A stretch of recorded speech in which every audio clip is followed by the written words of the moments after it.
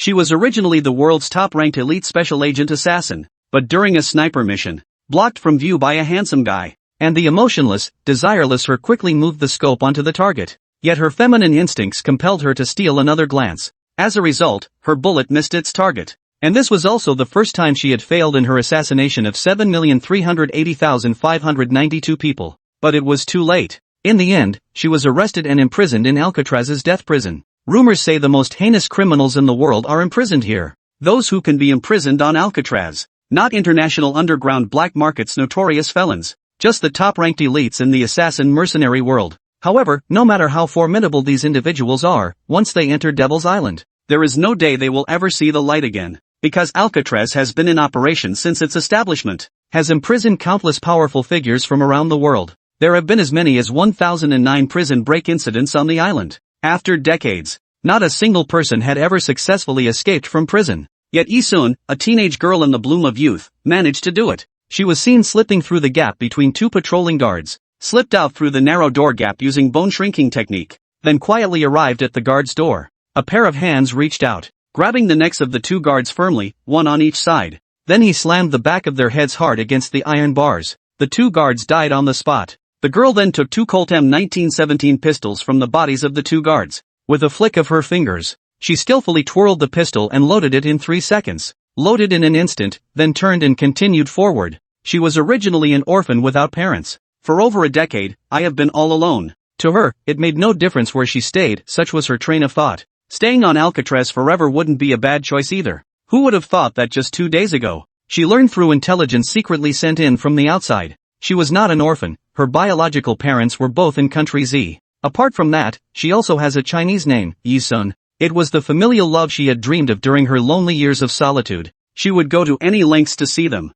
even escaping this Alcatraz where no one has ever successfully broken out of prison. Yet at this moment, a crisp sound of footsteps reached her ears. Immediately, hundreds of guards armed with machine guns surrounded Xunxun. 2366, I order you. Please immediately cease your ridiculous escape attempt. Return to your cell. 2366 is Xunxun's prisoner number at Devil's Island. The man speaking is the most powerful guard at Devil's Island, named Lei Hu. And the reason why Alcatraz has maintained its terrifying record of no successful escapes for decades is, it's precisely because Lei Hu is guarding here. With a roar from Lei Hu, hundreds of guards, each armed with machine guns, surrounded Yeshuan from behind, awaiting only Lei Hu's command. At his signal, they would open fire and riddle Yeshuan with bullet holes. In response, Xunxun showed no fear whatsoever. Instead, she lightly curled her lips and answered with a smile, "What if I say no? Then don't blame us for being ruthless." Lei Hu waved his hand grandly, commanding everyone to listen. Shoot and kill 2366. It was at this very moment.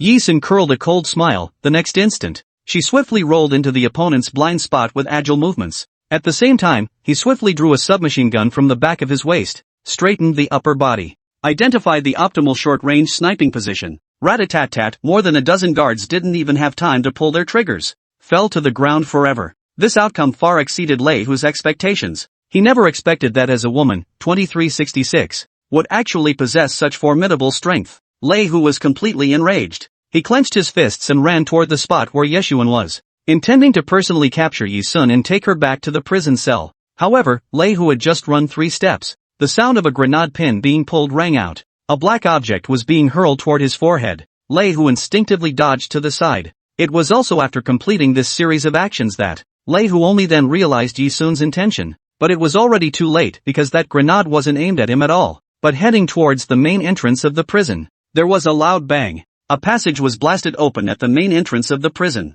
As the most powerful warden of Demon Island, Lei Hu knew better than anyone else. The main entrance of the prison is situated on a cliff. Beyond the gate lies an endless expanse of sea. Once you step outside the gate, there's no chance of pursuit. And he saw the girl standing there. At some point, a life jacket had already been put on me. She turned her back to the endless darkness. She shot him a provocative, triumphant smile, and then plunged into the darkness without hesitation. Soon her figure vanished from the spot, submerged in the ocean. Before successfully escaping, Xunxun. Echoing in the ears was Lei Hu's final furious roar. 2366. You are the first person to successfully escape from Devil's Island. I, Lei Hu, swear that as long as you are still alive, no matter how far you flee to the ends of the earth, I will definitely catch you and bring you back. 3 days passed in the blink of an eye. At the entrance of a luxurious villa in Wenjiang City, Country Z, A young girl with long, straight black hair cascading down her shoulders stood here quietly, waiting in meditation. Such an exquisitely beautiful face. It once drew frequent glances from passers-by who turned their heads to look.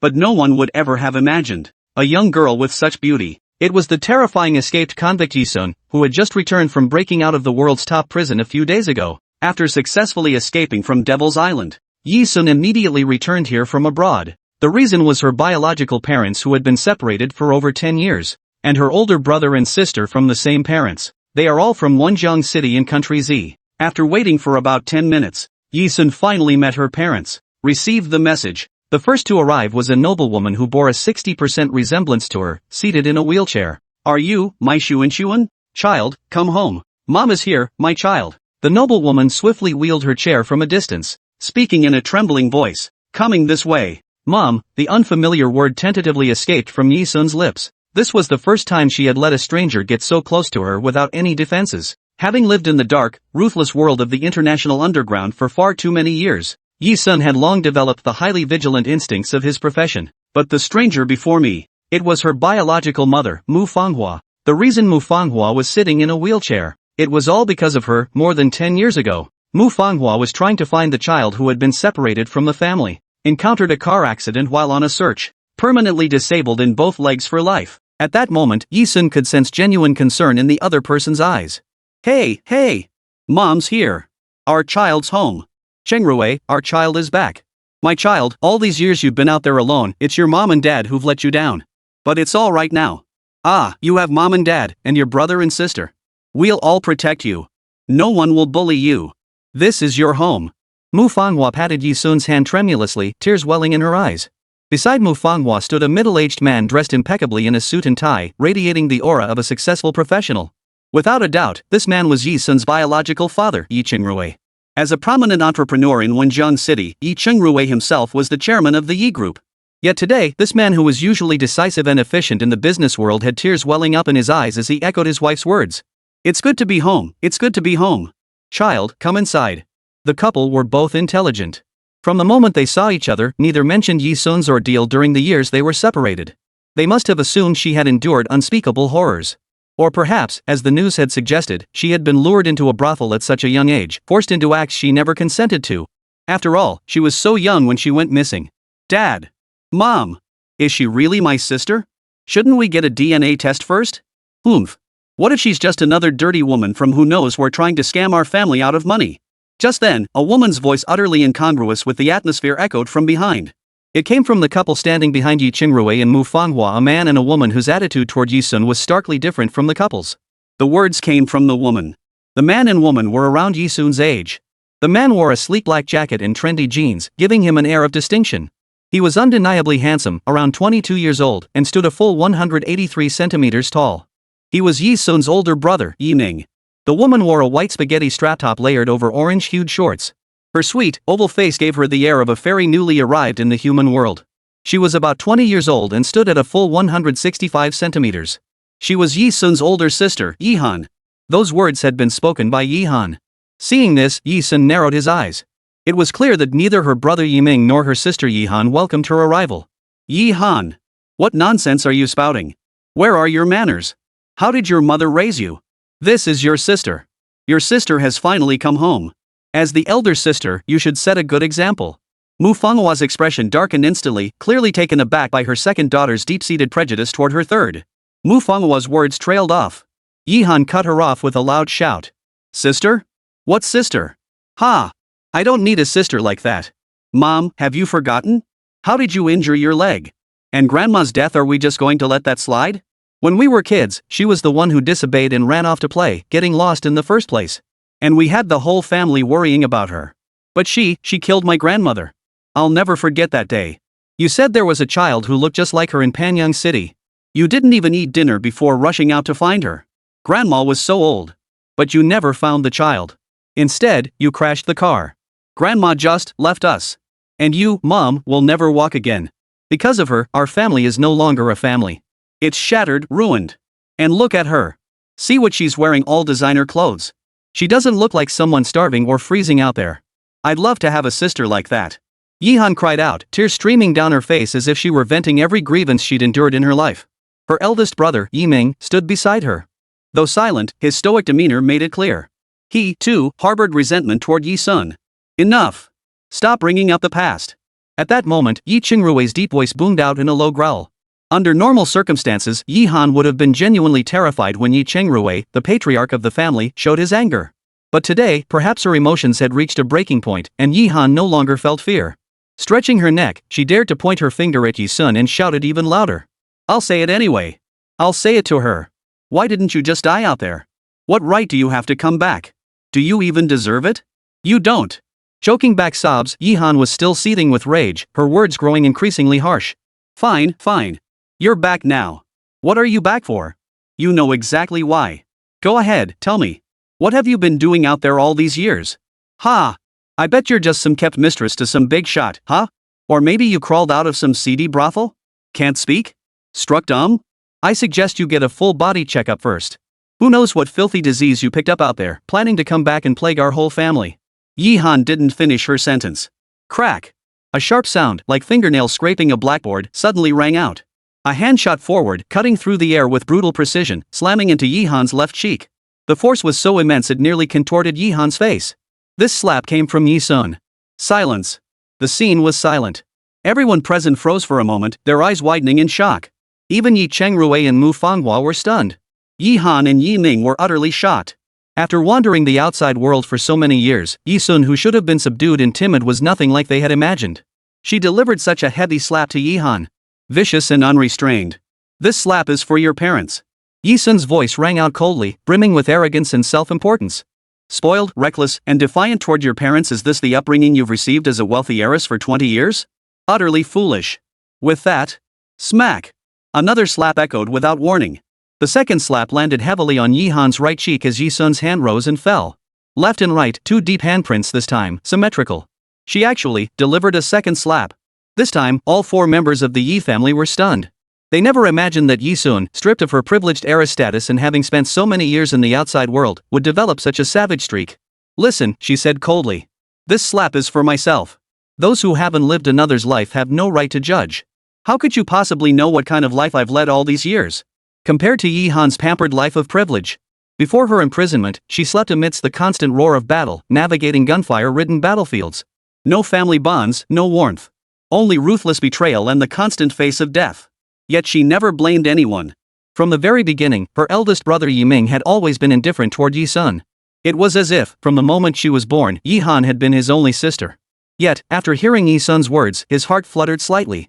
She had been just a child when they were separated. How had such a young child, wandering alone, endured whatever life threw at her? How had she managed to survive and make it back home today? Before Yiming could finish his thoughts, he saw Yi Sun ahead raise her hand once more. As the big brother who dotes on his sisters, Yiming thought Yi Sun was about to lay a hand on his second sister again. He stepped in front of Yi Han, raising his hand to intervene. Smack! But before his raised hand could even touch Yi Sun's shoulder, Yi Sun had already countered the move. His outstretched hand instantly went numb and limp, hanging straight down as if temporarily crippled. He couldn't even fight back. In that moment, Yiming, who had utterly dismissed Yi Sun's half-baked skills, stared wide-eyed in shock. As the son of a wealthy family, he knew well that his father's business dealings had made numerous enemies. To protect themselves, the young ladies and gentlemen of wealthy families were usually trained in self-defense from a young age under their family's arrangements. He and his second sister had trained in martial arts, taekwondo, and sanda since childhood. While not the strongest, he could easily overpower 2 or 3 adult men attacking him simultaneously. Moreover, he had recently claimed the title of Wenzhong City Youth Sanda Champion. And now, he had actually been defeated by Yi Sun, someone who had never trained in martial arts and knew nothing of combat? How could this be possible? 003, becoming a female student. Yiming's shock was equally evident to Yi Han. Perhaps Yiming was startled by Yi Sun's move, or perhaps a certain remark Yi Sun made struck a chord within her. Yi Han pressed her lips tightly together. The spoiled heiress of a wealthy family, unusually, did not press the issue further. In any case, I will never forgive you. Yi Han stamped her foot and shouted. Then, as if too ashamed to remain, she wiped away a tear and turned to run away. Xiao Han. Yiming shot Yi Sun a piercing glance before turning and chasing after Yi Han. Yi Qingrui and Mu Fanghua, the married couple, were both visibly startled by Yi Sun's effortless dismantling of the attack. But exchanging a glance, they instinctively realized that after years of wandering alone, Yi Sun likely never had the chance to train under professional martial arts instructors like Mingming and Hanin. They concluded his moves were likely instinctive, unorthodox techniques honed from years of being bullied on the streets. They stubbornly refused to believe Yi-sun possessed genuine martial arts skills, only feeling deeply indebted to the child. Mu Fanhua took Yi-sun's hand once more and spoke earnestly. Child, though Hanin is your sister, she has the temperament of a child and speaks harshly. Of the two of you, you're the more mature one, while she seems more like the younger sister. That's just how she is. Don't pay her any mind. Yi-sun paid it no mind. Why? Because what storms hadn't she weathered? In this international underworld, those who wanted her dead were countless, and those willing to pay a fortune just to take her head were innumerable. Mu Fanhua was right about one thing: though Yi Han was her elder sister, she'd been pampered since childhood and truly acted like the younger one. Yi-sun saw no need to quarrel with someone who, in her eyes, was still a child. What mattered to her were the opinions of Mu Fanhua and Yi Chengrui. I don't care. Hearing Yi-sun's response, Mu Fanhua finally exhaled in relief. The couple had already planned how to make amends to their daughter, so there was no need for further discussion. Mu Fanhua turned to Yi-sun again. Xunxun, your parents have wronged you. Please give us a chance to make it right. Whatever your older brother and second sister have, we will make up for it to you in full in the days ahead. We've decided that in a few days, we'll send you to study at St. Rock Royal Academy alongside your brother and sister. St. Lo Royal Academy was one of the most prestigious aristocratic institutions in Xunxun City. Students admitted to St. Luo Royal Academy must come from families that are either wealthy or noble. As one of Xunxun City's three major aristocratic families, the Yi family possessed immense capital backing. Alongside the Mo and Xia families, they were collectively known as the three great aristocratic families of Xunxun City.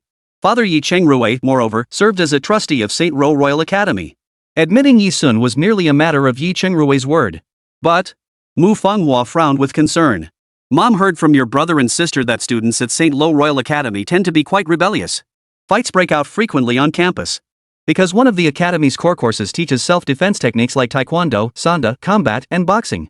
Many students like your brother and sister grew up learning these skills from a young age. Some students' skills have even reached the level of international bodyguards. They're incredibly formidable. Xunxun, once you enroll, if you encounter students like that, you absolutely must not confront them head-on.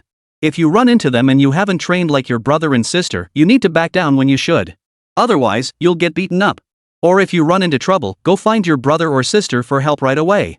Yi-sun paid no heed to Mu Fanghua's lingering worries. But school?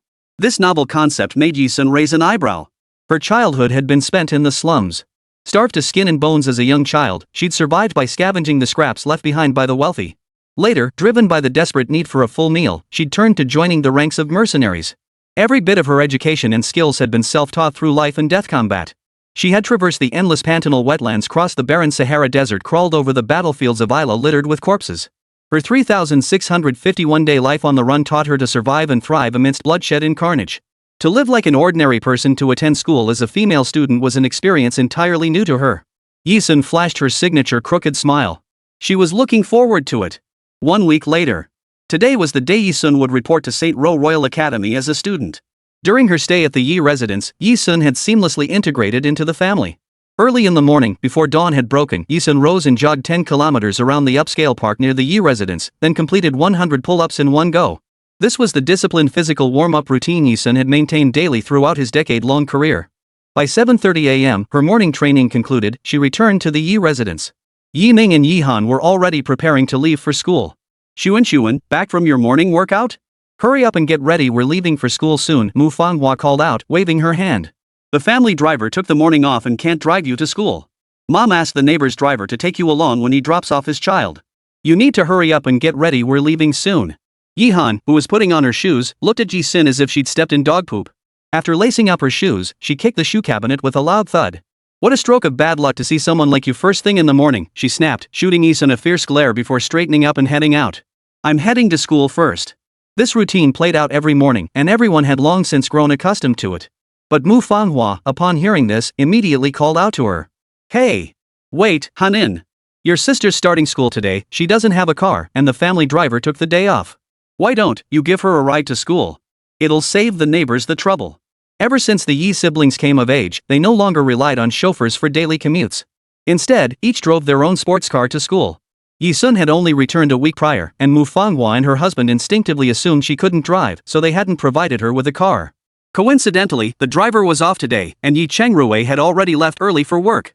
Considering it was Yi-sun's first day of school, Mu Fanhua boldly suggested Yi Han give her a ride. She figured it would be a good chance for the sisters to bond. But when Yi Han heard the suggestion, she bristled like a cat with its fur standing on end and shouted, "No way! I'm busy.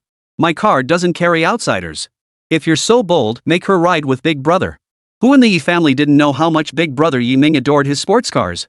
It was no exaggeration to say he treated his private collection of over a dozen sports cars with obsessive-compulsive care. Even Yi Han, his deeply cherished younger sister, couldn't touch them lightly. How could he possibly allow Yi Sun, who had only recently returned home, to ride in his car? Silence fell around them.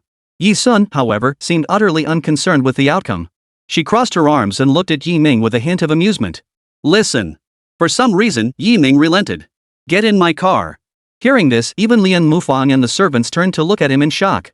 Yi Han glared at him, then stomped her foot. With a snort, she stormed off on her own. After breakfast, Yi Sun followed Yi Ming to the garage. He watched as his usually taciturn older brother selected a charcoal gray supercar from among a dozen sports cars and slowly maneuvered it out of the garage. V-room. The sports car emitted a deep, throaty growl. Lamborghini Reventon? This car has impressive specs. Only 21 were ever made globally, and one is even stored in a museum. You have excellent taste. Yi Sun remarked lazily, without a hint of urgency, before casually sliding into the passenger seat of the two-seater sports car. Yi Ming exclaimed in surprise, "You actually know cars?" Though his little sister had returned wearing designer labels and displaying combat skills that baffled even him. Deep down, Yi Ming still believed Yi Sun's life before returning home hadn't been as comfortable as it appeared on the surface. Perhaps, as his second sister had suggested, Yi Sun had endured some unspeakable hardships. After all, she was just a frail young girl. Yet Yi Ming never imagined that this little sister, who had just returned home and had never been exposed to high society, would actually know about cars? And not just any car, a supercar. Could it be that she, like him, was also a supercar enthusiast? "I know a little," Yi Sun replied indifferently. As she spoke, she leaned her head lazily back against the seat. After speaking, she suddenly turned her head, arched an eyebrow, and let a cold smile curve her lips. What followed, however, left Yi Ming, a fellow sports car enthusiast, so stunned he couldn't maintain his composure. "For instance, your Lamborghini Reventon has been modified. By the engine sound, I can tell you've reconfigured the engine settings, enlarged the throttle body, lowered the crankshaft and connecting rod loads. Such modifications enhance a sports car's explosive power, standard practice in racing. Therefore, you are a race car driver." 004, the three campus heartthrobs. The fact that Yi Ming was a race car driver had never been mentioned in front of Yi Sun. Yet the words Yi Sun spoke were incomprehensible to anyone who wasn't a professional or a racing enthusiast. Whatever the reason, a flicker of astonishment swept across Yi Ming's face. He couldn't help but ask in astonishment, "You know so much about this? Where did you learn it?" His sister, after all these years living apart, wasn't she just an ordinary person? How could she have been exposed to so much? "The international racing circuit," Yi Sun replied lazily, resting her hands behind her head. Her measured tone left Yi Ming momentarily stunned. Even his perpetually aloof older brother felt his heart skip a beat upon hearing her answer. The next second, Yi Sun tilted her head, flashing him a playful smile with the innocent face of an ordinary young girl. "Ah, just kidding. I learned it online." Only then did Yi Ming's heart settle completely. Yet even he couldn't fathom why, the moment Yi Sun uttered the words international racing circuit, he'd almost believed it might be true. Obviously, that was impossible. Even his own status wouldn't allow him to associate with people in the international racing circle. And she certainly couldn't. Nevertheless, Yi Ming solemnly offered a well-meaning warning. "Jokes like that are fine to share with me and family. But if anyone in the racing world hears them, they might come looking for trouble. Be more careful in the future." Yi Ming's words were blunt. Yet Yi Sun could sense that her nominal older brother, though he hadn't accepted her. But he genuinely cared about her. In the past, anyone who dared speak to her in such a stern tone would inevitably earn a brutal beating from Yi Sun. But today, for the first time, the king who had taken the global underground scene by storm didn't retort. She listened, nodding her head. Were the old-timers of the underground scene, those once steeped in the blood-soaked discipline of mercenary training, to witness this scene, they'd likely be so terrified their heads would bounce like basketballs. St. Lo Royal Academy stood as the finest institution in Wenzhen City. It boasts the city's most distinguished faculty and the most magnificent Norman-style architecture. The massive stone entrance gate radiated grandeur and magnificence. Looking inward from the gate, the campus revealed its defining features, a castle-like structure characterized by thick, round columns and square towers. Stepping inside felt like entering a dreamlike medieval castle. East Gate. Yi Sun rode in Yi Ming's sports car through the gate, heading straight for the academic building. The sports car pulled into the exclusive parking garage. Unbuckling his seatbelt, Yi Ming turned to her. "It's your first day of class. Do you know where your classroom is? I can drop you off." His tousled short hair fell neatly against his temples, framing a sharply defined, handsome face. It had to be said, Big Brother Yi Ming was quite the looker. Thanks, Yi-sun replied, unabashedly enjoying the perks of having an older brother. You're welcome. Their manner of speaking felt less like siblings and more like strangers, almost awkwardly distant. Without a doubt, Yi Ming was a prominent figure at St. Lo Royal Academy.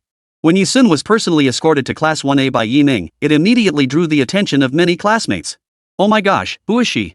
She actually got our school heartthrob Ming to personally escort her to the classroom door. Seems like a new face. Could she be Ming's secret girlfriend? Put. Bad luck talker, stop spouting nonsense. The female students in the class stirred with a flurry of excitement at Yi Ming's appearance. Yi Ming, however, seemed utterly unfazed by the commotion. His expression remained completely unchanged. Considering Yi-sun was, after all, his own sister, Yi Ming wasn't as immature as Yi Han. He did harbor some reservations about Yi-sun due to events from years past, but he also understood that she had been young and naive back then. His initial coldness toward Yi-sun stemmed more from the fact that he simply didn't feel much affection for this sister. Before leaving, Yi Ming said, "If you run into trouble at school, come find me in Class 3A. With that, he walked away. In the end, this brother wasn't as heartless as she'd imagined. Yi-sun raised an eyebrow. Amidst the buzzing chatter of the girls in the classroom, a girl with a side ponytail, her innocent looks tinged with a hint of sweetness, stepped up to Yi-sun. She flashed a bright smile and extended her hand to Yi-sun with unabashed familiarity. "Hi, I'm Xunxun Yu, the class monitor for freshman Class A. I know who you are. You're the third daughter the Yi family just found, right? Our teacher specifically asked me to help you get familiar with the school and class." Xunxun Yu said, batting her eyelashes. Yi-sun narrowed her eyes. She didn't have the habit of shaking hands casually with others. She replied simply, "Yi-sun." That would suffice as an introduction. Xunxun Yu paid no mind to Yi-sun's reaction. She withdrew her hand gracefully, first offering Yi-sun a smile. Then, lowering her voice, she said playfully, "Yi-sun, nice to meet you. That makes us new friends. You're new here and don't know much yet, but I can fill you in on everything later." She stepped closer to Yi-sun. Though they'd only just met, Xunxun Yu's naturally outgoing and easygoing manner instantly bridged the gap between them. It felt as though they were already very close friends. Xunxun Yu continued. "But there are some things I need to tell you first. Otherwise, you'll be in big trouble. At our academy, there are 6 major figures you absolutely must not cross. 2 of them are your brother Ming, the campus heartthrob, and your sister Han, the campus beauty queen. These 6 untouchable figures are our academy's top 3 male heartthrobs and top 3 female beauties. These 6 big shots are split into 2 factions. Your brother, your sister, and one of the campus beauties belong to one faction. They've established their own faction within the academy by founding a club called the Sanda Club. The other 2 campus heartthrobs and 1 campus beauty form another faction. Their club is called the Taekwondo Club. Relations between the 2 clubs are extremely tense. While they appear to be rivals on the surface, they frequently engage in private showdowns and brawls." As if afraid someone nearby might overhear her conversation with Yi-sun, Xunxun Yu lowered her voice further.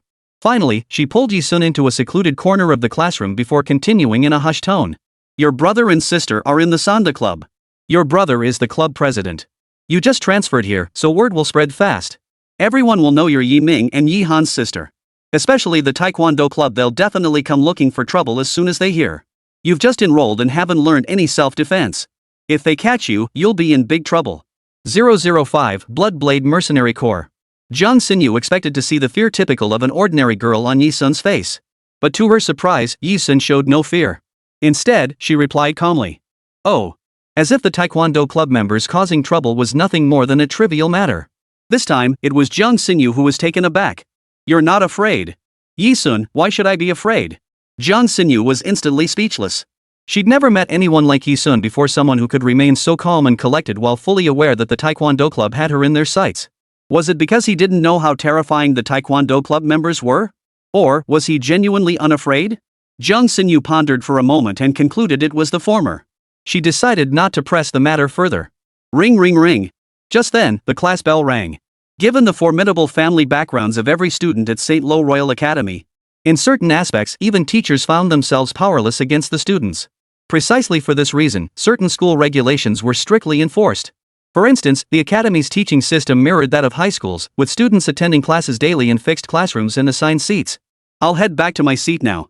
The homeroom teacher will assign you a seat later. After class, let's grab lunch together at the cafeteria." Xunxun Yu waved goodbye and dashed back to her seat. True to form, the homeroom teacher arrived within a minute. The homeroom teacher for freshman Class A was a woman in her early 20s. She wore a form-fitting uniform, a black pencil skirt accentuating her curves, and gold-rimmed glasses. Her surname was Zhao. Ms. Zhao had just graduated from university and had only recently taken over this class, so she wasn't familiar with the class affairs. She didn't ask Yi-sun to introduce himself to the entire class. Instead, she briefly introduced Yi-sun and said, "Yi-sun, please take the window seat in the back row." Yi-sun nodded. With one hand tucked into her pants pocket, she faced the gaze of 40 or 50 students without showing the slightest trace of the timidity expected of an ordinary girl. She walked straight down from the podium through the aisle of student seats and headed toward the back of the classroom. Her pace was neither hurried nor slow, but steady and assured. Just as Yi-sun reached the center of the aisle, a boy leaning back against the corner of the rear desk, exuding the slacker, good-for-nothing attitude of a spoiled rich kid, suddenly stuck out his foot. At St. Lo Royal Academy, gossip spread far faster than in ordinary schools. In just one short break, many had learned Yi-sun's identity, the sister of Yi Ming and Yi Han, members of the Sanda Club. The boy who had kicked out was clearly a member of the Taekwondo Club. Given the long-standing animosity between Yi-sun's siblings Sanda Club and their Taekwondo Club. And now they knew Yi-sun was a useless rich girl who couldn't do anything, just recently brought back. The kick was meant as a sneak attack to trip Yi-sun and humiliate her in front of everyone. None of the students who noticed the boy's actions stepped in to stop him. Instead, they laughed with schadenfreude. Some even whistled, waiting to see the show. Xunxun sat near the front of the classroom, separated by the crowd and too far away. When she realized the boy's intent, she shouted, "Yi-sun, watch out!" It was too late. Yi-sun, oblivious in the aisle, was about to be tripped by the boy's feet. The newly returned heiress of the Yi family was about to make a fool of herself. The scandal of the day might spread throughout the entire school by tomorrow. Students were already imagining the scene, timid, helpless Yi-sun tripping over a foot, unable to bear the public humiliation, covering her face and running out of the classroom in tears. The jeers grew louder and louder. That boisterous laughter. How could Yi-sun, with her keen hearing and precise ability to navigate social minefields, possibly miss it? A cold gleam of release flashed in her eyes. Then, continuing to walk forward as if she were an ignorant young girl, just as everyone expected. At the final step where she should have stumbled, she halted abruptly, as if a machine had stopped functioning. Yi-sun didn't even need to look down to find the boy's outstretched leg. Her foot, suspended mid-air, erupted with astonishing force in that instant, stomping down hard on the boy's instep. Snap snap. Accompanied by the crisp snaps of two broken metatarsals. A captivating curve lifted at the corners of her lips. Before the boy could react, she used his already shattered instep as leverage, applying the crushing force one might use on livestock to yank him off the seat. The motion was fluid and seamless. The boy landed hard on his backside. The sudden pain made him lose control and scream. Ah! Ah! But it wasn't over yet. Yi-sun didn't even glance at the boy as he planted one foot squarely on the boy's head. Like a king looking down on his subjects. Boom! A crackling explosion echoed in everyone's minds. Witnessing this scene, every student present trembled in shock, their mouths involuntarily forming perfect OS. Only when Yi-sun flashed her innocent, harmless smile again and glanced sideways at the boy did she withdraw her foot. She seemed to only then realize she was standing on the boy's head. Pulling her foot back, she looked surprised and said, "Oh, I thought some clumsy cockroach was blocking my way. Sorry about that." Though her words expressed apology, the curve of her lips held a cold, lifeless red arc. Everyone present understood. The cockroach Yi-sun referred to was none other than the boy. And my goodness, this wasn't stepping on him, it was outright slaughter. Who said the newly returned third Missy was a useless fool who knew nothing? This was a demon straight from hell. In an instant, the entire class of 49 students fell deathly silent. Xunxun stared wide-eyed in the deafening silence. Having finished her business, Yi-sun walked back to the rear of the classroom as if nothing had happened. She slipped one hand into her pocket and took a seat by the window. His leisurely movements seemed to suggest that everything that had just happened no longer existed. Of course, this excludes the commotion as the teacher and students carried the boy out of the classroom and sent him to the infirmary. After class, lunchtime. Xunxun came looking for Yi-sun as expected, inviting him to grab lunch at the cafeteria together. All the way there, Xunxun chattered non-stop. "Yi-sun, you're actually this capable? I thought you were just some ordinary guy who'd been brought back home, good for nothing. You." The chatter continued non-stop the entire way. Yi-sun, however, didn't seem bothered by the noise at all. Her hands tucked into her pockets, she looked incredibly relaxed. Perhaps to her, compared to the battlefields of gunfire and explosions she'd known before, the chatter of Xunxun now sounded like the most beautiful melody. Quite a lovely sound. As befitting an aristocratic academy, even the cafeteria at St. Lo Royal Academy was unparalleled in its splendor. Resembling a palace in its grandeur, the two-story dining hall alone covered an area of 2,000 square meters on the first floor. Truly magnificent. Moreover, the chefs responsible for the cafeteria's cuisine were all five-star chefs by background. Here, one could purchase any delicacy imaginable. Yi-sun ordered the most basic meal, 3 servings of rice and 3 large chicken drumsticks. She now sat across from Xunxun. Her appetite was enormous, 3 times that of an average person. Having spent years on the battlefield, her physical exertion was immense, and her body naturally required far more energy than the average person. Seeing Yi Sun's slender frame devouring one large chicken thigh after another, Xunxun stared in utter bewilderment. Yi Sun, you have such a huge appetite? How do you manage to eat so much and still stay in such great shape? Exercise, Yi Sun replied casually. After a moment's thought, she added, a lot of exercise. Xunxun's sudden mention of her appetite reminded Yi Sun of someone. A former comrade in arms, now her subordinate. A soldier who could polish off a whole bucket of rice in one sitting. Come to think of it, ever since she was imprisoned on Devil's Island half a year ago, she'd been busy returning home after her release. It had been a full 6 months since she last contacted them. He wondered where those old comrades were now, which region they were operating in, or if any had fallen in battle.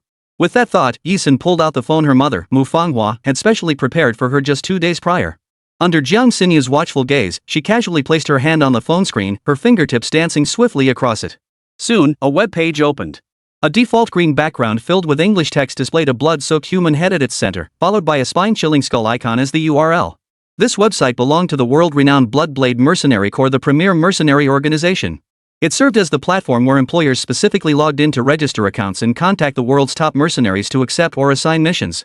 The page design and programming code for this website were all written by Yi Sun herself. That's right, she was the leader of the Bloodblade Mercenary Corps. 006, you're dead. Holy crap. That decapitated head in the picture is terrifying, all bloody and gruesome. Looks real. Must be photoshopped, right? Xunxun glanced up and immediately spotted the blood-soaked decapitated head image at the center of the Bloodblade Mercenary Corps' official website on Yi Sun's phone. Perhaps because it looked so real, she jumped in fright before regaining her composure and continuing. Photo editing tech is getting crazy advanced these days. That head looks totally real, scared the crap out of me, huh? I thought the image was fake. But Yi Sun replied calmly. The image is real. The owner of that head was her former mortal enemy. In a life or death battle, she had killed her opponent. This victory cemented her standing in the mercenary world and led to the creation of the world's premier mercenary organization. Blood Edge. The reason she displayed the enemy's head on the organization's homepage was to serve as a constant reminder. To avoid becoming prey, one must grow stronger to become the apex predator at the top of the food chain. Yi Sun had never bothered to conceal her past. But she had long grown accustomed to the pattern. Ordinary people would learn her identity, become terrified, and then distance themselves. Her words were merely a subtle test. Yet the moment she saw Xunxun's face and heard the truth, her complexion shifted from pale to purple, her features contorting in sheer terror. A fleeting loneliness, imperceptible to outsiders, flickered in Yi Sun's eyes. She amended her words. I was lying. This was also why she had never revealed her true origins to the Yi family. As she spoke, Yi Sun swiped open the official website login page on her phone and logged into the platform under the alias Blood Refined. She told lies with such ease, her face unflushed and her heart unmoved. It's a foreign game. Perhaps because the official website's login interface resembled the game's login screen. Xunxun patted her chest, genuinely convinced. Huh, so Yi Sun, you play foreign games too? Seeing Yi Sun log in successfully, Xunxun withdrew her gaze, picking at her rice while muttering. What game are you playing? A horror game? Is it fun? I absolutely love playing games. How about we try this foreign game together sometime? Little did Xunxun know, this wasn't just some ordinary little game, it was a deadly underground game. Even if she wanted to register, she might not live to play it. This time, Yi Sun didn't respond. She scrolled through the interface, opened a private message from a mercenary codenamed Ghost Hammer, and greeted him in fluent English. Old buddy, still alive? How has Bloodblade fared in the 6 months I've been gone? Ghost Hammer was a veteran of the Bloodblade Mercenary Corps and her most loyal subordinate. Before her departure, he'd been tasked with overseeing the Bloodblade's internal affairs and leading newly enlisted mercenaries through various battlefields to complete missions. A terrifyingly powerful muscle-bound man, he resembled a giant hammer. After sending the message, Yi Sun didn't wait for Ghost Hammer's reply. At this hour, Ghost Hammer was likely still leading a group of new mercenaries on a battlefield mission, busy dodging artillery shells. He certainly couldn't be as leisurely as Yi Sun, who had just become a female student, idly playing with her phone. Yi Sun logged out of the official website and returned to the task at hand. Eating. Hey, Yi Sun, look over there. Isn't that your sister and Wu, the school beauty? Xunxun suddenly raised her hand, pointing excitedly at a nearby table. Following Xunxun's gesture, Yi Sun saw 2 exceptionally beautiful girls sitting across from each other, laughing and chatting as they ate. One of them was her biological older sister, Yi Han. Yi Sun raised an eyebrow with amusement. The school cafeteria was so large, yet it was such a coincidence to run into them again so soon. Sitting across from your sister is Wu Xiaoqin, the campus beauty I mentioned to you, one of the top 3 campus beauties. She and your sister are inseparable best friends. So it's true beauties always stick together. After finishing her sentence, Jiang Xinyu asked in surprise, "Hey, Yi-sun, why didn't you go say hello to your sister?" Presumably, the students of St. Rock Royal Academy were still unaware that Yi-sun and Yi-han weren't on good terms. Leaning her chin on one hand, Yi-sun replied lazily, "Not interested." Her willingness to return to and remain with the Yi family stemmed solely from her longing for the parents she'd been separated from for over a decade. As long as her parents didn't reject her, she wouldn't leave. Though Yi-han and Yi-ming's initial attitude toward her had left Yi-sun, who yearned for familial affection, with a certain sense of disappointment. However, it wasn't the affection she deserved, and she never cared about it anyway. Jiang Xinyu blinked in astonishment. Over there, Yi-han and Wu Xiaoqin had also spotted Yi-sun. Wu Xiaoqin didn't recognize Yi-sun yet. She asked Yi-han, "Han, those two keep staring at us. Do you know them?" Yi-han retorted indignantly. "Oomph. She's the sister I told you about, the one who just came back home." She emphasized the word sister with particular venom. Having been close friends with Yi-han for years, Wu Xiaoqin had heard Yi-han mention having a younger sister more than once. Moreover, over the years, Wu Xiaoqin had never missed an opportunity to badmouth Yi-sun in front of Yi-han. This meant that even before Yi-sun had returned home, Yi-han had already blamed all the resentment from past events on her. In Wu Xiaoqin's mind, Yi-han was the most beautiful of the 3 campus queens. This alone was enough to drive her mad with jealousy. She assumed that with Yi-han being so stunning, her sister Yi-sun, a country bumpkin who'd never set foot in high society, must be anything but attractive. She imagined Yi-sun would be as ugly as could be. But to her shock, this supposed country bumpkin turned out to be even more beautiful than Yi-han. Wu Xiaoqin clenched the napkin in her hand so tightly it crumpled into a ball. A forced smile tugged at Wu Xiaoqin's lips as she said insincerely, "Han, shouldn't you invite her over to sit with us? She is your own sister, after all." "No way," Yi-han retorted, her lips pouting in indignation. In Yi-han's mind, she was convinced that Yi-sun hadn't lived in poverty all these years away. She lived in luxury, she killed grandma, she crippled mom. Yi-han absolutely refused to forgive such a sister. Yi-sun possessed exceptional hearing. Even the softest whispers between Yi-han and Wu Xiaoqin reached her ears with crystal clarity. She paid them no mind whatsoever. She continued eating. Not even 3 minutes had passed. Outside the cafeteria, a group of men and women with menacing expressions walked in. There were over a dozen of them. They stormed in with great fanfare, sweeping their gaze across the dining hall. Spotting their targets, they charged straight toward Yi-sun and Jiang Xinyu's table. Leading the group was a burly young man with a dragon tattoo on his arm, crude, arrogant, and muscular. He looked like someone you wouldn't want to mess with. The burly man strode right up to Yi-sun and demanded in a vicious tone, "You're Yi-sun?" The moment Jiang Xinyu saw the burly guy, her heart skipped a beat. Her face paled, and her voice trembled. "Brother Long, what do you want with us?" Who in the entire St. Rock Royal Academy didn't know this guy nicknamed Brother Long? Though not quite on par with the 3 most popular guys, those universally acknowledged as untouchable, he was still one of the Academy's top bullies. Moreover, he was a founding member of the Taekwondo Club, a formidable powerhouse. He was ruthless and fierce.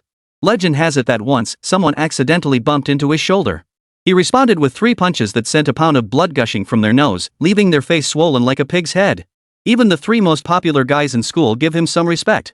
The moment Brother Long heard Jiang Xinyu's response, he instantly confirmed Ji-sun was the person they were looking for. His brows knitted fiercely as he suddenly kicked out, sending the table before Yi-sun crashing to the floor. Clang! The overturned table clattered loudly on the floor. Long paid no heed. Staring at Yi-sun, he shouted in full view of everyone, "You! How dare you lay a finger on our Taekwondo people? I don't give a damn who your sister is. Today you have 2 choices, either kneel down and lick my toes. Maybe I'll take pity and let you off. Otherwise, you're dead meat today." 007, First Show of Strength. This Brother Long was notorious at St. Laurent Royal Academy for his ruthlessness. His strength might not be the strongest in the academy. But when it came to ruthlessness, if he claimed to be number 1, no one dared claim second. Thus, when Brother Long approached Yi-sun, those nearby instinctively stepped aside. They exchanged glances with Yi-sun, their eyes saying, "She's done for. Is she really the sister of Ming, the school's heartthrob, and Han, the school's beauty queen? That useless Yi-sun? She's actually quite pretty. Whether she's useless remains to be seen. I heard a guy from freshman class A got beaten up and sent to the infirmary this morning pretty badly injured. Could Yi-sun have done that? No way. She hasn't even studied Taekwondo or Sanda."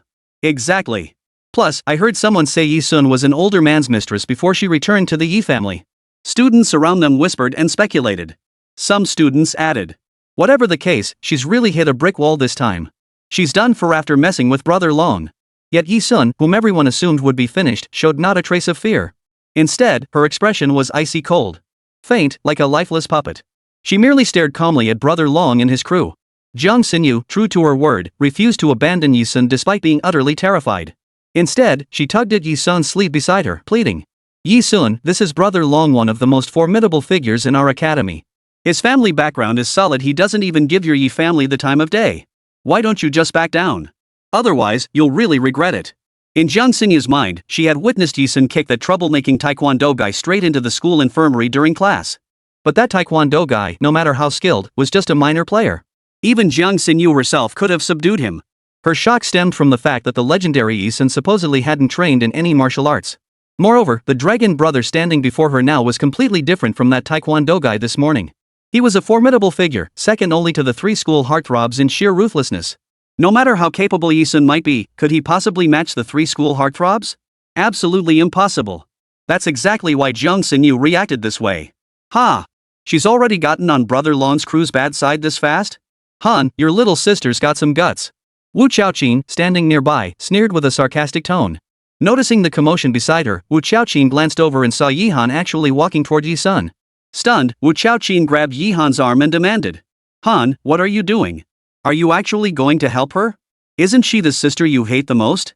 Yi Han did indeed despise Yi-sun so much so that she wished Yi-sun would never come home again.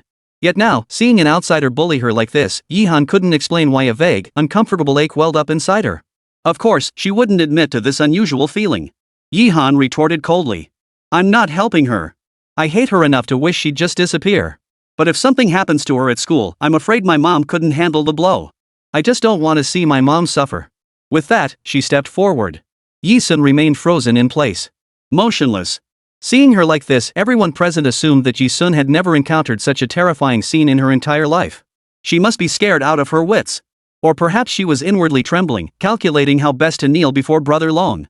Wondering which angle would be most effective for licking Brother Long's toes and begging for mercy. It was precisely at this critical juncture. Listen, Yi-sun ahead suddenly spoke. One move. One move? What the hell does one move mean? Hearing Yi-sun's strange words, the students, utterly baffled, froze in place. They hadn't processed it yet. Long Gu and the group of Taekwondo club members behind him also froze. A moment later, a girl with twin ponytails trailing behind Brother Long looked at Yi-sun and scoffed first. Put. Hey! Yiming's sister, you're not scared out of your wits, are you? What's the matter? Scared out of your mind? Now you're even talking nonsense? Ha ha ha. Brother Long lightly clasped his powerful fists together and began walking toward Yi-sun step by step. One move? I get it, you want me to finish you off in one move, right? Don't worry, when Brother Long strikes, especially against beauties, it's all about deep in, light out, ha. He didn't give Yi-sun the slightest bit of respect. As soon as the twin ponytail girl and Brother Long finished speaking, the surrounding students erupted in waves of snickering laughter. Some students even clutched their stomachs, laughing until their bodies shook. Seeing Yi-sun ahead, his expression remained utterly unchanged. But the words that came out of her mouth next left everyone present utterly speechless. To deal with you, I need only one move. Arrogant. Arrogant to the point of utter contempt. The moment Yi-sun spoke, everyone present froze in place, rooted to the spot as if nailed down. Yi Han was the first to snap out of it, her body trembling with rage at Yi-sun's audacious boast. She assumed Yi-sun was just showing off again, feeling even more disappointed in her younger sister. But still, unable to let her frustration simmer, she shouted. That little brat! What the hell is she talking about? Does she want to die? Long Ji's brutality was legendary throughout the academy. 3 punches could make someone bleed a pound of blood from their nose. Even Yi Han dared not underestimate him. And Yi-sun? He had the audacity to utter such an outrageous statement. To deal with you, I only need one move. Though she called Yi-sun sweetie, Yi Han's feet didn't stop moving. She kept running toward Yi-sun. But it was already too late. Brother Long, humiliated right there, couldn't possibly tolerate such an insult. Even if the one humiliating him was a beauty. Long Gu roared. Roar! Roar! Roar! You woman, you're asking for it. Asking for it. Die! Simultaneously, he swung a fist as big as a sandbag, slamming it hard toward Yi-sun's cheek. Danger! In that critical moment, Jiang Xinyu found courage she didn't know she possessed. She shouted and, in a reflexive motion, pulled Yi-sun toward her. She wanted to shield Yi-sun behind her, exposing herself to the danger. But, before Jiang Xinyu could act, under the watchful eyes of everyone present, Yi-sun, who had remained expressionless all along, suddenly lifted his gaze. His eyes revealed a dark crimson hue, like that of a hellish messenger. She moved. With a slight sidestep to the left, she effortlessly evaded Brother Long's powerful strike without any extra movement. In the split second after Brother Long's punch missed its mark, before he could react, Yi Sun had already planted her feet, executing a textbook boxing-style hip rotation kick. Her foot shot through the air, landing squarely on Long Ji's face. A vicious, brutal strike to the face. Boom! A thunderous impact echoed. A second later, the force of the kick to his face sent Brother Long's entire body flying. He flew through the air like a pile of mud, tracing an arc before crashing heavily 3 meters away. His brain seemed to freeze for an instant. Cough, cough, cough. But the excruciating pain made Brother Long cough violently, spitting out a mouthful of thick, bloody fluid. A row of front teeth fell out along with the blood. Yi Sun's single kick not only sent Brother Long flying, but its sheer force was so immense it had knocked out an entire row of his front teeth. What kind of terrifying strength was this? Witnessing this, everyone present stared wide-eyed in horror, frozen in shock. The useless third young master of the Yi family had truly defeated Brother Long with a single strike. And her blow was even more ruthless than Brother Long's. That bloodthirsty, cold gaze, that aura of utter contempt for everyone present. Was she truly the legendary third young miss of the Yi family, the one who had just returned to the wealthy clan, had never learned any skills, and was considered a timid failure? No! She was a death-dealing Grim Reaper who had slaughtered her way straight from hell. Whoosh! Everyone in the arena couldn't help but gasp sharply. Yi Han and Wu Xiaoqi never dreamed Yi Sun could be this formidable. Both of them stared wide-eyed in disbelief. Looking toward Brother Long in the distance, he was already curled up on the ground, writhing in agony. After the initial shock, Long Ji's group of companions were the first to recover. Among them, a bald-headed young man stared at Yi Sun with a terrified expression. Yet his mouth still spat out defiant threats. You seriously injured our dragon brother. You just wait. Our taekwondo club won't let you off the hook. With that, the bald guy signaled to the two boys beside him. The trio sprinted toward Brother Long. They planned to work together to get Brother Long out of the cafeteria first, then settle the score with Yi Sun later. However, the trio had barely covered half a meter. 3 streaks of yellow light suddenly sliced through the air. Crack! Crack! Crack! 3 wooden benches struck the boys' necks with brutal precision. All 3 collapsed instantly. The sudden scene sent a chill through the crowd. Before they could react, they heard Yi Sun's voice from behind, cold as ice, directed at Brother Long and his crew. You interrupted my lunch, knocked over my meal and my friends, and didn't even apologize. Did I give you corpses permission to leave without permission? 008 bar encounter again. The term corpses referred to Brother Long and his crew. In other words, in Yi Sun's eyes, Brother Long and his crew were no different from temporarily surviving corpses.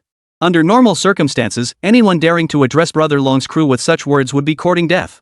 But now, perhaps because of Yi Sun's actions just now, her madness surpassed even Brother Long's. Her ruthlessness crushed Brother Long, to the point that people now not only don't think Yi Sun is joking. In fact, they had no doubt whatsoever that if Brother Long and his crew dared to utter another word of refusal, the next second, they would become cold corpses. The bald-headed boy had been the first to defy her, continuing to hurl threats at Yi Sun. Now, clutching his head, still reeling from the bench blow, he listened to Yi Sun's words, terrified to the point of nearly wetting himself. His earlier bravado now trembled in his voice. Sorry. We're sorry. We were wrong. We're f***ing idiots for not recognizing a mountain when we saw one. Please forgive us. We'll never do it again. The moment the bald guy spoke, the group that had arrived with Brother Long in such a grand procession now wilted like dried-up watermelon vines. Who dared put on airs now? One after another, they began apologizing to Yi Sun. We're sorry. We were wrong. For any ordinary girl, this would be a truly flattering and significant event. After all, the people before her were the core members of the Taekwondo club. Having such formidable figures show weakness and apologize meant she could earn the respect of the entire club. It could even be an opportunity to build connections with 2 of the school's 3 most popular guys. Oh. Yet, in this situation, Yi Sun merely moved her crimson lips, responding with a faint nod. From afar, the girl's features appeared pure and innocent. Up close, they were strikingly alluring. Yet this seemingly innocent girl spoke with words unbecoming of her age, her voice cold. I refuse your apologies. So, while I'm still in a decent mood, I'll give you 10 seconds. Get lost. With that, before the 10-second countdown even began, the group of bald-headed boys had already hoisted Brother Long onto their shoulders. Like refugees fleeing persecution? In the blink of an eye, they were all gone. TSK. Their escape skills are truly like a lizard that's lost its tail. Absolutely beautiful. Yi Xuanyang arched her lips, licking her red mouth as she wore an expression that was neither quite a smile nor quite a frown. From start to finish, Jiang Xinyu's expression remained frozen, as if she hadn't processed a single thing. She asked blankly. That's it? The Taekwondo club actually apologized? Yi Sun, we Yi-sun cut her off. Let's go. Jiang Xinyu looked dazed. Go, where? Yi-sun lifted the corner of his mouth. Back to class. Midway, as they passed by Yi Han and Wu Qiaoqin, Yi-sun suddenly flashed Yi Han a meaningful, lingering smile. As sharp as Yi-sun was on the battlefield, she could flawlessly use terrain to her advantage, effortlessly taking out enemy commanders from 2,000 meters away with an 8x scope sniper rifle. How could she possibly have missed Yi Han's attempt to intervene when the Taekwondo club members came looking for trouble? Yi Han's actions, however, had somewhat exceeded Yi-sun's expectations. She hadn't anticipated that this so-called older sister would hurl insults at her upon meeting. Yet when trouble arose, she was the first to step forward. This feeling wasn't quite as bad as she'd imagined. After catching Yi-sun's glance, Yi Han seemed to have been struck at her core.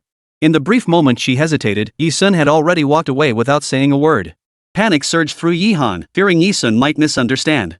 Without waiting to see if he'd heard her, she blurted out. Where did you learn those skills? Why didn't you tell mom and dad beforehand? Oomph. You only survived the Taekwondo club because you got lucky. Don't think you can just run rampant around here now. The hidden martial arts masters at St. Lo Academy are far more numerous than you imagine. Your skills are nothing to brag about. Fuming, Yi Han grabbed Wu Qiaoqin's hand and marched off in the opposite direction.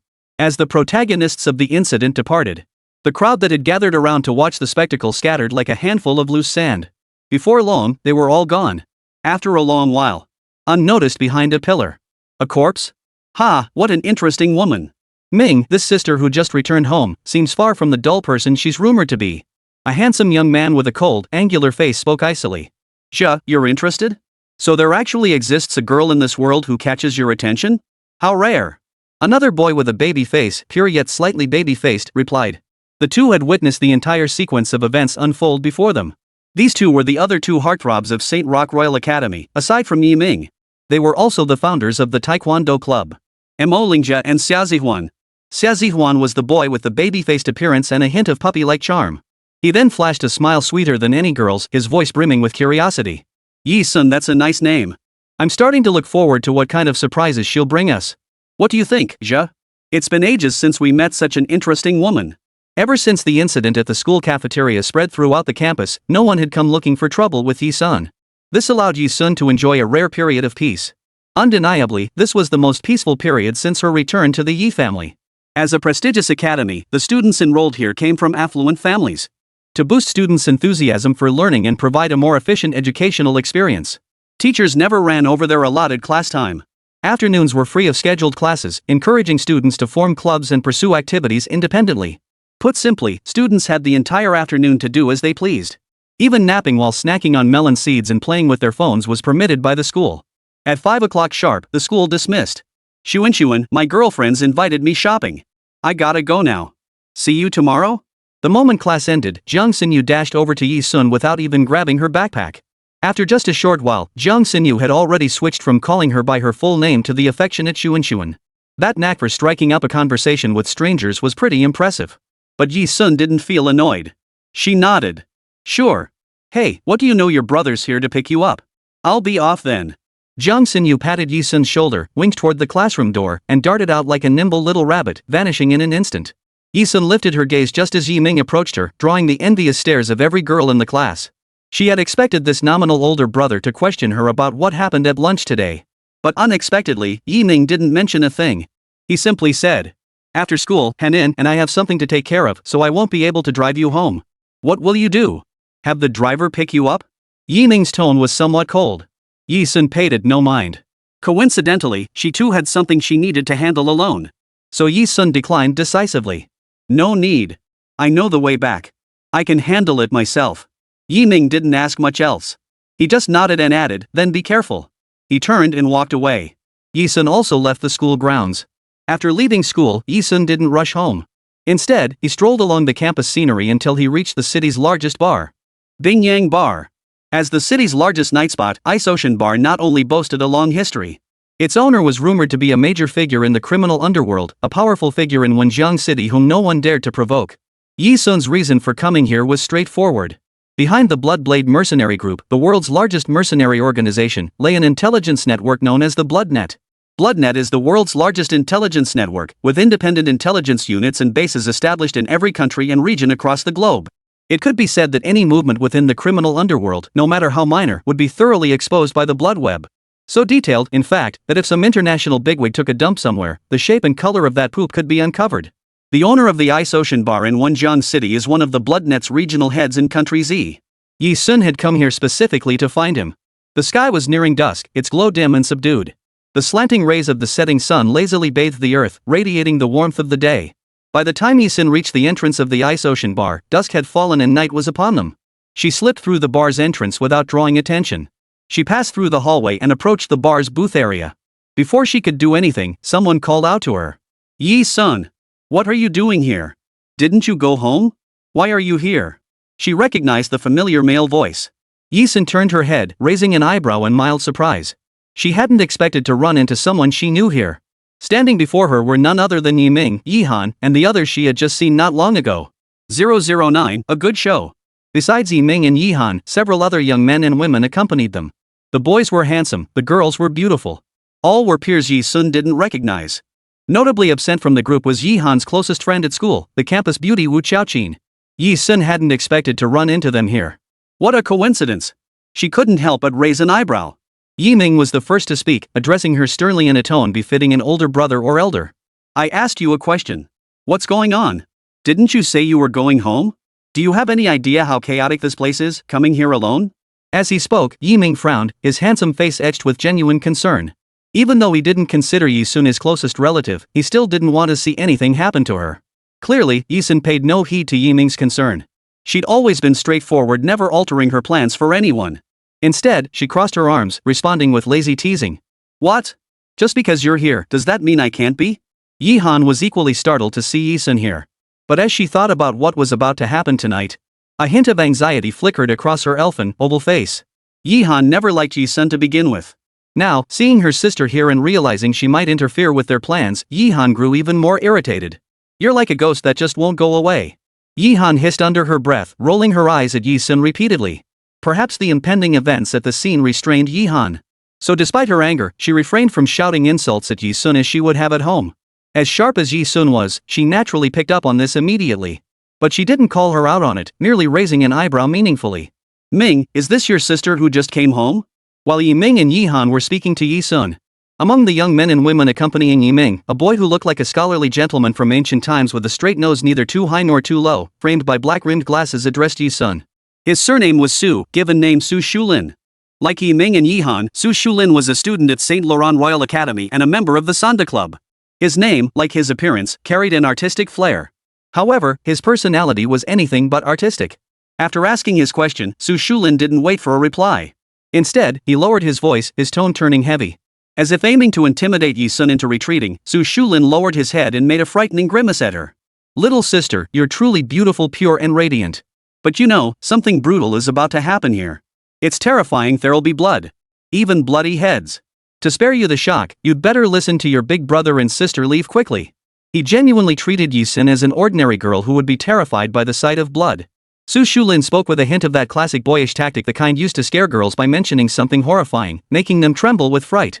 He tried to make Yi Sun tremble too. Little did he know that standing before them was no ordinary schoolgirl who trembled at the mere mention of blood.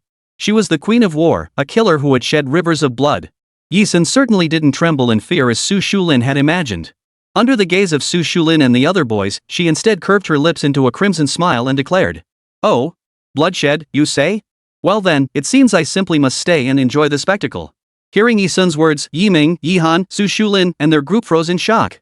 They never imagined that Yi Sun, as a young girl, might go beyond the usual petty squabbles. Though rumors had spread around school about her defeating the school bully Brother Long. Even though Yihan had witnessed it with her own eyes at noon, she still harbored doubts. She believed Yi Sun must have unleashed some underhanded trick to defeat the completely unprepared Brother Long. It certainly wasn't because Yi Sun possessed any real skill. Clearly, what astonished them even more than that was how Yi Sun didn't seem afraid of the sight of blood like most girls her age. Ha! Ming, your little sister's something else. Not scared of blood at all. She may not have trained in Sanda since childhood like us, but her personality is quite similar to yours. She's got guts. We should teach her Sanda, she'd pick it up pretty fast, right? Su Shulin chuckled.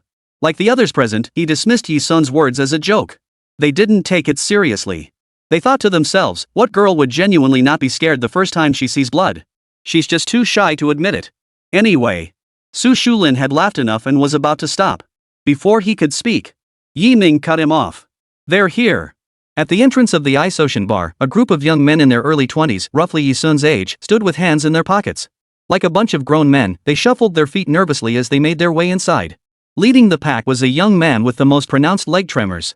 The young man's mouth twisted. Spotting Yi-ming and his group, he wasted no words, grabbed his weapon, and charged straight at them. This seemingly absurd scene. In truth, it all unfolded as expected. Earlier, while Yi-sun was still away, Yi-han and Yi-ming had participated in the Wenjiang City Sanda tournament. After the tournament, Yi-ming claimed the city championship title, while Yi-han, though unranked, caught the eye of the runner-up. The kickboxing runner-up who had been relentlessly pursuing Yi-han was decisively rejected by her, fueling his resentment. He repeatedly stirred up trouble. Both Yi-ming and Yi-han came from martial arts backgrounds, so they were accustomed to resolving such matters through force. After a period of standoff, both sides finally set a date to settle the matter at the Ice Ocean Bar today. Damn it! That bastard is too sneaky. He didn't show up himself, but sent a bunch of street thugs to fight us. Su Shulin spat venomously upon recognizing the group charging through the bar's entrance. I heard that runner-up has some connections and isn't someone to mess with. Be careful, don't get hurt, remarked a buzz-cut guy beside Su Shulin. Clearly, the Sanda runner-up hadn't dared to show up himself today. The ones summoned were all hard-nosed figures from the black market, known for their ruthless methods. But now that they were here, even if their opponents were just a bunch of thugs, there was no turning back.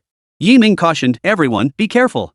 With that said, Yi-han and Su Shulin led the charge, plunging into the crowd and engaging their opponents in combat. Yi-ming lagged behind them intentionally, staying behind to warn Yi-sun. Find a place to hide quickly. With that, Yi-ming joined the fray. The Ice Ocean Bar was spacious and notorious locally as a hotbed for troublemakers. Brawls inside the bar were far from uncommon. Small skirmishes erupted every 3 days, escalating into major chaos every 5. Though startled by the sudden brawl, the patrons didn't scream and run. Instead, they instinctively made their way out of the way. Thud. Thud. Thud. You dog. I'll beat you, I will. Don't pull my pants down. If you've got the guts, let me pull them back up first. Before long, the sounds of both sides brawling and cursing filled the entire bar. The scene descended into utter chaos. In the end, only Yi-han and Yi-ming emerged unscathed. Everyone else sustained injuries of varying severity. Even so, every face was twisted in a grimace, as if they wanted to bite a chunk out of their opponents. Even those bleeding profusely from broken bottles clung to their opponents with deathly grip. The scene was utter chaos. It was at this critical moment that a woman's voice, utterly incongruous with the surroundings, suddenly rang out. This little show is quite entertaining. But it's missing something. You on the right, yes, you hit the stool at the wrong angle. A 30-degree angle to the left, 3 times faster, would have knocked him out cold. And you on the left, your chokehold angle is off. Tilt it 5 centimeters upward to the right, and you'll suffocate him. Imagine this, amidst the fierce clamor of combat, suddenly hearing a leisurely female voice. What kind of experience is that? The combatants felt their bodies stiffen, halting their movements involuntarily. Like robots, they all turned toward the source of the voice. Their eyes fell upon Yi-sun, who sat lazily in a barstool. Her legs crossed, she swirled a glass of California lemon cocktail in her hand. Her languid demeanor suggested less that she was watching a fight, and more that she was admiring a troop of monkeys dancing wildly. Monkeys. Those who caught this detail froze in shock. Especially Yi-ming, Yi-han, and Su Shulin's group. They had assumed Yi-sun wasn't afraid of blood and even joked about staying to watch the commotion. After all, how could an untrained ordinary schoolgirl not be afraid of such things? But what was the result? Many people at the scene had already been beaten bloody, some with blood smeared all over their faces. And Yi-sun. Not only was she unafraid, but she actually said something like not exciting enough? She even personally instructed them on how to escalate the situation further? This. Could this truly be the work of an ordinary schoolgirl who'd never seen anything like this before? 010, a gunshot. She really isn't afraid of blood. Su Shulin muttered blankly, rubbing his swollen head as he struggled to process it. Ming, your sister's pretty tough. She? Ha! Take this. Seizing Su Shulin's distraction, a thug swung a broken bottle, aiming straight for Su Shulin's head. Thud. True to his reputation as a kickboxing champion, Yi-ming charged forward with a front kick, sending the ambushing thug flying. Afterward, Yi-ming gave Yi-sun a thoughtful glance while patting Su Shulin's shoulder. Don't get distracted. Take out your opponent first. Yi-ming was indeed skilled. Not only was he tall and muscular with handsome looks, but he also possessed a fearless leader's mindset. Were it not for the indelible blood ties between them, given Yi-sun's temperament, she'd genuinely consider recruiting Yi-ming into her Bloodblade mercenary corps, sending him to the battlefield for a few years of hardening. To ultimately serve her. At this thought, Yi-sun licked her lemon-flavored red lips. The outcome unfolded exactly as she had anticipated. No matter how formidable those thugs were, under Yiming's leadership, his group gained the upper hand and knocked every last one of them to the ground. Go back and tell that guy to stop bothering Yi Han. The buzzcut boy warned each thug in turn. That guy referred to the Sanda runner-up who dared not show his face. Having won tonight's showdown, Yiming, Yi Han, and Su Shulin all breathed a sigh of relief. After all, they were still just a group of college students. If there was one thing that set them apart from ordinary students, it was that they were the sons of wealthy families, raised since childhood with self-defense training.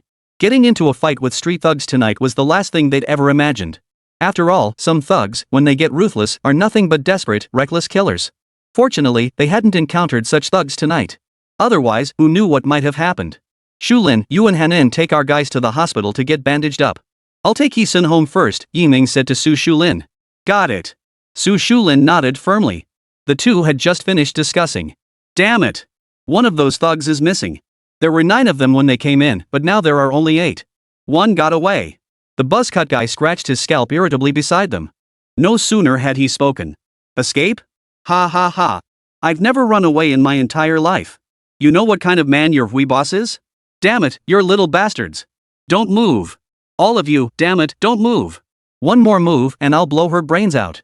The voice belonged to the young man who had led the thugs into the bar earlier. At that moment, a gleaming black pistol was clenched in his hand.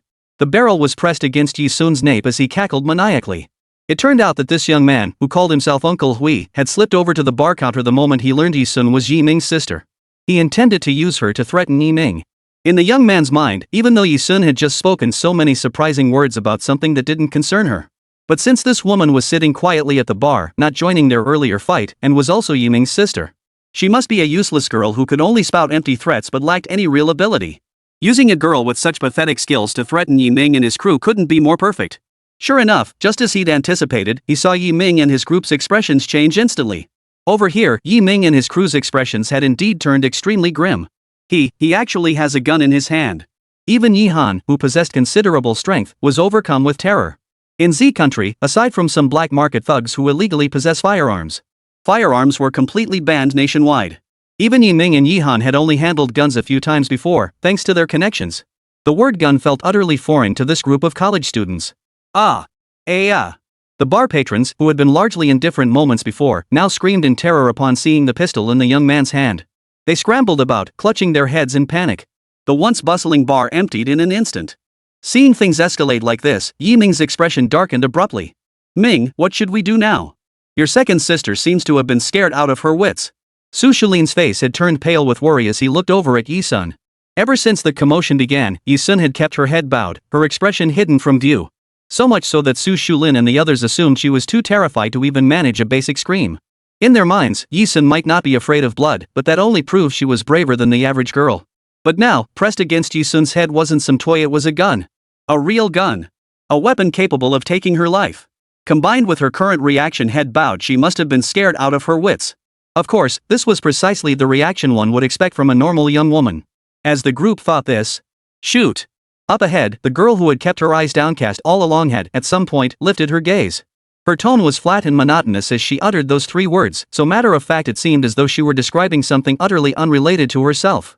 Hearing this, everyone's expression abruptly changed. Yiming's face instantly turned pale with fear, and he could think of nothing else. He roared furiously. Yi-sun! What are you saying? Shut up! If he continued, disaster would truly strike. Did she really have no fear of death? Yi-sun's words made the young man holding the gun tremble in his grasp. You. I'm warning you, don't push me. Don't move. Don't you dare move. I said don't move. Move again, and I'll really shoot. The young man trembled violently. The innocent girl who had been as docile as a lamb suddenly turned around. He nearly dropped the gun in his trembling hands. After turning, Yi-sun's face remained expressionless. Yet the faint curve of her lips sent a chill down the young man's spine. Clearly, he was the one holding the gun, the one controlling her life and death. Why did it feel like the tables had turned, and he was the one being threatened? As these thoughts raced through his mind, the girl before him paid no heed to his words whatsoever. She even took 2 steps closer, bringing the gun in his hand even nearer to her temple. Just to make sure that shot he fired wouldn't miss her forehead. Was there such a thing as a woman who practically begged to be killed? The young man was utterly dumbfounded. He stood frozen, unable to process what was happening. A savage command rang in his ear. I said, shoot. The gun didn't fire, but that single command sent a shockwave through the already trembling young man holding it. His grip gave way. The gun slipped from his grasp. Yi Sun reached out, catching it effortlessly. The pistol landed seamlessly in her hand. Quick and precise. You didn't dare shoot, huh? I gave you your chance. Since you didn't shoot, then now. It's my turn. With that, Yi Sun raised the gun, pointing the muzzle directly at the young man's forehead. Unlike the young man's timid hesitation, she didn't hesitate for even a second. Right there in front of everyone, she pulled the trigger with a blank expression. Bang! 011, her origin. Yi Sun. Stop. You must not kill. Yi Ming's shouts echoed alongside the gunshot. Yi Ming, along with Yi Han, Su Shulin, and the buzzcut boy, never could have imagined this in their wildest dreams. Yi Sun, a girl who had just returned home, was being held at gunpoint to her temple. Not being afraid would have been one thing. But after snatching the gun from the young man, she fired at him with the confidence and skill of someone thoroughly familiar with firearms? Never mind that murder was illegal in Z country, even the Yi family's immense power in Wenzhong City couldn't protect her. But just consider this. How could a fallen heiress, recently returned to the wealthy family with no one to rely on, be so proficient with firearms, something ordinary people never even get close to? It was as if she wasn't handling a firearm for the first time. The thought sent a chill down the spines of Yi Ming, Yi Han, and the others. Whoosh! At that moment, the bullet fired from Yi Sun's pistol sliced through the air, missing the young man's head by a mere 0.01 centimeters. Finally, the bullet embedded itself cleanly into the wall behind him. The young man who had been targeted felt only a flash of gunpowder-scented airbrush against his scalp. It felt as though if Yi Sun's gun-holding hand had been off by even half an inch, his skull would be riddled with holes like a white wall pierced by an electric drill. Fear. The sheer terror of facing death swept through the young man's entire body in an instant. So intense was the terror that he couldn't even scream. At that moment, the young man stood frozen like a puppet, utterly paralyzed for a full 2 minutes. Until the girl's faint, amused chuckle drifted softly. Oh dear, I accidentally missed my mark. Her tone carried a hint of regret. One could see Yi Sun, who had just coldly fired moments before, extend her slender fingers to seductively sweep back the long, straight hair cascading over her shoulder. Finally, she revealed a smile that genuinely resembled the innocent smile of a girl who had truly missed her mark. Every movement Yi Sun made seemed to treat the act of nearly killing a living person as casually as going for a jog. Such casual, ordinary words from an ordinary-looking girl sent a chill down the spines of everyone present. Thud. A heavy thud echoed as something hit the floor. Yi Sun had barely finished speaking. The young man who moments ago had pointed a gun at Yi Sun's forehead, cool as if he were the kingpin of the black market, now slumped lifelessly to the ground. Before long, a pale yellow liquid filled his crotch. The tough guy had peed himself. TSK, how utterly boring. Witnessing this scene, Yi Sun instantly lost all interest. She turned and tossed the pistol in a parabolic arc toward Yi Ming. Watching Yi Ming shift his body slightly, he caught the pistol steadily from over 10 meters away. Yi Sun raised an eyebrow and said, "You can handle the cleanup, right?" She almost never handled the aftermath herself, being someone who deeply disliked trouble. In her early years on the battlefield, post-combat cleanup was always handled by her subordinates. Now, though she wasn't on the battlefield, an incident like this at the Ice Ocean Bar meant the police would inevitably send investigators. She certainly didn't want to be dragged to the police station for questioning. Yi Ming was currently staring intently at Yi Sun, holding his gaze for a full 10 seconds. Eventually, her nominal older brother, gripping the pistol, finally nodded, signaling he could handle everything at the scene. Yi Sun. What were you thinking? While he did strike first and you had the right to defend yourself, do you realize what you just did? You nearly killed him. Do you realize how much trouble this nearly brought upon the Yi family? You've never trained with firearms. What if an accidental discharge had actually killed him? You got lucky the bullet missed him. Otherwise. Yi Han pointed at the young man, shouting at Yi Sun with the tone of someone who'd narrowly escaped disaster. Clearly, in Yi Han and Su Shulin's eyes, the fact that Yi Sun had just missed his shot was interpreted as Yi Sun had no idea how to handle a firearm. The deft techniques Yi Sun had displayed earlier must have been nothing more than random trigger pulls, mimicking scenes from TV dramas. She was just showing off in front of everyone. And now the bullet had actually gone wide, nearly causing an accidental discharge. The thought that Yi Sun couldn't actually handle a firearm that she'd just been putting on a show in front of their peers, deliberately pretending to be skilled. Yi Han's anger boiled over. Deep down, she was even more convinced that Yi Sun was nothing but a pretender, someone with no real skills, just putting on airs with some half-baked, self-taught tricks. Enough, Xiao Han, stop it. Yi Ming stepped in to cut her off before she could continue her tirade. She held deep respect for this older brother who had always doted on her since childhood. So when Yi Ming spoke, Yi Han reined in her anger, no matter how much fury still burned inside. Yi Han curled her lip, shot Yi Sun a fierce glare, and fell silent. Yi Sun, of course, couldn't care less about Yi Han. Instead, she raised an eyebrow mockingly, hands in her pockets, and turned to walk deeper into the Ice Ocean Bar. As if none of the earlier events had ever happened, and she didn't even know Yi Ming and his group. TSK. The show's over. Time to get down to business. Hey, sis? Su Shulin watched Yi Sun walk away, calling out suspiciously but receiving no reply. He turned to ask Yi Ming. Ming, your sister's leaving already? Where's she headed? Yi Ming, who had earlier tried to restrain Yi Sun and call her home, now simply watched her walk away without uttering a word. Yi Ming said, let her be. Yi Ming instructed Yi Han and Su Shulin. Clean up the scene. Take our people to the hospital for bandaging first. The police should be here soon. I'll stay behind to explain the situation. As he spoke, Yi Ming deliberately or perhaps not gazed intently in the direction Yi Sun had vanished. He hadn't misjudged it. Yi Sun's grip on the gun and the angle of the shot both met the standards and techniques of a professional marksman. Which meant that the shot she had just accidentally missed wasn't an accident at all. Yi Ming's brows knitted tightly. So, what had his sister who had only recently returned home actually endured during all those years away? Or rather, what secrets did she conceal? What was her true background? 012, a secret code. Meanwhile, Yi Sun had already made his way into the interior of the Ice Ocean Bar. Despite the incident at the entrance, the Ice Ocean Bar occupied an enormous space. As the city's largest nightlife venue, its deeper sections housed dance floors, karaoke rooms, and nightclubs. Thus, while the incident at the entrance had frightened away a group of patrons, the rest of the bar remained completely unaffected. The flow of people remained uninterrupted. It took Yi Sun a full 5 minutes to traverse the various nightlife zones and reach the deepest part. Ahead, 2 burly men standing like thugs guarded the entrance to the bar's headquarters. The taller one frowned as Yi Sun approached, waving him away. Little girl, you've taken a wrong turn. Off you go. This isn't the place for you. Turn back. Leave now. Go on, go on. They clearly mistook Yi Sun for a young woman lost in the nightclub. Instead of obeying, Yi Sun's expression hardened, her face devoid of the typical girlish delicacy. Her voice was clear and sharp as she spoke, I'm here to see your boss. At her words, the 2 men exchanged a startled glance, their eyes betraying unmistakable surprise. Then, the shorter of the 2 men immediately retorted in a menacing tone. What business could a little girl like you possibly have with our boss? Our boss isn't someone a teenage girl like you can just demand to see. Get out of here now, or don't force us to get rough with you. As he spoke, the short man rolled up his sleeves, ready to shove her aside. My apologies. The girl's cold, clear voice cut through the air. The tall and short man stood frozen, still processing the meaning behind Yi Sun's words. The next second, Yi Sun swept his left foot out in a horizontal kick, swiftly retracting it, then seamlessly followed through with his right foot, delivering a powerful front kick. The 2 men, one tall and one short, were sent crashing backward into the rear door. Crash! The weight of both men crushed the flimsy door, sending it crashing down with a thunderous roar. Yi Sun didn't even glance at the 2 men. He simply stepped over them and the fallen door, striding straight inside. Beyond the door lay a small, open space. In one corner, a staircase led up to the 2nd floor.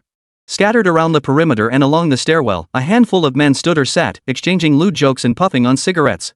Clearly, these men were underlings of the Ice Ocean Bar's boss, serving as enforcers tasked with maintaining order in the establishment. The headquarters of the Ice Ocean Bar, without a doubt, was located on the floor above the staircase. Someone's trying to crash the party. Brothers, charge! A thug smoking in the hallway, witnessing the scene unfold, was the first to shout, rallying a group of black market associates to charge toward Yi Sun. To this, Yi Sun merely lowered his gaze indifferently. Ice Ocean Bar headquarters, 2nd floor. Inside a simple conference room. Seated at the head of the room was a middle-aged man in his 40s, his right thumb adorned with a gold diamond ring. His face bore the ordinary features of an average man, not handsome, but his left cheek was marred by a large X-shaped knife scar. It looked terrifying. This man was Zhou Xunxun, the owner of Ice Ocean Bar. Though Zhou Xunxun appeared menacing, he was in fact the undisputed kingpin of Wenzhong City's underworld. A truly terrifying figure who preyed on other criminals. Seated before him now were several high-ranking figures from the Ice Ocean Bar. They had gathered here for a meeting. Thud. Clang. At that moment, the sounds of a fight erupted downstairs, one after another. Screams and shouts echoed through the air. You little, trying to crash the party. The voices were faint and fragmented, so Zhou Xunxun and the other executives could only catch scattered keywords. They couldn't make out the entire conversation. What's going on downstairs? Zhou Xunxun glanced sideways and asked his subordinate beside him. No sooner had the words left his mouth, before the subordinate could step out to investigate. Bam! Zhou Xunxun and the other executives watched as the conference room door was kicked in from the outside in an instant. The door crashed to the floor.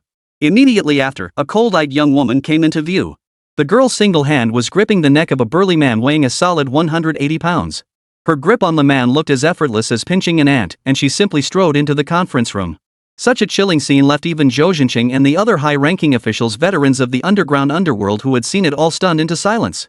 A slender-looking girl was choking a burly man who appeared to weigh twice as much as she did, with the effortless ease of crushing an ant. Had they not witnessed it themselves, Zhou Zhencheng and the others would never have believed it. After knocking down the group of thugs below and dragging the burly man into the conference room, Yi Sun scanned the room. She casually tossed the man aside like a piece of trash. Her gaze then locked coldly onto Zhou Zhencheng as she spoke in a crisp, icy tone. "You're Zhou Zhencheng, owner of Ice Ocean Bar?"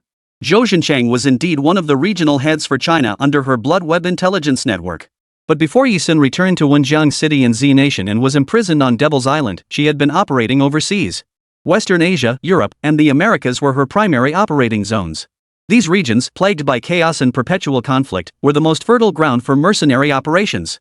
Moreover, Zhou Zhencheng was merely a minor regional head for Bloodnet in Z Nation, while she stood as the leader of the Bloodblade Mercenary Corps. Had her family not been Chinese nationals, Yi Sun would never have crossed paths with a minor figure like Zhou Zhencheng in this lifetime. Yi Sun had barely finished speaking. Zhou Zhencheng and the other executives had no idea Yi Sun was the founder of Bloodnet. All the executives could see was Yi Sun's disruptive outburst and his arrogant demeanor. A middle-aged man with a beer belly slammed his fist on the table and roared at Yi Sun. "Who the hell do you think you are? Daring to crash our event and even addressing our boss by name? You must be tired of living." Before the beer-bellied man could finish his sentence, Zhou Zhencheng grabbed him, cutting him off.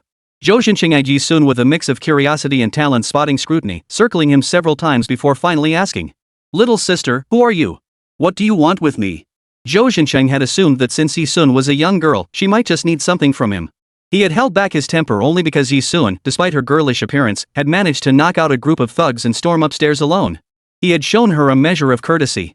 He even harbored a plan to recruit this terrifyingly capable girl into his ranks.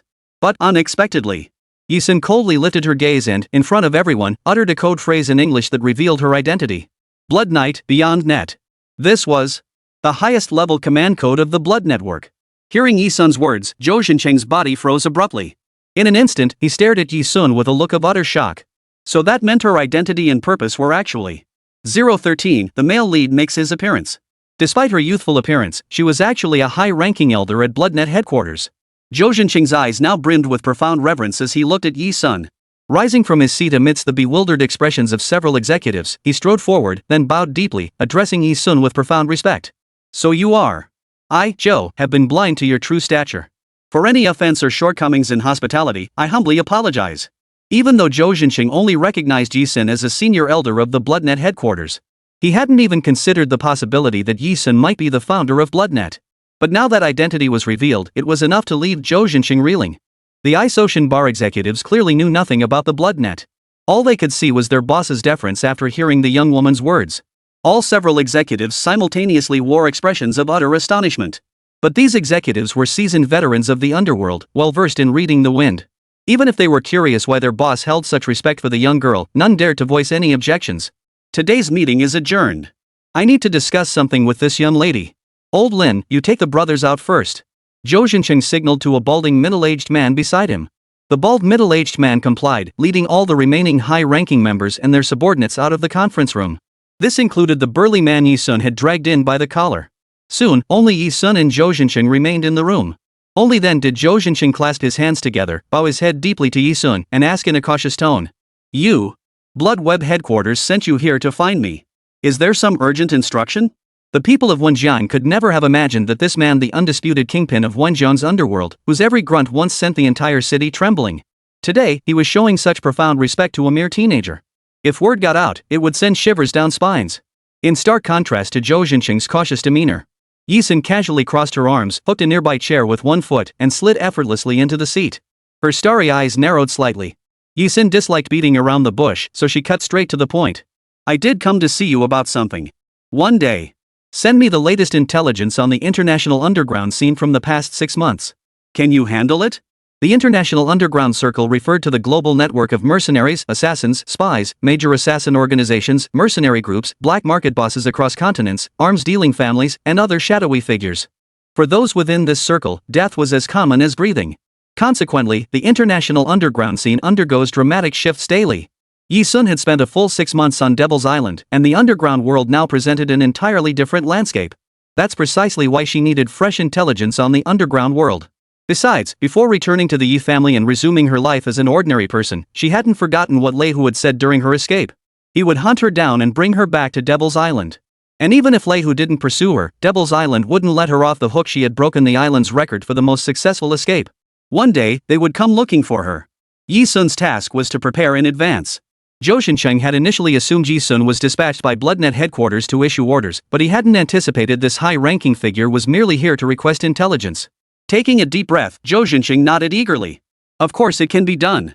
Serving you is my honor. Where might you be staying now? As soon as the intelligence arrives tomorrow, I'll have it delivered to your residence immediately. Yi Sun declined, not necessary. I'll return tomorrow. With that, she rose without further ado, one hand tucked into her trouser pocket, and turned to leave. Without a moment's delay.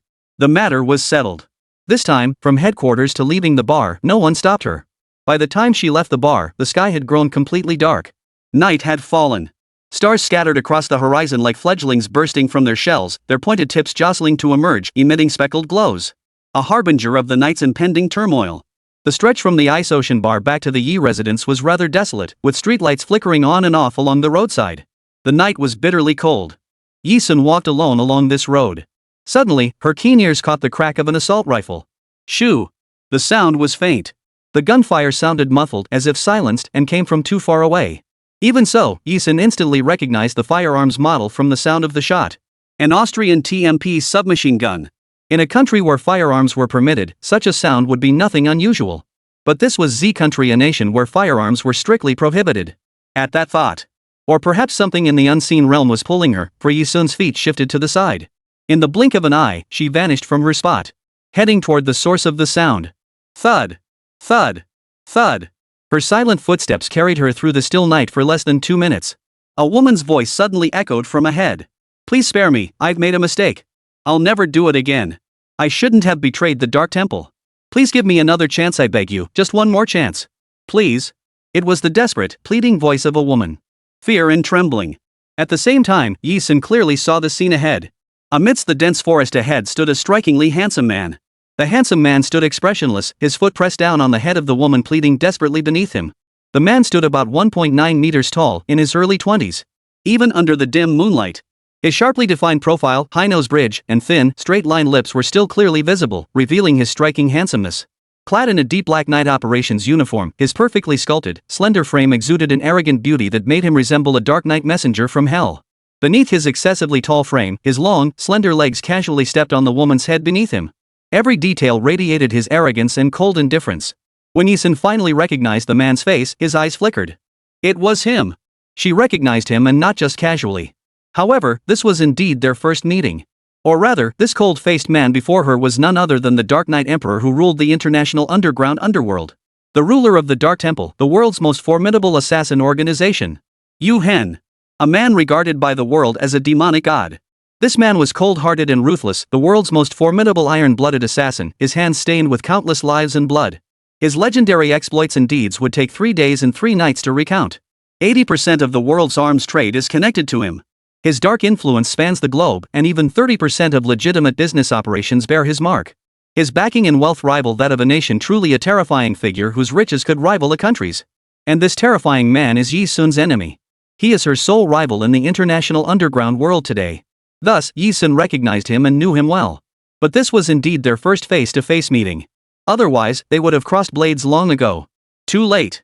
From across the room came Yu Hen's magnetic voice, so cold-blooded it completely disregarded the woman beneath his feet.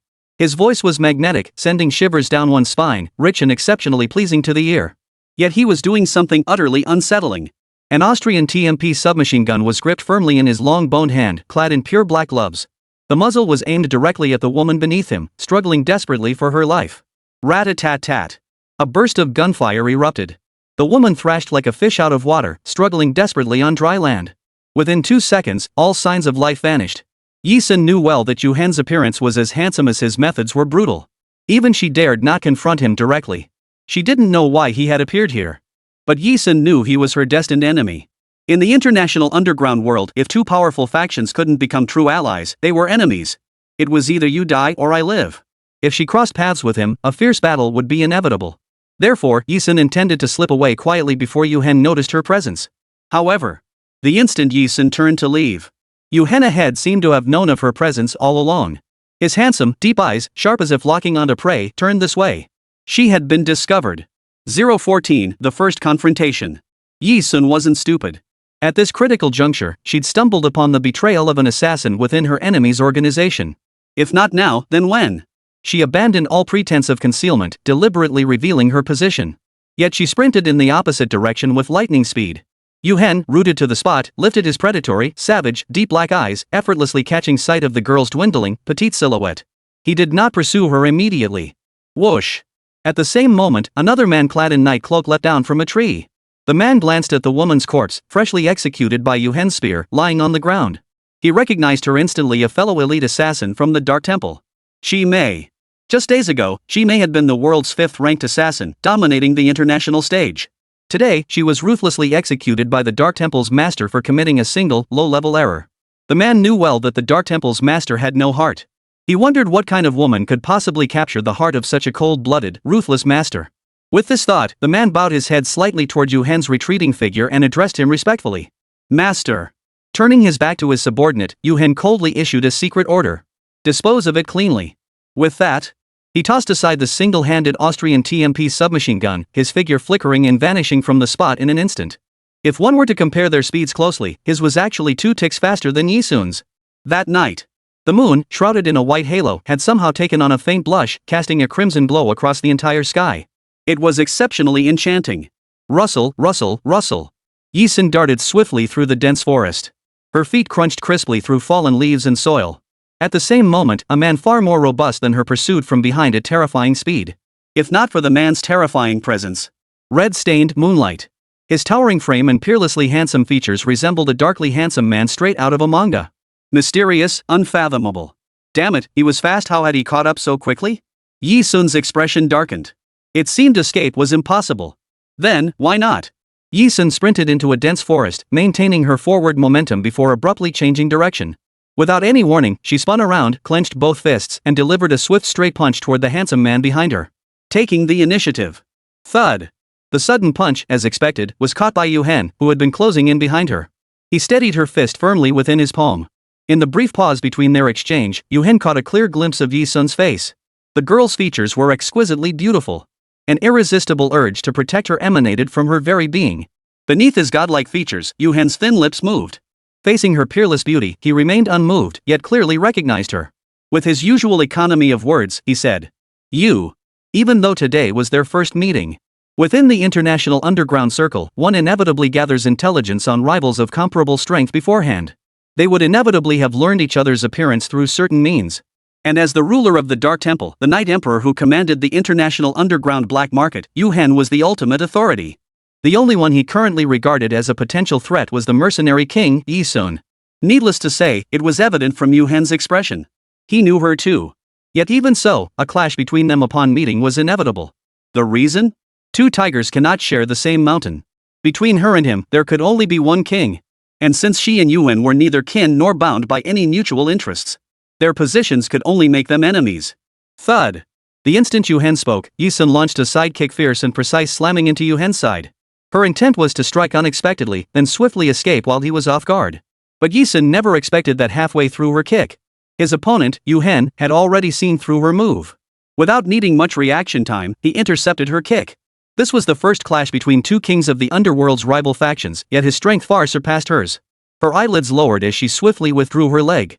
Just as Yu Hen, his face cold, prepared to kill her expressionlessly like he had done to that woman earlier. Yi Sun, determined to go all in, deliberately let her delicate, petite frame barely reaching his chest collide into his embrace, still held firmly in his single hand. He felt the unfamiliar scent of a young girl. Every part of her was soft. Tender.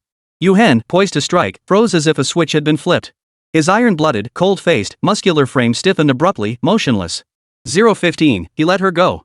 Yi Sun could distinctly feel Yu Hen's body grow taut. His chest felt hard. Despite the decisive and swift manner in which Yi Sun had thrown herself into Yu Hen's embrace. As the strongest mercenary, Yi Sun had always relied on her formidable solo combat skills to face enemies. Because of her formidable strength, Yi Sun never stooped to selling her body for survival and profit like those female mercenaries. This was the first time Yi Sun had ever been this intimate with someone of the opposite sex.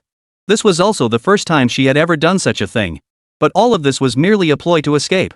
Seizing the moment when Yu Hen stiffened, Yi Sun bent her knee and drove it upward with brutal force, slamming it into his abdomen. Thud.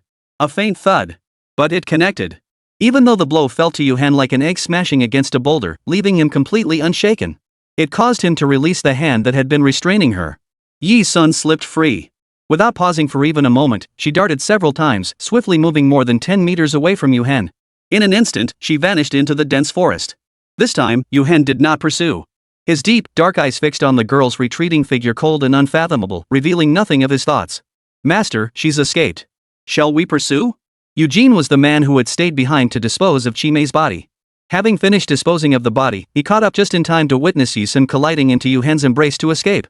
Thus, Eugene spoke up, seeking Yu Hen's instructions. Don't pursue her. Let's go. His master's command came coldly. Truthfully, the moment Eugene saw Yi Sun throw herself into his master's arms, he felt a chilling sense of disbelief at the events unfolding before him. And now, witnessing Yi Sun successfully escape while his master ordered them not to pursue, Eugene's heart lurched violently. After all, in the underground world, who didn't know of his master's brutality?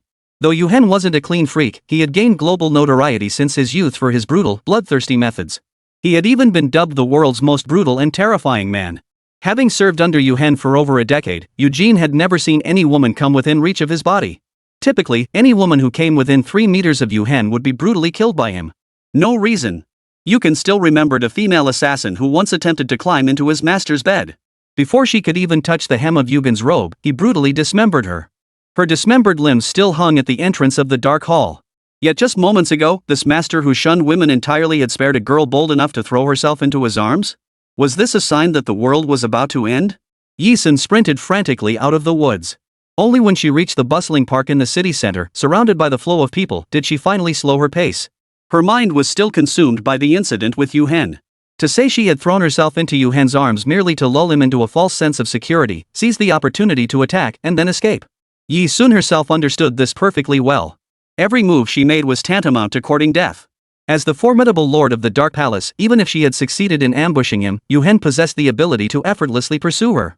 Thus, her eventual escape was clearly due to him deliberately letting her go. So the question arose. Yu Hen, the man reputed to be the most brutal in the world, his relationship with her was far from simple enmity. She was the greatest potential threat to his future, the one who could kill him. If she lived, then in the future, it would be him who died. Given this dynamic, for Yu Hen, the fact that she had just entered his forbidden territory completely unprepared made ambushing and eliminating her on the spot the optimal choice, a principle even low-level assassins understood. Yu Hen couldn't possibly be unaware of this. Yet in the end, not only did he spare her, but why did he simply let her leave? 016, Birthday Banquet, Italian. Unable to fathom the answer, Yi Sun decided to stop dwelling on it. She set off for home.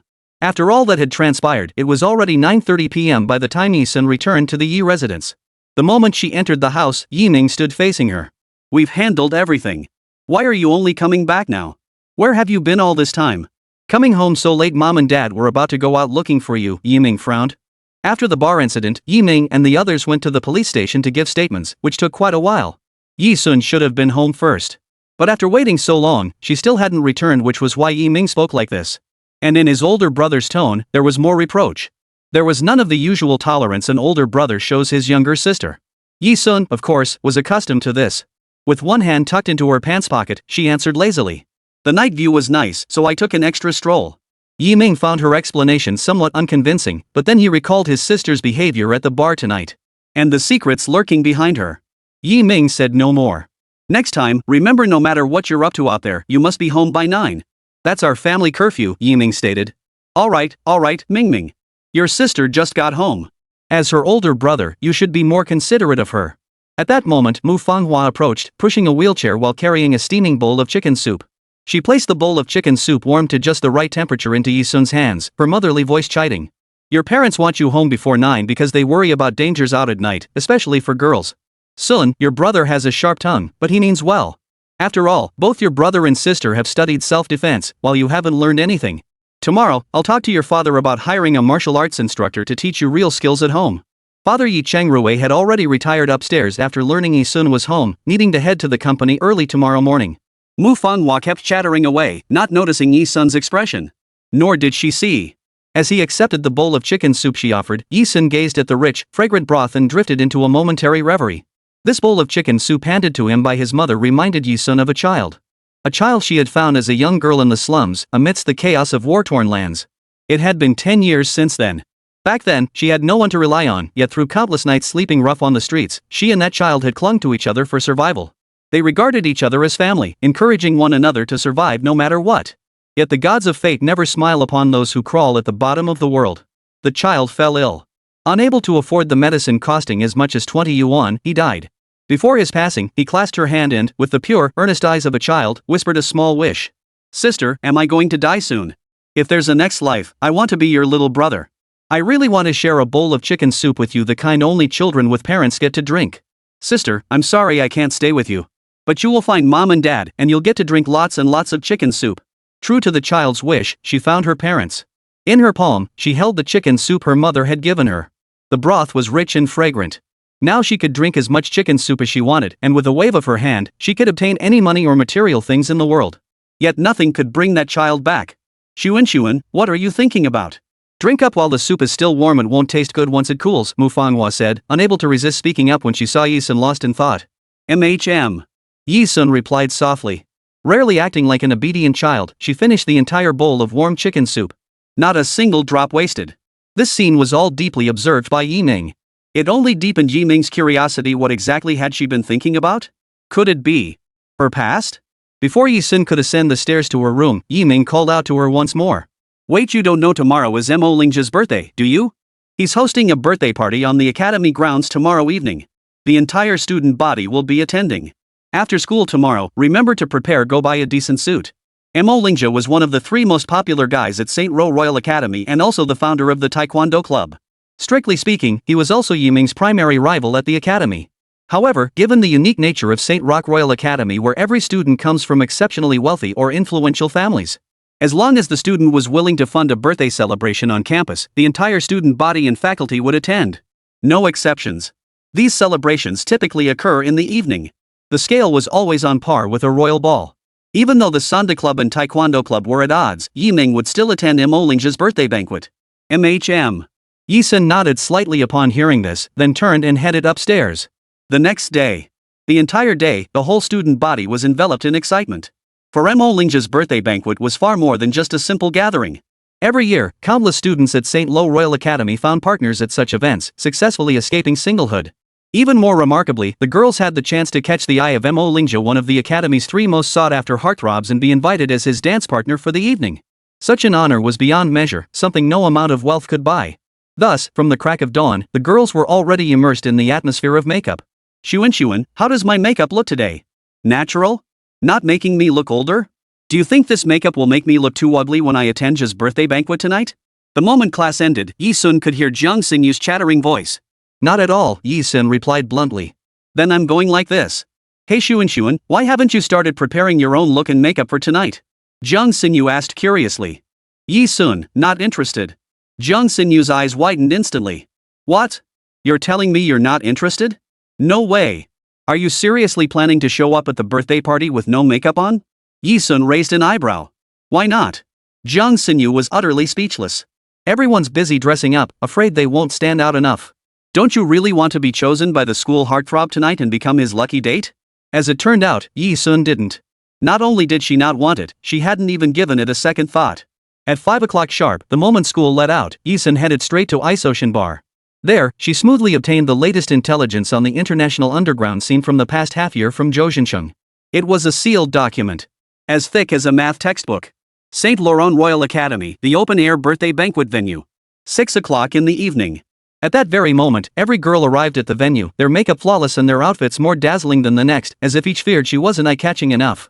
Amidst the crowd, Yi Sun stood alone.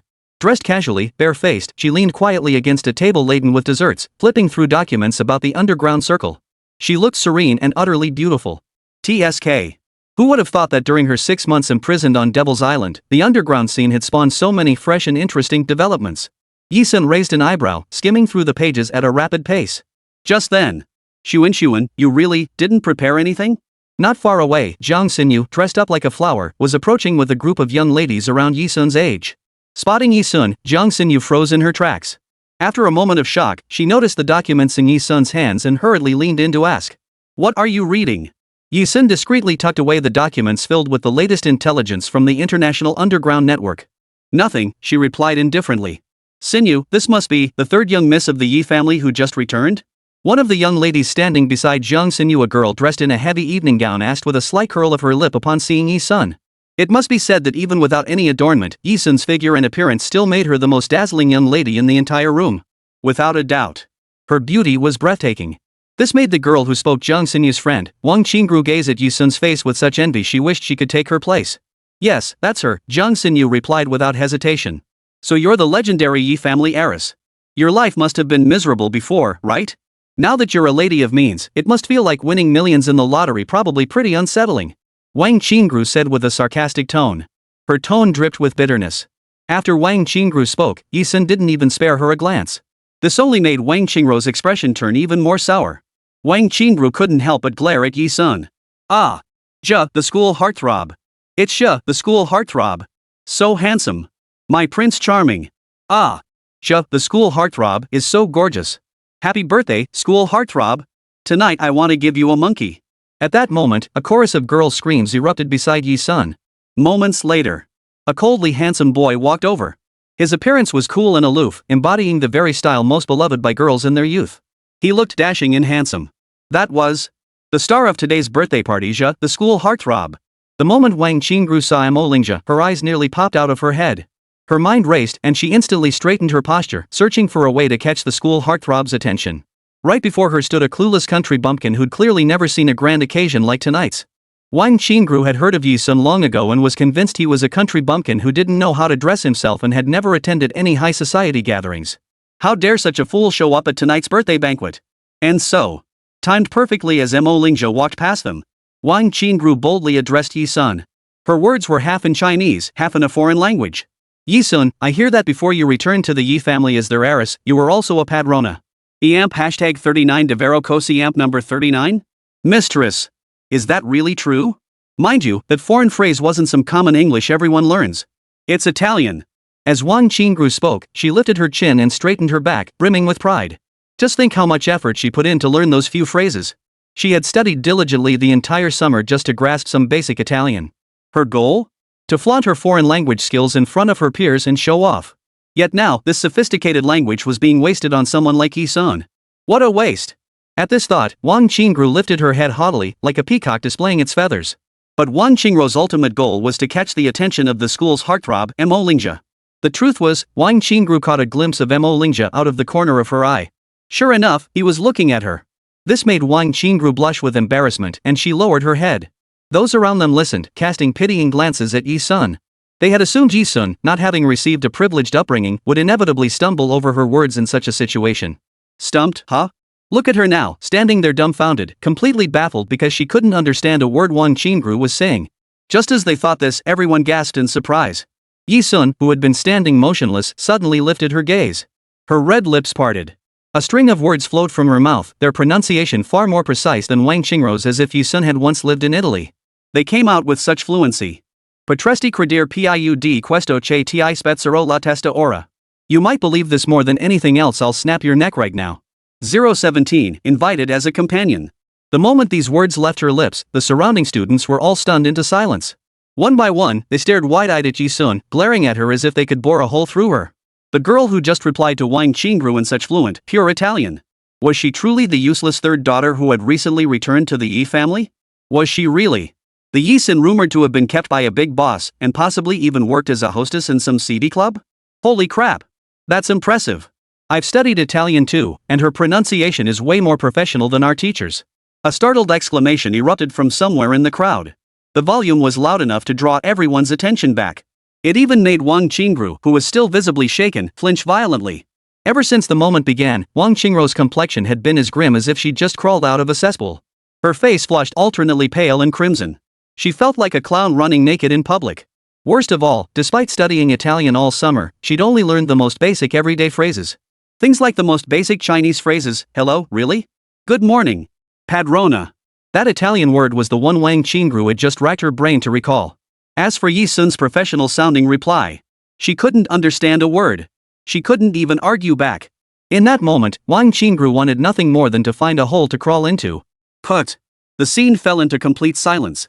Jiang Xinyu stood frozen, still unaware her best friend was deliberately targeting Yi Sun. A light, cheerful chuckle suddenly broke the air.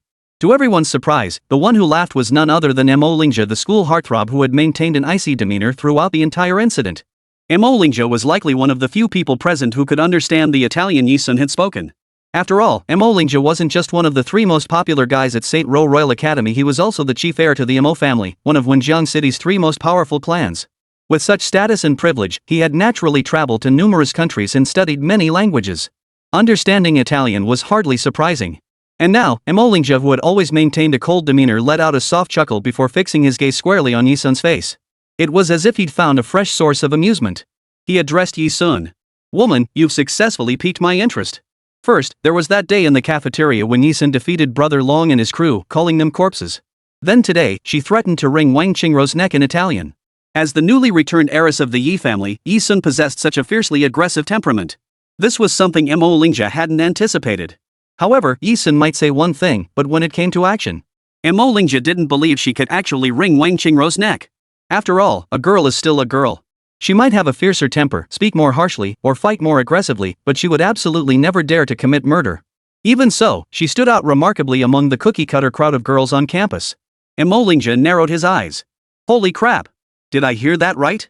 Our aloof school heartthrob actually smiled because of Yisun. No way. Ah, my school heartthrob actually said he's interested in Yisun. Mom, I'm heartbroken, wha? The girls around them, witnessing this scene, let out gasps of astonishment beyond control. Toward Yisun, they felt both jealousy and envy. Even more so. Jiang Xinyu tugged at Yisun's sleeve, her voice trembling with excitement. Oh my gosh, Sun, did Lady Luck visit you today? The school's most handsome guy actually noticed you. As if it were the most glorious thing imaginable. This made Yisun frown. Displeasure. Even though the girls were envious, they thought the matter had ended there. But unexpectedly, Mo Lingja, in the very next moment, performed an impeccably gentlemanly gesture. Extending his hand toward Yisun, he solemnly invited. So, lady, would you care to be my date for tonight? The moment those words left his lips. Ah! Holy moly, the school heartthrob actually asked her to be his date? Wah! So jealous. No way. No way. My school heartthrob Zhou, wah! The girls' shrieks were cut short by the sudden shock, leaving them stunned. Meanwhile, Jiang Xinyu beside them was nearly beside herself with joy for Yisun. Everyone assumed Yisun must be bathed in an aura of pure happiness. Her little heart must be pounding wildly, making her shyly lower her gaze, nod, and then respond to Mo Lingja with a I do. But the reality unfolding before everyone was this. Facing Mo Lingja's invitation, Yisun simply crossed her arms lazily. With a tone reserved for dealing with childish children, she coldly stared at Mo Lingja and declared publicly. I decline. Not interested. 018, Brothers Protection. Mo Lingja was cold, the acknowledged aloof heartthrob of St. Lo Royal Academy. Yet Yisun's every move now radiated an even colder, more arrogant aura than his. Her words sent ripples through the crowd of girls like a pebble dropped into water. Holy cow! She actually dared to reject Zha's invitation. Being asked to be his date is an honor countless girls would kill for, and she actually turned him down. She must be possessed. Jiang Xinyu clutched her chest in astonishment, staring at Yisun. Sun, no way. You actually turned down Zha, the school heartthrob. It was as if Yisun had just committed some earth-shattering act. Yisun's eyes darkened. This was the first time in his entire life that Mo Lingja had been rejected by a woman. And the one who rejected him wasn't some pampered heiress from a wealthy family, but a country girl who'd been away from home for over a decade, enduring a life of hardship. Mo Lingja stared at Yisun, his eyes sharp enough to shoot flames. You're the first woman to reject me. Why reject me? Or is it? Woman, are you playing hard to get? The only other possibility was that Yisun was playing hard to get in front of him, pretending to be uninterested until he couldn't let her go, then revealing her affection. Mo Lingja couldn't fathom any other reason why Yisun would reject him. Damn it. This woman. Yisun's eyes had already turned as cold as ice blades. Those familiar with the blood-forged temperament knew this was the precursor to Yisun's wrath. With a tone as cold and arrogant as ice, she retorted to Mo Lingja. You're not worthy. With that, Yisun turned on her heel, ignoring the crowd and Mo Lingja, ready to leave. She had no interest in playing Mo Lingja's pointless, idiotic games any longer. Wait. Woman, explain yourself. What do you mean I'm not worthy? Mo Lingja glared at her with eyes that seemed ready to burst into flames, his voice loud and demanding. He'd never encountered a woman as bold as Yisun before. As the universally admired golden boy, the aloof campus heartthrob who never gave any woman a second glance, Mo Lingja was utterly enraged. He stepped forward, ready to use force to keep Yisun there. Smack! Before Mo Lingja's hand could touch Yisun's shoulder, a pale, sharply defined hand shot out from the side, halting Mo Lingja's advance. Yi Ming, one of the 3 most popular guys on campus, appeared with an aura that matched Mo Ling's every bit. Yi Ming seized Mo Ling's arm firmly. The two locked eyes in a tense standoff, neither willing to back down. The suddenly appearing Yi Ming first fixed a deep gaze upon Yi Sun. Then he turned to Mo Ling and declared with a heavy echo. Mo Ling, even if she has just returned to the Yi family, she remains my sister, Yi Ming's sister. With me here, you'd better not lay a finger on her. Both of St. Rock Royal Academy's most sought-after students were present here. Moreover, one was the founder of the Taekwondo Club, while the other was the founder of the Sanda Club. Their renewed confrontation was actually over Yi Sun. The crowd witnessing this scene couldn't help but scream in unison. This scene was too thrilling. This was the first time since her return that her eldest brother, Yi Ming, had acknowledged her as his sister. It was also the first time he treated her as family, protecting her in front of outsiders just as he would protect Yi Han. Yi Sun's eyes lifted slightly. For some reason, a peculiar warmth swept through her entire body. Could this be the feeling of being protected by a brother? Click. Mo Lingja resumed his aloof, school heartthrob demeanor as he withdrew his hand. His eyes blazed with fury as he locked gazes with Yi Ming before delivering a single sentence. 1 month from now, at the duel tournament. I hope you and your Sanda Club still have the nerve to talk about protecting your little sister. With that, Mo Lingja walked away coldly. The St. Lo Royal Academy's duel tournament featured a unique competition style exclusive to the academy. Unlike other ordinary schools that primarily focus on academic studies, at St. Rock Royal Academy, the school equally emphasizes training in sports, self-defense, and other martial arts disciplines. Thus, this annual tournament serves as a test of the students' overall skill level, honed through a year of training in self-defense arts like Taekwondo, Sanda, and Wushu. It's the same concept as English competitions or math Olympiads at regular schools. Clearly, this was also an open showdown between the Sanda Club and the Taekwondo Club. After Mo Lingja left, some of the girls followed him out. Wang Qingru, who had just stirred trouble with her Italian remarks, had slipped away at some unknown point. Zhang Xinyu, on tiptoe, dashed like the wind to stand before Yi Sun. She shed her earlier starstruck demeanor, staring wide-eyed at Yi Sun as she exclaimed, "Holy cow! Sun, you're so awesome. I've never seen a girl dare to publicly humiliate the school heartthrob. You're the first. It's decided from now on, you're my idol. My Xuan." Zhang Xinyu lunged forward, ready to smother Yi Sun in a frog-like hug. But Yi Sun pushed her away with a dismissive hand against her forehead, stopping her in her tracks. "Thanks," Yi Sun said, pushing Zhang Xinyu away while thanking Yi Ming. Even though she hadn't needed Yi Ming's intervention. "You're my sister. Don't ever thank me again," Yi Ming said, his brow furrowed. Compared to before, his tone was much gentler. Yet a trace of distance remained. After a brief pause, Yi Ming hesitated for 2 seconds before finally saying to Yi Sun, "If you run into trouble at school that you can't handle on your own, remember to come find me." With that, he walked away. Zhang Xinyu peered around the corner and remarked, "So your sibling relationship isn't exactly close, huh?" She muttered the remark, then suddenly realized how hurtful it sounded. After all, what girl would want her family to be distant from her? Zhang Xinyu quickly added, "No, Xuan, I didn't mean it like that. Don't take it too hard. After all, relationships take time to build. Look, just now, didn't your brother protect you so handsomely?" Yi Sun naturally didn't care. Finding her family was already a stroke of luck in her misfortune. What surprised her more was that Yi Ming would actually step up to help her. This made Yi Sun narrow her eyes slightly. Beep beep. Just then, Yi Sun's phone buzzed. The notification sound for a text message. Yi Sun pulled her phone from her pocket, unlocked it, swiped across the screen, and glanced at the message. The text was from her most loyal subordinate, Ghost Hammer. After logging into the Bloodblade Mercenary Corps' official website and reconnecting with Ghost Hammer, a subordinate from before her imprisonment, Yi Sun had left him a phone number for easy contact. It must be that Ghost Hammer guy. He'd finally returned alive from completing a mission on the battlefield and seen her message. Yi Sun curved her lips. Paying no mind to Zhang Xinyu watching nearby, she opened the message details right in front of her. The message read, "Boss, is that you? Where have you been these past 6 months? Half the new recruits who joined 6 months ago are dead or crippled. Less than 10 remain. Other than that, Bloodblade is operating as usual. 019, her keen perception." This text message was sent in Chinese. Recalling Yi Sun's last login to the Bloodblade Mercenary Group's official website. Since it was a site he had created himself, Yi Sun had complete control over it and would not reveal his IP address or whereabouts.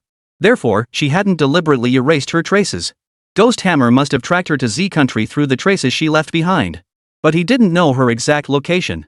Surprisingly, despite his massive frame and hammer-like terrifying abilities, his mind was more meticulous than most women's. Precisely because of this, Yi Sun felt at ease entrusting the Bloodblade Mercenary Corps to Ghost Hammer for the time being. Whoa. The moment Yi Sun finished scanning the text message, Zhang Xinyu saw it too. She let out a gasp. Immediately after, Jiang Xinyu pointed at the phone screen in shock, just as Yi Sun had anticipated, exclaiming. Blood Blade. I remember this. That's the foreign game you were playing last time, right? Who knew this game was so realistic? To immerse players, it even sends text messages to your phone. But that was the extent of Jiang Xinyu's surprise. Even though she came from a wealthy family, she was still just a student. Her imagination could only go so far. After all, who would ever associate Yi Sun, who looked like a schoolgirl, with the identity of a mercenary leader? Yeah, it's a game. Yi Sun had anticipated Jiang Xinyu's reaction.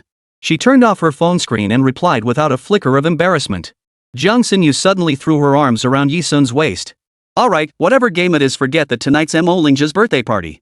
Let's treat it like a regular dance and have a blast anyway. Come on, Sun, I'll take you to play. It'll be a game you've never played before. It was indeed a game Yi Sun had never played before. Adjacent to the birthday venue stood a small children's playground. The academy had built it specifically for children of wealthy parents who brought their kids to school for meetings, providing them with a place to play. Truly first-class service. And now, Yi Sun, the unbeatable queen of gunfights on the battlefield, was now sliding down a children's slide with a blank expression. The scene couldn't have been more jarring. Still, it made up for Yi Sun's lack of childhood fun. Haha, this place is the best, right, Xunxun? I just love playing in quiet spots. The birthday party area was packed. I couldn't even catch my breath. Jiang Xinyu came running over from a distance. She held out 2 desserts she'd snatched from the birthday party venue, offering one to Yi Sun. Here, let's indulge in the temptation of these delicacies. She had barely finished speaking. Hey! A girl stood on the steps leading to the birthday banquet hall, waving her hand as she called out loudly. Jiang Xinyu, class monitor. The teacher needs you in the office. Hurry over. As class monitor, Jiang Xinyu's daily duties were extremely demanding. She could be summoned by teachers at any moment. Her face instantly fell as she handed 2 delicate pastries to Yi Sun, saying, I'll be off then. Not sure when I'll be back. Here, take these for now, Sun. We'll call each other later. With that, Jiang Xinyu dashed toward the girl's side. The 2 figures quickly vanished beneath the fluorescent lights, now deep in the night. Watching the girl's lively, youthful backs recede, Yi Sun found himself, without realizing it, curling his lips into a faint, upward smile. Is this the campus and youth she'd longed for? It really was. How wonderful. She looked up. She gazed up at the starry sky shrouded in darkness, feeling the freedom and beauty of this moment. She didn't know how long it had been. So long that she nearly suffocated. Yi Sun finally lowered her gaze and spoke slowly. Haven't you had enough of hiding? Come out. The girl's sudden words made the figure hiding in the shadows stiffen completely. Whoosh, whoosh, whoosh. Within half a minute, a figure emerged from the garden bushes nearby. Xiaozihan touched her high, straight nose. Her childlike face radiated innocence. He'd been lurking in the shadows, eavesdropping on Yi Sun and the other person's conversation for quite some time. It had started out of mere curiosity. He wanted to see what this girl who had recently rejected his good friend Mo Lingja was up to. But unexpectedly, he'd been spotted? And judging by her tone, had she known he was hiding here from the very beginning? After all, as one of the 3 most popular guys at St. Lo Royal Academy, he might not match Mo Lingja and Yi Ming in martial prowess. But when it came to tracking skills, he was the undisputed best in the entire academy. Even Mo Lingja and Yi Ming, widely acknowledged as the academy's most formidable fighters, couldn't detect him lurking in the shadows. He'd even toyed with professional assassins skilled in concealment. And this Yi Sun. She had seen through him from the very beginning? Has her perception become this acute? More terrifyingly formidable than Lingja and Ming, even surpassing professional assassins. 020, self-defense class. Even if Xiaozihan thought this way in her heart. But comparing Yi Sun to real professional assassins and the 2 campus heartthrobs, Yi Sun definitely couldn't hold a candle to them. Perhaps she was merely more perceptive. That didn't mean anything. I heard you turned down Zha's invitation to be his date? Why? Xiaozihan suppressed his deep shock, his puppy-like face brimming with curiosity. He blurted out the question. As one of the school's most popular guys, Xiaozihan belonged to Mo Lingja's clique and was also a member of the Taekwondo club. However, when it came to popularity among the girls at St. Lo Royal Academy, he was undoubtedly the least favored of the 3 top heartthrobs. The top spot belonged to the aloof heartthrob, Mo Lingja. Ranking second was the gentle, half-cool, half-warm school heartthrob, Yi Ming. Xiaozihan, with his puppy dog looks, was significantly less popular than the top 2. Yet Yi Sun could even turn down an invitation from the most popular guy, Mo Lingja, without a second thought. This was precisely what astonished Xiaozihan. You're that free? Yi Sun didn't directly answer Xiaozihan's question, instead responding with a lazy counter-question. The conversation had no logical connection whatsoever. Xiaozihan froze for a moment. Huh? She hadn't processed what Yi Sun meant by suddenly asking that. But who exactly was asking whom now? If you're free, come help me with a small favor. Yi Sun had already stood up and was walking toward the academic building ahead. He had no intention of answering Xia Zihan's question. Ha? Xia Zihuan, utterly baffled, watched the girl's retreating figure, his face a blank canvas of confusion. He scratched his head. Suddenly, a cold, sharp voice rang in his ear. Hurry up and follow. The forceful command made Xia Zihang, frozen in place, shudder. He didn't know what had come over him, but his body instinctively scrambled to follow. By the time Xia Zihuan fully snapped back to reality, his right hand was clutching a broom? His left hand held a dustpan. The school heartthrob of the prestigious St. Lo Royal Academy, the young master of the Xia family, one of Wenjiang City's 3 most powerful clans. He, Xia Zihang, was actually sweeping the floor for Yi Sun? And sweeping the floor of Yi Sun's classroom, no less. Xia Zihuan gripped the broom handle. How could he, a privileged scion of a wealthy family, be led around by the nose by some foolish woman? Absolutely unforgivable. Damn it, damn it. You stupid woman, you've been ordering me around this whole time. Xia Zihan's words trailed off completely. Sitting above the teacher's desk with his legs crossed, Yi Sun simply ignored him. Not bad sweeping. You've got talent for this. The word talent instantly made Xia Zihuan's head shoot up high. Then, like a child receiving praise, he puffed out his cheeks and boasted unabashedly. Of course. Not to brag, but this kid's got real talent. Just wait a minute, I'll finish sweeping the classroom for you right now. With that, Xia Zihan swung his broom. His sweeping was as swift as the wind. Fortunately, Yi Sun's classroom was empty at that moment. All the students had gone to the birthday party venue. Otherwise, if anyone had witnessed the scene, Yi Sun actually commanding the school heartthrob to do her chores, would have scared their eyes out of their heads. 1 minute later, Xia Zihan propped the mop in one hand, wiped sweat from his brow with the other, and surveyed his handiwork. He was utterly satisfied, like a child, shooting Yi Sun a look demanding praise. How about it? Aren't I just the best? Yi Sun walked up to Xia Zihan and glanced at the classroom floor. It was indeed spotless and tidy. Not bad. When it's my turn for duty week, I'll count on you, Yi Sun murmured, her lips curving into a faint smile. Although St. Lo Royal Academy was an institution for the aristocracy, to cultivate independence in the children of wealthy families, even at the university level, they followed the practice of ordinary high schools, requiring students to take turns cleaning their classrooms and common areas. Today happened to be Yi Sun's turn for duty. The very words cleaning duty seemed to awaken Xia Zihan. Her expression froze instantly. He instantly realized he'd been ordered around by Yi Sun again. Damn it, you stupid woman, how could you? Xia Zihan flung the mop aside, his fingers trembling with rage. Just as he roared in fury, Yi Sun flicked a candy apparently materialized out of thin air straight into Xia Zihan's mouth. The rich, sweet aroma silenced Xia Zihuan, who even sucked on it a few times. Pretty sweet. Yi Sun, still wearing a faint blush, gave Xia Zihan a look reserved for children. She said lazily. Here, this is your reward. As if rewarding a child. Listen. Xia Zihan's face flushed crimson instantly, whether from anger or something else, he couldn't tell. He stared blankly as Yi Sun left the classroom. Only after a long moment did he exhale a full breath. He'd actually been led around by the nose the entire time.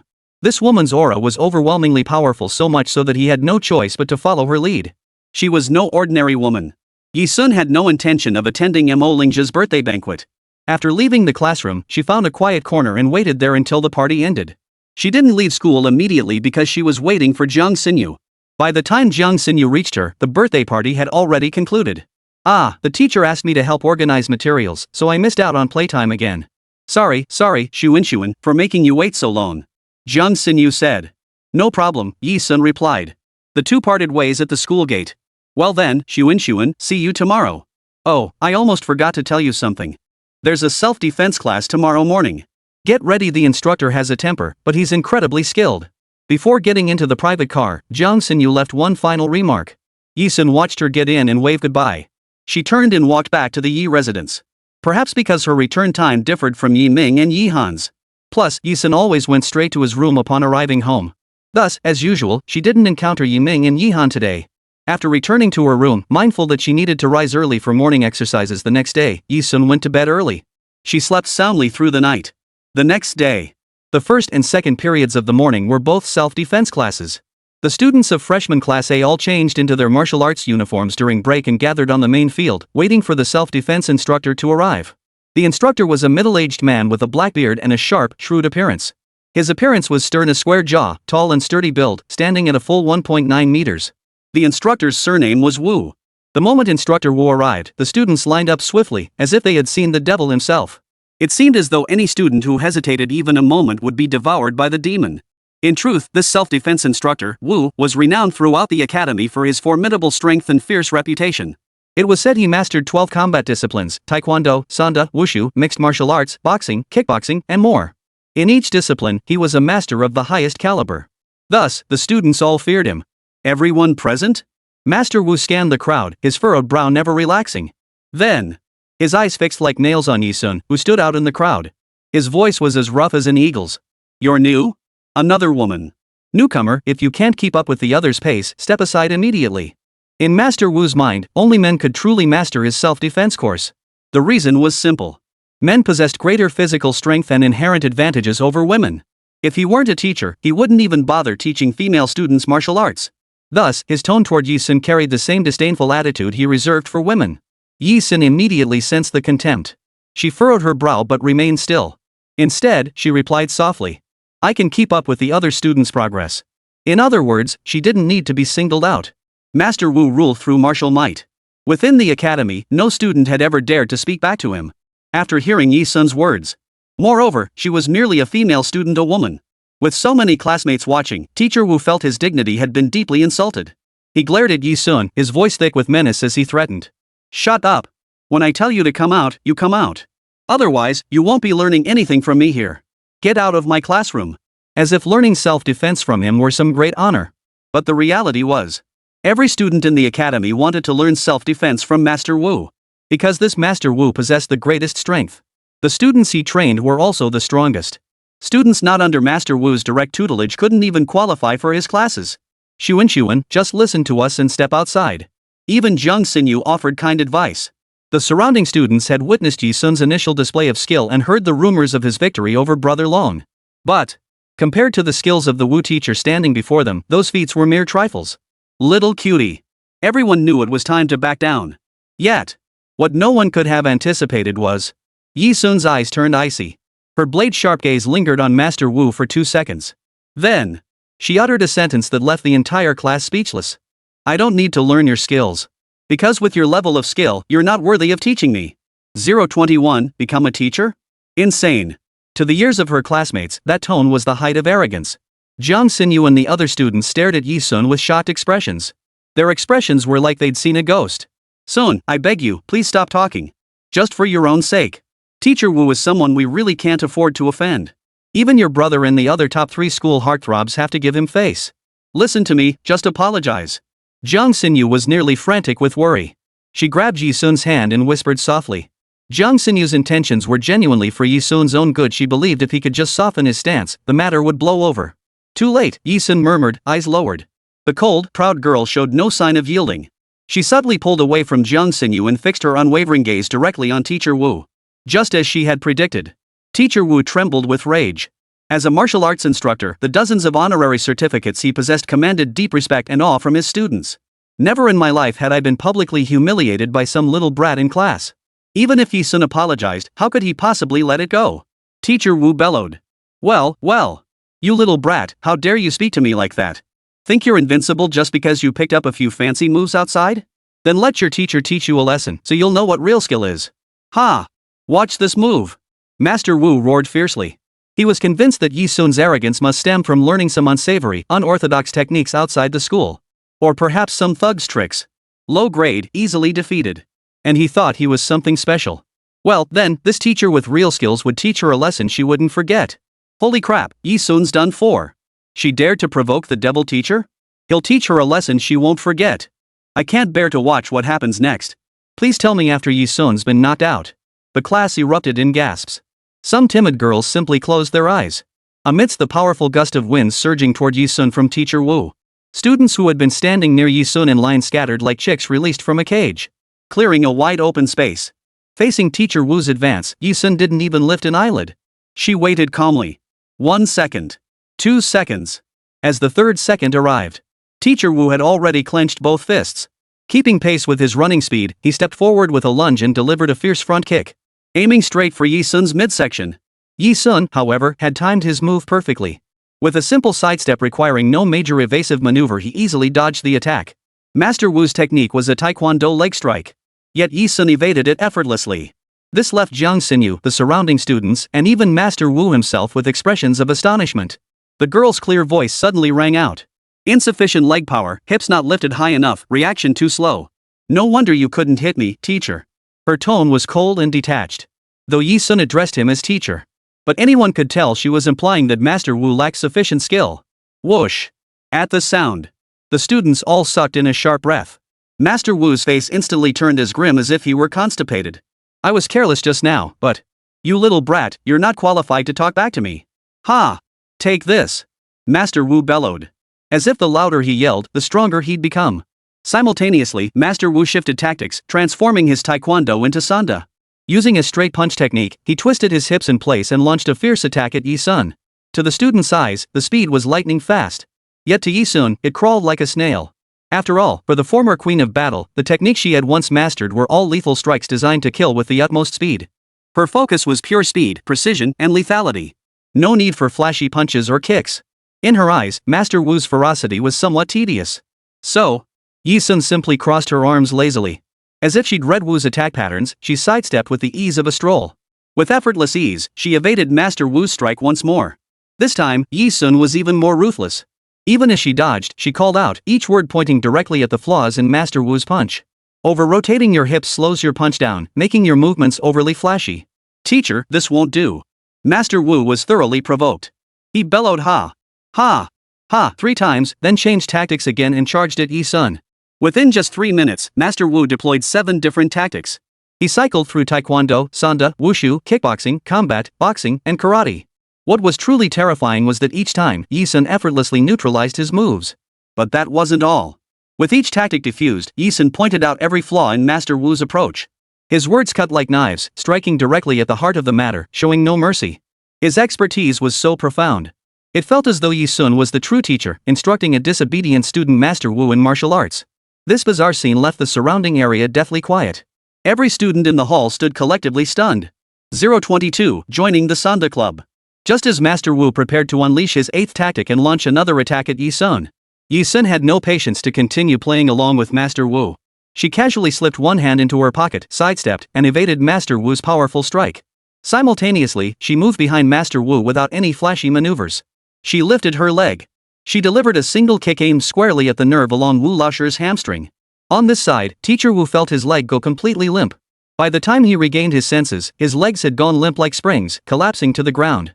Amidst the students' gasps, the girl's icy voice struck him like an invisible slap across the face. Conclusion: insufficient strength, flashy moves, all style and no substance. With your skills, teacher, you truly are not qualified to teach me. Master Wu had taught thousands, if not tens of thousands, of students in his lifetime. Yet this was the first time he had ever encountered a student like Yi Sun. He had actually been lectured by his own student. And the other had silenced him with sheer strength. This left Master Wu himself with a bitter smile on his lips. After a long moment, Teacher Wu sighed deeply and uttered a single sentence. I've been defeated. After Wu admitted defeat, the entire class erupted as if witnessing some extraordinary spectacle. Those who had been waiting to see Yi Sun humiliated had completely forgotten their earlier thoughts. They cheered louder than ever, as if afraid the commotion wasn't loud enough. Unbelievable. Damn. Yi Sun is the first person in our academy's history to completely outmaneuver the devil teacher. The last people to defeat Teacher Wu were the 3 school heartthrobs years ago. Hey, what do you think? With a martial arts prodigy like Yi Sun in our class, could he one day reach a level that rivals the 3 school heartthrobs? It's possible. Jiang Xinyu was completely dumbfounded. After a long while, she finally snapped out of it. Without hesitation, she strode forward, wrapped her arm around Yi Sun's, and beamed at him with eyes crinkled into crescent moons. Soon, oh my goodness, you nearly scared the life out of me just now.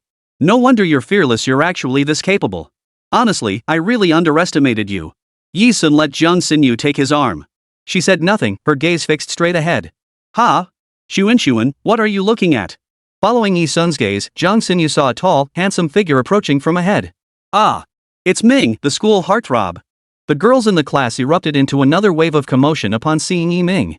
Yi Ming's expression remained unchanged throughout. Under the gaze of every girl in the class, he approached Yi Sun. Yi Ming truly lived up to his reputation as the school's universally acknowledged gentle heartthrob. He looked at Jiang Xinyu with gentle eyes, even his polite request to avoid any appearance of impropriety sounded so soft. Would you mind stepping aside so I can speak with my sister privately? Ha! Oh, sure. Jiang Xinyu nodded blankly and released her grip on Yi Sun's hand.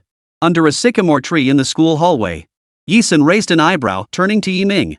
What is it? Though Yi-sun wasn't close to this nominal older brother, she'd come to understand him somewhat after spending time together these past days. Yi-ming was the type who rarely sought her out unless something was wrong. If he came looking for her during class hours, it meant he had something important to say. Sure enough, Yi-ming addressed her, "I'm here to invite you to join the Sanda Club." Yi-sun lifted her red lips. Her expression showed she wasn't surprised. Yi-sun asked, "Reason?" Yi-ming sighed and said, "At the end of the day, you're still my sister. I should be responsible for protecting you. Besides, joining the Sanda Club will give you a better training environment." Yi-sun hummed in acknowledgement. "Fair enough." She paused, then added, "But won't she make a fuss about this?" Yi-ming was sharp enough to immediately guess that the her Yi-sun referred to was Yi-han. "I'll handle Xiao-han," Yi-ming said. "No objections here," Yi-sun replied cheerfully. And so, the matter was settled. As for why Yi-sun agreed to let Yi-ming join the Sanda Club, the reason was likely just interest. Or perhaps, at Mo Lingjia's birthday party, Yi-ming had given her that first taste of being protected by an older brother. Who could say? Afternoon was reserved for club activities, with no classes scheduled by the school. At Yi-ming's invitation, Yi-sun followed him to the Sanda Club's territory. St. Ro Royal Academy encouraged students to actively participate in club activities during the afternoon, so the school had established numerous clubs. And they covered all sorts of interests. For instance, there were guitar clubs, hanfu clubs, photography clubs, anime clubs, and more. Among them, the two largest and most popular clubs were undoubtedly the Taekwondo Club and the Sanda Club. Similarly, due to its large membership, the Sanda Club's training facility was exceptionally spacious. The Sanda Training Hall is located on the 6th floor of the school's laboratory building. The entire floor is the domain of the Sanda Club. When Yi-ming brought Yi-sun to the Sanda Club's training hall. "Hey, little sister, we meet again." Several people discussing matters up ahead paused their actions upon seeing Yi-sun arrive and came over. Leading the group to greet Yi-sun was a young man with an outwardly scholarly and refined demeanor. It was Su Shulin, whom Yi-sun had encountered at the Ice Ocean Bar last time. At the time, Su Shulin had assumed Yi-sun was the type of girl who would be scared at the sight of blood.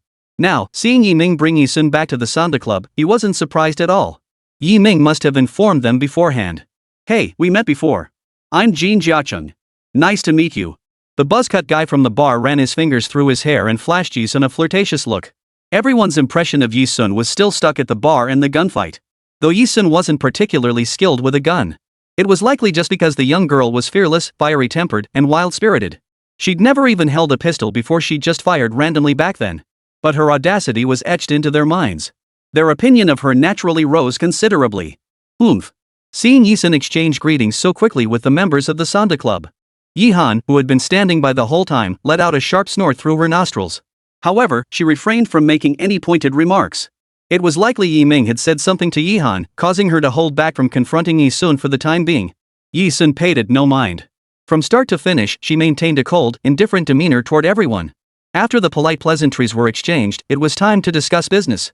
"Ming, what should we do about the duel tournament in a month?" Su Shulin looked at Yi-ming with concern and asked. At the mention of the duel tournament, Yi-sun sensed even Yi-ming and Yi-han's mood shift abruptly. As previously mentioned, the St. Lo Royal Academy's annual duel tournament served as a platform to evaluate students' comprehensive abilities over the course of a year. For members of the Taekwondo Club and the Sanda Club, however, it served as the primary arena for the two clubs to publicly demonstrate their strength. The losing side not only suffered a blow to their pride, but also saw a significant drop in new members joining the club each year. It was essentially a crucial event for club recruitment.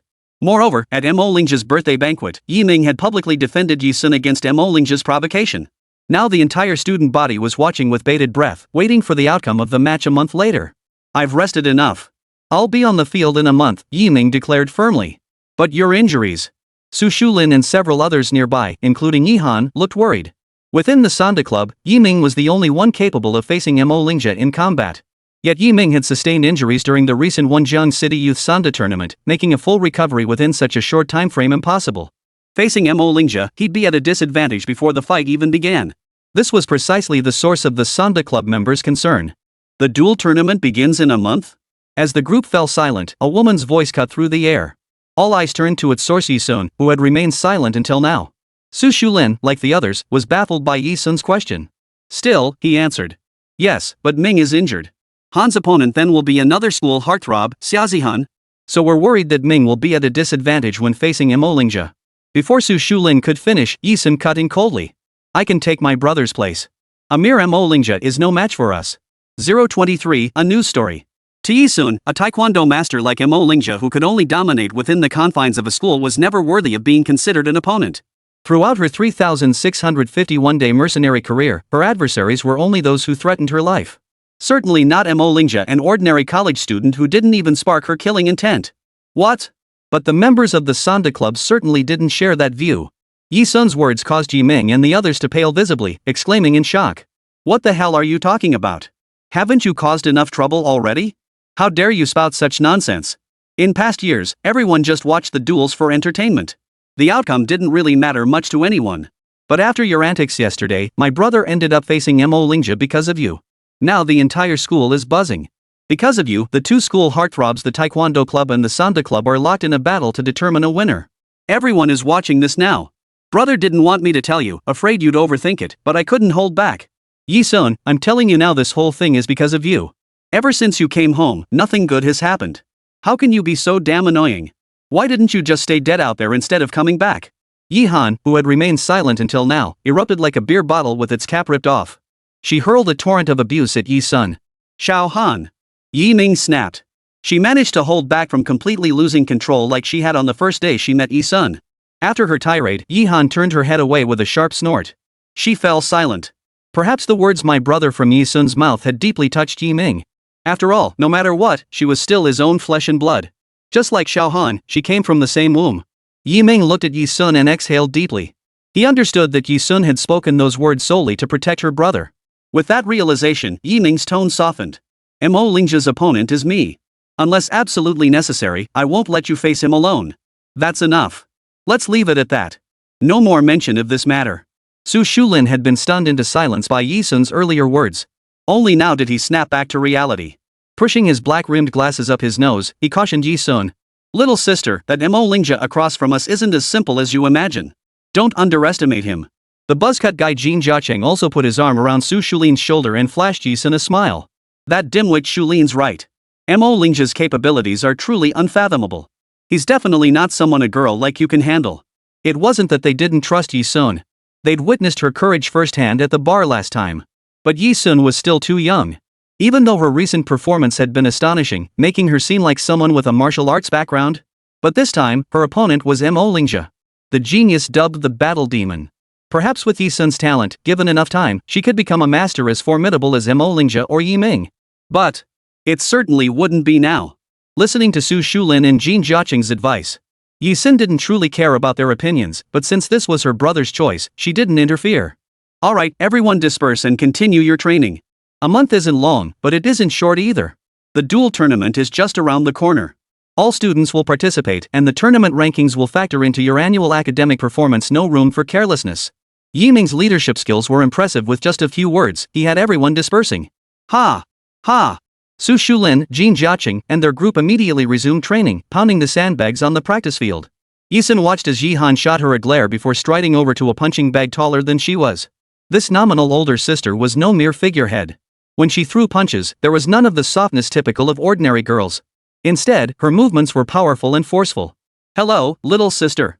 I'm your senior and also your brother's friend. My name is Ji Lele. I happen to be free right now. Your brother asked me to give you a tour of our Sanda Club's facilities. Interested? A girl with a cropped haircut shorter than most boys approached Yi-sun. Her clean-cut face had a slightly androgynous look, accentuated by her boyish haircut. Far from odd, she was actually quite handsome. Yi-sun glanced sideways and caught Yi Ming nodding at her from ahead. Let's go. She slipped her hands into her pockets. Yi-sun turned and walked toward the classroom exit. Ji Lele, seeing how readily Yi-sun complied, felt her fondness for this younger sister grow considerably. She immediately quickened her pace to catch up. Did you just join the Sanda Club today? Ji Lele asked as they stepped out of the classroom. Yeah, Yi-sun replied softly. Ha, then let me give you a proper tour. Ji Lele pointed to the classroom across the hall as she spoke. This entire floor belongs to our Sanda Club. The classroom we were just in is the largest training room. The classroom across the hall is for group sessions. Sometimes your brother and sister, along with some of the more experienced members of our club, will teach there, sharing their expertise with other club members. The two walked eastward as they talked. Ji Lele kept talking. Here are the restrooms, and over there are the shower rooms and changing areas. After Sanda training, people often sweat buckets. Leaving soaking wet feels awful, so you can shower here before heading out. Yi-sun remained silent throughout, trailing leisurely beside Ji Lele. listening to her talk. They walked through all the east-facing classrooms, then descended the stairs to the 5th floor. They traversed the east wing of the 5th floor to the west wing, finally returning to the 6th floor via the west staircase. They circled back to the west stairwell entrance on the 6th floor. Pointing to the classroom on the right beside them, Ji Lele added, "This is the tea room. See all these chairs and refreshments inside? It's where our members usually come to relax. During our club recruitment events, we also use it to host freshmen interested in learning about the club. Oh, and see that big projector up front? Your brother paid to have it installed. It's for members to relax during their free time. You can come here to watch TV shows, listen to the news, and so on. This refreshment room wasn't large, but its tidy arrangement made up for it." At the front of the room, a large projector screen displayed a news broadcast. "How's it going with you two?" Yiming, Yihan, Su Shulin, and Jin Jiaqing approached from across the room. Yiming addressed Ji Lele with the question. Ji Lele replied, "We've looked around. It's okay." "Why? Are you guys leaving already?" "Yeah, something urgent came up." Yiming nodded. Following the direction of their gaze, he looked toward Yi-sun. He saw Yi-sun standing with his arms crossed, leisurely observing the large projection above the tea room. More precisely, he was watching a news report playing on the screen. Breaking news: Alcatraz, the prison housing the world's most dangerous criminals, has never seen a successful escape since its inception. According to our sources, the world's most notorious prison recently saw its first successful escape. The escapee's identity remains unknown, age unknown, gender unknown. Currently, Alcatraz management has issued a statement vowing to spare no expense in apprehending this despicable escapee. This kind of bizarre, out-of-the-ordinary news certainly grabs everyone's attention. Even Yiming and his companions couldn't help but glance at it twice. Alcatraz, the world's most notorious prison. I've heard of it. Who would have thought someone actually managed to escape? Jin Jiaqing murmured with deep admiration upon hearing the news. Yeah, he's a real legend. Su Shulin nodded in agreement. It's just ordinary news. What does it have to do with us? We'd be better off using this time to train ourselves. Yihan remarked coldly from the side. To Yiming, Yihan, Su Shulin, and Jin Jiaqing, it was nothing more than routine news. No one paid it any mind. Just as they were about to leave, when suddenly Yi-sun uttered a cryptic remark, tinged with mockery. It sounded more like a response to something. Spare no expense to bring them to justice? Tisk, those guys really talk big. 024, Wilderness Survival. As he spoke, Yi-sun leaned lazily against the door panel. Having successfully escaped Devil's Island, why would she wait for them to come and arrest her? TSK. What a bunch of foolish guards. After hearing this news, Yi-sun couldn't care less. She didn't give it a second thought. Her quiet words, however, were heard by everyone present. The faces of those nearby, including Yiming, Yihan, Ji Lele, Su Shulin, and Jin Jiaqing, froze stiffly. Those guys? Talking big? Yiming, standing at the front, heard the words. He felt his blood freeze, repeating in stunned disbelief. Those guys? Which guys were they referring to? Could the ones talking big be the Devil's Island people who claimed they'd arrest the escapees? No need to question it. Hearing Yi-sun's words, the members of the Free Fighting Club led by Yiming could only feel utterly baffled. They would just stare in astonishment. After all, they were just ordinary college students. Never mind Jihan, Su Shulin, and the others. Even Yiming could only feel a fleeting curiosity about what Yi-sun meant by echoing the Devil's Island administration statement in the news. How could they possibly guess that Yi-sun was the very person featured in the news? The world's first successful escapee from Devil's Island. Even if Yi-sun admitted it himself right there, without evidence, no one here would believe him. They were just ordinary college students at St. Rock Royal Academy who had taken self-defense classes. The idea of escaping from a prison holding the world's most dangerous criminals felt utterly distant to them. Even so, Yi-sun's words left them frozen in place. They stood frozen for a long time. Under their scrutinizing gazes, Yi-sun raised a hand and flicked her long hair back with a light flick. Before Yiming could ask, she raised an eyebrow. Ah, just kidding. You didn't take that seriously, did you? With remarkable skill, she covered her lie. Yi-sun. Hearing Yi-sun's light-hearted teasing tone, Yihan felt utterly humiliated. After her loud outburst, the look in Yihan's eyes as she stared at Yi-sun was seething with hatred. Who are you trying to fool with this charade? Do you think we don't know your true worth? You're hopeless. People like you are truly beyond saving. Seems you're quite the actress after all, playing the victim to mom and dad the moment you got home, while secretly wearing designer labels. Now you're playing the mysterious card in front of us, claiming you'll defeat Mo Lingja in your brother's place. The one talking big here is you. You selfish, self-serving fraud. I'll never forgive you in this lifetime. I absolutely refuse to acknowledge someone like you as my sister. Yihan finished her rant and kicked the door panel in front of her with all her might. Bam! The door shook violently from the impact, echoing with a thunderous roar. Yihan turned and ran away. Han. Su Shulin and Jin Jiaqing shouted in unison. The two first gave Yi Sun an apologetic smile. Then they turned and raced downstairs. Yi Ming and Su Shulin clearly shared the same thought. They both assumed that after so many years away from home, Yi Sun had developed a habit of casually deceiving and joking around. Unlike Yi Han, they didn't harbor such intense hostility toward Yi Sun. Therefore, Yi Ming said, "I'll go check on Xiao Han." With that, he too went downstairs. Han has always been our club's little princess of free fighting, and she doesn't really like jokes. Ji Lei scratched her head beside him. But she's actually a really nice person. Don't take it to heart. You're her own sister. Family doesn't hold grudges overnight. It's just words spoken in anger. I bet you two sisters will be back to getting along just fine in no time. Yi Sun looked perfectly content. She lifted her chin slightly, perhaps showing some appreciation for Ji Lei, and replied, "MHM. Happy times always seem to slip away in the blink of an eye." Over the next week, nothing particularly noteworthy occurred. Compared to her previous routine of shuttling between school and the Yi residence, Yi Sun's daily life now included an additional training venue, the Sanda Club. His life now followed a three-point line routine. Ever since Yi Sun joined the Sanda Club, Jiang Xinyu had also become a regular visitor. She often brought Yi Sun homemade treats. Cookies, mango milfai, rainbow milfai, and more. It's worth mentioning that Jiang Xinyu is a member of the dessert club. During club activity hours, she would go all out making desserts. In the classroom of freshman class A, Yi Sun was being fed by Jiang Xinyu. She took a bite of the strawberry milfai Jiang Xinyu had just brought and raised an eyebrow. Too much sugar. Oh, is it too sweet? Jiang Xinyu took a bite herself and couldn't help but frown. It really is too sweet. I must have been distracted again. I think I added sugar twice this time. Jiang Xinyu picked up the entire strawberry milfai. I'll go throw this out. Next time I'll make you a much better dessert. Saying this, Jiang Xinyu started walking toward the trash can. Before she could take a step, a slender, fair hand blocked her path. Xuan? Jiang Xinyu looked up in surprise at Yi Sun's hand blocking her path. Sweet, yes, but edible. Yi Sun retrieved the strawberry milfai from Jiang Xinyu's grasp and continued eating it without batting an eye. This left Jiang Xinyu, who like other aristocratic students at the school had been pampered by her family since childhood, utterly perplexed. Jiang Xinyu stared at her blankly. Xuan.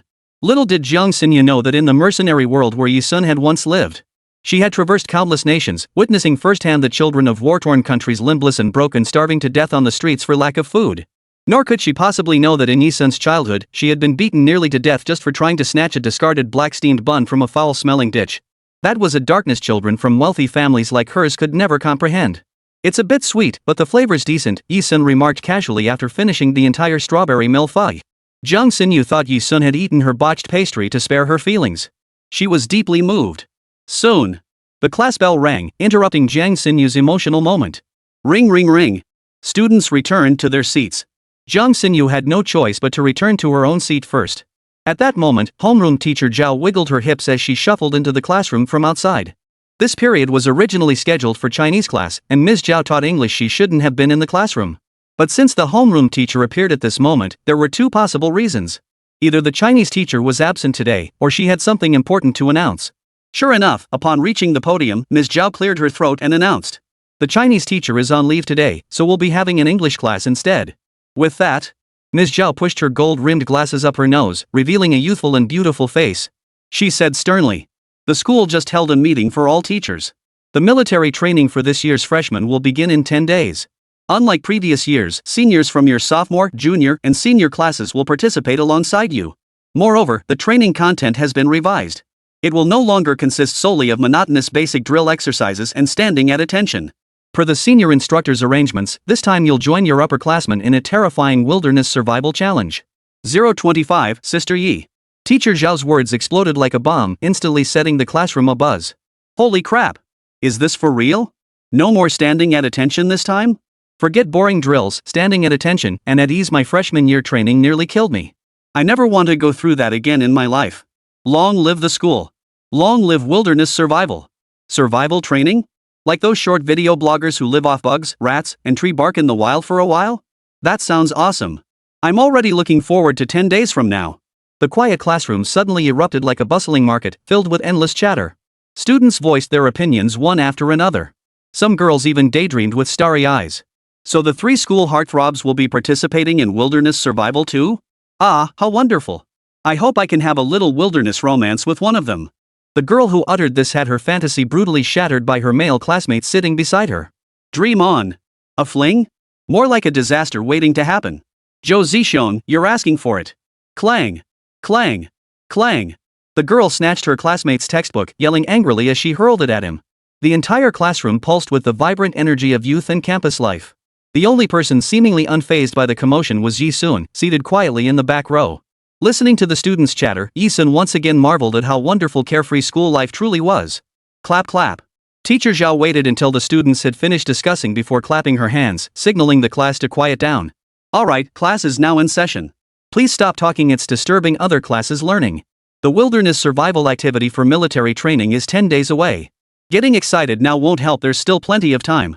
Now, please focus and take out your English textbooks. Last class, we covered. With the outdoor survival theme as a hook, this activity felt to the students as thrilling as a spring or autumn outing. Even students at an elite academy were still teenagers and young adults. Like ordinary middle and high school students, the allure of play remained strong for them. So even as the teacher began the lesson, the students couldn't calm their excitement for the entire class period. The morning's classroom surprise lingered all the way until dismissal at 5 in the afternoon. The students were still reeling from it. On the walk from the classroom to the school gate, Jiang Xinyu linked arms with Yi-sun and chattered non-stop about it. Survival training. Who knows what fun things will happen? Honestly, our freshman class really hit the jackpot. Soon, isn't it just perfect timing? Previous seniors all went through regular military training, but for our class, it turned into this fun wilderness survival game. The more I think about it, the happier I get. Oh no, I'm definitely going to be too excited to sleep tonight. Yi-sun, however, showed not a shred of excitement. Perhaps for her, after years as a mercenary, wilderness survival was something she'd mastered with ease. It held no appeal whatsoever. But embarking on a wilderness survival adventure with a group of inexperienced college students was a first in her life. It really did have a certain charm to it.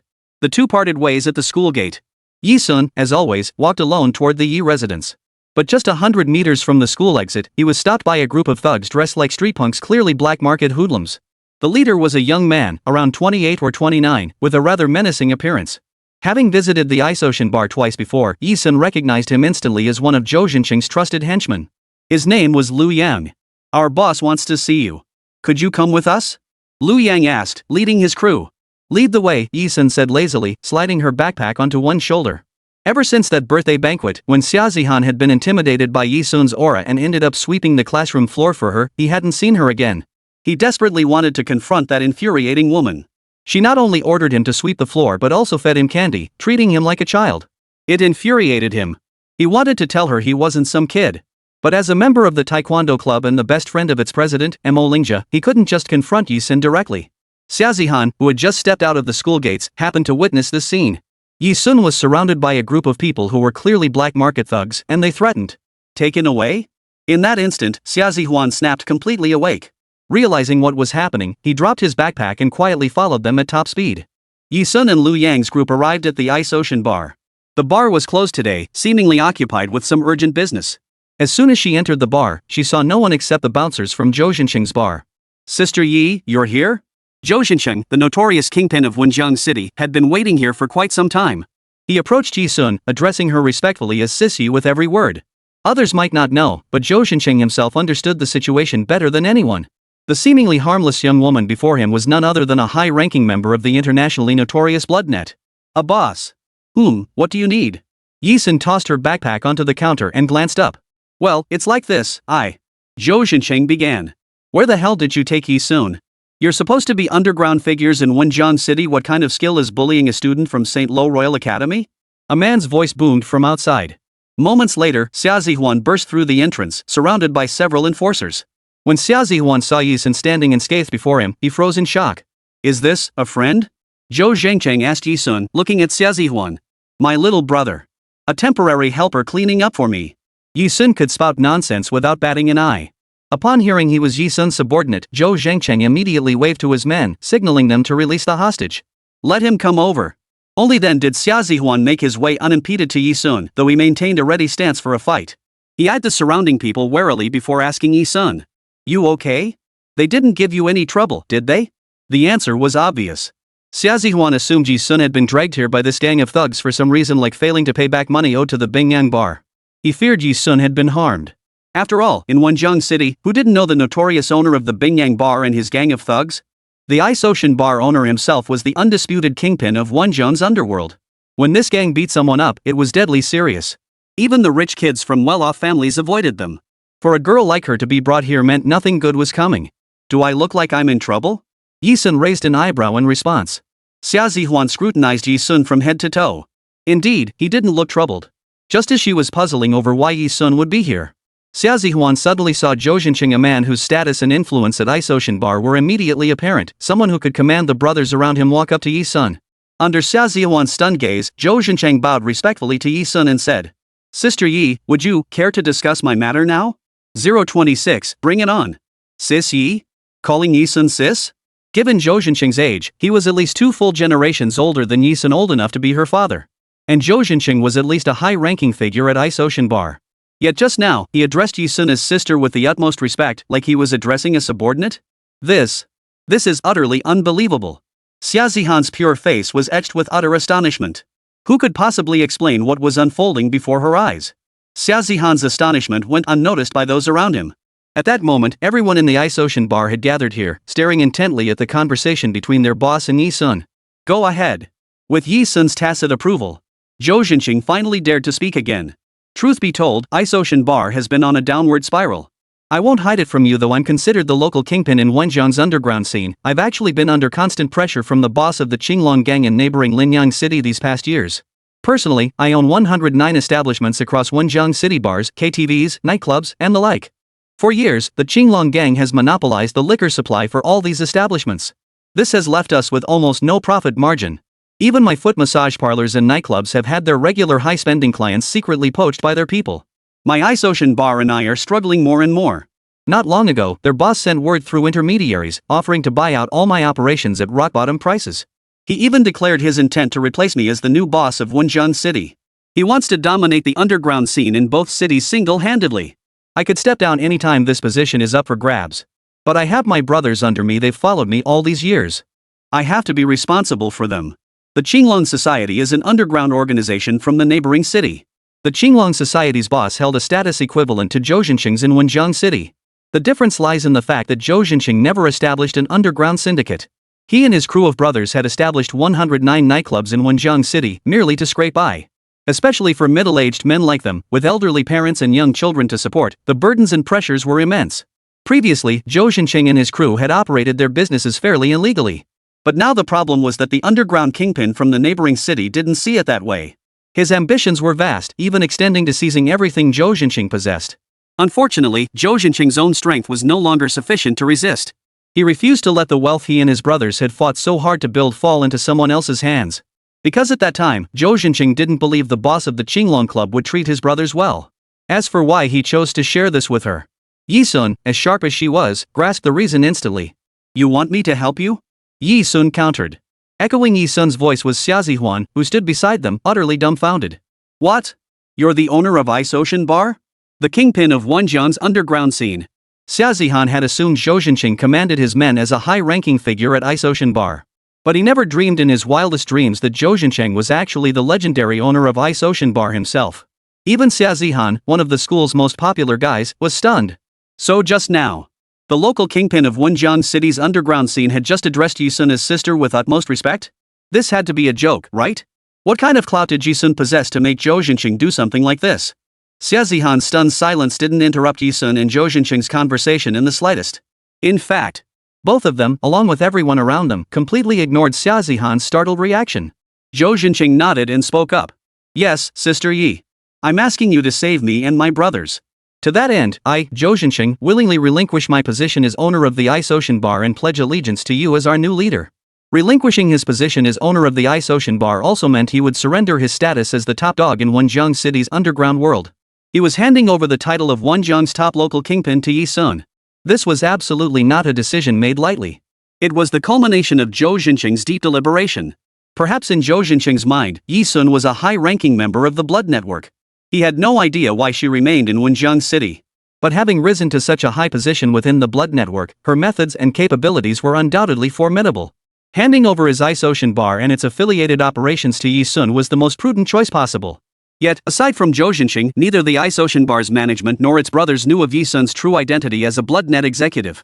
As one of BloodNet's leaders in Country Z, Zhou Zhenqing was bound by this rule. Never reveal any internal information about the blood network to anyone. Earlier, Zhou Xunxun had shown such respect to Yi Sun, a girl barely out of her teens. The Ice Ocean Bar's leadership and brothers found it puzzling, yet they could still accept it. But now, hearing their own boss declare he would step down. How could this group of executives and brothers possibly remain seated? What? Boss, have you lost your mind? Handing the bar over to some wet behind the ears little girl? What could a little brat like her possibly do to us? Put on a show of crying her way home to her mommy? The first to speak was the beer-bellied middle-aged man who had seen Yi Sun. I refuse to accept that. Me neither. Having a teenager lead us? That's an absolute joke. Even we grown men can't handle the Qinglong gang. What could a little girl possibly do? Stop fooling around, little girl. You'd be better off going home to suckle at your mother's breast. With one senior member leading the charge, the brothers from Ice Ocean Bar soon chimed in one after another. What kind of international joke is this? Look at Yi Sun's skinny arms, scrawny legs, and a woman at that. Her boss? She'd be better off as a wet nurse for babies. Hey, you!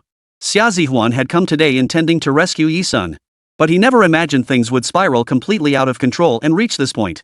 He called out to Yi Sun, urging her to leave. This isn't something students should get involved in. Let's get out of here. Come on, I'm begging you. Can I call you sis? Sis, we should. The last syllable hadn't even left his lips. Xia Zihan watched as Yi Sun fixed her cold, regal gaze upon Zhou Xunxun. Regardless of how the Ice Ocean Bar's executives and crew reacted, she responded coldly in a superior tone. Your request is granted. 8 icy words spoken with the authority of a supreme deity. The moment her words fell, before the surrounding executives and brothers could react. Thud. She hooked a nearby stool and flung it with pinpoint accuracy right in front of herself. Yi Sun's foot landed squarely on the bench. In that moment, she stood like a supreme ruler, defiantly overlooking the entire crowd.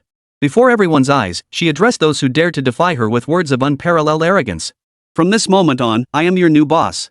The Ice Ocean Bar belongs to me from today onward. If anyone still refuses to accept this, I'll give you 3 minutes. If you refuse to submit, then come and fight. 027, Iron-Blooded Queen. If you don't respect her, defeat her, otherwise, shut your mouth. That's how decisive she was. Yi Sun's voice blazed like a fire ignited in the darkness, leaving everyone stunned. In this territory of thugs, which of the surrounding brothers hadn't been battle-hardened enforcers? How many had even taken lives in their youth? Yet this girl before them didn't just lack Xia Zihan's fear. But to actually utter such words? Was she truly fearless of death? Youthful recklessness, pure and simple. Fine, very well. Today I'll show you just how much you're worth. One of the Ice Ocean Bar's executives roared in fury. He stripped off his coat and undershirt, revealing a torso of bulging muscles. His imposing physique seemed capable of crushing someone in an instant. Little girl, today uncle will teach you a lesson your parents never could. Ha! Take this. With that, the muscle-bound man roared and charged toward Yi Sun.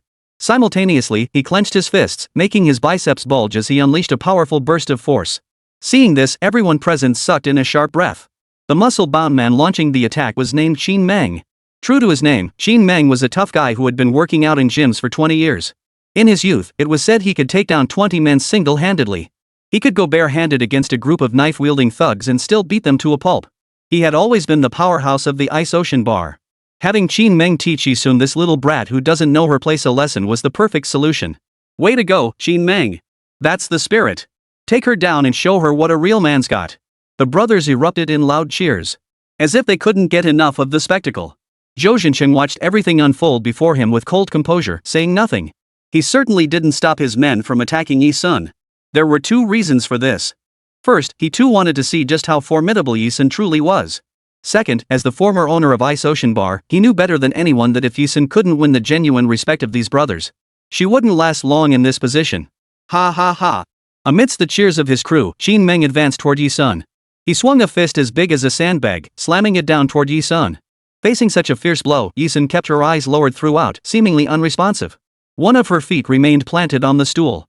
Even as Qin Meng's fist neared her face, she did not step back.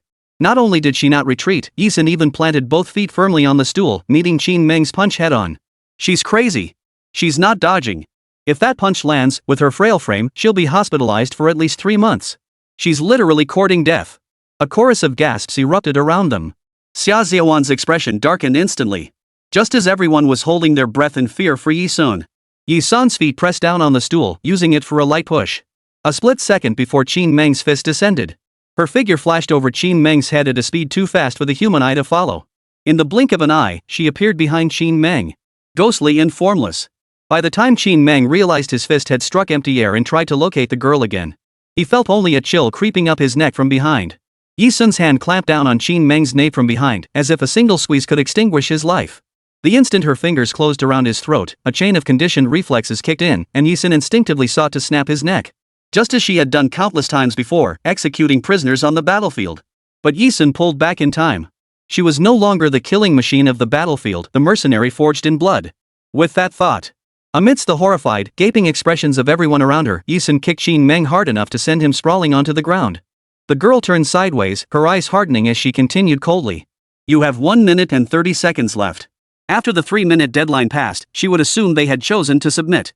The brothers standing in place exchanged glances, each seeing the other's thoughts clearly. Yi Sun's handling of Qin Meng was like crushing an ant. Yes, an ant. Could such terrifying power truly belong to a girl barely in her teens? Even the strongest among them, Qin Meng, had been defeated. How could they dare to step forward now? I admit defeat. Qin Meng concedes wholeheartedly.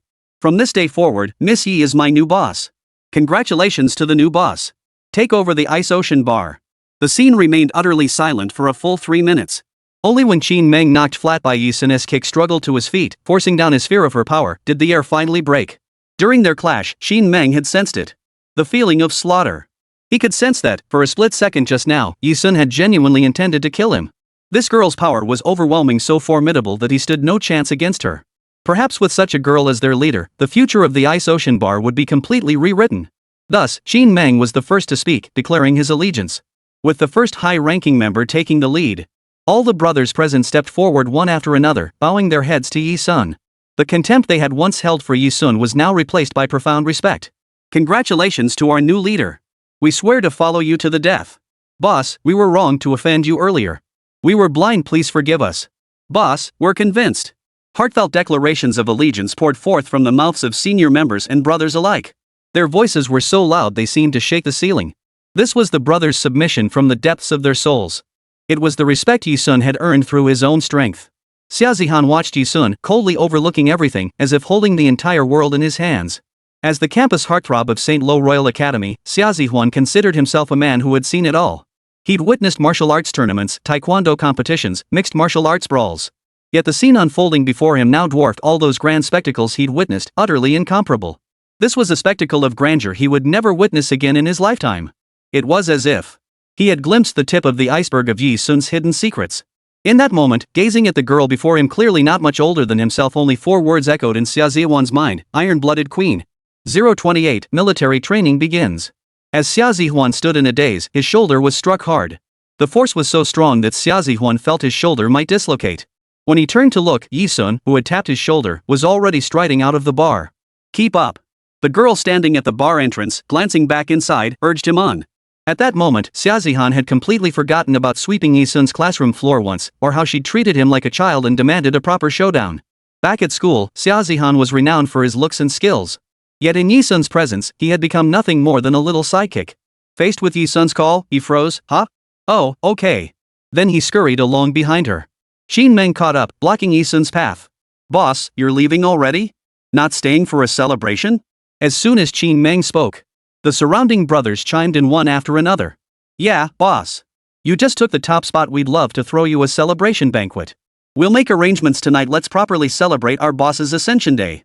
Just think, our boss is barely a teenager. Which city's boss could possibly be younger than ours? If word gets out about this, I'll be bragging about it for the rest of my life. Each of them was brimming with fighting spirit. No need, Yi Sun said. Celebratory banquets meant little to her, and she had no desire to attend. Her agreement to let Zhou Xunxun take over the Ice Ocean Bar stemmed solely from her plans to stay in Wenjiang City long term. Having a foothold here would offer her many conveniences. That was all. Since our new boss isn't into all this fancy nonsense, then forget it. Disperse, everyone. Let's call it a night. Someone shouted. They fully respected Yi Sun's wishes. Although Zhou Xunxun stepped down as owner of the Ice Ocean Bar and handed over his position as the underground boss of Wenjiang City to Yi Sun, he remained at the Ice Ocean Bar, overseeing all its operations. For he knew better than anyone that Yi Sun was a high-ranking member of the Blood Network. Given her capabilities, she would never micromanage every detail. He respected Yi Sun's choice. Before leaving the bar, Yi Sun gave Zhou Xunxun a contact number so he could reach her anytime. Outside the bar, The night air was as cool as water. Though dusk had only just fallen, the biting wind already whipped at the thin coats of passers-by. The cold made people shiver uncontrollably.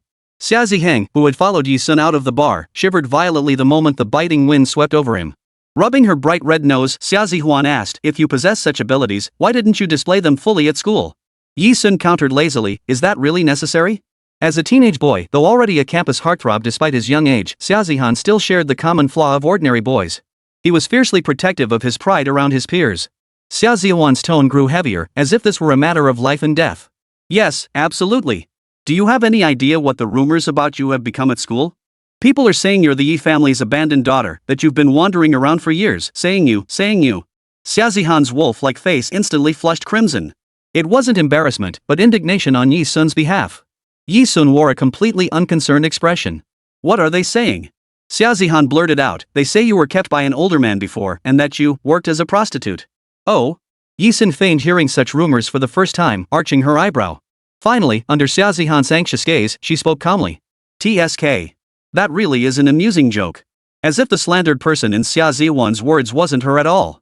After all these years as a mercenary, what insult hadn't she heard?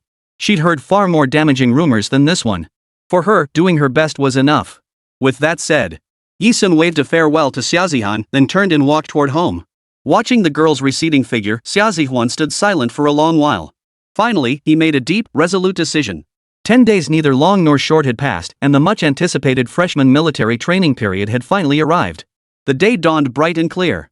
Under the blazing morning sun, the teachers gathered all students, freshmen, sophomores, juniors, and seniors on the main field. The tedious military training activities announced by the teachers 10 days prior had been changed to wilderness survival training, and it was about to begin. The feeling was akin to getting ready for a spring outing, filling the students with excitement. The entire field was enveloped in a palpable excitement. Xunxun, I got a little too excited. I wonder where we're going later. Will the drill instructor be handsome? Ah, wait, since it's been changed to wilderness survival, I don't even know if we'll have drill instructors leading us anymore. Oh no, did I get too excited? I'm going crazy.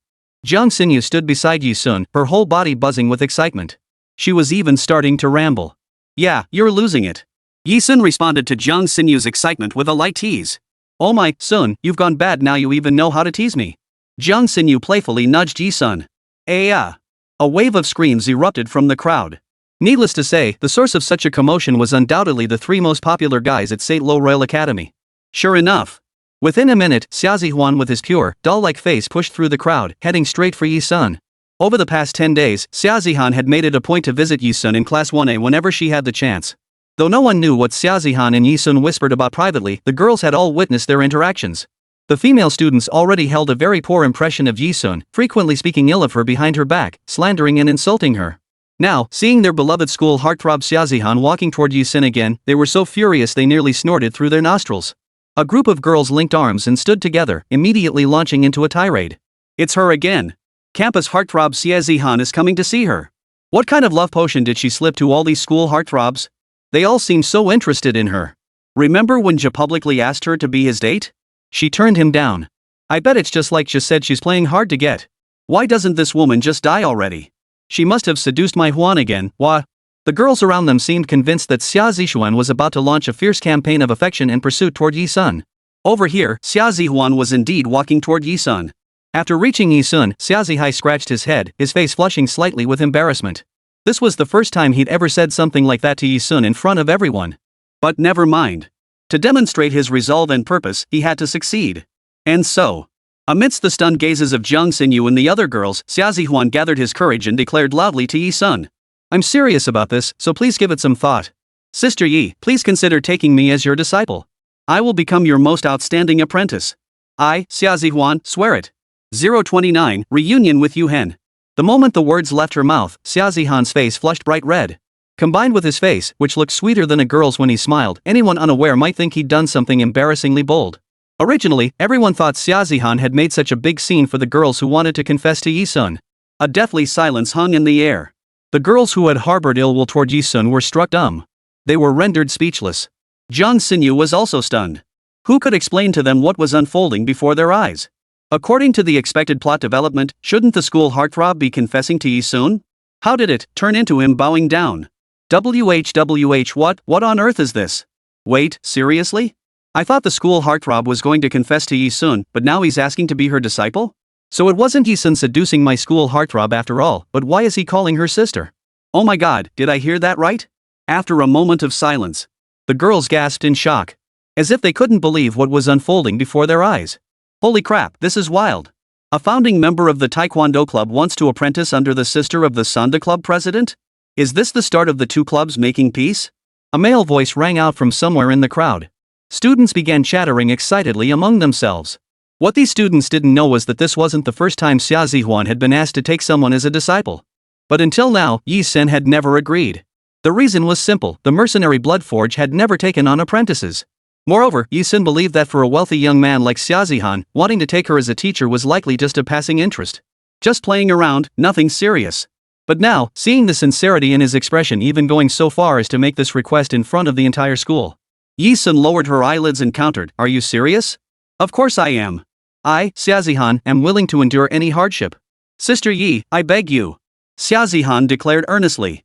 She'd never encountered a student like Xia Zihan before, someone who lived in the comfortable confines of campus yet desperately pursued strength.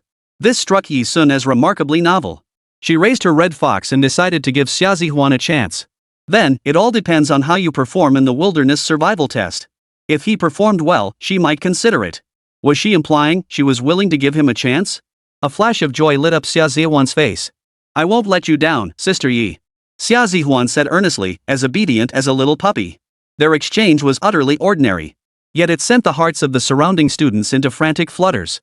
So what kind of talent did Yi Sun possess that could make the school's heartthrob, Xia Zihuan, humble himself to seek her as his teacher? After being friends with Yi Sun for so many days, Zhang Xinyu found herself increasingly unable to fathom her. Zhang Xinyu swallowed hard. While the students were too stunned to pry for answers, the chief instructor in charge of leading the students in the wilderness survival training stood on the podium of the main sports field. He weighed the microphone in his hand, brought it to his lips, and cleared his throat before announcing, "Good morning, students. I am the head instructor in charge of this freshman military training session.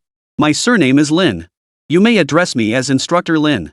As you've likely heard from your teachers, military training has been replaced with wilderness survival. Therefore, I will now lead all students in a 7-day, 7-night wilderness survival activity. I will now announce the rules.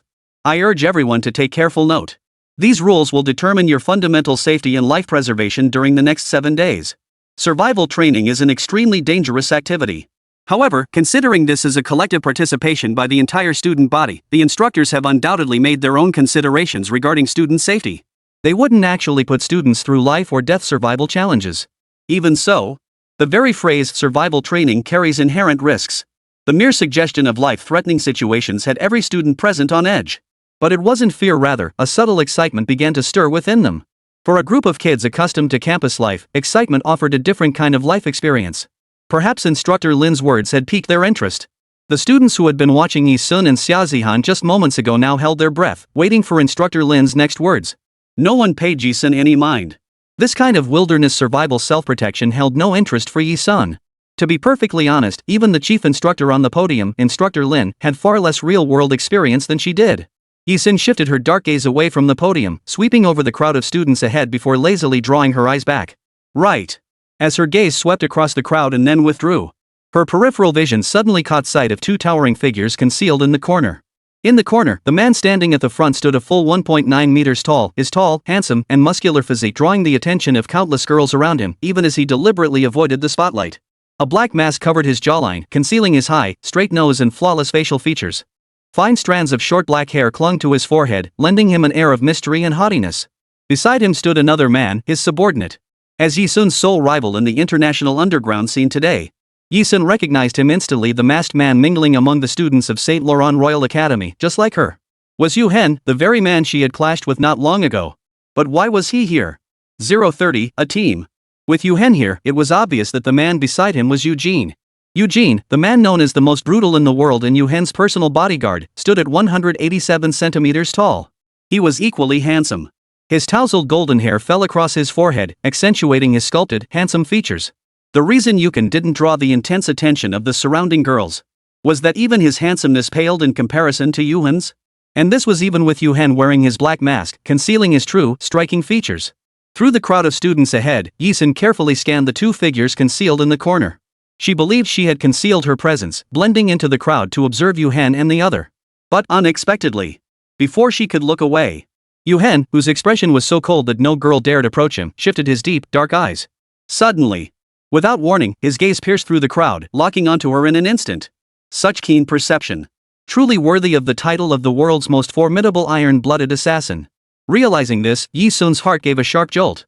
She had already minimized her scrutinizing gaze and her presence to the absolute lowest level. Yet he had still detected her. Yi Sun immediately withdrew her gaze, refusing to look any longer. Though she still didn't know why Yu Hen was here. It could only spell trouble for her. She and he were enemies. Enemies were bound to clash sooner or later. The only question was, in the end, who would emerge victorious? Xunxun, what are you staring at? Jiang Xinyu couldn't help but ask curiously, noticing her fixed gaze on a certain spot. As she asked, Jiang Xinyu followed Yi Sun's gaze. But she saw nothing. Ha? There's nothing there? Xunxun, are you daydreaming? Or are you listening to the instructor? Jiang Xinyu asked curiously. At Jiang Xinyu's words, Yi Sun raised an eyebrow. When she looked again toward where Yu Hen and Eugene had been standing. There, the two figures had vanished without a trace. Sure enough, they had left. Where had they gone? Nothing, Yi Sun replied indifferently. The school heartthrob said he went back to his own class first. He saw you listening intently to the instructor's speech and didn't want to interrupt you. He said he'd come find you again once we reached the wilderness survival training grounds. Jiang Xinyu repeated what Xia Zihuan had said before leaving. Both Jiang Xinyu and Xia Zihan had assumed Yi Sun's intense focus meant he was listening intently to Instructor Lin's instructions. They assumed Yi Sun was participating in wilderness survival for the first time, just like the other students, and was genuinely interested in the activity. Yi Sun responded softly.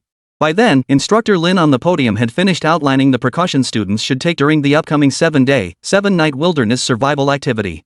For instance, students could bring snacks, instant noodles, self-heating hotpots, and other food items. And they could also bring their own tents, sleeping bags, lighters, and other tools. However, when lighting fires in the forest at night, they must remember to extinguish the flames completely. If they encountered unfamiliar plants in the woods, they absolutely must not touch or consume them. Yi Sun listened as Instructor Lin continued from the podium. To ensure the personal safety of every student and promptly identify any stragglers. After consulting with the school, we've decided to divide everyone into small groups for the forest trek. Each group will consist of 20 students. Of course, you may choose your own teammates. Each group must elect a leader. This leader is responsible for taking headcounts in the morning, afternoon, and evening to ensure no student is lost. We will provide each group leader with a walkie-talkie to maintain constant communication with us. Instructor Lin paused briefly at this point. He then continued. Since all our students are now gathered on the main field, I will now give you 1 hour to freely form groups and elect your leaders. Before handing the microphone to the school administrator beside him, Instructor Lin added one final instruction. Once your groups are formed, have your leaders go to the teachers to collect a walkie-talkie. Then you may board the school buses and depart immediately. As Instructor Lin finished his final words, the students on site erupted into commotion once more. The chattering crowd descended into utter chaos. Soon, let's be partners. Jiang Xinyu hooked her arm through Yi Sun's, grinning excitedly. Sure. Yi Sun nodded. Looking ahead at the dense sea of students. Students all around were frantically scrambling to form teams. She couldn't muster the slightest interest. Truthfully, she preferred going solo, free to come and go as she pleased. 10 minutes later. Yi Ming, Yi Han, and the veteran members of the Sanda Club, along with Su Shulin, Jin Jiaqing, Ji Lele, and their group, found Yi Sun. Among them was Yi Han's close friend, Wu Chaoqin, the school beauty who had constantly badmouthed Yi Sun to Yi Han. It seemed they had formed their own little group. When Yi Ming arrived with his group, he addressed Yi Sun directly. You're joining our team. I have some wilderness survival experience, and besides, you're my sister, so I can keep an eye on you. Yi Han and Wu Chaoqin stood to the side. Yi Han still gave her sister Yi Sun the cold shoulder.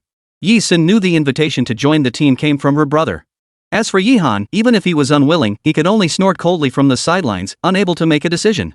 All right. Yi Sun agreed. Ha, sis, don't listen to your brother's modesty about having some wilderness survival experience. He's actually a total pro. A pro like Ming goes on wilderness survival trips every winter and summer break. With him on our team, our group might as well be going on a wilderness vacation. Jin Jiaqing boasted, patting his chest. Yi Sun hadn't realized Yi Ming had such an interest. She gave her brother a calm glance. Yi Ming replied calmly, I wouldn't call myself an expert, just barely capable of leading a team. Yi Han and Wu Chaoqin stood by, initially silent. The moment he found an opening, Yi Han immediately grumbled in a sour tone. As long as you don't cause trouble, our field trip will be a vacation. But if you cause trouble, you'll drag our entire team down. Wu Chaoqin chimed in, addressing Yi Sun. Most of us in the group have wilderness survival experience. Just like Han said, you'll be a liability. Don't cause trouble, got it? Her tone was sharp. As if bringing Yi-sun along was some immense favor they were doing him. Jiang Xinyu instantly felt indignant and quickly defended Yi-sun. How can you say that? Sun's amazing, she. Before she could finish. No matter how capable she is, she's got zero wilderness survival experience. Talking the talk is easy, anyone can do that. Oomph. Yi Han's retort successfully silenced Jiang Xinyu. True, Xunxun had some skills she could fight and endure hardship. But Jiang Xinyu knew Xunxun had only recently returned to the Yi family. When it came to wilderness survival skills, she definitely didn't have any. Yi-sun treated their back and forth banter as children playing house. He paid it no mind whatsoever. Instead, he found himself looking forward to the upcoming wilderness survival challenge. Alright, enough chatter. We're getting ready to head out, Yi Ming interjected, defusing the brief tension. One of the 3 most popular guys on campus, Yi Ming's team, which also included 2 of the school's most beautiful girls. With such a formidable team, who wouldn't want to join? Thus, the remaining spots, less than 20, were quickly snapped up by eager students. The team leader position for this group didn't need an election, it was Yi Ming's by default.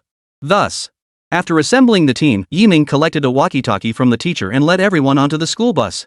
As Yi-sun followed the group onto the bus was already full and departed immediately. Watching the fleeting figures and campus scenery pass by the window, Yi-sun suddenly curved her lips into a mischievous red arc. She wondered if she would encounter Yu Hen and the others during this wilderness survival activity. What would unfold over these 7 days? Regardless of the outcome, it wouldn't change the fact that this was Yi-sun's first school-wide group activity, her first time participating as a female student, leaving her bloody past behind. The wilderness survival adventure officially began. 031, Bandaging Wounds. The venue for this wilderness survival event was set in a pristine forest in Wuxi, the neighboring city. Due to its geographical environment, Wuxi still harbors vast, untouched wilderness forests. Scattered around the forest were several small villages. The school bus carrying Yi-sun and his group arrived at a place called Datong Village. Upon arrival, the students disembarked in small groups. The supervising teacher pointed toward the forest ahead and announced, "That's the entrance to your wilderness survival activity. You can decide when to start." In other words, the school and teacher's role was simply to bring the students to the entrance. What they did next was entirely up to them. "Thank you, teacher," Yi Ming replied politely. This made the teacher feel a surge of satisfaction. With her mood lifted, she deliberately shared some insider information with Yi-sun and the others, details the students themselves were unaware of. Once you enter the forest, all your cell phones will lose signal. Remember to hide your walkie-talkies. If you accidentally lose your walkie-talkie or encounter any danger, don't panic. The school has secretly arranged for a group of people to blend in with you students, specifically tasked with ensuring your safety. So nothing bad will happen. After the teacher finished speaking, perhaps realizing she'd said too much, she quickly excused herself. She hurriedly took her leave. "Well, I'll be off then." After the teacher left, Yi Ming gathered his team members for a brief meeting on the spot. "We have 7 days total. We must ensure we have sufficient food and water. I see everyone has brought backpacks and prepared supplies in advance.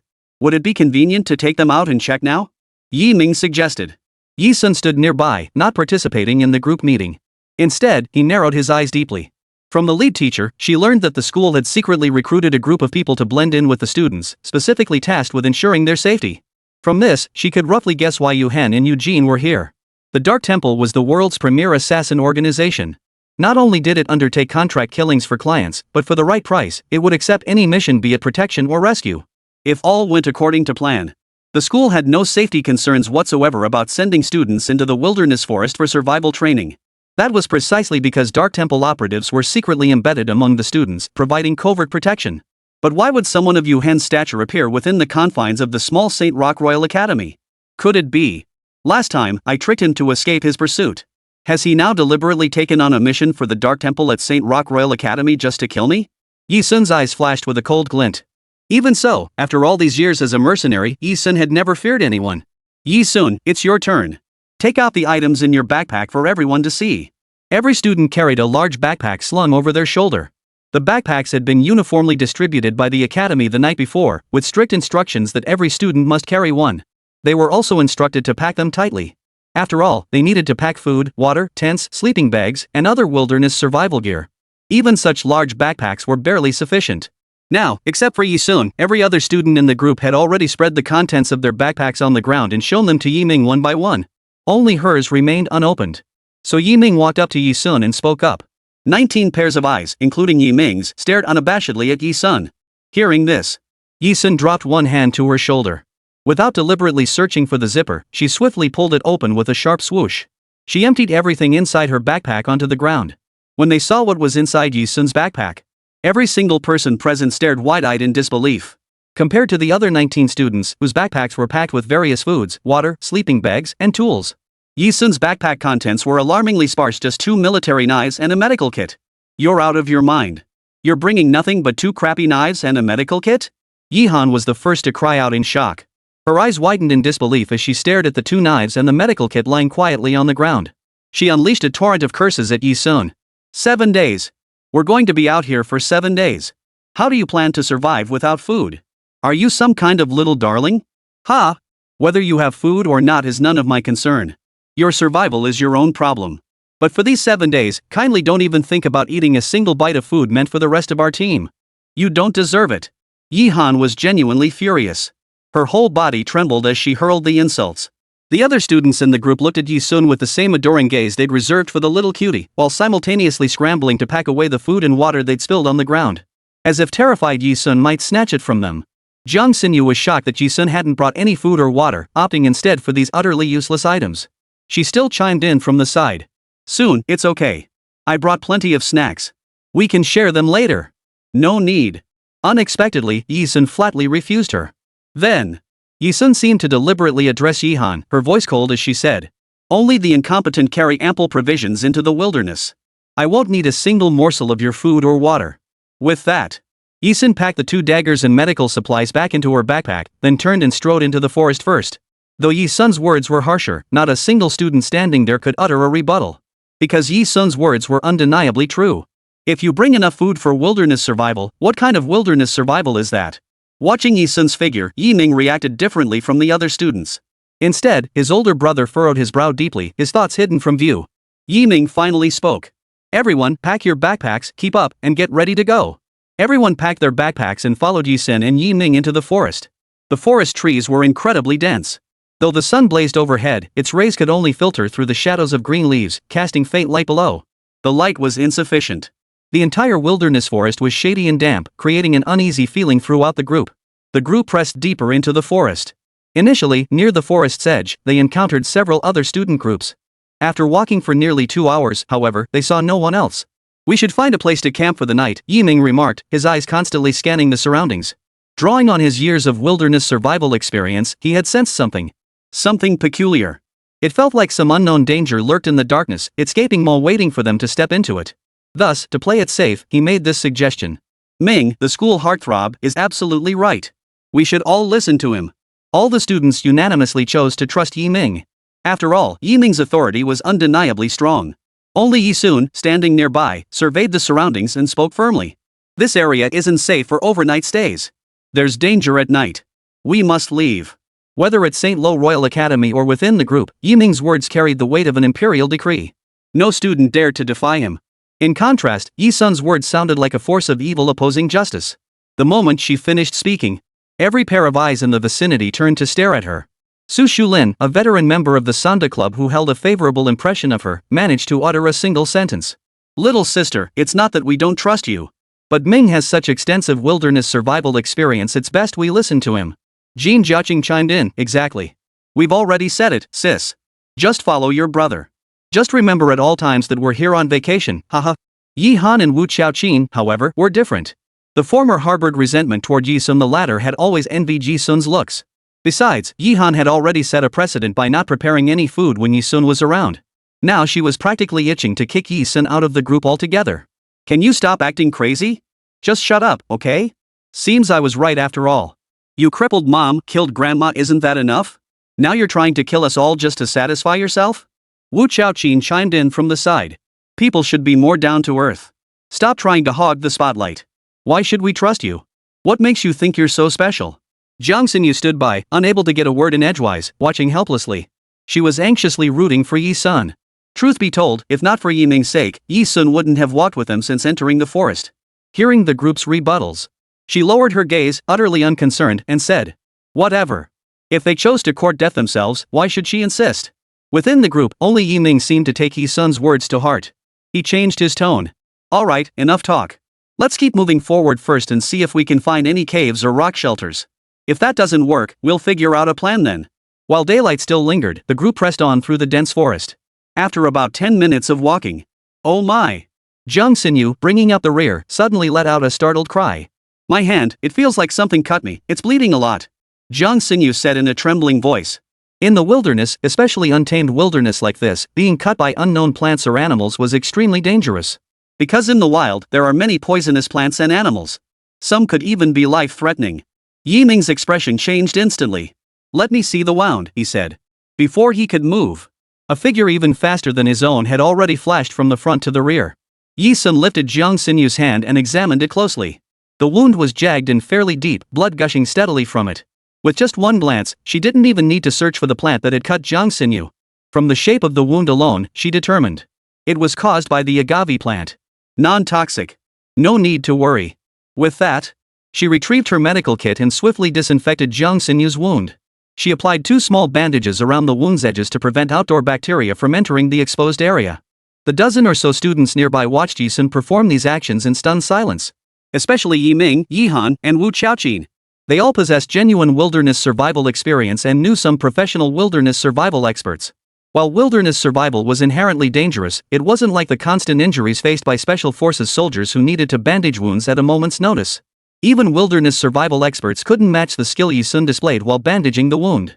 It seemed as though bandaging wounds was something Yi-sun had done thousands of times before, as routine as breathing.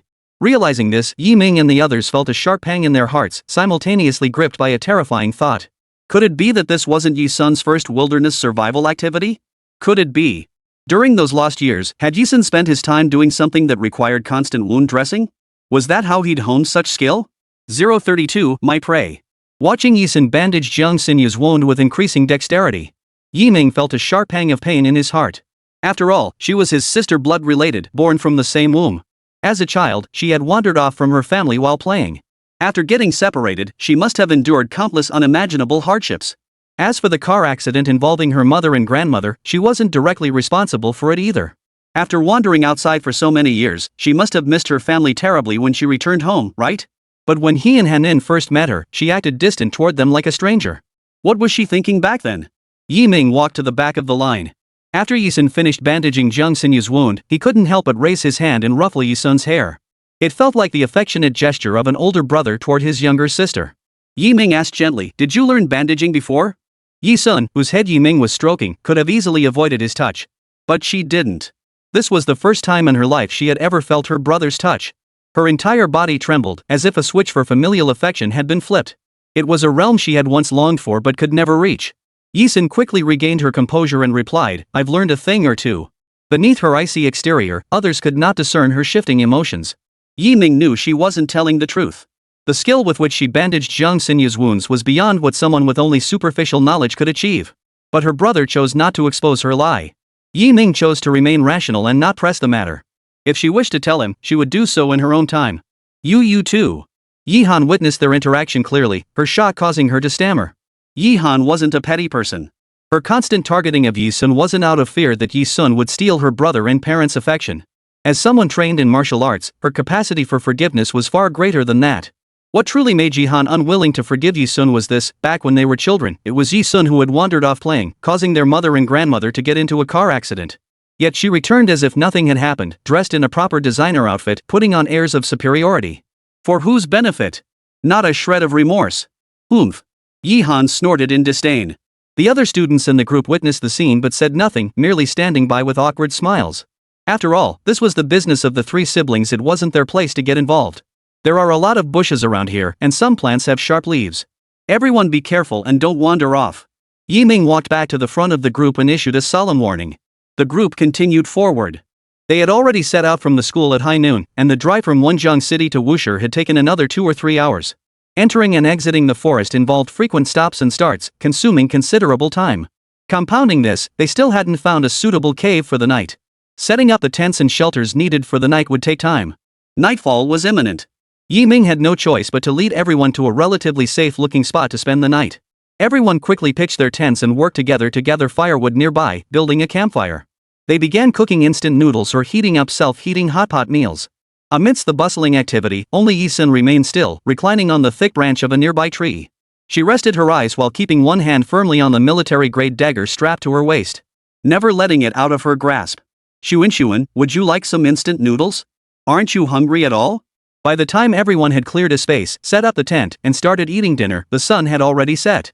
A biting cold wind whipped against their thin bodies, making them bitterly regret not bringing more blankets or bedding. Xunxun stood beneath the tree where Yi Sun lay, holding a cup of freshly brewed pickled cabbage beef noodle soup, her voice filled with concern. Why are you even bothering with her? She didn't bring any food herself. She brought this on herself. Who else can she blame? Yi Han, seeing this, snapped at Xunxun. Wu Qiaoqin, seeing Yi Sun without food or a place to sleep, giggled beside them. She chimed in with mockery. Exactly.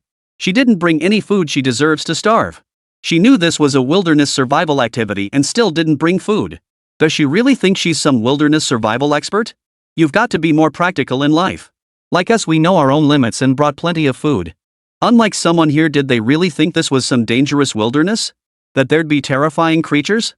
If this forest really had terrifying creatures, the school wouldn't have sent us here for wilderness survival training. Ha ha ha. And he even brought 2 knives like he could eat them. The two traded jabs, belittling Yi Sun to nothing. Wu Qiaoqin couldn't help but laugh at her own words. The mere thought of Yi Sun clutching 2 useless knives, starving to the point he'd end up gnawing on them. She nearly died laughing. Ha ha ha. She simply couldn't stop laughing. Several boys who had joined the group later were both Wu Qiaoqin and Yi Han sycophants. Listening to Wu Qiaoqin's story, they too burst into snorting laughter. The shrill mockery reverberated through the forest. At that very moment, Yi Sun, who had been sleeping in the treetops with his eyes closed, completely ignoring the group around him, suddenly opened his eyes. The next second, without a moment's hesitation, she leapt sideways from the treetop. As she leapt, she drew the dagger at her waist, plunging it downward with brutal force into a creature that had suddenly burst from the darkness. Thud! The dagger pierced the unknown creature's back. Blood spurted and splattered. Before the creature could complete its ambush, it was struck through the heart, crashing to the ground, its breath gone. In the dim glow of the firelight, people saw it was a ferocious wild wolf. Amid the sudden shock and danger, the mocking laughter abruptly ceased. Before they could even scream or react. Before them, amidst the flickering flames and spilled blood, the girl turned abruptly after slaying the wolf with a single stroke. Cold-blooded, ruthless. Paired with her icy, unflinching expression. The breaths of everyone present caught in their throats. Especially Wu Qiaoqin and Yi Han, who had just been mocking Yi Sun moments ago. Now it felt like a splinter had lodged in their throats. Gazing at Yi Sun like this, the same 4 words flashed through their minds as everyone else's: cold-blooded killer. But these 4 words only stuck for 3 seconds. After all, they were all students. No one would truly associate Yi Sun with the identity of an assassin. That feeling must have been an illusion. Here she comes. The girl ahead called out. Yi Sun stared into the dark thicket. There, lurking in the shadows, was a danger even Yi Ming, the strongest member of their group, hadn't spotted at first glance. Not even 3 seconds passed. Whoosh, whoosh, whoosh. Over 20 wild wolves emerged from behind the thicket, their blood-red eyes gleaming. They strode boldly through the darkness, striding confidently before everyone. That was a pack of wolves. Over 20 wild wolves. Witnessing this scene, everyone present felt a thunderous shock reverberate through their minds. As for where that lone wolf had come from, no one knew. But what they knew was that even if Yi Sun hadn't dealt with it, Yi Ming and Yi Han could have easily taken care of it in the end. But now, standing before them were over 20 wild wolves. Most members of the team lacked the strength to take on even a single wolf. A master like Yi Ming could handle several wolves at once. But to have him directly confront over 20 wolves, that was utterly impossible. Wild wolves living in the wilderness were not like the docile, non-aggressive wolves found in zoos. They were vicious and brutal, capable of tearing through their prey's flesh with their sharpest fangs. If Yi Ming couldn't manage it, then no one here could single-handedly slay over 20 wolves. They were doomed. That was the unanimous thought of every student present. Yet, at that very moment, everyone, including Yi Ming, could only see Yi Sun flash a murderous, bloodthirsty grin. Unbeknownst to anyone, she had already flipped 2 daggers into her hands and was striding toward the wolf pack. And uttered words that nearly drove everyone mad. They are my prey. Leave these worthless beasts to me. 033, Wolves and the Maiden. Yi Sun's icy words sent a chill through everyone present, their faces turning pale. It was as if she had declared her intent to assassinate a nation's president utterly impossible. Awah! It was as if they were observing humans, yet also displaying an animal's heightened alertness to danger. The pack of wolves across the way, led by their alpha, bared their fangs and ground their teeth. They stood in confrontation with Yi Sun's group, yet did not charge forward immediately. You're a complete lunatic. The one calling Yi Sun crazy was Yi Han. The one who declared Yi Sun's life or death had nothing to do with her was also Yi Han. But the moment danger struck, Yi Han cursed while dragging Yi Sun back, moving faster than even her brother Yi Ming. Just like that day in the school cafeteria when Brother Long and his crew came looking for trouble with Yi Sun. Yi Han was the fiercest at cursing, and she was the first to step forward. Yi Sun offered no resistance. She let Yi Han pull her behind her, even as Yi Han shouted angrily at her. You wouldn't dare make such a bold claim about your brother's strength. Do you really think you're stronger than him? You're beyond redemption. Next time you want to die, just go off somewhere else to do it. I just don't want mom and dad to see you die before our eyes and suffer even more. The implication was clear, her protective actions were entirely against her own will. Such harsh words would sting anyone's ears. Yi Sun, however, reacted quite the opposite. She showed no sign of displeasure. Instead, a satisfied curve lifted her lips as she remarked with amusement. Hasn't anyone ever told you that you're actually quite adorable when you're like this? Her teasing tone carried not a shred of regard for the 20 wild wolves before her. Yi Han exclaimed in shock. What on earth are you saying at a time like this? You really should just get eaten by the wolves. As the two argued, Yi Ming instinctively stepped to the very front, facing the pack head-on, shielding his two sisters behind him. He locked eyes with the alpha wolf.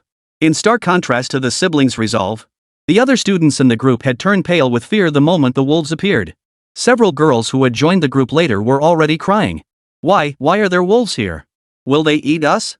Sniffle, I want to go home, I'm so scared. Didn't they say this wilderness survival program was school approved, so we wouldn't encounter any real terrifying creatures? We didn't bring any weapons. How are we supposed to fight a pack of wolves? Listening to the sobs of the girls around her.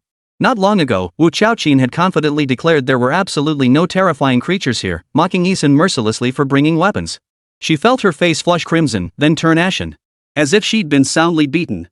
She had mocked Yi Sun for bringing only weapons, yet in the end, those very weapons proved to be the life-saving tools.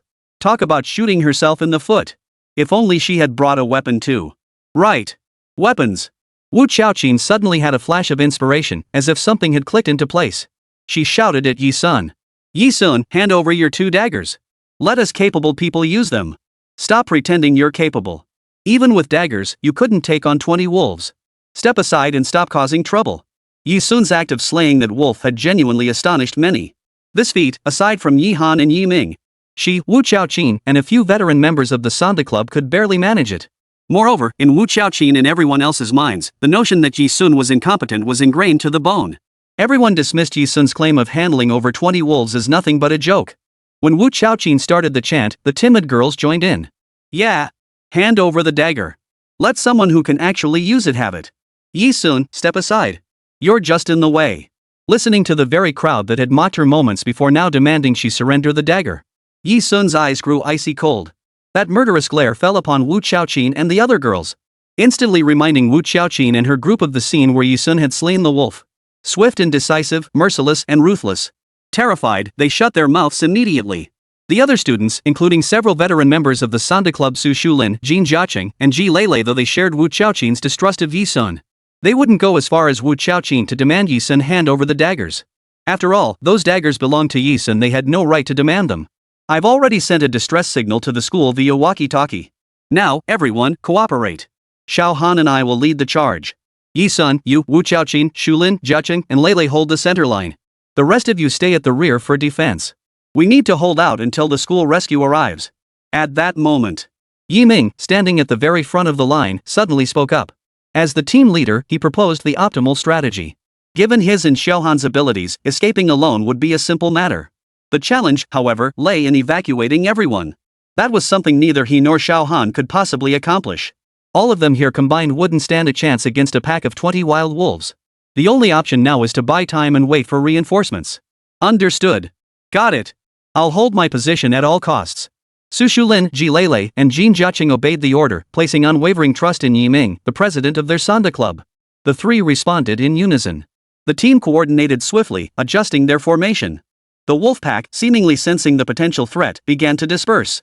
Without warning, they lashed out with claws and bared fangs, lunging at Yi Ming and Yi Han, who held the front line. The wolf pack's assault was unstoppable. Woo woo woo. Over 20 wild wolves charged simultaneously, seemingly intent on tearing Yi Ming and Yi Han to shreds. Their bloodshot eyes declared them a pack of beasts starved for far too long. Facing such a starving pack, even with this defensive formation, while waiting for the school's reinforcements to arrive, Yi Ming and Yi Han, guarding the front line, would be severely injured if not killed outright. Yi Ming clenched his fist. At this point, they had no choice but to fight to the death. The very second before the wolves pounced upon Yi Ming and Yi Han. I said they're my prey. I will execute them myself. Listen. A voice as cold and distant as death itself. As they stared again, all present saw only a dark shadow flash by. 2 flashes of silver light. 2 daggers, one in each hand, gripped tightly as Yi Sun weaved through the wolf pack, leaving trails of blood in her wake. Blood splattered. By the time Yi Ming, Yi Han, Wu Xiaoqin, Su Shulin, Jin Jiaqing, Ji Lele, and the rest of the team's students reacted, what met their eyes was a pack of over 20 wolves lying in pools of their own blood. And a girl standing in a sea of blood, daggers gripped in reverse, suddenly turning her head to reveal a murderous crimson arc. Blood, wolves, and the girl. The 20-odd wild wolves, which had seemed ferocious beyond measure to them, now lay as corpses on the ground. Each bore a single, identical fatal wound at the same spot on their necks. 034, for the sake of killing. The scene unfolded in the blink of an eye. By the time the students regained their senses, the 20-odd wolves that had nearly posed a deadly threat to them had become cold, lifeless corpses. All dead. Yi Sun, who stood ahead, showed none of the compassion for animals typical of ordinary girls after slaughtering the pack. What remained was only the cold-blooded drive to survive and strive for dominance. She turned and walked back toward the students, who stood frozen in place, their eyes wide and vacant with terror. The blade in her hand still dripped crimson blood with each step. Shoo shoo. The terrified students, seeing Yi Sun approaching, couldn't help but scramble backward in panic. Countless feet crushed fallen leaves beneath them, creating a rustling sound. The students looked at Yi Sun again, their eyes filled with both shock and dread. Those wolves were terrifying creatures that even Yi Ming and Yi Han, the strongest pair in their group, couldn't subdue together. And now Yi Sun had single-handedly dealt with them so effortlessly? Could Yi Sun's strength surpass even Yi Ming and Yi Han's? It was as if she understood these terrifying creatures intimately, as if she had faced them countless times before. Wu Xiaoqin, Su Shulin, Jin Jiaqing, Ji Lele, and the rest were so stunned they couldn't utter a word. But to convince them that Yi Sun was stronger than Yi Ming and Yi Han, they'd much rather believe Yi Sun possessed extraordinary wilderness survival skills. That's why she could subdue the wolf pack so effortlessly. When it came to combat prowess against other humans, he likely still fell short of Yi Ming and the others. Even Wu Xiaoqin and her group wore such expressions, let alone what Yi Han and Yi Ming must be thinking. You actually took them all down. Yi Han stammered. She never dreamed in her wildest dreams that Yi Sun wasn't bragging. He really took down over 20 wolves single-handedly. Having spent time with Yi Sun recently, Yi Ming, who had already formed some expectations of his strength, was also stunned. After all, who could have imagined that she, who had been away from home for over a decade, possessed such formidable strength? Staring at her little sister, whom she barely knew, for a full half-minute. Yi Ming finally spoke. He finally sighed, resolved to stop meddling in Yi Sun's affairs, and changed his tone. Be more careful next time. Don't be so reckless. If you'd been even a second slower, you would been bitten. He was scolding Yi Sun for being too reckless, nearly hurting herself. To her brother Yi Ming, Yi Sun's blade was indeed lightning fast, so swift that ordinary people could only see a blur. Even so, Yi Ming had witnessed several times how, had Yi Sun been even a fraction slower, the wild wolf would have pounced on her and torn her apart. She was literally risking her life in this fight. The thought made him break out in a cold sweat on the spot. Thankfully, everything turned out fine in the end. Yi Sun paid no heed to the stares of others. Hearing her brother's warning, he realized Yi Sun was worried about her safety, nothing else. This prompted Yi Sun to sheath the bloodstained dagger. Amidst the carnage, the girl who had fused cold-bloodedness with sickness finally flashed a smile like any ordinary girl. It was innocent and pure, devoid of any trace of coldness. Yi Sun echoed Yi Ming. Her face, capable of bewitching all who saw it, now graced with a smile that gently lifted the corners of her eyes, left every student present, regardless of gender, utterly mesmerized. Beautiful. So beautiful. She looked like a fairy descended from the heavens. Gazing at Yi Sun's face, so beautiful it seemed beyond compare, Wu Xiaoqin's jealousy made her fingers turn white from clenching her fists. Among the 3 most beautiful girls in school, her beauty ranked second only to Yi Han. Now, after much effort, she had gradually persuaded Yi Han to transform into a tomboy that boys disliked. A rough-and-tumble female fighter. She had caused Yi Han to lose the affection of many boys. She had thought the top spot among the 3 campus beauties was hers for the taking. But then, out of nowhere, Yi Sun appeared even more beautiful than Yi Han. Unforgivable. She would never let her off the hook. After resolving the danger posed by the wolf pack, Yi Ming immediately reported the incident to the school. Learning that such a threat lurked within the wilderness survival training grounds, the school immediately contacted other groups, allowing students who were less capable or afraid of danger to end their military training early. However, the school secretly hired assassins from the Dark Chamber to protect the students. Moreover, Students at St. Rock Royal Academy had all trained in self-defense and were unwilling to miss out on such an exhilarating wilderness survival activity. Consequently, only a handful of students actually ended their training early. As for Yi Sun's group, they likely felt secure knowing they had the protection of the three siblings Yi Ming, Yi Han, and Yi Sun. After the recent battle with the wolves, the students now recognized Yi Sun's strength as being on par with Yi Ming and Yi Han. Consequently, not a single student in Yi Sun's group opted to end military training early. After nightfall, Yi Sun skillfully plucked and skinned the slaughtered wolf with his dagger. He then built a fire, fashioned a simple rack, and roasted the meat over the flames. Sizzle, sizzle, sizzle. Though they were in the wilderness with no seasonings or spices to add, yet the rich aroma of the raw wolf meat wafting through the air was mouth-watering enough to make anyone's mouth water. Especially since most students were clutching instant noodles or self-heating hot pots, foods that were nutritionally lacking and easily cloying. Gulp gulp. Some students, overcome with hunger, began swallowing hard, their eyes darting over and over toward Yi Sun. Only Jiang Xinyu stood beside Yi Sun. Jiang Xinyu had now completely idolized Yi Sun, utterly in awe of her. Standing beside him, she couldn't stop gushing. "Sun, I've realized you're truly a jack of all trades. Not only can you fight, stand up to people, and take down wolves, but you can also cook in the wild? No wonder you didn't bring any food, you simply didn't need it." Xunxun, you're absolutely right, only incompetent people bring excessive food and water into the wilderness. As Jiang Xinyu spoke, she shot a pointed glance at Yi Han and Wu Chaoqin sitting by another campfire. Beside Yi Han and Wu Chaoqin sat a massive pile of food. It looked like they'd hauled half the supermarket out here. Hearing Jiang Xinyu's veiled criticism, their eyes instantly widened. Their faces alternated between crimson and purple. Their faces flushed so intensely they nearly resembled paint palettes. Eat some meat. Yi Sun tore off a fragrant piece of wolf leg and stuffed it into Jiang Xinyu's mouth. Not too hot. The flavor was just right. Jiang Xinyu devoured it greedily, slurping away until it was gone in moments. Yi Ming was more responsible. He was currently helping some classmates start a fire and arrange suitable spots for sleeping bags.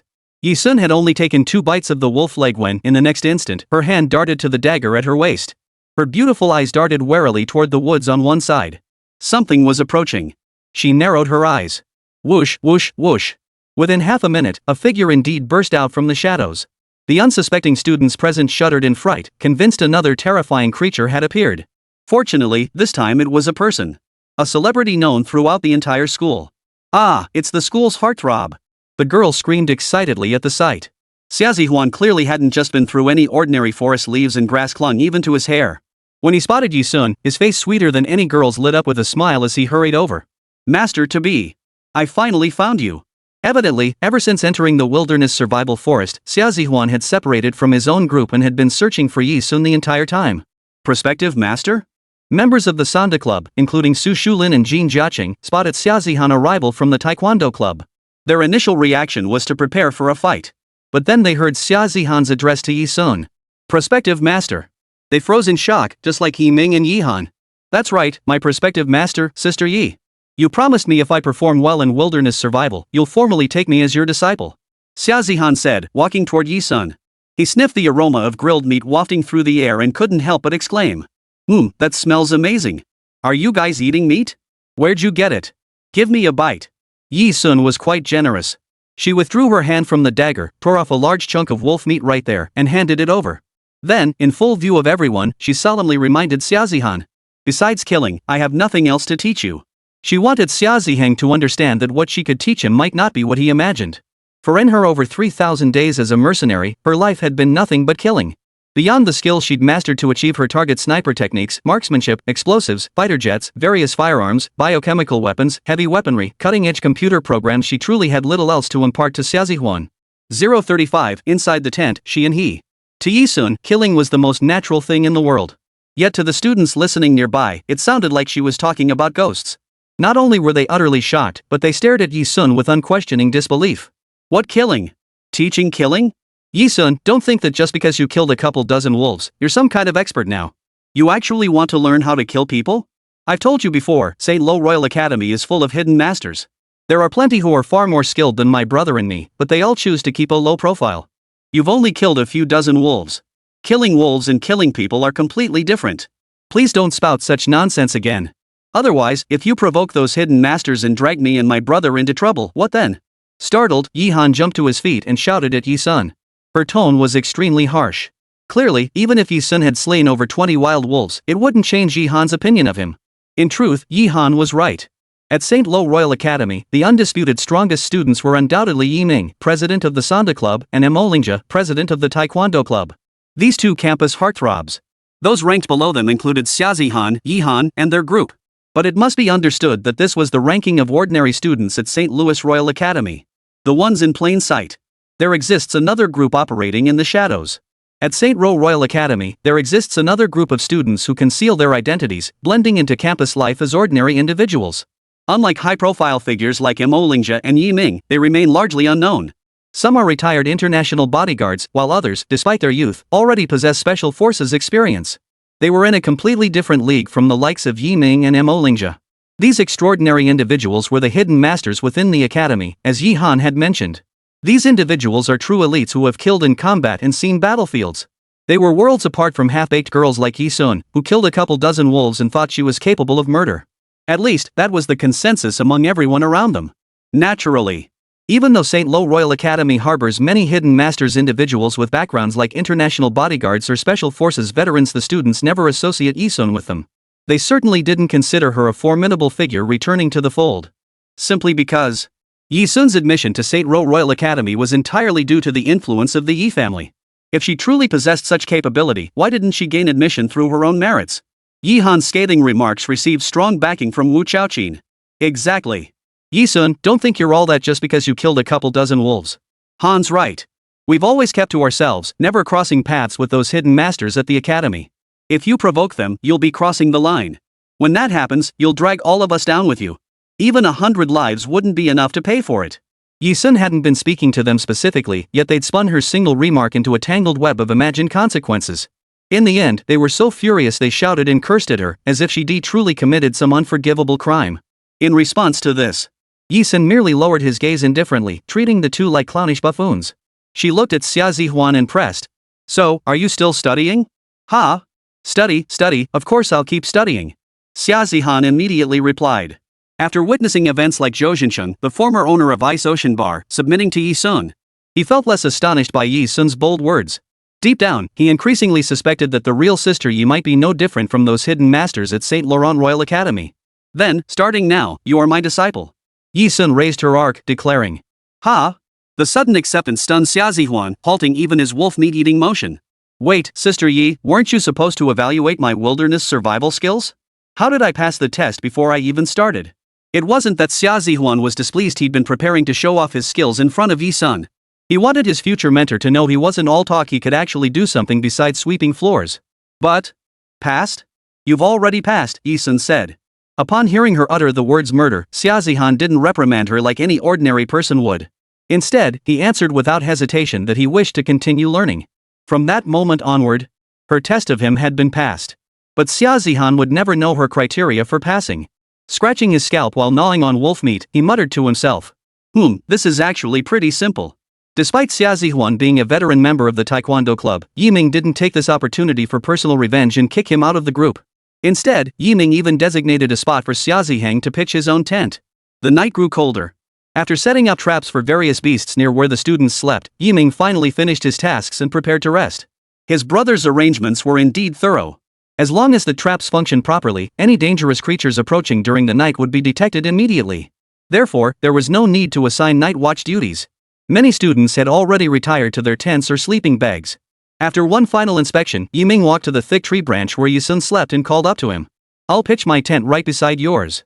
You can sleep inside my tent. It gets chilly out here, and it's not good for a girl like you to get cold.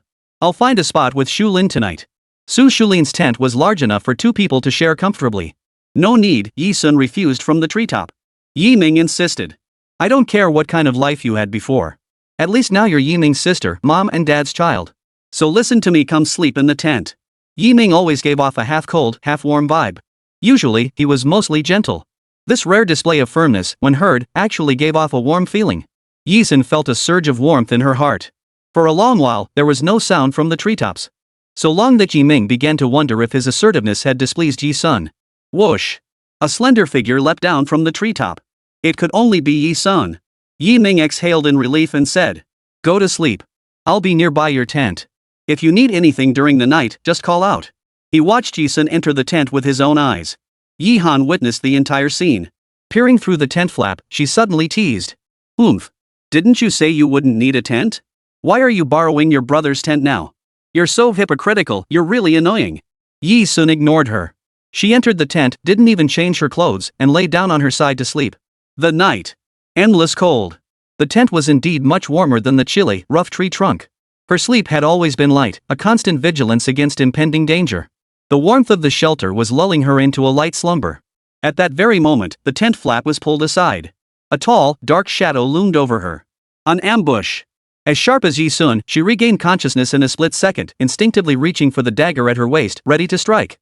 But the intruder halted her movement with brutal force. The tent was small, barely enough space for two people. Yi Sun couldn't even turn over. As she sensed the intruder's formidable strength, she also caught a glimpse of his face in the moonlight. A haughty, strikingly handsome man with short, tousled black hair falling across his forehead, so beautiful it seemed almost unreal. To possess such formidable strength, the one who could approach her in the dead of night without her noticing it was indeed the Lord of the Dark Chamber, Yu Hen. Only he, her sole formidable adversary, whom she regarded as an enemy, could achieve such a feat. Yi Sun's eyes turned icy. Having witnessed Yu Hen's prowess, she hesitated not a moment. With lightning speed, she lunged for the throat beneath his flawlessly handsome face.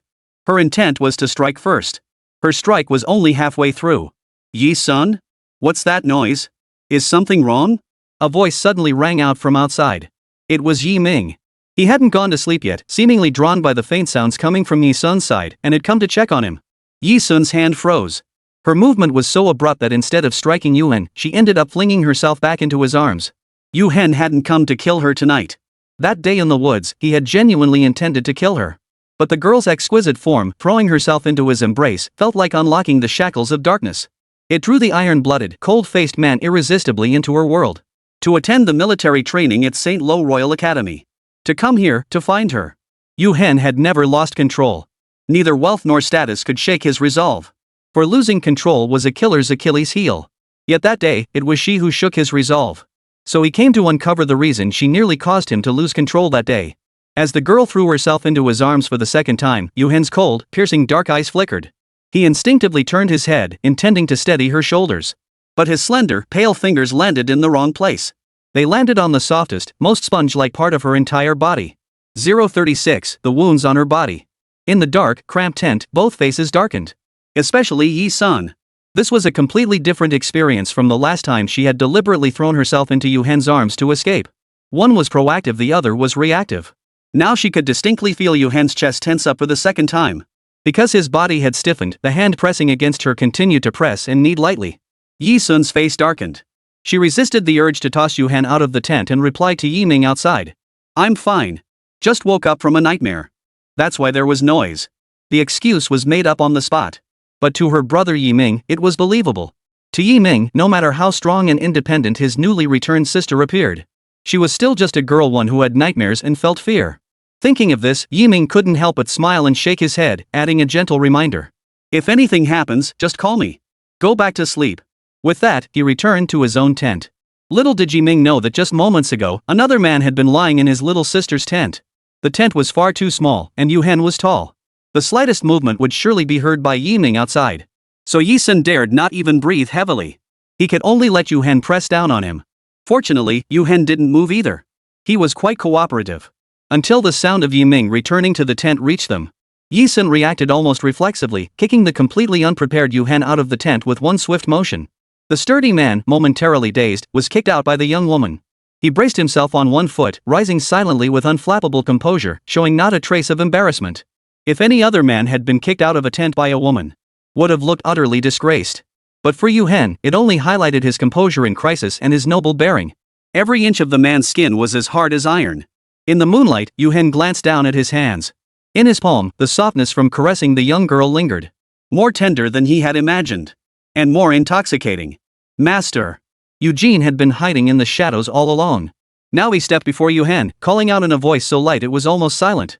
As Eugene, a close subordinate to Yu Hen, he had clearly witnessed his master being kicked out of the tent by Yi Sun.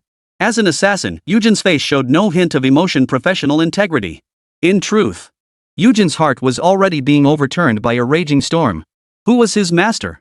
The most brutal man in the world, who held no life in the slightest regard, the Dark Night Emperor who controlled the entire international underworld. Such a formidable man had been kicked out of a tent by a woman not long ago. And yet, his master hadn't even shown anger. This left Eugene so stunned he felt he could devour an entire sheep in one go. Master, shall I retrieve that woman from the tent? Eugene asked after a moment of silence. Eugene knew nothing of Yi Sun's true identity. He only knew that assassins like them came and went without a trace. If they set their sights on a young woman not belonging to the black market, they would abduct her. Or they would keep her as their mistress. That's how the bigwigs in the underworld operated. Though Eugene knew his master had never had a woman by his side. Perhaps this time, there might be a turning point. But unexpectedly, Yu Hen lifted his arrogant gaze, his thin lips parting to issue a secret command. Do not touch her. Eugene bowed his head in acknowledgement. Yes. Yi Sun had assumed that Yu Hen, having been kicked out of the tent, wouldn't let it go. It seemed his purpose in accompanying her to the wilderness survival course at St. Rock Royal Academy was to kill her. She was on high alert, preparing for a fierce fight. Suddenly, he sensed the threat outside the tent gradually dissipating. He laughed? He left without doing anything? Yi Sun found this somewhat perplexing. Alas, the Queen of War, who had never experienced the intricacies of romantic affairs, pondered until the end and still couldn't fathom Yu Hen's intentions. Perhaps he had come to test her strength? After all, one day, she and he would inevitably cross paths as adversaries. And then, it would be a matter of life or death. Yi Sun barely slept all night, preparing herself for Yu Hen's return to assassinate her. But he didn't. He was truly gone. Perhaps because this primeval forest in Wuxia wasn't like the Amazon rainforest, a place dubbed the human forbidden zone. It lacked the abundance of ferocious beasts and perils. Nor did it harbor the venomous poison dart frogs, piranhas, black caimans, or jaguars that roamed the jungles of the Amazon. All in all, aside from the wolf pack encountered on the first day, Yi Sun's team faced no major dangers over the next 6 days and 7 nights. There were arguments within the group. The tension between Yi Han and Wu Xiaoqin persisted. But nothing truly noteworthy happened. Perhaps the only noteworthy aspect was that during this wilderness survival ordeal, they never encountered Mo Lingjia, the president of the Taekwondo club. It made sense the forest was vast, and encountering someone here by sheer coincidence was no simple feat. Once the wilderness survival period concluded, all students were transported back to Wenjiang City by school bus. The Yi residence. Another morning dawned. Mu Fanghua gave each of the Yi Sun siblings an egg to eat on their way to school. Her face clouded with worry as she asked. I heard your academy's annual duel tournament starts in 5 days. Whatever happens, don't push yourselves too hard. Your results don't concern me. All I want is for you to stay healthy and take good care of yourselves.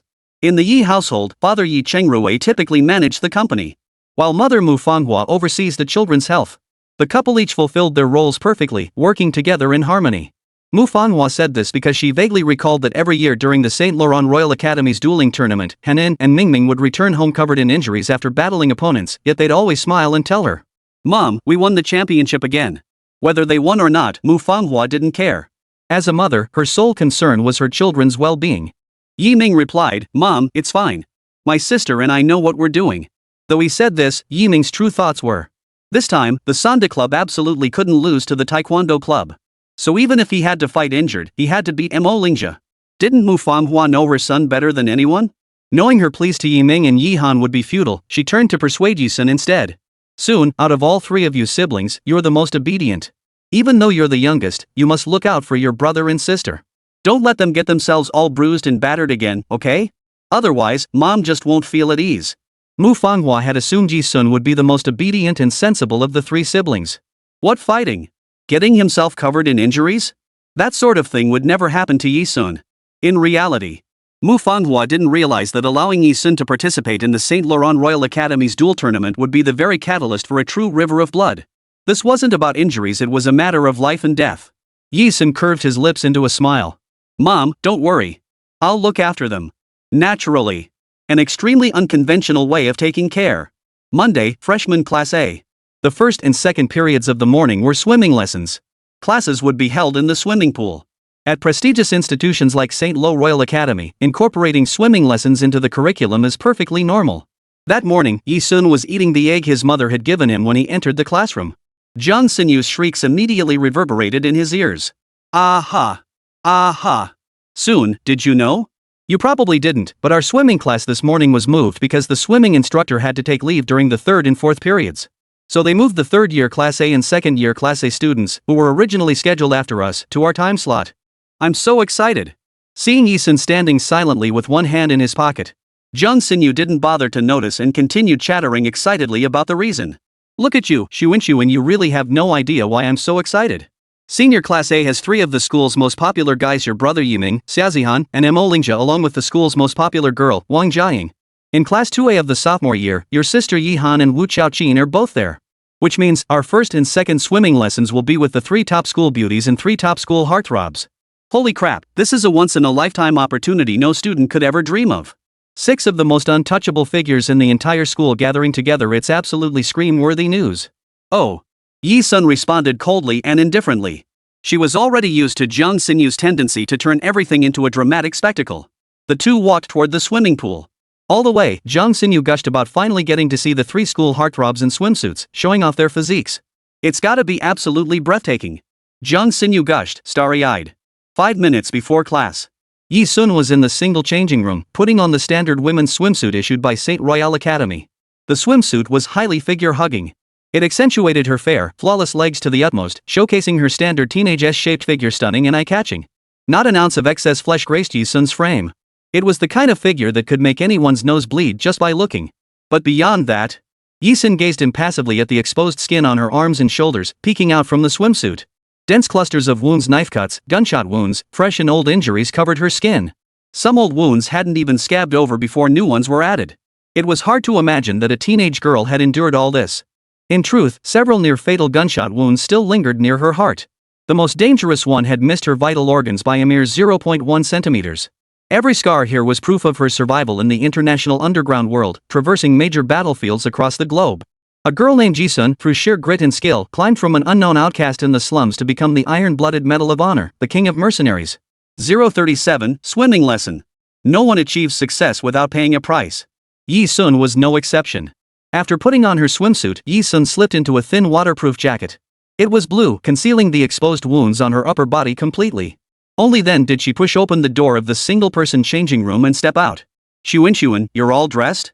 Jiang Xinyu, now in a matching black swimsuit, ran up to Yi Sun. She circled around Yi Sun, utterly amazed. Wow! Xunxun, your figure is absolutely amazing. Those legs, that waist. You'd never guess from your figure that you have such a big appetite. You're literally the goddess physique I dream of, the kind that never gains weight. Yi Sun didn't let her flattery linger too long, heading straight for the exit of the women's changing room. Let's go. Jiang Xinyu immediately followed. Stepping out of the women's changing room brought them into the main swimming area. Ahead lay a large swimming pool, its water a sky blue hue, crystal clear to the bottom. Many students attending the first and second swimming lessons had already changed into the school-issued swimsuits, separate styles for boys and girls, and gathered here to prepare for class. Before class began, some boys, bare-armed and bare-chested, swam coolly along the pool in front of the girls. Several deliberately splashed water over the girls, aiming to attract attention and showcase their masculinity. Yi Sun roughly estimated there were about 100 people here. Where are the school heartthrob and the school beauty? Jiang Xinyu asked, craning her neck to look around.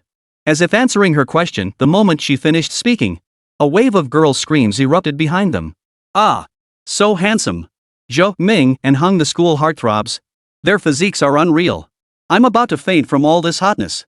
School heartthrobs, I want to have your babies. Yi Sun didn't need to turn around. Out of the corner of his eye, he could see 3 figures emerging from the men's locker room. Unsurprisingly, they were Mo Lingjia, Yi Ming, and Xiaozihan. All 3 wore the men's swim trunks issued by St. Royal Academy. Strictly speaking, it was just a pair of swim trunks. They were bare-chested.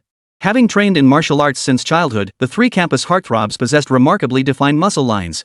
Apart from Xiaozihan, Mo Lingjia, and Yi Ming's 8-pack abs were particularly eye-catching. However, no matter how perfect their physiques were, they failed to capture Yi Sun's attention whatsoever. To Yi Sun, their physiques were indeed impressive, but they paled in comparison to Yu Hen, whom she had encountered twice. Even in those 2 meetings, she had only felt his body contours by bumping into his arms, never seeing him bare-chested. This thought suddenly jolted Yi Sun back to reality. Why was she thinking about Yu Hen, her sole rival and enemy now? She quickly dismissed the thought. Emerging from the changing room, Xiaozihan scratched his head. He was completely immune to the girls' screams. Spotting Yi Sun over here, a flicker of light danced in Xiaozihan's previously dull eyes. He dashed over. Master! What a coincidence! This is the first time we've ever taken a class together, right? Xiaozihan's public exclamation, drawing the attention of everyone around them. Among them was Mo Lingjia, whose gaze was the most intense. Mo Lingjia had a profound impression of Yi Sun, not merely because she was Yi Ming's sister. More significantly, it was her peculiar way of speaking. She was the first woman ever to reject his invitation to be his companion. As Yi Ming strode toward Yi Sun, Mo Lingjia also took long strides in that direction. The three most popular guys on campus all approached one woman at the same time, a privilege previously reserved for the three most popular girls. Yi Sun was the first to experience this. Thus, the female students all cast sidelong glances at Yi Sun. At this moment, Yi Sun didn't even bat an eyelid. She raised an eyebrow at Xia Zihuan. Quite the coincidence. Just as Yi Sun was speaking with Xia Zihuan, Yi Ming and Mo Lingjia approached her. Before they could utter a word, "Jia!" a refined female voice called out from nearby. Yi Sun lifted her gaze to see Yi Han, Wu Qiaoqin, and an unfamiliar girl approaching from afar. The voice belonged to the unfamiliar girl. From the gazes of those around them, it was clear this woman with her intellectual voice and the poised, sophisticated demeanor of an older sister was none other than the last of the three campus beauties. Wang Jiaying. Though their appearance didn't cause the same sensation as the three most popular male students, the three most beautiful female students still drew a wave of gasps. Like Xia Zihan and Mo Lingjia, Wang Jiaying belonged to the Taekwondo Club faction. Yi Ming, Yi Han, and Wu Qiaoqin, however, belonged to the Sanda Club faction. The two clubs have always been at odds. The three campus heartthrobs and the three campus beauties had always been divided into two factions, viewing each other as rivals. Yet, on certain occasions, they would appear together, a fact well known among St. Lo Royal Academy students. Jiang Xinyu had explained all this to Yi Sun on her first day of school. Now, seeing all six appear together, Yi Sun couldn't help but narrow her eyes slightly. When the last beauty, Wang Jiaying, arrived, she walked straight to Mo Lingjia's side and fixed Yi Sun with a questioning stare. She said nothing. Instead, Yi Han fixed her gaze on the blue waterproof jacket draped over Yi Sun's shoulders, furrowing her brow slightly before asking, "Didn't you read the swimming class rules? You must wear the school-issued swimsuit during class. If you feel cold, you can drape a towel over yourself. Class is about to start. What's with you still wearing that jacket?" Yi Han's tone was sharp and accusatory. As if she were already blaming Yi Sun for causing trouble again. What Yi Han herself didn't realize was that in her words, she was saying something she'd never forgive her younger sister Yi Sun for. The underlying message was a reminder that Yi Sun must wear the school-issued swimsuit for class. Otherwise, it would violate the swimming class rules and earn her a scolding. It was a well-intentioned reminder. Yi Sun keenly sensed the deeper meaning behind Yi Han's words. Crossing her arms, she replied with playful teasing, "Oh, but I'm not available." Yi Han.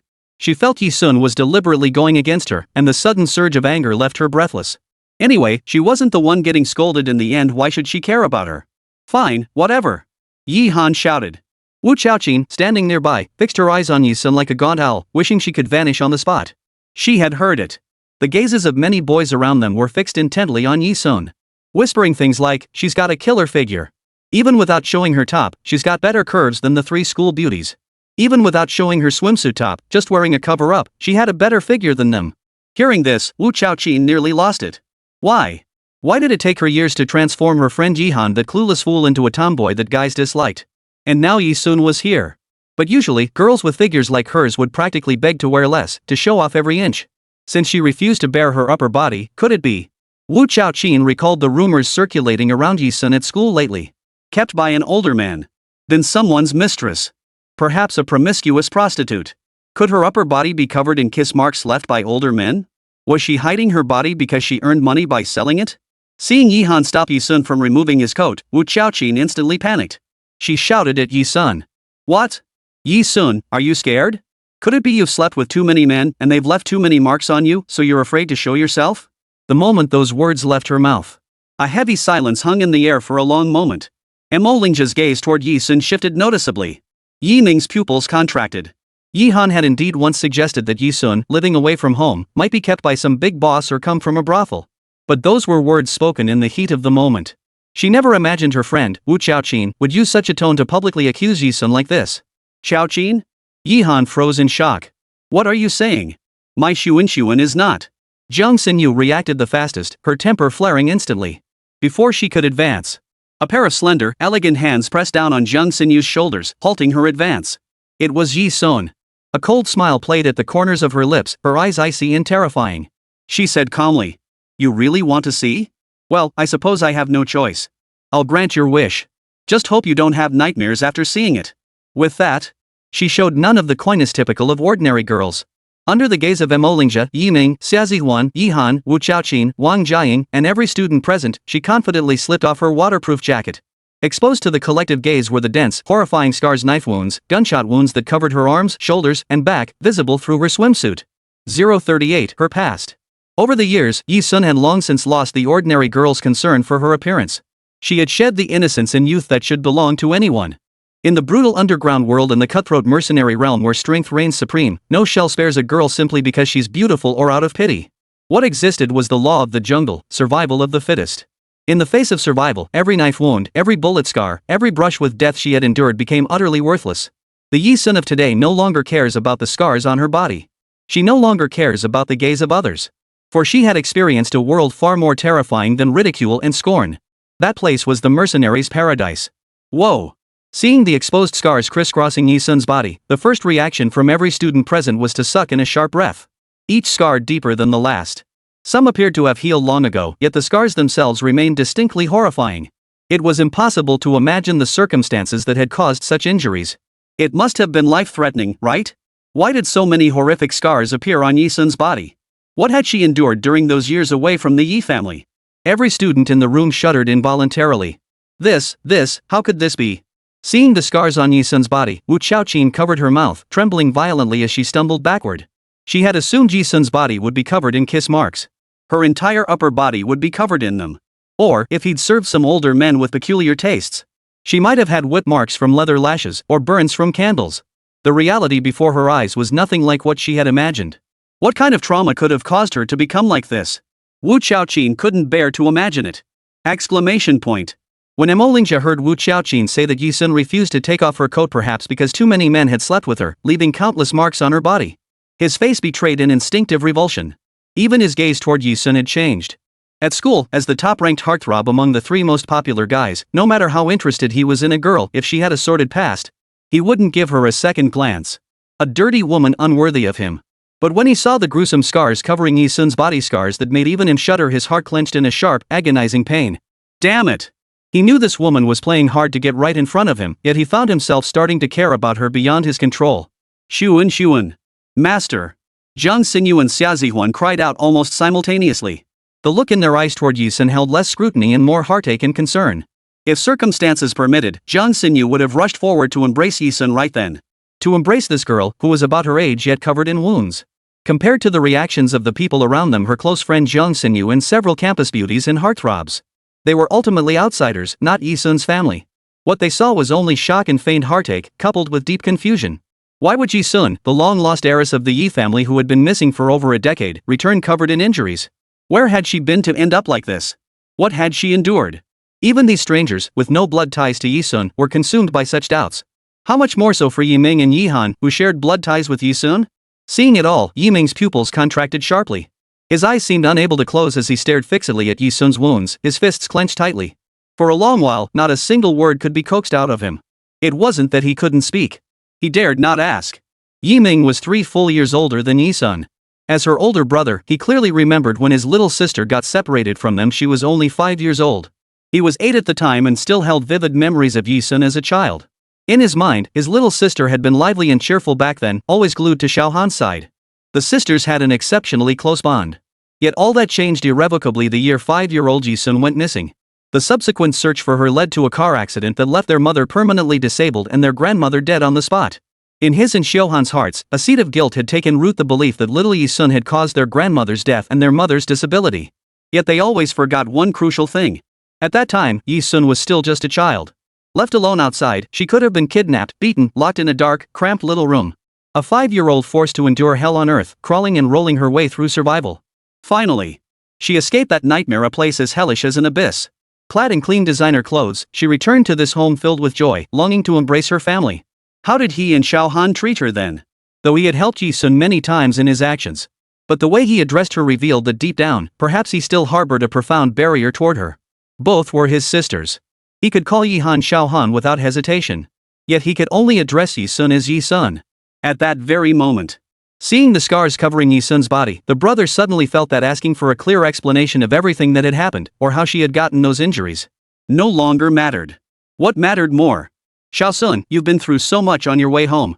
From now on, let your brother protect you. This was the first time Yi Ming had ever called Yi Sun Little Sun without reservation. It was also the moment he truly accepted Yi Sun as his sister in his heart. Yi Sun was neither a saintly, forgiving soul nor a petty, narrow-minded person. She cared little for others' reactions. Her greatest concern was whether her own family could accept her. If they couldn't, she wouldn't cry or make a scene. She would simply leave in silence. No matter what. Her brother Yi Ming's words were enough for her. Yi-sun lifted her gaze faintly, meeting Yi Han's eyes. Ever since he'd seen all the wounds on her body, he'd been frozen in place, as if struck by lightning, unable to move. She shifted slightly to the side. She said to Yi Han, "This is my answer." The answer that made it inconvenient for her to take off her coat. Not because she was targeting her. At the end of her sentence, Yi Han seemed deeply shaken, every cell in her body trembling. Everything before her shattered her understanding of Yi-sun. She had believed that during the decade Yi-sun spent away from home, he had lived a perfect, happy life, leaving her and their family behind to endure the agony of losing their grandmother and mother, who was left permanently disabled. But how could this be? She had returned dressed in designer clothes, so how could her body be covered in so many scars?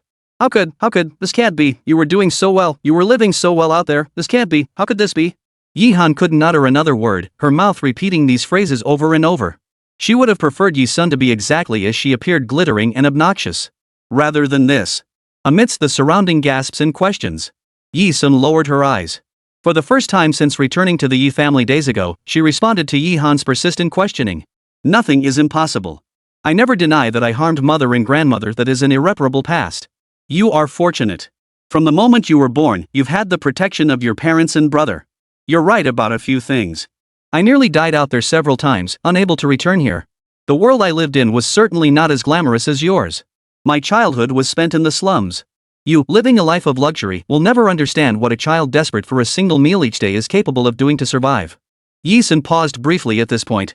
She raised her hand, glancing at the scars exposed by her swimsuit, traces of blood-soaked wounds from the past. She flashed Yi Han a bloodthirsty grin. She didn't need sympathy or warmth. She spoke as if calmly recounting the past of a complete stranger. A brutal beating couldn't even buy a stinking bun that had been rotting for 3 days. This world is truly laughable. 039, my profession. The more Yi-sun described it with such casual detachment, the more Yi Han felt her entire body trembling violently. It felt as though the principles she had clung to all along were crumbling away. She was the one who was wrong. It turned out Yi-sun hadn't spent over a decade living happily elsewhere while leaving his family behind in sorrow and pain. But all of this was too much for Yi Han to bear at once. She clamped her hands over her ears and screamed twice. Ah! Ah! After screaming, she didn't care if the swimming lesson was about to start, nor did she care that she was still wearing her swimsuit. She turned and dashed out of the pool hall. Xiao Han! Han! 2 shouts rang out simultaneously. The first was Yi Ming's, the second, Wu Qiaoqin's. But Yi Ming's cry was filled with worry. Wu Qiaoqin, on the other hand, feigned concern while secretly gloating inside. She couldn't care less whether her friend Yi Han was hurt. If she could, she'd wish Yi Han were disfigured. Oh, right, there was also Yi-sun now. Yi Ming was about to chase after Yi Han. Clack! But Yi-sun grabbed his shoulder just in time. Watching Yi Han run far away, Yi-sun said, "Let her be alone for a while." His tone was remarkably mature and steady. Yi Ming couldn't help but feel that the girl standing before him didn't seem like the youngest sister among the 3 siblings. She seemed more like an older sister. MHM. Yi Ming nodded. Though Yi-sun's incident had caused quite a stir, in the end, no one asked any further questions. Besides, the class bell was about to ring. Swimming class began. As usual, the swimming instructor demonstrated a new stroke for the students before announcing free practice time, allowing them to practice on their own. This also meant students could engage in free activities during this time. Yi Ming had excused Yi Han from class with the swimming instructor, so when Yi Han was absent during roll call, the instructor made no comment. After free practice began, Yi-sun walked toward the exit of the swimming pool with one hand in his pocket. Yi Ming saw her and instantly knew where she was headed, exactly where Xiao Han had left. He paused briefly before following after her. "Hey, master, where are you going?" "I'll." Xia Zihan practically clung to Yi-sun. His puppy-like face, with its soft, delicate skin, called out as he tried to catch up. Jiang Xinyu, who always came through at the crucial moment, grabbed him by the arm. "Are you stupid? Can't you tell Xunxun is going to find campus beauty, Han? Don't meddle in the 3 siblings' family business."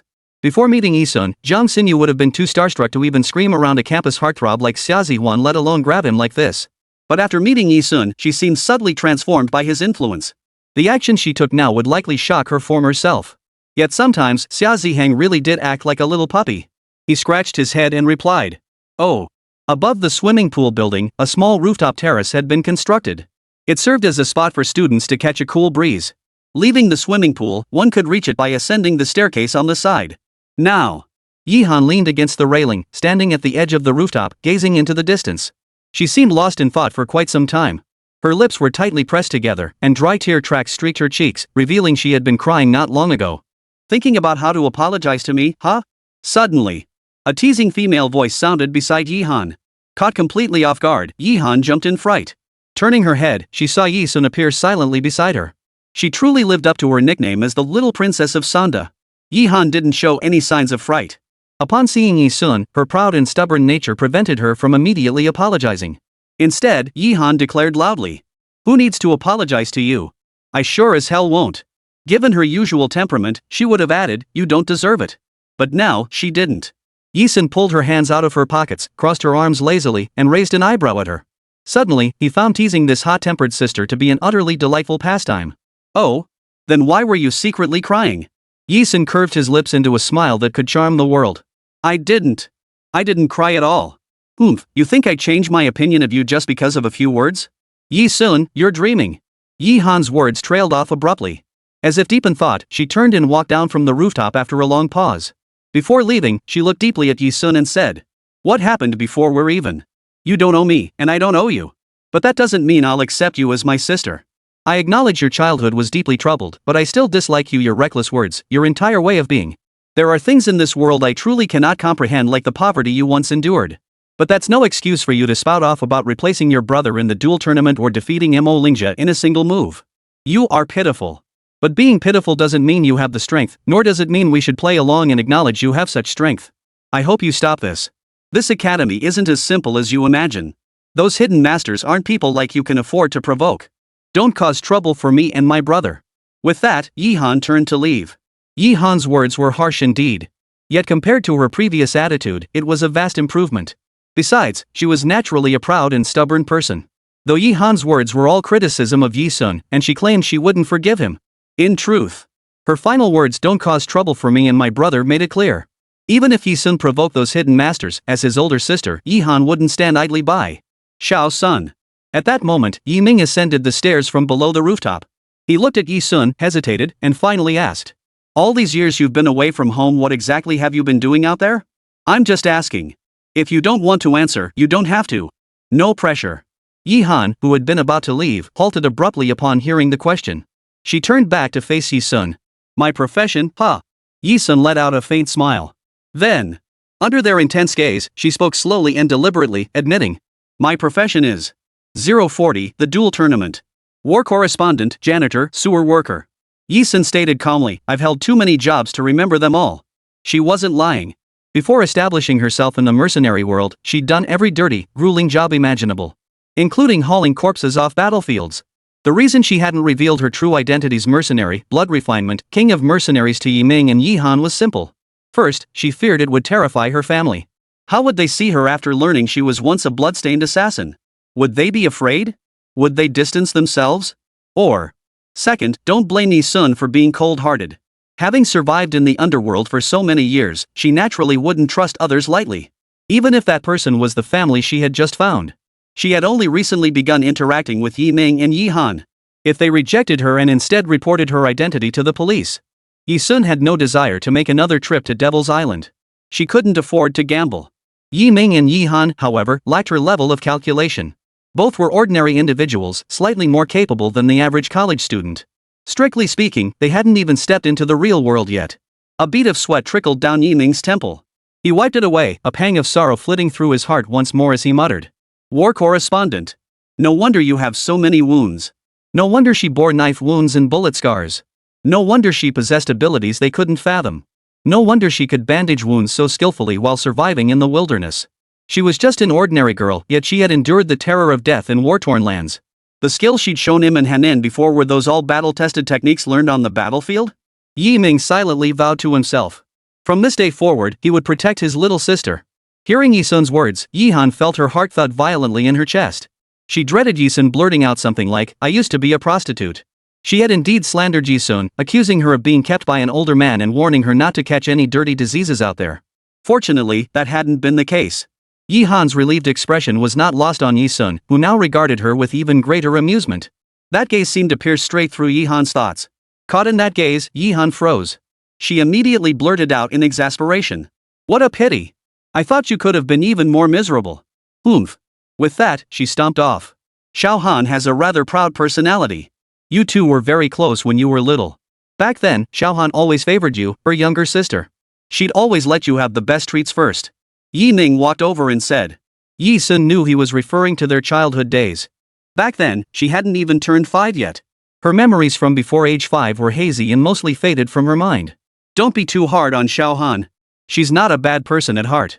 As Yi Sun fell into thought, her brother's hand gently rested on her head, giving it a soft rub. So gentle. So warm. I never blamed her, Yi Sun replied. It wasn't that she didn't blame her. But in her eyes, all of Yi Han's tricks were like the mischief of a child. Not worth dwelling on. You're very different from Xiao Han. You're so mature, Yi Ming said with a smile. Then he asked with sharp insight, were you taken abroad when you were young? Slums and war correspondents simply didn't exist within the borders of Z country. Because Z country didn't build slums, nor did it have wars. The only possibility was that Yi Sun had been taken abroad and raised overseas. Yes. This time, Yi Sun answered quickly. After getting separated from you when I was 5, I was kidnapped and smuggled out of the country. Later, I escaped. This was true. Thus, Yi Sun's childhood was indeed spent growing up in the slums of a poor country abroad. Rubbing Yi Sun's head once more, Yi Ming's cold gaze held an unprecedented tenderness. Rest assured, it won't happen again. After that swimming lesson, Yi Han's attitude toward Yi Sun did improve considerably. But if you asked how much nicer, in public she still wore that look of disdain toward Yi Sun. The overt hostility had simply vanished. As days passed, the much-anticipated dueling tournament unique to St. Lo Royal Academy finally arrived. It was a brand new day, exceptionally clear and bright. The sky was a vivid azure blue, with pure white clouds drifting across the horizon like dancing maidens, free and unfettered. Throughout the school grounds, lanterns along the paths, banners across the campus, and plaques on the academic buildings were adorned with characters related to martial arts. Like the school's regular athletic meets, the duel tournament lasted 3 days. During these 3 days, students not scheduled for matches were free to roam the campus. They could even visit the small shops to buy snacks or head to the cafeteria for early meals. The tournament arena was erected right in the center of the main field, where students could gather to watch the matches. It's starting. It's starting. I heard the Sanda Club is facing off against the Taekwondo Club today. Every year, the showdown between these two clubs is the most thrilling part. Jiang Xinyu, arm in arm with Yi Sun, chattered excitedly as they made their way to the main field. Many students had already gathered to watch.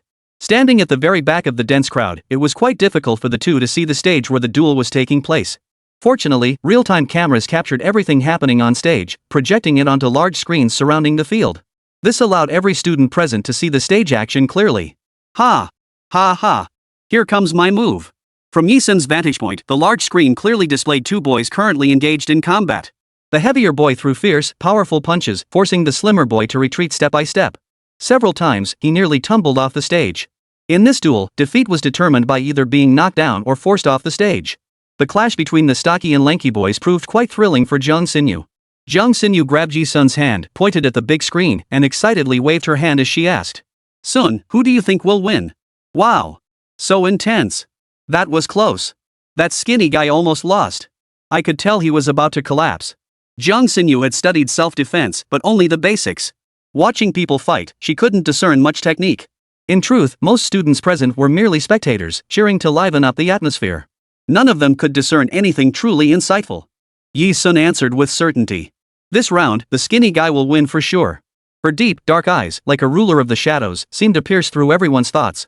Ha! Why's that? As Jiang Xinyu voiced her confusion, a disapproving female voice chimed in. Don't be so sure of yourself. Seems you haven't remembered what I told you the other day. Poverty and pitiability aren't weapons you can wield as shields. That habit of spouting reckless words will be your downfall. Without even turning around, she knew the only person who could say such things was Yi Han. Indeed. Standing behind Yi Sun, besides Yi Han, was Wu Qiaoqin holding her hand. And Yi Ming, along with the entire Sanda Club. Yi Sun turned around and saw Yi Ming notice her. He gave her a slight nod. It was how an older brother greeted his younger sister. Han's right. Never speak too definitively about anything, otherwise you'll end up eating your words. I actually think the chubby guy will win. Wu Qiaoqin had always disliked Yi Sun. Compared to Yi Han, she wanted Yi Sun, as the younger sister, to disappear even more. She just wanted to contradict Yi Sun, so she immediately chimed in. No sooner had Wu Qiaoqin finished speaking. Boom! Good! Good! Good! Nice shot! Well done!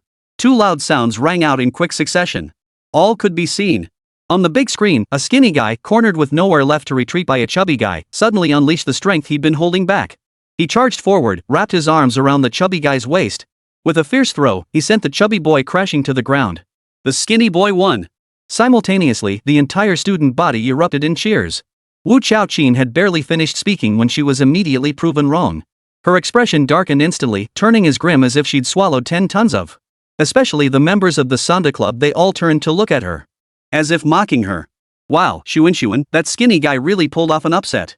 Did you see that coming? That's amazing. Jiang Xinyu snuggled up to Yi Sun, rubbing against him affectionately. As she made this gesture, she shot Wu Qiaoqin a fierce glare on Yi Sun's behalf, making Wu Qiaoqin feel even more humiliated. Master! Xia Zihuan's cry echoed in her ears. Yi Sun turned her head to see Xia Zihuan standing amidst a crowd, shouting at her amidst the stunned expressions of those around him. Beside him stood Mo Lingjia and Wang Jiaying. This made it obvious that the group across from them must be members of the Taekwondo Club. Yi Sun felt the members of her Sanda Club tense up beside her, their eyes darting warily toward the Taekwondo group. Master, though we stand on opposing sides, as your disciple, I won't bring shame upon you. Xia Zihan's puppy-like face radiated innocence as he shouted loudly. This caused Yi Sun to stir slightly, prompting him to respond for the first time. Go for it! Xia Zihan instantly brimmed with fighting spirit. At that moment, Mo Lingjia stepped to a spot 5 meters away from Yi Sun. He glanced at Yi Ming and the members of the Sanda Club, who were staring at him with guarded expressions. Hey, you! Mo Lingjia called out to Yi Sun in front of everyone. The address made Yi Sun feel deeply uncomfortable. She suppressed the urge to step forward and snap Mo Lingjia's neck right then and there. But then she heard. Mo Lingjia issued a challenge to her and Yi Ming in front of everyone. Though called a challenge, it might be more accurately described as a one-sided command. Mo Lingjia declared. Woman, I acknowledge you. If your brother's Sanda Club doesn't defeat our Taekwondo Club this time, I will go to your Yi family in the name of the Mo family and propose a marriage alliance. 041, prepare to die. At first glance, Mo Lingjia seemed to be making this unilateral decision in a commanding tone. But that wasn't the case. The Mo family of Mo Lingjia, the Yi family of Yi Ming, and the Xia family of Xia Zihuan. The Mo family, the Yi family, and the Xia family. Collectively known as Wenjiang City's 3 great aristocratic families. Among these 3, the Mo family, led by Mo Lingjia, held the foremost position. The Mo family ranked first in wealth, status, and influence. The Xia family ranked second. The Yi family ranked last. Thus, Mo Lingjia leveraged the Mo family's influence to propose a marriage alliance with Yi Sun to the Yi family. If the Yi family refused, they would face only 2 options, bankruptcy or agreeing to the marriage alliance. This was Mo Lingjia's strongest confidence. Are you kidding me? What era are we in that you're still playing this marriage alliance game? Mo Lingjia, mark my words, even if we end up sleeping on the streets, the Yi family will never condone such a despicable marriage arrangement from your Mo family. Now, take your people and get out. Yi Han was the first to stand up, roaring at Mo Lingjia. Her words were harsh, but she had the backbone to back them up. She couldn't stand Yi Sun. But that didn't justify using Yi Sun as a bargaining chip. Yi Ming reflexively pulled Yi Sun behind him, his voice booming back with no hint of weakness. Mo Lingjia, wasn't I clear enough last time? My sister, don't you dare touch a single hair on her head. Jiang Xinyu, Xia Zihuan, and Wu Qiaoqin, standing nearby, were all utterly dumbfounded. How could they have imagined Mo Lingjia would actually go through with it, seeking a marriage alliance with Yi Sun? The group of girls, who should have been screaming, stood frozen in place, mouths agape. They were stunned into silence. Yi Sun, the one at the center of it all, remained calm and composed, showing no reaction. With her capabilities, not only could Mo Lingjia and his Mo family not touch her, but even the kingpin controlling the entire economic lifeline of Z Nation would be powerless against her. What surprised her was Yi Han's reaction. Seems this stepsister of mine isn't half bad. Originally, this sparring match between the Sanda Club and the Taekwondo Club had only entered the public eye because of the incident at Mo Lingjia's birthday banquet. When Yi Ming protected Yi Sun, Mo Lingjia had publicly challenged him. Everyone was craning their necks, waiting to see the outcome. Now, the stakes had escalated. The match's outcome would determine whether the Yi family would go bankrupt and whether Yi Sun would be forced into marriage. This back and forth had pushed the incident to its absolute climax. Hey, Lingjia, what the hell are you doing? Xia Zihang leaned close to Mo Lingjia and whispered. That's my master, you know. Holy, you're serious. Mo Lingjia didn't answer him. He fixed Yi Sun with a piercing stare. With a tone that wouldn't back down, he locked eyes with Yi Ming's fiery gaze from across the room. Whether I can touch her depends entirely on your skills as her brother. It was clear from Mo Lingjia's words that he didn't consider Yi Sun a worthy opponent. Regardless of Yi Sun's past experiences, in Mo Lingjia's eyes, she remained a girl from the slums. She couldn't possibly possess the strength or influence to stand against him. This was Mo Lingjia's unwavering conviction. Therefore, Mo Lingjia bypassed Yi Sun entirely and contacted Yi Ming instead. He paid her feelings no mind whatsoever. With that said, Mo Lingjia was about to lead his Taekwondo club members away from the scene. Every student present believed the situation had reached its climax. There could be no turning back. A woman's voice, cold and sharp, cut through the air. I will take my brother's place in the duel. She herself would step into the ring to face Mo Lingjia. It was well known that the decisive factor in determining victory or defeat between the Sanda Club and the Taekwondo Club lay in the duel between their respective club presidents. The outcome of the match between Yi Ming and Mo Lingjia. So when the surrounding crowd heard Yi Sun's voice, Yi Han's eyes widened in shock. Yi Sun, what are you saying? We never agreed to this demand. Yi Ming was stunned, impossible. Su Shulin was utterly dumbfounded. Little sister, you're serious? You can't possibly beat Mo Lingjia. As everyone present began to voice their objections to Yi Sun, she ignored them completely, fixing Mo Lingjia with her dark eyes, now filled with murderous intent. The young girl declared with every word dripping with arrogance. I'm not asking for your permission. I'm informing you. I'm entering this duel. Mo Lingjia, prepare to die. 042, Hidden Master. Put. Faced with Yi Sun's murderous intent, any international mercenary assassin would sense danger and become fiercely alert. As for Mo Lingjia, not only did he choose to ignore it, he actually sneered aloud. This was the second time she'd made him laugh. It was precisely because she often spoke such nonsensical things that he found himself deeply captivated by her. At first, Mo Lingjia had been startled by Yi Sun's tone. But now he was accustomed to it, and surprise was no longer an option. After laughing, Mo Lingjia immediately resumed his aloof, school heartthrob facade. He looked down at Yi Sun with a condescending gaze and said firmly, "Woman, are you playing with fire? Are you that desperate to marry me?" In Mo Lingjia's view, aside from the hidden masters within the school, his only rival was Yi Ming. Though he had proposed a marriage alliance with Yi Sun, in his mind, the idea that Yi Sun could defeat him was nothing short of laughable. Therefore, Yi Sun refused to let her brother fight him, insisting she step into the ring herself. To Mo Lingjia, this was nothing but Yi Sun deliberately setting up the Sanda Club to lose the match, paving the way for him to propose to the Yi family. What else could it be but her eagerness to marry him? I knew it. When Yi Sun insisted on dueling the school's heartthrob, I thought she'd lost her mind. Turns out she wanted to fight herself so she could deliberately lose the match and successfully secure a marriage alliance with Zhe, the school heartthrob. How despicable. And I was about to praise her for having backbone. Who knew she had this scheme up her sleeve? The girls chattered excitedly, as if they'd discovered a new continent. Before long, they had collectively branded Yi Sun as the villain. This sudden, unwarranted label was pinned onto her, deepening the chill in Yi Sun's eyes. She was never one for idle chatter. She certainly didn't care to engage in verbal sparring with Mo Lingjia and his crew. Just as she had always fought on the battlefield, relying solely on her fists to win one battle after another. The outcome will be clear after the duel, Yi Sun declared coldly. Without pausing to glance at Mo Lingjia, she turned and strode away with proud detachment. The resolute figure of the young woman's retreating back sent a jolt through Mo Lingjia's heart. Could it be she truly cared nothing for him? Was she leaving without a single trace of lingering affection? The thought flashed through his mind, but the confidence of a campus heartthrob, adored by female students for years, quickly dispelled such notions. No girl could ever refuse his advances. Yi Xuantong was no exception. This woman had been playing hard to get all along. As Yi Sun turned and walked away, Jiang Xinyu stood frozen in place, but soon followed her in a daze. They hadn't walked far beyond the main field. Yi Sun, wait up! Chasing after them were Yi Han, Yi Ming, Wu Chaoqin, and a group from the Sanda Club. The one shouting angrily at her was Yi Han. Yi Han stared at her with an accusatory gaze, her tone urgent, as if she couldn't accept what Yi Sun had said. What the hell were you talking about just now? Didn't I tell you? Don't talk big. If you step in for your brother to fight Mo Lingjia, he'll beat you to a pulp. Seeing Yi Han's anxious expression, her words were scolding, yet a faint concern was hidden within. Yi Sun listened quietly as she spoke. Su Shulin stepped forward to offer a fair word. Little sister, we know you're worried about your brother. Ming may have been injured in that youth kickboxing tournament recently, but he's got plenty of real combat experience under his belt. He knows how to block Mo Lingjia's attacks.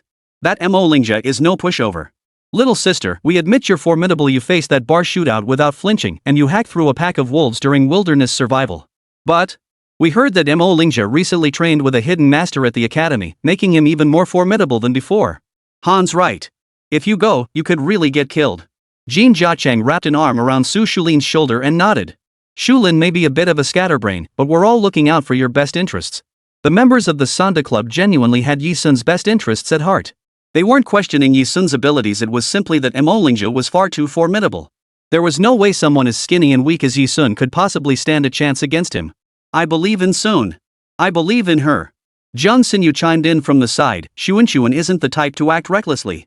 I've been with her this whole time. If she says this, she must have her reasons. Even though I'm not part of your kickboxing club, could you please trust Sun just this once? Are you kidding? This isn't a game. Trusting her once could lead to disaster. Yi Han retorted loudly. Just as the argument reached a fever pitch, Yi Sun's eyes darkened. She had anticipated their reaction all along. The moment she resolved to win their respect through her own means. Let Sun go. Yi Ning's magnetic voice resonated with gravity. Let her take my place in duel Mo Lingja. Yi Ning's words fell. The room fell silent for 2 seconds. The members of the Sanda Club all stared at Yi Ming with disbelief. Su Shulin exclaimed in shock. Ming, you know Mo Lingja's capabilities better than any of us. Do you realize what you're saying? Yi Han was startled. After all, Yi Ming was her own brother, and she seemed to deeply respect his decisions. She promptly shut up and said no more. Yi Ming said, let's try it. Anyway, my chances of winning against Mo Lingja while injured aren't great either. He turned to Yi Sun and said sternly. Soon, don't push yourself too hard. If things get too dire, just concede. No matter the outcome, our entire family will stand by you. Even if Mo Lingja truly drove the Yi family to bankruptcy, they would stand by her side to start anew. This was Yi Ming's final decision. Yi Sun understood her brother's meaning. She replied firmly. I won't let you down. This year's duel tournament would see Yi Sun step in for Yi Ming to face the strongest contender, Mo Lingja. The news spread like wildfire across the entire school in just one morning. What followed was a torrent of scathing criticism and accusations directed at Yi Sun from students across the campus. Not a single soul believed Yi Sun could win this duel. The St. Lo Royal Academy duel tournament was mandatory for every student, serving as the school's annual assessment of their comprehensive abilities. Typically, students could freely choose their opponents. The two would stand on the duel stage and engage in a contest where one would emerge victorious. Judges and faculty evaluators would then score each student based on their punches, techniques, skills, and the outcome of the match. These scores directly impact each student's annual academic standing. This is the standard format for common students' duels. At St. Rock Royal Academy, there is an open secret among the students. Members of the Sanda Club and the Taekwondo Club will face off in a series of duels, arranged strictly by martial arts strength from lowest to highest. For instance, Yi Ming and Mo Lingja, being of comparable status and strength, step onto the stage for a PK. Yi Han and Xia Zihuan, being of comparable status and strength, would also step onto the stage for a duel. In previous years, the members of both clubs were fairly evenly matched. Victories and defeats were almost evenly split. Therefore, under these circumstances, the outcome of the match between Yi Ming and Mo Lingja, the two club presidents representing their respective clubs, becomes the decisive factor in their club's victory. In other words, Yi Sun's substitute appearance in this decisive duel directly determined whether the Sanda Club could emerge victorious. Everyone took it extremely seriously. The afternoon of the first day of the tournament featured the Sanda Club versus the Taekwondo Club. The entire school faculty and students alike gathered to watch. 1 o'clock in the afternoon. The main field was packed to the brim with students. Yi Sun arrived on schedule with the Sanda Club members at the left side waiting area of the tournament stage.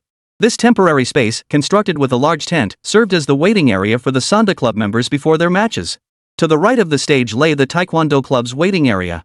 Thud. Thud. Thud. Ah. From where Yi Sun stood, he could clearly see the battle unfolding on the duel stage. Another Sanda Club member was kicked off the high stage by a Taekwondo Club member, letting out a piercing scream. Wang Lei. Yi Han's eyes widened as he joined the crowd rushing over to help the kicked boy back to the waiting area. Ugh, it hurts. Wang Lei, the boy who'd been kicked off the stage, clutched his stomach for a long moment, unable to react. Before being escorted to the infirmary, he managed to utter in a voice barely above a whisper. The Taekwondo members, compared to last year, have gotten so much stronger. We can't beat them. After Wang Lei was taken away, Yi Han's shoulders trembled as he exclaimed. How could this happen? Why did this happen?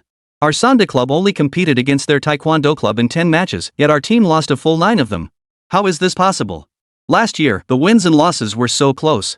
Though Yi Ming had stepped back from his match against Mo Lingja, he wasn't sitting out the competition entirely. He would still step onto the mat, likely facing off against Brother Long from the Taekwondo Club. That same Brother Long who had a row of teeth knocked out by Yi Sun's kick in the school cafeteria. Yi Ming sat in the waiting area, his brow deeply furrowed as he pondered why the Taekwondo Club members had grown so formidable. The waiting area was filled with frustration and defeat. If anyone remained calm, even slightly excited, it was probably only Yi Sun. At that moment, she stood with her arms crossed, leaning against the makeshift door panel of the waiting area, watching the battle unfold on stage. It was then that Jin Jiaqing burst in from outside, his face etched with horror. His frantic shouts as he ran completely threw the Sanda Club members off their game. We're done for, we're done for. I just found out from a guy in the Taekwondo Club apparently, months ago, all their members secretly trained under some hidden master. Their skills have skyrocketed. That hidden master is rumored to be a retired Special Forces soldier. 043, a glance. The words retired special forces soldier struck like a thunderbolt, crashing down on everyone's minds. For a group of college students practicing self-defense who had never undergone formal military training, a special forces soldier was undoubtedly a master among masters. Even a little guidance from such a hidden master could propel the club members' skills to new heights. No wonder the members of the opposing taekwondo club had suddenly become so formidable. We're done for. Our club is definitely going to lose. If it were still Ming the school heartthrob fighting Mo Lingxia, our club might still have a chance. But now, the Sanda club members hung their heads in disappointment, their voices heavy with dejection. They stole glances at Yi Sun. Each of them thought to themselves, now that Yi Sun has replaced Ming Xiaoqiao as their opponent, there's no way our club could win.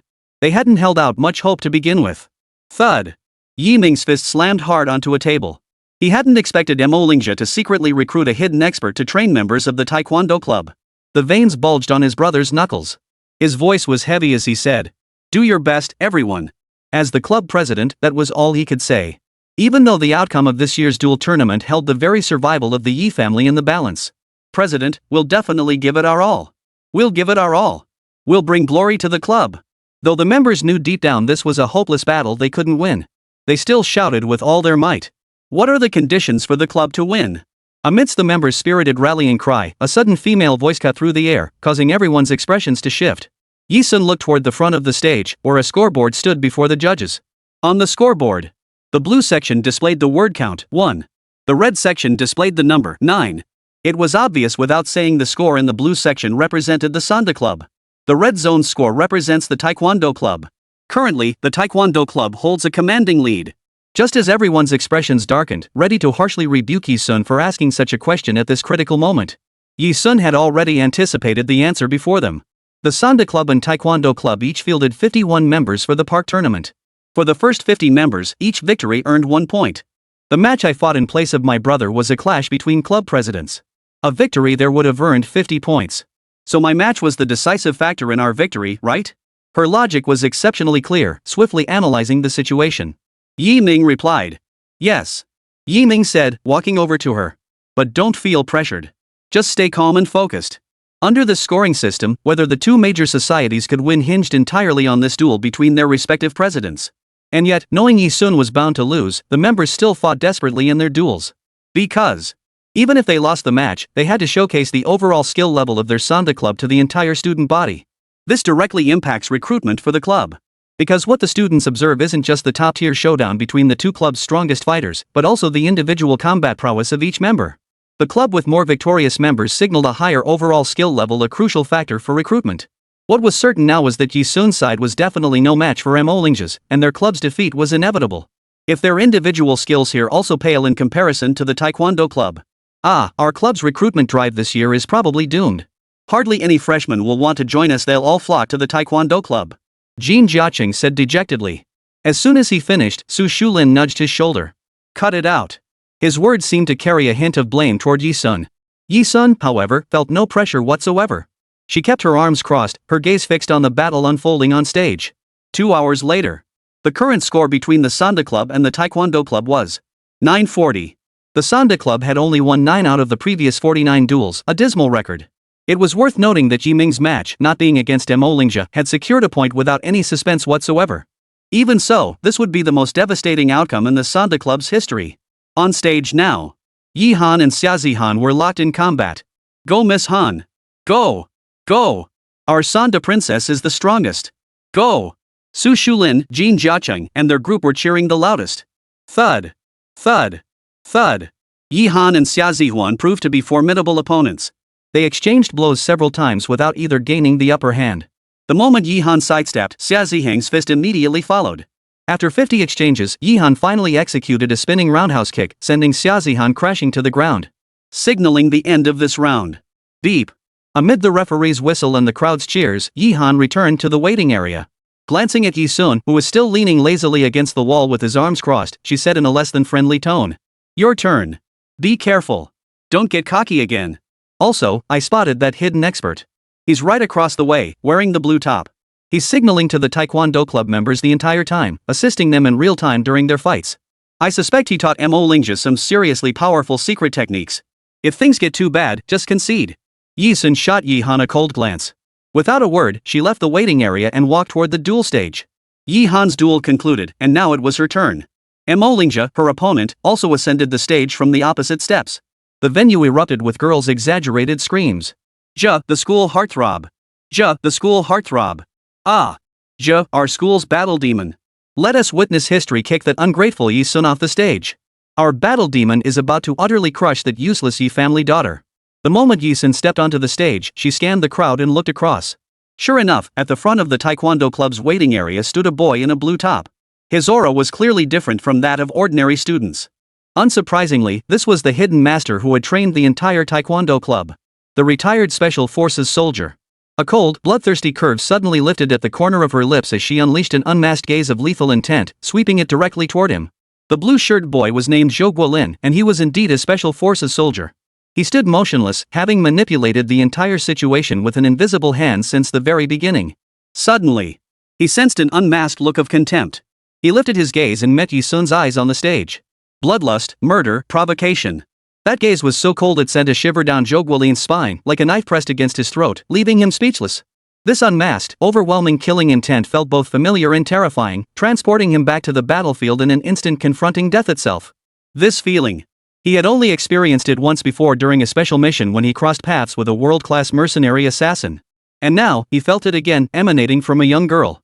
This realization sent a wave of panic through Zhou Guolin. 044, a single leg strike.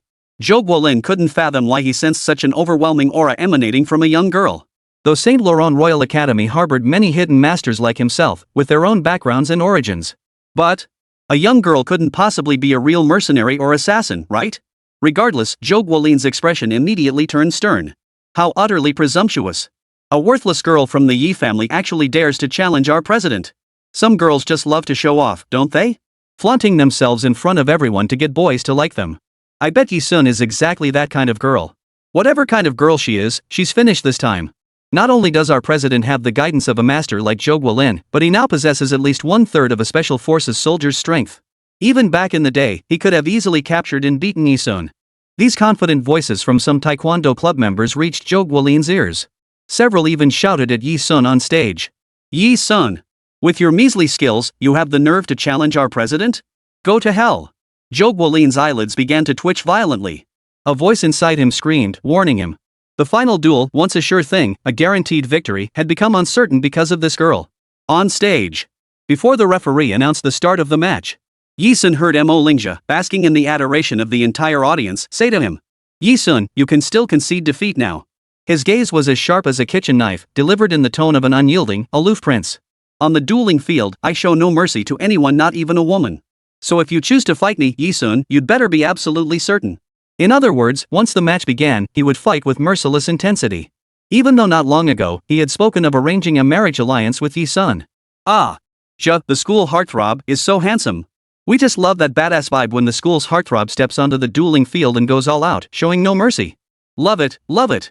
The entire sports field echoed with the girls' adoring screams. Yi Sun. If you can't hold on, just admit defeat. We're all backing you, no one in the Sanda Club will blame you. The roar echoed from the Sanda Club's waiting area, where Su Shulin and others stood. Facing both club's members and the entire school's faculty and students, Yi Sun coldly declared to Lingja. I return those exact words to you. If you want to concede, now is still your chance. Arrogant. Yi Sun's tone was so frenzied it left everyone present gasping for breath. Ah, master, go for it. Xunxun, go for it. Below the stage, Xiaozihan and Jiang Xinyu waved glow sticks obtained from who knows where like they were at a concert, their shrieks of encouragement piercing the air. These two had never crossed paths before. But after Xiaozihan took Yi Sun as his mentor, he started trailing after Yi Sun everywhere. Through this, he also became acquainted with Jiang Xinyu. After getting to know the school heartthrob, Jiang Xinyu realized he was just an ordinary person, and her infatuation faded a bit. With a hint of teasing in her eyes, she glanced at Xiaozihan and said softly, Isn't Lingja your brother? You're cheering for Xunxun, won't your brother really hold it against you? Xiaozihan scratched his nose and replied in a babyish voice, a brother can't compare to a master. Sorry about the brother thing for now. Besides, he genuinely believed his best buddy Lingja truly wasn't good enough for his master Yi Sun. Waiting area of the Sanda Club. She's lost her mind challenging Lingja. Yi Han paced like a caged animal. She tugged at her hair. Her concern now wasn't whether the Sanda Club could win. Instead, she was fretting over whether Yi-sun would be carried off on a stretcher after getting beaten by Mo-lingja or if they should just call an ambulance right away. Forget it, forget it. Let her do whatever she wants. Why am I stressing myself out over this? Yi Han muttered. Wu Xiaoqin linked arms with Yi Han, her face beaming with a smile. Exactly, Han. Why are you stressing over this? Didn't Yi-sun bring this on himself? As she spoke, Wu Xiaoqin glanced at Yi-sun on stage, practically itching for the referee to call the start. She couldn't wait to see Yi-sun get beaten to a pulp by Mo-lingja right there on the spot. Preferably beaten so badly his face was disfigured beyond repair, even by plastic surgery. It's starting.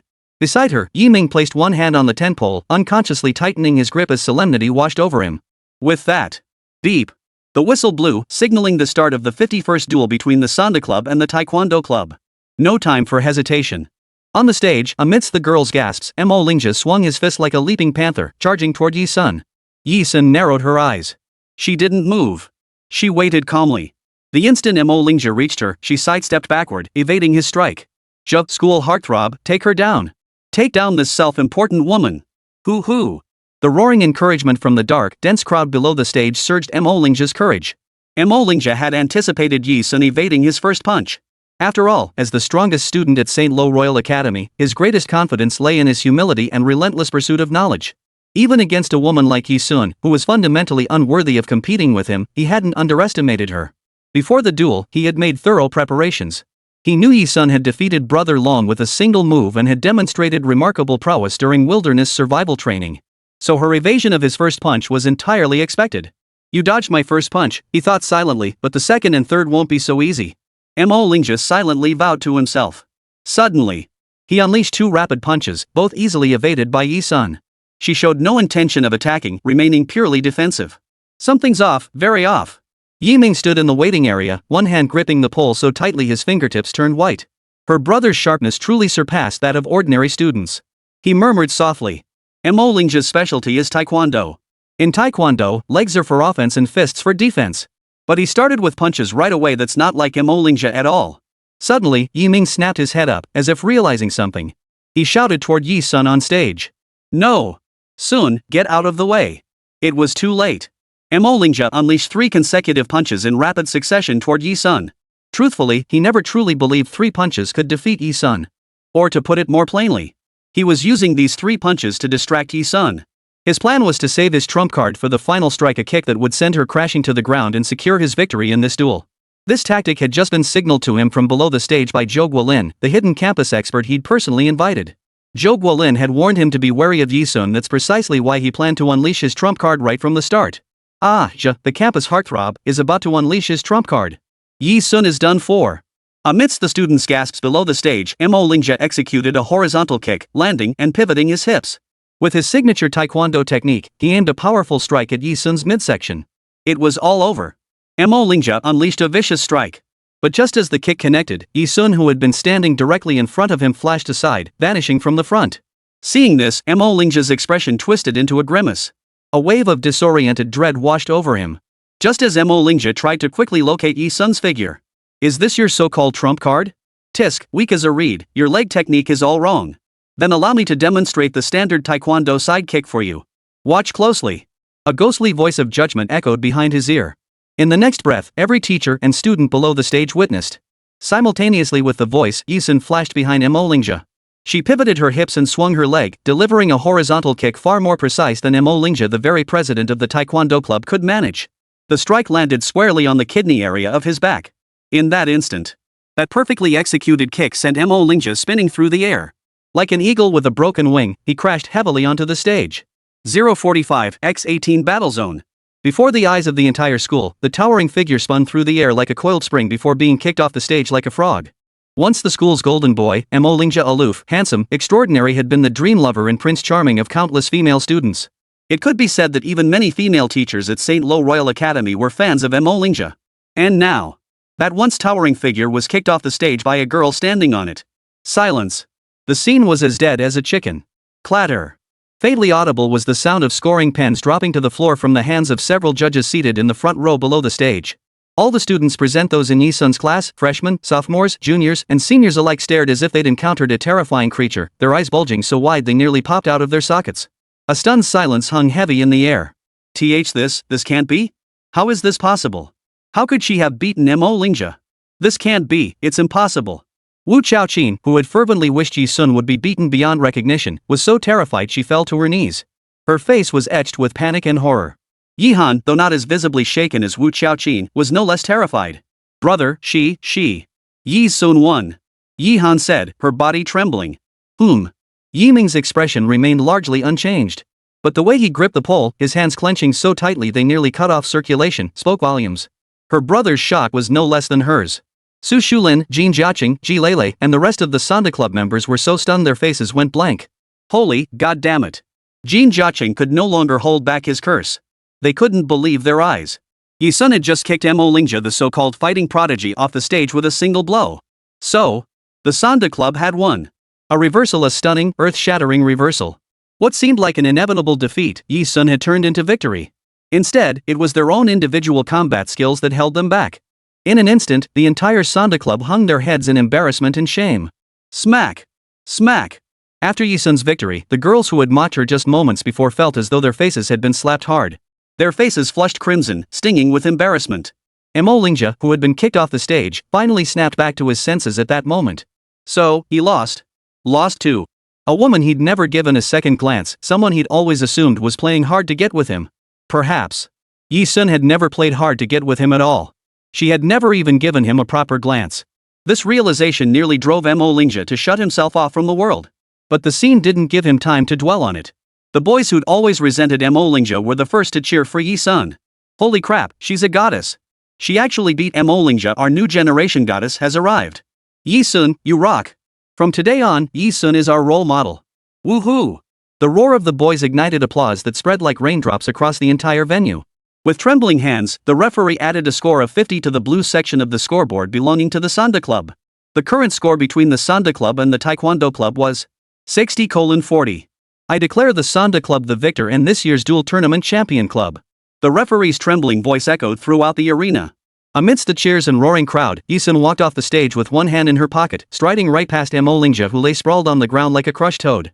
Members of the Sanda Club immediately surrounded her. Girl, you're incredible. We were wrong about you before, sorry. Jin Jiaqing exclaimed. Su Shulin nodded in agreement, who knew you were the true battle queen? You actually defeated the legendary Mo Lingjia. Yi Ming approached and gave her a nod. Well done. Yi Sun nodded in return. Out of the corner of her eye, she caught sight of Yi Han standing hesitantly in the distance. Finally, Yi Han seemed to make up her mind. After fidgeting awkwardly for a while, she finally approached Yi Sun and said, I'm sorry.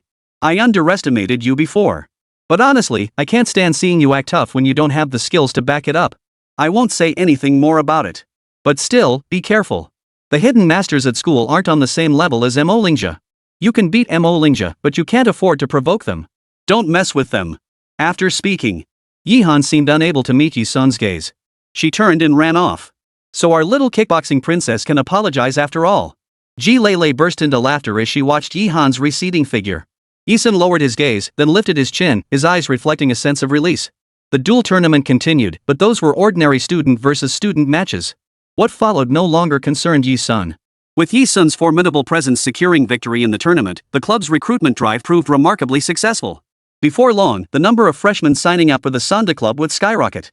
So much so that Yi Ming and his group could no longer afford to wander the campus as leisurely as Yi Sun had done. The club was now swamped, barely keeping up with filling out the new members' registration forms. Finally shaking off Xia Zihan and Zhang Xinyu, who were showering him with flattery, Yi Sun walked alone down the campus corridor. He soaked in the vibrant, youthful energy radiating from the campus. As he passed the deserted path behind the cafeteria, suddenly, a hard punch struck from behind. Yi Sun's eyes flashed. She jerked her head to the right, using a fluid motion to grab the arm of the boy who had been tailing her. With a swift shoulder throw, she sent him crashing to the ground. Thud. Cough cough. Zhou Guolin coughed violently twice after hitting the ground, his eyes widening in stunned disbelief.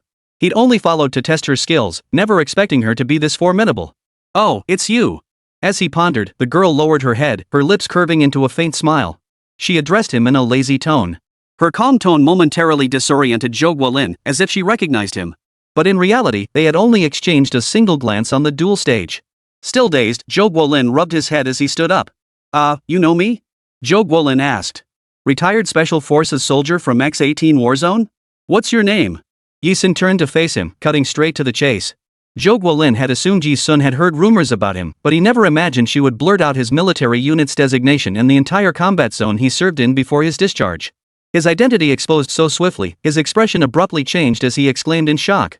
"How do you know I'm a retired Special Forces soldier?" "No, how do you know the exact combat zone number I served in before retirement?" She didn't even know him. How could she possibly know this? After all, even the students in the Taekwondo club were unaware of this detail. Amidst Zhou Guolin's stunned expression, a crimson discharge certificate slid back into Yi Sun's hand, accompanied by the girl's faint, gentle smile. "Isn't it written right here?" The discharge certificate he'd hidden in his pants pocket. When had she taken it? Zhou Guolin was terrified. This girl was terrifying. Zhou Guolin hastily retrieved his certificate and replied, Ahem, my name is Zhou Guolin." The initial shock Yi Sun had ignited in him was just beginning to subside. He was about to greet her and formally introduce himself. But then he heard. Yi Sun's next words were directed straight at his superior officer, leaving him speechless. "Zhou Guolin, huh? A Special Forces soldier from X-18 theater. Not bad. If you ever return to the theater, give my regards to your X-18 commander. Ask him how his broken left thumb is healing." 046, your mission. Zhou Guolin hadn't been with the squad long. At 22 years old, he had enlisted at 18, making his total combat experience just 4 years. When he joined the squad, the commander of their X-18 combat zone already had his left thumb broken. Who exactly broke the commander's left thumb? No one knew the answer to that question. And why would this young woman before him speak of the commander's broken thumb as if it were somehow connected to her? And then there was this. How could she, a little sister who had never enlisted in the military, know so much about the affairs of her own combat zone? It was as if she had access to the highest-ranking commander of their X-18 theater. But how could that be possible? How old is she, anyway? You. Zhou Guolin's voice trembled so badly he could barely speak, stuttering for a long moment. Having seen his fair share of high-stakes situations, Zhou Guolin finally exhaled sharply, steadying his nerves. He forced himself to ask calmly. "You know the commander of our theater?" Yi Sun showed no intention of denying it. "We've met a few times. During the Apu campaign in Country X, they had collaborated once. The two had infiltrated enemy lines together. When their partnership nearly got exposed, she snapped his left thumb on the spot. This act earned them the enemy's initial trust." Recalling the commander's expression at the time, the incident seemed to have left a significant psychological scar on him. Yi Sun's lips curved upward. By all accounts, they had indeed crossed paths several times. But given Zhou Guolin's position, how could he dare to entertain such thoughts? All he could conclude, based on Yi Sun's multifaceted displays, was that she was absolutely no ordinary person. Though she wasn't quite the terrifying figure of a mercenary assassin. After all, Yi Sun was far too young. Unless she had joined the ranks of mercenary assassins in her early teens. Otherwise, she wouldn't be appearing in a school setting. It must be understood that most assassins on the international stage, especially the top-tier ones, are puppets controlled by major assassin organizations. Only a handful of elite assassins could break free from their organization's control. Mercenaries were even less likely. Survival, violence, money, these three words paint the picture of a mercenary's existence. They are killing machines who dive into any war zone for money, even willing to risk their lives. This was completely different from the impression Yi Sun gave him. So Yi Sun must have met the commander through personal connections, perhaps through friends, relatives, or acquaintances, which is why she'd had a few encounters with him? Young girls these days always like to play mysterious. It was only natural for her to speak as if she were quite familiar with the commander. Zhou Guolin understood. Instead, he addressed Yi Sun with solemn sincerity.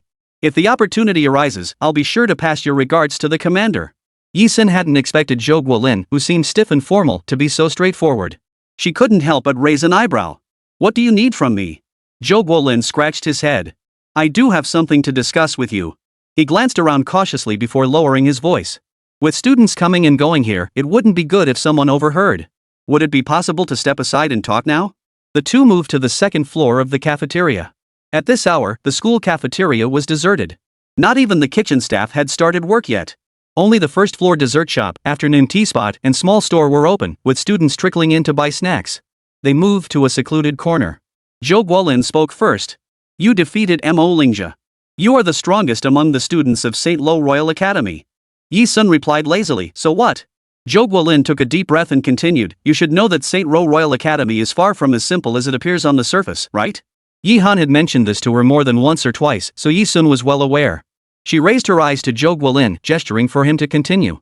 "Within St. Rock Royal Academy, many elite fighters remain hidden. Some are former Special Forces operatives, others retired international bodyguards, and still others."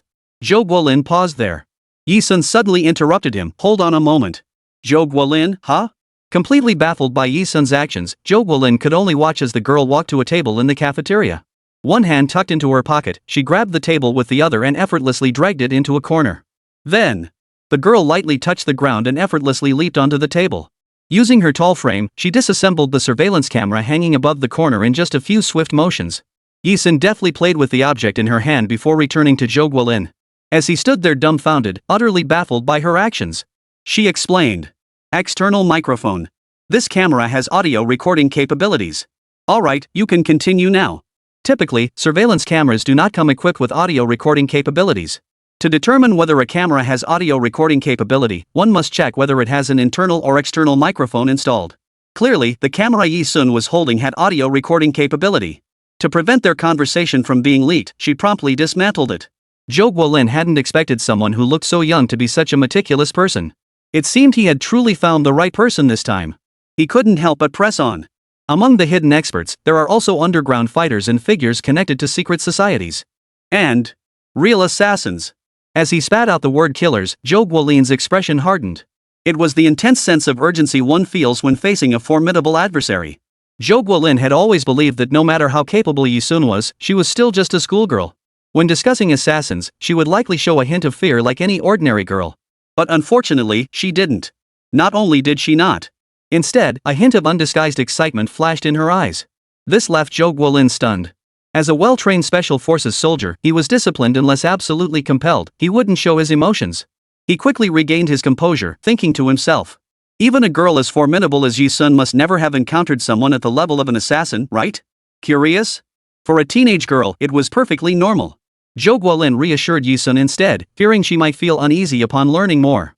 But rest assured, the assassins hiding within the school are likely low-level operatives. Their abilities aren't particularly formidable. He continued. Actually, I came to St. Lo Royal Academy to carry out a mission. I joined the Taekwondo club to train its members, aiming to recruit the strongest fighter, Mo Lingjia, to assist us in completing our mission. But Mo Lingjia was defeated by Yi Sun. Now Yi Sun is the strongest fighter in the entire school. I hope I can get your help. That was the real reason Jo Guolin sought out Yi Sun. He stated earnestly. Yi Sun raised his eyes, his tone tinged with interest. So, what exactly is your mission? True to form for someone he'd chosen meticulously thorough. Unlike most students, she didn't immediately agree without a word when told she could assist them in completing the War Department's assigned tasks. Instead, she sought clarification before making her decision. Jo Guolin didn't beat around the bush. He stated plainly. Among that group of hidden experts, there are several low-level assassins. They're disguised as students, attending St. Laurent Royal Academy just like ordinary people. On the surface, their identities are impossible to discern. But in reality, they are international fugitives, escaped convicts who broke out of several ordinary prisons. Our mission now is to apprehend them without alerting them. I need your help. 047 Fugitives. Jo Guolin would never have dreamed that the girl standing before him was also an escaped international criminal. And not just any prison, she'd escaped from the legendary Devil's Island, a place no one had ever successfully broken out of. His earnest expression made Yi Sun's lips curve into a faint smile. Interesting.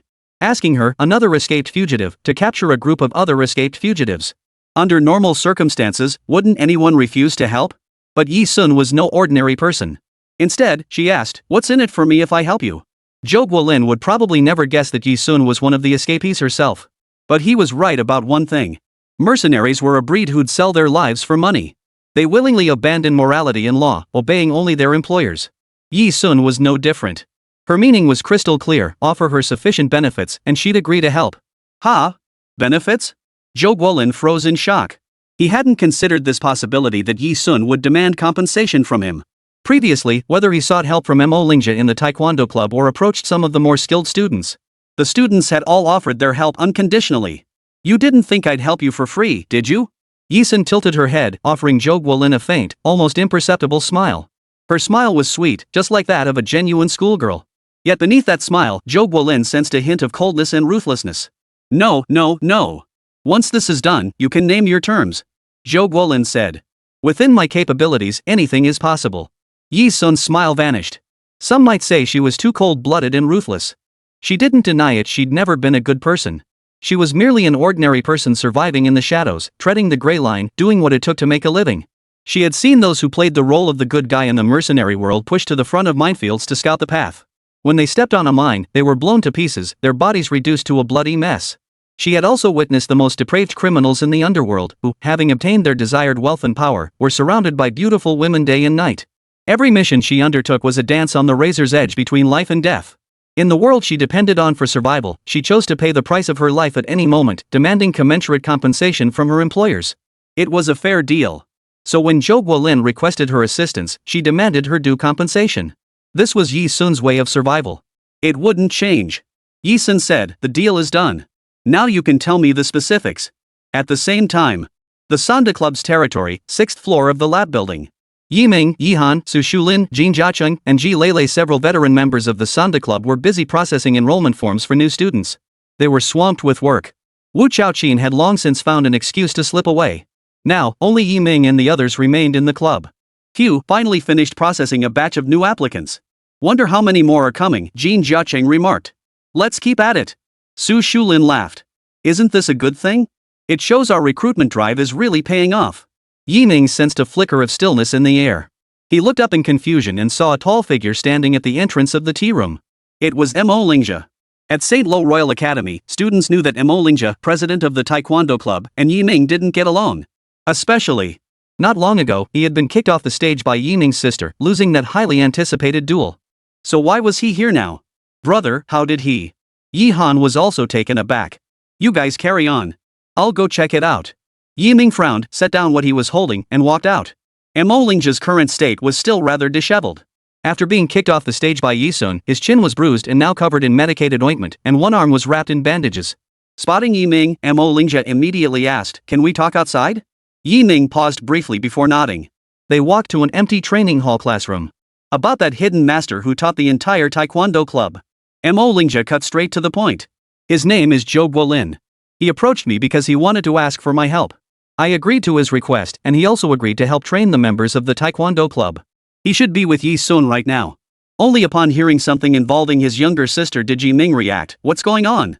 Mo Lingjia recounted what Zhou Guolin had told Yi Sun, repeating it almost word for word to Yi Ming, adding, "Having internationally wanted criminals on our campus is a serious matter.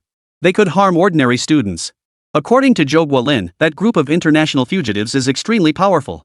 They've formed an alliance with many hidden masters to target Zhou Guolin and his group. They cannot apprehend the criminals without alerting the school or the criminals themselves. Therefore, they require our assistance. If all goes well, your sister has already agreed to assist. To keep your sister out of danger, you and I should temporarily put our differences aside and work together against them. Once this matter is resolved, we can settle our own grudges." Yi Ming remained silent for a long moment before finally nodding. "Agreed." 2nd floor of the cafeteria. Having agreed to assist Zhou Guolin, Yi Sun grasped the general situation before asking, "When do we move?" Zhou Guolin replied, "Not yet. I'll contact you when the time is right." Yi Sun nodded. "Understood." The conversation ended. The two moved out of the blind spot on the 2nd floor of the cafeteria, one in front and one behind. Zhou Guolin led the way, with Yi Sun following behind.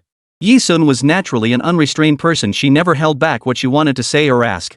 Nor did she go out of her way to conceal the truth. As they reached the cafeteria threshold, she suddenly piped up with keen interest. "You agreed to work with me without even finding out who I am. Aren't you afraid I'll disappoint you?" Having secured Yi Sun's assistance, Zhou Guolin was in an exceptionally good mood. He teased, "Like what?" He expected Yi Sun to say something trivial like she'd betray him or run to international fugitives to complain. Little did he know. The words that came next from her mouth made Zhou Guolin stagger, nearly falling to the ground. "For instance, I could be just like them, a fugitive who escaped from an international prison." 048, mother's leg injury. Zhou Guolin stumbled, nearly falling to the ground. He steadied himself by flapping his arms like a duck paddling its wings. At the same time, his eyes widened as he stared at the girl standing before him. Her gaze was cold and haughty. This didn't look like a joke. Gulp gulp. Zhou Guolin swallowed twice, then smiled. "Yi Sun, you shouldn't joke around like that. If I took it seriously, I'd have you arrested." His manner of speaking was indeed rather rigid. But precisely because of his rigid nature, Zhou Guolin took Yi Sun's words even less seriously. He said, "But if you were truly a fugitive, you wouldn't agree to join me in capturing another group of fugitives. Instead, you'd band together with them to fight us. No fugitive would help police apprehend another group of fugitives that would only expose themselves. Zhou Guolin wouldn't know that there truly was someone who, while being a fugitive themselves, helped police apprehend another group of fugitives." She was standing right in front of him. But Yi Sun said no more. Her lips curved into a faint smile, as if acknowledging Zhou Guolin's reasoning. TSK. This feeling of speaking truth to officers only to be dismissed was that the protective shield afforded by her identity as a female student? It really was quite effective. Truth be told, Yi Sun had said that not only to test Zhou Guolin's reaction, but more importantly, to plant a counterintuitive psychological suggestion in his mind. By exploiting Zhou Guolin's psychology, she made him voluntarily admit his true identity, then provoked him into refuting her. This way, in Zhou Guolin's mind, a subjective notion had already taken root: if Yi Sun were truly an internationally wanted criminal, she wouldn't be joking about this with me. Consequently, even if she later revealed clues about being an internationally wanted criminal, Zhou Guolin wouldn't suspect a thing. This was psychological warfare employed by mercenaries against their enemies. Yi Sun flashed Zhou Guolin a sharp smile and dropped the subject. "I'll be going now. Contact me anytime if you need anything," she said. With that, Yi Sun headed toward the staircase on the left side of the second floor of the cafeteria and soon disappeared from view. The St. Lo Royal Academy duel tournament would span 3 full days. For the next 2 days, the students remained in a state of heightened excitement. As for Yi Sun, nothing further happened. Since that day when Zhou Guolin had spoken with her, he hadn't contacted her again. It seemed he was still preparing, needing more time to hide before formally confronting that group of international fugitives. After the duel tournament concluded, when her mother, Manhwa, saw Yi Sun and her 2 companions, her 3 children, especially Yi Ming and Yi Han. In Manhwa's memory, in past dueling tournaments, hadn't Han and Mingming always returned home covered in wounds? But this year? Not a single one of them was injured, and they looked in excellent spirits. This sight brought Manhwa a wave of comfort. She attributed it all to Yi Sun, convinced that it was his persuasion that had stopped Han and Mingming from fighting as fiercely as they had in previous years. At that moment, sitting in her wheelchair, Manhwa held Yi Sun's hand and said with satisfaction, "Soon, it's all thanks to you. You're such a sensible, good child. Just like I always said, what's the point of a duel tournament if you get hurt? The most important thing is staying safe. A competition without bloodshed, where everyone comes out unscathed, that's what truly matters. You did wonderfully." Yi Han was drinking water. Hearing Manhwa call her good child, she immediately thought of Yi Sun, the sister who had repeatedly driven her to fury. She immediately sprayed the water from her mouth. But even Yi Ming, usually so composed, couldn't help but twitch his lips as he retorted, "Mom, we weren't injured. The one who got hurt was Mo Lingjia, my little sister did it." He broke his hand and cut his chin. There was absolutely no bloodless competition to speak of. Manhwa was startled by the news, her shock palpable. It was understandable. In her mother's mind, Yi Sun had never done anything out of line in front of her. Manhwa had always seen her as an obedient, sensible, and well-behaved child. Adding to this, neither Yi Ming nor Yi Han had ever mentioned Yi Sun snatching a gun from a thug in a bar, let alone firing it. Nor had they told her about the wilderness survival incident where Yi Sun encountered a pack of wolves and fought them off. Thus, in Manhwa's eyes, Yi Sun was the epitome of a perfect child. After hearing her son's words, Manhwa remained in a daze for a long time. She stared blankly at Yi Sun and asked, "Sun, have you learned self-defense techniques outside? I was actually thinking about finding you a martial arts teacher to teach you self-defense. Why didn't you tell me you already knew?" This time, Yi Sun nodded and stated plainly, "I have. For when I need to protect myself." The words "to save my life" didn't raise any eyebrows with Yi Han and Yi Ming. They had seen the scars on his body and knew he'd worked as a war correspondent to survive, escaping from the slums. That must have been when she learned it. A young woman venturing into the horrors of war to protect herself, she had no choice but to learn to be independent. But to Manhwa, it felt like a sharp pang of pain. She instinctively imagined what kind of ordeal Yi Sun might have endured out there, kidnapped, dragged off by traffickers to some sinister place. That such a young child had spent years out there fighting for her life? Manhwa dared not press further, fearing she might hear a reality she couldn't bear. All she could do was try to make up for it. She maneuvered her wheelchair closer to Yi Sun, leaning in beside her. Patting the child's hand, she said, "My dear Sun, it won't happen again." Seeing Manhwa's pained expression, Yi Han and Yi Ming couldn't bring themselves to tell their mother the truth about Yi Sun's real ordeal. Exchanging a glance, they resolutely chose silence. "Mom," Yi Ming began. A woman's voice, more piercing than his, cut him off. "Mom, would it be okay if I took a look at the injury on your leg?" It was Yi Sun. Leaning against Manhwa in the most intimate posture, the young girl stood perfectly straight, her tone icy. She genuinely appeared cold-blooded and ruthless. This was Yi Sun's consistent nature. In reality, Yi Sun simply wasn't good at expressing herself. She hadn't brought up this request soon after returning home, fearing it might hit Manhwa's sore spot. Now, after some time of adjusting with her family, the timing felt right, and she brought it up. Yi Han no longer targeted Yi Sun as she had before, precisely because Yi Sun hadn't done anything to provoke her. Hearing Yi Sun's request now, she knew how deeply emotional her mother was. Ever since the car accident injury, she hadn't dared let them see the scars on her legs. Yi Sun's words now were nothing short of rubbing salt into the wound. As hot-tempered as Yi Han, she exploded on the spot. Yi Sun. What are you saying? You did this on purpose, didn't you? You know perfectly well mom's like this because of you, so why bring it up now? You're going too far. You. Her words trailed off right there. The next second, Yi Sun's words stopped her in her tracks. She heard Yi Sun say, word by word, I can heal mom's leg injury. So, let me take a look. 049, Ghost Hammer calls. All these years, Mu Fanghua had been confined to a wheelchair for over a decade. From the initial agony and despair after the accident to the arduous and perilous journey seeking medical treatment. By now, Mu Fanghua had come to accept her disability, preparing to spend the rest of her life confined to a wheelchair. Years ago, she had been a beauty-obsessed socialite. After the accident, she dared only to cover her injured leg with clothing, fearing her children and husband would see it and show disgust. Bearing this heavy psychological burden, Mu Fanghua had persevered until now. But just now, her daughter lost to her for over a decade told her, could the injury on her leg be cured? In that moment, Mu Fanghua felt like a traveler on the verge of dying of thirst in the desert, finally spotting an oasis in the vast expanse of sand. Her voice trembled as she asked. Soon. Xunxun, are you serious? Yi Han and Yi Ming both jolted in surprise. Yi Sun replied. MHM.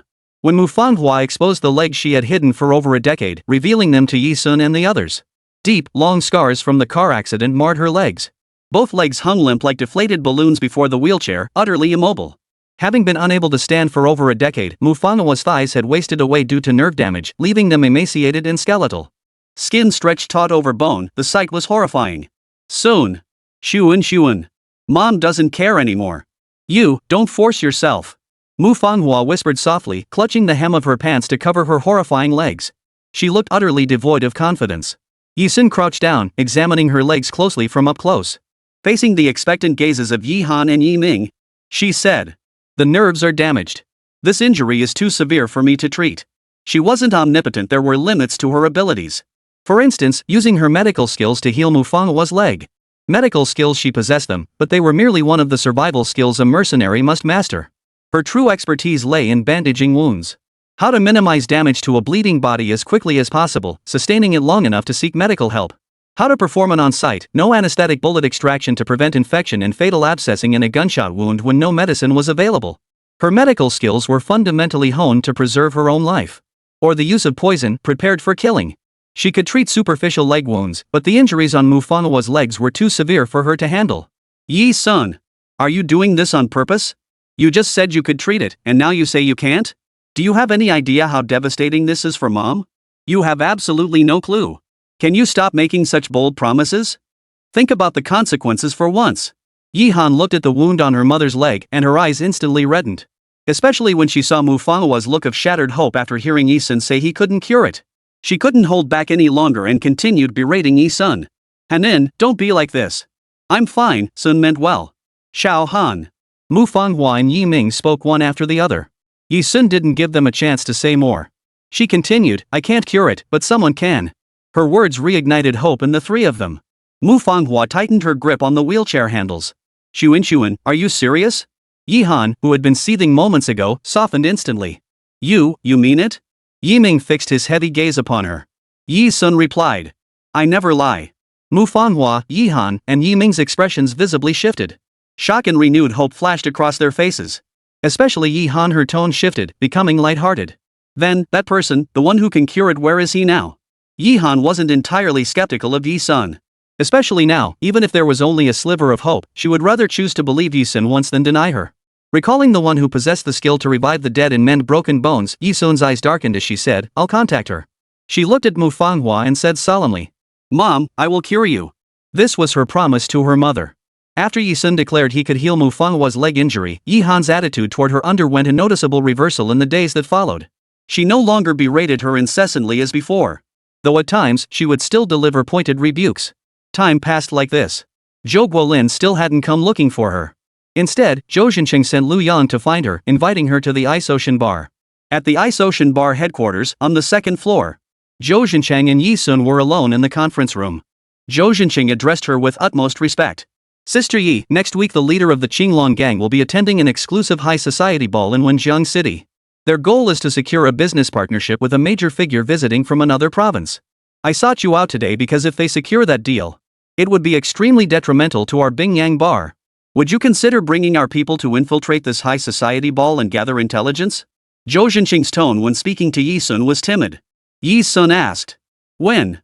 Zhou Zhenqing immediately understood she had agreed to participate and hurriedly replied. Next Saturday evening. The exclusive high society ball in Wenzhong City will be held at the Seaside Grand Hotel. Yi Sun nodded. Got it. Anything else? Zhou Zhenqing replied, that's all. Just as Yi Sun rose to take his leave. Ring. Her phone, tucked in her pants pocket, began to ring. Yi Sun's eyes darkened slightly. She pulled out her phone and glanced at the caller ID. An unfamiliar number. Visibly, the unknown number was dialed from country X. Not from within country Z. It was Ghost Hammer. Her former comrade in arms, now in charge of the Bloodblade Mercenary Corps under her command. Guichue must have been able to make an international call from country X because she had left him a contact number last time. That guy must have just wrapped up another battle and couldn't wait to brag about his exploits to her, right? Yi Sun paid no heed to Zhou Zhenqing's presence and pressed the call button. Moments later. A gruff male voice answered on the other end. Ghost Hammer, no doubt. Boss. Is that you? Just got back from the Arthur campaign. Flipped a whole clip of rocket launchers at the enemy. Those bastards were scared less. What a bunch of weaklings. Finally got away from that hellhole of a battlefield and thought I'd give you a call. Also, boss, I uncovered something huge in this battle. It's about you. Where are you in Z country? I'm flying over to see you right now. 050 Combat Weapons. A rough male voice, tinged with triumphant self-importance. You couldn't help but think that Ghost Hammer, judging by his rough voice, might seem careless. In reality, he even considered that Yi Sun might be in country Z and deliberately called her in Chinese. Thinking of this old comrade in arms, rough on the outside, yet after every battle, he'd tie on an apron and cook dinner for them, a band of desperados.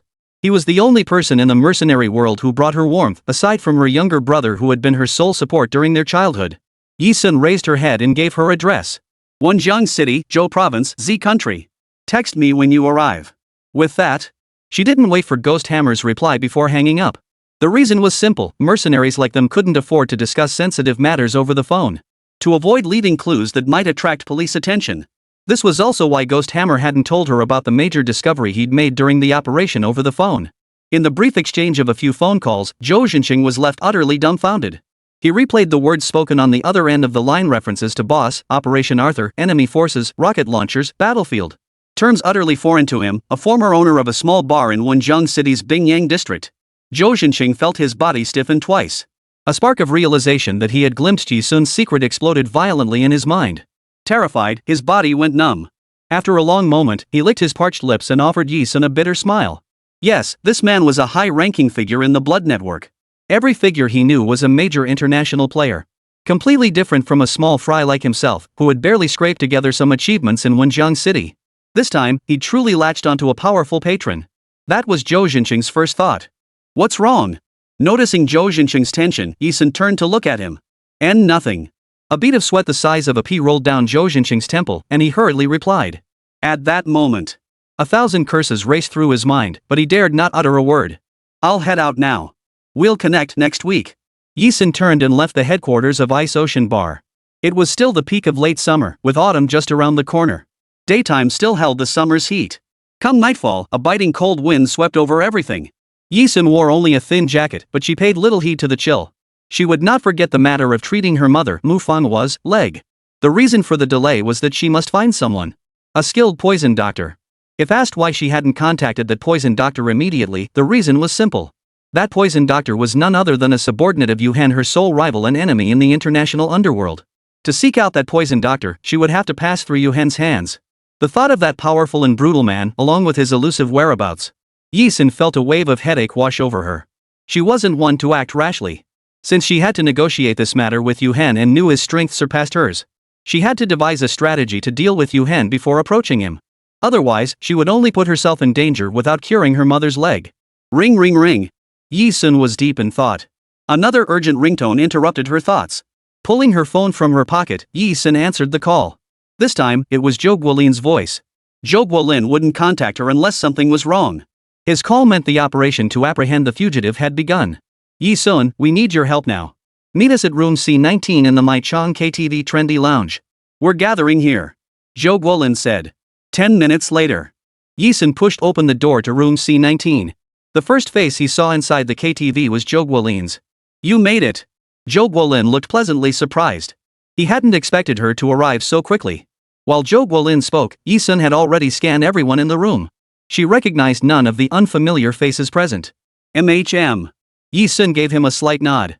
We've received intelligence that the hidden experts sheltering at St. Lo Royal Academy, those escaped fugitives, plan to make their move tonight. So we're moving too. We plan to catch them red-handed with evidence in hand, taking them completely by surprise.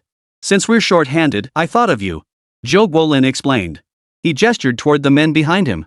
These are my comrades, young elite from the Special Warfare Unit. We'll be operating together tonight. At this point, Zhou Guolin rubbed his nose.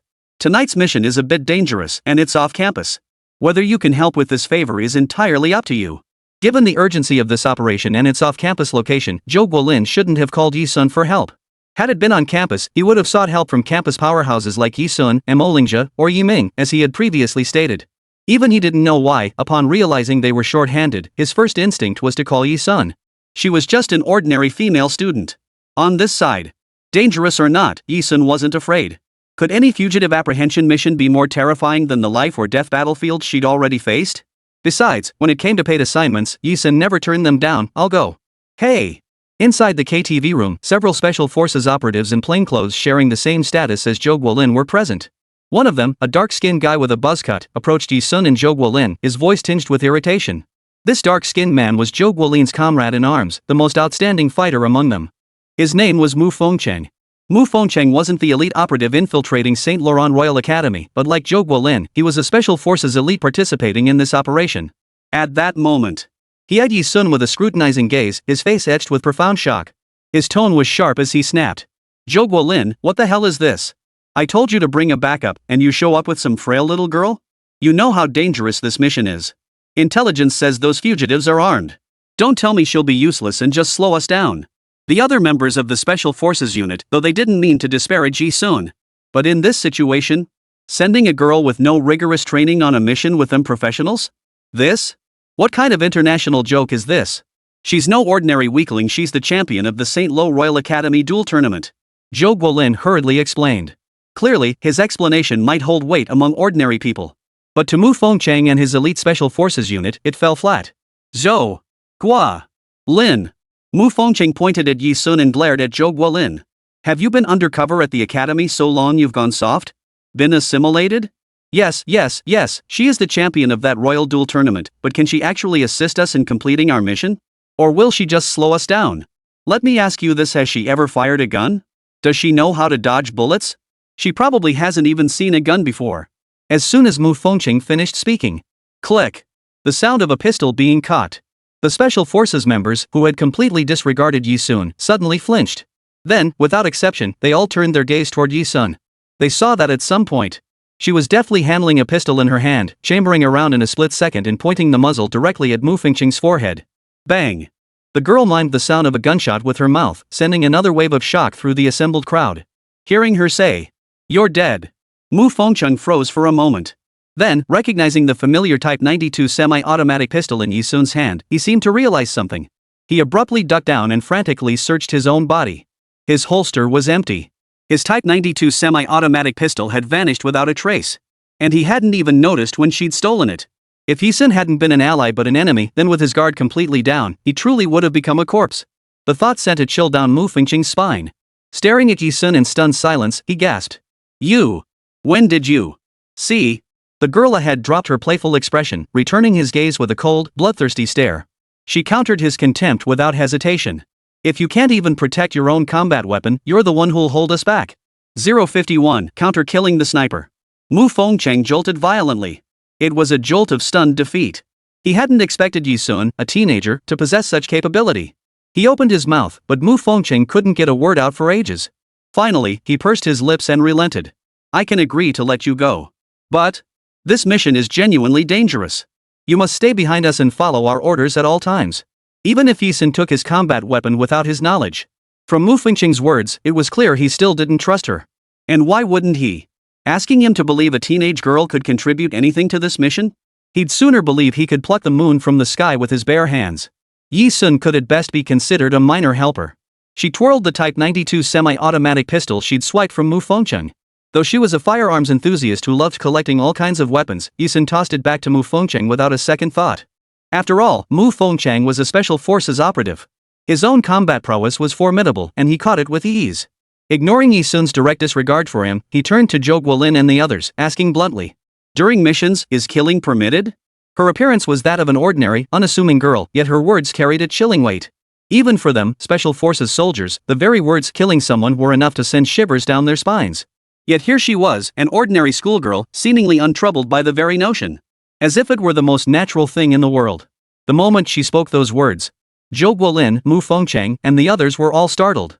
The one who answered Yi Sun was a sharp-looking man, thin as a monkey. He said, if they put up fierce resistance, even resorting to weapons in retaliation, under necessary circumstances, it's permissible. Yi Sun tilted his chin slightly and replied softly, oh, I see. A perfectly ordinary response, paired with the flicker of excitement in the young girl's eyes. Anyone familiar with Yi Sun who witnessed this scene would know this was the prelude to a new wave of slaughter. Yi Sun swiftly gathered her long, straight black hair into a high ponytail with a few snaps of a hair tie. This hairstyle made her appear full of energy and vitality. To prevent stray strands from interfering with her performance, Yi Sun always did this before every mission. It was part of her combat routine. Just then, a Special Forces operative sitting in the corner suddenly looked up and announced to the group, Zhang just texted me. Time's up. We're moving out. Wenjiang City, an uninhabited, abandoned suburb. The buildings here, due to internal conflicts within the real estate sector, had been idle for years and gradually turned into a derelict old neighborhood. Unclaimed by anyone. Many buildings had their foundations and basic structures completed, but as abandoned structures, they remained unfinished and neglected, left to decay. Anyone could walk freely into the buildings. Yi Sun arrived here with several Special Forces operatives, joining 2 other comrades of Zhou Guolin. These 2 were responsible for tracking and investigating a group of international fugitives, meeting here. Xiao Zhang, who had sent the text message, was one of the investigators assigned to the case. After meeting up, Zhang said, they haven't realized we're tracking them yet, but this mission is getting trickier. Just now, Xiao Lu and I used binoculars to scout them out. Their weapons and equipment are too sophisticated. They have 10 handguns and 2 machine guns. Wouldn't a forced breakthrough be too reckless? Yi Sun remained silent, clearly sensing Xiao Zhang and Xiao Lu's eyes linger on her for a moment. As if sizing her up. She remained silent. She stood quietly to the side, looking less like someone here on a mission and more like someone on vacation. Mu Fengchang was annoyed by her lackadaisical demeanor. He shot her a fierce glare before declaring, this is our chance. We absolutely cannot miss it. These international fugitives are too cunning. If we try to apprehend them at the school or elsewhere, a shootout would inevitably endanger innocent bystanders. We can't risk that. We must take them down right here. Several people fell silent for a moment, as if they couldn't make up their minds. It was at this moment that Yi Sun interjected lightly. Haven't you noticed yet? You're surrounded. Her tone suggested she wasn't part of the situation, but rather observing a battle game from the sidelines. What? Mu Fengchang frowned in displeasure. The next second, all they heard was bang, bang, bang. A volley of sniper rifle shots whistled down from above.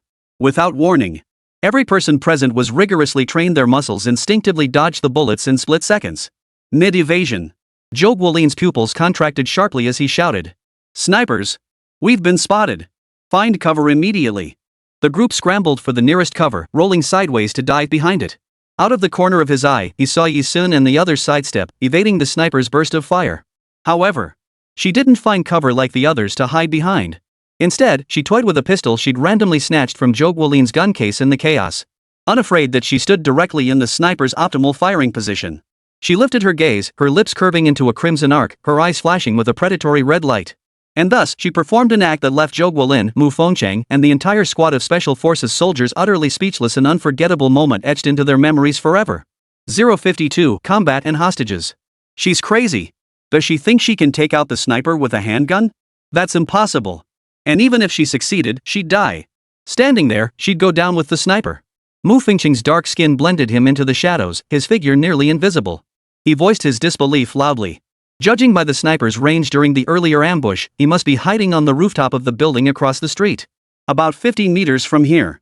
Setting aside the fact that sniping down from a height is far easier than shooting up from below. Pistols themselves, due to their short barrels, lightweight, and lack of stock stability, have never been known for high accuracy since their inception. On level ground, even renowned sharpshooters would consider hitting a target at 30 or 40 meters a commendable achievement. Beyond 100 meters, a handgun's lethality drops dramatically, making fatal hits extremely rare. Yi Sun's decision to use a pistol undoubtedly signaled an attempt to counter-sniper the sniper.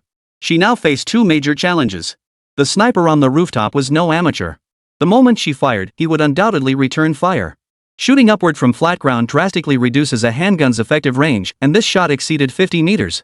That was a deadly scenario even world-class sharpshooters wouldn't dare attempt lightly. As Yu Sun cocked the pistol with one hand, amid the relentless bang-bang of the sniper's bursts from the rooftop, she kept dodging the bullets.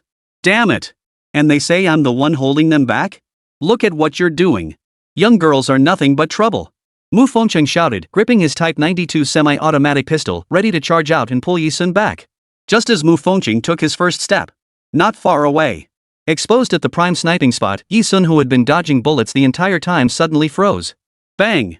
Yu Sun lowered her gaze. Her keen hearing, honed through years of battlefield experience, allowed her to pinpoint the rooftop sniper's location the very second the shot was fired. It was well known that a sniper's greatest weakness was having their position discovered by the enemy, exposing their operation.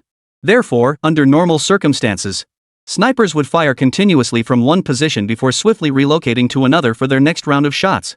To counter-kill a sniper, one must seize the split second when they fire and reveal themselves. Right now. Facing the high-altitude sniper's bullets, Yu Sun didn't dodge this time. She raised her gun and fired 2 shots into the sky. Bang! Bang! It was nothing short of gambling with her life. Mu Fengcheng, Zhou Guolin, and the rest of the Special Forces unit couldn't bring themselves to watch what was about to happen next. They even closed their eyes, refusing to witness Yu Sun's agonizing death with her eyes wide open. The imagined scene did not unfold as expected. Instead, a scraping sound echoed. SSS-ranked. Sparks flew through the air. Yu Sun's final bullet collided mid-air with the sniper rifle's projectile at pinpoint precision, canceling each other out. Simultaneously, a heavy thud echoed from the high rise ahead. Thud. It sounded as if someone had fallen from the top floor. Veteran combatants like Mu Fengcheng and Zhou Guolin knew instantly what that thud signified. It was the sniper's body. This meant that in this seemingly impossible-to-survive situation, Yu Sun had not only saved his own life, but also pulled off an utterly impossible counter-kill. Realizing this, Zhou Guolin, Mu Fengcheng, Xiao Zhang, Xiao Lu, and the rest of the Special Forces team were stunned as if struck in the head with a steel pipe, their eyes widening in disbelief. Who could tell them that this girl before them, unflinching in the face of mortal danger, who had counter-killed the sniper in a seemingly hopeless situation, was truly a schoolgirl? She must possess the caliber of an international sharpshooter. Witnessing this astonishing feat and recalling his own recent underestimation of Yu Sun, Mu Fengcheng swallowed hard, his throat constricted. He felt as if he'd swallowed 10,000 ducks, his throat constricted, unable to utter a word. A group of elite soldiers trained to the highest standards, when had they ever lost their composure like this? Unless they simply couldn't hold back any longer. Until the girl's urging voice cut through the silence. What are you standing around for? Follow me. They had already been spotted by the internationally wanted criminal across the way. The sniper on the rooftop, once their greatest obstacle, had been eliminated by Yu Sun. This time, the international fugitives they were after weren't just 1 or 2. The real battle was only just beginning. Charge! Close in on them! Zhang and Lu, you two secure the roadblocks. Not a single one of them is leaving here. Mu Fengcheng gripped his Type 92 semi-automatic pistol as he issued orders to his comrades beside him. Among the Special Forces team, he held the highest rank, granting him the authority to assign tasks. Yes, sir. Got it. Zhang and Lu obeyed the order, sprinting swiftly toward the distance. Mu Fengcheng glanced at Yu Sun, who was moving independently ahead, pursed his lips, and ultimately said nothing. As if he'd changed his opinion of her. He addressed the comrades beside him. Let's move. The group of internationally wanted criminals were now all concentrated inside an abandoned building ahead. Yu Sun ran at breakneck speed, leaving the tall Special Forces team members trailing far behind. It was extremely taxing. It was now 7:30, still before the Yi family's 9 o'clock curfew. Yu Sun intended to wrap things up quickly. Once this mission was completed, he could return to the Yi residence early to enjoy his mother's late-night snack. Silver ear fungus soup. She couldn't miss it. A faint smile touched her lips. Yu Sun, watch out. Zhou Guolin's shout rang out from behind her. Rat-a-tat-tat. Someone on the 4th floor of this abandoned building was firing a machine gun at her. Yu Sun lunged forward, effortlessly dodging the trailing bullets and darting into the building. It was a surprise attack. Earlier, several internationally wanted criminals had discovered their whereabouts and launched a surprise attack. The group of fugitives inside now likely knew exactly how many of Yu Sun's team had arrived. In short, a head-on confrontation was inevitable. Whoosh! Whoosh! Whoosh! Mu Fengcheng and Zhou Guolin drew their weapons, gripping them tightly. Though they couldn't match Yu Sun's agility, they were still a group of well-trained Special Forces operatives. They swiftly darted into the fray. Following Yu Sun into the abandoned building, Mu Fengcheng and the others immediately spotted Yu Sun standing in the blind spot at the stairwell entrance. She was leaning against the wall, as if sensing something. What's wrong? Mu Fengcheng approached and asked. His current attitude toward Yi Sun bore little resemblance to his initial disdain. Even during combat, he hadn't realized he'd gradually begun treating Yi Sun as an equal. He had completely forgotten the reality that Yi Sun was a teenage girl. Yi Sun relayed the information she'd picked up through her hearing, silently mouthing the words to them. 2 people on the 2nd floor, 2 handguns. 1 person on the 3rd floor, 1 handgun. The rest of the fugitives are on the 4th floor. The group of fugitives had positioned themselves throughout the building, waiting for them to ascend. Even having witnessed Yi Sun's marksmanship, now they were again astonished by her auditory ability. She could clearly discern the layout and number of people on each floor. Zhou Guolin, Mu Fengcheng, and the others were momentarily stunned. Follow me. Yi Sun gave them a silent command. She gave them no time to think, taking several strides as she silently ascended the staircase. Upon reaching the corner. Bang! Bang! She fired 2 shots, killing the 2 wanted criminals waiting on the 2nd floor. The 2 criminals hadn't even realized what had happened before they collapsed to the ground. Such decisive and swift action startled Mu Fengcheng and the others who had followed her. It turned out that when she had asked earlier whether she could kill during the mission, it wasn't just a casual remark from the young woman. It was real. The sound of the 2 fugitives collapsing on the 2nd floor immediately drew the attention of the 3rd fugitive on the 3rd floor. He cautiously descended, gun drawn. Bang! Yi Sun, who had just ascended the stairs, shot him straight through the head. The group made it to the 4th floor without incident. The Special Forces soldiers following behind couldn't help but scratch their noses, muttering that something felt off. Wait, how come they were just trailing behind Yi Sun? They hadn't been useful at all. This left them questioning. Compared to Yi Sun, who among them was the real Special Forces soldier? Yi Sun and the others pressed themselves against the wall, separated from the last few internationally wanted criminals by just a single wall. The doorless passageway lay to Yi Sun's left. She was about to force her way in. A young man's voice suddenly echoed from within. Never thought you'd all track us down here. Impressive, impressive. But, are you truly prepared to go down fighting? To disregard even the lives of these few people? The young man inside spoke, then waved his hand. Immediately, several internationally wanted criminals, hidden masters of St. Rock Royal Academy, dragged 2 struggling figures and tossed them into the center of the room. Through a shard of broken glass placed before them, Yi Sun, Zhou Guolin, and the others could see clearly. The hostages captured by the international fugitives were none other than brother Yi Ming and sister Yi Han. And right above their heads, 2 international fugitives held guns pressed against them, as if ready to fire at any moment and end their lives. 053, her world. Through the reflection in the shattered glass, they clearly saw the 2 hostages were none other than Yi Sun's older brother and sister. Zhou Guolin's expression turned grim. Like several other internationally wanted criminals, he had infiltrated the campus under the guise of an ordinary student and knew Yi Ming and Yi Han's identities. These 2 were among the strongest students at St. Laurent Royal Academy. Yet compared to the hidden masters lurking within the academy, Yi Ming and Yi Han's abilities were nothing to write home about. His expression darkened. He had witnessed too many Special Forces operatives fail missions involving their own kin, mission failures stemming from the slightest oversight. Sometimes even their own deaths. Yi Sun's performance today had initially filled him with such delight. He had even believed they could breeze through this mission. But now, Zhou Guolin looked at Yi Sun, expecting her to show some shock, fear, or confusion. After all, he'd assumed she valued family to some degree. None. On Yi Sun's face, there was only coldness and ruthlessness. She resembled a ruthless killing machine, revealing no trace of emotional fluctuation. Mu Fengcheng and the others weren't stupid. They immediately grasped from Zhou Guolin's body language that the 2 kidnapped hostages were connected to Yi Sun. What's our next move? Mu Fengcheng silently questioned Yi Sun. Click. The girl beside him tossed her pistol into the doorless passageway. She turned around and entered the space unarmed. Her speed was so swift that Mu Fengcheng and the others couldn't even react in time to stop her. So she was going to surrender, just walk right in and offer herself up? Mu Fengcheng and the Special Forces soldiers beside him glared fiercely. Zhou Guolin, who had just assumed Yi Sun hadn't lost control, furrowed his brow in deep concern. It wasn't that she hadn't lost control, she simply hadn't shown it. She was just an ordinary girl after all. Unseen by anyone, Yi Sun's eyes were now veiled in a rising crimson haze. Upon entering the passageway, she faced 2 ZB-53 heavy machine guns. The young man who had spoken, his face concealed by black stockings, had disguised himself as a thug, just like the other fugitives beside him. He did this to conceal his identity. The youth was clearly the leader among the fugitives, commanding authority over them. Spotting Yi Sun, he let out a laugh so forced it nearly choked him. It's you! It's you! The champion of this year's St. Lo duel tournament. Ha ha ha ha. How dare you follow those police officers here to arrest us? Now, strip me naked and crawl over here like a dog. As he spoke, the young man licked his lips. He'd long lusted after Yi Sun. Even back at St. Lo Royal Academy, he'd been captivated by her unique beauty. Never did he expect she'd come offering herself to him today. What a delightful surprise. Yi Ming and Yi Han were in a dazed state, their limbs weak and limp, with guns pressed against their heads by two internationally wanted criminals. They never imagined Yi Sun would appear here, let alone participate in this mission. They never imagined she would drop her pistol and charge in recklessly. Xiao Sun, get out of here. Don't worry about us. Yi Ming's shout was cut short as the criminal beside him kicked him hard in the stomach. His slender frame curled up, unable to straighten for a long while. Yi Han never dreamed Yi Sun would actually show up. Her sister's attitude toward Yi Sun had always been terrible. Without a second thought, she now shouted at Yi Sun, who was approaching, in an even harsher tone, trying to scare her away. What are you doing here? Get out. Get out. I don't want to see you right now. Why are you so annoying? You follow us everywhere. Get out. Yi Han's eyes burned with fury. These internationally wanted criminals had guns. Lots of guns. And machine guns. If Yi Sun came here, she'd die. After everything I've done for you, are you just a masochist?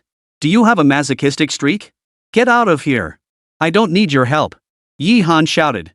Over there, Yi Sun had already approached the young man and the group of fugitives, standing very close. Ha ha ha ha. The young man cackled wildly. He cocked his gun, pointing it alternately at Yi Ming and Yi Han's heads, demanding, hurry up. Hurry. Take it off now. If you don't, I'll. His words trailed off. Do you really think I care about their lives? Yi Sun, standing ahead, had already lifted his gaze. His cold, ruthless eyes, paired with a voice as icy as frost, sent a chill through everyone present. The young man's face froze. Yi Sun's words had actually made him hesitate. What pleases me more than you killing them is.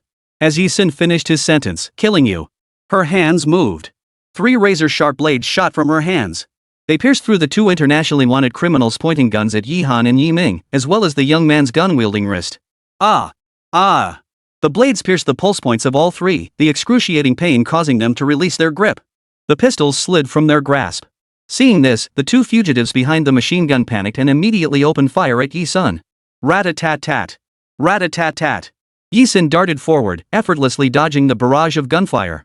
Mid-roll, her hands darted behind her waist, swiftly drawing 2 razor-sharp daggers.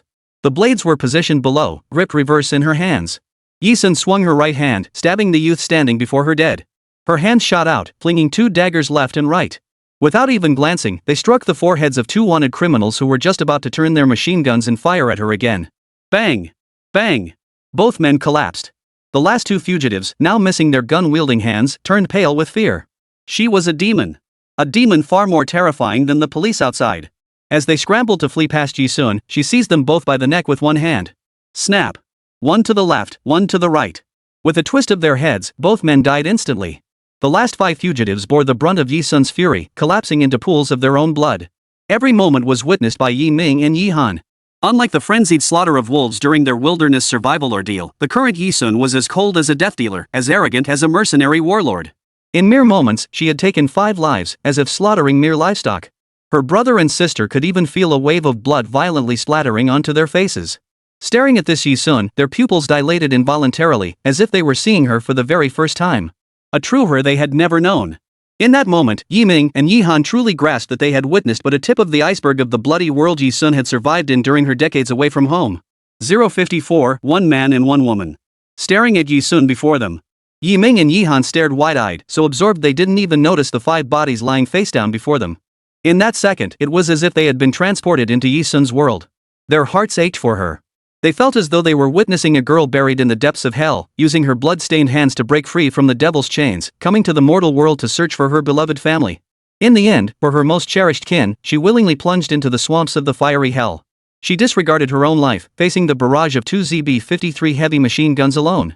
Charging through the encirclement solely for them. Cough. Xiao Sun. Yi Ming was kicked by a fugitive. He coughed lightly, straightening his seemingly lean back with effort, and said, "Sorry, it's my fault for being useless. I shouldn't have made you take such a risk." He and Xiao Han hadn't intended to get involved. They knew the hidden masters lurking in the school were no ordinary foes far beyond what they could handle. Since they couldn't win, they chose to hide. What Yi Ming and Yi Han hadn't anticipated was that the criminals would kidnap them as hostages. On their way home, 9 fugitives suddenly rushed out, snatching him and Xiao Han right off the street and tying them up tight. This led to the threatening scene that had just unfolded. What Yi Ming never imagined was that when facing 5 fully equipped hidden masters with his bare hands, Yi Sun managed to turn the tables and kill them. Her prowess far surpassed that of hidden masters. Was this the strength honed through years as a war correspondent, mastering combat skills through relentless experience on the battlefield? Yi Ming was stunned. You idiot. Yi Han, lying beside Yi Ming, sniffled softly. She rolled over and 2 streams of tears rolled down her cheeks. Both their hands and feet were still bound. Yi Han curled her body into a shrimp-like position, using the fabric on her shoulder to wipe away the tear streaks. After all, she was the proud little princess of freestyle fighting. She didn't want anyone to see her like this. After doing this, Yi Han lifted her head to look at Yi Sun, her voice trembling as she cried out. Idiot! Idiot! Idiot! Didn't I tell you not to come?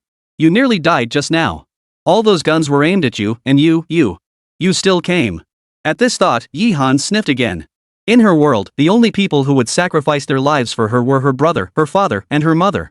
Family was her entire world. But Yi Sun was not. Before this, she had never considered Yi Sun family.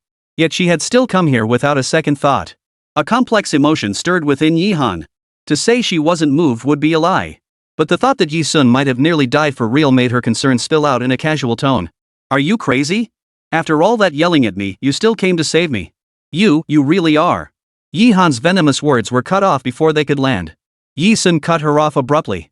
The one I meant to save wasn't you. Yi Sun strode forward in 3 quick steps. With a flick of his wrist, a gleaming silver blade appeared in his hand. She stepped forward, using the sharp blade to effortlessly sever the ropes binding Yi Ming. The girl's arm strength was formidable. With one hand, she hoisted her tall brother straight up. After grabbing Yi Ming, Yi Sun headed straight for the passageway without a door, paying no attention whatsoever to Yi Han, who was similarly bound and gagged. Left lying on the ground, Yi Han, who had been moved to tears just moments ago, stared in disbelief. As Yi Sun reached the passageway's entrance, he spotted several bewildered figures ahead. It was Zhou Guolin, Mu Fengcheng, and a group of Special Forces soldiers. They stood there like idiots, staring blankly at the scene unfolding before them. So, they'd followed along to carry out the mission, just going through the motions, and this little girl had single-handedly taken out all the wanted criminals? Zhou Guolin, who had been in a daze for ages, snapped back to reality the moment Yi Sun approached, like a machine that had been shut down suddenly being powered back on. He shrugged his shoulders and said, Hey, Yi Sun, are you heading back? Yi Sun glanced sideways. What? You still have business? At first, Zhou Guolin had thought this little sister Yi Sun had a cold personality. But now he was pretty familiar with her ways. He didn't beat around the bush. Yeah, I need to talk to you about something. Can you wait for me downstairs in a bit? He needed to stay behind with his comrades to handle the scene first. Sure. Yi Sun replied. As he descended the stairs, he could faintly hear Zhou Guolin and the others untying Yi Han's ropes. And Yi Han stomping her feet, her footsteps following them outside. And the voices of the Special Forces soldiers verifying the identity of the wanted criminal's body. All unfamiliar faces. I've never seen them at school. They must deliberately keep a low profile there. Just to avoid students suspecting their hidden masters. Upstairs, Zhou Guolin's assessment echoed. Needless to say, they must have removed the black stockings covering the faces of the deceased international fugitives. Yi Sun had no interest in knowing who these fugitives truly were or what they looked like. Descending the stairs, Yi Ming asked, Is this the Zhou Guolin Mo Lingjia mentioned? Our school's hidden expert?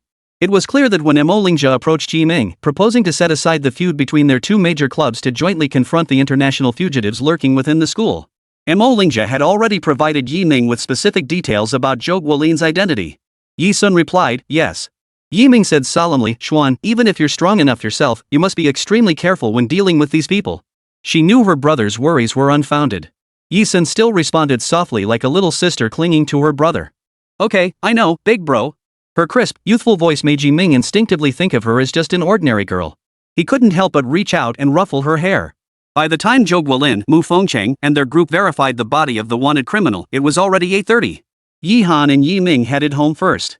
Before leaving, Yi Ming told Yi Sun to wrap up his business and hurry back. First floor of the abandoned building. Zhou Guolin swiftly wrapped up his tasks and rushed over to find Yi Sun. Sorry to keep you waiting. Fengcheng and the others are still handling the fugitive's body. I heard from your brother that you need to be home before 9? Yi Sun turned her flawless profile toward Zhou Guolin. Every word and gesture of the young woman radiated an unparalleled beauty. Yes, she replied. That's our family's curfew. A faint smile touched her lips when she mentioned our family. Zhou Guolin was taken aback. He hadn't expected someone as formidable as her to actually abide by a curfew set by her family. She really was different from what he'd imagined. Quickly dismissing his thoughts, Zhou Guolin turned to the matter at hand. Thanks to you, we completed this mission successfully. Your payment will be transferred to your bank account. Zhou Guolin paused briefly before continuing. Actually, during my time at St. Rock Royal Academy, I gathered quite a bit of intelligence. All the fugitives involved in this mission have been eliminated. But, within the St. Rock Royal Academy, there are masters far more cunning and powerful than this group of fugitives. Among them are even more cunning international fugitives, some who could be considered major figures on the global stage. Therefore, I will continue to operate undercover within the academy. Should I require assistance, I will request your support. Zhou Guolin smiled. Of course. The reward won't be small. As he spoke, Yi Sun, seated before him, abruptly lifted his gaze. Those icy eyes, as if sensing something, pierced straight through the darkness, fixed on the rooftop of the third building to the left. Like the eyes of a predator awakening, locking onto its prey in the shadows. On the rooftop of the third building on the left, a man and a woman stood there. In the darkness, they watched Yi Sun through binoculars with amused expressions. Hidden in the shadows, they surveyed the entire scene. Their identities matched those described by Zhou Guolin, the stronger, more cunning hidden masters. Both students of St. Laurent Royal Academy. Unlike those international fugitives who had carelessly exposed their true capabilities to the police officers and were subsequently eliminated by Zhou Guolin's men, they weren't foolish enough to reveal themselves so easily. It was clear. Everything that had transpired in that building moments ago was laid bare before their eyes. Ha, what a bunch of fools. To actually get taken down by Yi Sun, who isn't even a master of concealment. How utterly foolish. The two thought this as they prepared to retreat. But out of the corner of their eyes, they suddenly caught sight of Yi Sun at the base of the building. As if guided by a built-in locator, she abruptly lifted her gaze without warning. In a single second, she pinpointed their hiding spot, her icy gaze locking onto them. The man and woman hiding in the shadows felt their hearts skip a beat upon realizing this. How could this be possible? With their abilities, how could she have so easily detected their spying on her? 055, you are the assassin. Hurry up! The man barked softly. The two immediately turned and vanished in the darkness, their figures flickering before disappearing from where they stood. It seemed as though they were fleeing in panic, desperate to avoid being caught red-handed. At the base of the building, Yi Sun made no effort to conceal his gaze, sweeping toward the rooftop. Once she was certain the two figures lurking in the shadows had completely departed, she calmly lowered her gaze. Zhou Guolin found her reaction odd. What? Did you spot something? Yi Sun replied with a playful tone. Nothing much. Just two kittens that happened to pass by. They've already run off. Zhou Guolin assumed Yi Sun was referring to actual cats. He gave a dismissive "oh" and paid it no mind. Then the girl before him spoke cheerfully, "Your request, I accept it." A week passed in the blink of an eye. Next Saturday was fast approaching. The day Yi Sun would attend Wenjiang City's top-tier high society ball for the first time as the new owner of Ice Ocean Bar. If all went according to plan, Ghost Hammer should be arriving in Wenjiang City soon. Logically speaking. Even if he were flying from the war nation to country Z, factoring in landing time and transferring from the airport to reach a small place like Wenjiang City. Even if delayed, a week should be sufficient to arrive. But mercenaries like them inevitably attract enemies on the international stage. The time required to leave the battlefield, shake off pursuers, and erase their international footprints is considerable. Guichue was meticulous to a fault. Yi Sun trusted that his arrival in Wenjiang City wouldn't endanger her due to any carelessness. Great news, Xunxun. Today's Friday, no early classes tomorrow. And tomorrow evening is Wenjiang City's top-tier high society ball. You'll be attending too, right, Xunxun? During break, Jiang Xinyu clasped her hands together, her face brimming with anticipation. What's it like to have a friend who's a culinary wizard? As a member of the dessert club, Jiang Xinyu brought Yi Sun a variety of delicious sweets again today. Oreo crumb cups, Italian caramel pudding, cream puffs. Not a single repeat in several days.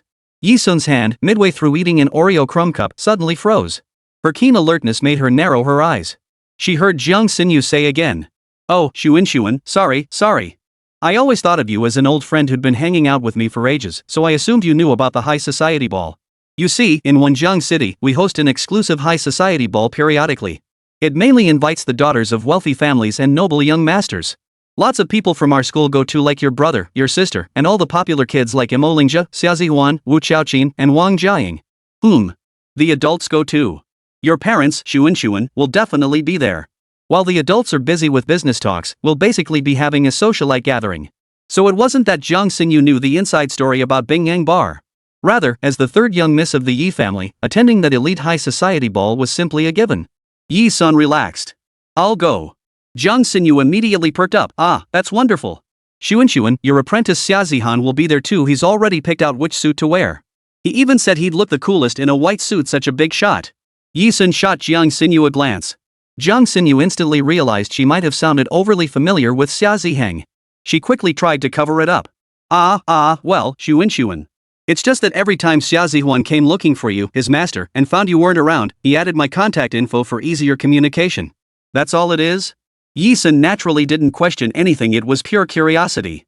She lowered her gaze. Morning hours always dragged on interminably for the other students. Teachers came to teach boring subjects like language, math, English, and science. But for Yi Sun, studying these subjects like any ordinary girl was a life she had once fought for on the battlefield, a life she could only dream of. She thoroughly enjoyed the lessons and completed her homework diligently. Morning hours flew by for Yi Sun. Afternoon was reserved for club activities. Yi Sun headed toward the kickboxing club. Jiang Xinyu had already gone to the dessert club, so the two parted ways. As she passed in front of the school gymnasium, Yi Sun was stopped by an unremarkable girl with two braids, wearing plain black-rimmed glasses, her head bowed, and sporting a straight fringe. Yi Sun raised an eyebrow. She sidestepped the girl and continued walking. The girl with the braids suddenly called out from behind her. Can we talk? Yi Sun. At St. Lo Royal Academy, Yi Sun was a major celebrity. Who didn't know that the girl who won the duel tournament was the newly returned third young miss of the Yi family? She was the strongest fighter in the academy outside of those elusive hidden masters whose whereabouts were unknown. No, Yi Sun replied bluntly. She shoved one hand into her pocket and strode forward. Her reason for refusing was simple: she had no saintly disposition, didn't engage in small talk, and wouldn't casually chat with a stranger. Unless the other person could offer something compelling enough to make her pause. The girl with the twin braids lowered her head and clenched her fists. Finally, summoning her courage, she addressed Yi Sun in a firm tone before the students passing by the school entrance. I know who you are. You're a real professional assassin. 056, mission level. Hearing this, Yi Sun halted. Contrary to what people might expect, she didn't show any signs of panic. Instead, she turned around, crossed her arms, and shot a provocative glance at the girl with the twin braids. She could sense that students passing by the front of the gymnasium instinctively halted their steps and turned to look at them after hearing the girl's words. But Yi Sun couldn't care less. She was waiting. Sure enough, after she turned around, the girl with the twin braids placed her hands over her heart, bowed deeply to Yi Sun, and apologized loudly. I'm sorry. I said that on purpose. I just wanted to get your attention. Could you please talk to me for a moment?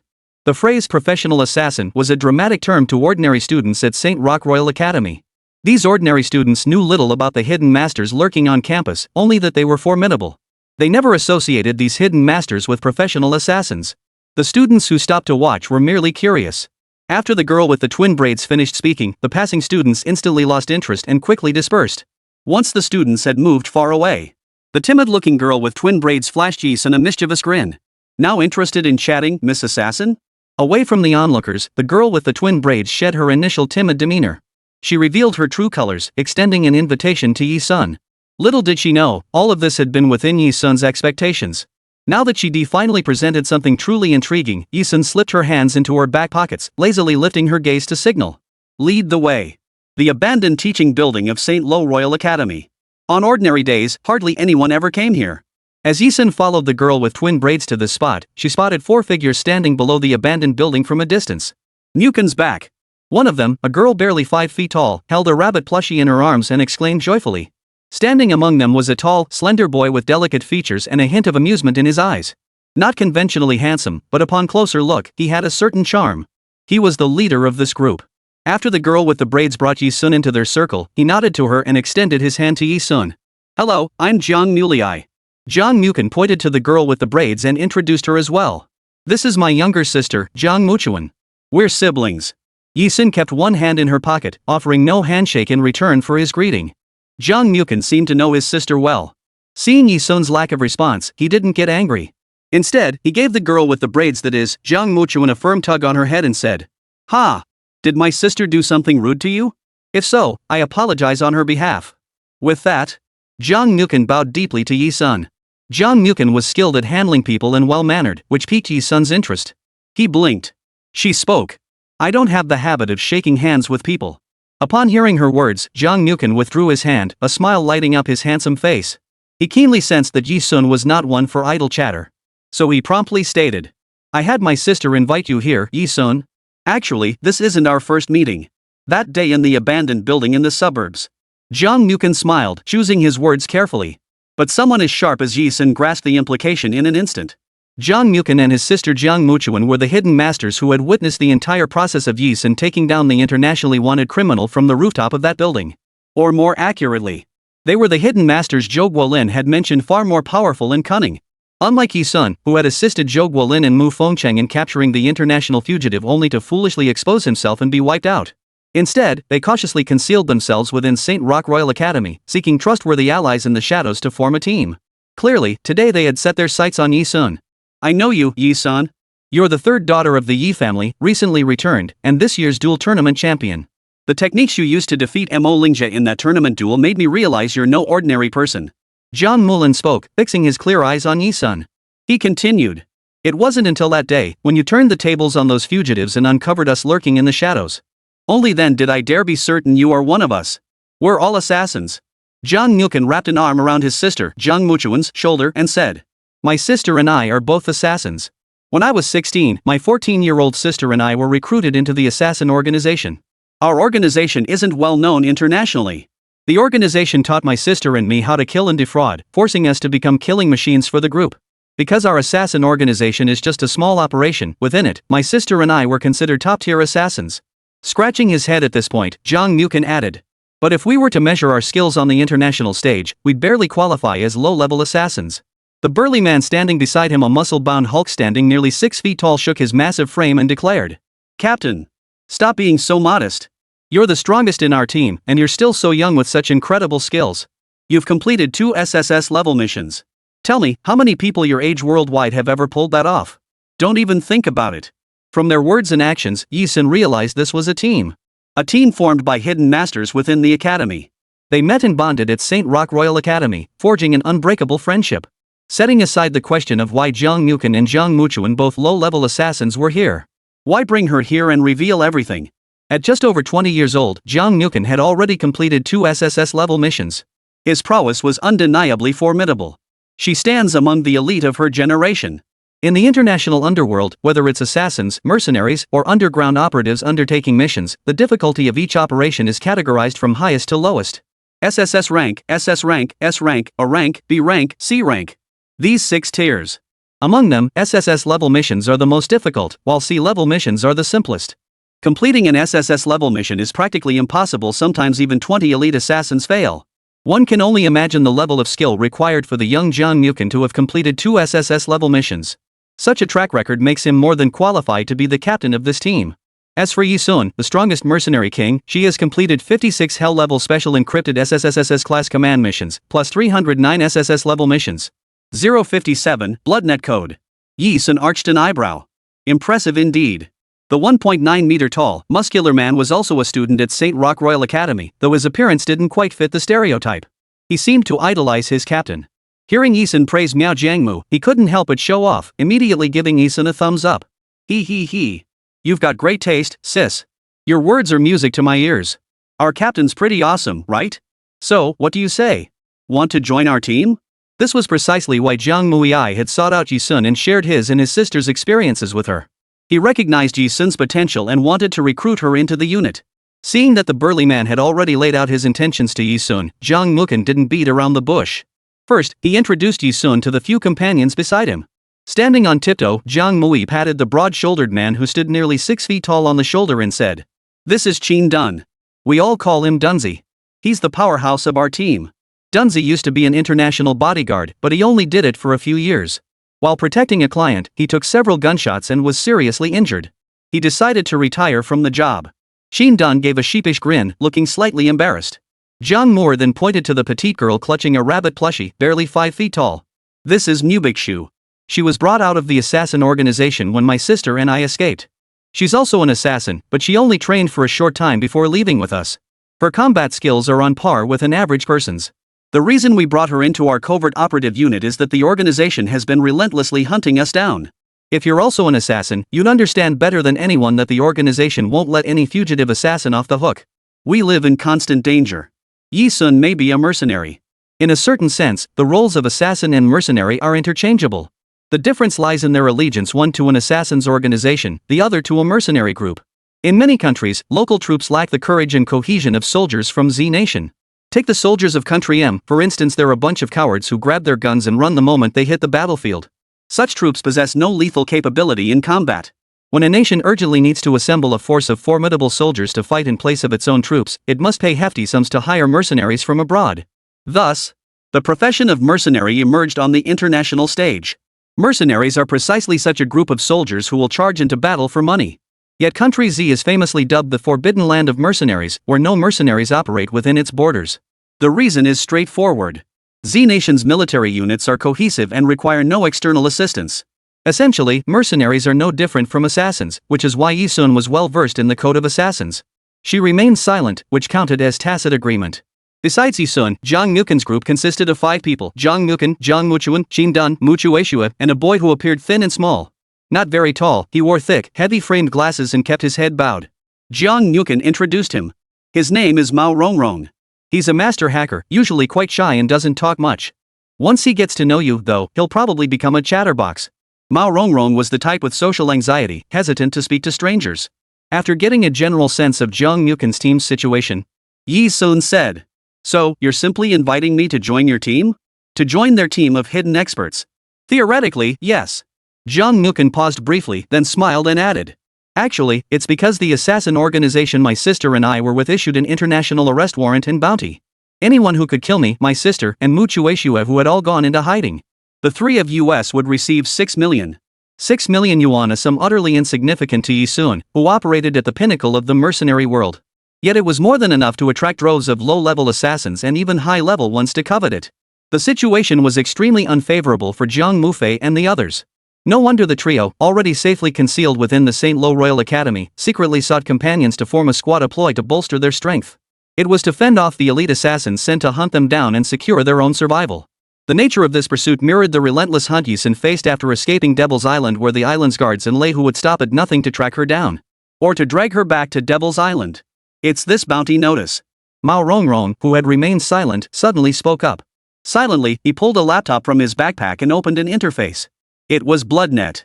BloodNet was an intelligence website affiliated with the Bloodblade Mercenary Corps. Anyone in the international underworld could access the official BloodNet interface and pay for the intelligence they desired. This payment would be deposited into Yi-sun's account. Simultaneously, BloodNet served as a platform for mercenaries, assassins, underground operatives, and numerous black market figures to accept and issue assignments. Its reach has expanded so extensively that even Interpol utilizes the Blood Web to purchase intelligence when apprehending fugitives. It stands as the world's largest international platform, even utilized by law enforcement. Wanted notices and bounty postings are updated daily. Zhang Muliai and Mao Rongrong using BloodNet didn't surprise Yi-sun in the slightest.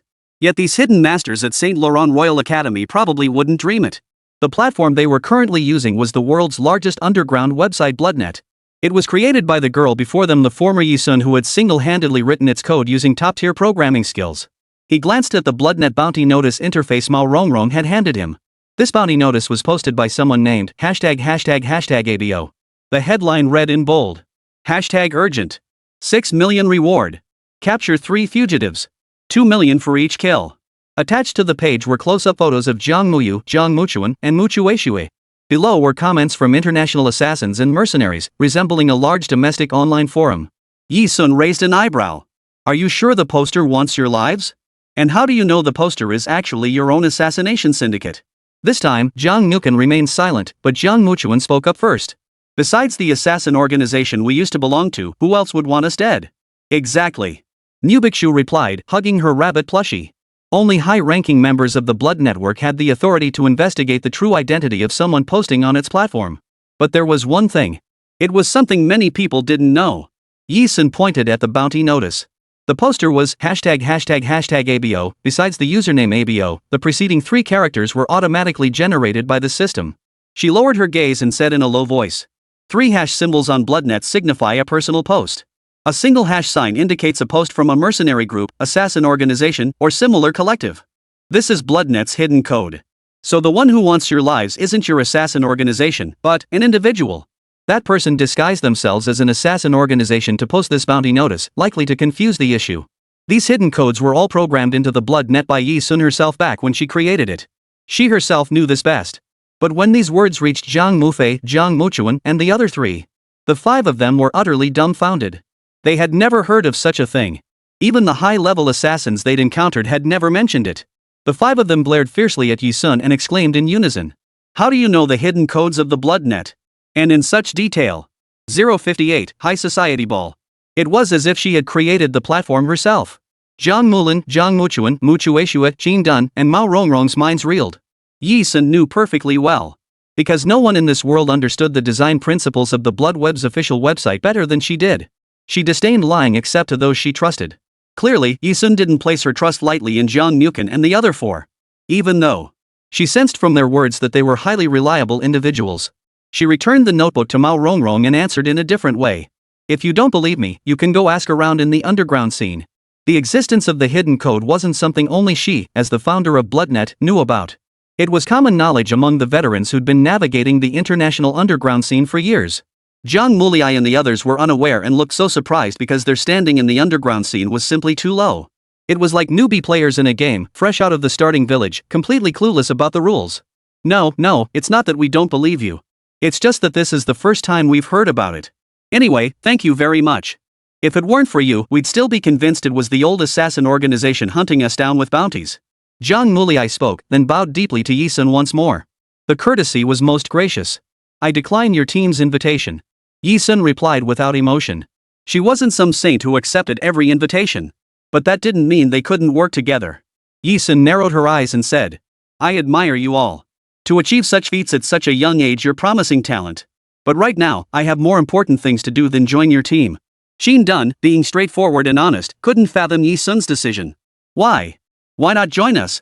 Sis, you said you admire us, so why not join? Our captain may be a low-level assassin, but he's completed 2 SSS rank missions. SSS rank. That's something many high-level assassins can't even achieve.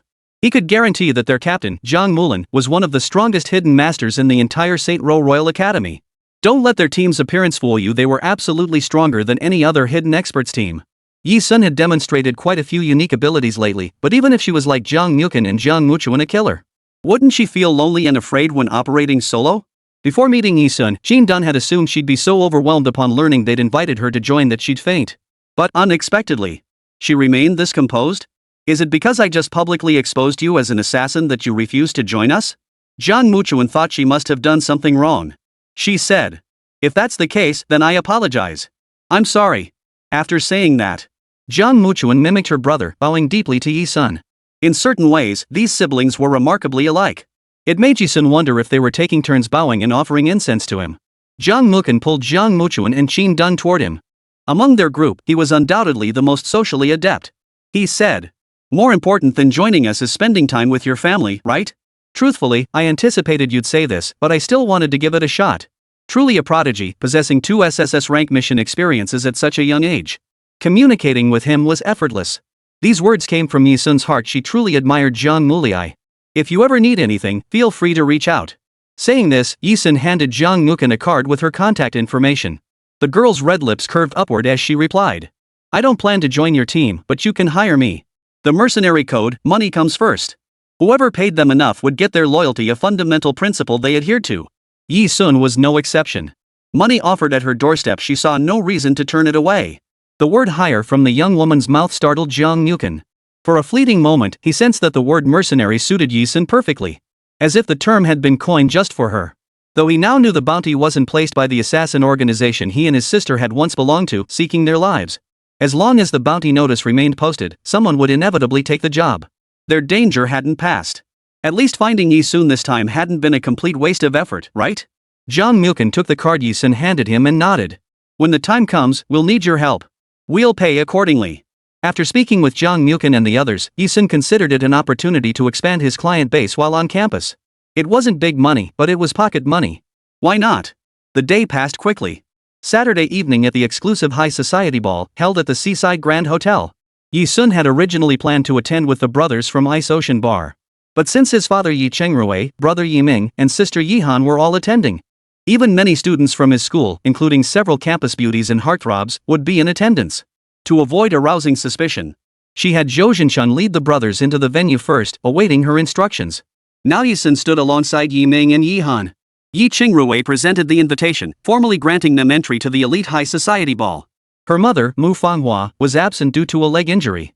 Don't wander off tonight. This ball isn't ordinary, roaming around could be dangerous. You three, obey me. Yi Chengrui, seemingly privy to some inside information, cautioned the 3 children. Dressed in a bespoke suit, Yi Chengrui still exuded the charm of a mature man despite being middle-aged. Yi Ming's striking good looks were clearly inherited from his father, Yi Chengrui. Yes, Dad. Yi Han replied obediently, though her heart was already beginning to stir with anticipation. Her older sister was usually sharp-tongued, willful, and prone to causing trouble. But under the stern gaze of Yi Chengrui, the head of the household, she remained remarkably well-behaved. Dad, I'll take good care of my two sisters. Yi Ming assured him. Yi Sun shoved her hands deep into her pockets. She made no promises whatsoever. Because tonight, she was determined to roam freely. Yi Chengrui attended this high society ball to network with businessmen. He couldn't keep an eye on the children every moment. He nodded, glanced at his wristwatch, and repeated his warning. Don't wander off. Then he left. After Yi Chengrui left, Yi Sun hadn't yet found an excuse to slip away. Yi Han's best friend, the school beauty Wu Xiaoqin, had already rushed over and hooked her arm through Yi Han's. As she approached, she shot Yi Sun a disapproving glare before declaring dramatically. Xiao Han, you know what I heard? At that high-end socialite ball held by the seaside today, there were black market operators in attendance. And it seems like they were here to finalize a business deal. 059, black and white circles. In the business world, there's a taboo: white never touches black. The business world is the white world, and merchants in the white world fear nothing more than becoming entangled with black market figures. For sometimes, the power of the black market can bankrupt even the wealthiest families in the white world. Naturally, many white market figures also seek collaborations with the black market to bolster their own leverage. For the privileged heirs of these white market families, Wu Xiaoqin, Yi Han, and Yi Ming, those who could access the black market were even more astonishing than the hidden masters lurking within the campus. The reason? While they knew of the hidden master's prowess, it was all hearsay. They'd never truly encountered them. People tend to ignore things that feel too distant. Instead, they tend to worship things that seem closer to reality. Like the black market. Wu Xiaoqin ran over to speak, keeping a close eye on Yi Sun's reaction the entire time. She hoped that hearing the words black market would trigger Yi Sun's memory, reminding her of the knife wounds and bullet scars on her body. Where had she been so brutally abused that she bore such scars? By saying all this, Wu Xiaoqin aimed to awaken Yi Sun's memories, to give her a jolt of terror. To make her tremble with fear. But no. Not a trace of fear could be seen on Yi Sun's face. Was she hiding it too well? Wu Xiaoqin clenched her fists, feeling a bit annoyed. But thankfully, she had an ace up her sleeve. The reason I know all this so clearly is because I have connections in the black market. Let me be frank with you, the black market that appeared this time involves the neighboring Qinglong gang and their boss. Seems like they're discussing a deal. Anyway, Xiao Han, you and your brother want to join us on this adventure? Wu Xiaoqin fired up her pitch. I know someone who can sneak in with us to eavesdrop and see what they're really up to. It's gonna be thrilling. This statement successfully drew Yi Sun's gaze toward Wu Xiaoqin. It was the look one gives someone courting disaster. Wu Xiaoqin, however, remained completely unaware. She thought some of her words had finally struck a chord with Yi Sun. Ha ha! Look at Yi Sun's dumbstruck expression. She must be scared out of her wits knowing she's somehow gotten involved with the city's underground secret society, right? With all those injuries, gunshot wounds, stab wounds, she probably never even got to deal with the black market's higher-ups, right? And the person she knew? A high-ranking member of the Qinglong society. But you know what? I'm not taking someone covered in wounds with me. Who knows if that person might mess up our plans? Oomph. Wu Xiaoqin said pointedly. Sweetie. You should have figured it out by now. She's talking about Yi Sun. Hearing her best friend speak like this, the old Jihan would have joined Wu Xiaoqin in a duet of retorts. But today, she opened her mouth and ended up saying nothing. What a boring, childish game, Yi Sun remarked coldly. Yi Ming stood in front of Yi Sun. He had sworn to protect her, and he never broke his word. My sister's right, it's a childish game. I won't go. Yi Ming's words made Wu Xiaoqin pause mid-sentence. You too. Wu Xiaoqin stammered in fury. After two stutters, she smirked triumphantly. Just wait until we return. Any secret intel we uncover? You can bet we won't share a single bit with you lot. They must be jealous that I know the higher-ups at Qinglong society. Just sour grapes. That's definitely it. Wu Xiaoqin was utterly confident. Xiao Han, let's go. After Wu Xiaoqin and Yi Han left, Zhang Xinyu arrived. Xia Zihan also arrived. However, Mo Lingjia followed closely behind Xia Zihan. Mo Lingjia stared at Yi Sun with a dazed expression throughout, but ultimately didn't approach, staying 10 meters away. Son. Zhang Xinyu happily wrapped her arms around Yi Sun's arm. Seeing Yi Sun dressed entirely in black, just as she'd expected, not in formal attire. She was used to it. Her Xunxun never cared much for grand occasions. Xunxun, let's head over to the socialite circle, there's so much food. This time, Yi Sun declined, I have something to do. You go ahead. Ha? Really? What is it? I'll wait for you to come back. Zhang Xinyu said with a laugh. Seeing Yi Sun grab Xia Zihuan and use her as a shield. Training my apprentice. Let's go. Xia Zihuan, barely having set foot on the floor. Question mark. Emolingja, standing at a distance, could only watch helplessly as his good friend was dragged away by Yi Sun. He stared intently after Yi Sun until he disappeared from sight. Until he was completely out of sight. In the shadows of the dance hall, Yi Sun brought Xia Zihan to meet Zhou Xunxun. Yi Sun asked, "Everything ready?" Zhou Xunxun nodded. "Sis Yi, what's our plan for today?" Xia Zihuan had witnessed Zhou Xunxun personally transfer ownership of Ice Ocean Bar to Yi Sun. He knew she was now the local kingpin of Wenjiang City, the undisputed leader of the underworld. A hint of curiosity flickered across his delicate, puppy-like features. What was this about? He blinked. Since his master had brought him along, it must be to broaden his horizons. Xia Zihan followed closely throughout. He was being exceptionally well behaved. "Where's the boss of the Qinglong Club?" Yi Sun asked again. Zhou Xunxun pointed to a spiral staircase ahead, the only passage leading to the second floor of the entire seaside hotel. He said. "We just got word they're on the second floor and plan to conduct the transaction there. Sis Yi, what now? Should we sneak a few men in? Or?" The exclusive high society ball was being held on the first floor. The entrance to the second floor was blocked by several men who looked like black-clad bodyguards, completely sealed off. No one could ascend. The first and second floors mirrored the divide between the white and black worlds. The white side never touched the black, like the dividing line of the Chu River, with no interaction between them. Especially those from the white side, they dared not provoke the black market crowd. Yi Sun's eyes flashed. No need for all that trouble. Just give them our names and have them escort us up. She was eager to meet this Qinglong society boss. Just what skills did he possess to seize the Wenjiang territory she, Yi Sun, had claimed first? Zhou Xunxun hadn't expected Yi Sun's approach to be so bold. While others were secretly negotiating business partnerships with bigwigs from other provinces, she intended to simply state her name and march right in. If this blew up, the owner of Bingyang Bar would be changing names again tonight. But knowing Yi Sun's background, Zhou Xunxun didn't question her. He followed her orders. Yes. Meanwhile, Wu Chaoqin took Yi Han on a tour of the entire socialite circle. They recruited many willing to sneak upstairs with them to check out the black market. For instance, campus heartthrob Emolingja and campus beauty Wang Jiaying. Although the Sanda Club and their Taekwondo Club were at odds, after the fugitive incident, the two clubs maintained a temporary cooperative relationship. What made Wu Chaoqin even prouder was that she had even managed to bring Yi Sun's father, Yi Chengrui, upstairs with them. Yi Chengrui had business matters to attend to. He had just met with several partners, but unfortunately, all the negotiations had fallen through. Driven to desperation, he'd been forced to take a risk and meet with black market contacts. So he ended up tagging along with this group of kids to cause trouble. When he first saw his daughter Yi Han in the group, he tried to make her go back, but she refused. Thus, the scene before him, the formation of this group, came to be. Thinking of this, Wu Chaoqin felt utterly triumphant. She seemed to have become the backbone of the group, declaring, "The stairs to the second floor are just ahead, but we can't go up there. Only black market people are allowed access. If we tried to go up there, we'd die a horrible death before we even got to see the black market people." She spoke as she led the group around the corner, passing the spiral staircase entrance. She seemed to transform into their tour guide, expertly leading them while pointing at the spiral staircase entrance and introducing it like a hostess. "Look, that's the staircase to the second floor. But you can only look, don't go up. Otherwise, we'll..." Her words trailed off. Wu Chaoqin froze abruptly. For at that very moment, she and the group beside her witnessed something utterly terrifying unfolding at the spiral staircase entrance. Up ahead, Yi Sun led a group of people, acting as if she were their leader. The black market operators on the second floor, treating her like one of their own, were openly escorting her up the spiral staircase. Author's note: ahem, got so caught up writing I forgot about the male lead. Well, he'll make his appearance tomorrow. 060, your position. Soon. Soon? Yi Chengrui's voice cracked when he spotted Yi Sun. His pupils dilated instantly. Yi Sun. Wu Chaoqin and Yi Han's faces froze in place, their voices escaping them uncontrollably. Especially Wu Chaoqin. Not long ago, she had verbally attacked Yi Sun, flaunting her connections to the black market to show off. She had even declared she wouldn't take Yi Sun on any adventures.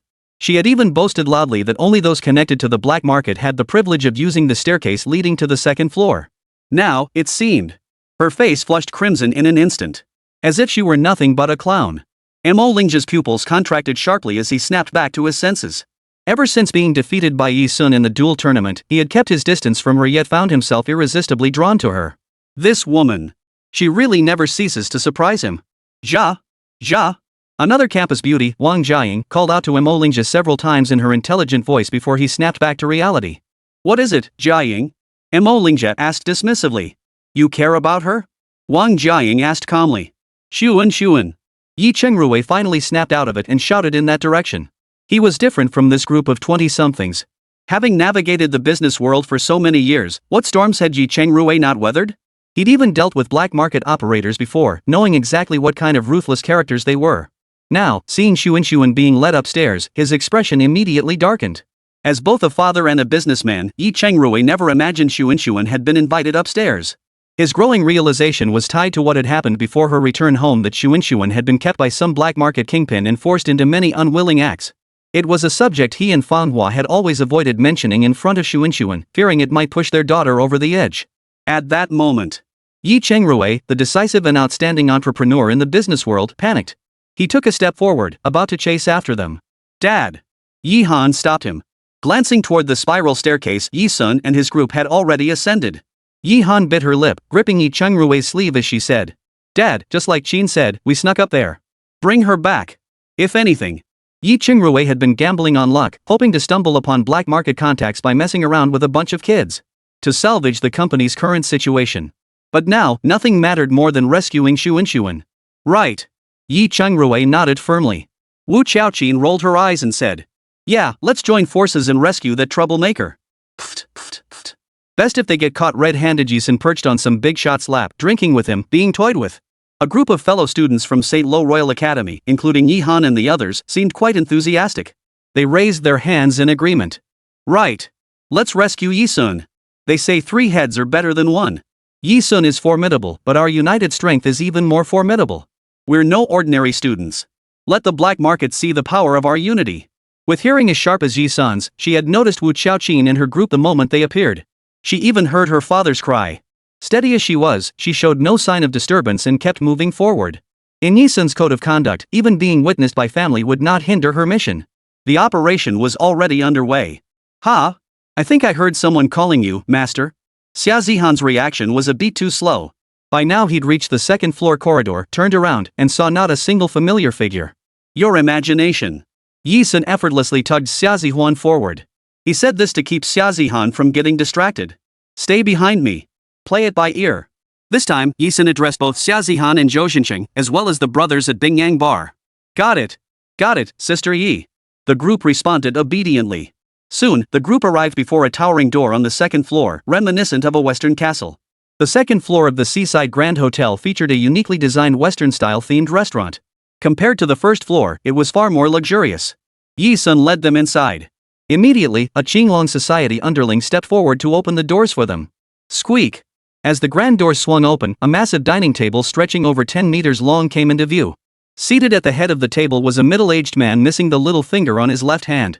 Seated on the left side of the table were numerous figures, unmistakably the high-ranking members of the Qinglong society. Every seat on the right side remained empty. These were likely reserved seats for the Qinglong society to receive important guests from other provinces, specifically left empty to facilitate successful business negotiations. Before arriving, Zhou Xincheng had described the Qinglong society leader's distinguishing feature to Yi Sun. He had lost the little finger on his left hand during a chaotic fight at a secret gathering.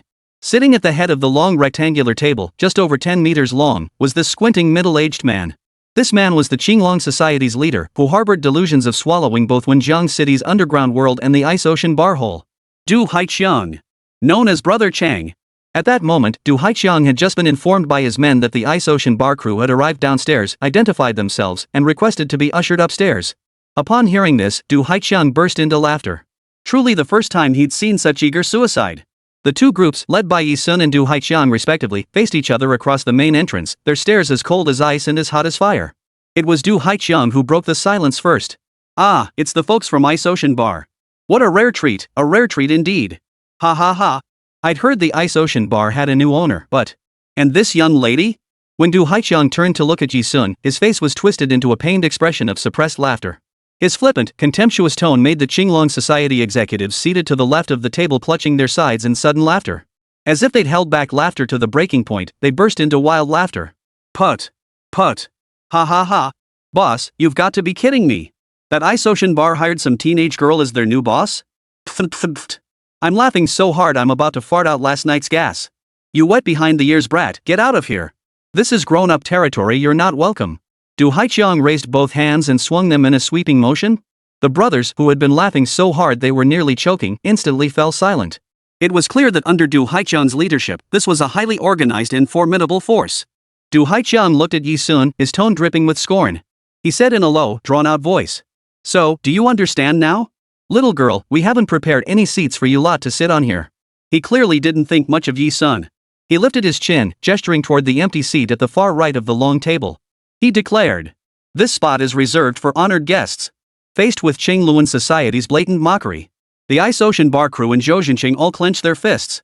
Only Yi Sun showed no sign of concern. Instead, she calmly replied. We don't plan to sit there. They're referred to the empty seats at the right-hand dining table. Ha ha ha. She says she won't sit there. Ha ha ha. So she's here to be humiliated by us? Ha ha ha. The Qinglong Society members were nearly laughing themselves to death. Du Haiqiang thought the same. When everyone thought Yi Sun was a pushover, even his own Ice Ocean bar crew couldn't fathom what Yi Sun was up to. Whoosh! A flash of cold steel. His eyes focused again, and he saw a dagger thrown from Yi Sun's hand at a speed too fast for the human eye to follow. It traced a parabolic arc through the air before plunging straight into the table in front of Du Haiqiang's seat. It stopped mere inches from the thumb of Du Haiqiang's right hand, which was braced on the table. The entire room erupted in shock. A defiant voice, as fierce as a mountain's peak, boomed from Yi Sun's mouth. Because the seat I'm taking is yours. 061, she belongs to me. A provocation. Not just any provocation. It was a retort even harsher than Du Haiqiang's contempt for her. Yi Sun's implication wasn't that she truly intended to sit in his current seat, but that she would replace everything he was. They were all brothers from the underground black market who couldn't hear that? Any ordinary girl confronted with Du Haiqiang's imposing presence and formidable entourage would likely be scared into submission. How could she possibly act like Yi Sun, boldly making such demands? Silence. A silent current rippled through the air. Even Du Haiqiang's own flesh twitched at the corner of his mouth. As for the Qinglong Club's underlings, their eyes bulged like dogs. Master, you're amazing. Xia Zihan silently gave Yi Sun a mental thumbs up. After all, he'd nearly lost his composure just moments ago, overwhelmed by Du Haiqiang's intimidating presence. This only deepened his admiration for Yi Sun. Zhou Xunchang and the Ice Ocean bar crew all flinched visibly. Little sister, this isn't the kind of joke you can get away with. You're going to. Du Haiqiang formed his hand into a knife shape, attempting to intimidate Yi Sun. It could cost you your head. The two factions clashed for the first time. Neither side would budge. The standoff dragged on so long that beads of sweat began trickling down Zhou Xunxing's temples. Until a Qinglong Society thug burst through the door, shouting as he ran. He's here. He's here. The big shot is here. Boss, should we invite him in?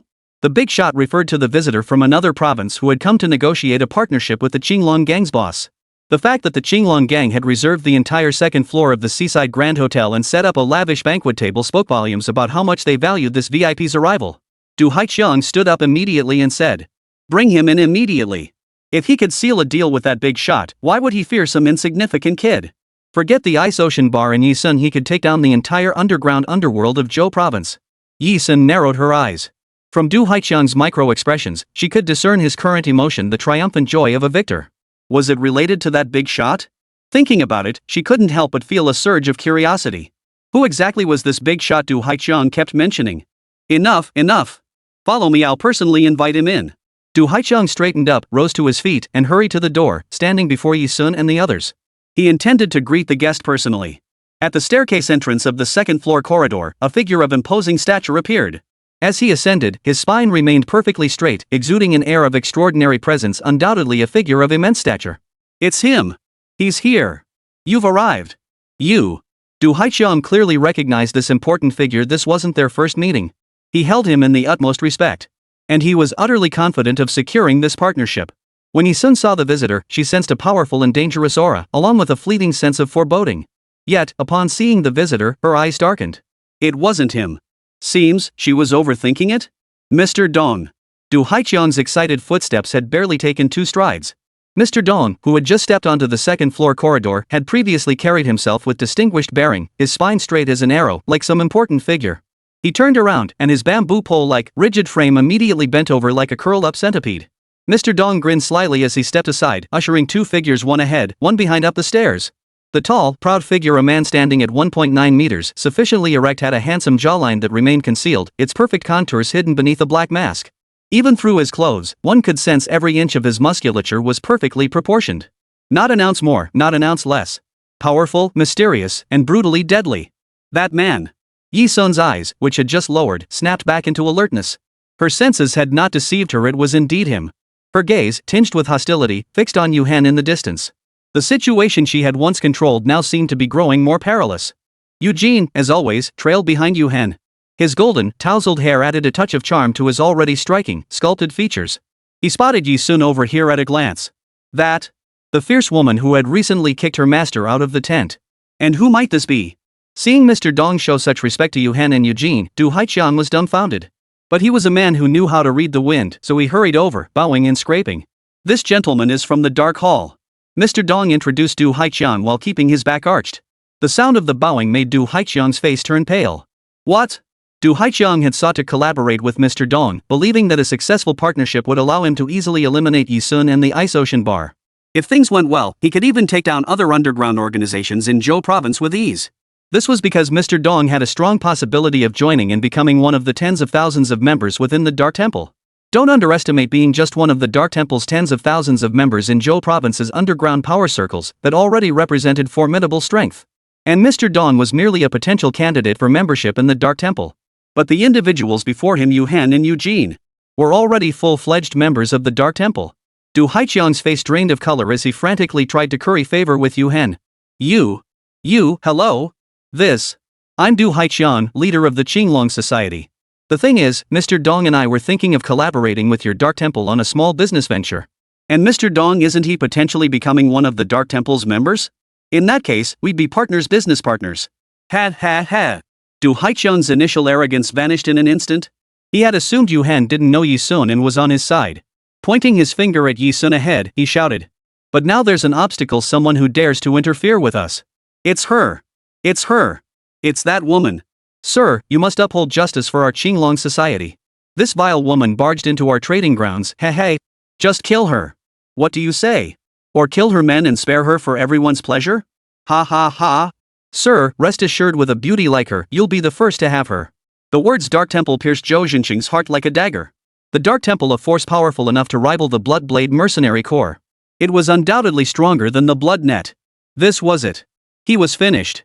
Zhou Xunxing's face drained of color. Yi Sun, of course, felt no fear. She had already prepared herself to face Yu Hen. At that very moment. Swish! A flash of blade light, so fast that no one present could discern it with the naked eye. Only Yi Sun saw it clearly. The blade concealed at Yu Hen's side sliced through Du Haiqiang's index finger as he pointed it at her. The blade sliced through the knuckle with a swift and ruthless strike. It sliced off Du Haiqiang's index finger, along with the skin from the other fingers that hadn't extended. Exposed beneath was the crimson flesh beneath the skin. Simultaneously, Yu Hen's deep, magnetic voice rang out, cold and detached.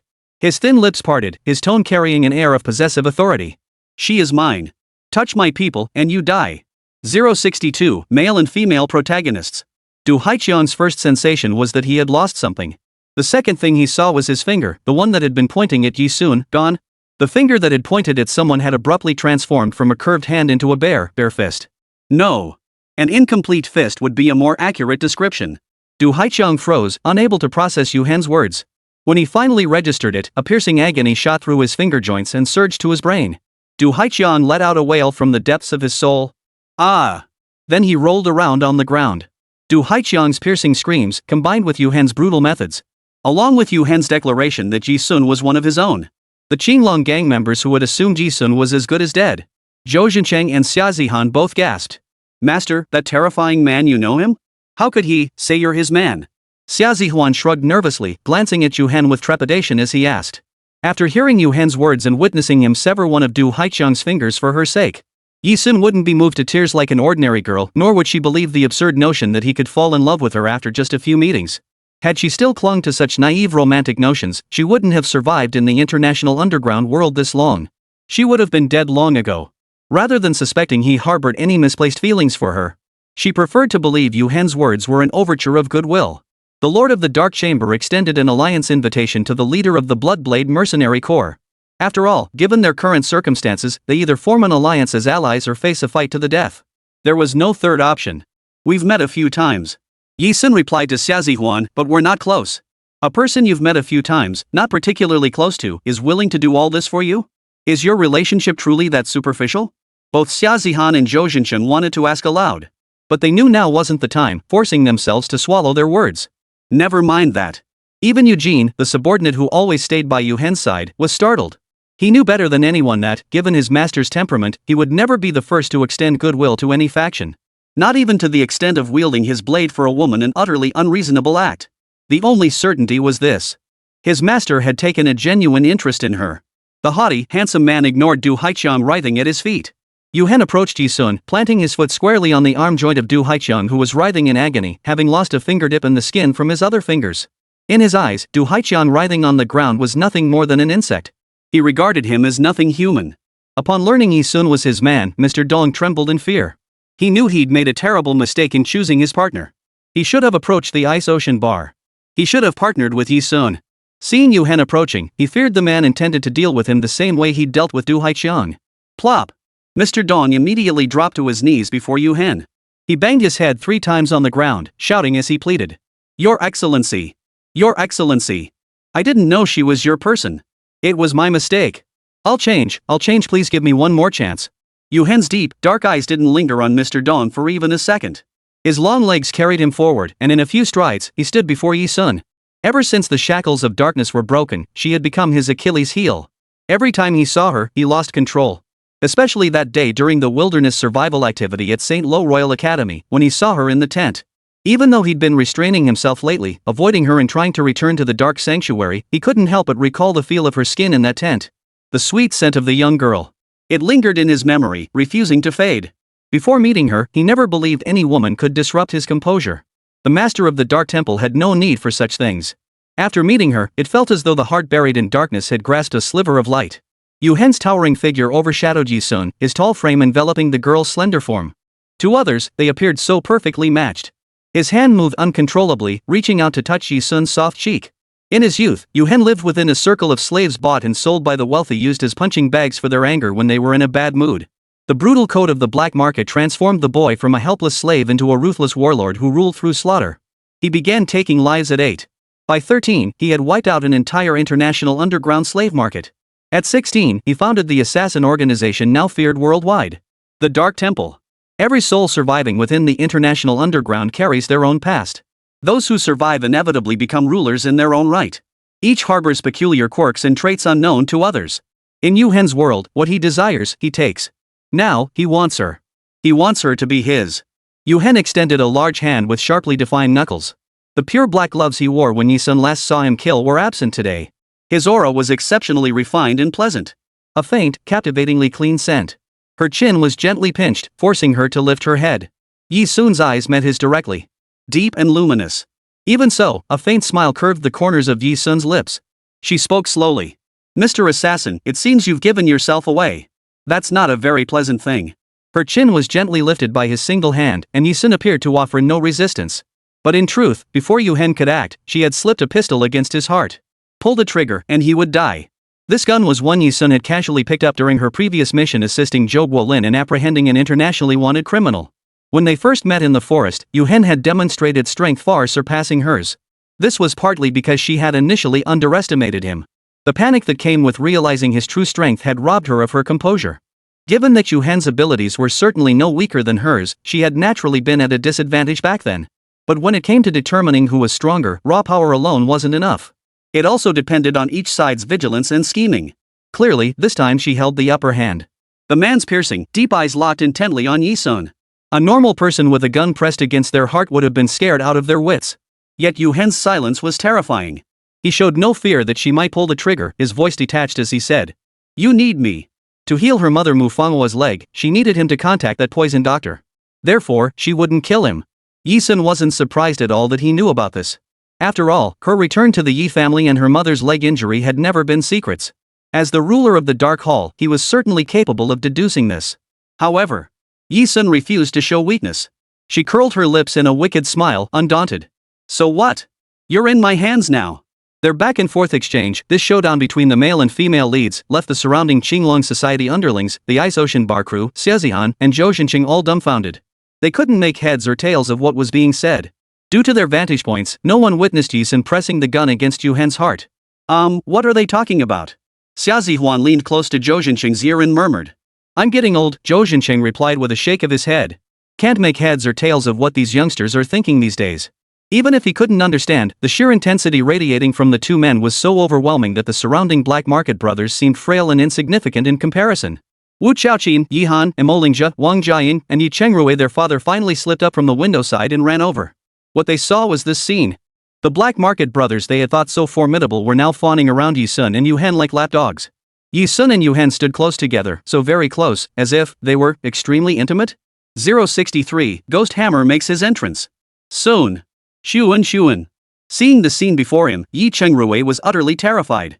How could he have imagined that his daughter, who had just returned home, would have black market brothers fawning around her like lapdogs? And be leaning intimately against some mysterious man with such an imposing presence? From Yi Chengrui's vantage point, Yi Sun and Yu Hen appeared to be in an intimate embrace. He recalled the fears that had gripped him before sneaking upstairs. Had his Xunxun been targeted by some black market big shot and forced upstairs? Could it be this guy? Yi Chengrui stomped forward. Who the hell are you, you street urchin? How dare you touch my daughter? The Yi family wouldn't stand for such nonsense, especially when it came to their daughter. Yi Chengrui was particularly protective, treating her like a precious treasure. He was completely unaware of the standoff between Yi Sun and Yu Hen. He stepped forward, pulling Yi Sun behind him, and locked eyes fiercely with Yu Hen. Yi Sun hadn't truly intended to shoot Yu Hen, but facing the ruler of the Dark Temple, she couldn't show weakness. Even though she was about to need his help. As Yi Chengrui pulled her away, she discreetly hid the pistol at her side, ensuring no one noticed. Thus, Yi Chengrui remained completely unaware. As a successful businessman, he often prioritized courtesy in his dealings. But that was under normal circumstances. This was not a normal situation. His own daughter had been humiliated. Yi Chengrui's protective instincts flared. He glared at Yu Hen with reproach and snapped. Is it you, you little punk? Have you been bullying my daughter all this time? Yu Hen lowered his handsome eyes. He couldn't understand. He hadn't even bullied her yet when Yi Chengrui showed up. But, was this her father? Yu Hen glanced at Yi Sun, who stood behind Yi Chengrui, openly basking in her father's protection while gazing at him with amused eyes. She felt a touch of schadenfreude. I'll find you again. Yu Hen fixed Yi Sun with a piercing gaze, his thin lips parting to leave one final sentence. He turned away, and Eugene immediately followed. The two departed. From Yu Hen's actions, Yi Sun could sense that he truly had no intention of fighting her. Not in the slightest. Moreover, Yi Sun didn't believe the Lord of the Dark Chamber would stand idly by when faced with someone verbally attacking him, someone like Yi Chengrui. He was the most ruthless man in the world, of that, Yi Sun never doubted. Could it be? Could it be that he genuinely had feelings for her? Now that would be an interesting turn of events. Xunxun, have you been bullied? How are you holding up? Xunxun, my child, Dad is here. Whatever happens, never bottle things up alone. That young man looked so refined and handsome, how could he do such a thing? Xunxun, don't be afraid. Dad will take you home. Yi Chengrui was still shaken by the incident. He scooped up Yi Sun, grabbed the dazed Yi Han, and hurried them both downstairs. Business matters, meeting black market figures, none of it mattered now. In Yi Chengrui's heart, family always came first. As for Wu Qiaoqin, Yi Han, Emolingja, and Wang Jiaying, their focus wasn't on Yu Hen and Yi Sun's relationship. Instead, why did these black market brothers all show such fear toward Yu Hen and Yi Sun? Was it really just because Yu Hen had taken a liking to Yi Sun, and Yu Hen happened to be some kind of black market figure? Emolingja's gaze toward Yi Sun now held a hint of interrogation and scrutiny. Wu Qiaoqin had originally imagined Yi Sun being held in the arms of some black market big shot, toyed with. When she first saw it, she was overjoyed her dream had come true. But why? Was that black market big shot so incredibly handsome? To be toyed with by someone this handsome, she'd gladly accepted herself. Wu Qiaoqin was so envious she could have torn Yi Sun apart. As Yi Chengrui dragged her away, Yi Sun remained docile throughout, like a truly ordinary girl. Not a trace of the fierce aura she'd displayed moments earlier when confronting Yu Hen. The Qinglong gang members watching nearby, along with the Ice Ocean bar crew, felt another wave of dread wash over them. Holy crap, this girl is the real deal. A total two-faced vixen. Before leaving, Yi Sun shot Zhou Xinqing a meaningful glance, signaling him to handle the aftermath. And to deal with Qinglong gang's boss, Du Haiqiang, seizing the opportunity to secure the partnership with Mr. Dong. Zhou Xinqing was smart. Witnessing this scene, he deliberately refrained from calling out to Yi Sun with his men, helping her slip away unnoticed. After Yi Sun was escorted away by Yi Chengrui, he promptly departed the exclusive high society ball. Accompanying him were Yi Han and Yi Ming. Yi Ming had not participated in the entire incident. Seeing his father and younger sister's silence, he had no idea what had happened. His handsome brows instinctively furrowed. He didn't ask a single question. Yi Sun had expected a barrage of questions from her father and the entire family upon returning home. She had even prepared her explanations, yet in the end, no one asked a single question. Only at night, with her keen hearing, could Yisun hear the low, steady murmurs coming from her parents' room through her open window. How could this happen? How could our Xunxun encounter something like this? Why is heaven treating our family like this? What are we going to do now?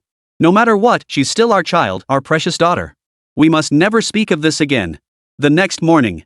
It was just another ordinary school day. As soon as Jiang Xinyu arrived at school, she asked Yisun, Xunxun, what happened to you yesterday? Why did you suddenly go home? I heard from Xia Ziheng that you had an emergency. What was it? Yisun replied, nothing much. Jiang Xinyu wasn't one to pry, so when Yisun dismissed it, she dropped the subject. Oh. It was almost time for class. Students were growing restless.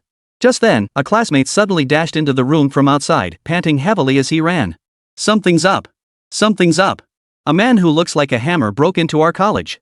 The security guard tried to stop him, but he forced his way in. A bunch of us students tried to hold him back. But we all got beaten up. Quick, everyone, go check it out. It's crazy. Let's join the fun. There's a huge brawl going on over at the big field right now. Students usually have nothing to do and are quite idle, so even the slightest incident gets them excited. And this? This was a major event. The entire school had rushed over to watch. Hearing the word hammer, Yisun, sitting at her desk, instinctively thought of her comrade in arms and current subordinate, the one who'd fought alongside her on countless battlefields, tearing enemies apart with bare hands. The Bloodblade Mercenary Corps' capable enforcer, Ghost Hammer, he's here. 064, old buddy. Holy crap. A warrior. Who is it? Don't you know our Saint Row Royal Academy is the terrifying Battle Academy? For someone to dare infiltrate our academy alone? They must be looking for trouble. The boys of Class A, freshman year, were buzzing with excitement. Someone shouted in thrill. A wave of boys scrambled over desks and chairs, leaping into the air like monkeys as they burst out of the classroom. They were going to see the commotion and to join the fray. They were going to show that intruder what they were made of. Wow! I'd love to see which brave soul is so bold. Even if they get kicked out of the academy, I've heard it's been years since any outsider dared to trespass here. After all, our academy truly lives up to its name as the Combat Academy. Everyone practices self-defense techniques, and when all the students band together, they form a force that absolutely cannot be underestimated. The girls in the class were especially eager to join the fray. Students streamed out one after another, eager to reach the front lines and join the commotion. Before long, only a handful remained in the classroom. Other classes were undoubtedly in the same state. Sounds kinda fun. Jiang Xinyu stood beside Yisun's desk, suddenly feeling inexplicably excited herself. She invited. Soon, why don't we? This time, before Jiang Xinyu could finish, Yisun stood up and headed straight for the door. Let's go check it out. As she rose, one hand slipped naturally into her pants pocket, a playful smile curving her lips. Half a year apart, and that Ghost Hammer guy's personality hadn't changed a bit. Just as reckless, jumping right into things without hesitation. Huh? Oh, okay. Jiang Xinyu was momentarily taken aback. Someone as aloof as Xunxun, she hadn't expected her to show any interest in this matter. After all, Yisun rarely showed interest in much. But this time, she actually brought it up herself? What a rare occurrence. Jiang Xinyu quickly jogged to catch up. The academy's large sports field. A dense crowd packed the field, completely surrounding it. Students stood there, following the movements of the person they were watching. Occasionally, the crowd erupted in hysterical shouts. Go! Go! Take him down! Quick, quick, grab his legs! Attack him from the side! In the center of the field stood a foreign man as thick as a hammer. Standing roughly 1.9 meters tall, he was built like iron, sporting a thick, dense black beard. His sinewy muscles were so powerful that even when several St. Lo students charged forward, grabbing his legs and arms, they couldn't halt his relentless advance. This man was Ghost Hammer, a battle-hardened warrior, fierce as a hammer. He grabbed the limbs of several male students who had thrown themselves at him, tossing them aside effortlessly as if flinging a bunch of chicks. He pressed onward. On the battlefield, both sides are fighting for their lives. Compared to the enemy troops giving it their all, these schoolyard punks aren't even worth a toothpick to Ghost Hammer.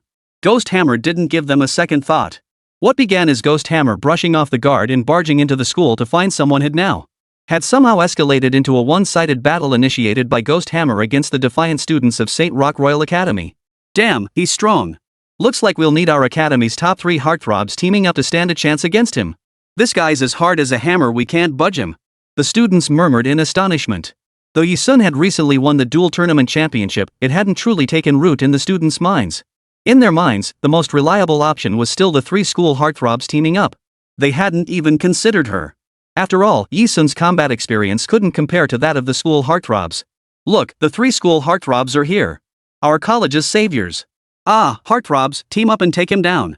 The crowd erupted into a sudden clamor. The students cheered excitedly, as if they had seen a savior. Amidst the throng, a path instantly opened. Emolingja, Yiming, and Xiazihuan strode through the corridor, charging toward Ghost Hammer. Though representing two different factions, the trio had long shared an unspoken understanding they would unite whenever the academy faced crisis. By the time Yi Sin and Xunxun arrived, the scene had already reached this fever pitch. Ah! I'm so lucky I get to witness the three school heartthrobs teaming up again. When the three campus heartthrobs unite, even hidden masters have to step aside. This scene is truly breathtaking. The students' screams, like the crowing of roosters, erupted throughout the entire venue. The already feverish atmosphere instantly reached its peak. As Yi Sin appeared at the edge of the crowd, Emolingja, Yiming, and Xiazihuan. With Emolingja in the center, Yiming on the left, and Xiazihuan on the right, the trio charged toward Ghost Hammer from three distinct angles. Say Lo Royal Academy isn't some place anyone can just barge into. Whoever dares to trespass into the academy will pay the price. Emolingja roared. His dashing presence sent another wave of shrieks from the female students. Yiming and Xiazihuan said nothing. Go, brother! Yi Han called out to the trio's retreating figures from within the crowd. Wu Chaoqin and Wang Jiaying were also there, cheering on the three campus heartthrobs. The three campus beauties appeared together in the crowd, not intervening but cheering on the trio heading toward the field. At that moment, the entire school's attention was focused on the three school heartthrobs. Boom! Thud! Thud! Emolingja, Yiming, and Xiazihuan simultaneously struck Ghost Hammer from three angles, kicking him in the abdomen, left flank, and right flank respectively. Their intent was to first weaken Ghost Hammer's combat effectiveness before shifting to an offensive stance. They expected Ghost Hammer to stagger back under the combined force of their kicks, exposed before the entire crowd. But to their surprise, he didn't budge an inch. His robust frame not only remained unshaken, but his expression suddenly darkened. Any enemy familiar with Ghost Hammer on the battlefield would recognize his darkening expression as a sign of genuine rage, the prelude to a lethal strike. Ghost Hammer was indeed a man of subtle mind, but only toward certain people. His eternal loyalty and obedience were reserved solely for the mercenary king, blood refinement. For everyone else, he naturally possessed no such patience. With three men pinning his abdomen, left hip, and right hip, Ghost Hammer lunged forward 2 strides, forcing Emolingja, Yiming, and Xiazihuan to stumble forward, unable to pull their legs back in time. The trio slid to the ground like eels. Hearing the man before him, as powerful as a hammer, roar in Chinese. I came here looking for someone. Once I find them, I'll leave. You keep pushing me, you're asking for death. Ghost Hammer swung his fist with savage force, a blow powerful enough to crush an adult. It was about to land on Yiming, the closest target. The entire crowd of students held their breath in terror, not daring to utter a sound. Whoosh! A swift, slender figure darted through the crowd. Just before Ghost Hammer's fist slammed into Yiming, a seemingly delicate hand, like a hammer of justice, caught Ghost Hammer's terrifying, axe-like fist in full view of everyone. Yi Sin grabbed one of Ghost Hammer's arms and spun around. In the split second she turned her back on Ghost Hammer, her speed was so blinding that he couldn't react. With a swift shoulder throw, she sent the bull-like figure crashing to the ground. The move was effortless and decisive. After all this, Yi Sin crossed her arms, looked down at the fallen Ghost Hammer, and extended her right hand toward him. A mischievous smile played on the young girl's lips as she addressed Ghost Hammer before the entire school. Long time no see, old buddy. Glad to see you're still alive. 065, her comrades. For those in the underworld, death was an exceedingly common occurrence. Yi Sun's ascent to the throne of Mercenary King was paved with the lives and blood of countless loyal subordinates who had fallen by his side. Don't mistake Yi Sun's greeting to Ghost Hammer as inquiring about his life or death. In this underworld where death lurks at every moment, no greeting to a comrade could be more comforting than hearing, "You're still alive." After being knocked down, Ghost Hammer snapped back to his senses. Having spent years in war zones, he wasn't like ordinary people who would be stunned after being knocked down. That would only mean missing the best chance to save himself. Every muscle in Ghost Hammer's body tensed. Just as he was about to explode, he saw a familiar face that had vanished for half a year. All his guard dissolved in an instant. "Boss!" Ghost Hammer's rage instantly transformed into joy. He stared at Yi Sun, shouted, and without hesitation grasped the hand she extended toward him, using her strength to pull himself up. "You really are here." The fierce, battle-hardened warrior transformed into a loyal hound the moment he encountered his most devoted master. This was a stark contrast to the fierce, formidable presence he had displayed when first storming the campus. Looking at Ghost Hammer now, recalling how Yi Sun had taken him down with a single move. And who in their right mind would greet an old comrade with, "I'm so glad you're still alive"? Wasn't that practically wishing death upon the other? And what did Ghost Hammer mean by calling Yi Sun boss? Calling Yi Sun boss, was he implying something about her head? Their inexplicable encounter left the students of St. Rock Royal Academy gaping in astonishment, their mouths forming perfect O shapes. But none of the three most popular guys could defeat this guy, and she actually beat him. The students at the academy couldn't grasp the deeper meaning behind these words. All they witnessed was Yi Sun grabbing the ghost hammer and knocking him down in one swift move. Awe and dread gripped their hearts. How is this possible? How could? Even the three most popular guys teaming up couldn't defeat that man. Yi Sun, she actually. Wu Qiaoqin's face turned into a palette, shifting from pale to crimson. She was green with envy that Yi Sun was being toyed with by such a handsome black market big shot. And possessing strength that rivals the combined might of the cool trio? It was almost too incredible to fathom. Is she that strong? Yi Han gulped, swallowing hard. Her stance toward Yi Sun has always been that he was the one who destroyed her family. Whether she was strong or weak, she never regretted treating him that way from the start. This was Yi Han's own prideful stubbornness. Wang Jiaying, also one of the school beauties, smiled faintly. She showed neither surprise nor fear. Intelligent and beautiful. Jiang Xinyu had just followed Yi Sun over, but in the blink of an eye, her good friend vanished. Another blink, and all she could see was Yi Sun knocking Ghost Hammer to the ground. Too far away to hear their exchange, she clamped her hand over her mouth and gasped. Oh my god, Sun. Among all the students, the three who felt it most deeply were none other than Mo Lingxia, Yiming, and Xia Zihuan. They had experienced Ghost Hammer's formidable strength firsthand, and now Yi Sun had taken him down with a single move. Gulp, gulp. Mo Lingxia, Yiming, and Xia Zihuan couldn't help but swallow hard. No matter how shocked others were, Yi Sun couldn't care less.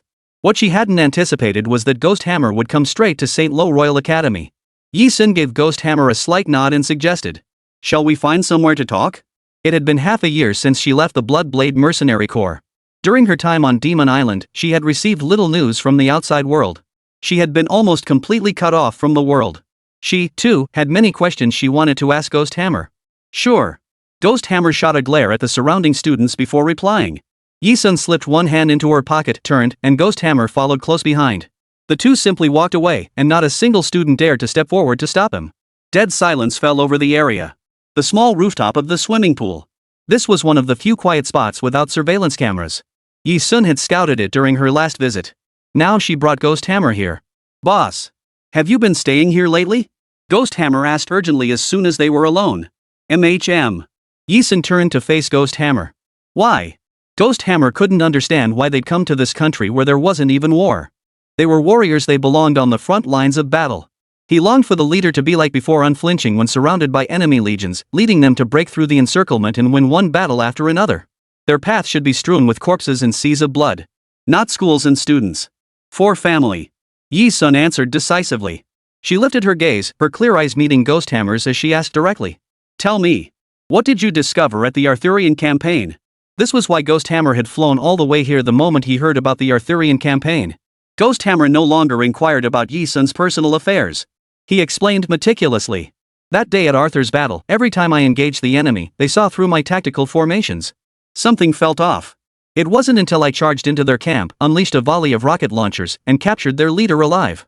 Under intense interrogation, he confessed everything. It was Snow Wolf, he betrayed us. The enemy leader told me that 6 months ago, when you, the boss, suddenly vanished, it was Snow Wolf's group who orchestrated it in secret. At this point, Ghost Hammer, enraged, raised his fist to punch the wall only to realize there was no wall around him to strike. Yi Sun's eyes flashed with coldness upon hearing Ghost Hammer's words. Snow Wolf had been one of her closest subordinates, joining around the same time as Ghost Hammer, and was a core member of the Bloodblade Mercenary Corps. Yet she didn't trust him the way she trusted Ghost Hammer. She wasn't surprised that Snow Wolf had betrayed her. Looking back now, her Interpol warrant 6 months ago had been triggered by her exposed whereabouts. It was highly likely Snow Wolf's faction had done it. Regarding her imprisonment on Devil's Island, Yi Sun had no intention of telling Ghost Hammer. She said coldly, I will uncover the entire truth. If Snow Wolf truly betrayed me, he will pay the price he deserves. The price? Death. Yi Sun never spared traitors, even if they were veteran comrades who had followed her for 7 or 8 years. She would kill without hesitation. Keep this quiet. Return to the regiment first and be cautious in all matters. The time isn't right yet. When the moment comes, I'll handle it myself. If she returned to the international stage now, it would reveal her whereabouts. Devil's Island and Thunder Tiger would undoubtedly launch a full-scale pursuit.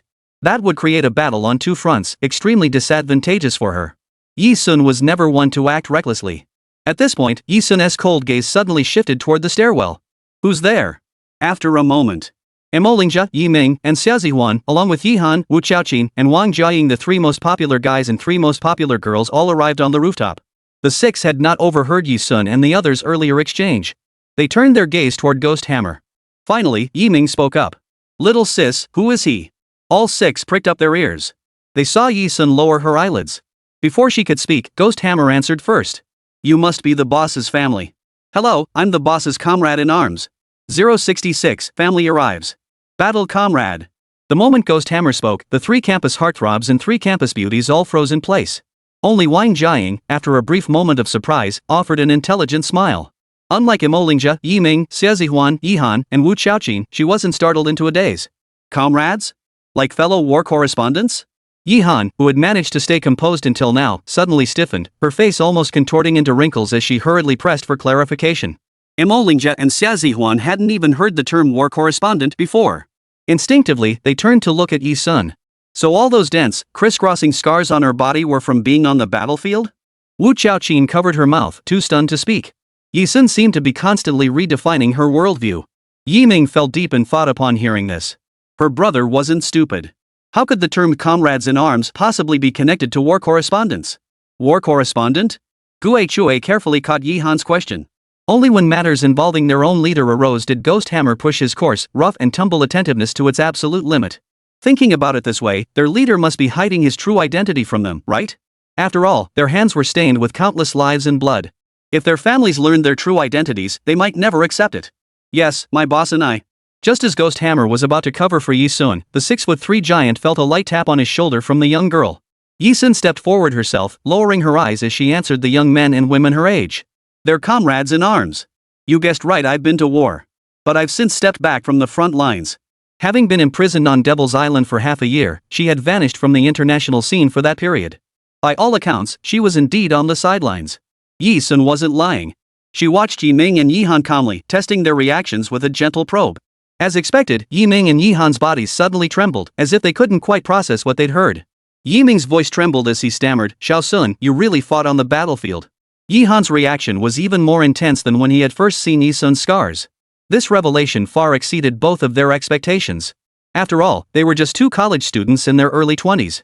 While Yi Ming trained intensely in kickboxing and undertook wilderness survival challenges every winter and summer break, their experiences paled in comparison to Yi Sun's actual combat service.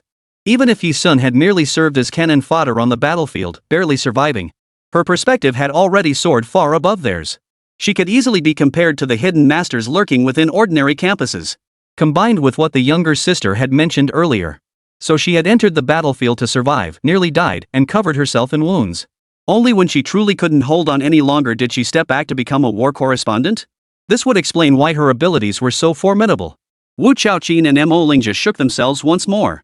So this was the reason behind Yi Sun's formidable strength. They had been utterly baffled, but today they finally understood Yi Sun's true nature. Mo Lingja's deeply furrowed brow relaxed. Though he remained silent, his eased demeanor revealed his previously taut nerves had finally slackened. They had finally grasped the boundaries of her world. Thankfully, the heights she had reached were not beyond his reach. He could grow stronger and then walk hand in hand with this woman with full justification. Mo Lingja felt a sudden clarity wash over him. The distance he had deliberately kept from Yi Sun was now closing. He would grow stronger, then join forces with this woman together. They would become the most formidable hidden masters within St. Lo Royal Academy. Woman, if you dare provoke me, you'll have to take responsibility. Woman, even in death, you won't escape me. Mo Lingja silently vowed within his heart. Yi Sun could have pressed further, but considering Yi Ming and Yi Han's intense reactions, she ultimately held her tongue.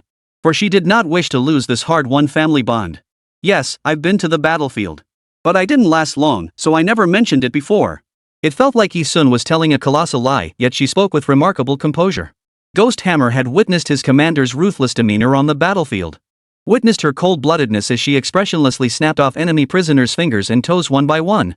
He'd witnessed her slaughtering indiscriminately for money, exposing the mercenary's nature to its most extreme. Yet he had never seen her lie to her family with such earnestness. So sincere and yearning the taste of family. Soon, you don't need to explain. We won't blame you. Yi Ming walked over. As he reached Sun, he reached out and patted Ghost Hammer's other shoulder. He said to Ghost Hammer, "Brother, my sister must have been well taken care of by you on the battlefield. Thanks a lot. If you don't mind, please come stay at my place for a few days. Let us properly host you." No matter how many times Ghost Hammer called Yi Sun boss, it couldn't change the spontaneous feeling among Yi Ming and his group that Ghost Hammer had actually taken care of Yi Sun more. Why? Because Yi Sun was young and a woman. On that male-dominated battlefield, without someone looking out for her, wouldn't she be heading straight to her death? Little did they know. Yi Ming's words left Ghost Hammer flustered and flattered. Look out for the boss? How could he dare? No thanks. I have business to attend to. I only came to see the boss once and will leave immediately. Guechui knew that since the boss had chosen to settle in Wenjiang City, it must be to spend quality time with his family. Though the next battle wouldn't begin for at least another half-month. But his presence here was inappropriate. With his keen insight, Ghost Hammer left without hesitation, striding forward in 2 long steps. Since you're already here, stay for a couple of days. It's been ages since I last had your cooking. Until Yi Sun's voice echoed from behind him. Guechui halted in his tracks. Ghost Hammer, had no one to rely on, no family or kin. Ever since the boss saved him, he'd regarded her as family. Now that the boss had found her true family, he should be happy for her and quietly leave. But Yi Sun's words of retention gave Ghost Hammer's wandering heart a sense of belonging. He turned around, his towering frame now smiling like an excited child. He answered loudly. Yes. Boss. After school that afternoon. Today was exceptionally rare. The Yi siblings all got out of school together and headed home together. And they even brought along Ghost Hammer. Even Yi Han, who was usually full of complaints, accepted Yi Sun coming home with them. As soon as they entered the house, Yi Han rushed in first, calling out the moment she stepped inside, "Mom, we're home together." Yi Ming followed in second place. Yi Sun trailed lazily in third place. Following behind was Ghost Hammer, peering around cautiously like a curious child surveying a peaceful land untouched by war. "Boss, you've been living here all this time?" Ghost Hammer was utterly astonished. "Yeah," Yi Sun replied. The moment she stepped through the Yi family's gate, she saw Yi Han and Yi Ming, who had entered first, standing frozen at the doorway, staring blankly into the large living room. Seated on the living room sofa was an elderly man dressed in a Xunxun suit. Father Yi Chengrui was unusually at home today. He and Mother Manhwa stood before the man in the Xunxun suit with utmost reverence, heads bowed like servants awaiting reprimand. This was the first time since Yi Sun's return to the Yi household that she had seen Yi Chengrui and Manhwa display such a look of guilt. Confused, Yi Han murmured. "It's the main branch family. What are they doing here?" "The Yi family from Zhou province who kicked Dad out of the main branch." 067 Mercenary Rankings. Yi Han's tone was intensely hostile, as if a pile of dog had splattered on her and wouldn't come off no matter how hard she scrubbed. It was unclear whether she was speaking to Yi Sun or venting to herself. She continued angrily. 20-odd years ago, they looked down on Dad for lacking strength, saying he wasn't cut out to be a bodyguard. They ganged up and kicked him out of the Zhou province main family. They called him a good-for-nothing who didn't deserve to be part of the Yi family. Then 2 years ago, when they found out Dad had succeeded in business in Wenjiang City, they tried to lure us back. It's disgusting. Her temper flaring, Yi Han strode forward and roared at the elderly man in the Xunxun suit sitting on the living room sofa. "You people from the Yi family in Zhou province dare show your faces in our home? Haven't you been cursed enough? Get out! Get out! All of you, get out!" The elderly man in the Xunxun suit sported a slicked-back pompadour. Behind him stood 2 men dressed in what appeared to be stylish attire, each wearing sunglasses. Unsurprisingly, the 2 were the elderly man's bodyguards. "Han In! Shut up!" Yi Chengrui tilted his head and barked a warning. The sharp rebuke silenced Yi Han. From Yi Sun's perspective, he could clearly see Yi Han biting her lip, letting a ring of tears swirl in her eyes. She seemed both angry and resentful. Clearly, Yi Han refused to accept it. Yi Ming's expression was equally grim, though he didn't explode like Yi Han. Seeing that Yi Sun was unaware of the specifics, he leaned close to Yi Sun's ear and briefly recounted the main events. The Yi family of Zhou province had been a renowned aristocratic clan since the 1920s and 1930s. Back then, however, the main branch did not engage in commerce but practiced martial arts. Nicknamed Yi Martial Arts Academy. During the turbulent war years of the Republic era, traditional martial arts held deep appeal among the populace, cementing the Yi family's standing. Centuries later, in modern times, martial arts schools had long fallen out of favor with changing eras. Leveraging their ancestral martial arts heritage and adapting to modern needs, the family swiftly established a security firm in Yangxiang City, the provincial capital of Zhou province. It was named Yes Security Group Company, Ltd. This company made a huge splash domestically and is now ranked among the top 3 wealthiest enterprises in Zhou province. Yi Sun's father, Yi Chengrui, is a descendant of the company's founding chairman. Within the Yi family, martial arts disciplines like combat, boxing, sanda, and taekwondo are highly valued, as the group specializes in bodyguard services and undertakes major security assignments. Yi Chengrui possessed no natural talent for martial arts, which led to him enduring deep humiliation within the family years ago. Over 20 years ago, he was even cast out as a useless waste. The Yi group in Wenjiang City was built from scratch by Yi Chengrui himself. Naturally, its business ventures had nothing to do with security. It was likely that the main family, having heard of Yi Chengrui's abilities, sent people repeatedly to persuade him to return. The elderly man in the Xunxun suit was the head steward sent by the main family, tasked with persuading Yi Chengrui and Manhwa to return. No wonder Yi Han looked so grim when he saw them. As if sensing his welcome had run out, the old steward addressed Yi Chengrui once more. Young master, I watched you grow up before my very eyes. I know you harbor resentment toward the family, but affection outweighs that bitterness. I also know better than anyone that you yearn to return to the family more than anything. This time, for the master's 80th birthday, if you could bring your 2 children back to the main family, let the master and the family see their abilities. They needn't be exceptionally strong. I'm certain the family would welcome you back. This truly is an opportunity, don't miss it. Old butler Yi wasn't a malicious man, he had come specifically to summon Yi Chengrui. He understood Yi Chengrui's thoughts. After speaking, he rose, bowed to Yi Chengrui and Manhwa, then walked past Yi Sun and the others standing by the doorway before leaving the Yi residence. Yi Sun studied the old steward's figure with a narrowed gaze. Vroom vroom vroom. Soon after, the roar of a luxury Bentley Mulson's engine echoed outside the gate. In no time, the car sped away.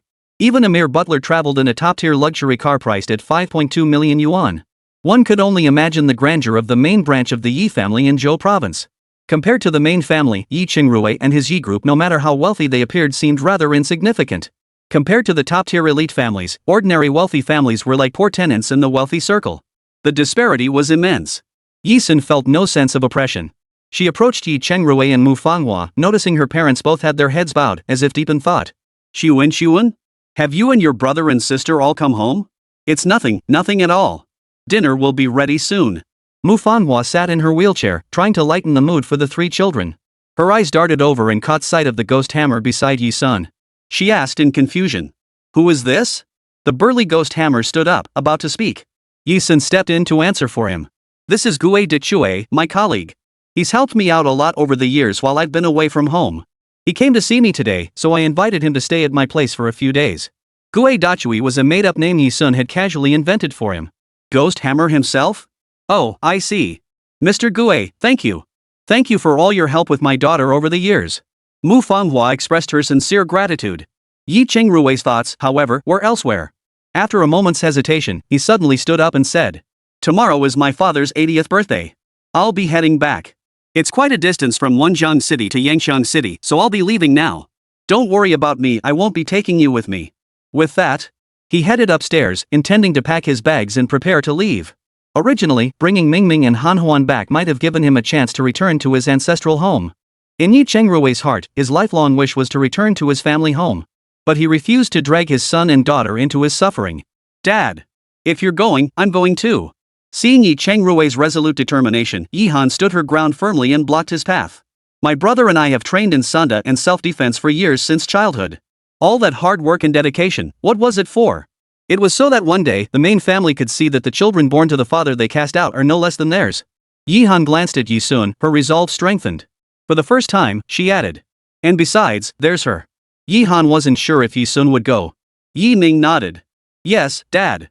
Seeing his brother and sister so resolute, Yi Sun calmly replied. I'll go too. She could clearly sense Yi Han and Yi Ming's hearts relax considerably. Are you truly prepared? Yi Chengrui seemed to be summoning every ounce of strength he had left as he addressed Yi Sun and the others. Are you absolutely certain you won't regret this? None of you 3 have ever returned to the main family. You have no idea how terrifyingly powerful the main family members are.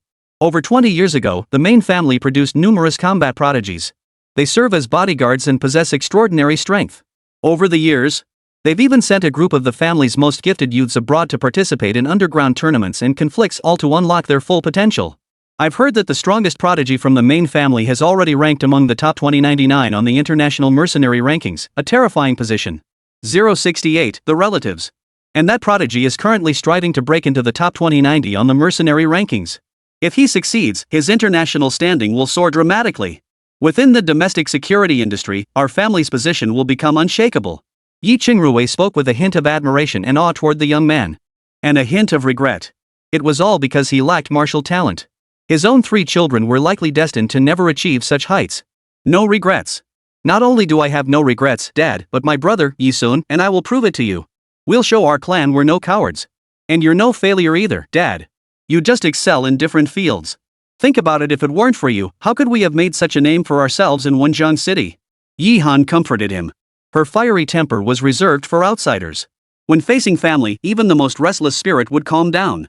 Though Yi Han couldn't affectionately call Yi Sun Little Sun or Xunxun like Yi Ming, Yi Chengrui, or Manhwa did, it wasn't as if she hadn't changed at all. At the very least, she could now calmly and rationally include Yi Sun as part of the family.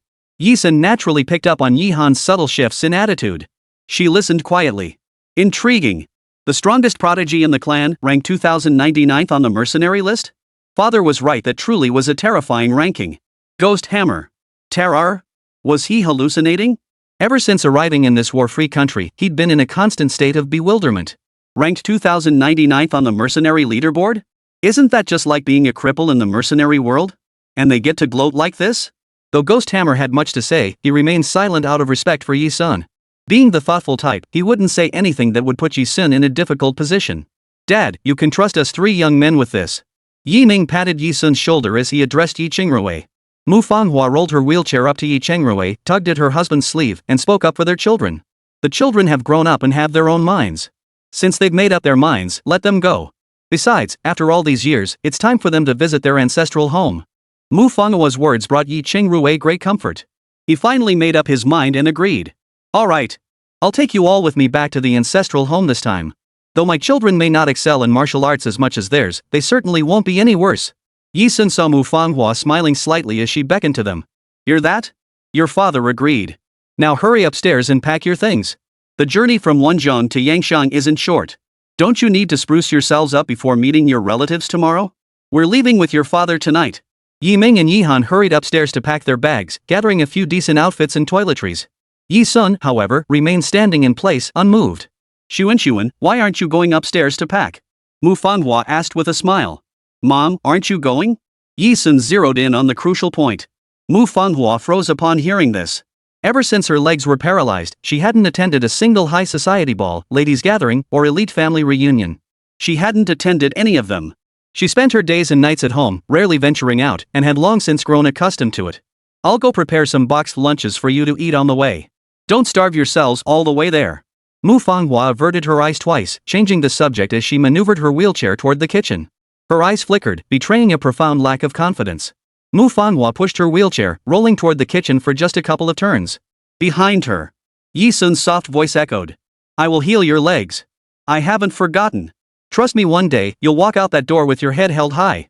Mu Fanghua's hands paused. As if something had gently tapped her heart. Warm. It was the care of her daughter. Mu Fanghua felt a sting in her nose. Fighting back tears, she whispered softly, Mom believes you. As for the lunchbox. Yi Sun slapped Gue Chue's shoulder hard. Ignoring Mu Fanghua's discomfort, she continued. Leave that to my colleague, Mr. Gue de Chue. He's a 5-star chef. A 5-star chef on the battlefield, well, self-proclaimed, that is. 5 minutes later. Ghost Hammer, whose strength was like a hammer, now wore a mom-style apron and patiently prepared the lunchbox.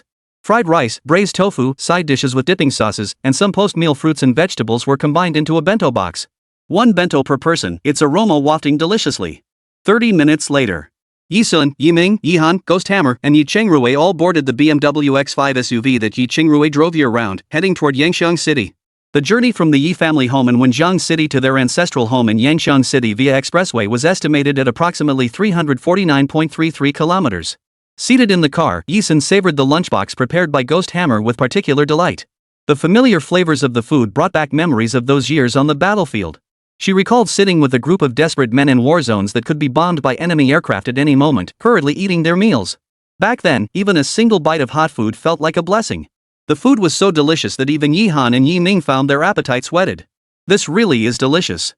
Bro, you've gone out of your way. We had an emergency at home and couldn't properly host you, yet we still had you cook for us and accompany us on this trip. Yi Ming praised him while apologizing. Not at all. Wherever you go, boss, I'll follow. Ghost Hammer couldn't bring himself to drop the boss title when addressing Yi Sun. Little did he know. The word boss made Yi Qingrui, who was driving in the front seat, jump in his seat. Dad, it's just a nickname. Little sister has received a lot of help from Mr. Big Hammer while out there, Yi Ming explained. His brothers seemed unwilling to tell their parents about Yi Sun's time on the battlefield. Was it to spare them another wave of sadness? Yi Sun understood. She had no intention of saying anything. I see, Yi Qingrui murmured, his mind consumed by the family matters at hand. He couldn't spare a thought for such details. He nodded and returned his full attention to driving. The Yi family residence in Zhou province was situated in the heart of Yangshan City, the provincial capital. Perched at the foot of a small hill in the city center. The main family's architectural style was courtyard villas.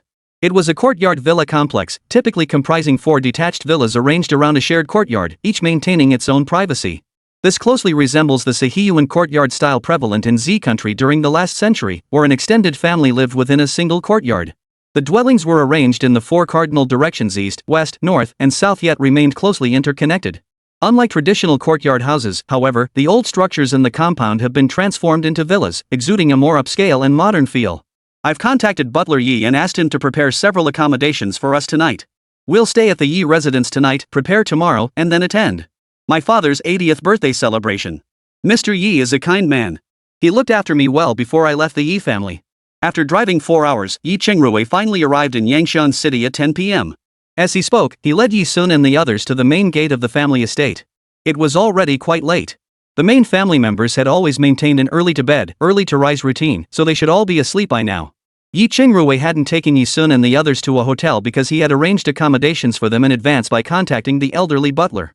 As Yi Sun followed him to the main gate, about to step inside, her eyes narrowed sharply. She saw a large group of figures emerging from within the main gate of the Yi family compound. At the center of the group stood an elderly man with snow-white hair. Despite his advanced age of 80, he showed no signs of old age, radiating youthful vigor as he commanded the countless elites of the main family. The moment Yi Chengrui saw the white-haired elder, Yi Sun's gaze fell upon Yi Chengrui, who froze. Then, his voice trembling, he uttered a single word. Father. The man was none other than Yi Xunxun, current chairman of Yi Security Group Company, Limited, patriarch of the family, and Yi Chengrui's father. Yi Sun's nominal grandfather. The grandfather who had personally driven her father out of the family home. Yi Sun's eyes flashed with cold fury. Following behind grandfather Yi were the other family members. Yi Chengrui's closest relatives. Back already? Come inside first. Grandfather Yi, the head of the household, scanned Yi Sun, Yi Ming, and Yi Han one by one. He seemed to breathe a sigh of relief, speaking as he turned to lead the way. But the people beside him weren't about to let Yi Chengrui enter so easily. A middle-aged man in a tailored suit, exuding refined elegance, stood on the steps with his arms crossed. He glanced at Yi Sun and his companions with a condescending look and addressed Yi Chengrui. Chengrui, as your older brother, I should be welcoming you home. But then again. His tone was decidedly flippant. His gaze settled on Yi Sun as he grinned and added pointedly. Let me be frank, the family has already investigated your children thoroughly. Weren't there only 2? Ha! Where did this extra one suddenly come from? Alright, you don't need to tell us the story about being separated for over a decade before returning home. Everyone knows the truth. Such a good-for-nothing piece of trash has no right to step foot in our family's door. What on earth were you thinking bringing him back? 069, her bodyguard? The implication was clear, Yi Chengrui would only acknowledge Yi Han and Yi Ming as his legitimate children. After all, Yi Han and Yi Ming had trained in self-defense since childhood, giving them some measure of worthiness to enter the family. A daughter like Yi Sun, lost for over a decade, was utterly unworthy of being adopted back. And today, he actually had the nerve to bring her to the main family residence? Did he really think any piece of trash deserved to be brought back?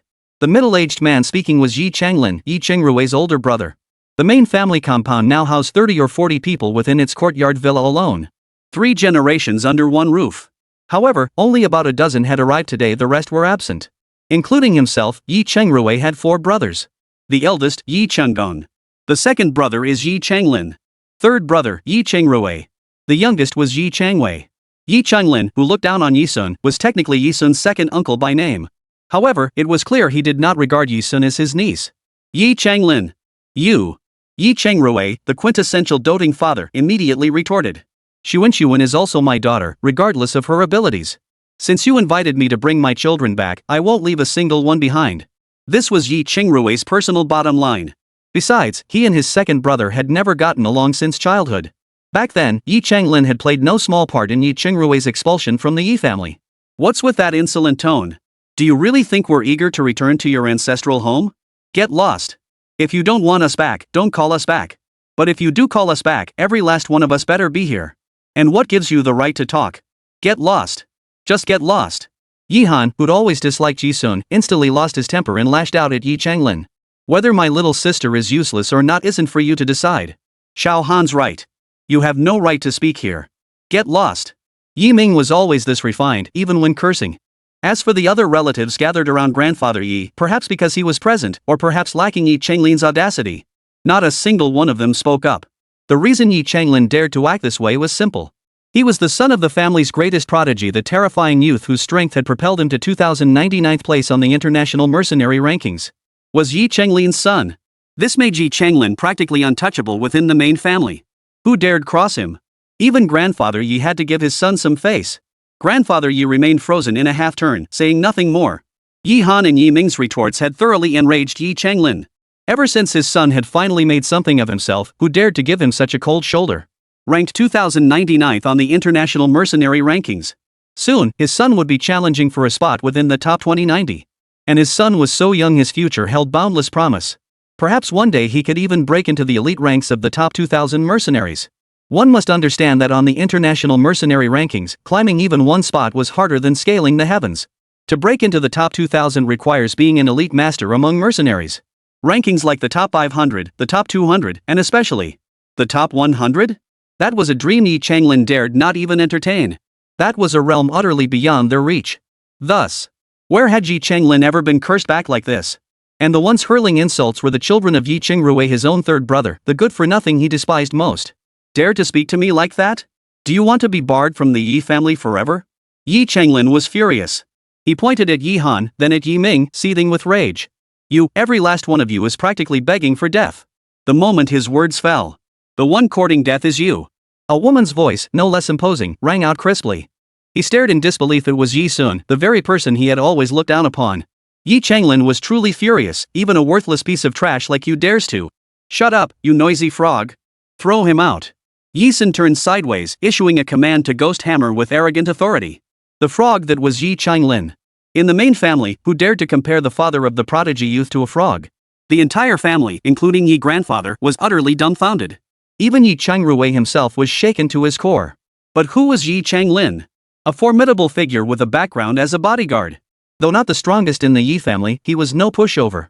Could this hulking figure accompanying Yi Sun really lay a finger on him? Just as people were pondering this.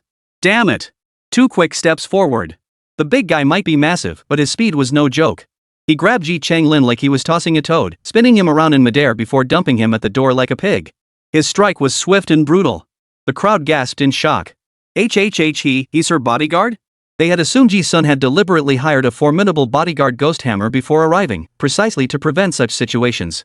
Before the thought could fully form, they heard the young woman ahead, Yi Sun, turn her sharp, icy gaze toward the Yi family members. In that instant, she resembled a specter from hell, mercilessly announcing the impending doom to the Yi family's main branch. I don't care what you think of my family, nor what level of mercenary your so-called genius is. Since I'm here, shut your noisy mouths. Otherwise, I will make your main family, along with Yi security, vanish from history forever. 070, the family trial. This was something Yi Sun could accomplish with ease. If this were a battlefield, she wouldn't waste her breath on such nonsense. She'd just grab her weapon and get straight to business. Ghost Hammer was Yi Sun's most loyal subordinate. He had witnessed his boss wipe out numerous major clans. Among them were no shortage of Fortune 500 companies. Those men had once knelt before her with their families in tow, yet she hadn't wavered for a moment, sending them one by one to hell. The world says the king of mercenaries forges her legacy in blood. Forged in blood. Her status and identity were forged from the blood of countless victims. She slaughtered without mercy, her thirst for blood insatiable, regarded by countless as a war machine of slaughter. Yet only Ghost Hammer, who stood at the pinnacle of the mercenary world alongside her, understood. Had she not been cold-blooded, the one who would have died would have been her. Even in everyday life, women are the disadvantaged group compared to men. How much more so on the battlefield? If she didn't fight ruthlessly, who would show her mercy? What unfolded before her eyes was truly the most merciful side of her commander that Ghost Hammer had ever witnessed. For the sake of her loved ones, she did not act as she would on the battlefield, where she would rather kill 1 to warn 100 than spare a single soul. But this was only how Ghost Hammer perceived it. In the eyes of others, every member of the main family seemed to be under some kind of mental oppression. As if iron nails had pierced their skulls, each wore a look of terror. Xunxun. Yi Chengrui was utterly shaken by Ghost Hammer. His voice cracked as he stared wide-eyed. He never imagined his youngest daughter's colleague from outside the family could possess such formidable strength. She had Yi Chenglin, his nominal second brother, completely at her mercy. For the first time, I find you rather easy on the eyes. Yi Han, in high spirits, nudged Yi Sun's arm as she spoke. As for grandfather Yi, his previously indifferent gaze first swept over his second son, Yi Chenglin, lying on the ground, then settled on Yi Sun with added scrutiny. A moment of silence followed. The family members finally snapped out of their daze. What do you mean? What's this about shutting our noisy mouths? Make us vanish from history? We'll see if you have the guts. Young as you are, you sure talk big. The worthless daughter of Yi Chengrui? Ha! You bring back some bodyguard you hired from who knows where and think you can start acting up? Your bodyguard is impressive, but that's not your own strength. What are you bragging about? The family wasn't pushovers. Once they regained their composure, they roared at Yi Sun one after another. Yi Chengrui had been expelled from the family as a good-for-nothing back in the day. In the eyes of the main family, the daughter of a good-for-nothing, what else could she be but a good-for-nothing herself? They despised Yi Sun from the bottom of their hearts. You little bastards! How dare you speak ill of my boss? You're asking for it. Ghost Hammer stood beside Yi Sun, his protective instincts flaring. He was the first to fly into a rage, ready to strike. He swung his hard fist, ready to charge forward. What was their bosses standing in their regiment? Any random underling by his side could crush the skulls of these men like watermelons. The international mercenary rankings had only 100 spots. Among the top 70, every single one belonged to members of their Bloodblade mercenary corps. How dare these men act so insolently? Enough! Stop this nonsense! Is this not embarrassing enough? Shut your mouths! Ghost Hammer took 2 steps forward, but before he could swing his fist, Grandpa Ye's thunderous roar silenced all the taunts. As the head of the household, his authority carried weight. Every member of the clan fell silent. Not a single one dared utter a sound. Grandfather Yi fixed his shrewd, calculating gaze upon Yi Sun. While observing Yi Sun, he addressed Yi Chengrui and the others. My apologies. I failed to discipline my household properly, allowing them to speak so recklessly. You are honored guests. Please come inside with me. With that, Grandfather Yi turned and led the way through the courtyard villa's main gate. Before ushering Yi Sun and the others inside, Grandfather Yi addressed the rest of the family. There's nothing for you to do here. Everyone, please return to your rooms. With just 2 sentences, he dismissed the entire clan. This clearly demonstrated that Grandfather Yi's standing within the family remained unshakable. Yi Sun and the others followed Grandfather Yi straight to the villa on the east side of the compound. They ascended to the 2nd floor and entered Grandfather Yi's study. Prepare several rooms for these 5 guests, Grandfather Yi instructed the elderly butler who followed him as soon as they entered. Yes, sir, the old butler replied. As he exited, the old butler also took care to close the study door behind him. Now, in the study, besides Grandfather Yi, there were only Yi Sun, Yi Ming, Yi Han, Yi Chengrui, and Ghost Hammer. With no outsiders present, Grandfather Yi felt a sudden wave of relief wash over him. He spoke slowly. I'm glad you've returned. I thought you wouldn't want to bring the children home. Yi Han listened with growing irritation. Her fiery temper flared, and she snapped back. Old man, don't you know exactly why my father didn't want to bring us back? You're happy we're back now, but why did you kick my dad out of the house all those years ago? Who are you putting on this fake show for now? Get out! Get out! Get out! In Yi Han's heart, there was no such thing as familial affection, only good and bad. Even if Yi grandfather was her nominal grandfather, she wouldn't hesitate to curse him if she felt displeased. Han in! Yi Chengrui called out softly. Yi Sun and Yi Ming watched lazily. Unlike Yi Han, she could sense the helplessness on Yi grandfather's face. It's fine. I was wrong back then. It's only natural for the child to harbor resentment, Grandpa Yi said with a bitter smile. He waited for Yi Han to calm down before continuing. Tomorrow is my 80th birthday. I called you, Chengrui, and the others back to discuss something important. I'm getting old past 80 and it's time to retire. Truthfully, these past years, Changgong, Changlin, and Changwei have been pressuring me behind the scenes to relinquish the family headship. I've stalled and delayed, somehow dragging things out until now. Over the years, I've finally seen through their true natures. Our Yi family has been passed down through 10 generations of single heirs. Though they are my children, if I were to hand the family over to them, I fear it would be ruined sooner or later. Ahem. Grandfather Yi coughed violently, his tone having become too intense. Father, are you alright? Yi Chengrui hurriedly patted Grandfather Yi's back. Grandfather Yi waved him off. After clearing his throat, he fixed Yi Sun and the others with a gaze full of hope. He continued. It's nothing. Just that I heard recently that the eldest son has been collaborating with underground shadowy groups. Second son leveraged his son's ranking as number 2099 on the mercenary list to team up with international terrorist groups in the underground world. He plans to hand over the company after inheriting the family estate. The fourth is in cahoots with the second. If they go through with this, if they actually do it, then the wealth our great Yi family has built over 100 years will truly be destroyed in an instant.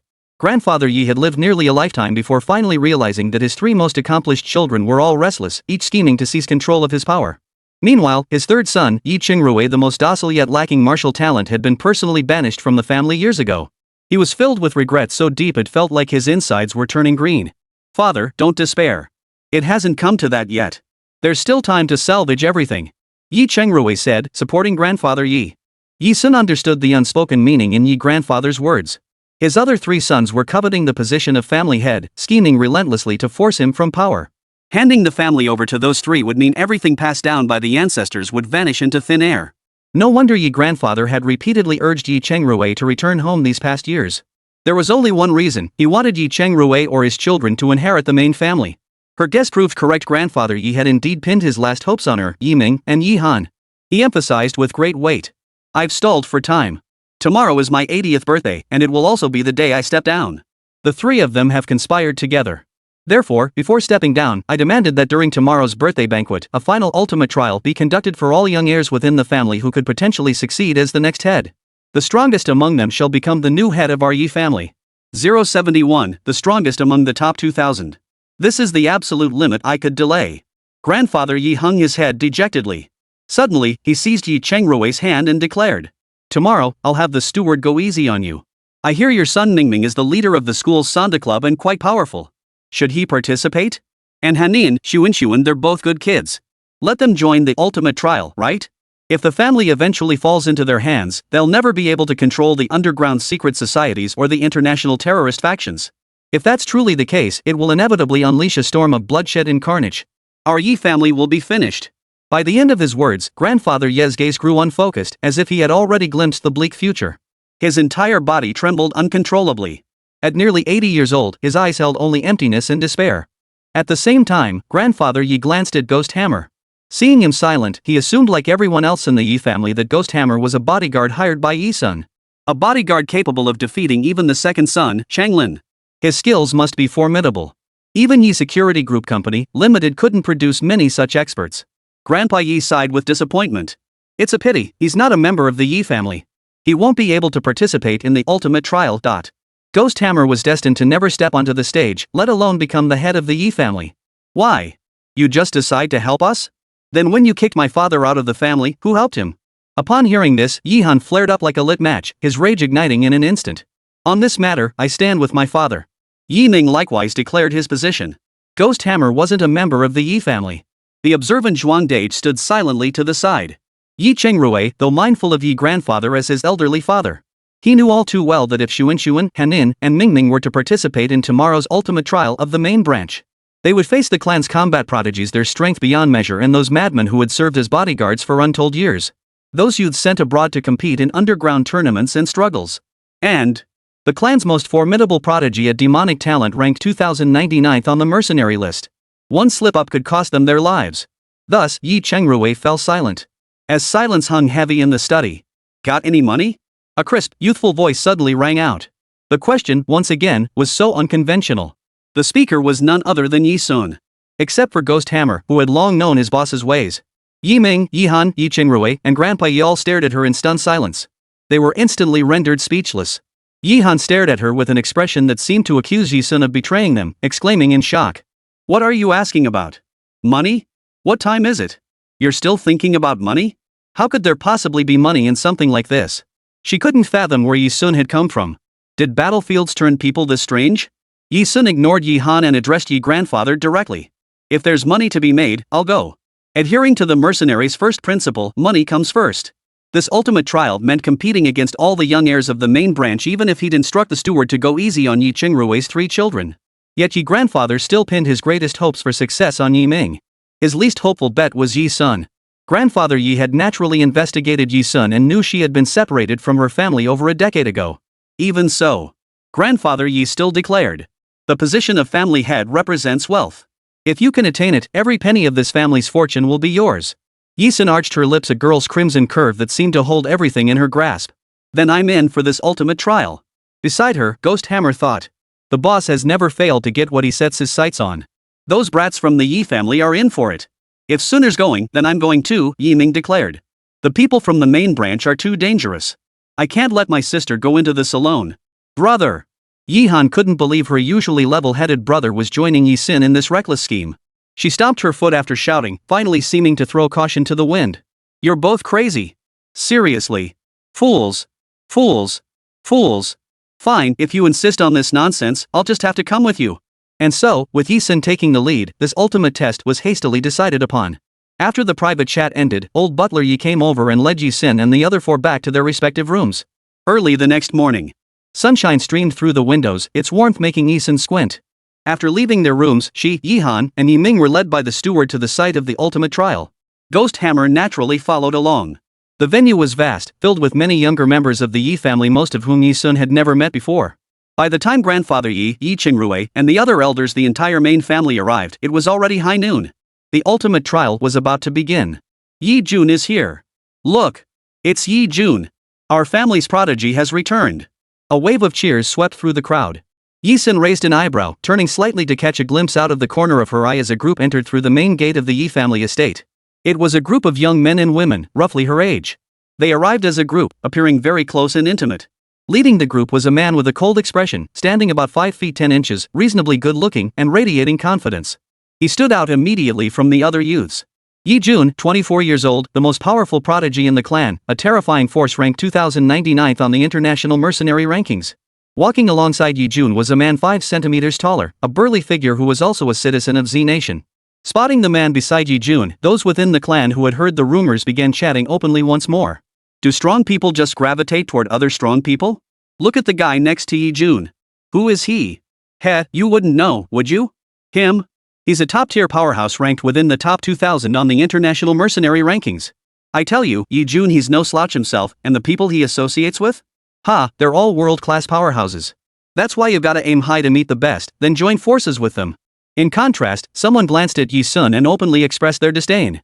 I can't believe the daughter of that good-for-nothing who got kicked out of his own family has the nerve to show her face here. And now she has the nerve to enter the ultimate trial? Is she just asking to get beaten up? Look at her, ha ha ha. She's even got a big bodyguard by her side like Yi Jun. Anyone watching would think she and that foreigner are joining forces too. What a joke. Compared to our family's prodigy, she's nothing but a frog in a well. As people spoke these words, no one noticed the figure standing beside Yi Jun, a legendary warrior ranked within the top 2,000 of the international mercenary list. Upon spotting Yi Sun and Ghost Hammer in the crowd, those unremarkable eyes suddenly widened as wide as they could possibly go. Thud. In the end, as if encountering some terrifying entity, he knelt down in front of Yi Sun and Ghost Hammer, terrified, like a stray dog. 072, Life and Death in the Secret Chamber. Han Chi, what's wrong? His friend suddenly kneeling beside him startled Yi Jun, who had always maintained an aloof demeanor, causing him to cry out in shock. If even a prodigy like Yi Jun was startled, imagine the reactions of the other members of the main family. Everyone present stared wide-eyed in shock. And the direction this powerhouse, even more formidable than the prodigy Yi Jun, was kneeling toward, was Yi Sun. Kneeling before the outcast, the worthless daughter of Yi Qingrui? In that moment, the Yi family felt as if the entire world had turned surreal. Yi Jun's close friend Han Chi himself knelt before Yi Sun. As he gazed upon her, he recalled another person. A woman born to the battlefield. Though female, she commanded mercenary regiments, a legendary figure in the mercenary world. Unfortunately, a lowly mercenary like him had never come into contact with such a figure. He had only glimpsed the legendary mercenary once, a distant silhouette from afar. That single glance had stirred a deep, primal awe and fear within his soul. So when Han Chi saw Yi Sun, who bore such a striking resemblance to that legend, he instinctively dropped to his knees. Similar. So strikingly similar. So much so that Han Chi believed the legendary figure himself had arrived here. But upon reflection, such a terrifying legend, one whose mere wave could send shockwaves through the entire international underground, would never appear here. It was impossible. Nothing just slipped and fell. Han Chi's legs trembled violently as he stood up. Ha, so even the strong can fall sometimes? You scared me. For a moment there, I thought he was kneeling before that good-for-nothing's daughter, Yi Sun. The family members burst into laughter. No matter how boisterous the laughter around him grew, Yi Jun saw only Yi Sun through Han Chi. No one understood the cruelty of the underworld better than he did. Especially in the mercenary world, there were no true friends. Han Chi was indeed his friend, but neither would ever truly open up. Han Chi certainly wasn't foolish enough to reveal every secret to him. And Yi Sun's reaction just now had been far too intense. If it had truly been an accidental fall, would he have needed to widen his eyes like that? Or flash that haunted look? Regardless, Yi Jun kept his guard up around Yi Sun. Yi Sun took in everyone's mockery and the reactions of Han Chi and Yi Jun. She chose to remain silent. A qualified mercenary never lets anyone throw them off their game during a mission. Once Yi Sun entered mission mode, that was exactly how she operated. She ignored others' taunts, but she would use every means necessary, by any means, to achieve her goal. Ever since grandfather Yi told her that passing the ultimate trial would grant her access to the entire family's fortune, Yi Sun treated it as just another mission to execute. One must understand. For mercenaries, money is their second life. Quiet. Everyone quiet down immediately. At some point, grandfather Yi had positioned himself atop the highest point in the crowd, his voice stern. Standing with his hands behind his back, his stern expression silenced everyone. Everyone around Yi Sun turned their gaze entirely toward grandfather Yi as they listened to him continue. The venue for this ultimate trial lies at the foot of the small mountain behind our family estate. At the foot of the mountain lies a gate. You are forbidden to enter it normally because it conceals numerous dangerous secret chambers and traps. This was a training ground forged by our Yi family's ancestors in the last century. Today, this place will serve as your trial ground. All young members of the Yi family may participate. The victor shall become the new head of our Yi family. As grandfather Yi finished speaking, the entire crowd erupted in a roar. Young people in the modern world are deeply fascinated by script-based murder mystery games and escape rooms, these slightly oppressive and thrilling activities. They were even dubbed trendy entertainment activities exclusive to the youth. What now unfolded before them was a modified escape room experience, a competition that promised both challenge and enjoyment. This was undoubtedly the young crowd's favorite. Teenagers around Yi Sun's age cheered and clapped excitedly. Only middle-aged individuals like Yi Chengrui and Yi Chenglin remained completely unfazed. Grandpa Yi frowned and emphasized again. Don't get too excited just yet. This isn't a game, it's a life or death trial. As this is a test site preserved from the last century, triggering certain mechanisms inside could prove fatal. For those who voluntarily enter the competition, if any accidents occur inside, we will treat it as accidental death. So whether you go or not is entirely up to you. The trial now begins. The first person to pass all challenges and emerge victorious through the main gate shall become our new family head. As Grandpa Yi finished speaking, several of the young people who had initially been eager to compete immediately backed out. I'm not scared. It's just an escape room? I'm the expert at this. Just the other day, I took a few girls from my class to play an escape room. We cleared every challenge, and the whole time they were calling me, so cool, so cool. First place is definitely mine. I'm going first. A few boys, fearless like young bulls, bellowed defiantly and dashed out first. Once someone took the lead, the rest of the clan members scrambled to follow, rushing toward the back of the mountain. It seemed as if whoever charged the hardest would become the next head of the Yi family. Xiao Sun, when should we go? Yi Ming turned to Yi Sun, asking. Though Yi Han was usually proud and aloof, upon hearing grandfather Yi's warning that triggering a mechanism in the testing grounds could be deadly, she instinctively turned her head toward Yi Sun. Without even realizing it, both brothers and sister had already placed Yi Sun at the center of their world. They followed Yi Sun's lead without question, for she was the strongest. No rush, Yi Sun replied calmly. Her beautiful eyes shifted toward Yi Jun and his group nearby. Han Qi, not being a member of the Yi family, was ineligible to compete, just like Ghost Hammer. Yi Sun curved her lips into a smile. When they set off, we'll set off. Over there. The group led by Yi Jun comprised the most formidable young talents of the main branch. With Yi Jun at their helm, they were the most promising young talents in the entire clan. They were also widely regarded as the most likely team to emerge victorious. We're heading out. Aware that Yi Sun was observing him, Yi Jun led his group of young men and women toward the trial grounds. Once they were out of Yi Sun's sight, Yi Jun solemnly warned several members of his team. Watch out for that girl named Yi Sun. The girl with two ponytails, who swayed playfully as she walked like a lively little fairy, followed beside Yi Jun and asked in confusion. Brother Yi Jun, why? Isn't that Yi Sun the daughter of that good-for-nothing? Why should we be wary of someone like her? Her words were immediately echoed by a boy with visible canine teeth when he smiled. Yeah, Jun, she's no match for us, okay? I think we should be wary of our uncle's family instead. Yi Jun's expression darkened as he solemnly explained. Xiaoling, Xiaoxian, you don't understand. I suspect Yi Sun has been holding back. She might very well be an international-level powerhouse like me. 073, a hail of bullets. What? Yi Ling nearly dropped her jaw in shock. Yi Xian looked equally shaken. Jun, are you serious? You have to understand what you've been through, the trials you've endured. Your current international standing was earned with your life, you traded your very existence for it. How could someone like her possibly compare to you? Yi Ling chimed in immediately, exactly. Brother Yi Jun, have you forgotten? The knife wounds, the bullet wounds you've endured. Does she have any of those? She definitely hasn't. She's simply not worthy of being compared to you, okay? Yi Jun fell silent for a second before finally spitting out 6 words. In any case, better safe than sorry. Meanwhile, watching Yi Jun and his group walk away, seeing even Yi Chengdong, Yi Chenglin, and Yi Chengwei had already set off. Father Yi Chengrui did not participate. Yi Sun and the other two were about to set off when they were stopped on the spot by the old steward. Children, these are items the master entrusted me to give you. Inside is a note detailing the traps and challenges you'll face in the ultimate trial. There are also tools to help you solve the puzzles, take them with you. The old steward handed a small black backpack to Yi Sun and the others. This was what grandfather Yi had meant by giving them a break during the trial, ensuring they could reach the finish line smoothly. I refuse. The moment the black backpack was offered to Yi Sun, she rejected it outright. If they wanted to play, she would play along with the Yi family to the fullest. Cheating with such a boring item? That wasn't the style of the Mercenary King. Thank you for the offer, but my sister is right, we want to win on our own merits, declared Yi Ming.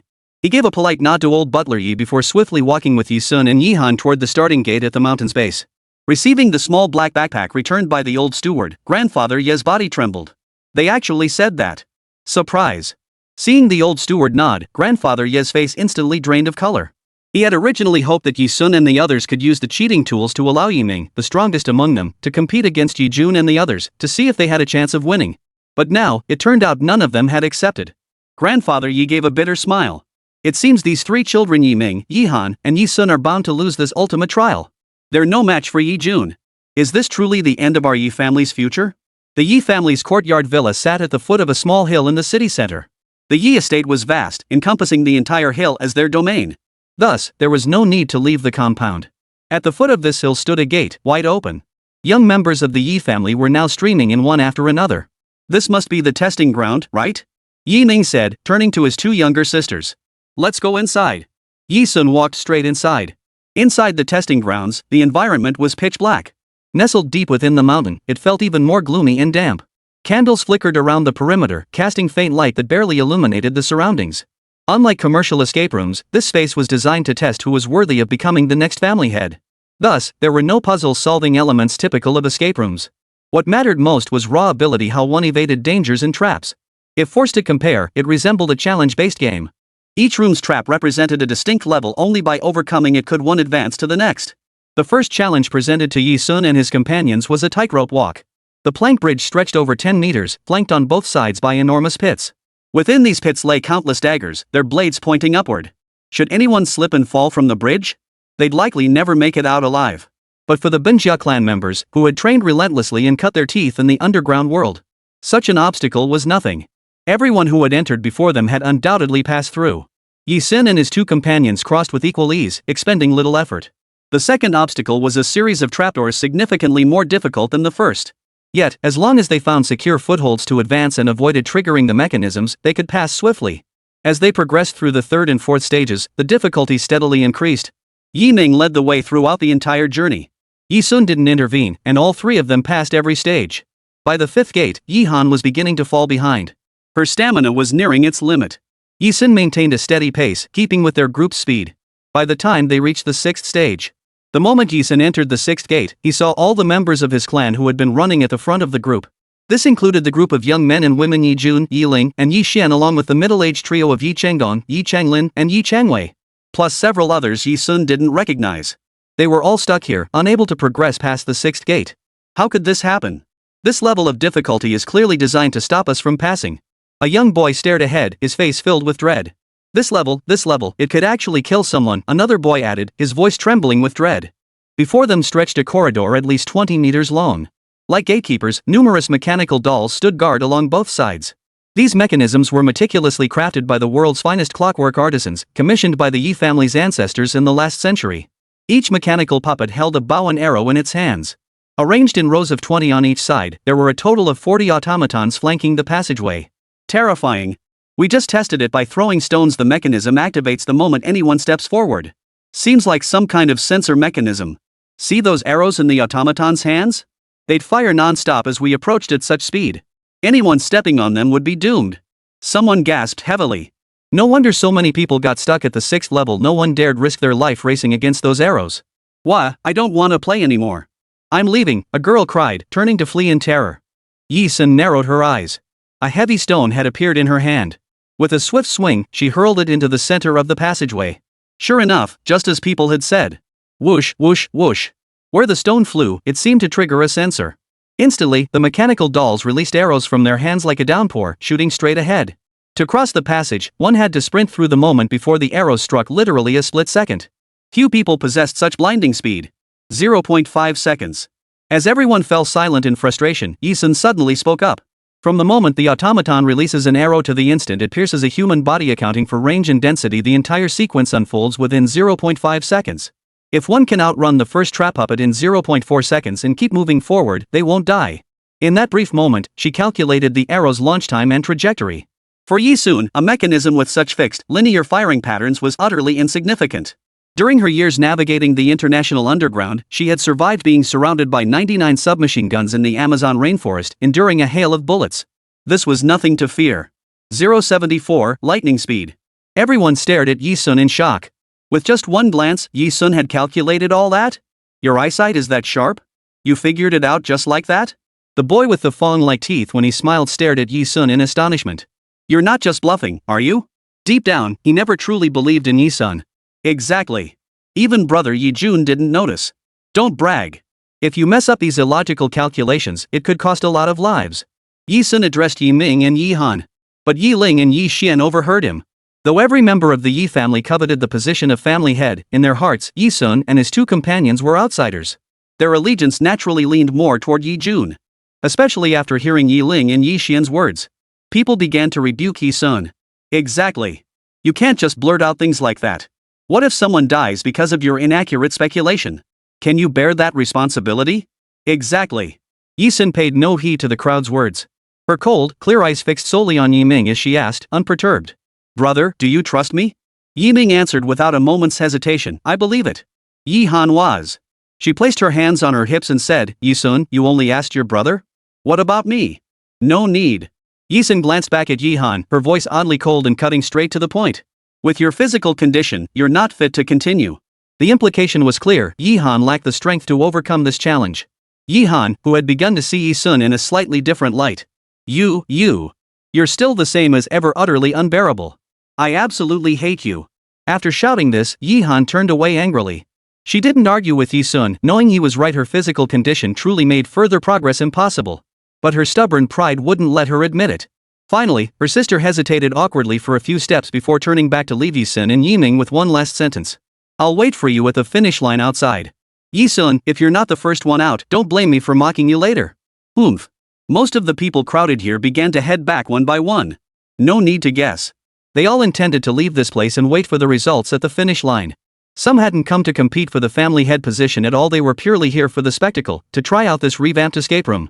If the sixth stage was already this difficult, what about the next ones? They weren't about to risk their lives just for the spectacle. Little sis, I don't know how many stages I can accompany you through. If we reach the final sprint later, don't wait for me, go on ahead. Yi-ming leaned close to Yi-sun and whispered softly.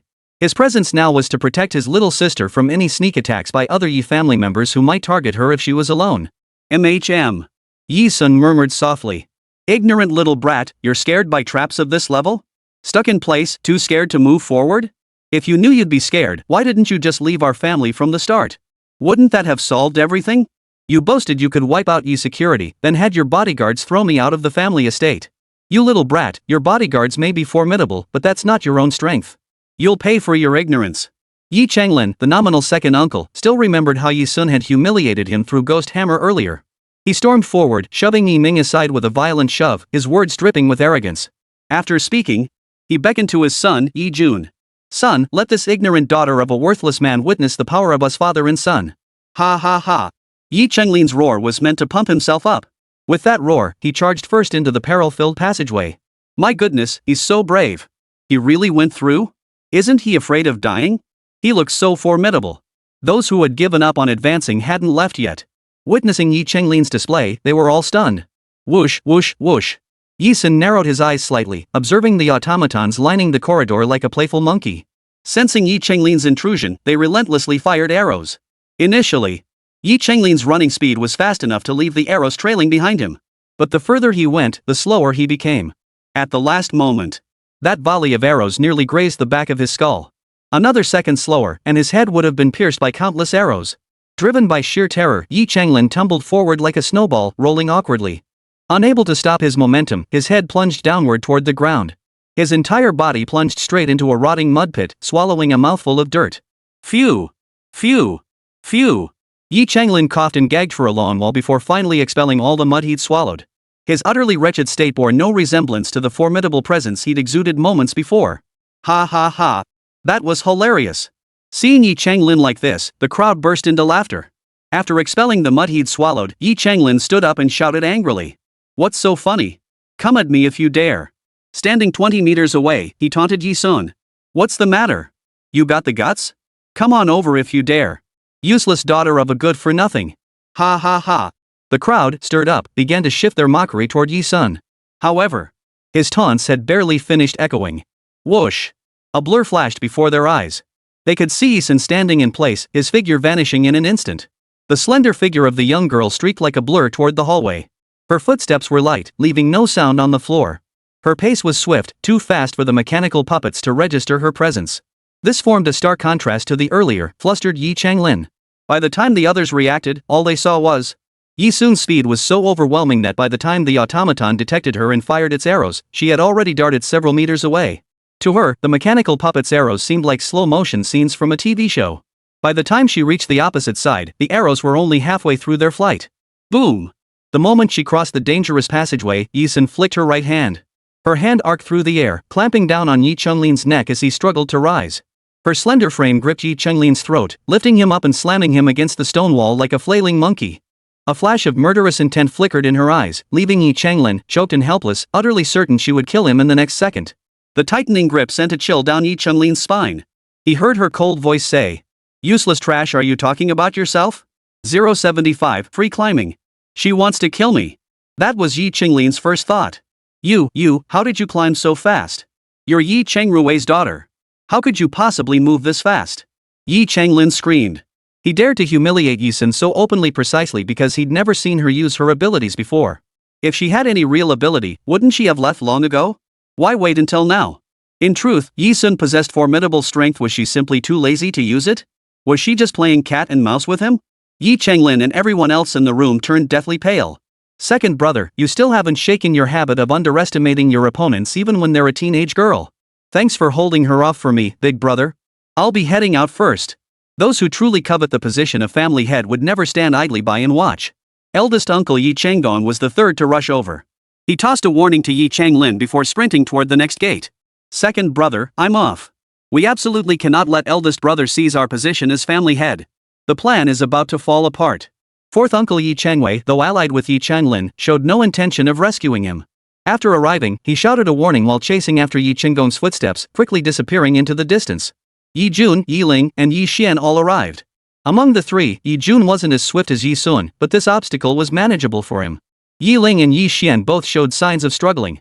Yi Jun shot a glance at his disappointing father, Yi Changlin, then watched the receding figures of his eldest uncle and fourth uncle. Without pausing, he swiftly caught up. The last to arrive was Yi Ming. After arriving, Yi Ming said to Yi Sun, "Little sister, the final sprint has begun. Don't wait for me, go ahead." If everyone had chosen to wait and see just moments ago, then after witnessing Yi Sun's skills, each of them transformed into running machines, beginning their own sprints. They feared only that Yi Sun would pull ahead, leaving them behind with no chance of victory. From here on out, it was all about speed. Yi Sun nodded. She tossed Yi Changlin, who was being choked nearly to the point of suffocation, onto the ground like trash. The girl turned sideways, her warning cold and sharp. "If this happens again, I'll take your life." Yi Sun meant every word. Yi Changlin shuddered violently, clutching his choked throat, unable to react for a long moment. Yi Sun no longer waited for Yi Ming. She turned and swiftly advanced to the next stage. Now that the sprint phase had begun, neither Yi Changgong, Yi Changwei, nor Yi Jun would wait for anyone else. After all, they weren't weaklings. The Yi family members all possessed some level of skill. Yi Sun easily navigated the 7 stages gravity catapults and the 8 stages repeating crossbow chariots without catching sight of those ahead. They must have seized the moment she hadn't started moving to sprint ahead. It wasn't until Yi Sun reached the 9th and final stage. She finally caught sight of them. Her gaze immediately locked onto the massive climbing wall directly ahead. The wall soared to a height of roughly 20 meters, with the exit perched at its very summit. Here, there were no aids whatsoever, not even the most basic safety measures. Unlike the climbing walls at amusement parks, which are equipped with numerous protruding holds to aid visitors in reaching the top. Instead, the surface resembled the jagged slope of a cliff, an uneven rock face that was extremely difficult to scale. Yi Changgong, Yi Changwei, Yi Jun, Yi Ling, and Yi Xian, who had arrived earlier than Yi Sun, were already clinging to the wall, struggling upward. Yi Ling and Yi Xian simply lacked the strength. They'd managed to climb up several times only to slip back down, unable to hold their position. Yi Jun was currently climbing the fastest. He swiftly located a foothold, pulled himself up with one hand, found a protruding starting point, and used it to propel his entire body upward. All without any tools. Bouldering was an extremely high-risk extreme sport. Seeing this, Yi Sun could roughly guess what kind of cheating tools Grandpa Yi wanted the old butler to give them. But she didn't dwell on it, she didn't need such tools anyway. When Yi Sun first joined the Mercenary Corps, she was once left behind by her squad at the base of a cliff. No one would notice her absence. Even if they did, the death of an insignificant, ordinary mercenary meant no sacrifice to the team. To save herself, she scaled the 300-meter cliff face barehanded. Her hands were scraped raw and bloody, 8 fingernails torn off, and 5 fingers fractured before she finally reached solid ground. So, the 20-meter climb before her might be difficult for others. But to her? A mere trifle. Yi Jun was perched at the highest point, convinced that as long as those below didn't sabotage him, the top spot as family head was his for the taking. Yi Sun was indeed a formidable opponent. She likely concealed her true strength and possessed international standing equal to his. Fortunately, he had gained the lead. She couldn't catch up. With this thought, Yi Jun instinctively quickened his pace. Ah! How is this possible? She's so fast. At that moment, the startled cries of the people below reached his ears. A flicker in his peripheral vision made Yi Jun turn his head. He saw Yi Sun treating the rock climbing wall as if it were flat ground. With her biceps flexed, she grabbed a protruding point on the wall and used her arm strength to lift her entire body upward. Her single hand could easily support her entire body weight. She didn't even need to search for footholds step by step like they did. Yi Jun's dark eyes widened in shock. "Excuse me, I'll be going ahead." The girl's polite words echoed. Regaining his composure, Yi Jun watched as Yi Sun executed a graceful backflip from the final step, landing atop the rock climb. Under the stunned gazes of Yi Jun, Yi Changdong, and Yi Changwei, who were practically frozen in shock, she strode toward the main entrance of the ultimate trial. The main entrance of the ultimate trial.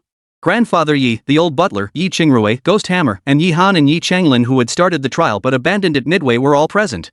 Along with numerous younger members of the Yi family, all gathered here, waiting in silence for the final outcome. Grandfather Ye's face was grim as he waited with growing impatience. Until a voice rang out. "Here it comes! Here it comes! The first person to leave the ultimate trial is coming out. Ha! Looks like a pretty big guy." At the words "quite large," Grandfather Ye's heart sank considerably. Yi Han had withdrawn. Neither Yi Ming nor Yi Sun were particularly large, so it couldn't be them. This time, the Yi family was finished. Must they ultimately face the dreaded bloodbath? "Ah, my bad, my bad. It's a woman." The speaker scratched his head, his mouth running wild. At that moment, at the main gate of the ultimate trial, the first person to successfully pass the trial and emerge stepped before the crowd. That person was Yi Sun. Seeing it was Yi Sun, the one he had least expected, even Yi Grandfather, a man of such composure, let out a hoarse, startled cry. He seemed unable to believe what was unfolding before his eyes. It was Yi Sun, the one he never imagined could win. When Yi Han saw Yi Sun emerge, her temper flared and she snorted disdainfully. "Oomph, I knew it." The rest of the Yi family, including her father Yi Chengrui, were all struck dumb with shock, as if a nail had been driven into their throats. No one noticed. Second uncle Yi Changlin, clutching his phone, fled the scene in panic the moment he saw the result. He retreated to a corner. Yi Changlin quickly dialed a number. The moment the call connected, Yi Changlin blurted out impatiently. "Hello? Hello? This is bad, our plan failed. The headship of the Yi family has been snatched by a woman." A rough voice came from the other end. "Who is it?" "A girl named Yi Sun." Yi Chenglin's heart burned with resentment as he recalled the humiliation Yi Sun had inflicted upon him. Fortunately, he had prepared a backup plan. "We absolutely cannot let her seize the position of family head, or our entire plan will be ruined. Help me make the connection."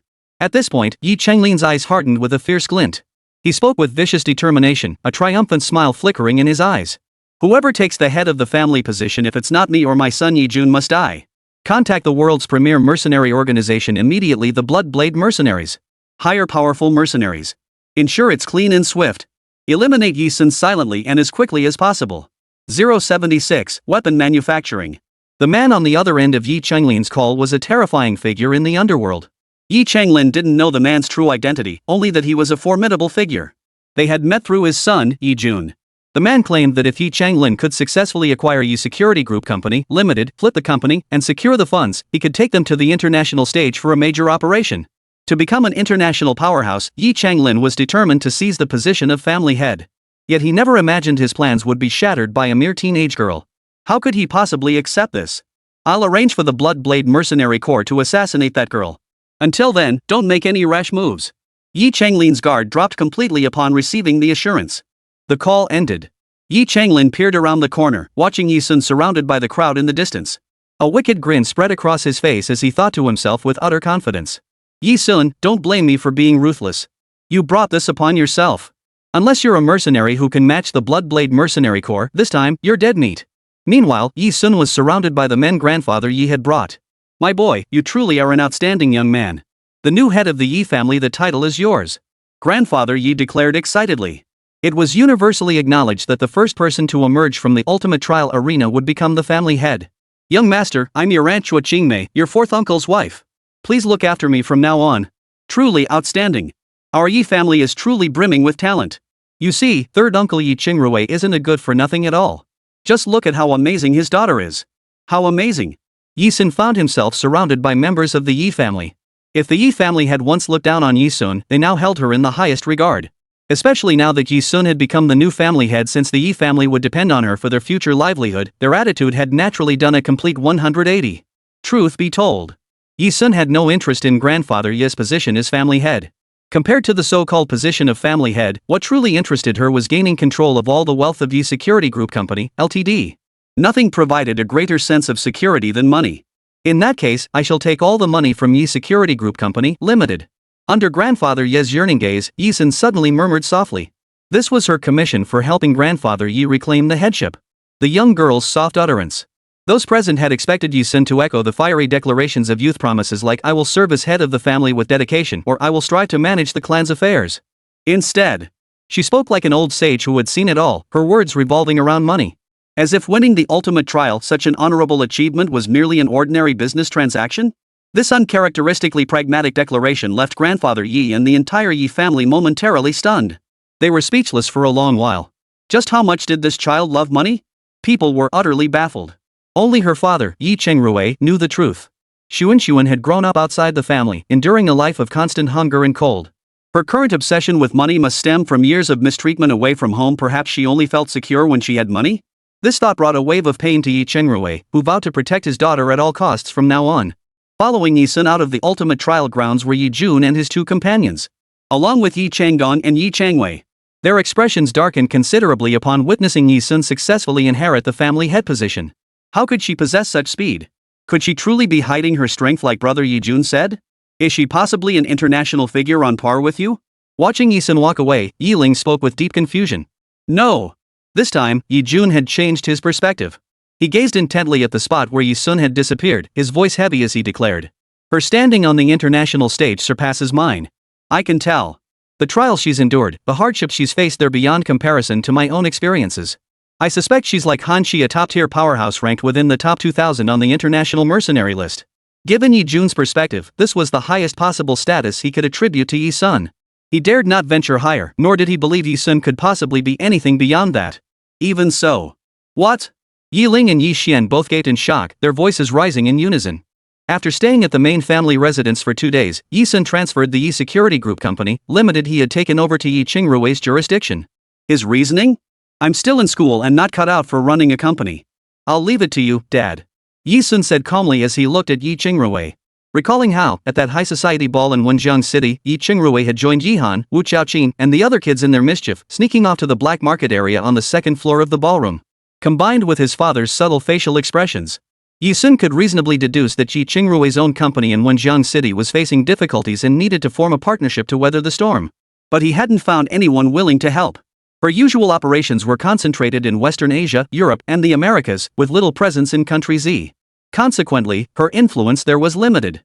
She couldn't offer Yi Qingrui much assistance. This was precisely why Yi Sun had agreed to become the new head of the family and take control of Yi Security Group Company, Ltd. The company's financial resources and industrial chains. Dad, if you need them, I can urgently transfer them to Wenjiang City anytime. I believe with your business acumen, you can steer the company to even greater success. Yi Sun implied. The unspoken implication was that if Yi Qingrui's own company in Wenjiang City faced any funding difficulties, they could always arrange mutual financial support. Xunxun, Yi Qingrui was so moved he couldn't find words.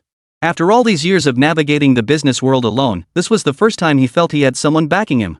And the one who gave him this sense of security was his own daughter. Anyway, I don't know how to run a company, so I'll leave that to you, Dad. Yi Sun gave Yi Qingrui a gentle smile, appearing just like any ordinary girl. She certainly didn't know how to run a company, but she did own a world-renowned weapons manufacturer. AK Military Manufacturing Company, Ltd. The Blood Edge Mercenary Corps under her name required pistols, rifles, submachine guns, machine guns, sniper rifles. Light and heavy weapons, even military tanks and rocket launchers, all were produced by AK Military Manufacturing Company, Ltd. Beyond meeting her own self-sufficiency needs, the weapons sold worldwide generated revenues well into the tens of millions. Naturally, she wouldn't be telling Yi Qingrui about this for the time being. Good. Very good. Yi Chengrui's voice trembled with emotion as he said. Xunxun, Dad will make sure to run the company to the best of his ability. After spending 2 full days at the ancestral home, Yi-sun and the others still had to return to school for classes.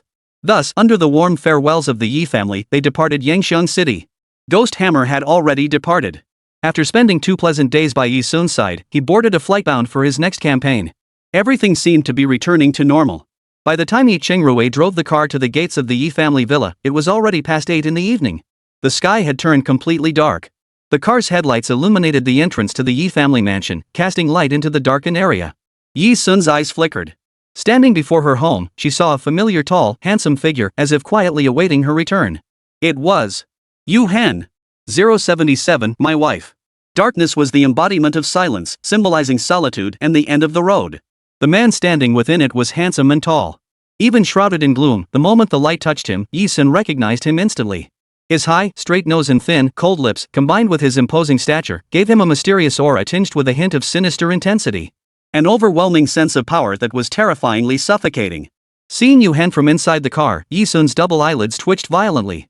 Why was he here again? Is the Lord of the Dark Chamber really this idol?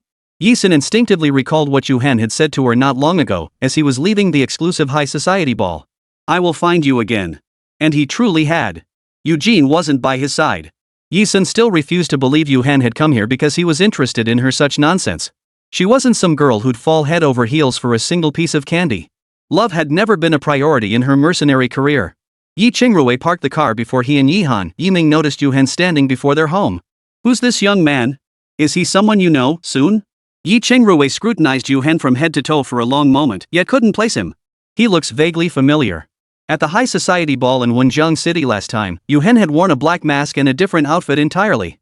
That Yi Chengrui didn't immediately recognize the man before him as the one who had bullied his daughter. I suppose I know him. Yi-sun lifted her gaze to meet Yu Hen's, choosing not to expose him. In truth, even if Yu Hen hadn't come looking for her, she would have sought him out privately. For her mother's leg. At that high society ball in Wenzhong last time, such a place wasn't suitable for talking with Yu Hen. Today, he sought her out, sparing her the trouble of finding him again. He's my friend, Yi-sun offered Yu Hen a faint, ambiguous smile before abruptly changing her words. So it's Xunxun's friend? Why didn't you give me a heads up beforehand? We just got back. We haven't prepared anything at home. Yi Chengrui hadn't recognized him clearly.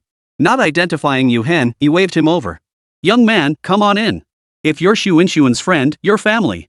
Besides, Yu Hen was handsome and seemed quite likable. Yi Chengrui nodded inwardly with satisfaction. Yiming shot Yu Hen a look brimming with sibling rivalry. Yi Han crossed her arms haughtily, nudged Yi-sun with her elbow, and whispered.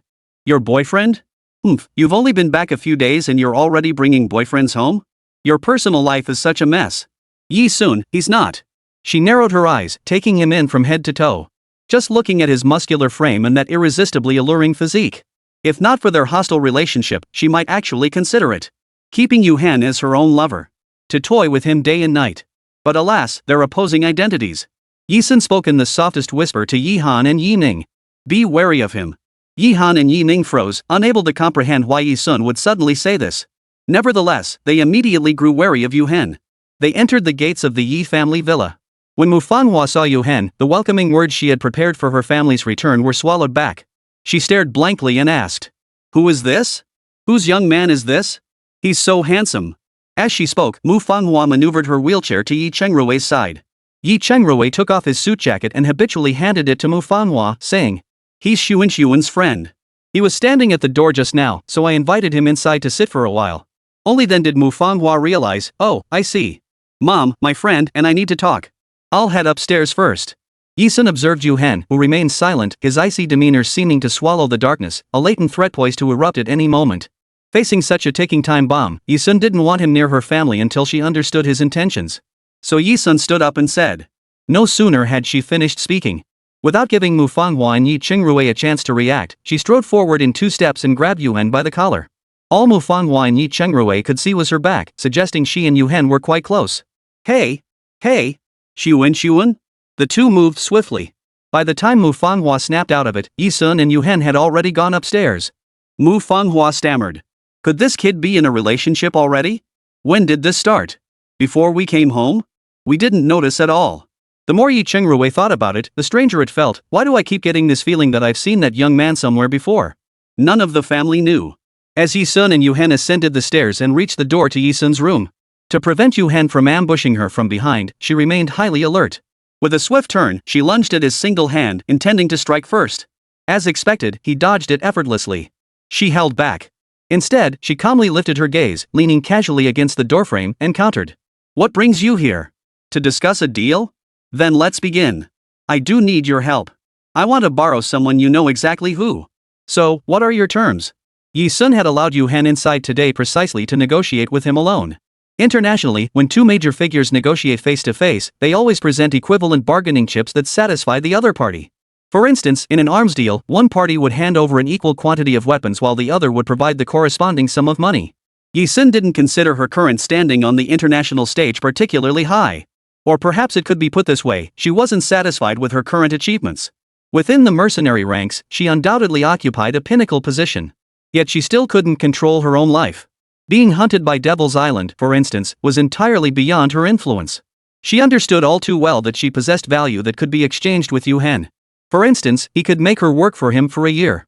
Having the world's most elite mercenary king serve the Dark Temple was a deal with nothing but advantages. It was also within her acceptable range. Yi-sun had considered many conditions Yu Hen might propose, yet he never imagined Yu Hen would make such a demand. Seeing his thin lips move, he spoke in a deep voice. "Become my wife, and the Dark Temple is yours." Author's note: I'm not great at writing romantic scenes. The male lead will only shower the female lead with unconditional, explosive pampering, pure, unadulterated doting from the very start. After all, this is a feel-good story. The male lead's unconditional, over-the-top pampering is what makes it satisfying. If any trashy women try to get close to him, he'll tear them apart himself. He won't wait for the female lead to act. So romantic scenes won't be plentiful. I'll write them occasionally. Please go easy on me, my dear readers. 078, Hot Spring Getaway. Yu Hen's words came as something of a surprise to Yi-sun. She hadn't done anything, yet Yu Hen invited her to be his wife? It felt rather inexplicable. But for Yu Hen, as a youth who had clawed his way up from the slave quarters to ascend the throne step by step. In his youth, Yu Hen pursued power and status. In the pursuit of his ambitions, he founded the world's most formidable assassin organization, the Dark Temple. He monopolized 80% of the global arms trade, dominating the market single-handedly. He dominated 30% of the legitimate business world, earning the reputation as the most brutal man on the planet. Yet no one knew that neither money nor status mattered to him. He simply pursued whatever he desired. He would stop at nothing to obtain what he desired. So when he realized his feelings for Yi-sun were different, he immediately sought her out to confirm them. Through several tests, he confirmed one thing. He cherished her presence and wanted her by his side. Because he desired it, he acted. No matter the cost, he would obtain what he desired. This was Yu Hen's principle. Therefore, he presented his terms: she would become his wife. As part of the deal, he would deliver the poison Dr. Yi-sun sought. Indeed, if she desired it, he would even hand over the dark chamber. All he wanted was her, the one he desired. Oh? Yi-sun's heart jolted. She hadn't anticipated Yu Hen speaking so boldly, yet her expression remained impassive. She looked at him with a hint of playfulness. "Wife? Are you certain?" In the international underworld, the union of two powerful figures was always about interests. Take, for instance, the powerful alliance between two international tycoons. It was merely to solidify their respective empires. It was never about love. Typically, such marital arrangements. On the surface, they appear as husband and wife, but behind closed doors, each pursues their own affairs. The man might keep dozens of mistresses, the woman might similarly maintain a harem of young lovers. They were merely using each other at the time. In Yi-sun's view, the more likely reason Yu Hen would say such a thing was he wanted to form an alliance with his blood-blade mercenaries, using their marital bond to permanently align their interests. Given their inherent hostility toward each other, this might just be the way to forge an alliance and gain each other's trust. After all, two tigers cannot coexist on one mountain unless bound by marital ties to align their interests. Yi-sun was no naive girl. She naturally didn't believe Yu Hen's claim that agreeing to be his wife would grant her the Dark Temple. She preferred to interpret it as him extending an alliance invitation. The young woman's gaze fell upon the man's robust physique. Even his clothes couldn't conceal the strength of his physique. Though this would be a game devoid of love or self-interest. But she didn't seem to be losing out either. Her hand seized Yu Hen's collar without hesitation, forcing him to lower his head and meet her gaze. Yi-sun looked up at him, her tone playful. "Marriage is fine, but I want to test you first. What if you're impotent? Wouldn't she be the one at a disadvantage then?" His collar gripped by her hand, Yu Hen showed no expression. Yet when he heard her final two words, his dark eyes darkened. He seized her slender wrist with his hand, his deep voice carrying an unusual harshness. "Then let's try it. Don't regret it." With that, Before he could make his next move, Yi Sun flashed him a triumphant smile, looking every bit the ordinary schoolgirl. the next second, A roar from the old father echoed through the Yi family mansion from the stairwell. "So it was you, you little brat. You were the one who bullied my daughter at that high society ball. And now you've come to bully her in my own home. What have you done to my Xunxun?" Yi Chengrui had been feeling something was off, convinced he'd seen Yu Hen somewhere before. After much deliberation, his worries drove him upstairs to investigate. And right then, he witnessed Yu Hen gripping his daughter's slender wrist, leaning in as if forcing a kiss upon her. It finally clicked, wasn't this the black market big shot who'd forced himself on his daughter at that high society ball last time? It was all his fault for agreeing to remove the black mask, otherwise, he never would have recognized Yu Hen. Yi Chengrui was furious. The old father grabbed the broom by the staircase and charged toward them. "Whoever you are, if you dare bully my daughter, get out of here. Get out now." Yi Sun did it on purpose. She watched with relish as Yu Hen was chased out of the house by Yi Chengrui. Throughout it all, he kept his face stern. Even when the broom brushed against his clothes several times, he showed no sign of fighting back, let alone any hint of murderous intent. So, was he serious?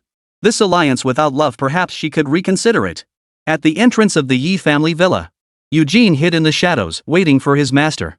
He had witnessed firsthand his master being chased out by Yi Sun's father wielding a broom.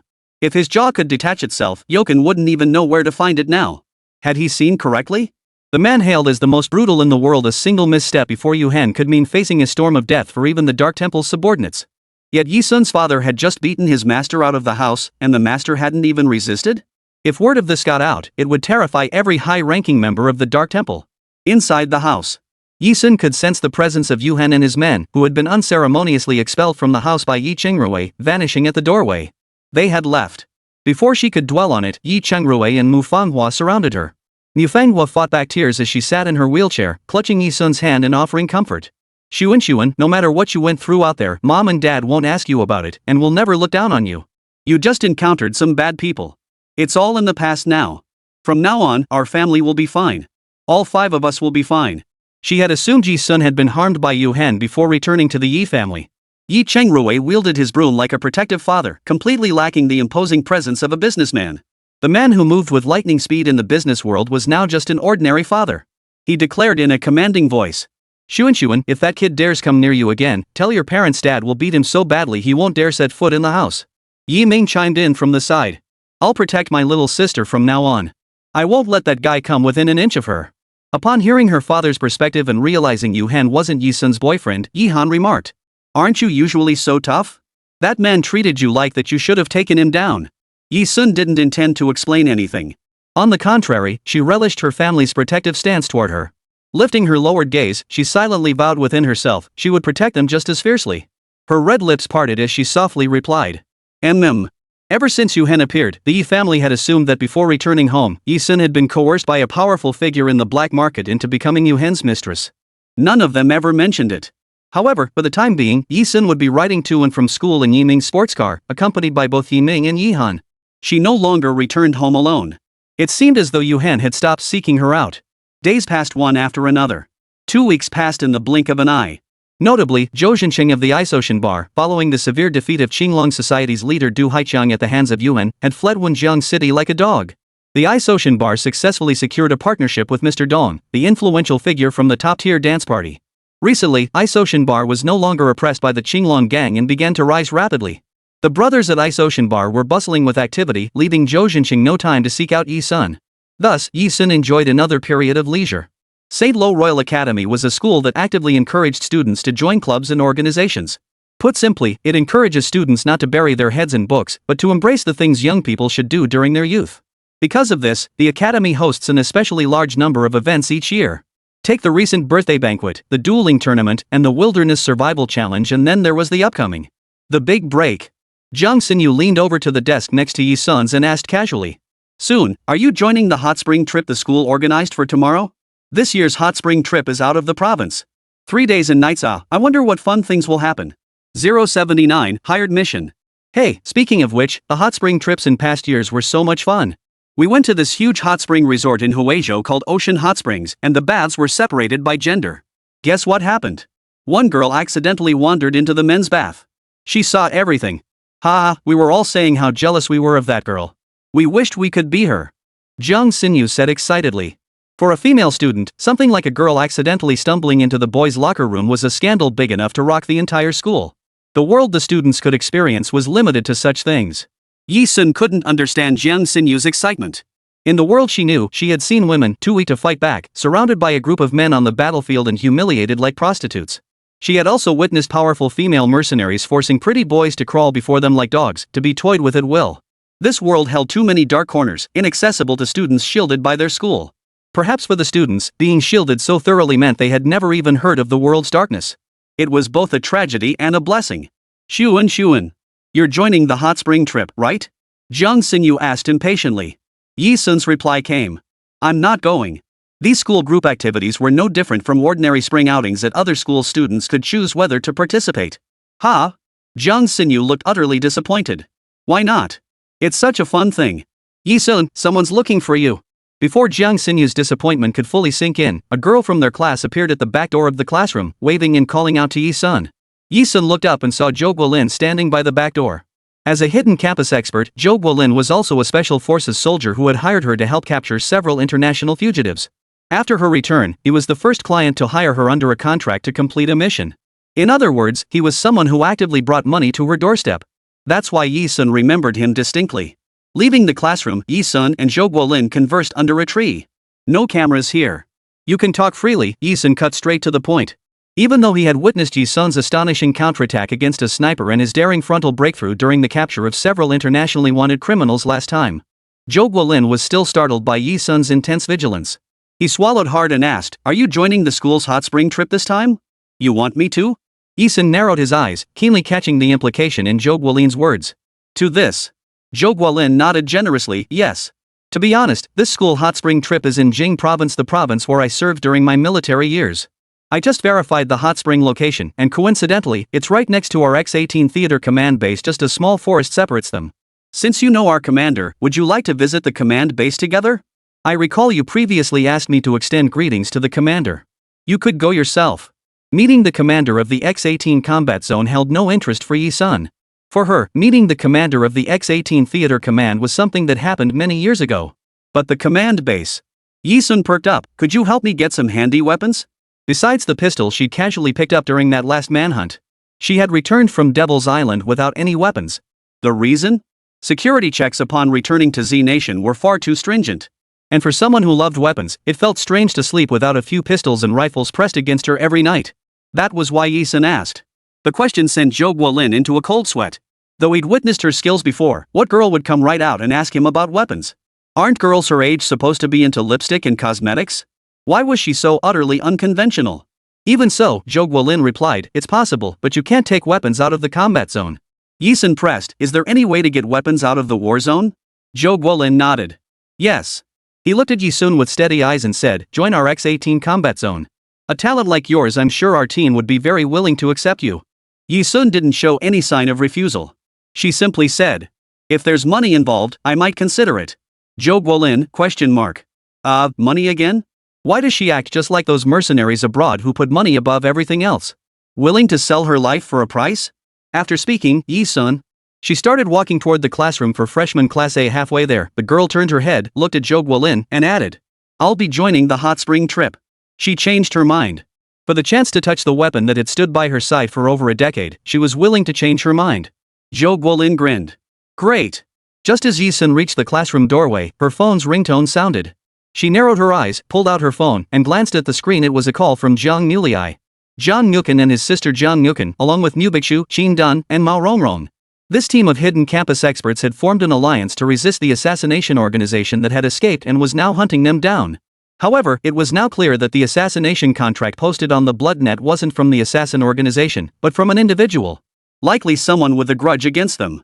The assassination contract was still active. Jiang Nuken calling meant, she has a new mission. Yi Sun answered the call, hearing Zhang Muyu's urgent voice on the other end. Assassins have accepted the contract to kill us.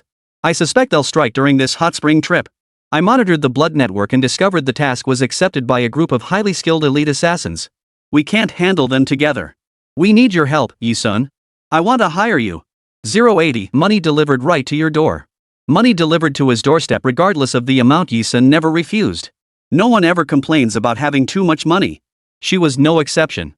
At the classroom doorway, Yi Sun flashed a bloodthirsty smile and replied with professional precision. Your request has been received. Zhang Mulei, on the other end of the line, felt a wave of relief wash over him upon hearing her response. Simultaneously, an inexplicable feeling welled up within her, a vague illusion that before Yi Sun returned to the Yi family, she had been working in the mercenary business? How else could she be so adept? Regardless, at a time when they were utterly helpless, Yi Sun had chosen to assist them, fully aware they were facing a group of formidable elite assassins. Zhang Nukan murmured softly into the phone. Thank you. Leisurely campus days always slipped by in the blink of an eye. The school was about to embark on a hot spring trip the next day. For ordinary students, fun activities like a hot spring trip were something they could only dream of. Absolutely not to be missed. But for the students of St. Lo Royal Academy, they had a hot spring trip every year, along with numerous other events, big and small. There are plenty of things more fun than the hot spring trip, so it's nothing special.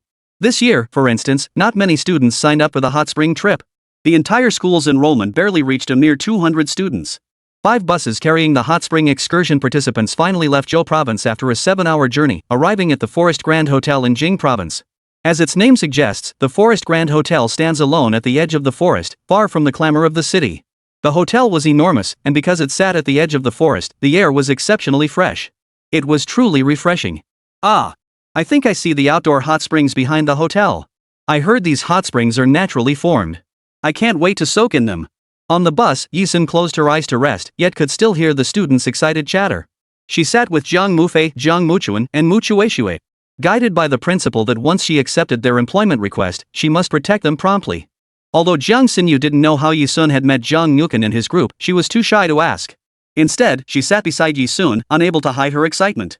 Xunxun, I heard your apprentice Xia Zihan is here too. Hasn't he come to see you? Yi Sun replied indifferently, no. Regarding Xia Zihuan, the disciple he had taken on at school, Yi Sun had always adopted a hands-off approach. It was worth noting that on this hot spring trip, aside from the Taekwondo Club's campus beauty Wang Jiaying, all 3 of the school's top male students and 2 of the top female students were present. Yi Han and Wu Qiaoqin sat at the very back of the bus. Wu Qiaoqin had always disliked Yi Sun, especially now that he was gaining so much attention. The academy was about to hold its annual school beauty pageant. In previous years, Wu Qiaoqin had no worries besides herself and Yi Han, there was only Wang Jiaying as competition. But this year, Wu Qiaoqin glared at Yi Sun with a look of hatred. Her popularity in the academy had always been neck and neck with Wang Jiaying's, while Yi Han consistently held the top spot. Though she had spent years manipulating Yi Han into acting like a tomboy, significantly eroding her appeal, Yi Han still firmly held the top spot. If Yi Sun were to rise to prominence in this year's campus beauty pageant, then either she or Wang Jiaying would inevitably lose their position as campus beauty. The one who would lose that title would very likely be her. No! She absolutely couldn't let that happen. Han, why is your sister hanging out with a bunch of strangers again? You're her older sister, why aren't you keeping her in line? Tell her to rein it in a bit, stop trying to show off all the time. She's just asking for trouble. Wu Qiaoqin muttered gloomily. You know perfectly well what her personality is like. How could I possibly control her? Yi Han replied listlessly. After getting off the bus, students dragged their luggage toward the hotel to find their assigned rooms. The moment Yi Sun stepped off the bus, she felt someone lunging toward her. Her reflexes kicked and she sidestepped, leaving the other person grabbing at thin air. Far from being annoyed at missing her, the figure smiled and remarked. Yi Sun, your reflexes are sharp.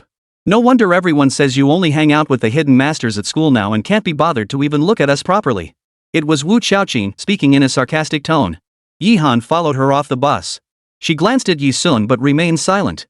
Truthfully, her thoughts mirrored Wu Qiaoqin's. It wasn't just her. Yiming, along with Mo Lingjet and Xia Ziheng from the Taekwondo Club, all shared this view. Yi Sun was also a hidden master, which explained her formidable strength. Yi Sun narrowed her eyes, her tone distant. What is it? She didn't have a good impression of Yi Han's friend, Wu Qiaoqin. She could clearly sense the hostility radiating from her. Even in the car, the girl had been staring at her the entire time. Don't get so worked up. I'm not criticizing you, I'm complimenting you. After all, only hidden masters attract other hidden masters as friends. I just came to ask if you want to play a game after the hot springs? I found some friends, hey, you know them all, let's play truth or dare. Wu Qiaoqin continued. I'm only inviting you because you're Han's sister, okay? Yi Sun didn't even hesitate before saying no. Her refusal was decisive. Wu Qiaoqin's face twisted in frustration. She muttered. Fine, don't come. With that, Wu Qiaoqin hooked her arm through Yi Han's and the 2 of them stomped off. Before leaving, Yi Ming glanced at the 5 people beside Yi Sun, Jiang Mulan, Jiang Muchuan, and the others. His brother frowned and said to Yi Sun. Dinner will be served at the hot spring rest area. It starts at 5. Make sure you're here on time. Yi Sun nodded. After checking into the Forest Grand Hotel, Yi Sun didn't head straight to the hot spring pools like the other students. Instead, he took Jiang Mulin, Jiang Muchuan, and the other 3 to meet up with Zhou Guolin. Who are they? Zhou Guolin froze upon seeing Jiang Mukan and the others. They're campus hidden masters, just like you, Yi Sun said with a crooked smile. They're being hunted down. Since we're heading to your war zone, might as well bring them along, right? Jiang Mukan, accompanied by her younger sister Jiang Muchuan, bowed deeply to Zhou Guolin just as she had bowed and offered incense to Yi Sun last time, leaving Zhou Guolin momentarily stunned. Only then did Jiang Mukan extend her hand to Zhou Guolin. Hello, I'm Jiang Mukan. Zhou Guolin, bewildered, shook her hand and quickly replied, hello. He then turned to Yi Sun. Alright, you two can come with me. The X-18 Combat Zone's base was quite close to the Forest Grand Hotel, separated only by a small forest about a 10-minute walk. Led by Zhou Guolin, Yi Sun and his 5 companions arrived directly at the X-18 Combat Zone's open-air shooting range. Bang! Bang! Bang! In the open field, Special Forces operatives held real pistols, firing at targets set up on the flat ground. Others lay prone in earthen pits, practicing sniping at targets hundreds of meters away. On the open ground, several baskets held various types of firearms and explosives. This was the live fire training ground of the combat zone. As soon as Yi Sun arrived, an instructor who was teaching the Special Forces members marksmanship and sniping ran over to Zhou Guolin, familiarly slinging an arm around his shoulder. Looking at Yi Sun and his group, he said, Hey, Guolin, you're finally back. What's this? Did you bring a bunch of younger brothers and sisters along? Clearly, this instructor knew Zhou Guolin well, and their relationship ran deep.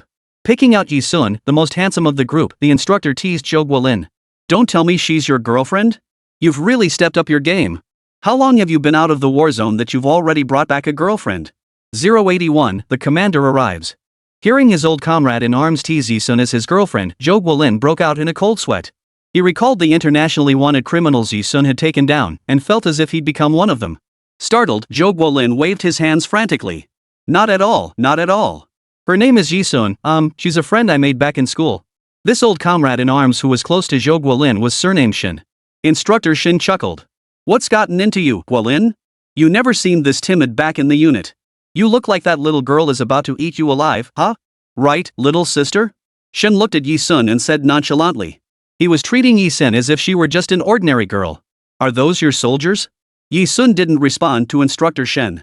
Instead, she narrowed her eyes at the Special Forces trainees practicing on the flat ground and in the dirt pits, asking softly. Yes. Instructor Shen nodded, his male pride surging the moment he spoke to a girl.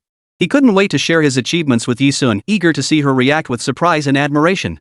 To revel in the satisfaction of his warrior prowess before her. Instructor Shen said triumphantly. What do you think, girl? Is this the first time you've seen such a spectacular scene? Are you scared? My troops are top-notch, they can snipe an enemy's head from 800 meters away.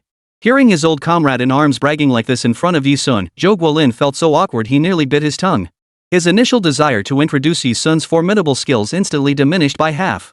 Yi Sun raised an eyebrow slightly and said, that's close. Instructor Shin didn't get the wow, that's amazing, praise he'd hoped for. He froze, not quite processing. Ha? What's too close? Suddenly, Yi Sun delivered a professional assessment that even this veteran instructor couldn't help but react to. The distance is getting closer. The AMR-2 sniper rifle, chambered in 12.7mm, has an effective range of 1,500 meters and a maximum range of 2,000 meters. Yet it can only reliably hit targets at 800 meters. With this caliber, if handled properly, the minimum effective range should consistently exceed 1,200 meters. Your teaching methods contain significant flaws. Yi Sun mercilessly pointed out Instructor Shin's shortcomings, causing Shin's expression to freeze in shock.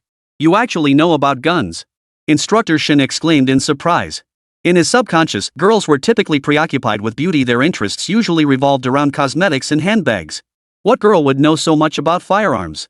Not only could she identify the model of the Special Forces soldier's weapon from such a great distance, and she even knew the effective range and caliber? Instructor Shin stared at Zhou Guolin in utter bewilderment, his eyes practically screaming, what kind of girl did you bring back? Jiang Mulin and the others weren't as shocked as Instructor Shen. After all, Jiang Mulin and Jiang Muchuan had been hiding in the shadows and witnessed Yi Sun taking down the internationally wanted criminal. But even Jiang Mukan and Jiang Muchuan, who had experience as assassins, didn't possess such detailed knowledge of firearms. This left the 5 of them equally stunned. Was Yi Sun some kind of hardcore firearms enthusiast? Little sister, if you put it that way, does that mean your skills surpass our instructors? If you think you're so good, go ahead and try it yourself. Hearing this, several Special Forces soldiers practicing sniping from their foxholes immediately grew defiant. Could a woman really dampen a man's competitive spirit? Exactly. Come on then, if you've got the guts. I bet you can't even hold a rifle steady. Another Special Forces soldier paused his practice, weighing the AMR-2 sniper rifle in his hands. Yi Sun. Zhou Guolin raised an eyebrow, unsure what to say. Seeing Yi Sun bring her hand behind her hair, she produced a leather hair tie from somewhere. In a few swift motions, she gathered her long, straight black hair, which had been cascading over her shoulders, into a ponytail. Her long legs planted firmly on the ground as she strode forward, her voice suddenly sharp. Then let me show you the proper way to use a sniper rifle. With that, she strode forward in a few quick steps and snatched the AMR-2 sniper rifle from one of the Special Forces soldiers. The girl gripped the AMR-2 sniper rifle with one hand, resting it on her shoulder. She didn't even need to search for the focus point. Nor did she require a spotter to assist her in the sniper's role. Standing still, she narrowed one eye. Her slender fingers quickly cycled the AMR-2 sniper rifle's bolt and pulled the trigger. Bang! A single, resounding shot rang out. The sequence of actions was so swift that everyone was left in awe, even more polished than when their instructor Shin demonstrated the technique. 3 seconds later, the target, 2,000 meters away, was pierced clean through by the sniper rifle's bullet. Yi Sun turned and tossed the AMR-2 sniper rifle back to the Special Forces soldier. In that single instant, the surrounding Special Forces team and instructor Shin all stared wide-eyed in disbelief, as if unable to comprehend the scene unfolding before them. It must be noted that the AMR-2 sniper rifle's maximum effective range is precisely 2,000 meters. Maximum range refers to the farthest distance a bullet can travel, which is significantly greater than the effective range but results in reduced damage. Factoring in variables like wind direction, temperature, wind speed, and atmospheric pressure, it was virtually impossible for a sniper rifle to achieve a hit at its maximum effective range. The AMR-2 sniper rifle's effective range was 1,500 meters, yet Yi Sun had just hit a target at the maximum range of 2,000 meters. This is absolutely not something an ordinary person could achieve. Damn! We totally underestimated her. This little girl might be a sharpshooter. A Special Forces operative exclaimed, his entire body trembling. Instructor Shin sucked in a sharp breath. What the hell have you all been doing? Not training properly. Just as everyone was stunned into inaction by Yi Sun's pistol skills, a stern yet authoritative male voice cut through the air. Lifting their eyes, they saw a middle-aged man approaching in full military uniform. He had a ruggedly handsome face, and his left thumb bore the twisted mark of a broken bone. Upon seeing this man, several Special Forces members, including Zhou Guolin, froze in place. They then saluted him with utmost respect, shouting in unison, "Commander!" The man was Guimin, the commander of the X-18 theater. He was also an old acquaintance who had worked alongside Yi Sun during the Apu campaign in X Nation before Ye's imprisonment. As commander of the X-18 theater, Guimin had come to patrol the area, checking whether any of his subordinates were slacking off.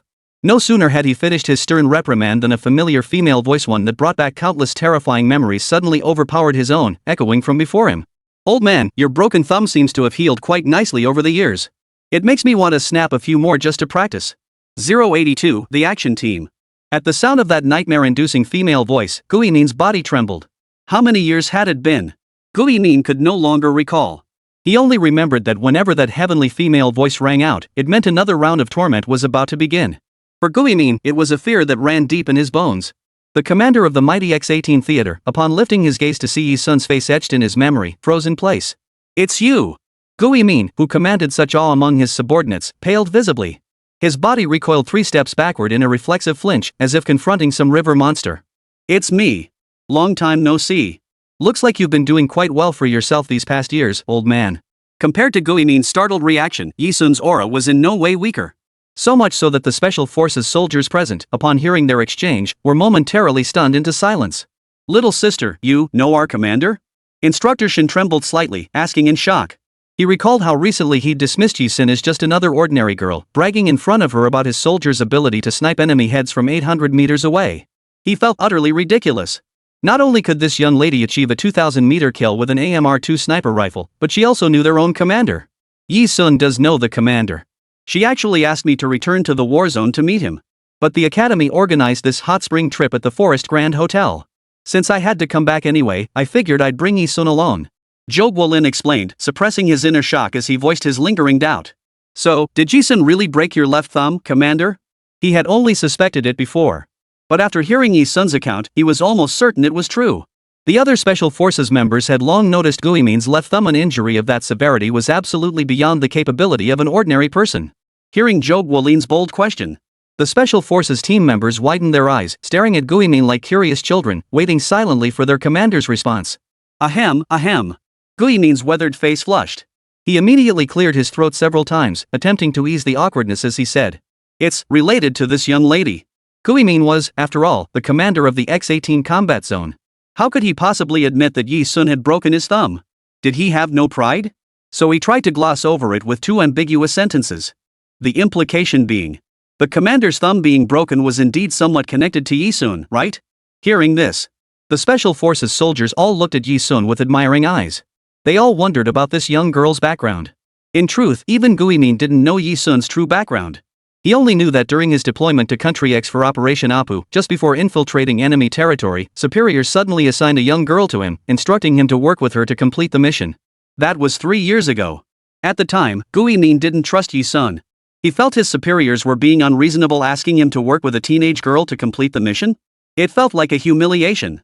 Shortly after infiltrating the enemy camp, their partnership was exposed due to his refusal to cooperate. Guimin was convinced he was dead meat then. He never imagined Yi Sun, a mere teenager, could be so ruthless. To gain the enemy camp's initial trust, the moment their partnership nearly blew up, she calmly stepped forward, snapped his thumb in an instant, drew a pistol, pressed it against his temple, and was about to pull the trigger. In the end, it was the enemy camp's leader who witnessed this vivid scene and, convinced they were not working together, called Yi Sun to a halt. Recalling the girl's decisiveness back then, Guimin had no doubt that if the enemy faction leader hadn't intervened, Yi Sun would have shot him dead on the spot. Even now, recalling that moment sent a chill down Guimin's spine.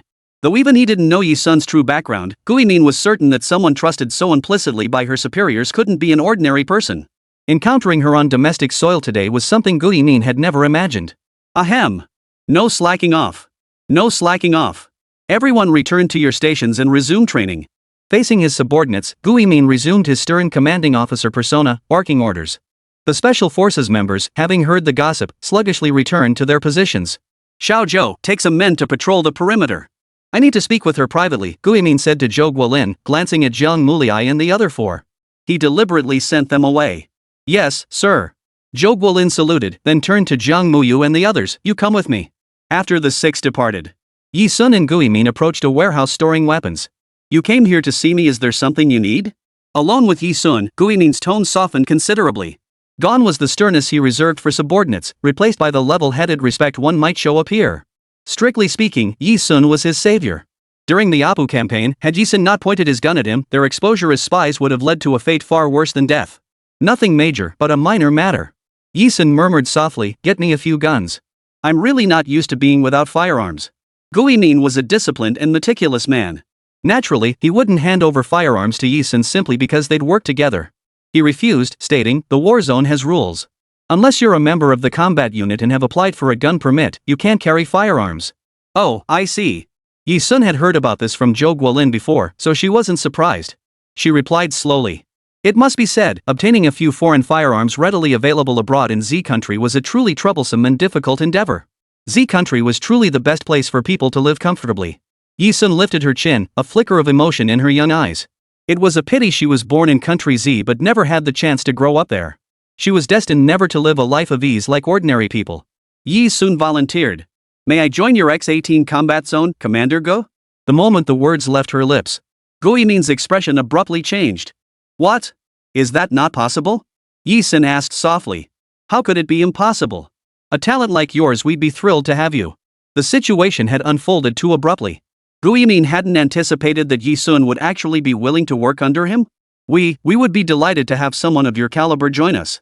Guimin straightened his back, enunciating each word deliberately. However, Guimin wore a look of reluctance as he continued. To directly guarantee your entry into our X-18 combat zone would violate our disciplinary principles. I'm afraid I cannot do such a thing. Guimin was truly a man of integrity. He continued. But I can write you a recommendation letter. Coincidentally, next month the combat zone is forming an action team. About 30 or 40 people will compete for the positions, and 4 will be selected. Joining this task force means becoming a full member of our combat zone. Your firearm permit will be approved immediately. Are you interested? 083, the bullet's mark. Even Guimin felt his face flush as he asked this. After all, the young woman standing before him had demonstrated astonishing prowess during that battle in Apo, a level of skill he himself could never match. And now he was asking her to become his subordinate? Who in their right mind would agree to that? Yet, Yi Sun offered a faint smile and said calmly, then I'll trouble you, Commander Gu. Had anyone else addressed him as Commander Gu Min could have maintained his composure. But this was Yi Sun, the woman who had cast such a deep shadow over him. Gu Min felt a chill run down his spine, like the dread of having a gun pressed against his chin. No trouble, no trouble. Gu Min hurriedly replied. 1635-798-0366. Yi Sun recited the numbers, then turned slightly, a smile playing on her lips. My phone number. Feel free to reach out anytime. She wasn't one to dwell on a single matter. Acting on impulse was her way of doing things. With that, she turned and walked away, with no intention of bidding Gu Min farewell. Mercenaries never bid farewell to anyone. Given the extraordinarily high mortality rate of mercenaries on the battlefield, such a parting would mean that the next time they met, it would be a final farewell, a separation of life and death. Saying goodbye, in fact, became an act of discourtesy. She took 2 steps. As Gu Min silently jotted down her phone number, she turned halfway back, as if suddenly remembering something, and said lightly, "Oh, right." Gu Min was filled with suspicion. What is it? Is there something else? If I join your warzone, do I get paid? Gu Min froze, seemingly unable to process it for a moment. Finally, he declared with righteous conviction. Yes. The compensation is generous, the salary is sufficient, and station troops receive free room and board. Yi Sun narrowed her eyes and replied cheerfully. Then let's work together again, pleasantly. Over the next period, Yi Sun accompanied Zhou Guolin, handling firearms in the X-18 combat zone. It was a satisfying indulgence. After leaving the X-18 combat zone, he returned to the Forest Grand Hotel with Zhou Guolin, Jiang Mulin, Jiang Muchuan, Mu Chueshua, Qin Dun, and Mao Rongrong. By then, it was nearly 5 o'clock in the evening. Dinner time. Her brother Yi Ming had mentioned that dinner would be served at 5 p.m. in the hot spring lounge. She assumed that while she was away at Combat Zone X-18, the other students had already enjoyed a relaxing soak in the hot springs. Yi Sun arrived at the hot spring rest area without even changing her clothes. Accompanying her were Jiang Muyu and 4 others. Xiao Sun. A familiar shout rang out as she entered the lounge. In the spacious lounge area that could hold over 100 people, Yi Sun spotted Yi Ming's handsome face waving at her from the most conspicuous spot. She led Jiang Mukan and the other 5 over. Xiao Sun, haven't you ever soaked in the hot springs? Yi Ming sat at a table large enough for 10, wearing a bathrobe that seemed slightly oversized for his tall, slender frame, asking with genuine curiosity. It must be said, her brother with his damp, short black hair and gentle, handsome face. Truly captivating. Yi Ming sat with Yi Han, Wu Xiaoqin, and several other students from St. Lo Royal Academy. Judging by their bathrobes and relaxed postures as they interacted around the table, it was clear they had just emerged from the hot springs and gathered in the lounge area to play games leisurely. A spinner sat on the table, clearly indicating they were playing Truth or Dare. I don't like crowded places, Yi Sun replied to Yi Ming, sliding into the only empty seat at the table. Seeing this table was full, Jiang Muliai and the others casually found an empty table next to them and sat down. Don't like crowded hot springs? You could always pay to rent a private hot spring room. Right, Han? Wu Xiaoqin shot Yi Sun a sidelong glance, her tone dripping with sarcasm. I couldn't care less about her. Yi Han retorted, turning her head away deliberately to avoid eye contact. In the past, whenever she criticized Yi Sun, Yi Han would have jumped to her defense without hesitation. But now, it felt like she was the only one targeting Yi Sun. When did this start? Hadn't she been bad-mouthing Yi Sun to Yi Han's face since before Yi Sun even came home? Why hadn't Yi Han changed her opinion of her? Wu Xiaoqin seethed inwardly. Out of the corner of her eye, she suddenly spotted Mo Lingjia nearby. Xia Zihuan was nowhere to be seen beside Mo Lingjia, and Yi Sun had returned to the Forest Grand Hotel without Jiang Xinyu. Where could the 2 of them have gone? At that moment, Mo Lingjia sat with the members of the Taekwondo club, including Brother Long, the one who lost a row of front teeth to Yi Sun's kick earlier. Hey, look! It's Yi Sun and Mo Lingjia's crew. Knowing Yi Sun disliked Mo Lingjia, Wu Xiaoqin deliberately chose to say something provocative. I remember before the duel tournament, Mo Lingjia publicly proposed to you, saying he'd formally request your hand in marriage on behalf of the Mo family. But then we never heard another word about it? If you ask me, the reason the Taekwondo club and our Sanda club aren't as tense as before is because we're working together on that hidden expert business, right? You're so close with Mo Lingjia, why not invite them over here too? Come join us for Truth or Dare. Wu Xiaoqin deliberately picked things Yi Sun disliked to say. Her plan was this: even if she couldn't get Mo Lingjia to join, she'd get Yi Sun and Mo Lingjia to play Truth or Dare. When it was Yi Sun's turn for a dare, she'd make her kiss Mo Lingjia. Saying things like that would at least disgust her. See if she dared to compete with her for the title of campus beauty anymore. Across the table, Mo Lingjia naturally noticed Yi Sun, staring at her with a dazed expression. Beside him, Brother Long's shoulders jerked violently upon seeing Yi Sun. He scrambled to his feet, scrambling for an excuse to escape. I need to use the restroom. Yi Sun's expression turned icy in an instant. Wu Xiaoqin assumed her disgusting remark had worked and continued. Yi Sun, what's wrong? You. Her words halted abruptly. In the next breath, Yi Sun reached out, her strong hands grabbing the dining table and shoving it toward Wu Xiaoqin, Yi Han, and the other 3 classmates seated across from her. The sudden force sent all 5 of them tumbling backward. They landed face down on the floor. Wu Xiaoqin and the others regained their balance and immediately unleashed a torrent of curses at Yi Sun. Yi Sun, what the hell are you doing? If you have a problem with me, just say so. Why drag everyone else into this? Before the words were even out, they saw Yi Sun, within everyone's view, extract a gleaming bullet from the gap between the embedded fingers.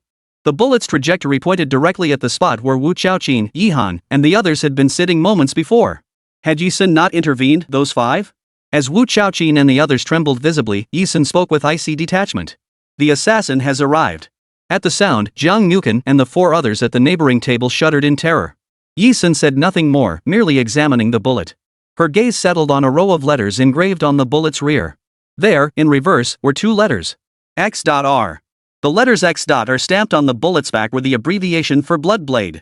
It was the exclusive bullet mark used by the mercenaries of her Bloodblade mercenary corps during missions. They had come to kill her. 084, the strongest mercenaries. The 5 individuals at the next table, Jiang Nukan and his group, were unaware that the arrivals were mercenaries from the Bloodblade mercenary corps. They thought the assassins were targeting them. The 5 hurriedly stood up, rushed to Yi Sun's side, and looked around warily. They're here? Yi Sun, what should we do? The 5 voluntarily handed control over to Yi Sun. Without a word of unnecessary explanation, Yi Sun merely parted her crimson lips to whisper softly. The ambush failed, but they'll come again. We should leave this place first. The assassination attempt was aimed at her. And the attackers were mercenaries from her own Bloodblade mercenary corps. Being ambushed and targeted for assassination by her own forces was certainly no pleasant experience. However, due to Yi Sun's unique status, though she was the leader of the Bloodblade mercenary corps, the organization had grown to at least 10,000 members by now. Apart from the few high-ranking members of Blood Edge, the vast majority of its mercenaries didn't even know her. Moreover, the Legion's large size and reputation meant they received numerous contracts from clients. Unless it involved a major contract worth a huge sum. For routine tasks like assassinations or escorts, mercenaries could transact directly with clients without reporting to higher-ups. Moreover, even if a high-ranking member of Bloodblade, the traitor Snow Wolf, discovered her whereabouts, Snow Wolf wasn't that foolish, nor would he send such low-level mercenaries to assassinate him. Considering all the circumstances, the only possibility was that someone had hired her own men through the Bloodblade mercenary corps to assassinate her. Yi Sun's icy eyes flashed with coldness. Very well. Then we must leave this place immediately. Zhang Muliai nodded in agreement, immediately turning to leave with several members of his team. The bullets fired during the assassination attempt had been silenced. In a bustling area like the lounge, the noise easily masked the sound, so no one had noticed. The only thing the surrounding crowd noticed was Yi Sun overturning the table. They mistakenly assumed Yi Sun and Wu Xiaoqin were having a heated argument. Girls arguing was nothing unusual, so no one paid it any mind. Only the students at the same table Yiming, Yi Han, and Wu Xiaoqin clearly saw the bullets in Yi Sun's hand. In the instant Yi Sun and the others turned and walked away without a word. What's going on? Yi Sun, how many hidden masters have you provoked? Han, look at your sister. Didn't I warn her before? Those hidden masters aren't people we can provoke. It'll bring us deadly trouble. She wouldn't listen. Yi Sun. Stop right there. You nearly got us all killed. How dare you just walk away? Wu Xiaoqin, snapping out of her shock, was frantic as a frog hopping about, shouting as she stood up. Her outburst drew the attention of those around them. Mo Lingjia sat nearby, his gaze fixed on Yi Sun the entire time. Having witnessed the incident firsthand and hearing Wu Xiaoqin's shouts, without a word, Mo Lingjia sprang up and gave chase in the direction Yi Sun had fled. What my sister Yi Ming chooses to do is none of your business. If you're scared, then get lost. Yi Ming shot Wu Xiaoqin a cold glance and spat out the words without a shred of politeness. With that, he swiftly caught up to Yi Sun's footsteps. His icy glare made Wu Xiaoqin gulp nervously. Han. Look at your brother. Just as Wu Xiaoqin was about to complain to Yi Han, she suddenly noticed Yi Han had already followed Yi Ming's retreating figure. Left behind, she stood alone. Her attempt at sowing discord had backfired, leaving her completely ignored. Wu Xiaoqin was furious, nearly exploding with rage. Yet curiosity still tugged at her heartstrings. Stamping her foot in frustration, she raced toward the exit where Yi Sun had departed. No sooner had they left the hot spring rest area than Yi Ming called out to Yi Sun at the entrance. Xiao Sun, what was that about earlier? Someone tried to assassinate you? Yi Sun lifted his cold gaze and addressed Yi Ming and the others. This has nothing to do with you. If you don't want to die, stay out of it. Finally, as if realizing her coldness toward her brother, she added, I'll handle it myself. Handle it? How exactly do you plan to handle it? You nearly died just now. Nearly died. And you nearly got others killed too. Haven't I told you countless times? Those hidden masters aren't as simple as you imagine. The real terror lies in the terrifying forces behind them. Yes, you possess the strength of a hidden master, I'll give you that. But you have nothing else. You lack the backing they have. You're going up against them. Do you want mom and dad to relive the agony of losing their daughter over a decade ago, just to bury you? Yu Hen caught up and shouted at her in a tone of exasperation. If one listened closely, they could detect the tremor in her sister's voice. She was genuinely terrified. Wu Qiaoqin seized the moment to interrupt Yu Hen, twisting her sister's well-intentioned words. Exactly. Han's absolutely right. Don't think just because you possess the strength of a hidden master, you actually are one. And you hang out with hidden masters every day. Even if you want to join them, you don't have their backing. Cinderella may dream of becoming a princess, but once midnight strikes, nothing changes. Wu Qiaoqin implied that no matter how much Yisun wanted to blend into the hidden master's circle, she remained just a minor figure slightly more capable than ordinary people. Stop deluding yourself that you can transform into a butterfly. Swish. As Wu Qiaoqin finished speaking, she suddenly saw Yisun turn her head. Those bloodthirsty, murderous crimson eyes, like a demon crawling up from hell, seemed poised to plunge her into the abyss of darkness. Wu Qiaoqin shuddered violently, instantly too terrified to speak further. Xiaosun, we don't mean to pry into your affairs. Xiaohan and I may not be as strong as you, but as your older brother and sister, we only hope you'll think of us when danger comes. Let us lend you a hand, however small it may be. Yi Ming spoke with utmost sincerity. Her brother's sincere expression softened Yi Sun's features. Before she could speak, Mo Lingjia's voice cut in, picking up where Yi Ming left off. There's always a way around trouble. Though I've never warmed to Yi Ming, the guy actually has some solid advice sometimes. Yi Sun, perhaps we can't defeat you one-on-one. But if we pool all our strength and wisdom to face you, victory isn't guaranteed. Mo Lingjia finally stopped referring to Yi Sun as woman every other word. He seemed to revert to his pre-Yi Sun return persona, the aloof school heartthrob, one hand casually tucked into his pocket as he strode over with cool detachment. And he offered what sounded like a fairly reasonable suggestion. Regardless of why the assassins came to kill you, they're here for a job, right? For the money? If that's the case, why not spend some money and hire the strongest international assassins or mercenaries to help us defeat our enemies? 085, Mercenary Blood Forge. Exactly. We just need to hire the most powerful assassin or mercenary on the international stage. Then who could possibly stand against us? Wu Qiaoqin slapped her forehead in sudden realization, as if unlocking a gateway to a new world. After all, for students like them, figures like assassins and mercenaries were things they only ever saw in newspapers. Precisely because of this, Yi Ming, Yi Han, Mo Lingjia, Wu Qiaoqin, and their group had always kept their distance from the hidden masters lurking within the campus. Had Yisun not returned, they might never have crossed paths with these hidden masters. Mo Lingjia, even though you're the Taekwondo club president, I have to say, some folks in our Sanda club are all show a bit of skill and they're full of themselves. They don't have a brain like yours. Just to belittle Yi Sun. Wu Qiaoqin didn't hesitate to elevate Mo Lingjia, a rival club member, giving him a thumbs up. Between the lines, she implied that Yi Sun was the one lacking brains. What are we waiting for? Hurry up and invite them. Yi Ming urged. Her brother couldn't stand listening to Wu Qiaoqin and Mo Lingjia's remarks. But from the perspective of young people at his level, this was indeed the most prudent approach. The question is, how do we invite them? Yi Han joined the discussion, asking earnestly. Feeling Mo Lingjia's gaze, which seemed to crave approval, Yi Sun's expression hardened. She almost felt reluctant to shatter the illusions of this group of young people, whether they were naive or foolish. She couldn't quite decide. With your international influence, you won't be able to invite him. Yi Sun's voice was cool and detached as the others pondered the question. The reason wasn't merely that she, the top-ranked mercenary, stood right before them. With the international clout of Yi Ming, Mo Lingjia, and the others, it was fundamentally impossible to recruit mercenaries ranked within the top 100 of the global mercenary rankings to carry out their mission. And that was without even considering the strongest assassin, Yu Hen. If they wanted to persuade Yu Hen to act, they'd likely risk being killed by him instead. At the end of the day, they were just a bunch of teenagers and young adults. This age of youthful blossoming suited school life, romance, and passion, but not handling affairs of the world. They simply underestimated the complexity of everything. Yi Sun, what do you mean by that? What do you mean we can't invite him with our international influence? Do you think everyone's working so hard for nothing? If it weren't for Han, I wouldn't give a damn about your life or death. Wu Qiaoqin seized every chance to lash out, refusing to let any opportunity to berate Yi Sun slip by. Mo Lingjia frowned slightly, equally displeased. From the very beginning, this woman had been drawing his attention. Each time, she teased him with anticipation only to contradict him. Woman, do you hate me that much? Because you hate me, you can't even wait to reject my good suggestions before running away from me? Damn it! Woman, I will have you. Yi Ming and Yi Han both fixed puzzled gazes on Yi Sun. They assumed Yi Sun simply disliked Mo Lingjia so much that she wouldn't accept even such a good suggestion. Yi Sun is right, you truly can't hire him. Zhang Muliai, though just an assassin from a minor organization, was still part of the industry. Listening to the awkward exchange before him, he couldn't help but step forward to explain. Coincidentally, Mao Rongrong, the computer hacker extraordinaire, opened his laptop and accessed the BloodNet interface. Zhang Mukan took the laptop, opened the main interface, and pulled up the assassin and mercenary rankings.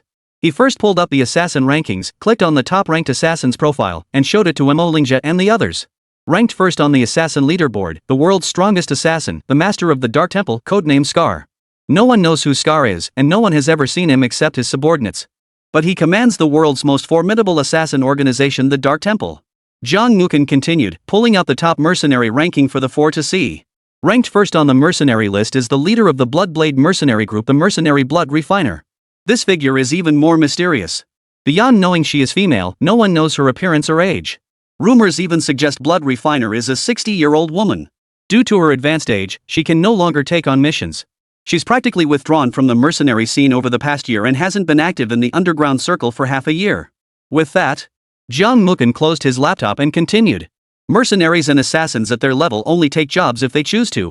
Otherwise, no one can force them. Zhang Mukan smiled. Moreover, from what I understand, given their reputations in the underground, their per job fee wouldn't be less than 9 figures. After a 2-second pause, Zhang Mukan uttered 2 words. Dollars. His words left Mo Lingjia, Yi Ming, Yi Han, and Wu Xiaoqin staring wide-eyed like clay dolls hearing underground tales for the first time. They were dumbfounded with curiosity. When they finally snapped back to reality, they realized Yi Sun had been telling the absolute truth all along. They were the ones kept in the dark, ignorant youths who knew nothing. So you knew all along, little sister? No wonder you grew up abroad. These stories are all over the foreign news, right? Yi Ming exclaimed in surprise. Yi Sun's gaze narrowed coldly mid-sentence. What's wrong, Yi Sun? Are they after us again? This time, Zhang Mulan keenly sensed Yi Sun's unease. He quickly asked, should we run? Escape? Yi Sun seemed to hear this novel concept for the first time, her lips curving into a seductive smile. In all my years, I, Yi Sun, have never once run away. You find a place to hide. She strode forward in 2 strides and declared abruptly. I'll handle them here, personally. Before Mo Lingjia and Yi Ming could ask what was happening. Before their eyes, Yi Sun's figure flickered and vanished from the spot at lightning speed, dashing toward the entrance of the Forest Grand Hotel. Outside the Forest Grand Hotel, 2 mercenaries pressed themselves against the wall, listening intently to the sounds within, preparing to proceed to the next phase of the assassination. At that moment, a woman emerged from the main entrance without the slightest hesitation. Her silent footsteps startled the 2 mercenaries. Instantly, they raised their guns, one on each side, aiming the barrels directly at Yi Sun's forehead, ready to fire. Bang! Bang! 2 gunshots rang out. Before the mercenaries could fire, Yi Sun found herself with the barrels pressed against her head. She showed not a trace of fear. Instead, with calm composure, she grasped the barrels of the 2 rifles aimed at her forehead, one in each hand, and pushed them upward. Both bullets shot harmlessly into the air. 086, the ace up her sleeve. The mercenaries' expressions changed in an instant. Yi Sun lifted her knee and drove it upward, smashing directly into the left mercenary's abdomen. The pain made him curl up in agony. The right-hand mercenary, seeing his rifle wrenched from him by Yi Sun, flashed a fierce look. He swiftly abandoned his weapon, preparing for hand-to-hand combat. Clenching his fist, he swung it toward Yi Sun's forehead. Facing such low-level mercenaries, Yi Sun didn't even need to analyze the trajectory of the incoming punch. Her dark eyes lifted. She flicked the 2 rifles she'd seized aside with a fluid motion. With what appeared to be a single, feeble hand, she caught the hard punch the mercenary on her right was hurling at her. Simultaneously, Yi Sun's other hand seized the right mercenary's wrist, twisting his arm backward in a 360-degree contortion. Ah! Even the well-trained mercenary was forced to scream by the sudden, excruciating pain. Taking advantage of the 2 mercenaries' inability to retaliate, Yi Sun's hands, like iron clamps, seized their necks from both sides. The seemingly frail young woman dragged 2 grown men effortlessly. Yi Sun, still gripping the mercenaries' necks, left the conspicuous Forest Grand Hotel and entered the woods. Snap! Yi Sun's eyes were cold.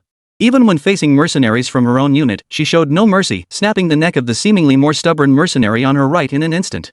The man collapsed to the ground like a. Yi Sun gripped the other mercenary, coldly interrogating him under his terrified, urine-soaked gaze. Speak! Who sent you to kill me? Speak! Who sent you to kill me? The main entrance of the Forest Grand Hotel was directly connected to the hot spring resort area. All are located on the first floor. From the hotel entrance, the lounge area was clearly visible. The scene that unfolded at the entrance earlier, occurring in the blink of an eye within 10 seconds, was witnessed clearly by Yi Ming, Yi Han, Mo Lingjia, Wu Xiaoqin, and Jiang Muqin. Yi Ming, Yi Han, Jiang Muqin, and Jiang Muchuan had witnessed Yi Sun's daring actions alongside Zhou Guolin and several special forces soldiers in apprehending an internationally wanted criminal. Even so, the sight of Yi Sun facing off against mercenaries barehanded caused all four of them to pale in an instant. Doesn't she fear death? That gun was pointed right at her head. Yi Han trembled uncontrollably just imagining the scene. What kind of nerves of steel would it take to remain unflinching while a gun was pressed against your temple, to grab the barrel and push it skyward? To let a bullet dance before your very eyes? Looks like we picked the right person, Jiang Muliai exhaled in relief, addressing the teammates beside him. She, a combat assassin. Wu Xiaoqin, witnessing this for the first time, let out a startled cry that sounded like a rooster crowing. Even though she'd heard long ago that Yi Sun had been on the battlefield, witnessing it firsthand was an entirely different experience. For a girl at her level, the absolute limit of what she could accept was Yi Sun defeating Mo Lingjia. Being prettier than Yi Han was one thing, but daring to openly battle assassins. Wu Xiaoqin now felt both shocked and astonished, as if she'd been dunked headfirst into a cesspool. As for Mo Lingjia, he felt as if his legs were about to give way beneath him. He admitted being drawn to Yi Sun, a desire welling up inside him to pursue her, to join forces with her, becoming unstoppable. But who could tell him that he had mistakenly believed he had already grasped Yi Sun's full potential? Why was Yi Sun even more formidable than he'd imagined? Did I really underestimate her after all? Mo Lingjia muttered, spreading his hands. Call the police. Every cell in Yi Han's body trembled. It's too dangerous. How can she guarantee she'll survive every time a gun is pointed at her? Brother, you go call the police. I'll go get her back right now. Yi Han had barely taken 2 steps toward the hotel entrance when Yi Ming grabbed her arm. Going out now won't help her. Not just you, me, Mo Lingjia, anyone here who leaves won't be able to help her. We'd only slow her down. Yi Ming spoke each word deliberately, his expression utterly grave. Yi Han, who usually appeared indifferent toward Yi Sun, was now the most flustered. Then what should we do? Are we really just going to stand by and do nothing? Trust her. Yi Ming stared toward the hotel entrance, his voice heavy as he uttered the 3 words. He emphasized again. Even if we call the police, by the time they arrive, it'll be too late. Right now, all we can do is trust her. If before, Yi Ming had believed Yi Sun's story that she had seen combat and later stepped back to become a war correspondent, now Yi Ming found himself compelled to re-examine the matter. His little sister must be hiding some enormous secret they knew nothing about. As he spoke, his wise gaze swept over Jiang Mufeng and the other 4. He spoke with steady conviction. On the way from school to the hot springs, Xiao Sun walked with you the entire time, if I'm not mistaken. Xiao Sun was protecting you, wasn't she? What keen insight. Jiang Muqin scratched his nose. The 5 of them had intended to say nothing, but now that Yi Ming had discovered it, Jiang Muqin could only nod in acknowledgement. Yes. Yi Ming didn't press for details. He simply said, originally, your affairs had nothing to do with us. We also lack the strength to protect you like Xiao Sun does. But as Xiao Sun's older brother and sister, anything concerning her concerns us too. Follow me. I know a place in the hotel where you can hide. While Xiao Sun fights alone, I'll protect you, no one will hold her back. Deep within the forest, amidst dense thickets and overgrown trees, Yi Sun stared coldly at the 2 mercenary corpses lying on the ground. Both heads lay twisted at 360-degree angles, their bodies sprawled lifelessly. Until their dying breaths, they never knew they'd crossed the very leader of their own mercenary group. In this moment, Yi Sun reverted to her former self, the cold-blooded mercenary famed on the streets for her merciless cruelty. In her most ruthless act, she had once surrounded over 1,000 men who had followed her for 5 years and executed them all with machine guns. This act cemented her international reputation. Such a merciless mercenary would never spare those who dared take on an assassination contract targeting her. Even if these 2 mercenaries before her were members of her own Bloodblade mercenary group, she remains unchanged, the cold-blooded, merciless Dark Overlord. Never changed. Only in front of her family did she deliberately conceal her true self. And now, Yi Sun gazed into the depths of the gloomy forest, where only a faint twilight lingered after nightfall. It was their turn. Deep within the forest, darkness was about to descend, with the slanting rays of the setting sun's afterglow painting the horizon. An outdoor civilian tent stood here, dark green in color, resembling a small detached room. Inside the tent stood Yi Changlin, the second uncle of the main Yi family branch. He was the same Yi Changlin who had obstructed Yi Sun and Yi Changrui in every way possible after their return to the family. The tent was spacious, with a light bulb hanging overhead, illuminating the surroundings. He looked as if he had come here for a vacation. But that was far from the truth. Beside Yi Changlin stood 3 menacing, black-bearded foreigners, fully armed. At that moment, Yi Changlin held binoculars in his hands, as if he were stationed at a temporary campsite here. He gazed toward the towering Forest Grand Hotel. A closer look revealed Yi Changlin shrugging his shoulders. A telephone was wedged between his shoulder and ear as he spoke to someone. You sent only 2 low-level mercenaries to assassinate that girl? What if they fail? That would only alert the target. On the other end of the line came the voice of the underworld figure who had secured the Bloodblade mercenary group for Yi Changlin. The voice was brimming with the arrogance of a tyrant. Yet Yi Changlin shrugged it off nonchalantly. First, we'll test her limits. What if it succeeds? He had personally traveled to Jing province, setting up camp here, all to personally orchestrate the hit and silently eliminate Yi Sun. Even if the 2 low-level mercenaries sent for the assassination failed. Yi Changlin glanced at the foreign man standing beside him, exceptionally muscular and tall, with striking blue eyes. He chuckled confidently into the phone. Don't we still have our trump card? Ranked 39th on the international mercenary list, Mr. Dorkin is here. If she dares to come, she's as good as dead. 087, your blood refined. Among the 3 foreign men standing beside Yi Changlin, the exceptionally tall one with blue eyes was the very Mr. Dorkin he referred to. Yi Changlin's confidence wasn't unfounded. His son, Yi Jun, at just 24 years old, was already ranked 2099th among international mercenaries. This achievement alone gave Yi Changlin every reason to look down on others. His own son, with future dedication, might even aspire to break into the top 2000. Rankings within the top 500, top 200, or even top 100? Those were realms Yi Changlin dared not even dream of. But he could always hire one. He had no idea what kind of being the world-renowned terrorist on the other end of the line truly was. All he knew was that this person could summon the 39th ranked individual on the international mercenary list for him. 39th. When he first heard about Mr. Dorkin's ranking, Yi Changlin nearly rolled his eyes so hard he died on the spot. And now, he had grown accustomed to standing shoulder to shoulder with formidable figures like Mr. Dorkin. It was nothing short of a historic leap. It proved that his future self could undoubtedly become an international heavyweight, as long as he could successfully eliminate Yi Sun and continue his plan. If you fail this time even with Mr. Dorkin by your side, don't even think about coming back alive to face me. The rough voice on the other end of the line was followed by a muffled thud, sending a shiver down Yi Changlin's spine. Beep beep. By the time he frantically grabbed the receiver, the line had already gone dead. Yi Changlin sucked in a sharp breath.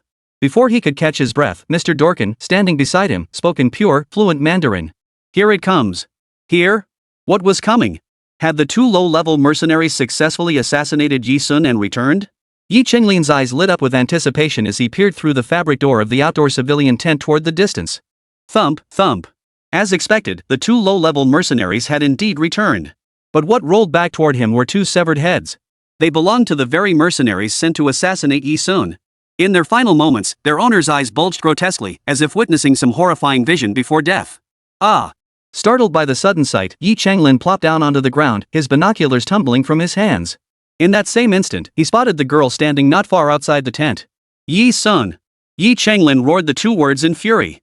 Yi Sun, the daughter of that good-for-nothing Yi Chengrui. If not for her, the position of head of the Yi family would now belong to him or his son.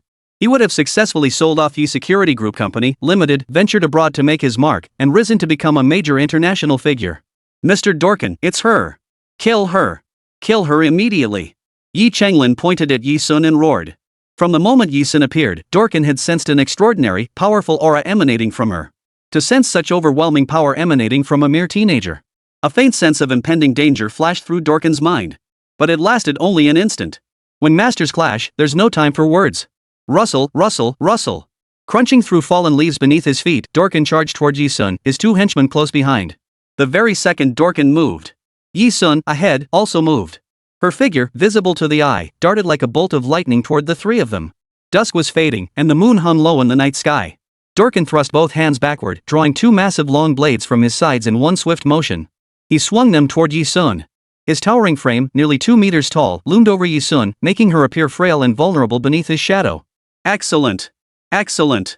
Yi Changlin burst into laughter at the sight, clapping his hands as he craned his neck like a giraffe. It was as if he saw fame and fortune dancing before his very eyes. Yi Changlin shouted urgently. Cut her down! Cut her down! She's just the daughter of that good-for-nothing Yi Chengrui. 20 years ago, her father couldn't beat me, and 20 years later, it's still the same. You brought this upon yourself. Die! Die like this! Yi Changlin's roar did not disrupt the battle. Dorkin's twin greatswords were about to descend upon Yi Sun. Just as Yi Changlin thought Yi Sun was doomed. Yi Sun seemed to read the trajectory of Dorkin's descending blades. Her seemingly delicate frame executed a sideways spin, evading his attack a split second before impact. 2 seconds seemed insignificant. But in a clash between elite warriors, it was enough to kill an opponent 3 times over.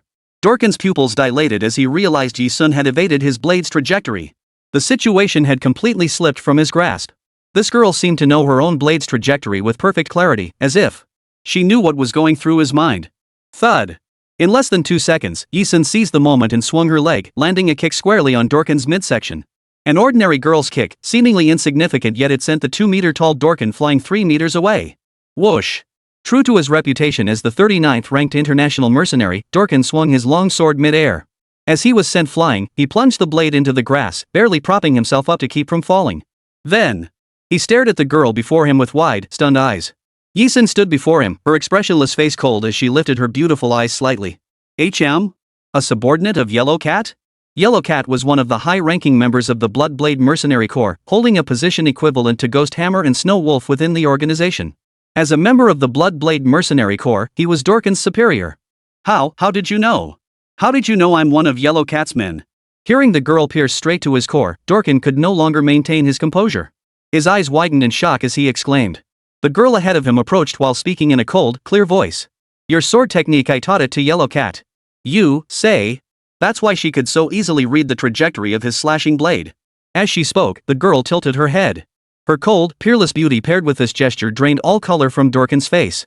His sword techniques were indeed learned from his superior, Yellow Cat. It was common knowledge that the top-tier members of the Bloodblade Mercenary Corps possessed unparalleled strength, each excelling in diverse combat disciplines: swords, spears, fists, and feet, truly the finest in the world. And every single one of those skills had been taught to them by the Bloodblades' leader. Their leader was truly a figure of boundless mystery.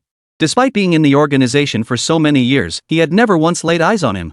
So then, the girl before him. Dorkin's face drained of color. Summoning every ounce of his strength, he screamed at Yi Sun before the stunned Yi Changlin and the other 2 mercenaries. You're the leader of our Bloodblade Mercenary Corps? Blood refined. 088, back on the international stage. As a member of the Bloodblade Mercenary Corps, Dorkin had clawed his way up from a lowly mercenary to become one of the sharpest blades the Bloodblade wielded on the international stage. Even when he first joined Bloodblade, he had heard of the leader's reputation. A fierce, battle-hardened warrior woman. While joking with the Bloodblade members, I'd often wondered what kind of woman our leader might be. Alluring and enchanting? A towering figure? But he never imagined the boss would be a teenager. A girl who looked no different from an ordinary schoolgirl. Dorkin could scarcely believe his eyes. Recognizing Yi Sun's identity, he quickly bowed his head toward her. His blue eyes darted around as he spoke respectfully. So you truly still exist in this world? For the past while, rumors have been circulating within the Corps. They said, you vanished from the international scene for a full 6 months. Even several high-ranking officers in the Corps couldn't reach you during that time. They said you had met with some misfortune. For those who survive in the underground world, whether mercenaries or assassins, for them, death is an ever-present reality. Even the most formidable warriors must eventually face the end of their lives. With Yi Sun vanishing from the international underground for half a year, those in the dark circles naturally assumed she had met with misfortune. It was the most rational conclusion. Yi Sun lowered her gaze, lost in thought for a moment, leaving others wondering what crossed her mind. In contrast to their silence. What? Yi Changlin, who had been roaring nearby, finally snapped out of his stupor after a full 2 minutes. He let out the most hoarse, terrified scream of his life. His tongue felt tied in knots. Though Yi Changlin didn't know who Blood Refinement was and had never delved into the international underground scene. But he knew the leader of the Bloodblade mercenaries. So he de-hired mercenaries to assassinate Yi Sun and ended up hiring them from Yi Sun's own organization? No, I won't believe it. Yi Changlin shook his head frantically, stumbling backward, his mouth repeating the same words over and over. You must have bribed Mr. Dorkin. You must have bribed Mr. Dorkin. You're the daughter of that good-for-nothing Yi Chengrue. How could you possibly be the leader of the Bloodblade Mercenary Corps? Impossible. That good-for-nothing Yi Chengrue lost track of you for over a decade. You never received family training, were sent to the international underground to toughen up. How could you possibly become the leader of the Bloodblade Mercenary Corps? The words were abruptly severed mid-sentence, as if sawed clean through. Yi Changlin suddenly choked on his words. That's right. Yi Chengrue lost Yi Sun for over a decade. It was precisely during those years of wandering that Yi Sun, relying solely on his own strength, founded the internationally renowned Bloodblade Mercenary Corps. You talk too much. Yi Sun turned his head, gazing at Yi Changlin as he stepped toward him. What do you think you're doing? Seeing Yi Sun advancing toward him, Yi Changlin trembled violently, shaking like a sieve. He retreated into his tent until there was nowhere left to go. His mouth stubbornly insisted. Yi. Yi-sun, your father doesn't know about your current situation, does he? You say your father knows about you, but could he really accept you coming home? I'm your second uncle. I grew up with your father. I know him better than anyone. If your father found out about you, he'd never accept it. You've risen to this position, yet you still want to go home. You must be homesick, right? Yi Changlin trembled uncontrollably, yet forced himself to steady his nerves as he negotiated with Yi-sun. Yi-sun had already stepped in front of Yi Changlin. She halted, letting out a light snort. Seeing her like this, Yi Changlin knew he'd hit the mark. He smiled and said, "That guy Chengrui, if he ever found out his daughter dabbled in the underground scene, he'd probably lose his mind. If it gets bad enough, he might even disown you." Seeing Yi-sun listening intently, Yi Changlin pressed his advantage. "Yi-sun, you know how much I value family ties, right? I'm your second uncle. It's all a misunderstanding, just a misunderstanding. You don't want your father to find out about this, do you? Trust your second uncle.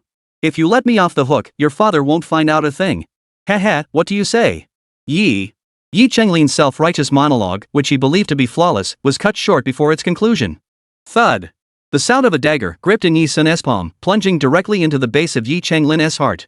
Before Yi Chenglin's eyes could widen in terror and he could die completely. He heard the girl before him utter the most terrifying words imaginable with the most polite, faint smile. "Sorry, but I'd rather believe a dead man's words. So, die." Thud. After Yi Changlin collapsed to the ground, Yi-sun turned, like a natural-born uncrowned king, and looked at the three men. "Anything else you wish to say?" Dorkin and his two mercenary subordinates all sucked in a sharp breath. They couldn't help but think, thank goodness Yi-sun was their boss. Dorkin explained. "Boss, taking this job was just an accident. We never expected to run into you." The Bloodblade Mercenary Corps numbered over 10,000. Every day, more than 10,000 mercenaries carried out missions across the globe. They'd hit rock bottom, landing an assassination contract targeting their own commander. Dorkin continued. "If the brothers in the Corps learned you were still alive, they'd be overjoyed." He rolled his blue eyes and continued in Chinese, far more fluent than any native speaker. "I'll take this news of your survival back to the brothers in the Corps. Let's see if they dare spread rumors about your untimely demise." With that, Dorkin waved his hand, turned with his two mercenary subordinates, and was about to leave. He had taken only 2 steps. A light, heavenly female voice drifted from behind him. "Does she know you betrayed the yellow cat and defected to the snow wolf?" As Yi-sun's words trailed off, the three men, who had been eager to leave, halted abruptly. Even though his secret had been exposed, Dorkin's face stiffened momentarily before he feigned composure and said, "Chief, what are you talking about?" Yi-sun drew a pair of pure white gloves from his trouser pocket, slowly slipping them over his slender, pale fingers. As she did so, she said, "She probably doesn't know. But you should know that I, Xu Lian, detest traitors above all else." With that, Yi-sun finished slipping on the pure white gloves and lifted her gaze to face the three men before her. Her cold, haughty voice echoed like a summons from hell as she delivered the final words the three would ever hear from her. "Therefore, I'm afraid I must trouble you all to join me in hell." 6 o'clock in the evening. In the dense darkness of the forest, a light drizzle began to fall. Raindrops fell onto the civilian tent and onto the three men lying lifeless on the ground in gruesome positions. Yi-sun, drenched from head to toe in rainwater, placed his hands clad in pure white gloves stained with blood onto the corpses of the 3 Dorkins. It was unclear whether he was observing the corpses of the 3 men or the crimson blood staining the pristine white gloves. After a long moment, Yi-sun uttered a single word. "TSK. How utterly filthy. Killing, betrayal, growth. If you cannot become the supreme enforcer, you will be reduced to livestock for others to slaughter. Such is the survival code of the underground Black Circle. What a hopelessly filthy world it truly is." The reason she realized Dorkin's betrayal was because she had never taught him the yellow cat sword technique. Dorkin's sword technique was learned from Snowwolf. Yi-sun despised traitors above all else. In the early years of the Bloodblade Mercenary Corps, she was betrayed by over 1,000 subordinates who had followed her for 5 years. They allied with local armed forces and hunted her relentlessly for 10 days and nights. In the end, she cornered those very men, all who had served her for 5 years at the Meilinger battlefield in Country A. Every last one was shot dead. In that battle, she lost 2 loyal subordinates who had been by her side since she became a mercenary besides Ghost Hammer, Green Vine and Mad Eagle. Ghost Hammer, Green Vine, Mad Eagle, and Snowwolf were the original men who stood by her side. In the end, Green Vine and Mad Eagle met tragic ends. Snowwolf betrayed her. This is the world she inhabits. If you ask why they betrayed her, Yi-sun knew better than anyone. In the mercenary world, fierce and battle-hardened men had no place for women. And certainly not a woman whose strength consistently surpassed theirs. Thinking this, Yi-sun lifted her head. Through the drizzling rain, she gazed at the full moon in the sky. A signature bloodthirsty red curve formed on her lips. Indeed, the traitors within the Bloodblade Mercenary Corps were far more numerous than she had imagined. But whether it was the pursuit from Devil's Island and Leihu, or the traitors within the Bloodblade Mercenary Corps, she, Yi-sun, would return to the international stage and exterminate every last one of them. 089 Hot Spring together. However, now was not the time. If she returned to the international stage now as Bloodforge, she would only find herself fighting on two fronts. The pursuit by Devil's Island and Leihu. The betrayal and chaos within the Bloodblade Mercenary Corps. On the eve of her return under the Bloodforge banner, she must establish a new power base or find a backing force to support her. This instinctively brought Yu Hen to mind. As this thought crossed her mind, Yi-sun abruptly halted her imagination. Why was she thinking about that guy again? Don't forget when they first met, he genuinely intended to kill her. Yi-sun pushed the thought aside. The 5 mercenaries of the Dorkin group in the forest, along with Yi Chenglin's corpse, would be cleaned up by members of the Bloodblade Mercenary group once they realized he was missing. There was no need for her to worry. She turned and walked back toward the Forest Grand Hotel, facing the rain that was gradually growing heavier. Splash, splash, splash. At 6:20 p.m., the light rain had been whipped into a downpour by the wind.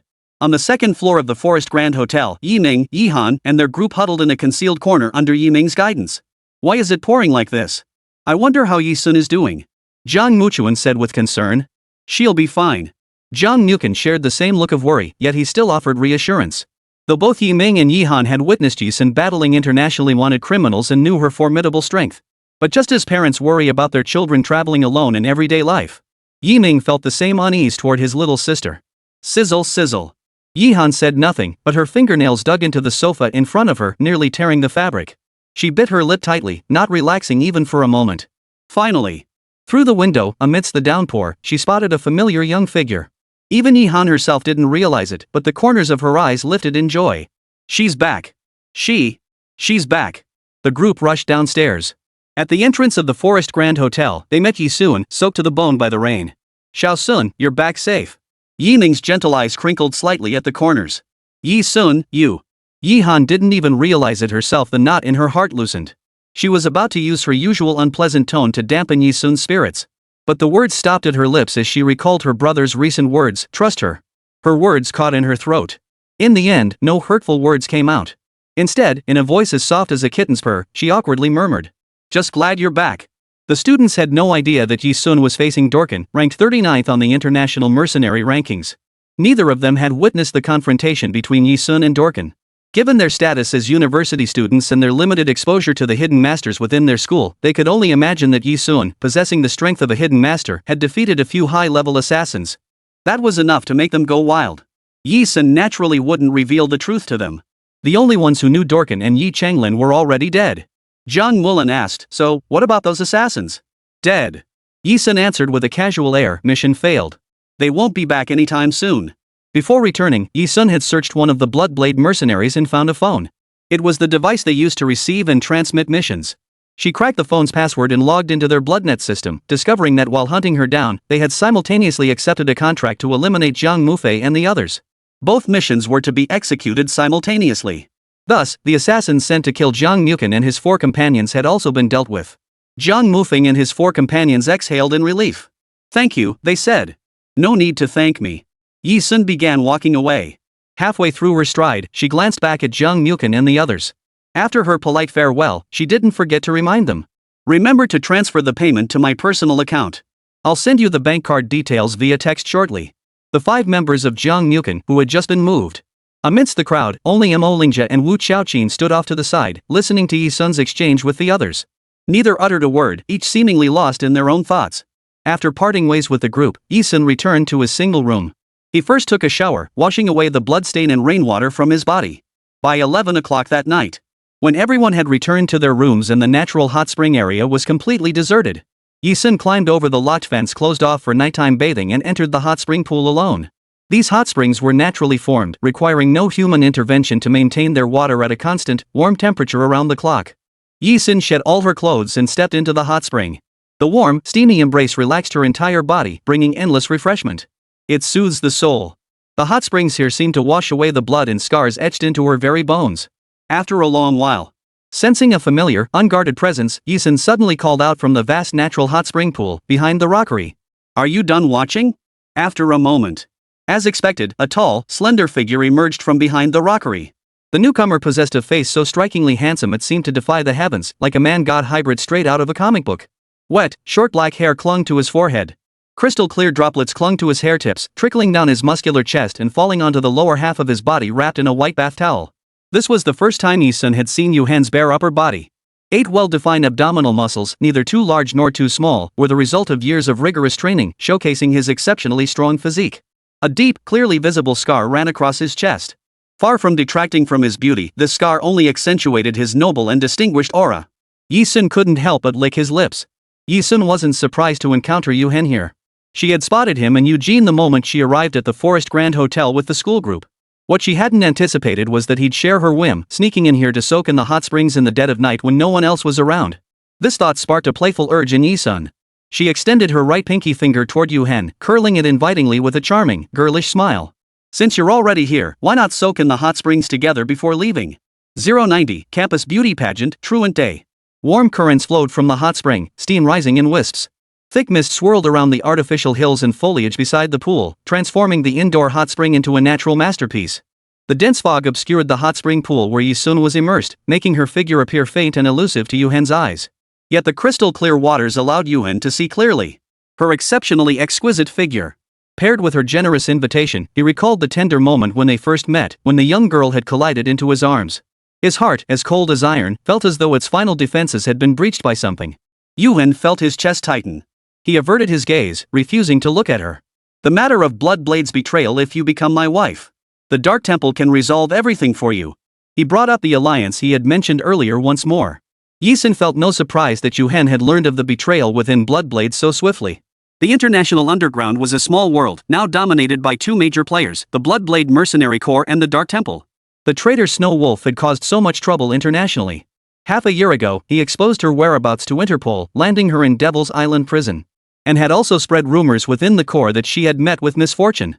Anyone with half a brain could guess that a traitor had emerged within Bloodblade. With Yu Hen's capabilities, he wouldn't have failed to uncover these things. But since he brought this matter up directly, Yi-sun's earlier playful mood vanished instantly. Her expression turned icy as she replied sharply and warily. Not necessary. I can handle my own affairs. Even though she knew accepting Yu Hen's help would save her a lot of trouble. But her innate pride refused to allow it. As a fierce warrior, she could die on the battlefield, but she would never bow down to a man. But marriage. I can consider it, Yi-sun said in a low voice. Marriage, for Yi-sun, was an alliance. An alliance between the Bloodblade Mercenary Corps and the Dark Temple. For her, this arrangement offered only advantages. In fact, an alliance with the Dark Temple could increase the Corps' annual contracts and revenue, a deal Yi-sun wouldn't pass up. Besides, this was a transaction that would involve no emotional attachment whatsoever. She stood to lose nothing, didn't she? Yu Hen respected her decision. The man, handsome as ever, stood like a guardian angel accompanying the queen through the darkness. His thin lips parted. I and the Dark Temple stand at your service anytime, anywhere. 10 minutes later. Outside the hot spring room. Eugene stood in the corridor, waiting quietly for his master. The door to the hot spring room slid open with a swish. Emerging from within was not his master, but Yi-sun, wrapped in a towel and draped in a robe. The moment she stepped out of the hot spring room, she spotted Eugene waiting in the corridor. A faint smile involuntarily curved her lips. Yi-sun flicked her damp, long black hair aside with one hand. Her stunningly beautiful face met Eugene's gaze. Then she walked right past him and headed straight away.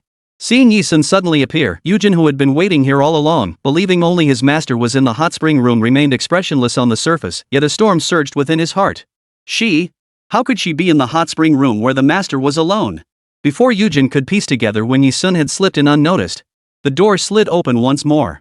Yu Hen's tall frame had to bend slightly to clear the high threshold. He emerged from within. Yi-sun and Yu Hen emerged one after the other from the hot spring room, completely unguarded.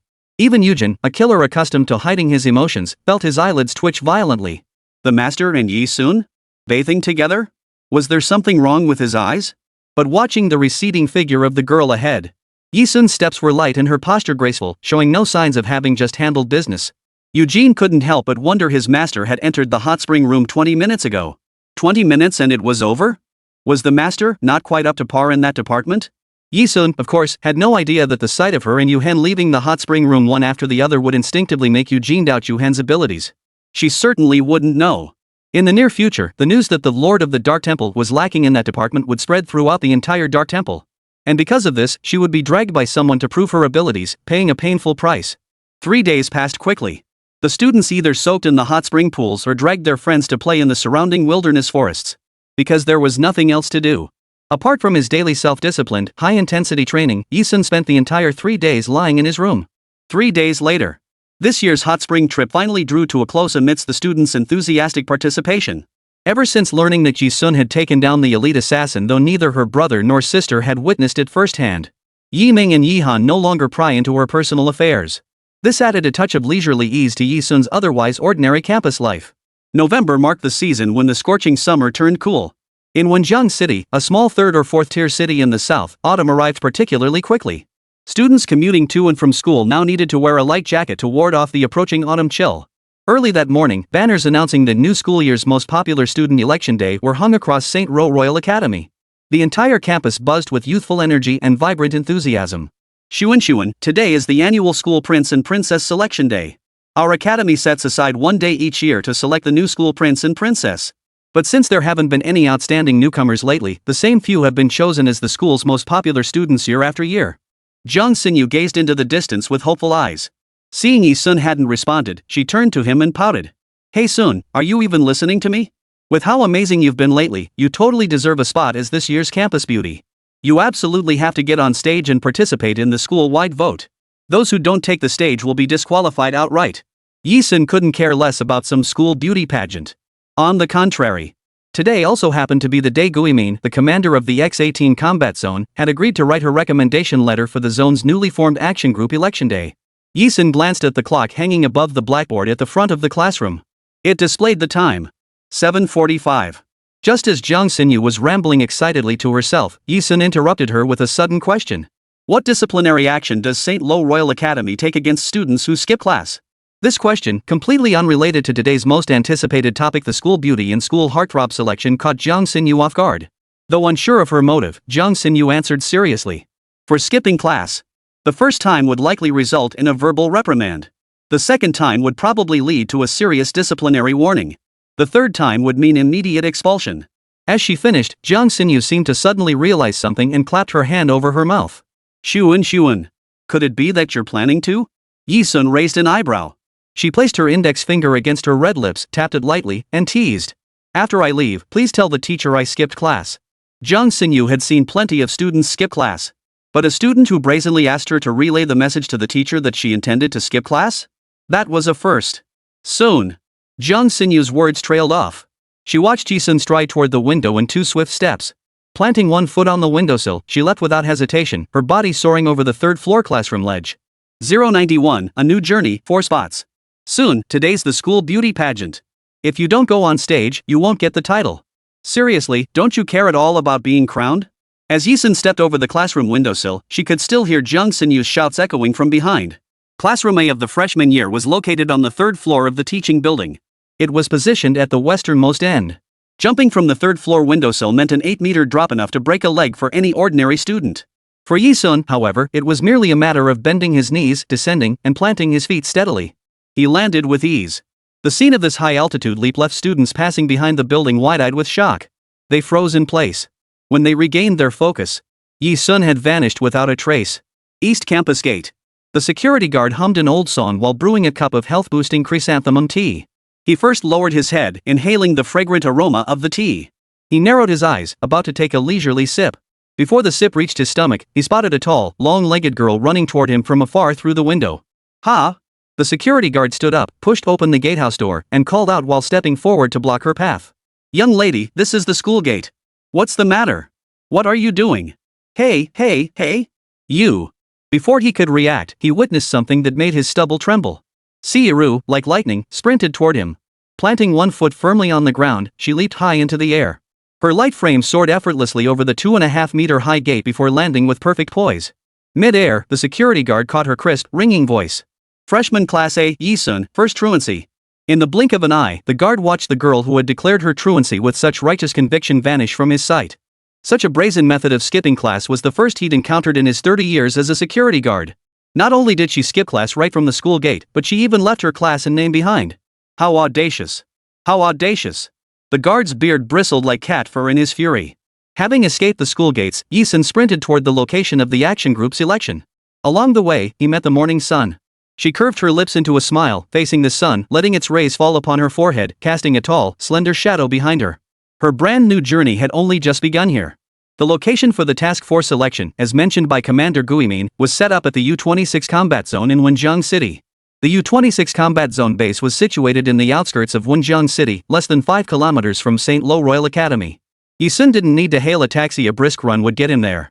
Using Guimin's handwritten letter of recommendation, she smoothly entered the command base. Yi-sun arrived at the campaign site for the action group within the U-26 combat zone. It was an empty field surrounded by colorful shipping containers. Ahead, a large factory shed loomed darkly, its interior illuminated by light filtering through. Already gathered on the open ground were 30 or 40 people. Each stood apart, seemingly strangers to one another. Yi-sun arrived among the last few. The moment she arrived, being the youngest, she was singled out by the surrounding crowd and scrutinized individually. "You must be Yi-sun?" A woman in her early 20s, responsible for registering the campaign members, approached Yi-sun. Holding a booklet in one hand and a pen in the other, she spoke. "Yes." Yi-sun replied softly, one hand tucked into her pants pocket. "Yi-sun? That name sounds familiar. You wouldn't happen to be the third daughter of the Yi family, one of Wenzhong City's 3 major aristocratic clans, would you?" After the woman finished registering Yi-sun, a man standing in the crowd, sporting a crew cut and appearing to be around 22 or 23, exclaimed in surprise. His astonished words drew the attention of everyone present toward Yi-sun. To this, Yi-sun lowered her gaze. She did not respond immediately. Only when the man approached her, still in disbelief, and finally got a clear look at her face did he exclaim joyfully. "It really is you. You look just like your mother. I recognized you instantly. My name is Sun Tianyu. You probably don't know me, but I recognize you. Though we've never met, I've heard Yi Ming talk about you constantly when we used to hang out." He mentioned having a long-lost sister. "That must be you." Sun Tianyu spoke, then seemed to realize he'd been a bit abrupt. He added, "Right, Yi Ming and I were high school classmates. We were like brothers back then. But after college, I joined the military. We haven't been in touch for a long time now." To the Yi family's main branch in Yangsheng City, they might not be considered a major clan, but in Wenzhong City, they were undoubtedly one of the top-tier aristocratic families. Virtually everyone in Wenzhong City had heard about the return of the Yi family's third daughter, one of the city's 3 great aristocratic families. Yi-sun curled her lips, unlike Sun Tianyu, who was ecstatic as if he'd found his main force. She replied flatly, "Hello." Most people in the room stood apart, strangers to one another, paying no attention to each other. It was understandable, after all this task force election drew 30 or 40 participants. Only 4 would ultimately be selected for spots. In other words, everyone present except herself was an adversary. Sun Tianyu showed no hostility toward Yi-sun. Instead, he said cheerfully, "What a pleasant surprise. I'd been wondering what Yi Ming's little sister would be like. Never imagined I'd actually meet you here." It was rare for 2 contestants to converse openly, drawing the attention of dozens nearby. Yi-sun nodded. After Sun Tianyu regained his composure, he inquired again. "Oh, right, didn't you just return to the Yi family? What brings you here? This place is a war zone, after all." What startled Sun Tianyu was why a teenage girl like her would be here. This wasn't a playground for her to frolic in, it was a pre-combat training ground where blades and guns were wielded. Yi-sun narrowed her eyes, showing no awkwardness toward Sun Tianyu. Naturally, for the same reason as you, to compete for a spot in the action team. She was determined to secure one of the 4 spots in the action team. Her words, coupled with her age, instantly chilled the air in the room. A neatly dressed woman with a medium-short haircut ahead of them snorted derisively upon hearing this. "You're just a teenager. I don't know where you got the chance to join this task force competition. The Yi family's heiress, you didn't pull strings to get in, did you? Why abandon your privileged life as a wealthy heiress to join this task force? This isn't a place for an ordinary girl like you. Look around, every single person here has combat experience. Special forces, SWAT, spies, top military academy graduates. And you? A schoolgirl? Ha! A schoolgirl with 0 combat experience wanting a spot on the task force? You're dreaming." 092, she looked like a veteran. The moment the woman with medium short hair finished speaking, all eyes turned to Yi-sun. Though blunt, the woman spoke the truth. Especially someone like Yi-sun, a privileged young lady with connections. She was probably here for the novelty, using backdoor connections to get in. These spoiled princesses were often too delicate to even touch a gun or get their feet wet. They'd likely cry and quit soon after the competition began, the very type of person those who truly faced life and death situations despised most. And that was precisely why. The looks people gave Yi-sun took on a different flavor. "Fan Zixuan, could you please keep your mouth shut? Who among those who made it here to compete for the action team doesn't have real skills? If you're jealous of Sister Yi-sun's youth, just say so. Why beat around the bush?" Sun Tianyu clearly recognized the woman with medium short hair. He stepped in front of Yi Sun and retorted with a sharp click of his tongue. You. The woman with the medium short hair, called Fan Zixuan, was momentarily speechless. She glared at Sun Tianyu with venom, then spat out a parting shot before storming off. I'll be damned if I don't see what this kid's got. Daring to run for the action team. After Fan Zixuan left, Sun Tianyu said to Yi Sun. Yi Sun, don't take that woman's words to heart. She's targeting me, not you. After a moment's thought, Sun Tianyu explained. I have some personal grievances with her. Seeing me talk to you, she deliberately picked on you. Don't let it get to you. Yi Sun couldn't care less, or perhaps it would be more accurate to say she didn't regard Fan Zixuan as human. She gave a slight nod. Sun Tianyu continued beside her. Back in high school, your brother and I were absolute brothers. His sister is my sister, Sun Tianyu's sister. Rest assured, no matter what happens, I'll protect you for Yiming. Even if it wasn't necessary. Yi Sun still politely replied, thank you. Sun Tianyu chuckled upon hearing this, scratching his head. Good day, both of you. As they spoke, a soft voice suddenly interjected. Yi Sun glanced sideways and saw a man and a woman approaching them, offering greetings. The speaker was a man dark-skinned, tall and lean, with decent looks. It was obvious he spent his days under the blazing sun, his skin as black as charcoal. Beside him was a woman with a high, short ponytail. She had a sweet, youthful appearance, looking about 18, though she was actually 25. They approached Yi Sun, and the man spoke first. Here's the thing.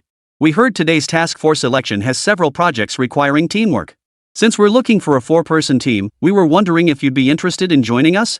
We're here to form a team. Yi Sun crossed his arms lazily and replied, I don't mind. Sun Tianyu said, I see. I'm in. A delighted smile spread across the man's face. Relieved to have found teammates, he said. Great. Let me formally introduce myself. I'm Inihao. This is Lin Na, whom I just met. Inihao introduced the woman beside him before shifting the focus back to himself. I'm here on assignment from the field forces. Our main unit selected me to compete for a spot in today's task force. The entire team's hopes rest on me, so I'll give it my all today. After Inihao finished, Lin Na spoke up. I'm from the Special Operations Division. I no longer wish to work undercover as an agent, so I'm seeking to join the task force. Seeing both of them so sincere, laying bare their backgrounds in turn, Sun Tianyu felt awkward about hiding his own.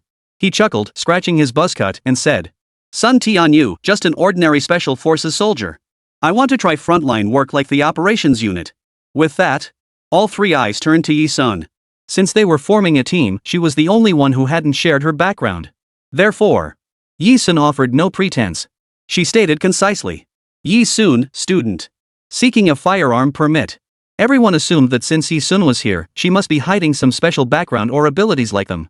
But to their astonishment, she was just an ordinary female student. The 3 of them stared wide-eyed. Sis Yi Sun, you're really just a student. Sun Tianyu was momentarily stunned. A gun license. Is that why you joined the task force selection? That's pretty low-key, isn't it? Inihao muttered blankly, though he kept the last part to himself, silently repeating it in his mind. Lin Na looked toward the front of the massive factory shed, where a candidate wearing a camouflage cap and carrying his hands behind his back emerged. Her voice grew alert as she announced. The candidate's here. The campaign's about to begin. As soon as Lin Na finished speaking, nearly everyone's eyes including Yi Sun's turned toward the candidate appearing at the front. Hearing the camouflage-capped candidate stand tall before the crowd, he declared in a stiff, formal tone.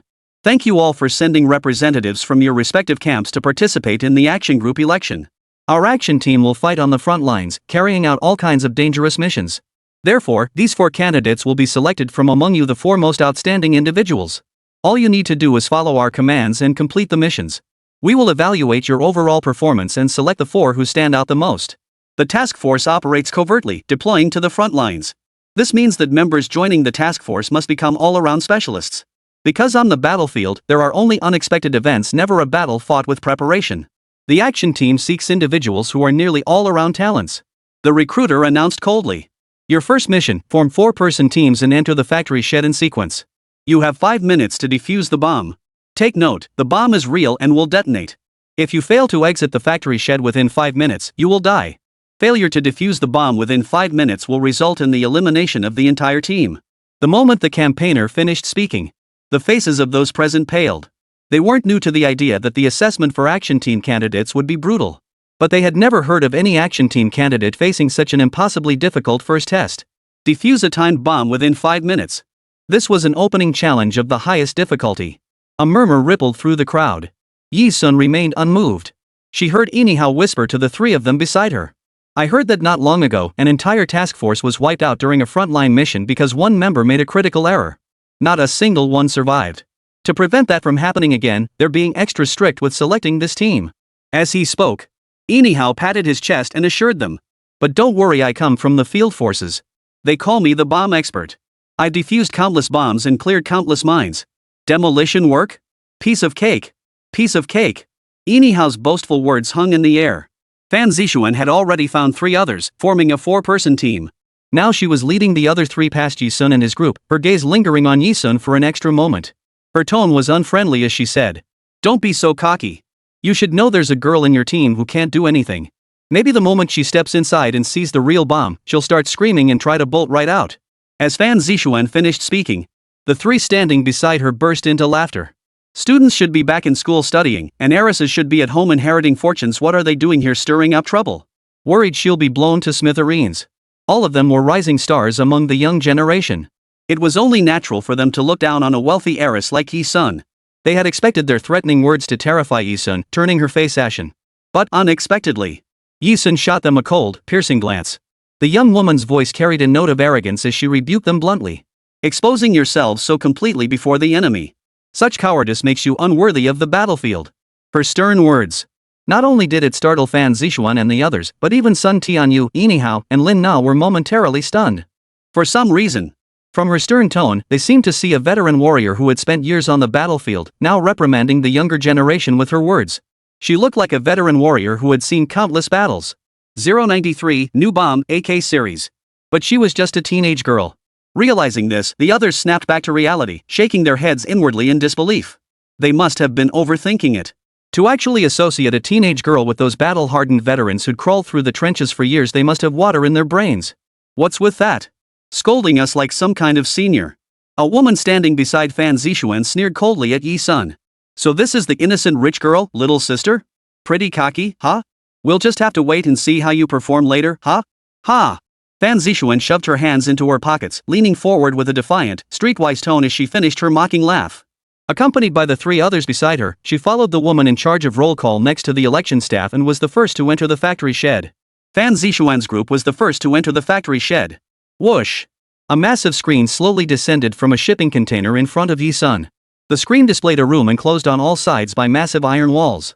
In the center of the room sat a custom bomb assembly. On the device, a stopwatch displayed a clear countdown. 5 o'clock. Moments later, Fan Zixuan and her 3 companions, who had just entered the factory shed, appeared in the room on the screen.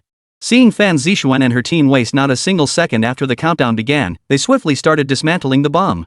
A Type 98-7 timer bomb with the detonator at the top. This model is long obsolete. Watching the timer mechanism on the screen, Yisun bit her red lips and smiled seductively. "You actually recognize this bomb model?" Hearing her words, Inihao was utterly dumbfounded, his shock palpable. "Well, I'm quite interested in weapons. Naturally, I know a thing or two about bombs." Yisun turned her head slightly, replying with neither humility nor arrogance. Her words prompted Inihao to nod in understanding. "I see. I never expected a young lady like you to be interested in this sort of thing. There aren't many bomb enthusiasts like you around. How about this after the election? I'll teach you how to defuse bombs. What do you say? Wouldn't that be interesting?" Inihao said with a raised voice. Yisun hadn't responded yet. Sun Tianyu chimed in with a hearty laugh. "Bro, cut it out. Don't corrupt Yisun. She's just a girl who'd want to play with explosives with you? Girls playing with bombs? That's so dangerous." Thanks to Sun Tianyu's chatterbox nature, the atmosphere within the temporarily formed team noticeably warmed up. On the big screen, Fan Zixuan and the others could be seen swiftly prying open the timer bomb's casing, exposing the internal wiring as they began searching for the detonator. In movies, defusing a bomb usually involves cutting a wire, meaning you're faced with a bunch of red, blue, and yellow wires and have to snip one of them. In reality, no bomb maker would be so bored as to color-code the wires inside a device. Unless it's just a pointless prank. Moreover, cutting a single wire does not defuse the bomb. Real bombs are engineered with multiple triggering mechanisms during fabrication, and some even incorporate secondary detonation devices. Timer bombs also have corresponding programming inside. Even if cutting the wires succeeds, it will still obliterate everyone nearby. Generally speaking, the correct method for disarming a bomb is to locate the detonator connected to it. Successfully disconnecting the detonator would likely prevent the bomb from exploding. Yisun watched with keen interest as Fan Zixuan and the others bustled about on the large screen. Finally, In the final seconds of the countdown, Fan Zixuan located the detonator and successfully defused the bomb. Yi Sun saw Fan Zixuan on the large screen, as if she had just let out a deep sigh and wiped the sweat from her forehead. The first team's bomb disposal was successfully completed. A few seconds later, Fan Zixuan and her team emerged from the factory shed. Passing by Yi Sun and his three companions, Fan Zixuan flicked her medium-length hair and flashed Yi Sun a victorious smile. As if telling Yi Sun, I successfully defused the bomb. Wasn't that an impressive performance? This is something a schoolgirl like you could never learn, even in your wildest dreams. Subsequent teams entered the factory shed one after another upon being called. Some teams successfully completed their tasks. Naturally, others failed, and the bombs detonated on schedule. To prevent casualties from detonations, the organizers reinforced the four walls of the factory shed with blast-resistant materials. Members of one group failed to defuse the bomb in time and were caught in the blast, sustaining injuries. Fortunately, thanks to the effective defenses, there were no casualties. Next to enter the arena are the teams of Yi Sun, Sun Tianyu, Yinihao, and Lin Na. The woman in charge of registration stood beside the competition staff, calling out each name in turn. Our turn. Let's do this. Yinihao swallowed hard, a bead of sweat forming on his temple, yet he still offered encouragement to the team. Yi Sun followed suit, entering the factory shed. Each team was assigned a different bomb model to defuse. Different models meant varying levels of difficulty and distinct disassembly methods. Most teams had to follow the bomb maker's instructions. Therefore, footage of each team's disarmament process was broadcast on a large screen for everyone to observe. This also prevented any team not yet assigned from prematurely familiarizing themselves with the bomb mechanisms, thereby avoiding unfair advantages.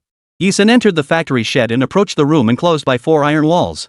The moment the four of them entered the room, their figures were immediately broadcast to everyone outside. At the same moment, Yi Sun and his three teammates, along with the dozens of people standing in front of the container yard, all saw the bomb device they were about to defuse. From the outside alone, it was a timed bomb with an extremely intricate network of wires. Outside the container yard. Outside, Fan Zixuan, who had been watching Yi Sun and his group on the large screen, flashed a smug smile. Almost snorting through her nose, she remarked, "Let's see how you dismantle a timer bomb this complex." Inside the room, Yinihao and the other two immediately wore horrified expressions upon seeing the timed bomb placed before them. Even Sun Tianyu and Lin Na, who couldn't defuse bombs but had heard of some models, couldn't hold their nerves, their bodies trembling. Yinihao's voice trembled as he stammered. How could this happen? How could our luck be this terrible? It's an AK-18 timed bomb, the latest model released just 2 years ago. It's the most difficult timed bomb device to disarm to date. Since its release, no bomb disposal expert has ever successfully disarmed it. I heard an international bomb expert tried to disarm an AK-18 last year and failed, blown to smithereens on the spot.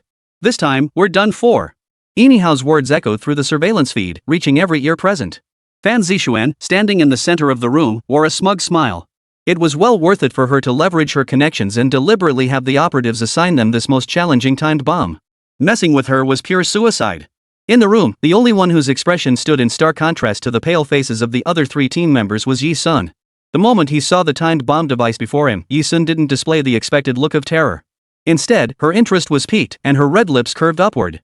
The reason was simple. This latest model AK-18 timed explosive had been developed and manufactured by none other than herself, Yi Sun, then known as the Mercenary, blood refined 2 years prior. Under the intense stares of Sun Tianyu and the other two in the room, along with dozens watching on the large screen, Yi Sun's thin lips parted as she spoke with a hint of flippancy. It's the simplest model in the AK series. Well then, I suppose I'll have to disarm this bomb myself. 094, pulling the fuse, a pile of parts. The AK series was a line of explosive weapons Yi Sun released every 6 months during her years as a mercenary. The latest iteration, the AK-20, was developed by Yi Sun a year prior. Compared to the AK-18, the AK-20 surpassed its predecessor tenfold in both explosive power and difficulty of disassembly. However, the AK-20 hasn't hit the market yet, even though Yi Sun completed its final practical testing a year ago. Had the AK-20 been released and sold to major mercenary groups and armed alliances, it would undoubtedly have brought her another substantial reward. The reason it hasn't hit the market is that Yi Sun hasn't released any new AK variants in the year since, because she was imprisoned on Devil's Island. Looking back now, upon her return to the international stage, her first priority should have been to return to her weapons lab and launch the AK-20 globally. After all, nothing matters more than money, right? What Yi Sun never anticipated was that this AK-18 would appear on the battlefield competition grounds of the small city of Xunxun.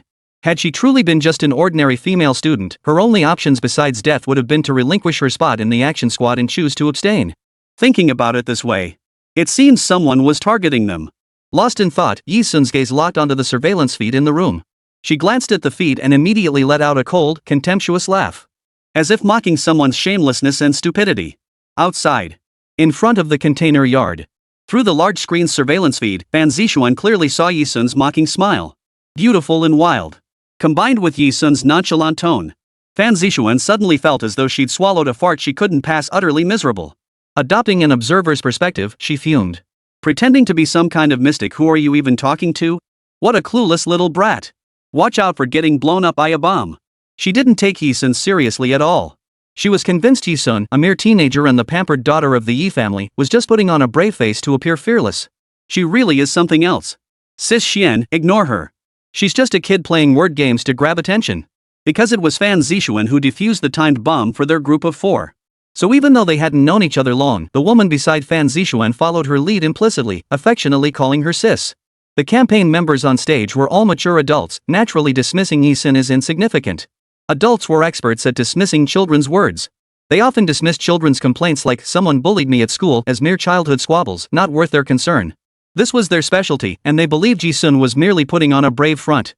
Inside the room, Sun Tianyu and his 2 companions shared the same skepticism toward Yi Sun. Sun Tianyu, giving him some face, asked with a tightening breath, "Little Yi Sun, you can defuse bombs?" This involved life and death safety. Anyhow, who had previously been generous and even offered to teach Yi Sun bomb disposal, paled. As a former field soldier, he had learned bomb disposal skills. With that knowledge, he understood these things better than anyone, and knew the horror of a bomb's explosion all too well. Anyhow's tone hardened as he snapped. Bombs are meant to be detonated, not disarmed. The manufacturer designed this bomb to be impossible to disarm. You couldn't do it, let alone with an AK-18. Do you seriously think you could figure out the programming behind this bomb, designed by the AK-18's creator? Don't even dream about it. Even international bomb experts failed. What chance do we have? I choose to give up. Anyhow was the bomb expert, the one among the 4 who knew bombs best. If even he said that, Lin Na naturally responded. It's frustrating to lose our eligibility in the very first mission. But we really shouldn't risk our lives over this. I'm withdrawing too. The countdown on the AK-18 timer ticked away, each second fleeting by. Time remaining. 3:55. Less than 4 minutes. But clearly, Yi Sun's team members had all chosen to give up outright. This was a death sentence. They could only blame their rotten luck for drawing the AK-18, the ace of bomb suits. Influenced by Anyhow and Lin Na, Sun Tianyu scratched his scalp, then reached a hand behind his waist to unabashedly tug at his underwear stuck in the crack. He laughed out loud. Yeah, Yi Sun. You're only here for the gun license, no need to risk your life over it. Besides, your brothers have been waiting so long for you to come home, don't let them down again. We're giving up. Let's go together. Sun Tianyu spoke, his gaze shifting to Yi Sun alongside Anyhow and Lin Na. Just one glance from Yi Sun nearly scared the pants off them. While the 3 were trying to calm themselves, Yi Sun had already walked up to the AK-18 timer device. She had already opened the device's casing, exposed the densely packed circuitry, and located the detonator. Then, under the gaze of everyone gathered before the large screen, she extended her slender hand and simply yanked the detonator out. She yanked the detonator right out of the timer mechanism. Most bomb disposal operations involve meticulous inspection and assessment, with the final decision made in the last few seconds: which wire to cut, which detonator to disable. But look at Yi Sun. She approached the bomb and immediately yanked out the detonator. Without a moment's hesitation. This single action nearly made everyone in the room and outside the site scream "Mom" on the spot. Holy! She's pulling the fuse. It's gonna blow. Run! Anyhow was so terrified he let loose with a string of expletives. Faced with mortal danger, he didn't care about anyone else. He turned and bolted out of the room. Lin Na was the first to react. Run! Run, Yi Sun! Sun Tianyu, being the decent guy he was, still managed to grab Yi Sun's arm in this critical moment. He couldn't budge her. Only then did he dash out himself. Beep beep beep. Behind them, the bomb's urgent alarm sounded. This was the 10-second countdown triggered by the mistaken detonation of the fuse. Who didn't know the destructive power of an AK-18 timed bomb? It was in a completely different league from ordinary explosives. It was powerful enough to obliterate 30 large trucks in one blast. Even if the campaign staff had set up defenses around the bomb, the blast would still engulf both the factory shed and the surrounding area. Sun Tianyu, Anyhow, and Lin Na mustered every ounce of strength to burst out of the room and into the factory shed. In that instant, they all threw themselves forward into a prone position to dodge the blast. Boom! The trio hit the ground flat. Even the dozens of campaign members outside the shed, near the shipping containers, scrambled to cover their ears with both hands and dive flat to the ground to avoid the blast wave from the AK-18. Countdown, 10 seconds. End. A moment of silence hung in the air. Then 1 second passed. 2 seconds. 3 seconds. Why hasn't anything happened? People looked up in confusion, only to hear a teasing voice from the pitch-black factory shed. Everyone, is lying on the floor really that much fun? Instantly. Sun Tianyu, Yinihao, and Lin Na sprawled in awkward positions on the ground, along with dozens of others on the field including Fan Zixuan and the campaign staff. All saw Yi Sun emerge unscathed from the shed, holding a pile of scattered parts in her hands. Clatter, clatter, clatter. As Yi Sun scattered the parts on the ground, everyone present recognized them instantly. These were all components from the AK-18. So that meant, not only had Yi Sun dismantled the AK-18 in just over 10 seconds, she had completely disassembled the entire device like it was a toy. 095, Blood, my idol. Gazing at the crowd before her, each face drained of color, frozen in the belief she would fail, crouched on the ground like frogs. Several legs trembled conspicuously within the crowd. Tisk. Yi Sun let out a bored click of her tongue. It must be said, these people's courage truly needed a good re-education. If they were her soldiers, she'd drill them until they could watch a ticking time bomb count down to 0 without breaking a sweat. This thought brought to mind Ghost Hammer, Green Vine, Mad Eagle, and Snow Wolf. Setting aside Snow Wolf's eventual betrayal, these four were the earliest mercenaries to stand by her side. Back then, she had no army of millions behind her, no status that commanded respect, and certainly no sumptuous feasts of delicacies. Hungry? She ate wild grass, tree bark, insects, and snakes. When thirsty, they drank muddy, hand-distilled water. They were once her most capable assistants. They once regarded her as an uncrowned queen. They were utterly loyal to her, never wavering.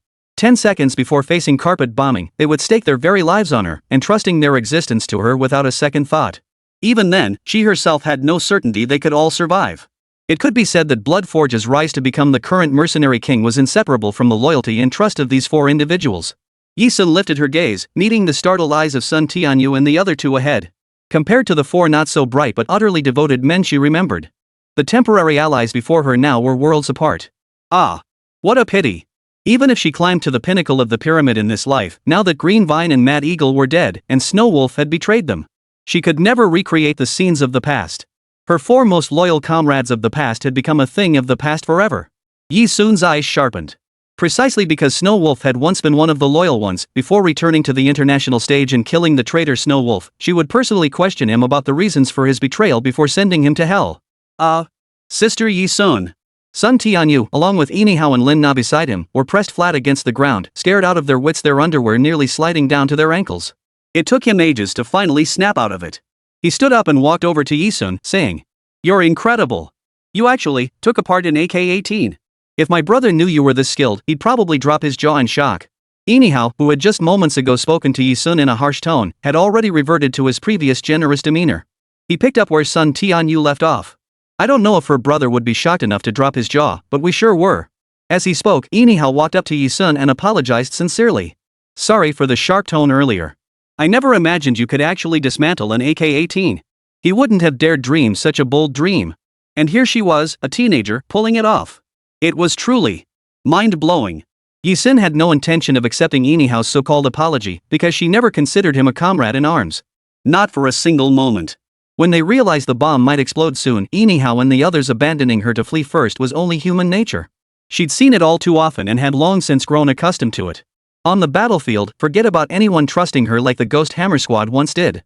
As long as they didn't kick her while she was down or turn on her, they were already decent people. "You needn't apologize," Yi Sun stated directly, meeting Yinihao's gaze. "We were only temporary teammates. Beyond that, there was no other connection." Her bluntness left Yinihao awkwardly chuckling, unsure how to respond. Just then, Sun Tianyu stepped in with a joke, playing peacemaker. "Temporary teammates are still teammates, huh?" Speaking of which, Yi Sun, that bomb couldn't even be disarmed by international bomb experts. How did you manage it? What steps did you take to successfully disarm the device? The conversation circled back to the main topic, and both Yinihao and Lin Na turned to look at her.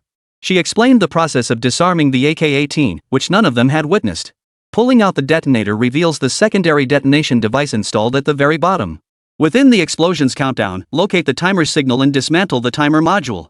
Finally, Yi Sun glanced at the three people she couldn't fully trust and smoothly spun a lie.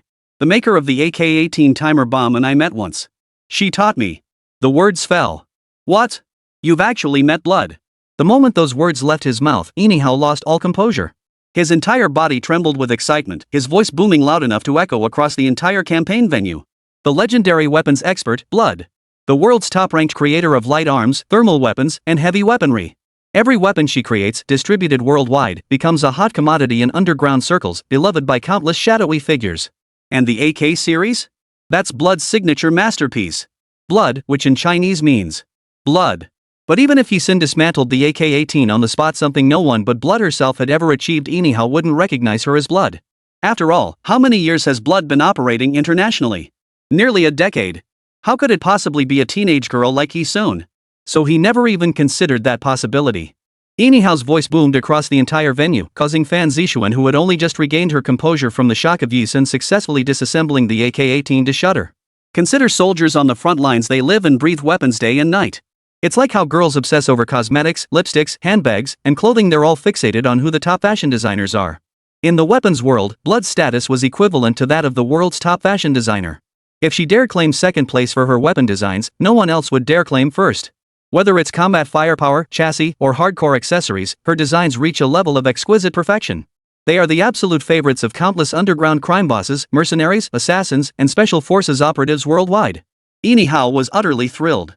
Staring at Yi Sun as if he were a god, his voice trembling, he declared, I'm actually Blood's ultimate fan. I've studied every weapon she's designed and even dream of owning them. And you've actually met my idol. I have an awkward request. I'd like to ask, what does my idol look like? Is she beautiful? 096, preparing to leave the country, city of sin. Facing Inihao's question, Yi Sun simply crossed her arms. Her tone was deliberately flippant, as if earnestly recalling Blood's appearance. Before long, her eyes sparkled like stars. Her expression was earnest and focused as she lied, saying softly, naturally, she's beautiful. Without a trace of shyness, she earnestly praised herself right in front of Inihao. Strangely enough, Inihao didn't doubt Yi Sun's words for a second. Like a starstruck young fan, he blinked excitedly. Really? I mean, my idol Blood, and you, is she as beautiful as you? Sun Tianyu stepped in, pulling Inihao away. Hey, bro, aren't you asking a bit too much? He positioned himself between Yi Sun and Inihao, as if shielding Yi Sun, his tone firm. Didn't Yi Sun herself say she only met Blood once? Isn't all this prying a bit much? Only then did Inihao realize his mistake. He lowered his head and mumbled. Sorry, I didn't catch that at first. As they spoke, the expressions on the other players' faces shifted like the seasons, changing countless times. Their expressions were nothing short of a kaleidoscope of emotions. The scene of Yi Sun publicly disarming the AK-18 time bomb had delivered a significant shock to them. They were all dumbfounded. But the one most profoundly affected was undoubtedly Fan Zixuan. She had assumed that by using her connections to plant the AK-18 timer bomb in Yi Sun's team, they would back down on their own. But who would have thought that Yi Sun, the one she looked down on the most, would disarm the AK-18? And she was just a teenager who even knew the AK-18's creator, Blood. Fan Zixuan felt like she'd swallowed 5 pounds of sewage water, utterly disgusted. Sis Xian, she. The woman beside Fan Zixuan, who had been calling her sister non-stop, stuttered in shock. Before she could finish, Fan Zixuan cut her off indignantly. It's not over yet. So she just happened to hit her sweet spot. What's so great about that? Does she think she's some kind of all-around genius? Just wait and see what happens next. Just you wait and see. Yi Sun's group had been the last to enter the studio, so by the time they arrived, all other teams had already completed the first task. The host composed himself after the earlier shock, cleared his throat, and announced, "Your performances just now were beyond my expectations. We've captured everything on camera. Your performance was truly outstanding. Now, we will proceed to the next task." Before the election official could announce the next task, ring. The phone in the campaigner's pocket emitted a clear ringtone. Excuse me, everyone. I need to take this call. The campaigner pulled out the phone and stepped aside while speaking. Moments later, the campaign manager returned. Yi Sun could see the expression on his face had grown unusually serious. As if something major had happened. She slipped her hands into her pockets and waited lazily. True to her expectations, after a moment of silence, the campaigner addressed the group. "Everyone, I've received notice from higher-ups that the campaign project we prepared for the action group has been cancelled." The campaigner's words elicited a collective gasp of surprise from the group at the front, who had been fully prepared. "What's going on, sir? Why cancel the task force election?" A tall man stepped forward from the crowd. "Exactly. We've been preparing for this election for so long, why cancel it?" added a woman so thin she looked like skin and bones, someone who clearly didn't need to lose weight. Sun Tianyu, Inihao, and Lin Na, standing beside Yi Sun, all wore expressions of disappointment. The vast majority of people here had made thorough preparations before joining the competition. Among them were many who had trained diligently for 1 or 2 years, driven by ambition to transfer to the action team department. Unlike Yi Sun, who had been thrust into the competition unexpectedly. After honing their skills for so many years, finally getting a chance to fulfill their dreams, how could they just give up? Yi Sun listened quietly as the election officer continued. Perhaps I didn't make myself clear. The action unit election isn't being cancelled, it's the previously planned project that's been scrapped. He cleared his throat and continued. Here's the situation, higher-ups suddenly received an urgent mission requiring new action team members to complete it. Since most members of the old action team have been exposed internationally, they are unsuitable for this mission. We need fresh faces. Therefore, your upcoming task force selection process will be elevated directly to executing a genuine, combat-ready mission. This mission is rated SS level difficulty. The location is the Golden Triangle. The stakes are extremely high. One misstep could mean permanent duty on the battlefield. Whether you choose to participate in the upcoming selection process is entirely up to you. Those who demonstrate exceptional performance or even successfully assist in completing the mission will be directly recruited as operational team members. Regarding team membership, the previous limit of 4 slots is now removed. There is no upper limit. The recruiter finished speaking. The crowd gathered in the open space before the container fell silent. SS level missions. According to the mission grading system, an SS class mission was absolutely a terrifying, life-threatening assignment. Even veteran task forces would struggle to complete it. And that's for teams with countless combat operations under their belts. For new recruits like them, still in the probationary phase and not even meeting the basic requirements for an operational team, this was likely hell-level difficulty. Whoa! The crowd in the room collectively sucked in their breath.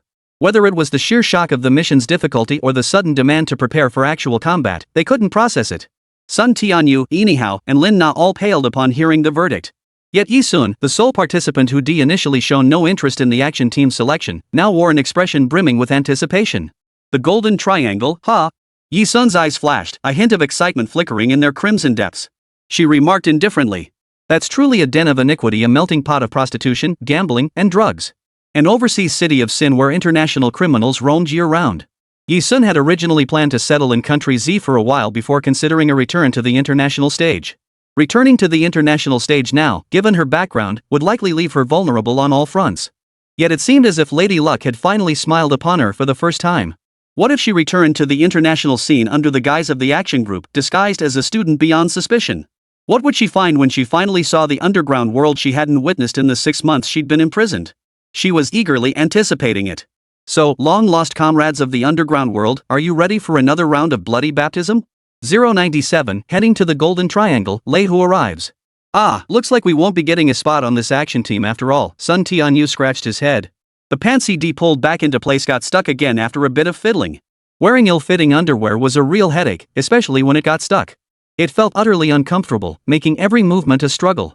Anyone else would probably hold it in until they were alone to fix it. Sun Tianyu cared nothing for dignity. With a swift backhand motion, he yanked the underwear out of the crevice and back into place, then gave himself a shake. His right hand casually rested on Inihao's shoulder, as if they were old brothers who'd known each other for years, chatting idly. Hey, what about you? Should we go? SS rank missions are way too dangerous. Maybe we shouldn't? What if we die? Turning his head to look at Yi Sun, Sun Tianyu continued, right? Little sister Yi Sun? I'm going. Yi Sun glanced at Sun Tianyu. He instinctively felt, though he wasn't sure if it was his imagination, that Yi Sun's tone carried a hint of excitement. She was just an ordinary schoolgirl at most. She'd traveled abroad. She'd never set foot in a war zone. How could she possibly look excited? Was his underwear too tight, cutting off blood flow to his brain and causing hallucinations? Sun Tianyu thought to himself that next time he left the war zone for supplies, he'd better stock up on extra underwear. The ones at home were either full of holes or too small. If they kept digging in like this, he might just lose his mind. Alright, we respect your choice. But you should probably tell your brother and your family about this. Otherwise, they'll worry about you. Sun Tianyu said. Next, the campaign staff finalized the members willing to continue with the campaign action group and participate in the live combat mission. They would assemble at the original location at 8 p.m. tonight. Due to the urgent nature of the mission, departure was immediate. Members had only the afternoon and evening to decide whether to join. After leaving the combat zone, Yi Sun didn't return to school. Since skipping class was a rare opportunity, he naturally wanted to savor the pleasure of truancy. At a milk tea shop near the school gate, she ordered a glass of iced fresh lemonade. Its sweet and refreshing taste was incredibly satisfying. Ice cold. Yi Sun savored every moment. How long had it been since she could sit here? Sitting at the school gate, something she hadn't dared to imagine during all the years she'd been rushing to battlefields. Leisurely ordering a lemonade, watching the bustling scenes of students within the campus. For Yi Sun, this was an indescribable pleasure. It wasn't until the afternoon passed, when the St. Lo Royal Academy's campus heartthrob and beauty pageant finally concluded. Yi Sun casually hopped over the gate at the east entrance, just as he had when he arrived. As he left, he waved at the security guard, who was staring wide-eyed. Security guard. Where the hell did this student come from? What a wild way to do things. Skipping class by climbing over the gate, then climbing back over to return? Is this the latest trend among students? He really is. I'm getting more and more baffled by what goes on in these young people's heads. Yi Sun returned to the classroom, and sure enough, Jiang Xinyu was the first to pounce. Xunxun. Oh my gosh. Where'd you go? The school beauty pageant's already over. Why, you would have won for sure. Jiang Xinyu seemed to be expressing regret for Yi Sun. She pouted and said. Now it's all over, Xunxun. You have no idea how spectacular the pageant was this afternoon. You know. How many votes did you get from the entire student body? 15,000 votes. And how many people are there at our St. Louis Royal Academy? Just 20,000. She counted on her fingers as she spoke. Last year, your sister Yi Han was the top vote getter among the campus beauties, and she only got over 10,000 votes. You've shattered St. Ro Royal Academy's record for school beauty set all these years ago. But now it's gone. You didn't take the stage, so the school beauties are still the same few, and the school heartthrobs are still the same few. You have no idea the entire school was frantically searching for you this afternoon. Your brother and sister called you so many times. You didn't pick up any of them. Hearing Jiang Xinyu say this, Yi Sun remembered she turned off her phone the moment she entered the U-26 war zone. He'd done it to block out unnecessary messages that might disrupt his train of thought. Now that she thought about it, she pulled out her phone and turned it on. Sure enough, Yi Ming and Yi Han had taken turns calling her over 20 times. Something urgent came up. I couldn't make it back, Yi Sun offered a casual excuse. The truth was, she simply didn't want to participate in the so-called campus heartthrob election. It would only bring her a lot of unnecessary trouble. A job that paid nothing. She wasn't interested at all. After school, Yi Ming and Yi Han came looking for her as expected. Xiaosun, where have you been all day? I heard you skipped class. Could it be you don't want to enter the school beauty pageant? You don't want to be crowned school beauty? Yi Ming, true to his reputation as the wise one, instantly guessed Yi Sun's thoughts. You actually skipped class because you didn't want to be the school beauty. Yi Han's eyes widened in shock. No matter how formidable Yi Sun appeared in their eyes, even as the coolest killer, nothing could be more shocking to the students than her refusal to become the school beauty. After all, countless people yearned for that position, yet most weren't even qualified to compete. What? Is that not acceptable? Yi Sun tilted her chin, replying with a faint smile. This kind of honor that doesn't pay a dime is nothing but a burden. Yi Ming and Yi Han, both raised within the campus environment, shared the same mindset as ordinary students.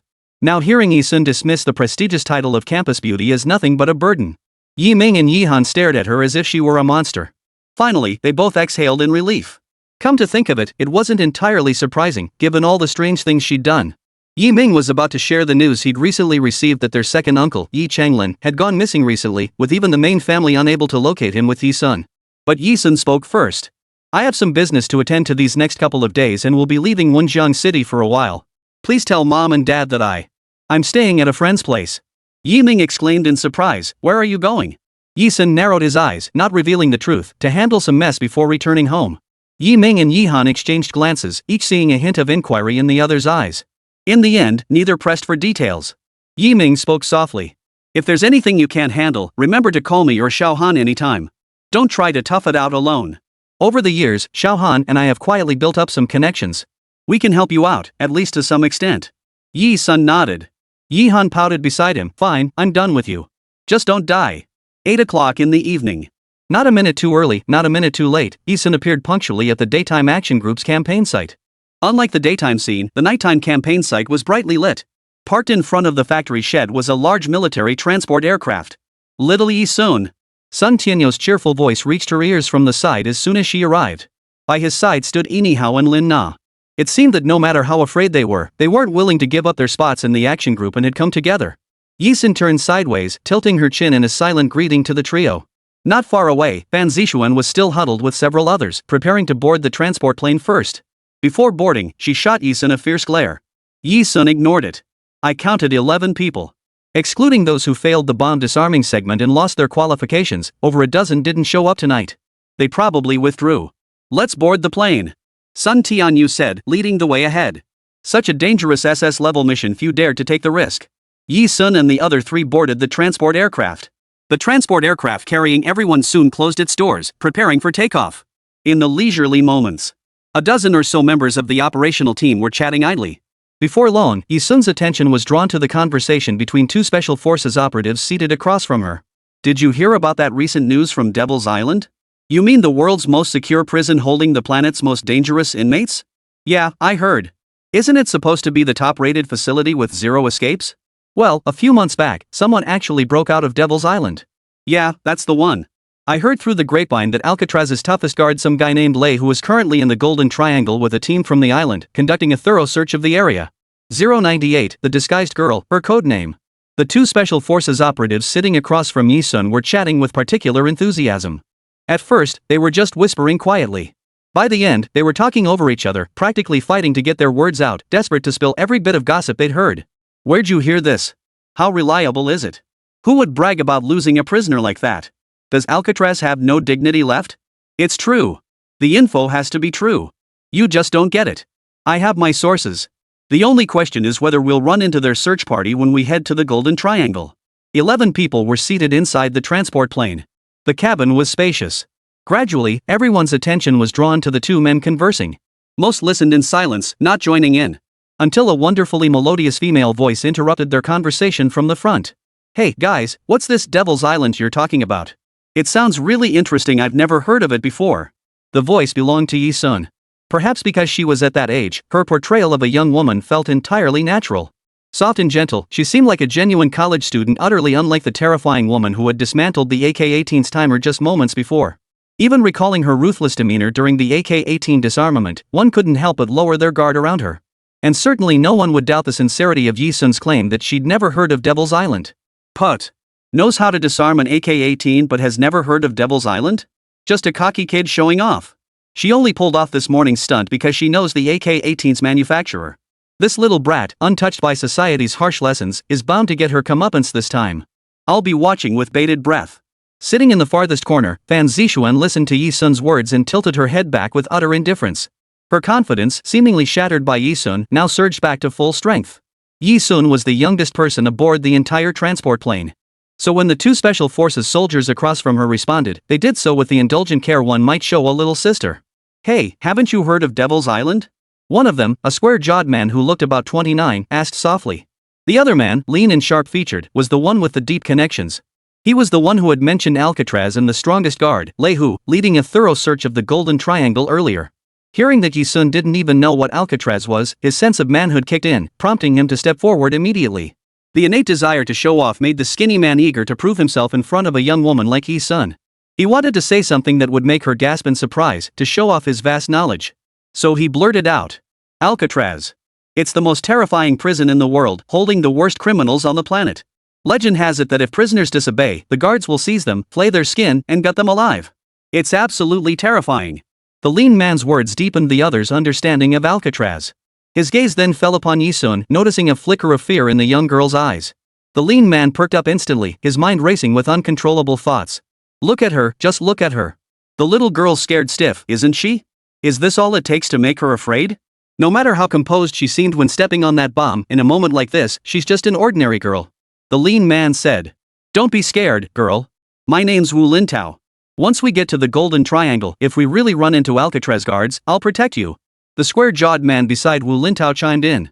My name is Jin Ziho. I'm from Wanjiang, and I'm with Lintao. He's right, girl. If anything happens, we'll protect you. With these two leading the charge, a group of men around them began pounding their chests and cheering. After all, everyone had different strengths.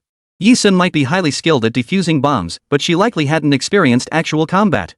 Yi Sun, don't worry. I'm here too. I'm practically your big brother.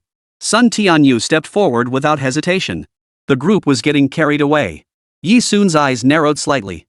Every word she spoke served a purpose, otherwise, she wouldn't utter a single syllable. Nor would she willingly disguise herself as a young girl.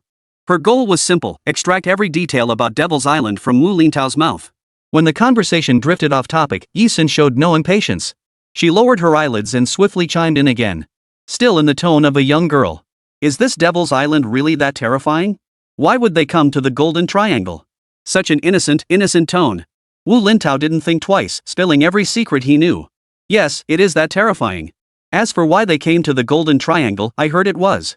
Someone spotted suspected escapees in the Golden Triangle and reported it to Devil's Island. That's why the Devil's Island crew showed up so fast to search the Golden Triangle. Getting the answer he wanted, Yisun flicked his eyelids.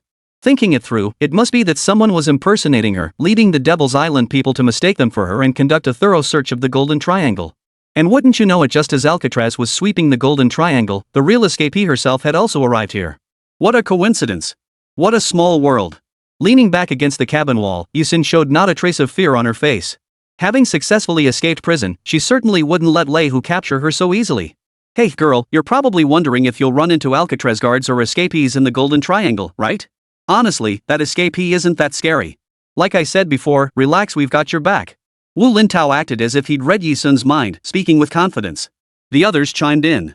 Guys, since we've met, how about we introduce ourselves? We don't want to be stuck on a mission together without even knowing each other's names, right? Sun Tianyu was in high spirits as he stepped forward, volunteering first. Great idea. Agreed. Everyone agreed. Back when the action team was recruiting, only 4 spots were available, so everyone was a competitor, driven by rivalry. But now, heading out on a real combat mission, it was all about teamwork. The nature of things had changed, and everyone became comrades in arms once more. The atmosphere naturally wasn't as tense as before. For self-introductions, just use your code names. Suddenly, the hatch connecting the troop compartment to the cockpit opened. The candidate who had previously outlined the task force election rules emerged from the hatch. He addressed the group as he spoke, immediately adding, as warriors about to head to the front lines, you too should be given code names. This code name will become your battle name, accompanying you through future combat. Just as entertainers have stage names. In the international underground world, assassins, mercenaries, and covert operatives all possess their own code names. This includes the combat teams in the war zones, where warriors choose their own aliases. This code name is not your real name, it serves as a boundary separating your work from your real life. Sir, do we get to choose our own code names? Sun Tianyu raised his hand like a schoolboy asking a question. The campaigner replied. Your superiors observed your performance dismantling the bomb this morning and have assigned each of you a suitable code name. I will now announce them.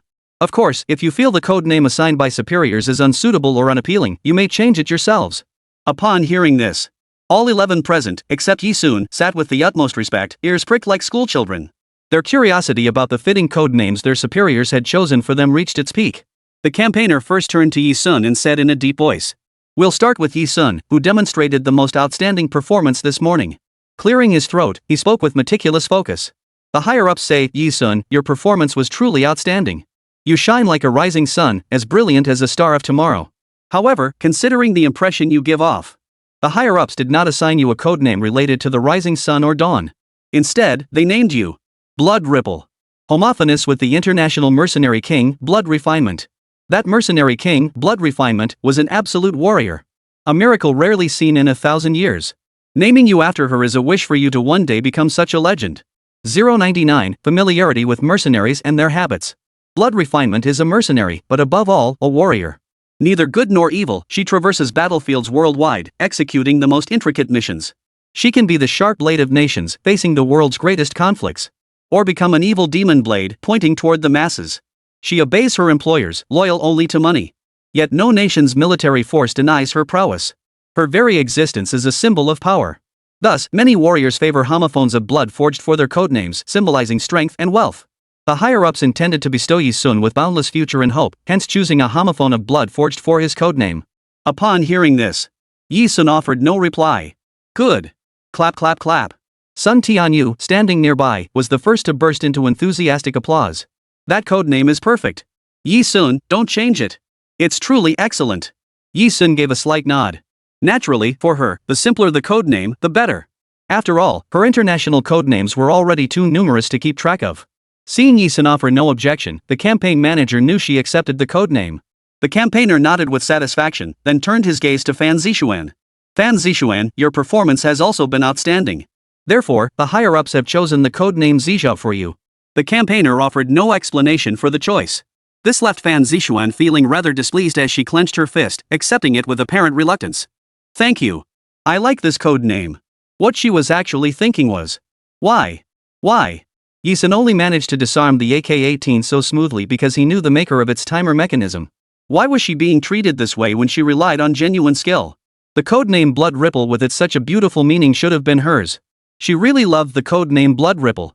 Fan Zixuan clenched her jaw in frustration. As the campaign staff finished announcing everyone's codenames, the transport aircraft was nearing the Golden Triangle. There were no direct flights from Country Z to the Golden Triangle, but this time it was a combat zone transport aircraft flying directly there, so no transfers were needed. The Golden Triangle, as its name suggests, lies at the junction of three nations, belonging to none. Here, it was a haven for criminals. It was also the world's largest and most productive region for cultivating opium poppies. Drug lords amass fortunes here by purchasing vast quantities of opium poppies, funding their unethical activities. With their wealth, many begin recruiting and forming their own armies. Moreover, because the Golden Triangle lies at the tri-border region of T-country, Myanmar, and Laos, and Myanmar is perpetually embroiled in conflict, it has also become a haven for mercenaries. Among the numerous militias stationed throughout the region, large numbers of mercenaries serve, paid handsomely to fight on the front lines. The transport plane touched down smoothly on an open field, and everyone disembarked. Hey, I'm telling you, the codename Tianyu is so much better. Why did they have to go with Daoxiong? Daoxiong? That codename is so awful. Yi Sun and Sun Tianyu disembarked alongside several others, guided by the campaign staff toward their lodgings. The group planned to stay at the hotel overnight before commencing their official mission the following day. Sun Tianyu's voice echoed along the entire route. Even Lin Na, usually quiet and reserved, couldn't help but speak up. Tianyu's not bad, but it's so similar to your real name. What's the difference between your replacement code and your non-replacement code anyway? Sun Tianyu scratched his head. Yeah, you're right. Wandering through the fields, though it was the early hours of the night, Yi Sun could see vast patches of poppies planted along the roadside. From afar, their petals seemed enchantingly beautiful. Up close, they were deadly poison. This city familiar yet strange. Made Yi Sun narrow her eyes involuntarily. In the early years after joining the mercenaries, she had often frequented the Golden Triangle. After so many years apart, how long had it been since she'd returned? Probably 4 or 5 years? She couldn't quite recall. There's a troop up ahead, the scout called out as he walked alongside the group. At that moment, they were all dressed in civilian clothes, looking like tourists who had come here to travel. This was operational disguise, a survival tactic every operative had to master. To reach the bustling streets and find lodging at a hotel, they must pass through the alley where the troops are stationed. The operative's voice grew quieter as the group drew nearer to the unit. The troops stationed here are mostly mercenaries, with few regular soldiers. In this lawless zone, they're a bunch of reckless desperados. To complete our mission successfully, we must not reveal our identities. We'll have to sneak past them. Fortunately, it's the dead of night now. They should all be asleep and won't notice us. As the campaigner finished speaking, the group held their breath. Technically, they hadn't joined the operational unit yet, but this was indeed their first mission carried out in the manner of an operational unit. Inexperience was one thing, but what mattered more was the tension.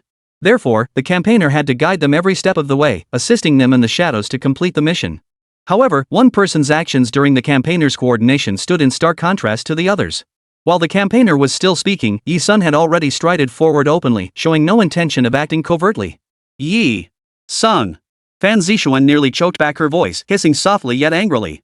Here we go again. That reckless, self-destructive behavior of yours is starting up again. Can't you just stop trying to prove yourself all the time? If you want to die, go die on your own. Don't drag everyone else into disturbing the teams here. Sneak over quietly while it's deep into the night and they're asleep. Can't you understand a word I'm saying? Hearing this, everyone shot reproachful glances at Yi Sun. Yi Sun stood with one hand in his pocket, eyebrow raised, turning halfway to face them. The Golden Triangle is swarming with squadron outposts. Running into them head-on is inevitable. Didn't you research this before taking the mission? Any squadron stationed by mercenaries means you can't pass by silently. The moment you chose this path, they already knew you were coming. The only way to avoid trouble is to negotiate directly, either pay a toll for passing through or engage them in open combat. Moreover, the dead of night, after a day of fighting, is when the mercenaries' nightlife begins. At this hour, most of them are still awake. Yi Sun's words struck like a warning bell, jolting everyone present. Even the campaign staff who had reviewed the intelligence couldn't help but freeze in stunned silence. After all, their understanding of mercenaries came only from hearsay or the experiences of soldiers who had fought against them. The rest came from undercover operatives who had infiltrated mercenary camps as spies. All hearsay. But who could explain why Yi Sun, this teenage student girl, could possess such intimate knowledge of mercenary habits? It was as if she had lived within their ranks herself. 100 Hunting Beauty Casino, Lao language. Sun Tianyu, Fan Zixuan, Wu Lintao, and their group before joining the action team election were all from the combat zone. They were either special forces operatives or covert agents. Each had honed their skills and strength, none of them ordinary people. However, due to their youth and differing roles, none had ever seen frontline combat. In other words, while they had undergone extensive private training to secure spots in the task force, they lacked actual combat experience. After all, Z Nation was a peaceful country without war, rarely requiring them to charge into battle. Therefore, Special Forces members like Sun Tianyu, Wu Lintao, and Jin Ziho showed their inexperience when executing combat missions. The only one with prior experience was likely someone like Inihao, who came from the field forces. In fact, Inihao had been observing Yi Sun ever since witnessing his hardcore disassembly of the AK-18. His genuine excitement stemmed from his admiration for weapons expert blood. But more than that, he was secretly testing Yi Sun's limits behind the scenes.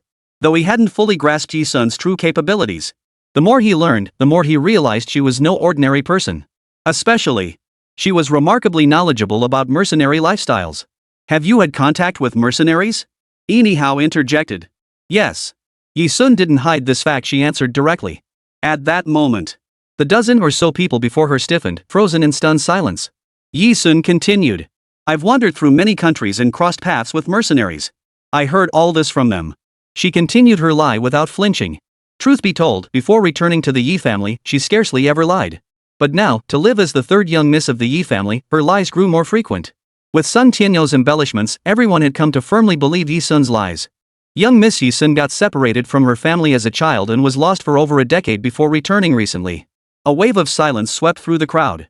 As if struck by a shared realization, one by one, they decisively shut their mouths.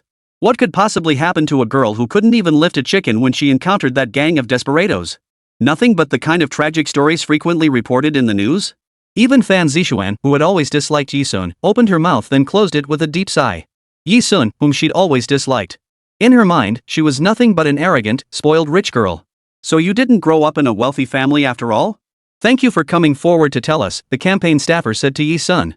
I'll go negotiate with them. If money can resolve this, let's avoid trouble. Otherwise, it'll only hinder our mission. Everyone, act according to my signal. At Yi Sun's suggestion. Ultimately, the campaign staff chose to negotiate directly with the team stationed here. They agreed to pay a toll for passing through this territory. These desperados rushing to the battlefield, just as Yi Sun had anticipated. They saw no reason to refuse wealth offered to them. Thus, after receiving the money, they caused no trouble and simply granted passage. As they passed through the Warband's territory, everyone held their breath, fearing that even a heavy sigh might provoke a change of heart. Only Yi Sun, as they passed through, lazily surveyed the squadron, the crude tents pitched one after another.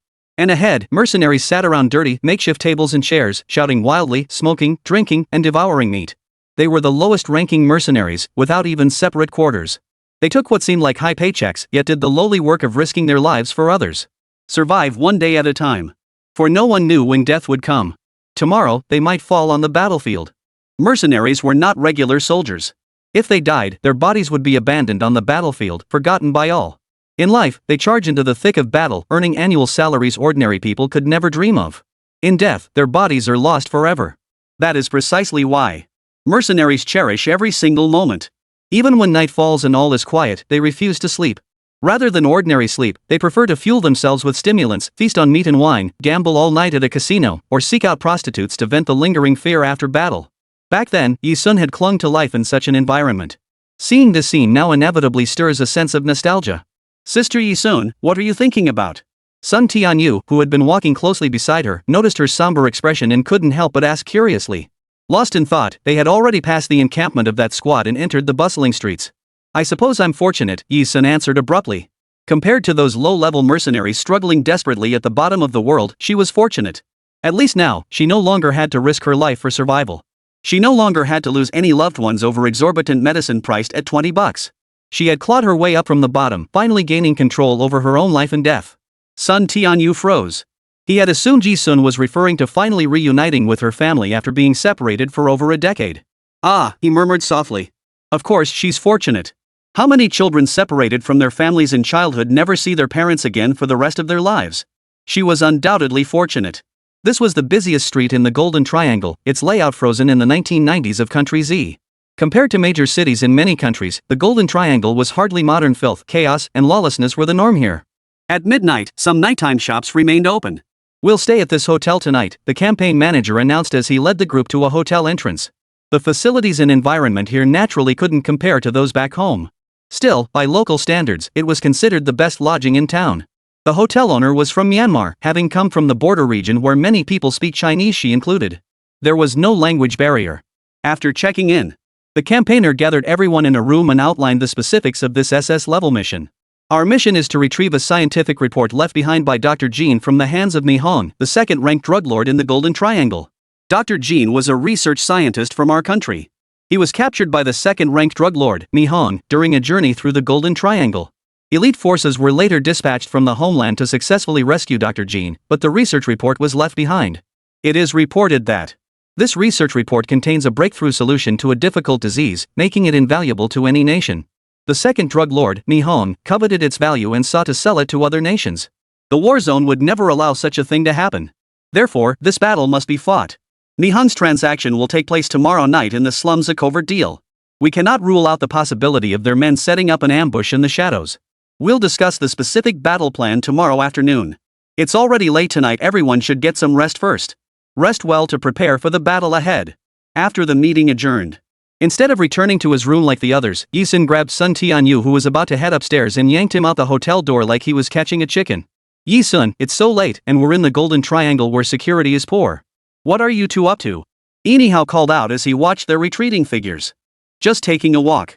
Yi Sun didn't turn back. Assuming Yi Sun truly meant just a stroll, Anyhow shook his head and turned to follow Lin Na and the others upstairs. Sun Tianyu, completely unaware of where Yi Sun was taking him, scratched his head and stumbled along behind.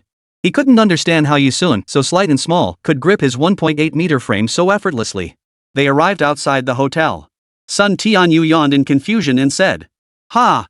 Yi Sun, sis, why'd you bring me out? Did you want to wander alone but get scared at night, so you asked me to tag along?" Yi Sun didn't answer directly, instead asking coldly, "Do you cry?" "Ha? Cry? I'm a grown man crying, that's not really appropriate, is it?"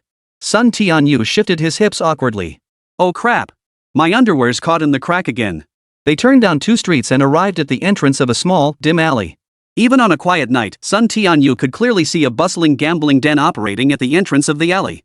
Bright red characters hung high above the door. Hunting Beauty Casino. Gamblers bustled in and out, swarming the place like a bustling night market. Hunting Beauty Casino? Sun Tianyu stared at Yi Sun in shock. He froze, then reached into his pants, awkwardly pulling his underwear out of the seam as he asked, "Sis Yi Sun, you wouldn't be planning to?" Thud. His words trailed off as Yi Sun delivered a kick straight to his rear. Not only did the impact leave his underwear snagged like a rope, but the intense pain nearly made Sun Tianyu howl like a wolf. Yi Sun swiftly covered his mouth with one hand. The agony was stifled before it could erupt in a scream. A well-aimed kick to the buttocks caused intense, short-lived agony but no lasting harm. Much like how adults often discipline children by smacking their bottoms with an open hand. The sting of the blow served as a lesson the child would remember, without causing any real harm. Kicked by Yi Sun and immediately silenced, Sun Tianyu couldn't scream. The physical pain instantly brought tears to his eyes. Before long, his eyes were bloodshot, as if he had been crying. "Let's go." With Sun Tianyu staring blankly, Yi Sun grabbed his collar and dragged him toward the entrance of the Hunt for Beauty Casino. 2 burly men guarded the entrance. Spotting Yi Sun and Sun Tianyu approaching, they shouted in pure, authentic Lao. "Who are you two? What are you doing here? The casino does not accept first-time visitors.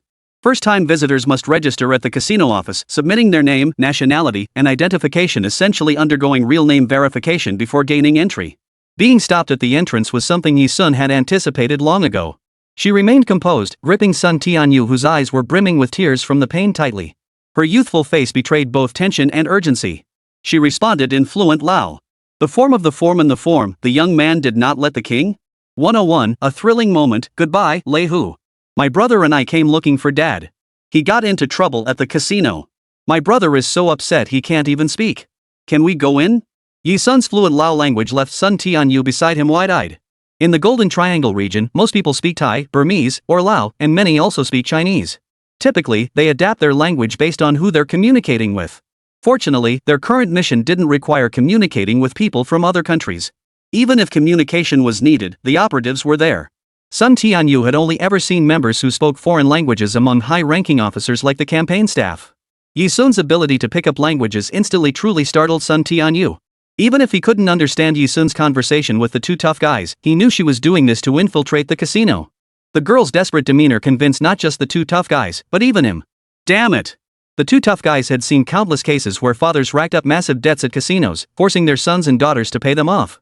Seeing Yi Sun and Sun Tianyu so desperate, especially Sun Tianyu, with tears welling up, it didn't seem like they were lying. One of the tough guys waved his hand dismissively.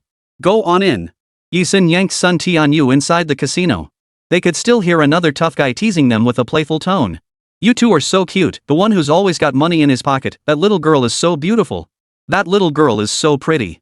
If her father loses money at the casino, she'll probably be sold to be toyed with. Arriving at a dim passageway leading to the casino interior, Sun Tianyu scratched his head and asked, Yi Sun, what were you just saying to them? And why did you bring me here? This is a golden triangle casino, not back home. One wrong move could spell big trouble. Yi Sun arched her eyebrows, translating her earlier conversation with the two tough guys into Chinese for him. Sun Tianyu felt a wave of dizziness wash over him. So he was just being used as a prop for her emotional outburst? Sun Tianyu, tears streaming down his face. The hunt for Beauty Casino is the domain of Mi Heng, the Golden Triangle's second most notorious drug lord. It also serves as the headquarters for Mi Heng's operations, Yi Sun hinted. The words had barely left his mouth. Sun Tianyu recalled the mission details from the campaign staff. His expression changed dramatically, his voice trembling as he stammered. Sis Yi Sun. Could it be that you're planning to? Yi Sun responded smoothly. Why wait until tomorrow for a mere research report? Given the nature of the second drug lord, Mi Heng, he will undoubtedly set an ambush at tomorrow's meeting location. If we wait until tomorrow, none of you will survive except me. So her decision was clear, strike tonight. Just her and Sun Tianyu. As for why she didn't tell the others? The reason was simple, bringing along a bunch of deadweight would only slow her down. What she wanted was a swift and decisive strike. Sun Tianyu's eyes widened as he murmured, So, Yi Sun, unless you want me to cry for you, you weren't planning on bringing me along either, were you? Yi Sun's red lips parted slightly as she replied in a light tone. Yes. Sun Tianyu pressed his hand to his forehead. Surprisingly, he didn't protest much, merely offering a faint smile. Fine. Whatever you plan to do, I'll throw caution to the wind and go along with you. But speaking of it, Yi Sun, you and that guy Yi Ming are really alike in some ways, especially stubborn. True siblings indeed. He finished his teasing. Whoosh. A sharp tearing sound echoed through the air. Sun Tianyu watched helplessly as Yi Sun, standing before him, tore his own shirt with one hand, ripping it down to his belly button. With that single tear, what had been the blouse of a model student instantly transformed into something alluring and seductive. Adding to the effect, Yi Sun pulled a lipstick from her pocket and applied it to her soft, rosy lips. She pulled out her hair tie, letting her long, straight black hair cascade over her shoulders. Before long, she transformed herself on the spot with a simple disguise. Her bright red lips accentuated her now strikingly alluring appearance. Finally, she pulled two soft masks from her pocket, slipped one onto her own face, and handed the other to Sun Tianyu, saying calmly, Follow behind me and listen to my instructions. Having done this, she didn't wait for Sun Tianyu's response. With a swift turn, she stepped into the bustling casino hall. As one of the premier casinos in the Golden Triangle and the headquarters of the second-ranking drug lord, Mikan, the hunt for Beauty Casino embraced a distinctive nightlife ethos. All gamblers entering the casino were permitted to wear masks if they wished to conceal their identities. It was permitted. Yi Sun and the other had just entered the casino hall. Beautiful lady, do you and your companion have a reservation? An elderly manager who looked like a butler approached, speaking fluent Chinese. In the Golden Triangle, you find all sorts of people. People from different countries speak different languages. It was no surprise that some spoke Chinese. Unlike the timid demeanor she displayed before the two tough guys at the entrance, Yi Sun now radiated the icy composure of a top-tier figure. Even Sun Tianyu couldn't help but admire how swiftly she'd changed her demeanor. She spoke slowly. I came today without an appointment to challenge your casino's gambling queen Celia. I wonder if the rumor holds true that defeating your gambling queen grants any wish one desires? Such audacious words left Sun Tianyu stunned on the spot. Even this veteran casino manager wore an expression of utter astonishment. For even with her mask, she appeared to be nothing more than a young lady. Dared to challenge their casino's gambling queen, Celia. But every year, countless gamblers arrived with lofty ambitions to challenge Celia. It was nothing unusual. The veteran manager bowed slightly, gesturing toward a gaming table ahead. I'll go fetch Celia now. Please wait over there. After Yi Sun took his seat and the old manager departed, Sun Tianyu whispered in the quietest voice he could manage. Sis Yi Sun, you're playing for real? I've heard that in casinos like this, winning means becoming fabulously wealthy, but losing means you'll be left with nothing, not even a pair of underwear. You're really going all in, aren't you? Sun Tianyu had barely finished speaking before Yi Sun could respond. A sudden upheaval swept through the entire gambling den. Whoosh! Whoosh! Whoosh! Behind the two men, a group of black-clad figures burst in, machine guns at the ready. Before anyone could react, they began looting the place amidst the chaotic screams of the gamblers. Rat-a-tat-tat. The machine gun fired several rounds into the ceiling, successfully quieting the restless crowd. Thud thud thud. Then, escorted by a group of men in black, a figure as imposing as a tiger entered the casino, standing behind Yi Sun with his back turned. Simultaneously, a deep, commanding voice echoed throughout the venue. Everyone, please remain calm. I am here seeking only one person. As long as you cooperate peacefully, I guarantee your safety. That voice. Yi Sun lifted her chin slightly. The newcomer was Lei Hu, the strongest guard who had sworn to bring her back to Devil's Island. It seemed his thorough search had, by sheer coincidence, led him patrolling here again. Her eyes darkened. Behind her, Lei Hu's voice boomed with the imposing presence of a tiger-like guard. Everyone present, remove your masks within 3 seconds and turn to face me. Show me your faces. Otherwise, my men and machine guns will be aimed at your heads. 102, Capture 2366, a two-person operation. Countless machine guns were trained simultaneously on everyone present. The gamblers here were different from those in ordinary casinos. They were mercenaries venting their battle-hardened aggression, or desperados who'd cast their lives aside. Those who could settle in the Golden Triangle, this city of poison, were no ordinary characters. Thus, even with machine guns pressed against their foreheads, they showed none of the panic expected of ordinary people. It's just taking off a mask. Put those guns away. We'll take them off. A middle-aged man in the casino spoke as he tossed his cards onto the table and raised his hand to remove his mask. One by one, others followed suit. This group of self-reliant desperados was strangely peculiar, not a single voice raised in protest. Yi Sun's eyes darkened. Sun Tianyu, standing beside her, scratched his head and muttered under his breath, "What's going on here? Could those two guys have been right? Are we really caught in a full-scale search?" The two brothers referred to the two field soldiers who had discussed Devil's Island on the transport plane. Though he spoke thus, Sun Tianyu dared not utter sensitive terms like Devil's Island or guards. He yanked the mask off his face. Taking advantage of their distance from Lei Hu, Sun Tianyu whispered to Yi Sun. "Yi Sun, you should take off your mask too. We've got nothing to hide, and we're not the ones they're looking for. Just show him your face and it'll be fine." The naive Sun Tianyu never dreamed that Yi Sun, sitting right beside him, was the very fugitive Lei Hu was searching for. Rat-a-tat-tat. Another burst of machine gun fire echoed off the ceiling. This time, Lei Hu was clearly losing patience. He barked his demand, pushing the strongest guard formation to its absolute limit. Counting down 3 seconds. "Remove your masks and turn to face me. 3 seconds from now, anyone who doesn't comply will be shot dead." Realizing Lei Hu wasn't joking, many gamblers in the casino stopped hesitating. One by one, they removed their masks and turned to face Lei Hu. Lei Hu's gaze swept across the room, taking in each face. He knew better than anyone the capabilities of the escaped 2366, the despicable woman. She could disguise herself as a woman, a young girl, alter her appearance into a man, a youth, or even an elderly person. He wouldn't let any potential suspect slip through his fingers. At that very moment, Lei Hu's counted-down voice suddenly rang out. 3, 2. Yi Sun's hand slowly descended to the sides of his face, making the deliberate motion to remove his mask. Lei Hu was a natural-born, ultimate guardian. The fact that he had presided over Devil's Island for decades, maintaining its terrifying record of 1,009 escape attempts with not a single successful breakout. It proved his abilities were truly extraordinary. Ordinary disguise or camouflage techniques would be easily seen through by him. This was precisely why, upon learning Lei Hu was conducting a thorough search of the Golden Triangle, she chose not to disguise herself. Facing Lei Hu, disguise was useless. In that split second, Yi Sun raced through countless escape plans.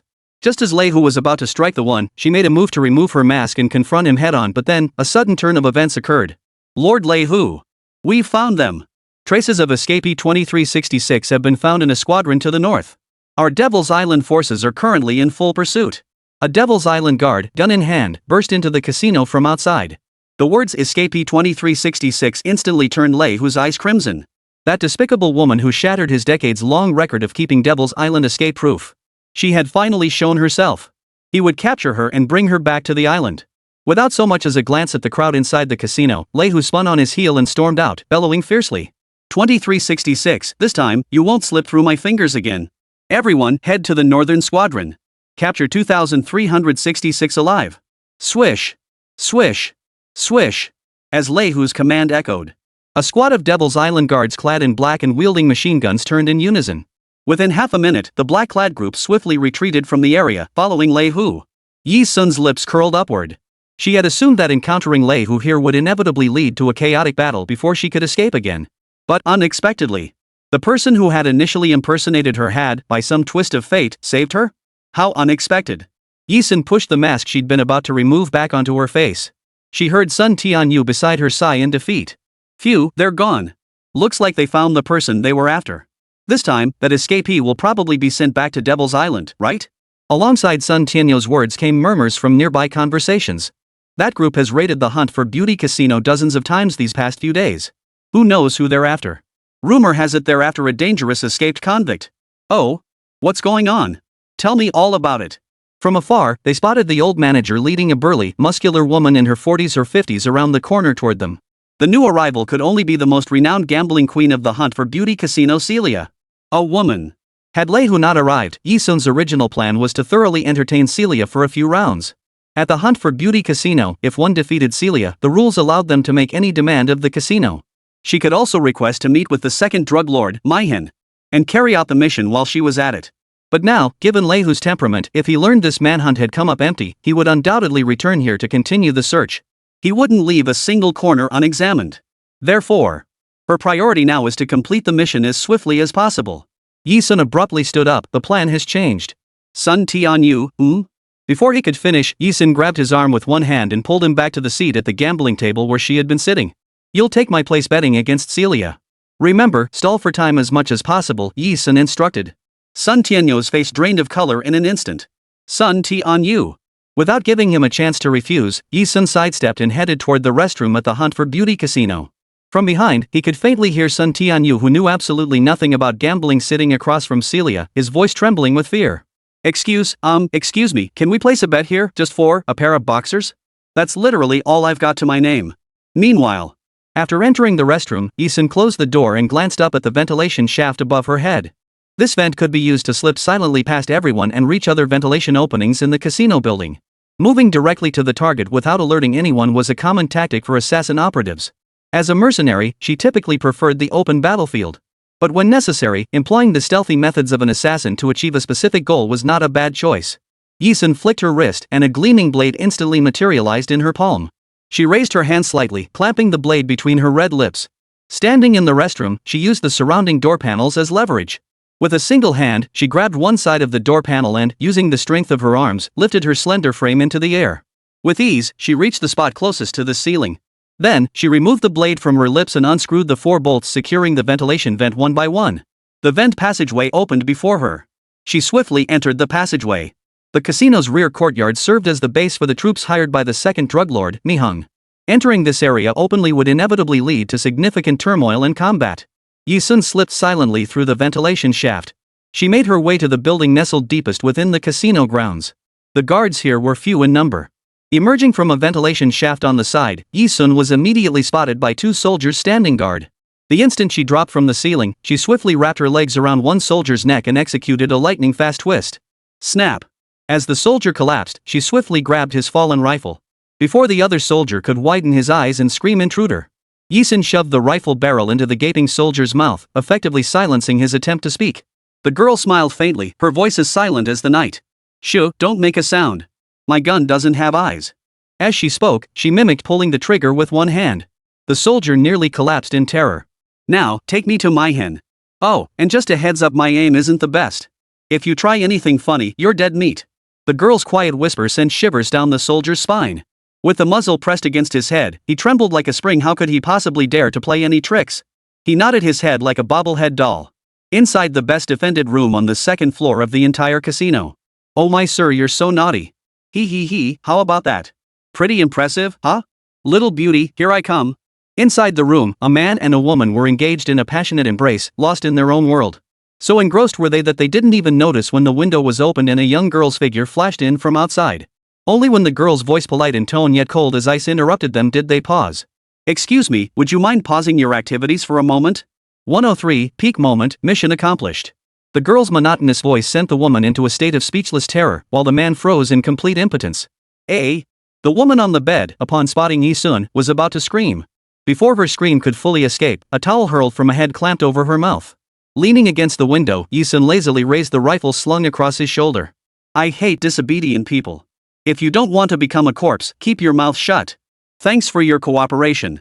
The man on the bed was none other than Mi Hong, the second in command of the Golden Triangle drug cartel. Faced with this situation, Mi Heng's face turned pale.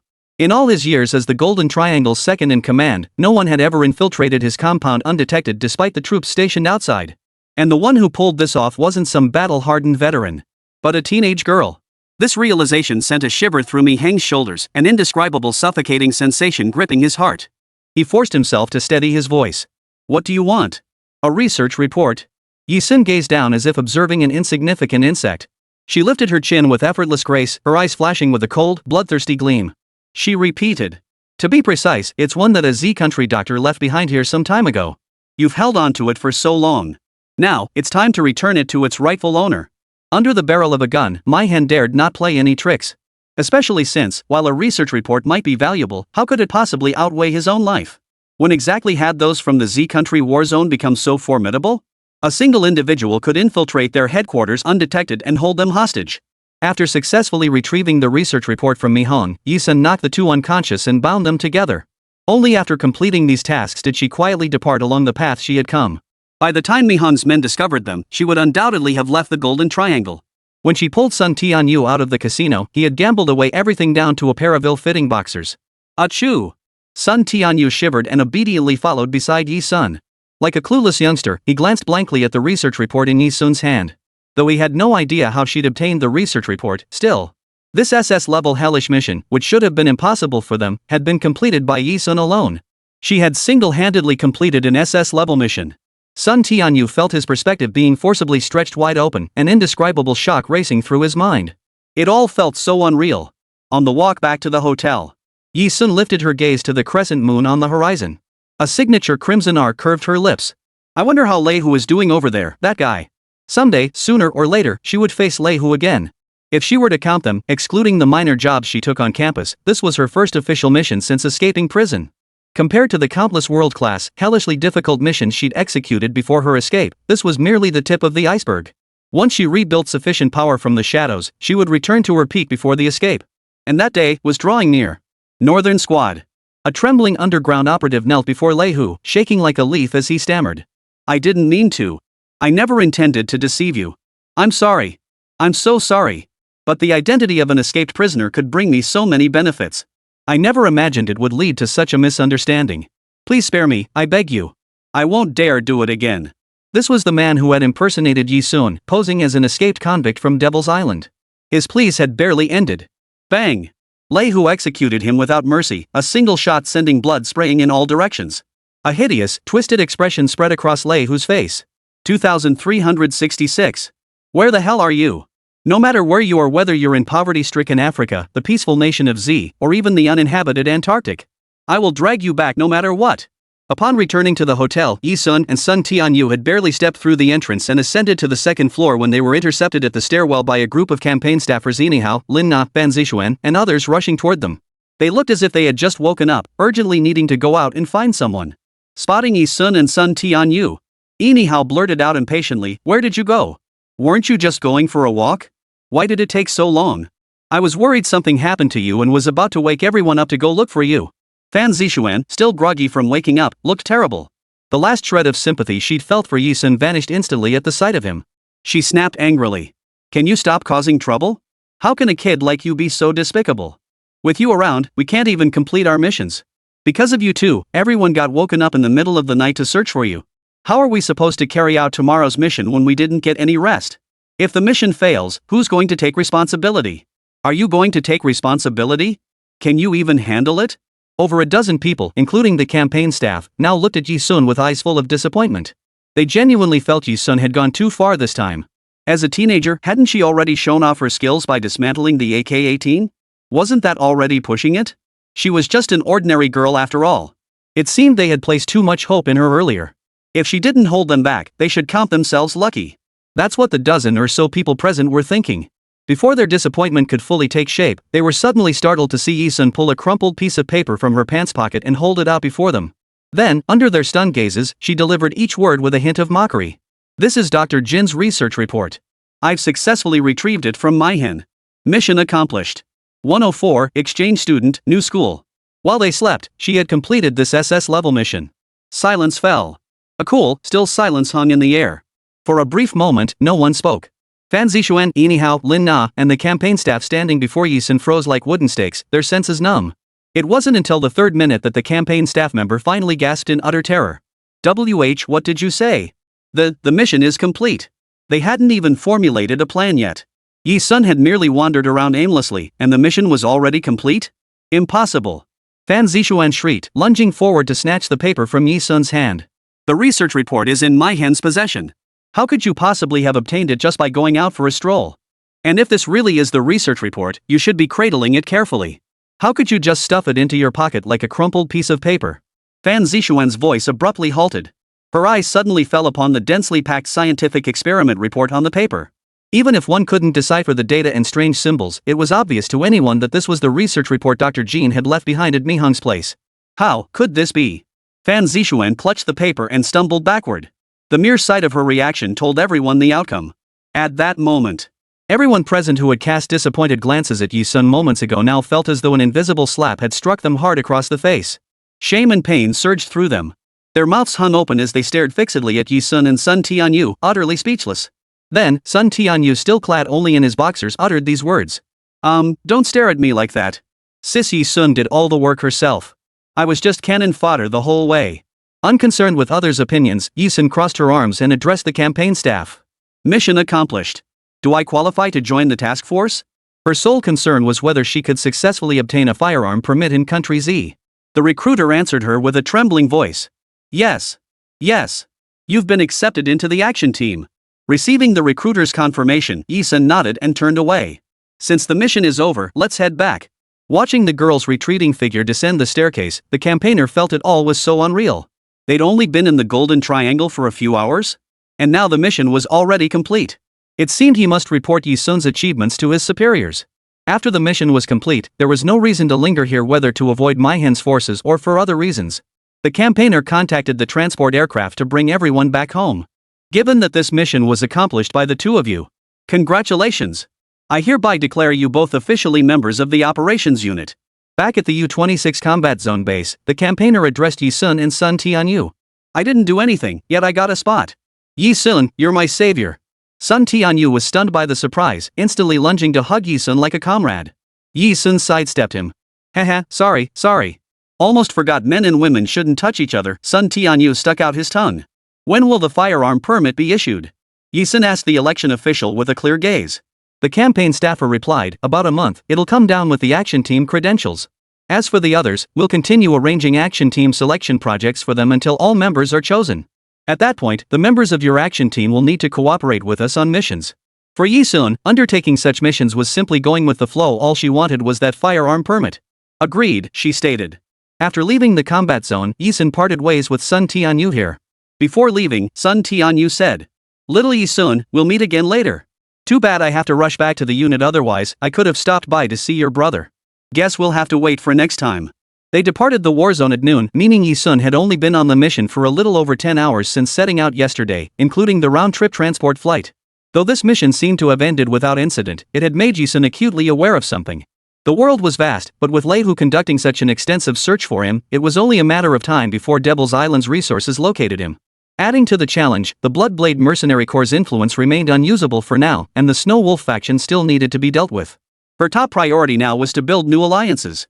Lost in thought, Yi Sun made her way back to St. Rock Royal Academy. After noon, classes were suspended, and students could move freely within the classrooms. Now, the classroom of freshman Class A was nearly empty. Jiang Xinyu was absent. Yi Sun, your disciplinary notice for skipping class last time is in your desk. The students lingering in the classroom that afternoon were all bored out of their minds. Spotting Yi Sun return, one female classmate, seemingly eager to stir up more trouble, called out loudly. Yi Sun pulled a sheet of paper from his desk drawer. It read, Student Affairs Office. Yi Sun, female, first-year student in Class A at St. Lo Royal Academy.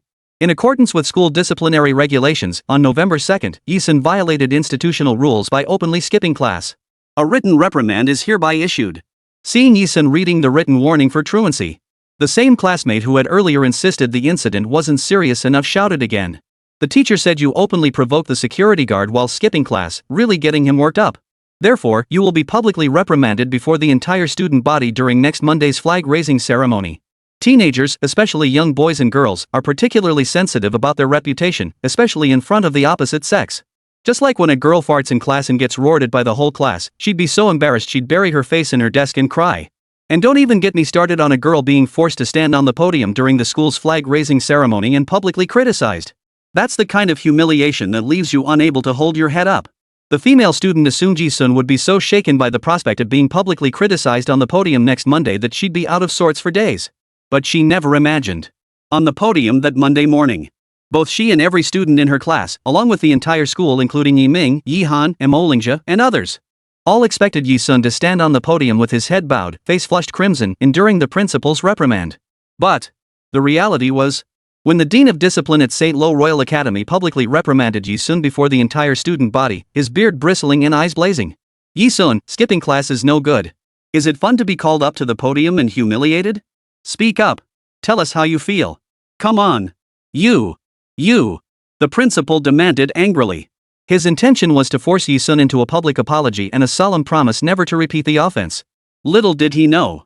When the microphone was placed at her lips, Yi-sun's red lips curved upward. Without a trace of shame, she replied. It was indeed fun. She meant every word.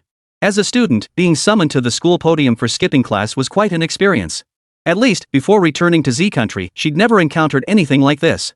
To Yi-sun, these were perfectly ordinary words. Yet when heard by the entire student body and the principal, they took on a completely different tone. The entire hall fell silent.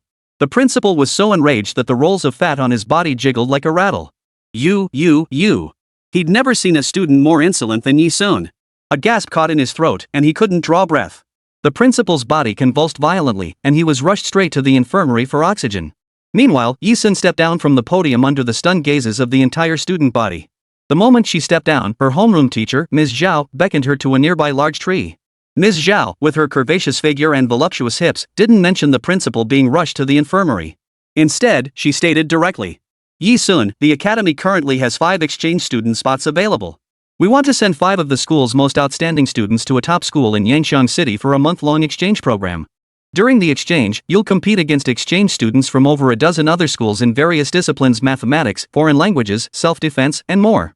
As the top performer in the duel tournament, the school has allocated one of these exchange spots to you. Are you willing to represent the school in this competition?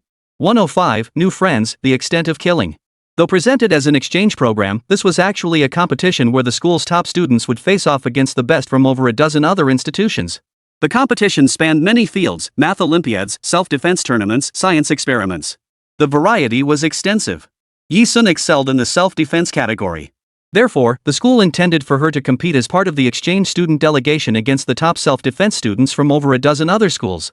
To bring honor to the school. This is an annual competition held between schools. A golden opportunity to bring glory to the school. Hardly any student would turn down such an opportunity. Under teacher Zhao's expectant gaze, Yi-sun responded indifferently. Is there money in it? Ha! As an educator, this was the first time teacher Zhao had heard such a remark. She froze for a moment. Quick-witted, she recovered immediately. Students who bring honor to the school will receive medals, along with a rewards system and monetary bonuses. That meant there was money to be had. Yi-sun suddenly interjected, I'll go. Her agreement came so swiftly that teacher Zhao could barely process it. Since returning from the Golden Triangle, Yi-sun had enjoyed another period of leisure. Of course, it wasn't exactly a routine life. She often visited the Ice Ocean Bar, which, free from the Qinglong Society's suppression, was now thriving. Whenever Yi-sun visited the Ice Ocean Bar, she brought her apprentice, Xia Zihuan, along. After all, Xia Zihuan was one of St. Ro's 3 most sought-after students and the young master of the Xia family, one of Wenjiang City's 3 most powerful clans. Having received commercial training since childhood, his abilities were formidable. Over time, he had integrated into the Ice Ocean Bar alongside Yi-sun. Now he frequently hung out there, even contributing ideas several times to help the bar's operations.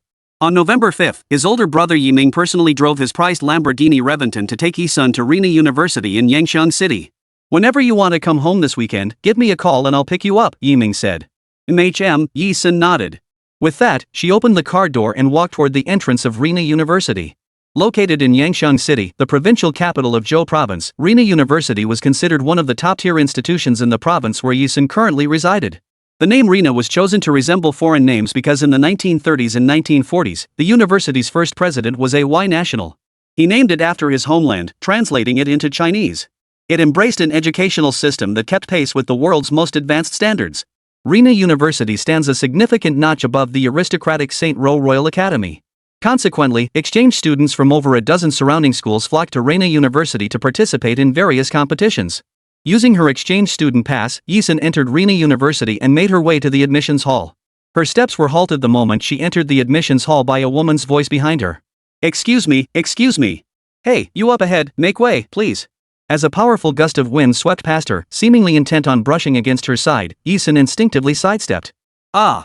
The girl who charged into Yi-sun's former spot, clutching a stack of documents thick enough to tower over her head, lost control of her momentum. She toppled sideways and crashed to the floor. Dozens of reference books began their downward trajectory in a perfect arc, hurtling toward her head. Thud! One of the books plummeted from the sky, narrowly missing the girl's wide-open eyes. In the blink of an eye, Yisun caught it with a steady grip, preventing it from smashing straight into her eyes. Realizing this, the girl's heart skipped a beat. She scrambled to her feet, bowed deeply to Yisun, and said, "Thank you. If it weren't for you, my eyes would have been ruined." Yisun replied calmly, "You're welcome." She had merely acted like any ordinary student, lending a helping hand. After doing this, Yisun returned the reference book to the girl and turned to leave, but the girl called out to her. I saw the pass on your wrist. Are you an exchange student from another school? You exchange students all live in the North Dormitory building on campus. It's a bit out of the way and hard to find. After I drop these materials off at the lab, I can swing by and show you the way?" The girl spoke, revealing a surprisingly cute little fawn, and continued. "My name is Xiang Kaiki. I'm a full-time student at Rina University and one of the contestants too. My focus is on research experiments. I need to deliver these materials to the lab now. Want to come along?" Xiang Kaiki spoke, her little fangs peeking from her teeth, making her especially charming. The exchange students had all traveled to Rina University independently, just like students arriving for the start of a regular academic year. So Yisun didn't know who the other 4 exchange students sent by St. Lo Royal Academy were. With nothing else to do, Yisun was quite intrigued. Sure. The two picked up the reference books Xiang Kaiki had scattered on the ground and headed toward Rina University's laboratory building. During the conversation, Xiang Kaiki asked Yisun for his name. "Yisun, your name sounds so nice. By the way, what kind of competition are you here for at our school? Math Olympiad? Or computer science?" Xiang Kaiki inquired. "Self-defense," Yisun replied calmly. "Wow. I never would have guessed."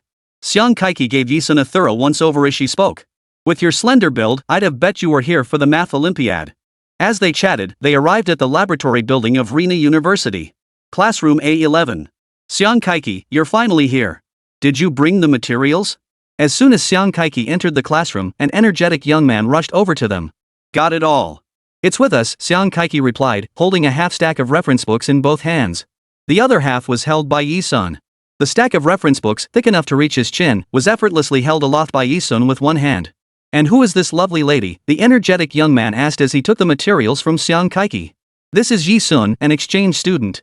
We just met on the way. She's heading to the dorm building for exchange students, and I'm taking her there." Xiang Kaiki explained, flashing her signature little fangs. "Don't underestimate Yisun. I just found out she's representing our school in the self-defense tournament." They were just ordinary college students, unlike the students at St. Rock Royal Academy, where everyone practiced self-defense together. Rina University and other universities were ordinary institutions. Their students were martial arts novices, with only a handful possessing self-defense skills. So when they heard that a girl like Yisun actually knew self-defense, a young man named Feng Jingjiu and several other students in the lab all turned to look at Yisun. "Wow! Wow! That's impressive!"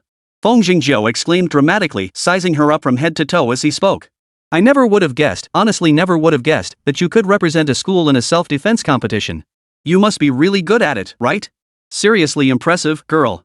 Can you kick through a wooden board like those taekwondo folks? What's your actual skill level? I'm dying to know. Please satisfy my curiosity, tell me all about it." The entire lab turned their eyes toward Yisun, utterly fascinated. After all, for students at ordinary schools, it was exceptionally rare for girls to practice self-defense. "Listen." Yisun lifted her gaze, her voice icy as she replied, "To the extent of killing. 106, dark liquor, poisoning and testing. Lethal levels." Feng Jingjiao, a young man brimming with youthful energy, had never heard such a brutal statement before. His eyelids fluttered twice, his smile frozen on his face. Unlike students at St. Lo Royal Academy, where everyone studied self-defense together, ordinary university students didn't possess such skills. Nor did they harbor hidden masters lurking within their campus walls. Assassins, mercenaries, underground operatives, international bodyguards, such hidden masters were unheard of to them. In their world, even a student brawl where one guy beat the other bloody was enough to become the talk of the campus. Let alone murder. Feng Jingjiu and Xiang Kaiki shuddered in shock. The other students in the lab exchanged startled glances. Soon, a boy with rolled-up sleeves looking rather serious and solemn approached them. "It's a metaphor, to a certain extent. Not actual murder." As he spoke, he looked up at Yisun. "You seem pretty confident in your self-defense skills, huh? Using murder as a comparison like that. But you'd be wise not to say things like that in the future. You've never actually killed anyone, and it comes off as deeply offensive." He corrected. Yisun lowered her gaze, offering no response to the stern boy's words. She had spoken the truth whether they chose to believe it was entirely up to them. Oh, Lung Junyu, can't you just not be so harsh? She was just using a metaphor, and you're making such a big deal out of it. If you can't speak properly, just keep your mouth shut. Xiang Kaiki scolded the boy named Ling Junyu for a moment, then hooked her arm around Yisun's wrist and turned to lead her out of classroom A11. I'll take you to the dorm building. Ignore Ling Junyu, he's all talk and no action. When we mess up even the smallest step in our research experiments, he tears us apart. Don't let his demeanor fool you, he's still the department's heartthrob. Xiang Kaiki chuckled as she spoke. She was quite a lively girl. She was slightly different from the naturally outgoing Jiang Xinyu. Yisun listened quietly throughout, saying little. The exchange students lived in North Dormitory Building, a relatively new-looking structure located behind the main student dormitory area of Rina University. Dormitory Building C16. Your exchange dorms are the best at Rina University. We locals share rooms with 4 people, but you get your own room, so much privacy. Ah, I'm so jealous. Having your own room. As she led Yisun through the dormitory entrance, she remarked to Kaiki with admiration. The exchange student dormitory building had no gender-segregated rooms, as each student had their own private space with no interference from others. After speaking, Xiang Kaiki leaned against the window of the dorm supervisor's office on the first floor and casually requested a room key. Just as the two were about to head upstairs, Yisun's gaze instinctively caught a figure entering the dormitory building from outside. Mo Lingjia stepped inside from outside the dormitory building. Upon seeing the stunningly beautiful girl, the slight tension in his heart instantly eased. It was as if he'd grasped a lifeline. Excellent. You're here too, woman. This exchange program will be our time alone. I've come to realize that although I lost to you in the duel tournament, everyone has their own strengths. You may possess talent in martial arts, but my talent in scientific research is something you can only dream of. We can still join forces. Woman, don't even think about pushing me away. Mo Lingjia fixed Yisun with his deep, intense gaze. The heat in his eyes was so palpable that even Xiang Kaiki, who had helped Yisun get the key, couldn't help but notice. Yisun, that pretty handsome guy over there has been staring at you. Do you know him? Xiang Kaiki asked curiously. The 5 exchange student spots offered by St. Lo Royal Academy would each be filled by students with distinct specialties, as this competition emphasized diversity. The self-defense competition was just one of them. For instance, Yisun was the strongest student in the dueling competition, so the self-defense event would be her domain. The other 4 exchange students wouldn't be experts in self-defense. This was also why Yiming, Yihan, Mo Lingjia, and Xiaozihuan, the school's top students with exceptional self-defense skills, weren't selected for the exchange spots. Mo Lingjia's presence here could only mean one thing. He excels in other areas as well, ranking first in the entire school, which is why the school sent him. But such matters were none of Yisun's concern. She replied to Xiang Kaiki, I don't know him. Those 3 words, coupled with the girl not even deigning to glance at him, sent a sudden chill through Mo Lingjia's heart. Did she dislike him that much? He blamed himself for underestimating her from the start. It seemed he was destined to walk the path of the chasing wife crematorium. Thump. As this thought crossed his mind, Mo Lingjia felt a heavy hand slap his shoulder. A cheeky, scruffy-looking guy appeared beside him. Hey, Mo Lingjia, long time no see. Last time we met was like a year ago? We even had a draw in that self-defense tournament, haha. So what's this taekwondo master doing just standing around here? The guy was full of swagger, but unfortunately not handsome. If anything, he looked a bit scruffy. As he spoke, he followed Mo Lingjia's intense gaze and caught sight of Yisun's receding figure. Only after Yisun vanished completely from their sight did this thoroughly cocky guy tease. You like that girl? Mo Lingjia nodded. Yeah. The cocky guy seemed to have a knack for this sort of thing. As if struck by an idea, he said with a smirk. Looks like she doesn't like you. Want to chase her? Easy fix. You and I are old rivals on the field. It's just a girl, I'll teach you a few tricks. No woman will be able to resist your charm. Xiang Kaiki, who had just escorted Yisun to his single dorm room, suddenly slapped her forehead as the memory hit her. Almost forgot, Yisun. Tonight, the local students from Rina University are throwing a party for you exchange students just to get together at the KTV. Dress to impress, I'll pick you up. With any luck, you might even find a date. Hey! Yisun remained silent. Evening, at my Chang KTV, in the K1 presidential suite. Yisun followed alongside Xiang Kaiki as they entered the private room. They arrived relatively late. Dozens of students were already seated inside. The room was crowded, and despite Yisun's striking looks, he drew little attention upon entering. Several unfamiliar girls had already grabbed the room's microphones, monopolizing them to attract attention from the boys present. The moment Yisun entered the room, he felt 2 pairs of eyes fixed on him from different angles, following him unabashedly from the shadows. 2 pairs. One pair, without a doubt, came from Mo Lingjia's direction. The other gaze belonged to a petite, fiery-tempered girl sitting in the corner. She sat with her legs crossed, eyes narrowed, radiating a lively energy. When Yi Sun's gaze landed on her, the fiery girl returned a smile, then raised her wineglass as if they were seated face to face, tapping it lightly. It seemed like a gesture of goodwill, yet also a provocation. This scene made Yi Sun involuntarily narrow her eyes.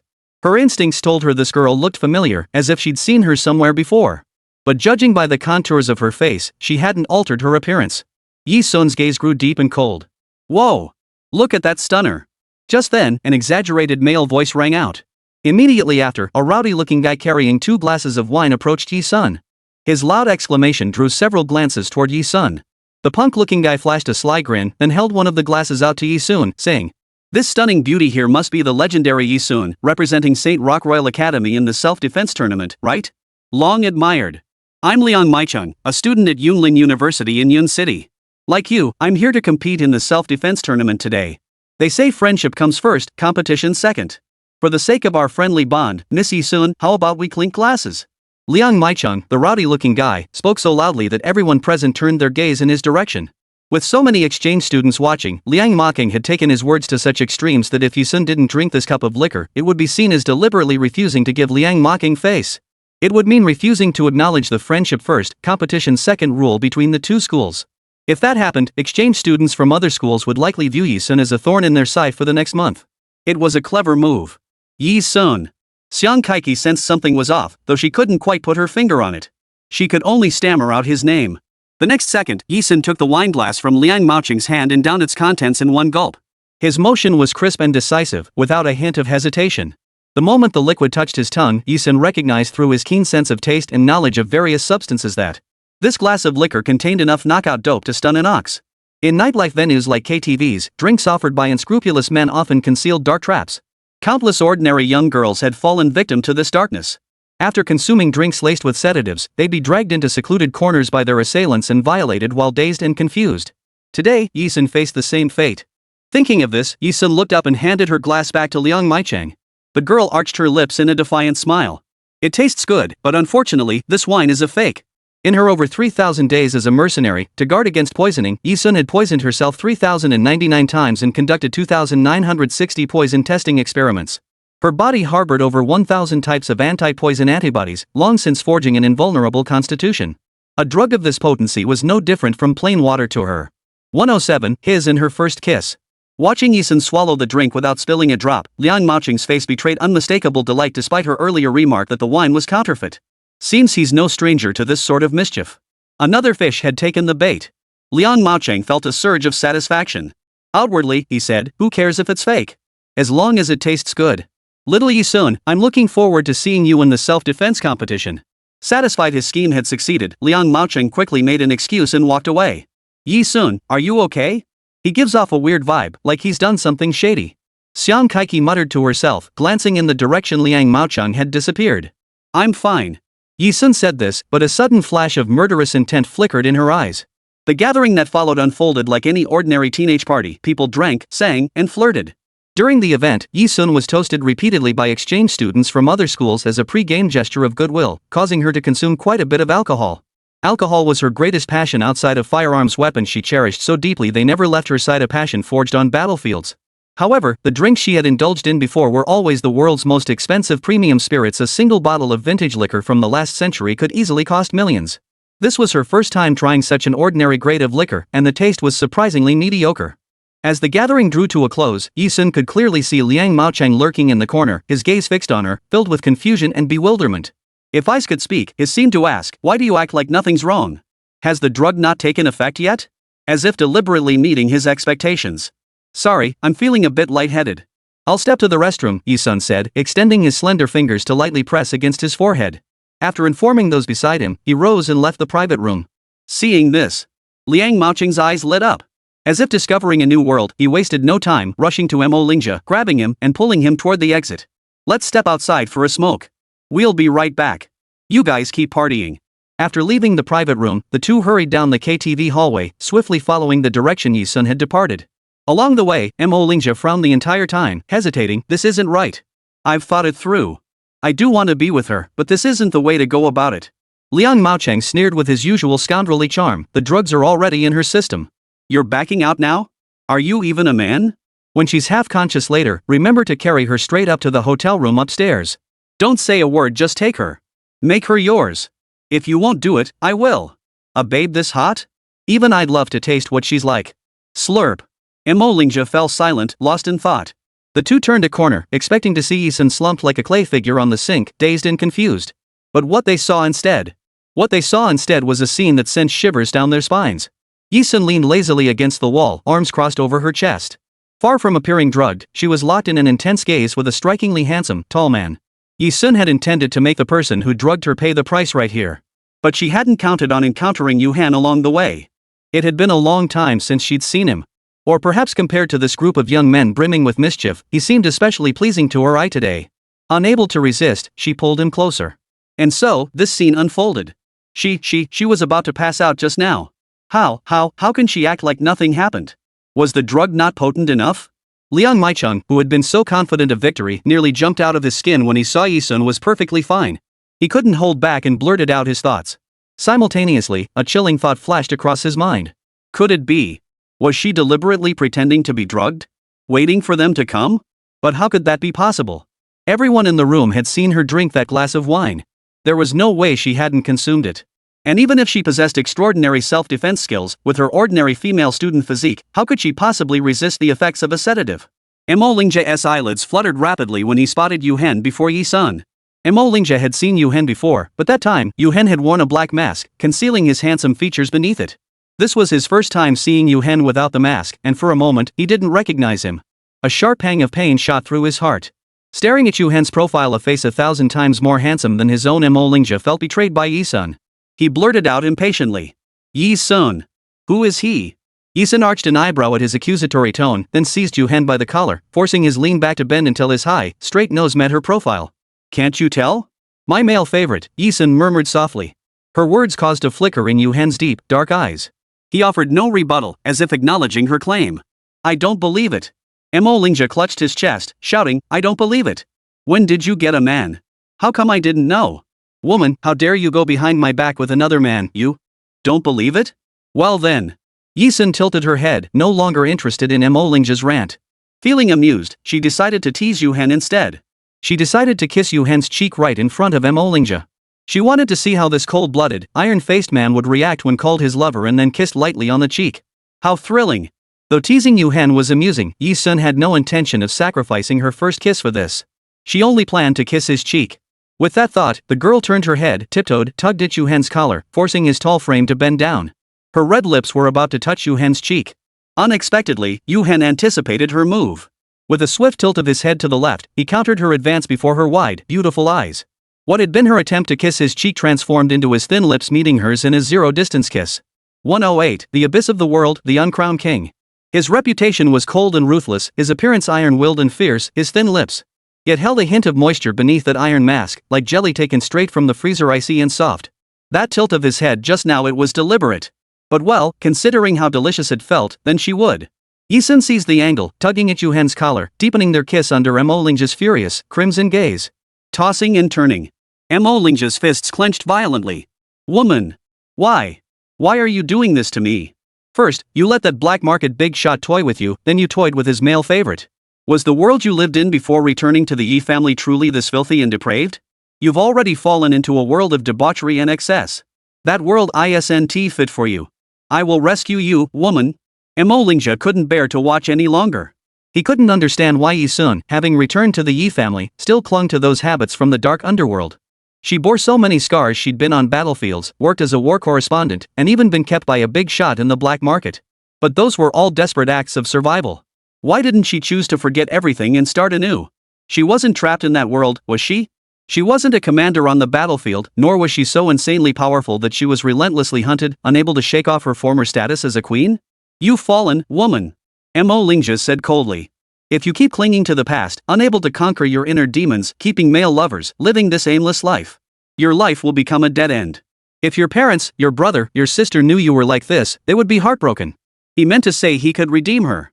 Only he, an outsider to her world, could rescue her fallen soul from the abyss of despair. A kiss fell. Yi-sun flashed a seductive smile.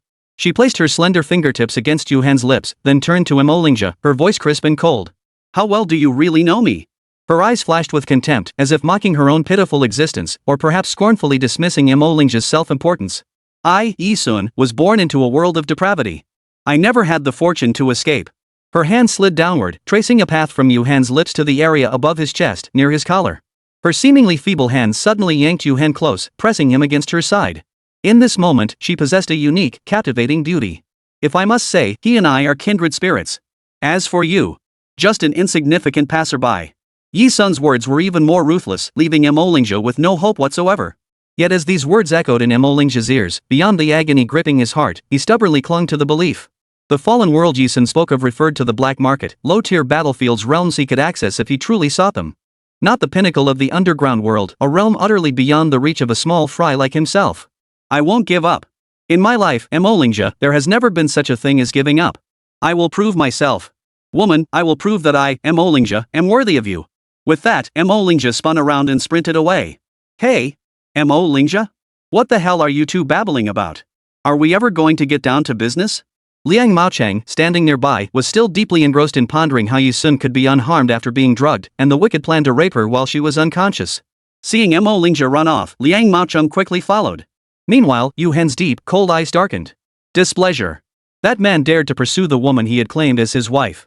He deserved death. Yu Hen hadn't spoken yet. Eugene.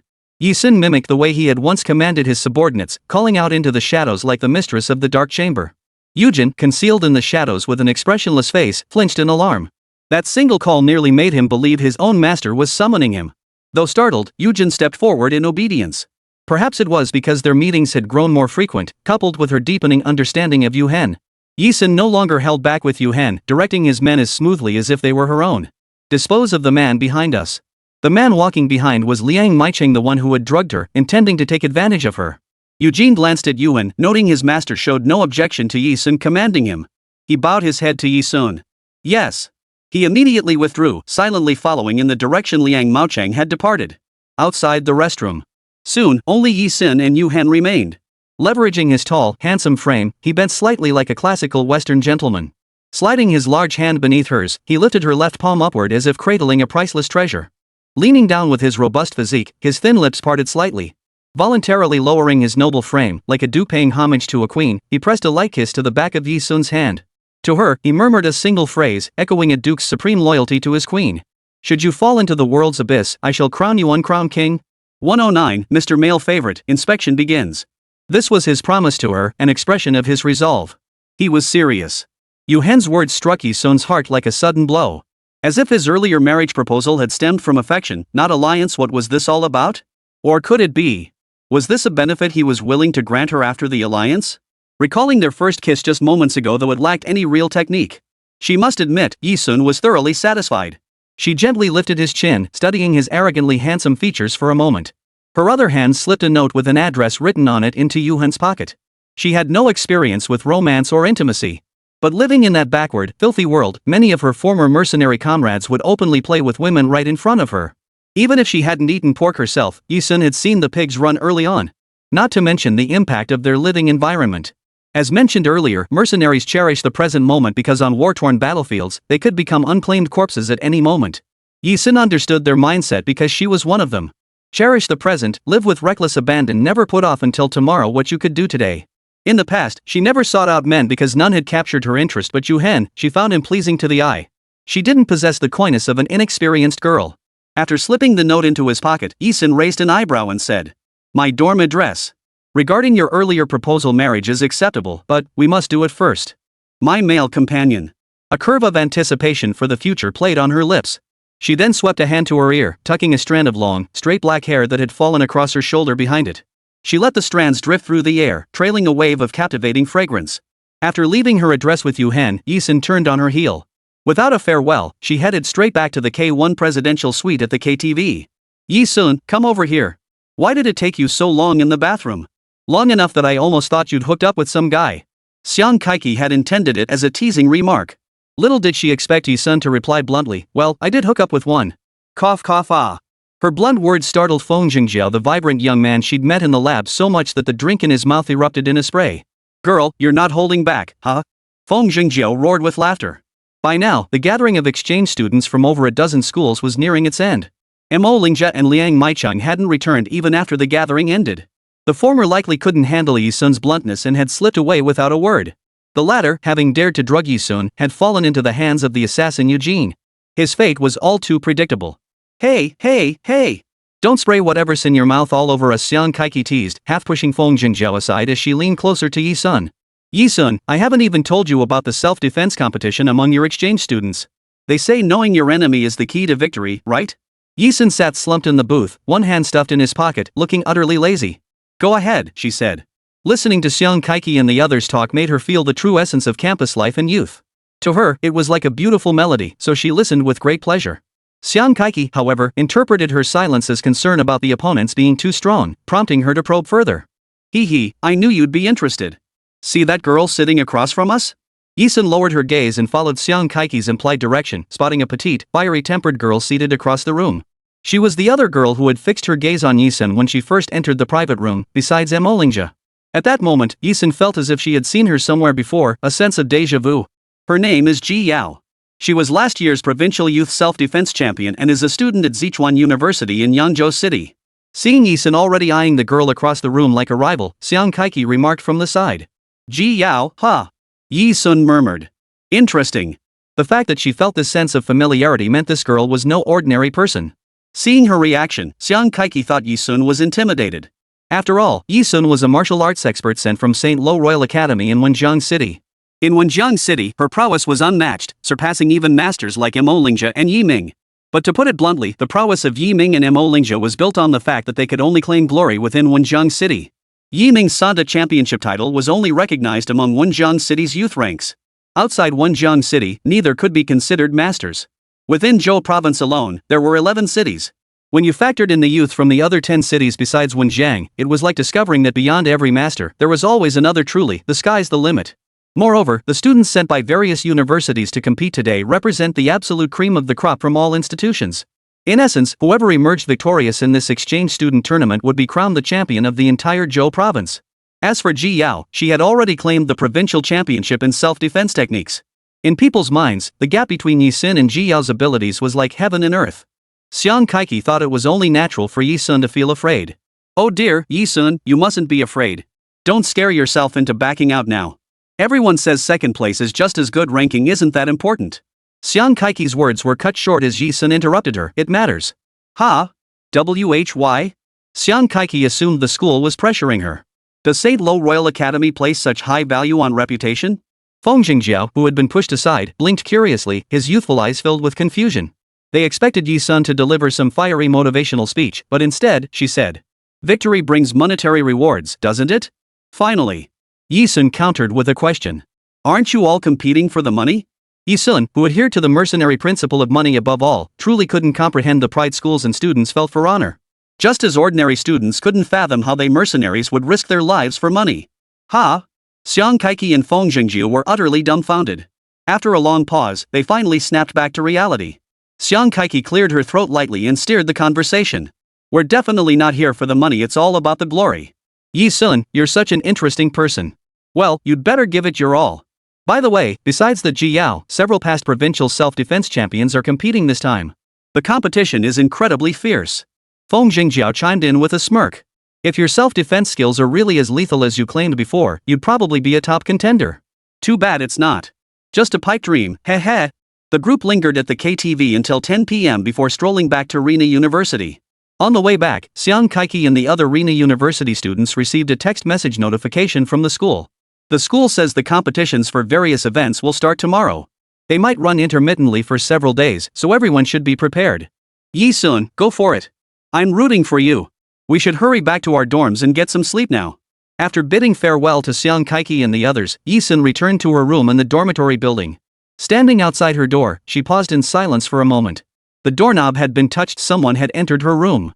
Before leaving, she had tucked a strand of hair into the door crack. Now it was gone. Someone had entered her room, or perhaps that person was still inside. Yi Sun felt a pang of sadness. She withdrew her perception and opened the door. Suddenly, she saw someone sitting on her bed frame, not far ahead. To be precise, it was a man of striking beauty. His long, slender legs dangled over the edge of the bed, too low to rest comfortably. His silent, cold profile, combined with his posture, made him look exactly like a male concubine. Seeing this, Yi Sun licked her lips. It was Yu Hen. He was obedient. He actually came. In Yi Sun's worldview, she could live without love, but that didn't mean she would live without sex. Just as some men in real life could keep sex and love strictly separate. Now that he'd come to her, and was a rare source of satisfaction, she wouldn't hesitate to indulge. Yi Sun closed the door, locked it, and stepped forward. She cheerfully shed her coat, pressing against Yu Hen's physique honed by years of training into exceptional strength, yet now yielding to her command. She pushed him onto the bed. The inspection phase of her marriage agreement begins now. 110, the maiden Ji Yao, facing you in combat. Yi Sun pressed against Yu Hen, yet no further progress was made in the cramped space. Thump, thump, thump, thump. The door panel was suddenly pounded upon. Xiang Kaiqi's voice drifted in from outside. Yi Sun, are you asleep? You shouldn't be asleep yet, right? I need to talk to you. Could you open the door? The abrupt interruption halted Yi Sun's intended actions. Yu Hen's face darkened instantly. Were it not for Yi Sun's restraining presence, given his cold demeanor, he might have immediately pointed a machine gun at the person outside and shot them dead. Yi Sun paused slightly, her hand resting on Yu Hen's chest. The young girl lifted her crimson eyes, her palm gently caressing his handsome face. Her voice was deep and firm. My male favorite, it seems I won't be able to favor you today. Not a trace of annoyance at being interrupted. Instead, there was a hint of amusement at the sight of Yu Hen, the iron-blooded, cold-faced assassin, wearing a dark expression. It was truly amusing.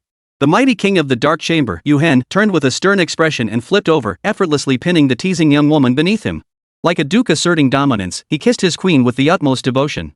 Yu Hen traced the curve of Yi Sun's lips, demanding a kiss. Next time, I won't let you get out of bed for 3 days. He spoke with such earnestness, as if it were true. Yi Sun's red lips, still holding a smile, paused slightly. She admitted that Yu Hen, honed by years of training, possessed a robust physique and boundless stamina. But as the top mercenary, she had spent years battling on the battlefield, capable of tearing enemies apart with her bare hands and commanding entire battlefields. She wouldn't be much weaker than him. Yi Sun retorted without hesitation. We'll see who ends up unable to get out of bed. Their voices were barely audible, muffled by the door so Xiang Kaiqi outside couldn't hear. The weight on her shoulders lifted. Her gaze returned to the windowsill of the single room, where the curtains fluttered slightly. Yu Hen, a shadowy, elusive figure of unparalleled beauty, a killer whose movements defy prediction, leapt from the windowsill and vanished without a trace. Yi Sun rose and opened the door as if nothing had happened. Seeing Xiang Kaiqi waiting outside for quite some time, she teased upon spotting Yi Sun. I thought you were asleep, or maybe hiding a man in there, that's why it took you so long to open the door. To emphasize her playful tone, Xiang Kaiqi tilted her head and peered into the room twice, grinning. Little did she know that Yi Sun, who had indeed hidden a man in her room before, responded nonchalantly. Something up? Nothing urgent, really, Xiang Kaiqi stuck out her tongue. I just suddenly remembered I haven't added you on social media yet. Also, the exchange students we're hanging out with tonight started a group chat and I added you to it. After exchanging contacts with Xiang Kaiqi, Yi Sun was smoothly added to the group. With Yi Sun added, the group now had a total of 45 members. 45 exchange students, each from a different university. In the WeChat group, Yi Sun's entry went largely unnoticed, but someone was frantically spamming the chat. Don't fall for me, how many people aren't in yet? Milk-flavored sweetie, 10. Hurry up and get everyone in here. Any girls? I'll carry you in team fights. Yi Sun narrowed her eyes. This was her first time joining such a youth-oriented group chat. Before returning to China, Yi Sun had occasionally used WhatsApp, a messaging app covering nearly 200 countries, known as a global communication platform. WeChat, popular in China, was only widely used domestically. Having always lived abroad, she had never encountered it before. Ha! The competition starts tomorrow, and you're still playing games instead of practicing. Xiang Kaiqi stared at the group chat on her phone and teased Yi Sun with a grin. Yi Sun didn't respond immediately because her attention was drawn to the next message in the group chat. The sender was someone with a cartoon anime boy avatar. Blood refinement, this is so annoying, messages keep flooding in non-stop. Please just shut up. What caught Yi Sun's attention wasn't the avatar or the message. It was his username. Blood refinement? Yi Sun murmured softly, recognizing the familiar name. Oh. Him. He's a student at Rena University. Everyone calls him the teenage drama king. What do you think? Isn't his username totally over the top? Ha ha. Xiang Kaiqi added, covering her mouth. I hear this guy's had some pretty bizarre nicknames before: Black Refined, Crimson Refined, Scarlet Refined. Now he's using Blood Refinement, but I actually think this one sounds better. What do you think, Yi Sun? Turns out it was just a coincidence. It was normal, after all. Teenagers at that age had all sorts of ideas. Such coincidences weren't unusual. What prompted Yi Sun to speak up earlier was her suspicion that the person named Blood Refinement might be Ji Yao, the one whose aura felt strangely familiar to her. Was she overthinking it? That girl? Yi Sun's dark eyes lowered as she nodded. MHM. The next morning, before dawn had fully broken, Yi Sun was already up. She circled Rina University's 400-meter track, maintaining a steady pace for 20 laps. A 10-kilometer cross-country run without any wait. At 8 o'clock that morning, she gathered with 54 other exchange students in the gymnasium. This exchange program cohort, combined with Rina University's regular students, totaled 55 participants. Yet only 54 had arrived that morning. One was still missing. One of the exchange students can't make it. Apparently something happened. Really? What kind of trouble? The murmur of gossiping students gathered nearby reached her ears. Yi Sun. After standing for less than half a minute, Xiang Kaiki waved from afar and ran toward Yi Sun. Once she reached Yi Sun, she grabbed her arm, turned her around, and pulled her toward a corner. The teacher just announced another notice: the competition starts at 9 o'clock today. We all came too early. Hey, Yi Sun, did you hear about that thing? The weird incident that happened yesterday. After our gathering ended yesterday, one exchange student didn't return. Later, some students found him, only to discover his genitals had been cut off. It was left on the ground, covered in blood. No one knows who did it yet. It's terrifying. I heard the exchange student's name is Liang Maicheng. Oh yeah, he's the guy who publicly toasted you. Xiang Kaiki dragged Yi Sun forward while rushing headlong. She didn't notice that Yi Sun, being dragged along, had brushed past a girl midway. The gymnasium was vast, but exchange students were few.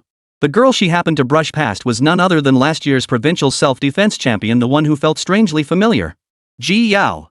As Ji Yao passed by Yi Sun, she flashed her a bewitching smile. Then, in a whisper only the two could hear, she murmured a taunting remark into Yi Sun's ear. Yi Sun, I'm looking forward to our match. 111, battle, gun game. She used the word duel, not self-defense competition.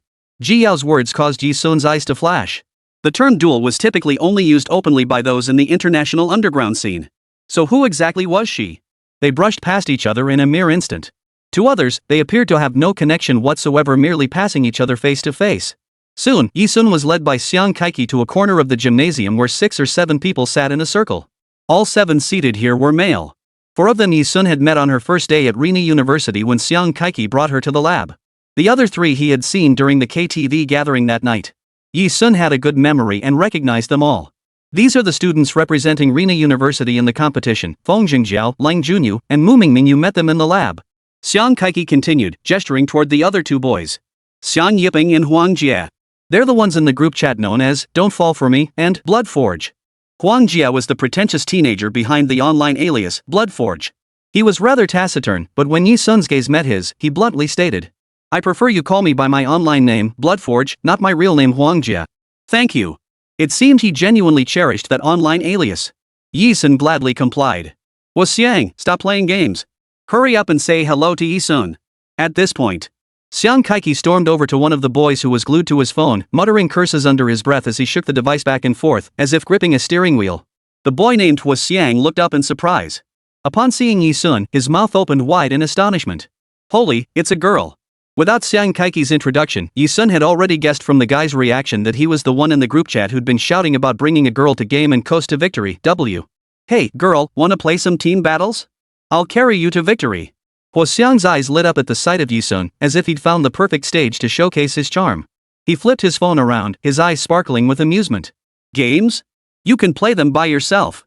Yi Sun is a girl, she wouldn't want to play those violent games boys love. Xiang Kaiki replied on Yi Sun's behalf. Yi Sun, however, saw the game screen displayed on Hua Xiang's phone. Her eyebrows arched slightly, piqued by curiosity. Shooter? Yeah, it's a shooter game. Hey, sis, wanna play with me? Well, she was practically bursting to show off all his skills. He boasted loudly. My aim is top-notch. My best streak was taking out 20 guys in a row. Teenage boys were particularly obsessed with military weapons and firearms. But in real life, Z country strictly prohibits firearms. So the boys could only satisfy their desires through various games. Playing these shooter games gives them a sense of pride, as if they were wielding real weapons. How do they typically express this pride? Thus, some boys actively seek out girls eager to show off their sharp shooting skills and prowess in front of them. They want to see the girls' silly, dazed expressions as they witness their cool moves. Ideally, they'd want the girls to gush over them. Wow, you're so amazing. It's just like playing with real guns. This is how they feed their vanity. Hua Xiang couldn't wait to find a girl, he just wanted to satisfy this very feeling. And look at that. Here she was, Yi Sun, practically walking right into his arms? He couldn't wait to see how a pretty girl like Yi-sun would react, staring blankly with a dazed expression, looking utterly clueless, like she'd never seen the world before. So he exaggeratedly said, "Hey, let's play." "I've never played a shooter game before," Yi-sun replied calmly under Huo Xiang's expectant gaze. She never played shooter games voluntarily because the guns she handled in her daily life were always real, loaded weapons.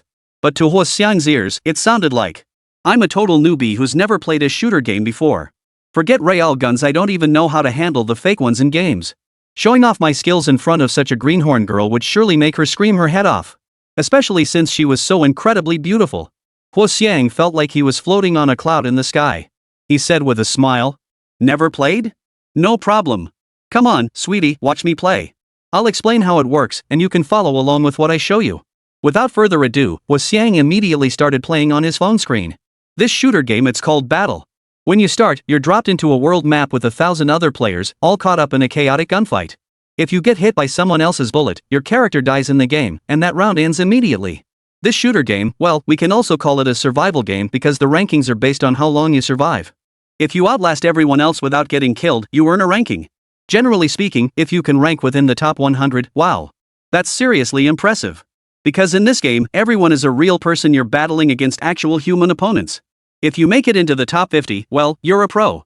If you make it into the top 10, or even the top 5, that's pure legend. Huo Xiang explained all this in such detail not out of boredom, but to set the stage for his upcoming boast. "My best ranking ever? 38th place. Haha, girl, am I awesome or what?" As he spoke, Huo Xiang glanced sideways at Yi-sun. He'd expected to see Yi-sun's reaction upon hearing his ranking. In a 1,000-player gunfight game, he'd actually placed 38th. And see her eyes widen in girlish astonishment. But no. Her expression remained unchanged. Had he not exaggerated enough? Or was she already scared stiff inside? Huo Xiang pondered silently, gripping his phone as his gun-handling motions grew increasingly exaggerated. To heighten the atmosphere, he even started shouting along. "Hey, whoosh whoosh whoosh, I'm shooting. I'm shooting. Bang bang bang, I'm shooting." Finally, Huo Xiang's character was blown to bits by an enemy grenade from behind a sandbag. The round ended. His ranking was 99th place. "Under normal circumstances, I could have done way better," Huo Xiang muttered, clearly not satisfied. To save face, he quickly started a new game and handed his phone to Yi-sun. "Hey, watch me play. See how it's done? You try it." Ah. Let Yi-sun try it herself, then she'd see just how tough battle shooter games really are. Maybe she'd end up near the bottom of the rankings, or worse, die right at the start. Once she experienced the game's realism and difficulty firsthand, she'd naturally start looking up to him. Huo Xiang thought smugly. Yi-sun took the phone. She'd never played a shooter like this before and couldn't help but feel curious. Moreover, the game's hyper-realistic design made her feel like she'd been transported back to an actual international battlefield. And so, under the gaze of Huo Xiang, Xiang Kaiki, Feng Jingjiao, Leng Junyu, and everyone else, after merely observing Huo Xiang's gameplay once, she operated her character with god-tier skill. Within a mere 10 minutes, she controlled her in-game character, effortlessly locating opponents hiding in the darkest corners and blind spots. She either shot them down or blew them to bits. Even in a game, her marksmanship was terrifyingly precise. Every shot landed its mark without fail. Each grenade she threw exploded with deadly precision, obliterating dozens of enemies without a single misfire. 10 minutes later, the game ended. The final rankings for this round were: first place. Those around her witnessed the entire spectacle. They'd never seen anything this intense before. Yi-sun's character never hid. She attacked relentlessly, clashed fiercely, and fought tooth and nail throughout. It was as if they were witnessing a female warrior on a real battlefield, outmaneuvering her enemies with tactical prowess. 112, my answer to the research chemistry question. At that moment, everyone was utterly speechless. Even through Yi-sun's seemingly simple game character, felt genuine killing intent. Huo Xiang, who was utterly obsessed with this shooter game, was so shocked his mouth gaped wide open and his tongue even stuck out. "No way. Girl, you actually..." Huo Xiang nearly bit his tongue off in shock when he spoke. "You actually took first place." His body trembled, his voice bouncing like a spring. "This was your first time playing, you? It took me 3 whole years of playing battle to reach this level. So this was the gap between people? This was talent?" Not long ago, he tried to use tricks meant for young girls, hoping Yi-sun would be startled by his own skills. But in the end, the one left flustered and startled was himself. He looked like a complete clown. Even the department heartthrob, the usually stern and meticulous Leng Junyu, showed a look of surprise. Under the stunned gazes of Huo Xiang and those around them, Yi-sun returned the phone to Huo Xiang and uttered a single, cryptic remark that left everyone's imagination running wild. "The game's pretty well done. But compared to the real battlefield, it still falls short." Xiang Kaiki stood nearby watching the two. She figured that since Yi-sun wanted to play a gun battle game, she should just let her have a go. But she never imagined that on her very first try, she'd come in first place. But? Real battlefield? What exactly is that? You do have skill, but such exaggerated talk about real battlefields can easily lead to misunderstandings. I hope you'll be more careful in what you say and don't keep making statements that could be misinterpreted. Like before, when you used killing as a metaphor, words like that can be off-putting. Lang Junyu was deeply immersed in his scientific research and was a genuine high achiever. His criticism wasn't entirely directed at Yi-sun. Rather, experiments demand rigor, and he himself was a meticulous individual. So it was only natural he'd say such things to Yi-sun. Here we go again, Lang Junyu. Could you please keep your mouth shut in certain situations? And Yi-sun achieved this level on his very first try at gunplay. Shouldn't you be applauding him instead? How dare you say that? Xiang Kaiki immediately spoke up for Yi-sun. Sorry, I can't. Lang Junyu looked away. That was just his nature. Before leaving, he couldn't resist adding one last jab at Hua Xiang. The facts prove you're terrible at this game. You're worse than a girl playing this game for the first time. Give it up. You're not cut out for it. Focus on preparing for the competition instead. With that, Lang Junyu turned and walked away. Xiang Kaiki, who had just slipped her arm through Yi-sun's, stared dumbfounded at his retreating figure. You're such a super-duper, mega smartass. Get lost. She turned to look at Yi-sun, flashing her adorable little fangs. Right? Yi-sun. Yi-sun didn't respond. She paid no heed to Lang Junyu's words either, for she could sense he harbored no hostility toward her. Moreover, she now faced a far more unpredictable adversary. Glancing across the gymnasium, Yi-sun's beautiful eyes fixed directly on Ji Yao, seated opposite. She saw Ji Yao looking around lazily, her gaze equally unguarded as she met Yi-sun's own. The enchantingly alluring girl. She was the true rival, or at least, she should have been, up until now. Hey, girl, hey! Hey, girl! Can you teach me how to play battle shooter games? How did you get so good at this? I've been at this for years and still can't pull it off. Hua Xiang and several other boys began humbly seeking Yi-sun's guidance. An hour passed in the blink of an eye. 9:15. The judges and referees all arrived at the gymnasium. The competition was open to spectators throughout. This meant that regardless of whether one was a student of Rina University, even students from other schools who had traveled long distances to be here could enter the spectator stands of the gymnasium. At present, the number of students in the stands was not overwhelming, yet still considerable. Every competing student stepped onto the field determined to bring glory to their school. Yi-sun represented St. Lo Royal Academy, while Kaiki and the others represented Rina University. Therefore, they would not be competing on the same court during the match. Strictly speaking, we are opponents. But Yi-sun, go for it. You're the one aiming for that prize money. Xiang Kaiki gave Yi-sun an encouraging gesture before turning and jogging back to her team. She truly was a kind-hearted girl. Yi-sun lowered his gaze. Unfortunately, she wasn't someone worth forming a deep friendship with. Her hands were stained with the blood and corpses of tens of thousands. The future version of her would only walk further down this path.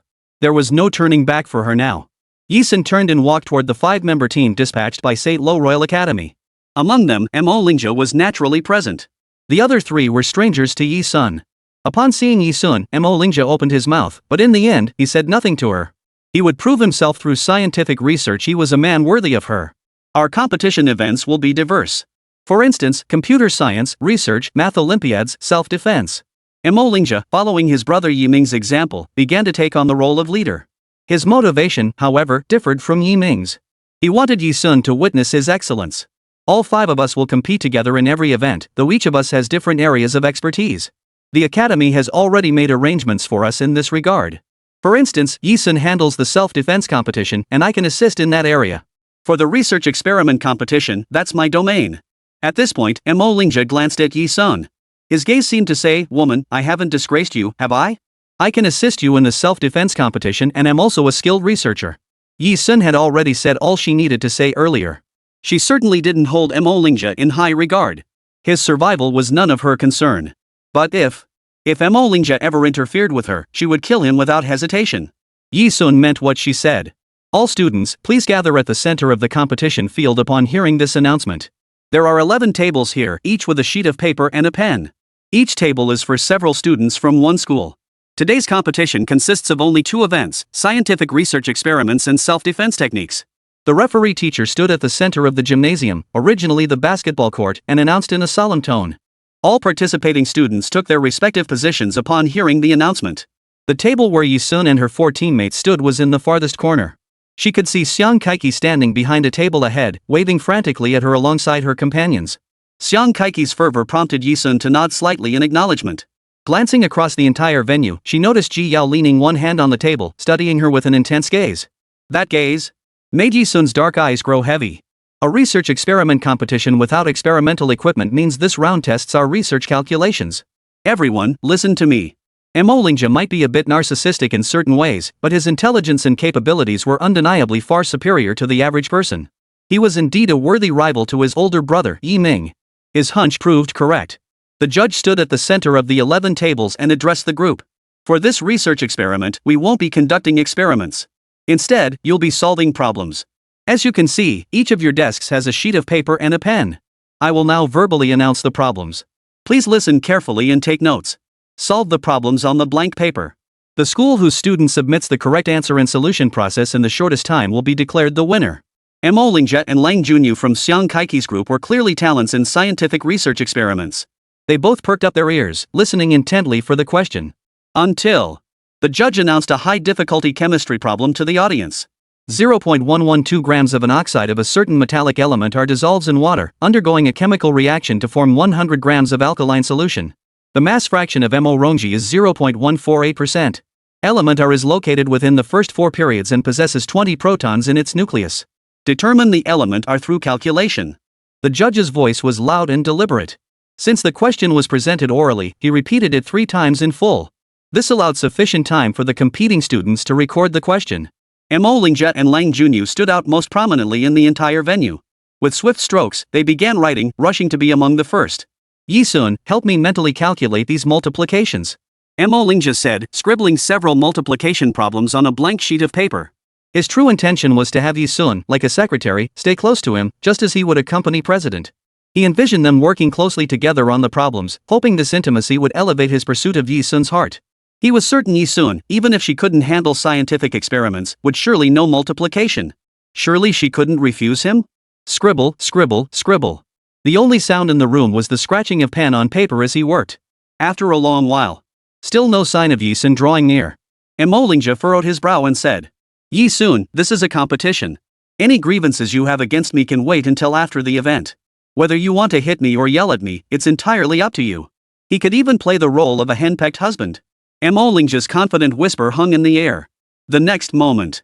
Less than half a minute remained before the referee posed the question. A clear, feminine voice, perfectly timed with the chemistry problem's answer, already echoed with disdain throughout the entire gymnasium. 20 neutrons in the nucleus, assuming Ca and K.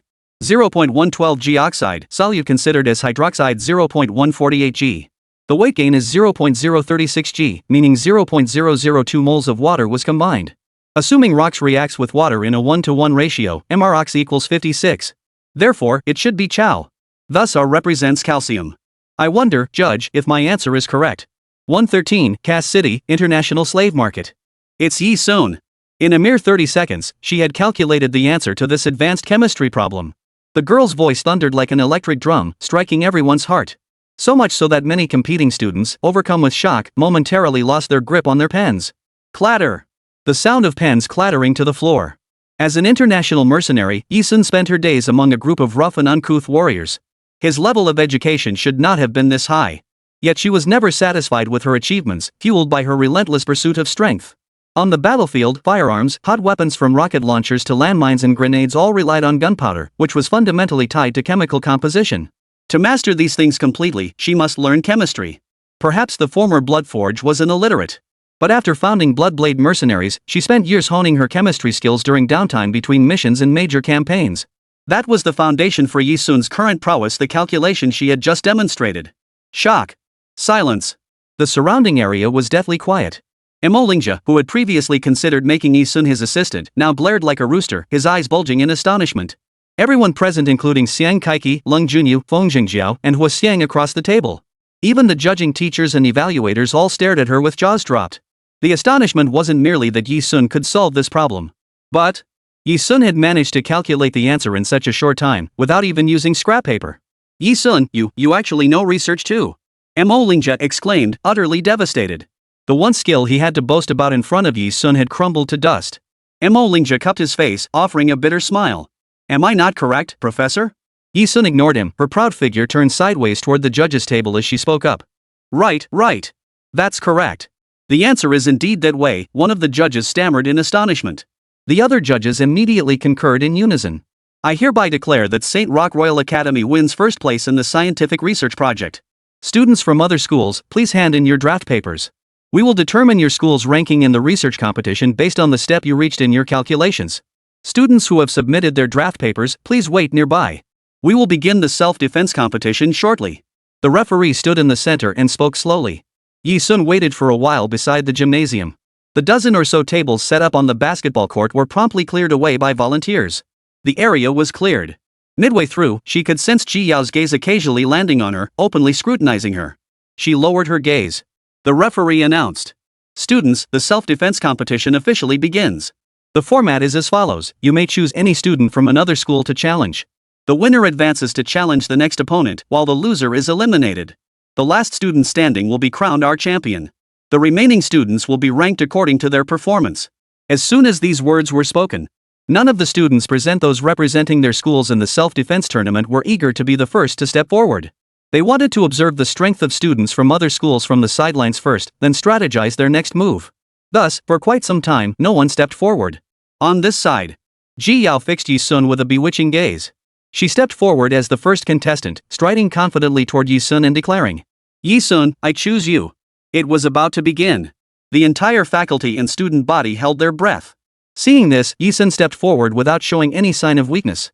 On the basketball court, Yi Sun and Ji Yao locked eyes. Ah! Ji Yao! Ji Yao! Ji Yao was last year's Zhou Province Youth Self-Defense Champion, the top fighter in the province. She picked that girl, and the girl didn't even forfeit? Does she want to get beaten to death? My idol Ji Yao, go for it. Crush that worthless opponent from St. Lo Royal Academy like a frog. The entire arena erupted in cheers, though the crowd clearly favored Ji Yao. Yet no one knew that after facing off against Ji Yao. Upon closer inspection, she could clearly sense a bead of cold sweat forming on Ji Yao's forehead, as if she were afraid of her. Yet Ji Yao still forced a charming smile. Noticing the subtle shift in her opponent's expression, Yi Sun kept a wary eye on her. Why would Ji Yao choose to fight Yi Sun? Xiang Kaiki was terrified, clutching Feng Zhengjiao's arm tightly beside her. Ji Yao was last year's champion of Zhou Province. Right off the bat, Yi Sun is facing an ace. This is over. She still believed Yi Sun was just an ordinary student. Facing Ji Yao, the gap in their abilities was simply too vast. Whoosh! Even though everyone in the arena harbored their own hidden agendas, the referee blew the whistle. Swish, swish, swish. The self-defense showdown commenced, and Ji Yao made the first move. Her figure darted forward like a bolt of lightning. In the first split second, she took 2 running strides, her right hand arched into an eagle's claw, lunging toward Yi Sun's throat. She unleashed her full strength from the very start. Clearly, she didn't regard Yi Sun as an ordinary person. Moreover, the techniques she employed were far beyond what an ordinary girl who had merely studied self-defense could possess. Instead, a lethal technique from the underground fighting circuit. Yi Sun's expression turned grim. Now he was certain Ji Yao was part of the international underground. Since she had exposed herself and immediately launched a lethal attack aimed at taking her life, then she had no reason to hold back either.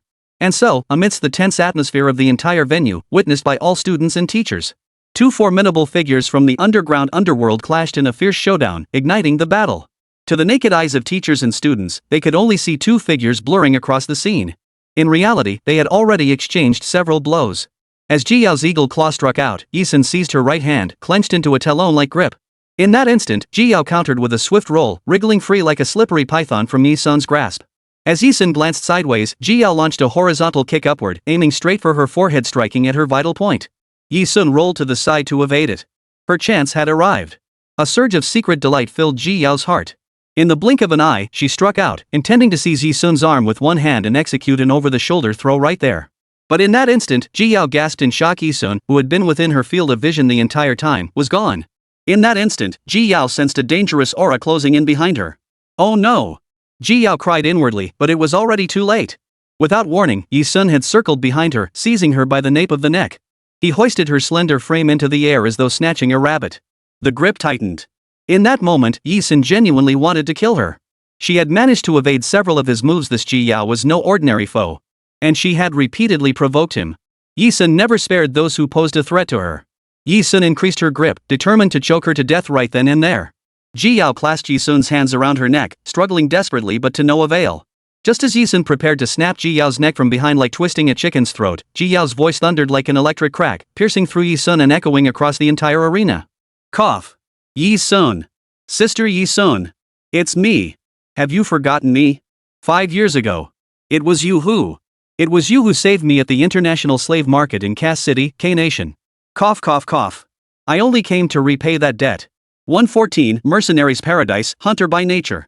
Ji Yao's petite frame, like a fledgling chick, dangled in the air as Yi Sun gripped her by the nape. In the spectator stands, students not participating in the competition. And the exchange students participating in the tournament, waiting here, were horrified as if they'd seen a ghost. Gulp. The sight. Yi Sun suddenly released his grip on Ji Yao's neck. Ji Yao landed with a thud, landing awkwardly on the ground. Clutching her neck, she coughed dryly. Cough cough cough. Yi Sun didn't simply take Ji Yao's word for it. Just as on the battlefield, enemy prisoners subjected to brutal interrogation would still resort to deception and lies to deceive her.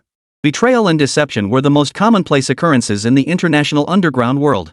The reason she released Ji Yao was because 5 years ago, during the founding period of the Bloodblade Mercenary Corps, she had indeed been betrayed by over 1,000 subordinates who had followed her for 5 years. Back then, Snow Wolf had not yet betrayed her. Ghost Hammer, Green Vine, Mad Eagle, and Snow Wolf, the 4 of them, escaped with her to Country K. Midway, she had indeed rescued a little girl from the international slave market in Cass City. Ji Yao's reminder, combined with her appearance, overlapped with the memory of that little girl. Yi Sun finally understood the origin of her initial sense of familiarity. Ji Yao was the very girl she had saved all those years ago. 5 years ago, Ji Yao was 11. Having grown up abused in the slave market, she was emaciated from starvation. An 11-year-old child who looked as small and frail as a 7 or 8-year-old. Compared to the current Ji Yao, a radiant, alluring young woman with a perfectly proportioned figure, she was almost unrecognizable as the same person. No wonder Yi Sun didn't recognize her at first. Moreover, why did Yi Sun choose to save her back then? It wasn't out of saintly compassion or kindness. It was because in Ji Yao's eyes, he saw a desperate yearning for survival, a thirst for power. That look.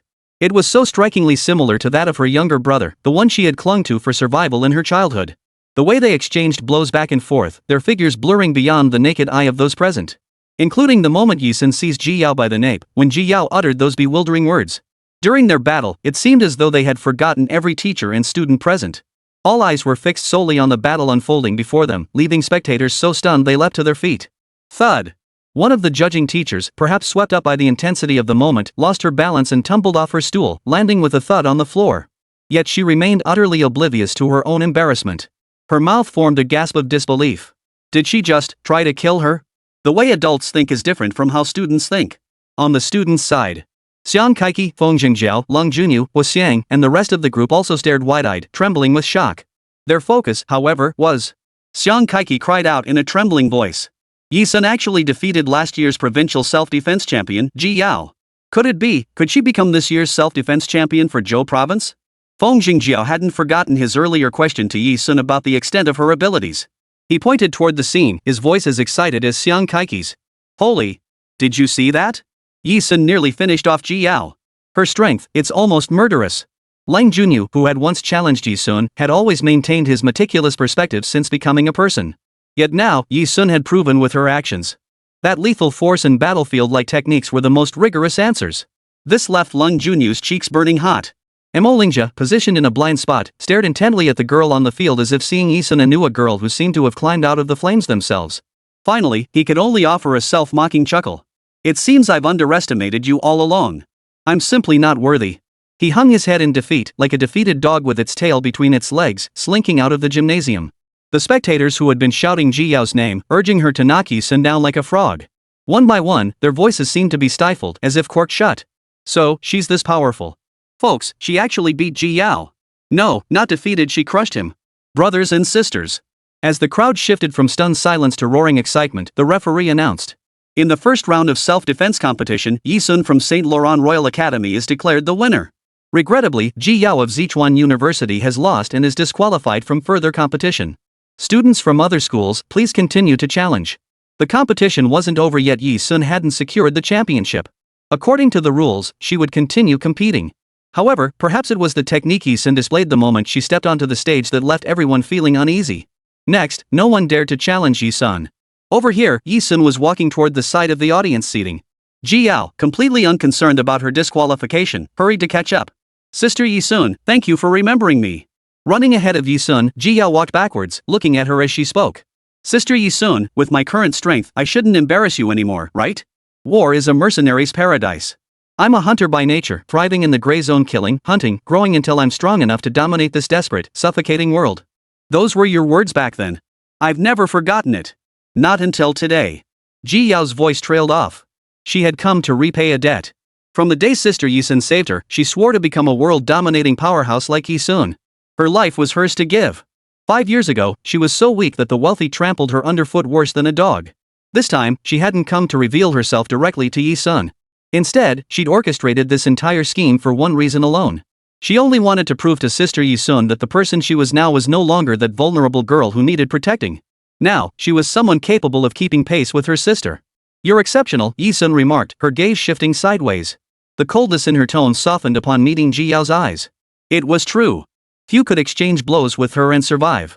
Her once loyal subordinate, Luluwa, was one such example. Ji Yao had achieved all this in just 5 short years, truly remarkable. Yi Sun's response instantly lit Ji Yao's face with delight, and she straightened her posture. The 16-year-old girl mimicked an adult's manner, performing a graceful gesture that made her appear slightly more mature. Volunteering herself, Ji Yao offered. Does that mean I'm qualified to become your subordinate and serve you loyally? 115, a letter from heaven, eternal loyalty. The two walked toward the audience seats while conversing. No one could overhear their conversation along the way. Even the competing group led by Xiang Kaiki stood at a considerable distance. The phrase, devote my life. Put nicely, it meant Yi Sun's subordinates worked for him. Put bluntly, it meant risking their lives to secure benefits for Yi Sun. Just like her most loyal comrades, Luluwa and Kuang Ying, who risked their lives for her. In that battle on the Meilinger battlefield of Country A, they lost their lives forever. That pain was something she could never make up for. Yi Sun lowered her gaze. Seeing Yi Sun's prolonged silence, Ji Yao spoke with a hint of disappointment. Sister Yi Sun, is it impossible? Is my strength not enough? Though in her speech and demeanor, 16-year-old Ji Yao carried the poise of a mature woman. Children raised in the international underground world are always forced to grow up, compelled to use a mature exterior to protect themselves. But in terms of age, she was still just a child in her adolescence. You don't need to risk your life for me. Yi Sun halted her steps. 5 full years had passed since that day. Yet the horrifying scenes of Luluwa and Kuang Ying's brutal deaths remained as vivid to her as if they had happened yesterday.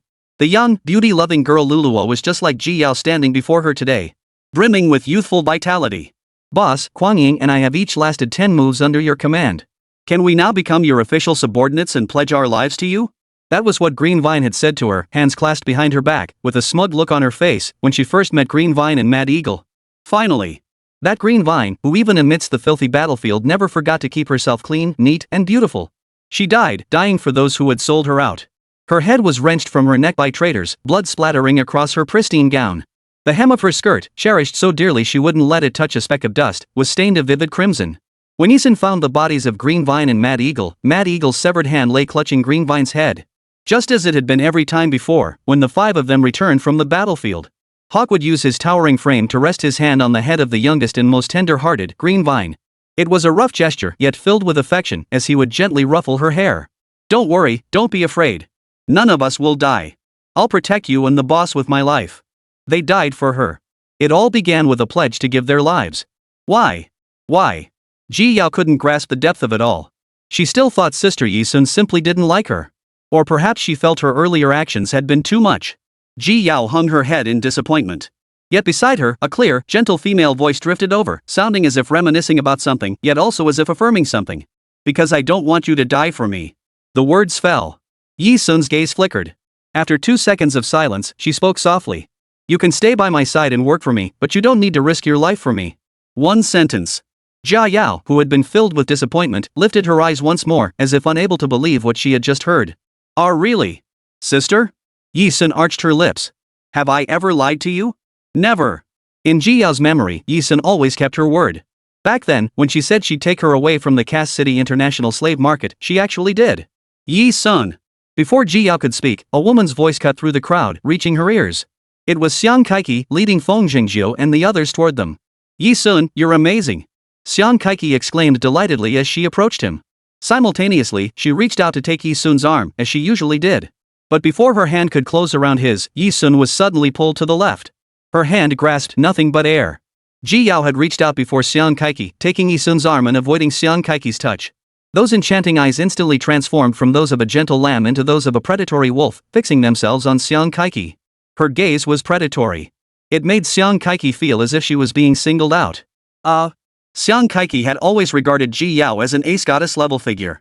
After all, she was last year's provincial youth self-defense champion. But now, what was with this girl staring at her like she was about to snatch Yi-sun away? Yi-sun, Ji Yao.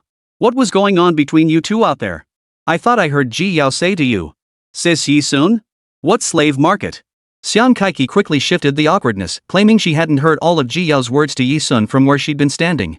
At that moment, Huo Xiang, the gaming enthusiast, walked over and chimed in with a laugh. K-Nation's Cass City International Slave Market, 5 years ago. You two met through gaming, right? Ji Yao and Yi-sun met in a game, and then Yi-sun saved Ji Yao's life. Ji Yao was deeply grateful. Nice work, you two. Online friends meeting in real life. Before Yi-sun could find a suitable excuse, Huo Xiang casually offered an explanation. But, despite the flimsy excuse, Xiang Kaiki and the others nearby believed it wholeheartedly. Oh, I see. Xiang Kaiki exclaimed in surprise. Guess I should try gaming too, might just meet a goddess like Ji Yao. Xiang Yiping quipped. In any case, the matter was smoothly glossed over. The self-defense competition finally drew to a close after a grueling hour of intense competition. Yi-sun hadn't stepped forward to challenge anyone. Nor did any exchange student dare to challenge her. She simply stood by the sidelines for a full hour. Round after round of duels continued, with exchange students being disqualified one after another. Until only 2 remained on the field. Her opponent was a tall, lanky boy. Seeing no other exchange students left to choose from, he glanced at Yi-sun's piercing, cold gaze fixed on him. Final match, I forfeit. The boy exclaimed in shock, immediately covering his head and fleeing. The championship in self-defense naturally fell to Yi-sun. After the competition. It was afternoon. Although Xiang Kaiki and her group didn't achieve any notable rankings, Yi-sun had secured both the research experiment and self-defense competition championships. They were genuinely happy for Yi-sun. Amidst playful shoving and banter, the group dragged Yi-sun along, planning to celebrate properly with barbecue that afternoon. Ji Yao followed behind the group. However, Yi-sun and Ji Yao brought up the rear. Ji Yao's arm was linked through Yi-sun's, and she never let go. It seemed no one noticed them. After recognizing each other, they finally had a chance to speak alone. Ji Yao leaned close to Yi-sun's ear and whispered softly. Sister Yi-sun, I've been by your side for so long, why haven't I ever seen Sister Green Vine or Brother Fierce Eagle? And Big Hammer Brother and Snow Wolf Brother? During the 10-day, 10-night pursuit by over 1,000 followers who had tracked them for 5 years joined by local armed forces, Yi-sun had fallen into distress at the international slave market in Cass City. There, she had rescued Ji Yao. At that time, Green Vine, Mad Eagle, Ghost Hammer, and Snow Wolf were all present. Ji Yao recognized them. They spent several more days together. Among them, the teenage Green Vine and the child Ji Yao conversed with remarkable ease. Their bond was the strongest. But now, everything had changed. Luluo and Kuan Ying are dead. Yi-sun did not inform Ji Yao of the Snow Wolf's betrayal. Her tone was flat, like that of an emotionless machine. Yet who could truly fathom her innermost thoughts? Ji Yao fell silent, saying nothing. She was no naive young girl. She instantly understood why Yi-sun wouldn't let her risk her life for him. She hesitated for 2 seconds. Ji Yao slipped her hand into her pants pocket, her fingers rummaging inside. Finally, she pulled out a crumpled envelope stained with yellow mud and dripping with splotches of blood and handed it to Yi-sun. Actually, before Sister Green Vine left, she secretly gave me a letter. She asked me not to tell you at the time, but if fate brought us together again, I could give it to you then. At that moment, I felt that Sister Green Vine. Ji Yao suddenly choked on her words. She pressed the envelope into Yi-sun's hand. I never opened it. I've kept it safe all this time. Taking the envelope, Yi-sun's hand paused slightly. Finally. Her deep, dark eyes opened the crumpled envelope that had weathered the years, pulling out the letter inside. It was written by Luluo. She recognized the handwriting instantly. And upon finishing the letter's contents, even someone as composed as Yi-sun felt her beautiful eyes tighten in an unprecedented way. For the letter read. 116, Green Vine's last letter, the scholar's doubts. Arabic, long time no see, boss. By the time you read this letter, Crazy Eagle and I will likely be dead. But I must confess something to you. I'm sorry. Though I know you despise traitors, Crazy Eagle and I deceived you. Kasano infiltrated the rebel forces and secretly relayed messages to us. It was me and Mad Eagle who deliberately deceived you, withholding the true battle situation. Kasano says the rebels suddenly changed plans for tomorrow's Meilinger battlefield in Country A. They've shifted the main front northward to Corsica. The Oxy front where you, Ghost Hammer, and Snow Wolf are deployed has now become a secondary battlefield. Fierce Eagle and I deliberated at length before deciding not to inform you of this. Because if you knew, you would insist we go to the secondary front at Oxisha. You always take the dangers upon yourself, leaving the safest battlefields for us. But the Bloodblade Mercenary Corps needs you. We want to do something for you. Besides, you said we're family. When family makes mistakes, shouldn't they be forgiven? NN. If we make it through the Mylinger battlefield alive, I'll drag Mad Eagle along to apologize to you personally. Mad Eagle's standing right beside me now. He insisted I write in the letter that you can rest assured he'll protect me, this little cutie. He. But if we should fall in battle, please don't grieve for us. To have fought alongside you for so many years is an honor we've earned with a lifetime's worth of luck. On the battlefield, you were the only one who ever told us that beyond comrades in arms, we could also be family. It's just a bit of a shame we won't get to see our Bloodblade Mercenary Corps take the international stage with our own eyes. And you, becoming the pinnacle of the mercenary world. You will achieve it. I believe in you. Green Vine. But reality is reality, and war is brutal. In the end, Green Vine and Mad Eagle could not escape their fated deaths. Yi Sun's hand gently clutched the letter. Outwardly, she appeared utterly composed. Yet, her slightly lowered crimson eyes betrayed the truest thoughts deep within her heart. She would not cry. As the leader of a battalion, as their commander, from the moment she stepped onto the battlefield, she no longer deserved to possess personal emotions. For a single, subtle emotion could expose her, forcing those she cared about to endure the cost of casualties once more. A pair of clear eyes closed gently. Yi Sun's voice was so soft it seemed to dissolve into the air.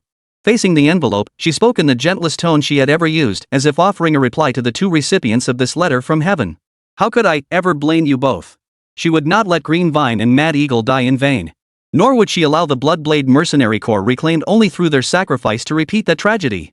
The true traitors clean your necks. The day I return to the international stage will be the day I send each and every one of you to the Yellow River of Hell. Hey, Yi Sun, what are you looking at? Xiang Kaiki, walking ahead, turned around and saw Yi Sun staring at the envelope in his hand. Curious, she asked. Nothing. Yi Sun slipped the envelope back into her pocket without a trace of emotion and replied indifferently. This was the only memento Lu Luo had left her, and she would cherish it dearly. Just like her most treasured old companions, her weapons and firearms. Sis Yi Sun is reading the love letter I wrote her. Seeing Xiang Kaiki's puzzled expression, as if she was curious to peek at the letter's contents, Ji Yao crossed her arms, glaring at Xiang Kaiki like a fierce gray wolf. Xiang Kaiki was so stunned she immediately abandoned her thoughts. Good grief, online meetups or something else, love letters already? How far off can the next kid be? Was Xiang shuddered and pressed onward. After leaving Rena University, the group headed straight to a barbecue restaurant. Right in front of them, a bright red signboard bore the restaurant's name in bold, upright regular script. Brother Nyo's Barbecue. Though just a small street stall, the flavors this barbecue shop produced were anything but ordinary. The moment you stepped inside, the mouth-watering aroma of grilled meat hit you. Brother Nyo's Barbecue is the favorite haunt of students from nearby Rena University. Though the shopfront is small, the variety of grilled items is extensive. Hey, boss, same as usual.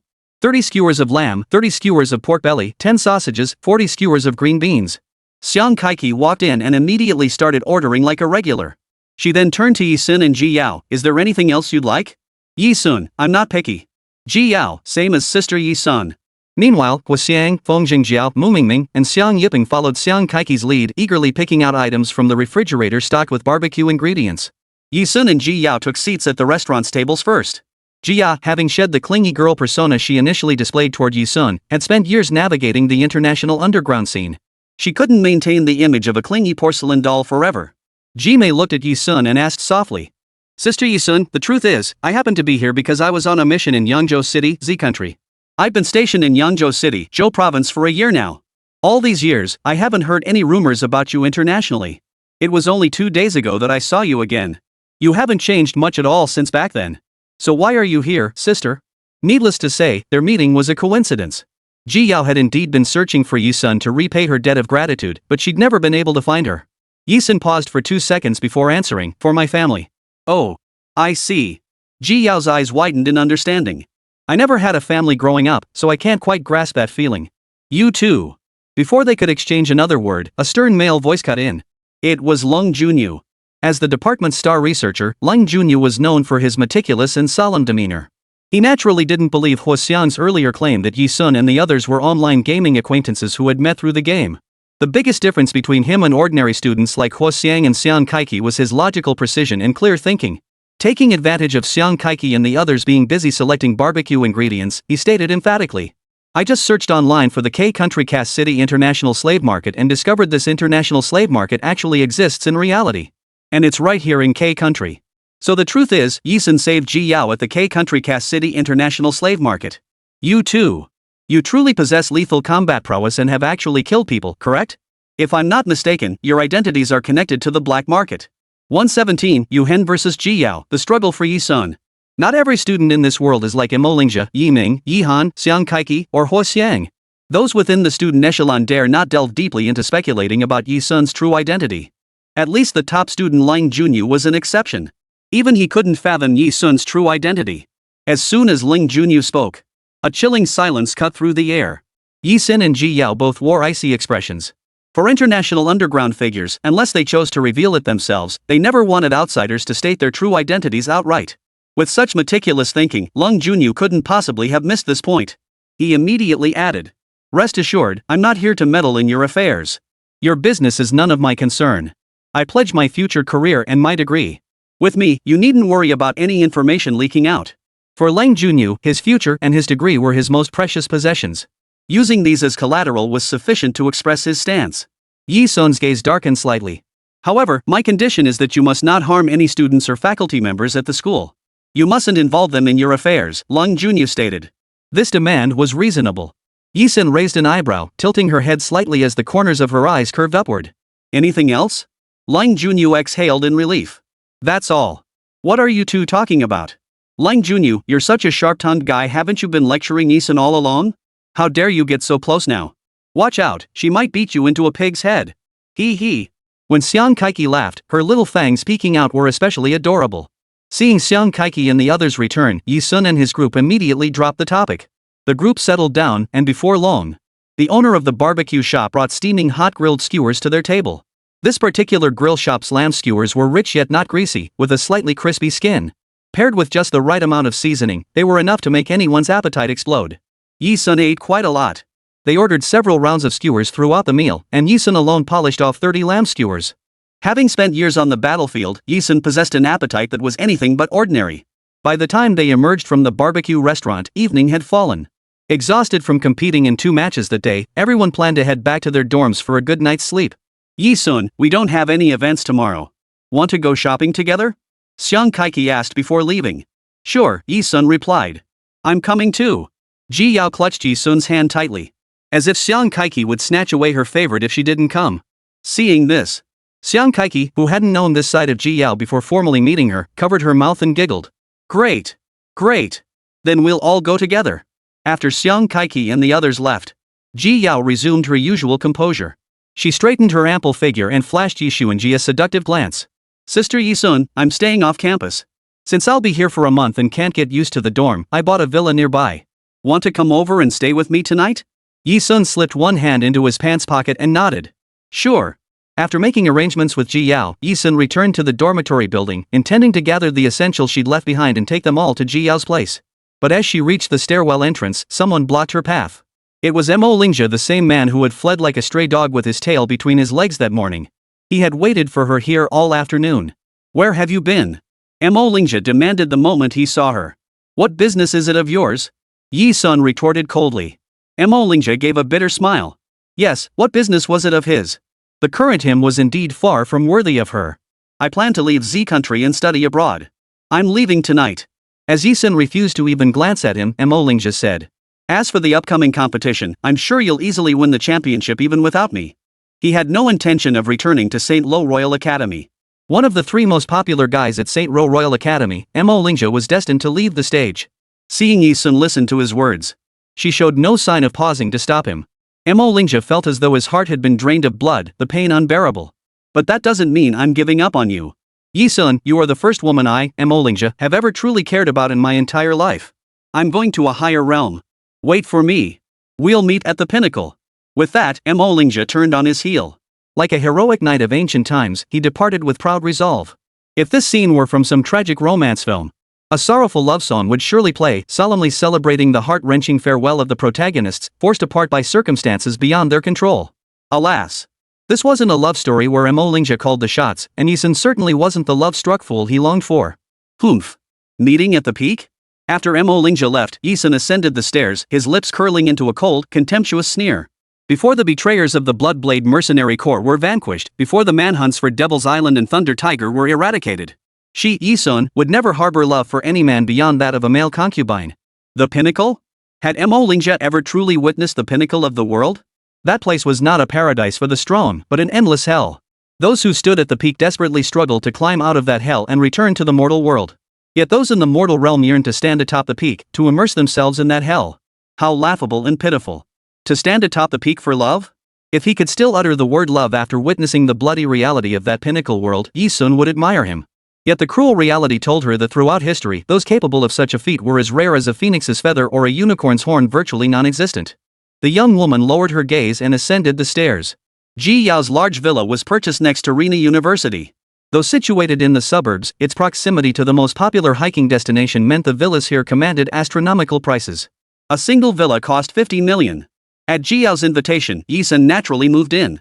Sister Yi-sun, I'm so thrilled you actually came. Ji Yao leaped out, thrusting her ample figure forward at the doorway and wrapping her arms around Yi-sun. Ji Yao might be young, but her figure was hardly inferior to hers, especially the curves. Yi-sun arched her eyebrows. Soft and tender.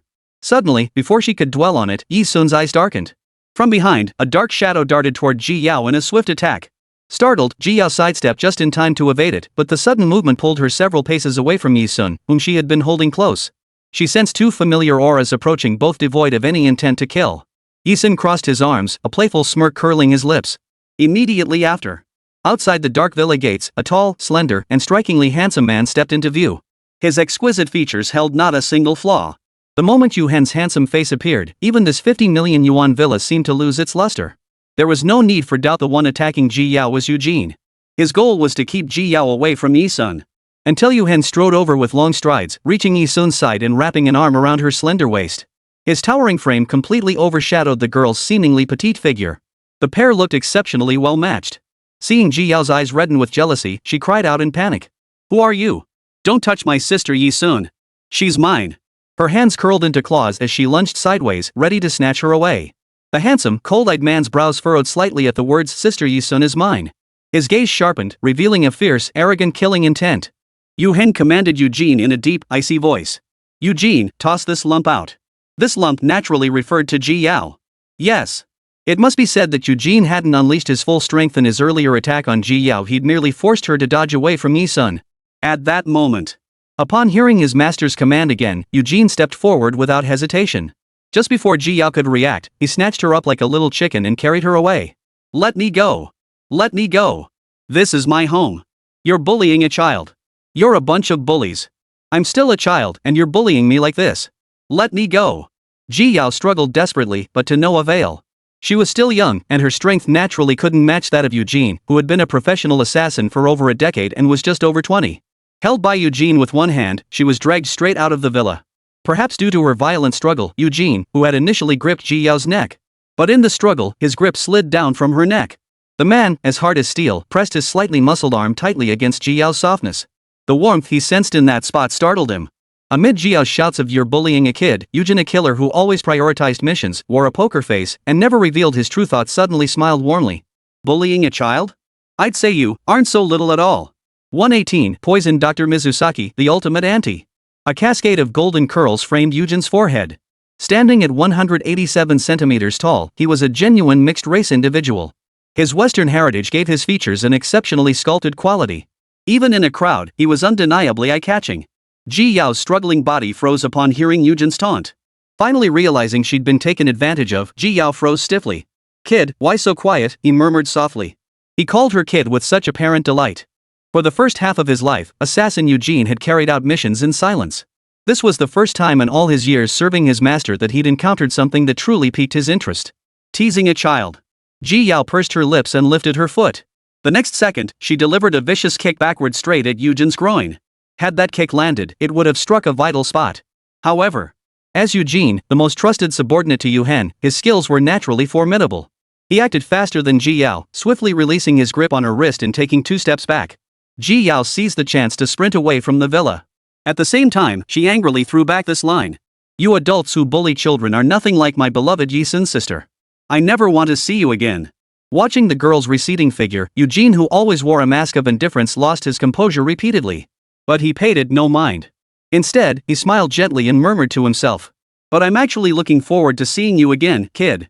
Inside the villa, Yu Hen showed no sign of having taken over Ji Yao's home. His gaze fixed on Yi Sun, intense and sincere, never wavering for even a second. In the end, he did nothing. Only his thin lips moved slightly. He would surely keep every word she had spoken earlier in his heart, never forgetting. The poison doctor you need will arrive in Wenjiang City tonight. The female poison doctor capable of treating her mother, Manhwa's, leg injury from the car accident. Yi Sun never mentioned it again, but Yu Hen kept it in mind. Never forgotten. If you need her, contact her anytime. Yu Hen gave Yi Sun a way to reach her. It was clear. His visit this time was solely to inform her of this. Yi Sun took the contact information Yu Hen offered and replied softly. It was quite rare for her not to tease Yu Hen. In Yi Sun's mind, she had always believed Yu Hen had ulterior motives toward her. An alliance bound by marriage. Yet through their repeated interactions, she found herself slightly confused. Was he truly after something else, or was it something else entirely? Keep that thing away from you in the future. As this thought crossed her mind, Yu Hen's magnetic, cool voice came from above her head. That thing meaning Ji Yao. Hearing this, Yi Sun froze again. Why did she sense a hint of jealousy from Yu Hen? It was as if he truly intended to marry her, rather than just forming an alliance? Was she imagining things? The next day, invited by Xiang Kaiki, Yi Sun and Ji Yao accompanied her on a stroll through the commercial district of Yangxiang City. Nothing particularly noteworthy happened. It was just like any ordinary girl hanging out with a couple of friends, strolling through the mall. But the passers-by who happened to cross paths with the three of them in the mall would never have imagined that the renowned king of mercenaries in the international underworld would one day stroll the streets just like them, looking every bit the ordinary person. Friday evening, Yi Sun took a car back to Wenjiang City. Yangxiang City was the provincial capital of Zhou Province and also the location of the Yi family's ancestral home. The journey from Yangxiang City back to Wenjiang City wasn't particularly long. It took only a few hours. In front of the flower beds at Wenjiang City People's Hospital, Yi Sun encountered Yu Hen's subordinate, the poison doctor from the dark chamber. Suirio. Though the codename Shui Ling sounded delicate and fragile, in reality, she was a genuine older sister type. Not only did she possess the looks of a dominant woman standing at 5 feet 7 inches with a waist as slender as a water snake, she wore a light blue coat over black thermal leggings. Such an ensemble would overwhelm most people. Yet on Mizusaki, the bulky dark leggings radiated the sophisticated elegance of a high-end fashion label. Every word and gesture carried an otherworldly allure. A medical kit hung from her hand as she stood there silently. Until Yi Sun approached, speaking in fluent Bailan. Mizusaki. Long time no see. She and Mizushiro knew each other. They had met in a country where Bailan was spoken. Therefore, the moment she heard that familiar female voice, it was as if she were back in that country where the girl would always call out to her in Bailan. Mizuyo looked up and saw Yi Sun's familiar face. She gasped. It's you! Having been immersed in the international underground scene for a decade, Yi Sun could say without exaggeration that there was no country she hadn't visited, and naturally, she knew more people in the underground world than one might imagine. It's me. I hear you've risen to a high position within the Dark Temple. Congratulations. Yi Sun's light tone sounded as if she were chatting with a longtime friend. However, in reality, the two had scarcely crossed paths in life or death situations. They had merely crossed paths once in a foreign country, both fleeing from pursuers at the time. Yi Sun had pointed her toward a clear path, guiding her to join the Dark Temple and escape the pursuit. That was all. Thanks to you, I thought to join the Dark Temple back then. Otherwise, perhaps my enemies would have killed me by now. Shui Ling paused, then swayed her serpentine waist and chuckled softly. I, Shui Ling, owe you a favor. Speak. Whatever I can do, I won't refuse. Xingling Village. As a rural village in Wenjiang City, Xingling Village was one of the best planned, best built, and most well-maintained settlements in the surrounding area. It hardly looks like a village at all. This earned it the nickname Urban Village. At the village entrance, in front of an ordinary family's courtyard, Manhwa, who rarely left the house, stood there with her father Yi Chengrui, her brother Yi Ming, and her sister Yi Han. But they weren't alone. Many others stood here as well. Men, women, young, and old all gathered, creating a lively scene. This was Manhwa's maternal home. Even though Manhwa rarely left the house, she would inevitably appear here at regular intervals. Her maternal relatives were all ordinary folk. Her maternal relatives had absolutely no connection whatsoever to the term wealthy family. Today marked the monthly family gathering at her maternal home, and they had been summoned back here. Judging by Yi Ming and Yi Han's expressions, however, they seemed to strongly protest these monthly family gatherings. Mom, I'll step out to call little sister and see if she's coming back to Wenjiang tomorrow on Saturday. If she is, I'll drive out to pick her up. Yi Ming grabbed his phone and started heading out as he spoke. Brother, I'll go with you. Yi Han, equally impatient with the situation, hurried to keep up. Yet neither of them could outpace a woman in her late 40s, weathered and dark-skinned. The woman stopped them with a playful hey in a tone meant to tease children. Where are Mingming and Hanin going? The woman asked gently. But Yi Han, who knew the woman's nature well, immediately frowned deeply. Her eyes betrayed a look of dread. This woman was Mu Fanghua's older sister, and also the nominal aunt of Yi Sun, Yi Han, and Yi Ming. Her name was Mu Lanjun. Their mother, Mu Fanghua, was a child born in the countryside. Unlike Yi Chengrui, her husband, who was born into a prominent family. However, the two had only met after Yi Chengrui was expelled from the Yi family main branch, through the matchmaking efforts of Mu Lanjun's husband, Su Tiepi. Therefore, Mu Fanghua and Yi Chengrui have always held deep gratitude toward Mu Lanjun and her husband. Even though Mu Lianjun and her husband knew that Mu Fanghua and Yi Chengrui had made their fortune later on, and that the Yi family had become wealthy, they still didn't work all year round. They would borrow money from the Yi family every other day. Each loan started at a minimum of 1 million. Mu Fanghua and Yi Chengrui never complained. The reason was that Mu Lanjun's husband, Su Tiepi, was a gambling addict. Not only did he frequently gamble wildly outside, but he also racked up a mountain of debt. Though they called it borrowing, they never repaid a single cent. The reason Mu Fanghua and Yi Chengrui kept lending them money each time was because their relationship had been arranged by Mu Lanjun and her husband. This fact left Yi Ming and Yi Han utterly powerless against Mu Lanjun. In comparison, Yi Han's temperament was indeed fiery, but her weakness lay with their mother. Every time Yi Han gave Mu Lanjun a cold shoulder, it would cause Mu Fanghua distress on several occasions, even to the point of breathlessness. Thus, Yi Han always held back. She avoided her whenever possible, refusing to stir up trouble. What? Mingming and Hanin ignoring auntie again? Mu Lanjun's voice boomed. In the courtyard, besides the relatives, there were also quite a few village gossips. Mu Lanjun had deliberately spoken so loudly that the village gossips could all hear her. Yi Ming and Yi Han didn't even acknowledge their own aunt. So what if they're rich kids? Rude. No manners. Don't think climbing up a branch makes you a phoenix. You old maid, you're just a country bumpkin yourself. Seeing the two remain silent, Mu Lanjun was at a loss. She turned to Mu Fanghua, her satisfaction evident as she began her next scheme. Fanghua, your youngest daughter was lost for so many years, but now she's back, right?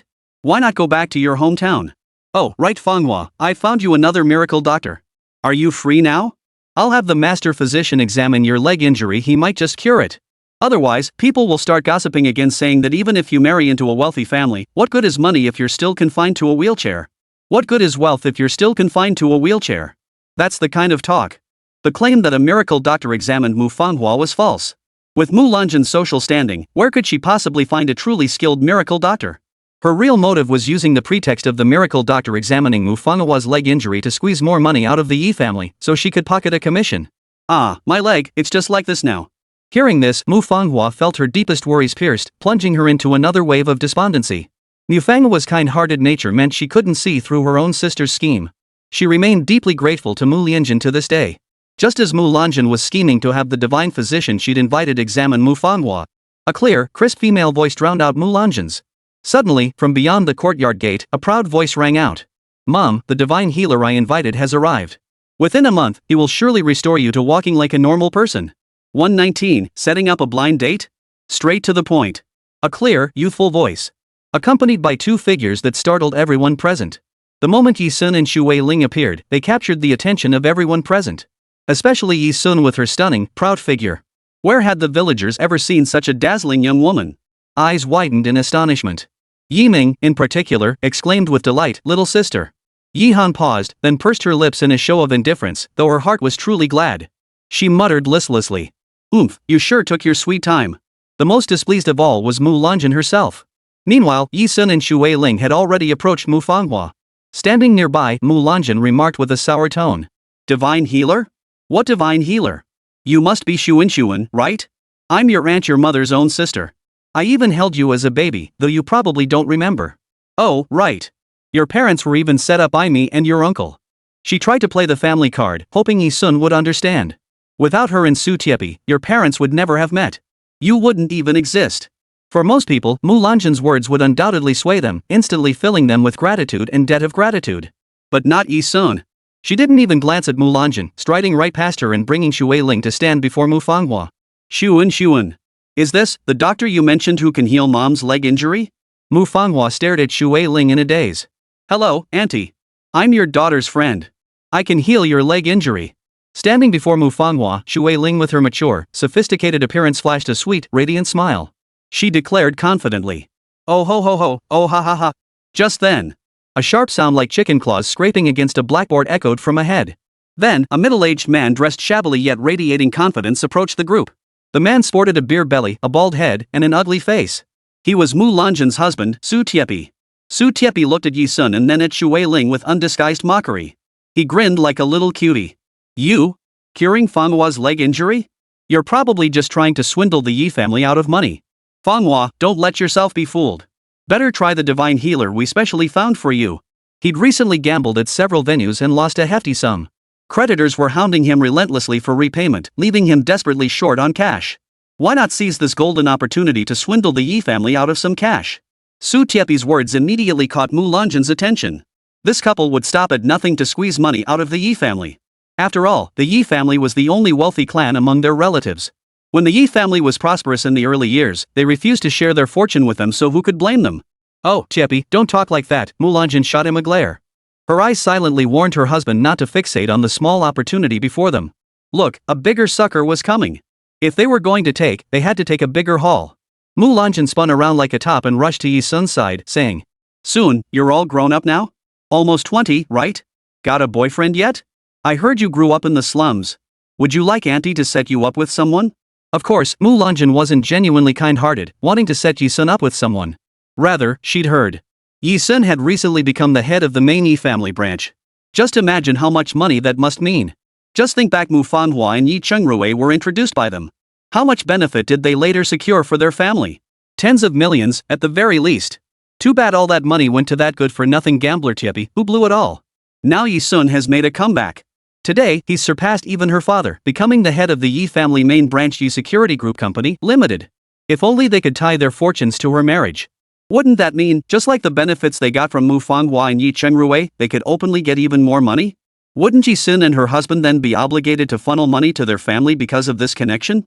How could they possibly refuse to give money? Free money, wouldn't it be a shame to refuse? What kind of young man do you like? Auntie will find him for you. Mu Lanjin acted exceedingly courteous, and anyone unaware might genuinely believe she was thinking of Yi Sun's best interests. Yi Han clenched her fists throughout, struggling to hold back. This time, she couldn't hold back any longer. Even if she came from the slums, even if her standards were rock bottom, she wouldn't give the time of day to the losers you've been setting her up with. No need to ask, Mu Lanjin had already set up blind dates for Yi Han. The truth was, Mu Lanjin hadn't just set Yi Han up on blind dates. The young men who came all groped Yi Han and hurled verbal insults at women, calling those who couldn't bear sons barren hens. Yi Han ended up eating them senseless. Mu Lanjin then teamed up with some of the village gossips to spread rumors that Yi Han was arrogant and thought highly of herself, claiming she looked down on the young men Mu Lanjin had introduced. They added that Yi Han should take a good look at herself. Besides having a bit of money at home, she wasn't all that special. Now, Mu Lanjin planned to use the same tactics against Yi Sun. She wanted Yi Sun to marry one of the young men she introduced, men who showed extreme disrespect toward women and were unable to find wives themselves. That way, Yi Sun would end up like her parents, forced to tolerate and accommodate her every whim because she, their aunt, had arranged their match.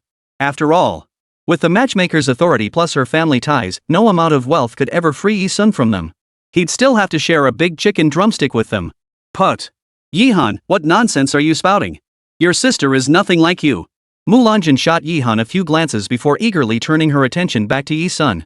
Moreover, to make Yi Sun consider the matchmaking candidates she introduced, she deliberately belittled Yi Sun. After all, the only matchmaking prospects she could access were those poor, short, ugly young men who, unable to find girlfriends, resorted to frequenting prostitutes. Soon, look at yourself. You finally returned home, but because of those things you encountered out there. How many neighbors don't know about it?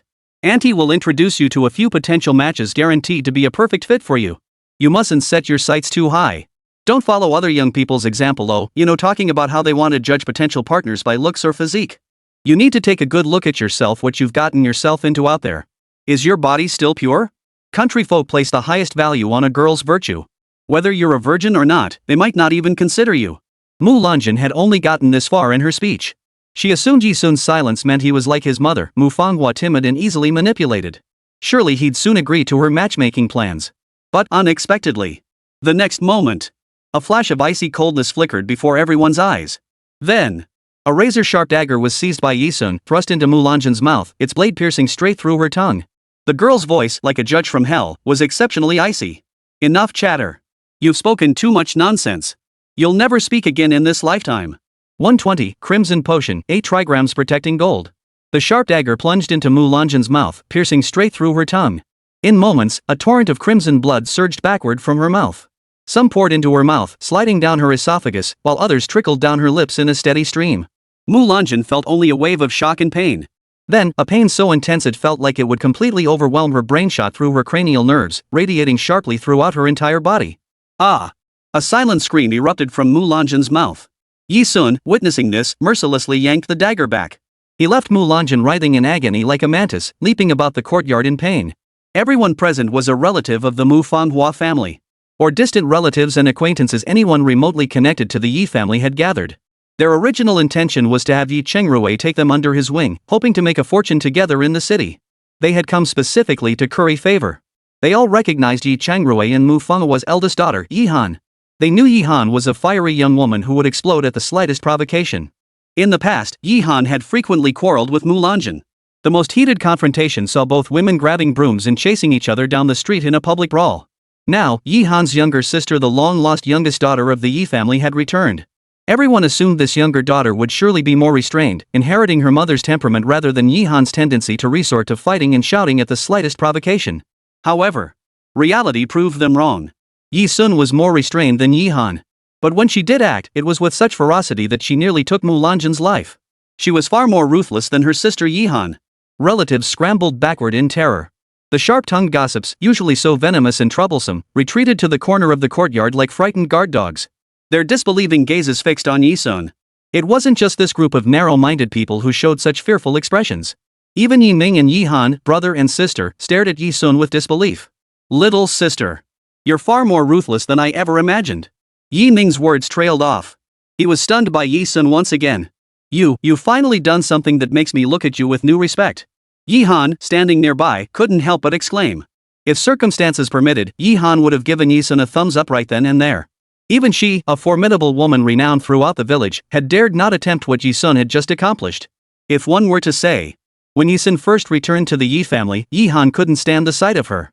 But after spending time together and gradually getting to know Yi Sun, Yi Han no longer harbored the initial hatred toward Yi Sun. Xunxun? Mu Manhwa, seated in her wheelchair, witnessed this scene for the very first time.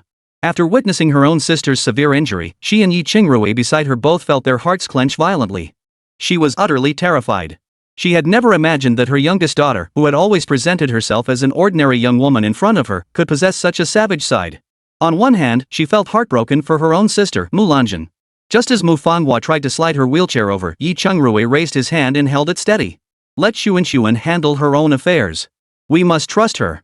Yi Chengrui leaned forward slightly, his voice low. His calm demeanor carried the resolute determination of a seasoned businessman. Somehow, Mu Manhwa's tense heart eased.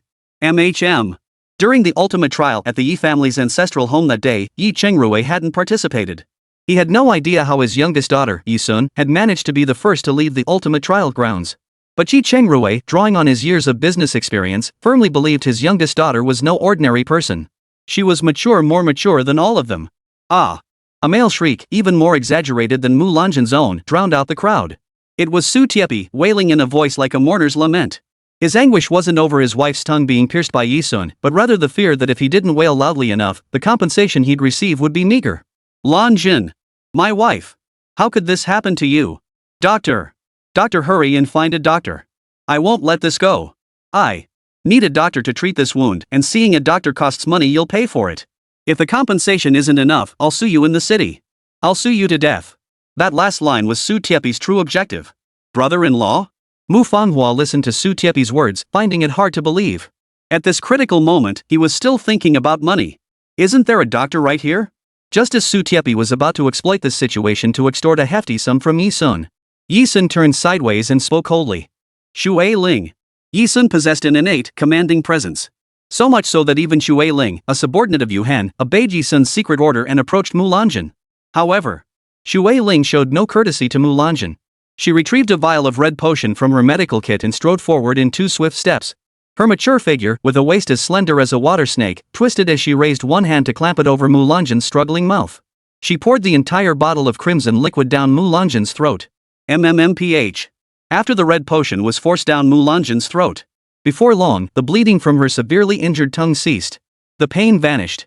The potion's miraculous effect caused everyone present to instinctively widen their eyes in astonishment. Mulanjin slapped her cheeks.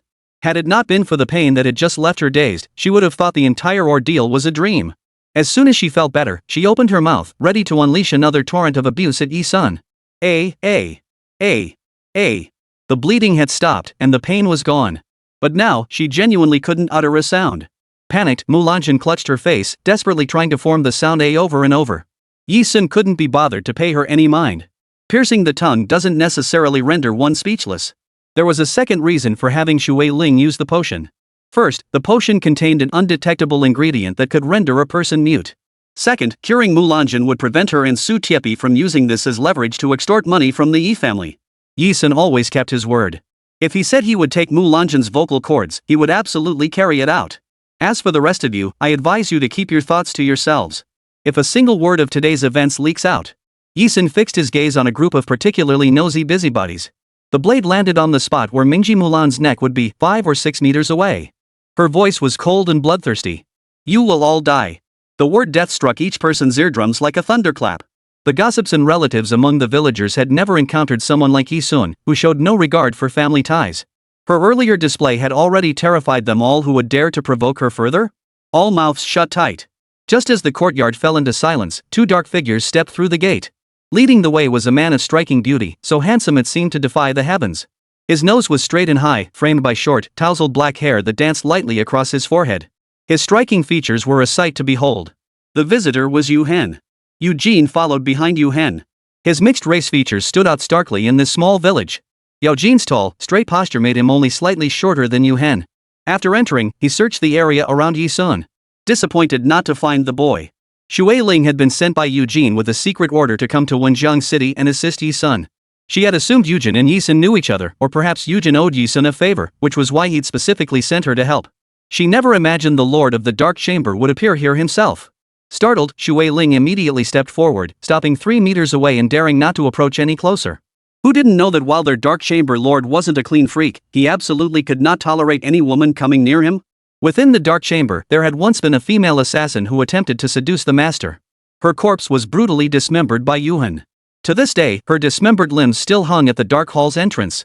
3 meters away, Shui Ling bowed her head to Yu Hen in full view, her voice respectful. Master. She had expected the master to ignore her and proceed directly to business, but little did she know. To Su Ling's astonishment, Yu Hen walked right past her, approaching within 3 meters of Yi-sun. Then, he reached out his large hand and took hers in full view of everyone. In that instant, Suasian's eyes widened in shock. Yukin, however, crossed his arms and leaned against a utility pole in the courtyard, reverting to his expressionless demeanor as he explained to Mizusaki. Master has always been like this with Miss Yi. Shui Ling wasn't stupid. She immediately guessed. So it wasn't Yukin who sent her to help Yi-sun, it was the master? What? Could it be? Could Yi-sun become the young mistress of their dark chamber? Yukin, arms crossed, wore his usual expressionless face. But perhaps due to his profession, he usually spoke little, yet in reality, he was actually quite the chatterbox. Recalling that hot spring trip at the Jing Province Forest Hotel not long ago, when the master and Yi-sun shared a room soaking in the hot springs, Eugene couldn't resist sharing a bit of gossip. But Miss Yi seems rather dissatisfied with the master. She's always referred to him as a male companion. I suspect our master isn't quite up to par in that department. They were in the same hot spring room for less than 20 minutes before it ended. 121, the truth about their childhood separation. Suiryu. Drawing on her years of medical experience, Mizusaki paused before replying to Yukin. It is indeed a symptom of impotence. I hope you can persuade the master to take his condition seriously sooner rather than later. The 2 high-ranking subordinates of the Dark Temple exchanged whispers nearby, their voices carefully controlled. Additionally, Yi-sun and Yu Hen were positioned quite a distance away, so they didn't overhear the exchange. Moreover, Yi-sun and Yu Hen had encountered a minor complication. It's you! You're back again. Yi Chengrui had witnessed his own daughter, Yi-sun, stab Mulanjin's tongue with a dagger and remained unflappable. But the moment Yu Hen appeared, Yi Chengrui instantly lost his composure. His father darted his eyes around the room until he spotted a suitable weapon. Seizing a mop handle, he lunged toward Yu Hen. Clearly, Yi Chengrui's impression of Yu Hen was still stuck at the stage where Yu Hen was a big shot in the black market who had forcibly taken his youngest daughter. With a swing of the mop, he aimed it squarely at Yu Hen's handsome profile, leaving the onlookers utterly dumbfounded. Eugene and Swearing, who had been exchanging confidential information nearby, froze in shock.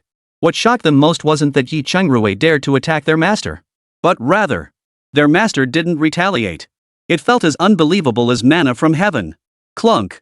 In the end, the mop didn't strike Yu Hen. Yi-sun casually caught it with one hand. Yi-sun raised an eyebrow. This was the first time she hadn't allowed her father to deepen his disapproval of Yu Hen, stepping in to protect him. She said calmly, "Dad, Mizusaki is his subordinate. You misunderstood earlier, he and I are merely business partners."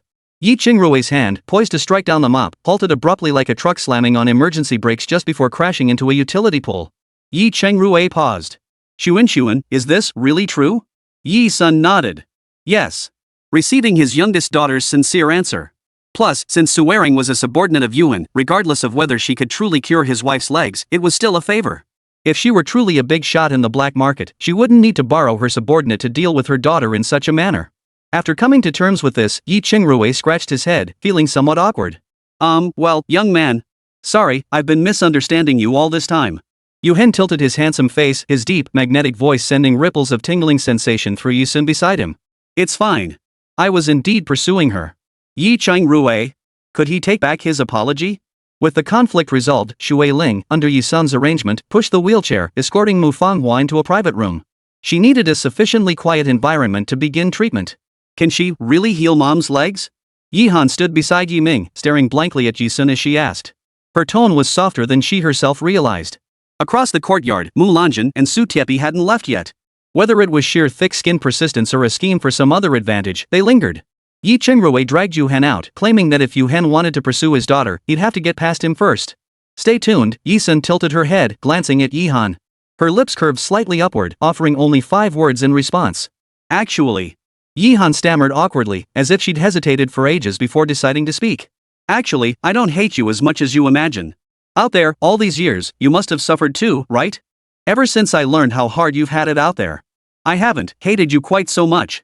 But I've always been like this with my words. Everyone says I speak harshly. Every time I see you, I can't help but. For what happened before. I'm sorry. Yi Han's voice grew softer and softer. Finally, she raised her hand to cover her ears, her face flushing crimson. Oh my gosh, what was I even saying? Forget it. Just forget everything I just said. You can just think of me as a mean big sister. With that, she ran off. The conflicts at home seemed to be moving in a positive direction. Watching Yi Han's every word and action, Yi-sun's lips twitched slightly. Mom. Mom. Grandpa, Grandma, and I picked lots of wild berries on the mountain. We. At that very moment. A youthful female voice rang out from outside the door. Darting through the doorway was a girl with twin ponytails, roughly a year or two older than Yi-sun. Her hands held a basket brimming with wild berries. As she chattered cheerfully, she added, Grandpa and Grandma are still up on the mountain. I came down first. We can eat the wild berries. Clearly, her so-called grandparents hadn't been present at all. Click. The girl looked up. Upon seeing Yi-sun standing beside Yi Ming, she seemed to instantly guess his identity. The basket of wild berries in her hands clattered to the ground. The basket spilled its contents all over the ground, yet she stood there as if her soul had been stolen, making no move to gather them up. This girl was the daughter of Mu Lanjun and Su Tiepi, named Su Xunxun. She was Yi-sun's nominal cousin. Seeing her daughter's distraught expression, Mu Lanjun, fearing the truth might slip out, swatted Su Tiepi hard across the back. Unable to speak herself, she grabbed Su Tiepi and urged him to speak for her. Together, they rushed forward and pulled Su Xunxun out of the courtyard. Xunxun, you're back? Dad, Mom, that woman. Could she be? Yes, she's the youngest daughter who went missing from your aunt's family over a decade ago. Mom, what's wrong? Why aren't you speaking? That made your mother unable to speak. Your mother and I just discussed it. I need to give you a stern warning. There are things you absolutely must not blurt out later. The voices drifted in from outside the courtyard. Then the voices grew quieter. It seemed as though the three had moved to a different location to speak. Outside the courtyard, Mu Lanjun had indeed dragged Su Tiepi to a different spot to speak. The words were meant for her daughter, but Su Tiepi was merely relaying them verbally. Under a tree where he believed Yi-sun couldn't hear, Su Tiepi's coarse voice issued a stern warning. Little did they know. Yi-sun, who could precisely locate landmines on the battlefield with his keen hearing, could hear their entire conversation crystal clear. After listening to the trio's secret conversation, Yi-sun's eyes plunged to the depths of icy coldness. He heard them say, Your mom said it wasn't your fault. Xunxun, don't say a word. Just pretend you don't know anything, nothing at all. But Dad. No buts. Your mother told you to shut up. Yi-sun got separated as a child because she ran off playing. Remember that. It wasn't because you snatched the necklace she was wearing at the market and deliberately left her behind. She was taken by human traffickers. It had nothing to do with you. 122, 39 bombers, 29 nations. The voices outside grew fainter and fainter until they vanished entirely. The conversation must have ended. Yi-sun, waiting outside the treatment room, watched with eyes growing darker and more intense. Anyone familiar with her temperament knew this was the prelude to her anger. But for the moment, she did nothing. Soon, the tightly closed door of the treatment room swung open. Squeak! The moment the door swung open, Yi Han, who had fled far away, and Yi Ming, who had been waiting all along, both jogged back to the spot. Inside the makeshift treatment room, Mizuki, wearing a mature, sophisticated smile, was pushing Mu Fanghua out. "How is she? Mom, how do you feel?" Yi Ming and Yi Han pressed eagerly. Their hearts were pounding in their throats. "Mom's legs, just now during the treatment. I felt sensation. It was only for a moment, but I haven't felt my legs exist for over a decade." Mu Fanghua's eyes welled up with tears as she spoke, deeply moved. After the accident, her thighs had atrophied from years of disuse and nerve damage. Now they were nothing but skin stretched over bone. The sight was horrifying. With injuries this severe, even if the nerves were repaired immediately, she would still need to relearn how to walk slowly. "Within a month, I can help you stand upright like a normal person again," Yi-sun said softly. She had complete confidence in Xu Wei-ling's medical skills. "Yes. For this entire month, I will be by your side every day to treat you. Until, 1 month from now, you can walk unaided." Standing beside Yi-sun, Xu Wei-ling echoed her words with a gentle smile.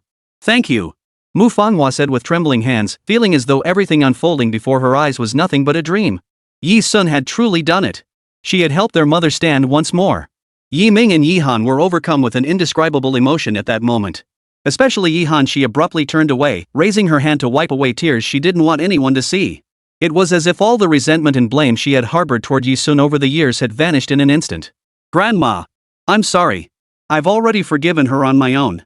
You're so kind-hearted. If you saw her, you'd forgive her too, wouldn't you?" Yi-sun's maternal grandparents were ordinary country folk, devoid of the malicious intent Mu Lanjun possessed. They welcomed Yi-sun warmly and prepared a table full of fragrant, delicious farmhouse dishes for dinner. Yu Hen and Eugene didn't stay for dinner. They had already left. An incident had occurred within the dark chamber, compelling them to return overnight. After dinner, "Shall we go light incense at Mother's grave?" Yi Chengrui murmured softly as he stood beside Mu Fanghua. Yi Chengrui's mother was Yi-sun's maternal grandmother. She was the matriarch of the Yi family, the former head of the household, and the ex-wife of Yi Xunxun. Before Yi Chengrui was expelled from the Yi family, Grandma Yi had divorced Grandpa Yi because she couldn't endure his feudal, antiquated ideas. Later, after settling in Wenjiang City, Yi Chengrui brought the now lonely Grandma Yi to live with him. Thus, Grandma Yi watched Yi-sun and his two siblings grow up from childhood. Her affection for them came from the heart. In the end, in her quest to find the long-lost Yi-sun, she and Mu Fanghua were involved in a car accident. She passed away tragically at the scene and was buried on the hillside of Qingling village. "Alright, let's go to the little shop at the village entrance to buy some candles and incense. We'll head up the mountain to pay our respects to Mom." Mu Fanghua nodded. The couple spoke as Yi Chengrui pushed Mu Fanghua's wheelchair out the gate. Witnessing her parents' departure with her own eyes, Yi-sun turned and carefully slipped a pair of pure white gloves over her own slender, pale fingers. The young girl's figure moved toward the living room where Mu Lanjun and Su Tiepi were. At that moment, the night had grown dark. The moonlight was at its peak. It was a night ripe for staining with blood. "Little sister, where are you headed?" Emerging from the side door, Yi Ming sensed something unusual about Yi-sun's presence. He asked. Yi Han stood beside Yi Ming as both turned their gaze toward Yi-sun. Facing their questioning gazes, Yi-sun uttered two words coldly. "Kill." Having witnessed Yi-sun personally eliminate a wanted criminal, they knew she wasn't joking. Yi Ming and Yi Han still felt a sharp pang in their hearts. Yi Ming spoke wisely. "Little sister, are you planning to?" Yi-sun lowered her gaze, sensing someone's approach. The next moment, a girl emerged cautiously from a doorway ahead. With twin ponytails and an air of refinement, it was undoubtedly her cousin, Su Xunxun. Can we talk?" Su Xunxun asked cautiously after arriving. She hadn't heard Yi-sun utter the words murder. "Speak." Yi-sun's voice was harsh and cold. Su Xunxun felt as if an invisible blade were pressed against her throat. If she said one wrong word, that blade would come down without mercy. After swallowing hard 3 times, Su Xunxun steeled herself before speaking. "I came. Tell you some facts. This matter has been like a demon devouring my soul, waking me from nightmares countless times over countless days and nights." Even after being sternly warned by her own parents, Su Xunxun couldn't silence the voice within her heart. Standing at a considerable distance, she bowed deeply to Yi-sun. "I'm sorry. It was my fault you got separated as a child. Though my parents always told me it wasn't my fault. But it was indeed me who took you to the market without permission back then. I saw the beautiful necklace around your neck and asked if I could borrow it to wear, but you refused. I don't remember what happened then, only that we ended up fighting. You were 5 then, and I was 7. But back then, I couldn't beat you, so I just ripped your necklace off and ran away. I came back looking for you right away. I was so scared I saw some adults putting you into a car, and I was terrified. I ran home and told my parents, but they warned me not to say anything. I've had enough. I don't want to spend the rest of my life consumed by guilt. Every word, every sentence, crystal clear. As Su Xunxun, daughter of Mu Lanjun and Su Tiepi, 2 greedy genes, this was her only moment of sincerity. Yi Ming and Yi Han's eyes snapped wide open after hearing Su Xunxun's words. What do you mean? So you're saying that Yi Sun didn't wander off to the market on her own because she was playing around, but that you took her there, abandoned her, and came back alone? Yi Han's fiery temper flared instantly. She glared at Su Xunxun with hatred and shouted. Simultaneously, she pointed her finger at Yi Sun and continued to yell at Su Xunxun. What good is your apology? Can it bring my grandmother back to life? I've always blamed her. I've been blaming my own sister all this time, and now you tell me it was you. Why didn't you say anything sooner? You saw her being shoved into that car by the traffickers. If you'd said something, we might have saved her back then. Only Yi Sun could endure Yi Han's explosive temper without flinching. If it were Su Xunxun, she'd be bowing her head, tears welling up as she was scolded, apologizing over and over. Wah, I'm sorry. I'm so sorry. I'm truly sorry, sniffle. Xiao Han. Yi Ming gripped Yi Han's shoulders, stopping her from lunging at Su Xunxun. I won't accept your apology. Meanwhile, facing the sobbing Su Xunxun, Yi Sun remained expressionless. She said coldly. Well, thanks to your confession, the 3 of you have temporarily saved your lives. I won't accept your apology, but just now, I truly intended to kill your entire family. Yi Sun always spoke plainly. She disliked playing roundabout games. The words kill you were more than a girl like Su Xunxun could bear. Her tear-streaked face twisted in sheer terror. Surprised? Yi Sun's calm voice carried a faint chuckle. Looking back, it was Su Xunxun's actions during their childhood that quarreled between 2 children that altered the course of her entire life.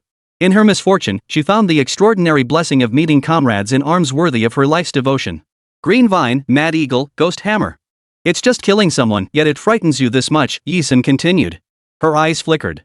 Before Yi Ming, Yi Han, and Su Xunxun, she broached a realm entirely new one even her brother and sister had never heard of. She said. But do you even know that because of you, the world I live in is a fiery hell where people die every single day? Minefields, battlefields, betrayal by comrades, nothing in this world is as reliable as money. Because of you, I was betrayed by 1,599 comrades who hunted me down for 10 days and nights. Because of you, I faced an unbroken encirclement by 39 bombers.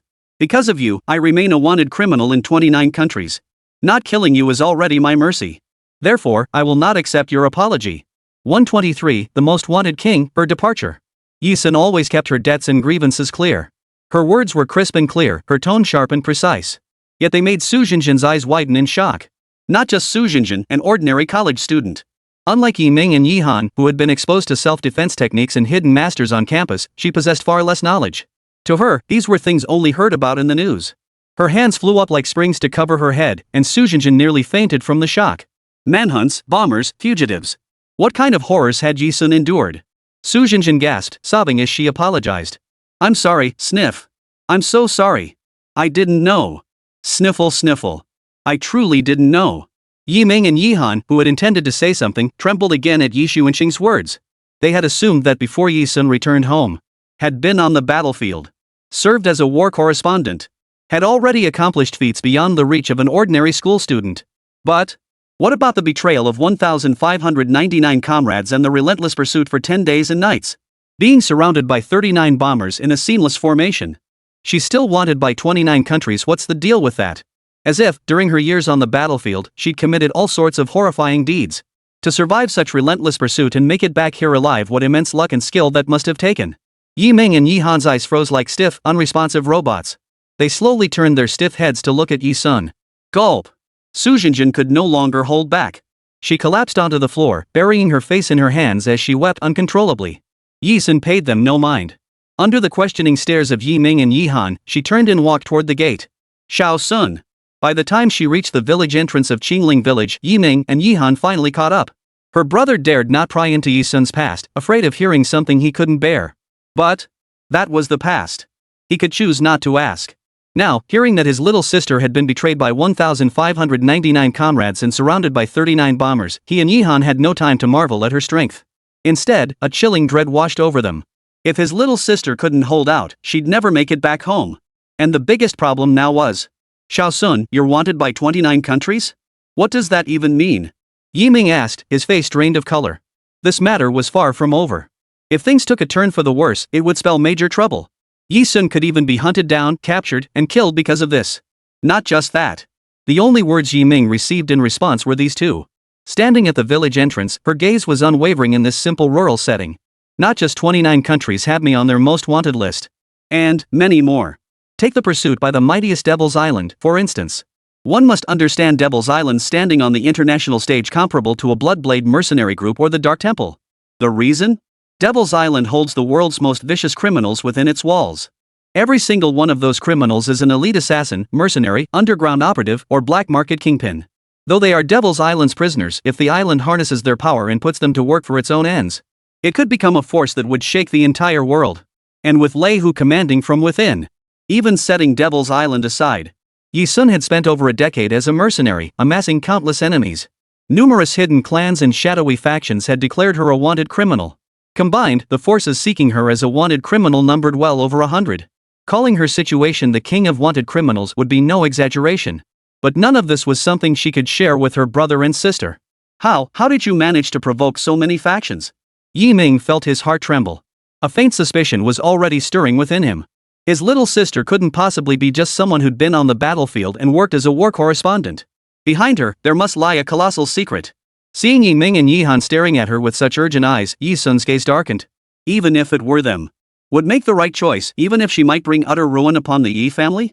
Besides, given her status internationally wanted by major nations, shadowy factions, Interpol, Devil's Island, if she truly harmed her family, the steadfast, trusting gaze of her father, Yi Qingrui, her mother Mu Fenghua's love so profound it couldn't be concealed, her brother Yi Ming's unwavering protection, and the transformation of her sister, Yi Han. TSK, blood refined, these past days you've truly been lost in the warmth of newly found family, forgetting your truest self. Had it not been for that moment of unintended clarity, staying here any longer would only hurt her loved ones, wouldn't it? Moreover, compared to this ticking time bomb in the hearts of her brother and sister, they would inevitably consider eliminating her to protect their closer family. That's why Yi Ming and Yi Han were so urgently pressing her for answers about the source of the danger. Had her dream of peaceful coexistence with her family just begun, only to shatter again? It really was rather laughable. Perhaps the familial affection she had so desperately craved was nothing more than a fleeting, bubble-like illusion. Facing Yi Ming's relentless questioning, the girl merely lowered her eyes. The rare spark of newfound life and light that had flickered within her gaze vanished in that instant. She simply said, "I'll be leaving this place. Rest assured, this is my own business. I will handle it myself and won't involve you." With that, Yi Sun turned to leave. But her body had barely turned sideways when, in the next instant, her shoulders were gripped firmly by two hands. The person holding her wasn't her brother Yi Ming, but Yi Han's hands gripped her shoulders with iron-clawed force. Her eyes burned with an intense, complex gaze, a mix of fury and heartache as she fixed them on Yi Sun. In this moment, Yi Han truly possessed a hint of the mature grace befitting an older sister. She unleashed a torrent of harsh curses, yet the harsh words reignited color in Yi Sun's once dull eyes. "Relax? Relax about what? Leave? Where do you plan to go? What do you mean it's your own business? That you can handle it yourself? You've already dragged us into this. Listen here, Yi Sun. The day you decided to come back to this family, you became part of it. Where do you think you can run off to? You're just a wanted criminal. Do you think I, Yi Han, am some pushover? Do you think I'm afraid? 124, uncle who left home, whose influence? You think you can just say you're leaving and actually leave? There's no such thing as a free lunch in this world." Yi Han wasn't one to toy with people's feelings. She was never cut out to be like those gentle big sisters who'd take Yi Sun's hand and say with deep emotion, "Don't go." Such words could move anyone. Her words carried a hint of the assertiveness an older sister might show her younger sibling. "Xunxun, Xiao Han is right. From the day you came into our family, you've been one of us. Your sister and I asked how you got involved in those troubles, not to blame you, much less interrogate you.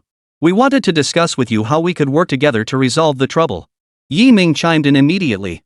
This was the true sentiment of his older siblings. Amidst the urgent questioning, the tone of genuine concern completely calmed Yi Sun's heart.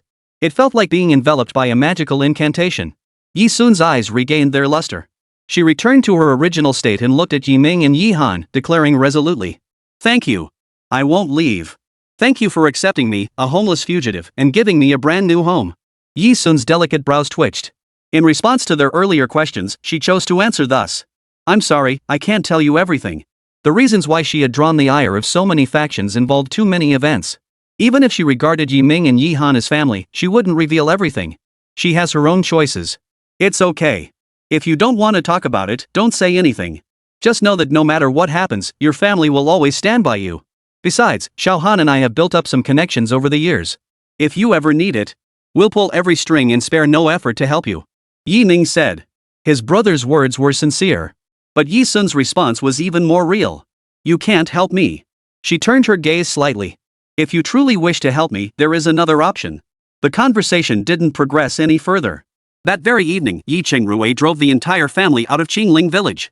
The truth that it was his cousin Su Xunxun who had led to Yi Sun's abduction as a child was revealed in full by Yi Han to Mu Fanghua and Yi Chengrui during the drive. Throughout the journey back, Yi Chengrui's expression remained dark and grim. Even Mu Fanghua, who had always been grateful to her sister Mu Lanjin's family, exclaimed this time. So she deliberately kept this from us all these years. All these years, she's been deceiving me. Yi Han added fuel to the fire with a pointed remark. Such family ties aren't worth keeping. She only kept the truth hidden for our family's money. People like her are utterly disgusting. Ugh. This time, the Yi family made it abundantly clear they would no longer have anything to do with Mu Lanjin's family. From now on, they wouldn't give the Mu family a single penny. I must have been blind as a bat. Xuan, thank goodness you're back. Otherwise, I'd have lived with guilt for the rest of my life. I thought Auntie was my only true kin in this generation, and I felt I had to treat her well no matter what. But I never imagined. Oh. Actually, you have another uncle. He left home before any of you three were born. Your mother and your uncle had the best relationship. But he's been gone for over 20 years now. I poured all the affection I had for your uncle into your aunt instead. Mu Fanghua said guiltily. In Mu Fanghua's generation, her parents actually had 3 children. The eldest daughter, Mu Lanjin. The second daughter was Mu Fanghua. The youngest son, Mu Ziyu. Mu Ziyu had always been closest to Mu Fanghua since childhood. Though they were sister and brother, their personalities were similar and they got along well from childhood. Alas. When Mu Ziyu turned 20, in the prime of his youthful ambition, he made a bold declaration: he would leave home to make his fortune elsewhere, vowing not to return until he succeeded. From that day on, he truly never returned. In the blink of an eye, over 20 years had passed. Saturday night. At the invitation of Yi Ming and Yi Han, Yi Sun arrived at the entrance of Ice Ocean Bar to wait for them. After meeting up, Yi Ming led the way, guiding the others through the crowded bar. They spotted a young man with a bare chest, a cigarette dangling from his lips, and a blue dragon tattoo covering his body. He was currently watching the beautiful women dancing on the dance floor. Brother Mu. Yi Ming stepped forward and called out to the young man. Startled by the sudden shout, the youth jolted upright, nearly dropping the cigarette dangling from his lips. The young man called Brother Mu quickly sat up straight, looking at Yi Ming and the unfamiliar Yi Sun beside him. Whoa. What's up? Yi Ming, did you change your gender? And you brought a hottie with you. Mu Go whistled at Yi Sun. No, she's my sister too. Her name is Yi Sun, Yi Ming explained. Wow. Not bad. 2 sisters. Lucky. So lucky. Brother Mu quickly changed his tune. Yi Sun stood beside Yi Han, observing silently without speaking. What's up? Why'd you come find me today? After a moment, once Mu Go finished his drag, he stood up, pulled Yi Ming aside, and whispered in a low voice. I want to show my sister the influence we've built over the years. Yi Ming stated his purpose for today. At this, the young man named Mu Go perked up immediately. He glanced at Yi Sun. Hey, sis. Come on. Let's show you around. With that, he led the group deeper into the bar. They passed the dance floor, KTV rooms, and nightclub tucked deeper within the Ice Ocean Bar, finally arriving at the entrance to the bar's headquarters. Mu Go gave a nod to the 2 burly new guards stationed at the entrance, who promptly stepped aside. Then, Brother Mu led Yi Sun and the others effortlessly through the main doors of Ice Ocean Bar headquarters. Take a look, girl. The guys sitting by the staircase, the brothers scattered throughout the venue. This entire crew of enforcers is the team your brother and I cultivated together years ago. They're all part of our private network. Now we've partnered with Ice Ocean Bar, we supply the muscle, and they give us a cut of the profits. It's a long-term arrangement. Our influence is no small thing. Brother Mu explained. No need to question it. This was what brother and sister had referred to the network they'd built over the years. Yi Sun lowered his gaze, deep in thought. In the open, small courtyard, a staircase led to the 2nd floor. Scattered around the area, brothers stood or sat, chatting about raunchy jokes, smoking, and puffing away. So these were the brother and sister's people. Swish. Swish. Swish. In that very instant, the enforcers, upon seeing Yi Sun and his 3 companions, all sprang to their feet as if they'd spotted some high-ranking official. Ha! Hey! Lin Lei, Zhang Peng. We're just here to inspect the area. No need to jump to your feet like you've spotted some high-ranking official. Mugu glanced over, thinking the thugs must have recognized him, Yiming, and Yi Han, the founders of their respective factions, to react this way. His memory was sharp, and he called out each name in turn. But unexpectedly, the next instant, the entire group of enforcers jogged to the open space. One by one, those smoking stubbed out their cigarettes, those swearing shut their mouths. Like saluting a high-ranking official, they bowed deeply toward Yi Sun. The thunderous shouts of "boss" from the men nearly shook the ceiling, echoing clearly to Yi Ming, Yi Han, and Brother Mu. "Sis Yi. Boss. Boss, you're here. We've missed you like crazy. Are you here for a meeting? Should we gather all the executives in the conference room for you?" 125, Training in Flexibility, High-Level Amputation. Facing the brothers' enthusiasm, Yi Sun said, "No need to trouble yourselves. I just came to take a look." Whoa. Got it. Boss, if you need anything, just let us know. We'll get it done right away.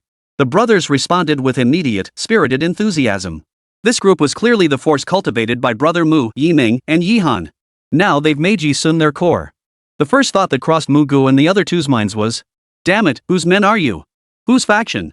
As Mugu took in his brother's words, he froze, his eyes widening in shock. "Damn it! You're the boss!" Brother Mu bellowed at Yi Sun. Yi Ming and Yi Han felt another jolt of shock. But they were almost immune to the shock Yi Sun could deliver. Finally, the older brother spoke. "No wonder Xiao Han and I heard rumors recently. The boss at Ice Ocean Bar had changed. Turns out it was you, little sis."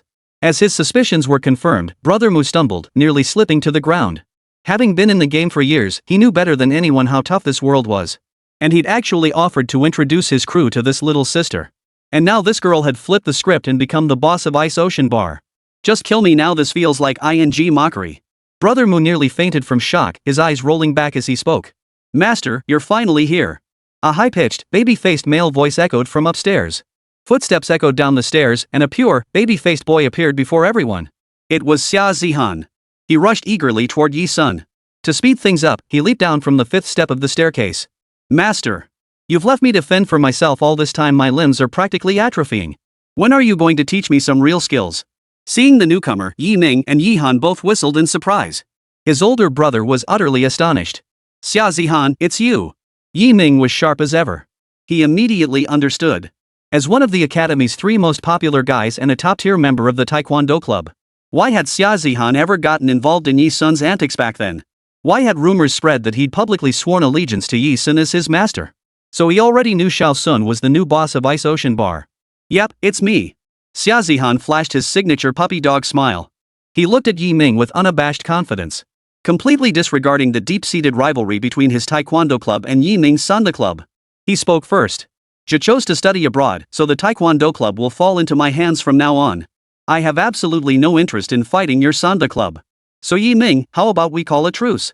Yi Sun's return had indeed changed all of them. Had Yi Sun not returned, the two clubs would still be caught up in petty student rivalries. Yi Ming paused for 3 seconds before nodding firmly. "Yeah." 2nd floor of the Ice Ocean Bar headquarters. Yi Sun led the group to a space that had once been a warehouse, now repurposed as a training base.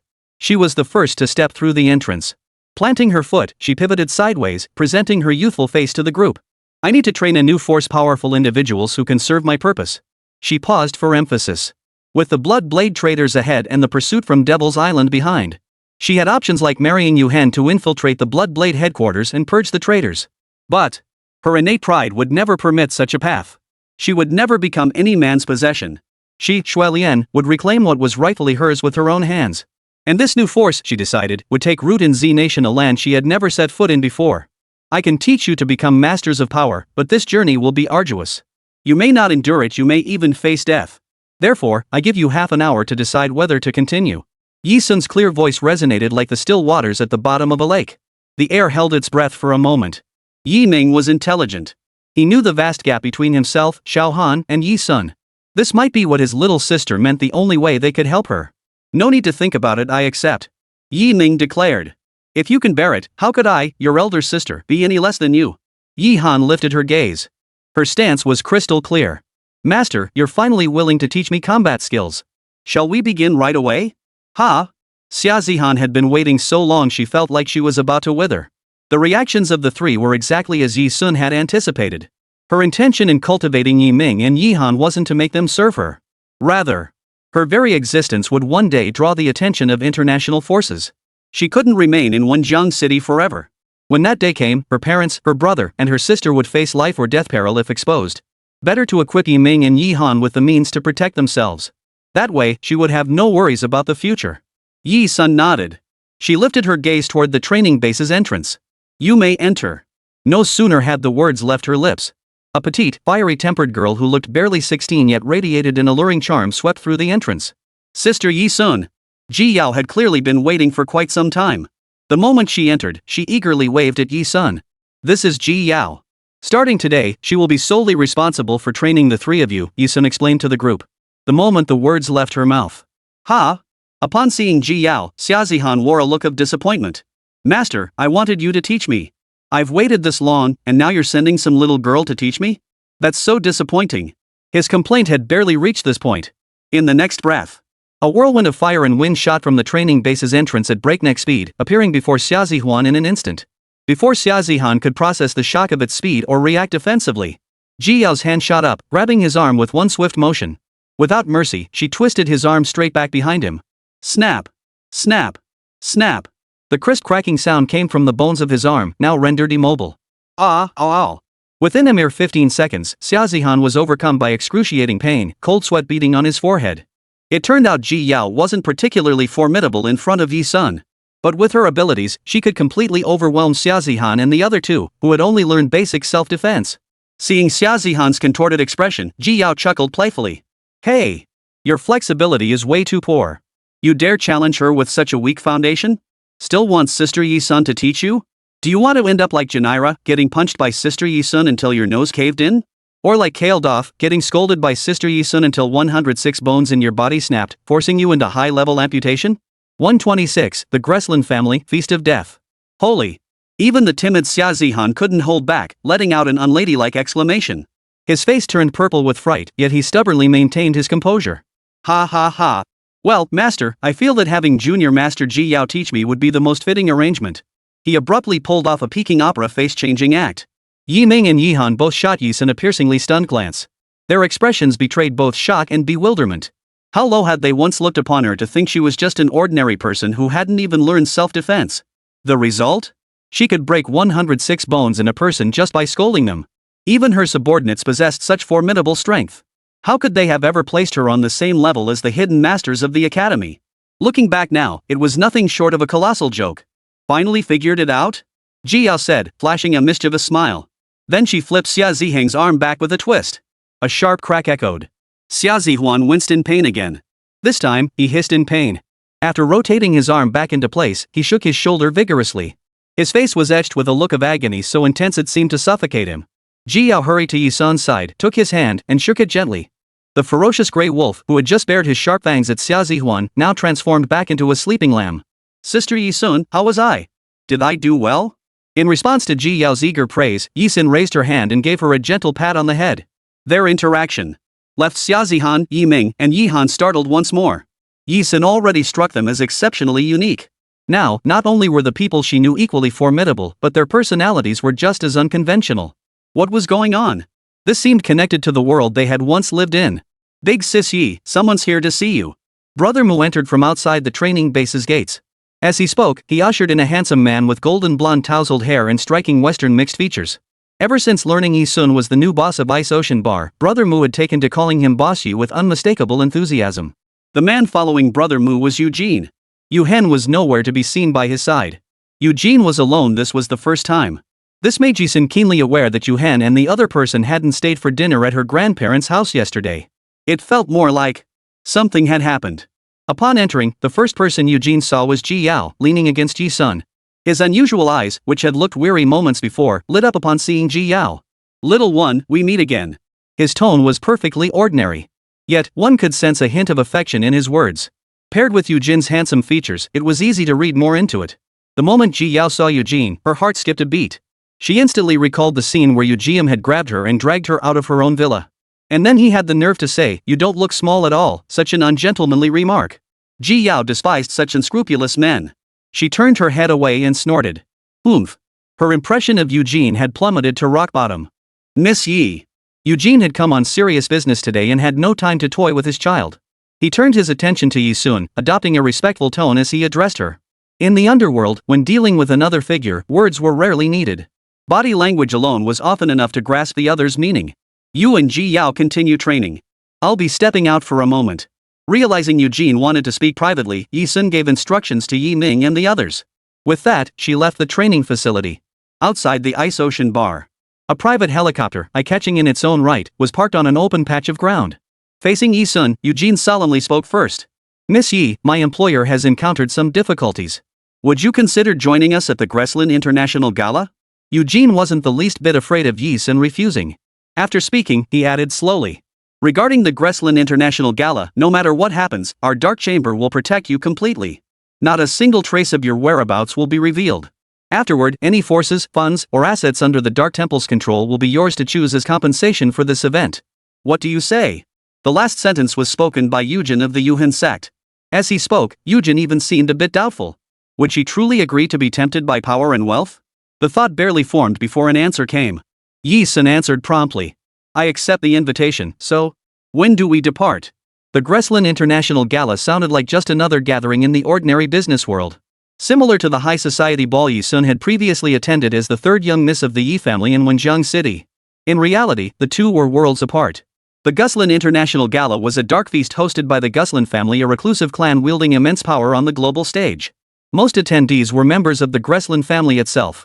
It rarely invites outsiders. This exclusivity meant outsiders knew remarkably little about the event.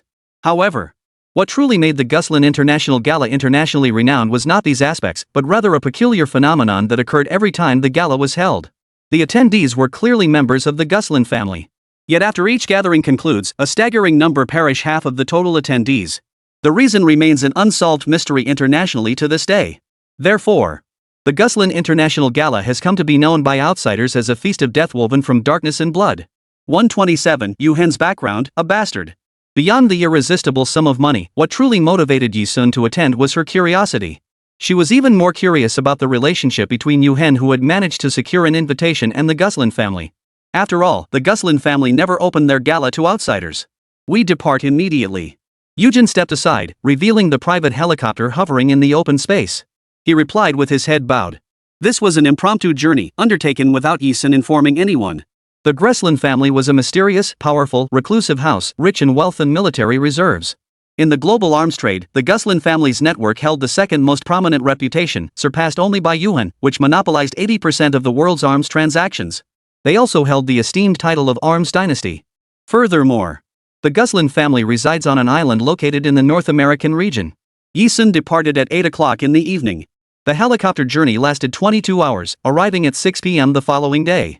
Taking into account the time difference between North America and Z country. At the Guslin family's location, it was now 9 in the morning, with the sun just rising. Yi Sun had slept during the flight. Her sleep was always light, and the moment the helicopter touched down, she was wide awake. The very first second she opened her eyes, she saw Yu Hen's divine, handsome profile. Good morning, my male companion. Seeing Yu Hen, Yi Sun froze for a moment before her lips curved upward. Morning. His rich voice sounded like a sapling carefully cultivated by God. So magnetic it made Yi Sun want to pounce on him right then and there. Yi Sun sat up straight, glancing sideways at him. She never held back questions she asked directly. How did you get invited to the Greslin family gala? The girl had just awakened, her slightly tousled yet smooth, pure black straight hair cascading loosely at her sides. The hem of her dress had slipped off her shoulder, though she seemed oblivious to it. Witnessing the girl's irresistibly alluring state upon waking caused Yu Hen's chest to tighten for the third time. He suppressed the urge to pin her beneath him and bite her, averting his gaze to avoid succumbing to temptation. He turned his handsome, cool profile toward her. I am of the Greslin family. Therefore, he inherently possessed the qualifications to attend the Greslin International Gala. The truth was, Yu Hen, the current ruler of the Dark Temple on the underworld and the world's most formidable iron-blooded assassin, truly hailed from the Guslin family. Within this reclusive clan, the Guslin family, there existed an unwritten rule: any child born into the family would be cast into the international underworld upon reaching the age of 5. Regardless of survival or demise, they are left to fend for themselves. Only after turning 20 are they summoned back by the family. Only by severing all retreats and forcing growth in desperate circumstances can a family scion reach the pinnacle of power. It must be said, the Guslin method of forging formidable successors is truly formidable. Yu Hen was cast into the slave circuit by the Guslin family at the age of 5, growing up under the fists and feet of wealthy nobles. Now in his early 20s, he had reached the age when the family would recall him. His handsome, spiky black hair framed his forehead, adding a touch of beauty to his sharply defined profile and high, straight nose. His perfectly sculpted, long-limbed frame shifted as he turned sideways, leaping from the helicopter the moment Yi Sun regained consciousness. Immediately after, the tall, handsome man executed a graceful turn, like a duke bowing to kiss the queen's hand, extending his long fingers toward Yi Sun standing on the helicopter's high step. "Come down." His deep, rich voice carried a commanding edge. It stirred something within Yi Sun. Her guard, perpetually raised against people and things, slipped uncontrollably, a moment of unwarranted relaxation that even she couldn't explain. She stepped toward the helicopter door. At least in this moment, she trusted him completely. The young girl's frame was enveloped by Yu Hen's exceptionally tall frame, drawn into his embrace. During the flight, Yi Sun casually glanced up and saw Yu Hen's serious expression. Beneath his profile, the edges of his ears were faintly flushed. This discovery instantly sparked a playful urge in Yi Sun. She stood on tiptoe and blew gently against Yu Hen's earlobe. Even Yu Hen, whose physique was already rock hard, tensed up once more. Cough, cough, cough. Yujin, approaching from the opposite direction, happened to witness this scene. He let out an ill-timed, violent coughing fit. From his perspective, his master remained completely unresponsive to Yi Sun's teasing. This reminded Eugene of Shu Wei Ling's diagnosis. It seemed undeniable his master was indeed suffering from impotence. "Master, you're no good." Even though that's what he was thinking, Eugene kept it to himself. He bowed respectfully to Yi Sun and Yu Hen. "Master, Miss Yi. Your formal attire is ready and awaiting you at the island's Seoul clothing boutique. Would you like me to guide you there?" Yi Sun declined directly. "No need. We'll explore on our own." With that, she grabbed Yu Hen by the collar and pulled him along as she strode ahead into the island. Though the Gresslins claimed to be a secluded family, this island was not inhabited solely by their clan. The island was quite large, its architecture styled after Western medieval dynasties. A magnificent medieval castle stood atop the hillside ahead, surrounded by fortified walls. This arrangement prevented the island's outer residents from glimpsing the castle's interior. Strictly speaking, this place functioned as a small kingdom existing outside any historical records. Clearly, that towering medieval castle was the domain of the Gresslin family.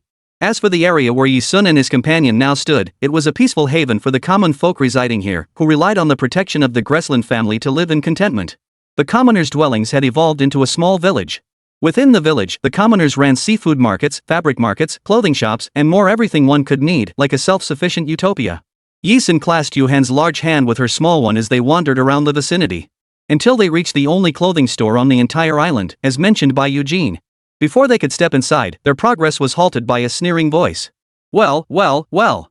You with that damn black hair, you must be that little bastard, see you Jesslyn, right? You look like such a punch-in-the-face kid back then, and now you're a bloody punch-in-the-face grown man. Makes you want to kill you." Yu Jesslyn was Yu Hen's original name within the Jesslyn family. The name Yu Hen was adopted later. The Yu surname was inherited from his mother. Yu Hen's mother was from country Z. Listening to the string of extremely unpleasant, duck-like whispers, Yi Sun frowned slightly. He glanced over.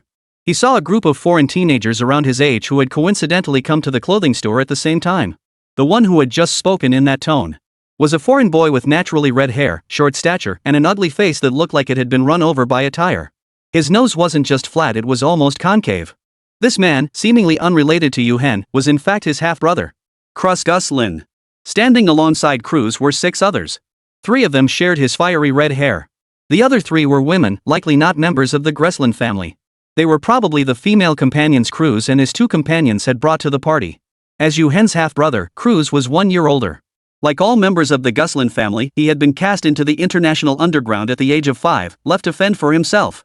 Now in their early 20s, they had been summoned back alongside all the other surviving sons of the family.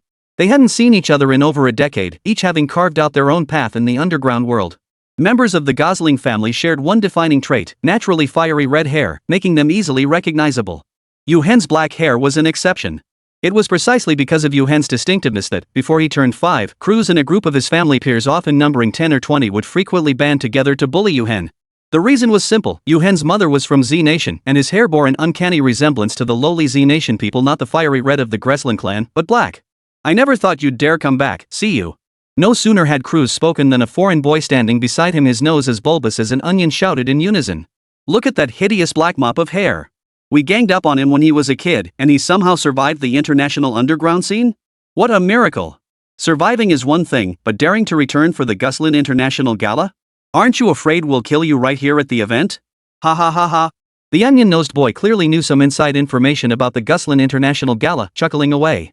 As soon as he finished, the six led by Cruz all burst into laughter as if they'd heard the funniest joke. Needless to say, the three men Cruz and the other two were also dumped into the international underground by the Gosling family from a young age. However, having operated within the international underground for over a decade, they've built up a considerable power base of their own. Enough to flex their muscles. At least, they never gave a damn about Yu Hen, who they bullied as a child. Now that he's grown up, they still come to bully him. Yi Sun's eyes turned cold and sharp the moment he heard their insults directed at Yu Hen. Clearly, Cruz and his crew assumed Yu Hen had barely scraped by in the international underground, never truly building any influence. After all, how could someone who'd been bullied so pitifully as a child possibly make a name for himself in the international underground? Thus, the boy with a nose as bulbous as an onion pointed both hands toward Cruz in a tone of royal welcome. Under Cruz's proudly raised gaze, he addressed Yi Sun and Yu Hen. "Allow me to formally reintroduce you both to Mr. Cruz Gosling. He's been navigating the global scene since age 5. By 15, he'd already founded a European underground alliance. His network has expanded rapidly over the years, forging alliances with mercenary factions in Africa and assassin networks in Antarctica. Ah. So, when it comes to international underground forces, you two dimwits just don't get it. Let me put it plainly. You two idiots, listen up.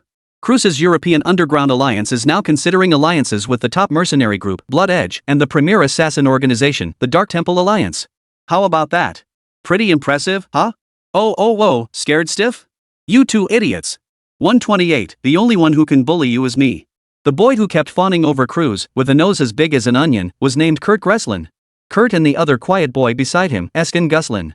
All three were members of the Gosling family. Like Yu Hen and Cruz, they were all abandoned by their families in the underground circle at age 5 survivors who made it back. Moreover, Kurt, Cruz, and Eskin had only met 2 days prior, upon their recent return to the Gosling family. Kurt's excessive flattery toward Cruz stemmed from their reunion after over a decade apart, much like how adults in rural villages during the New Year love to compare whose children have achieved more. Among the three, Cruz had achieved the greatest success in the international underground world. Thus, Kurt, having little to boast about himself, resorted to mystifying Yi Sun and Yu Hen with Cruz's achievements.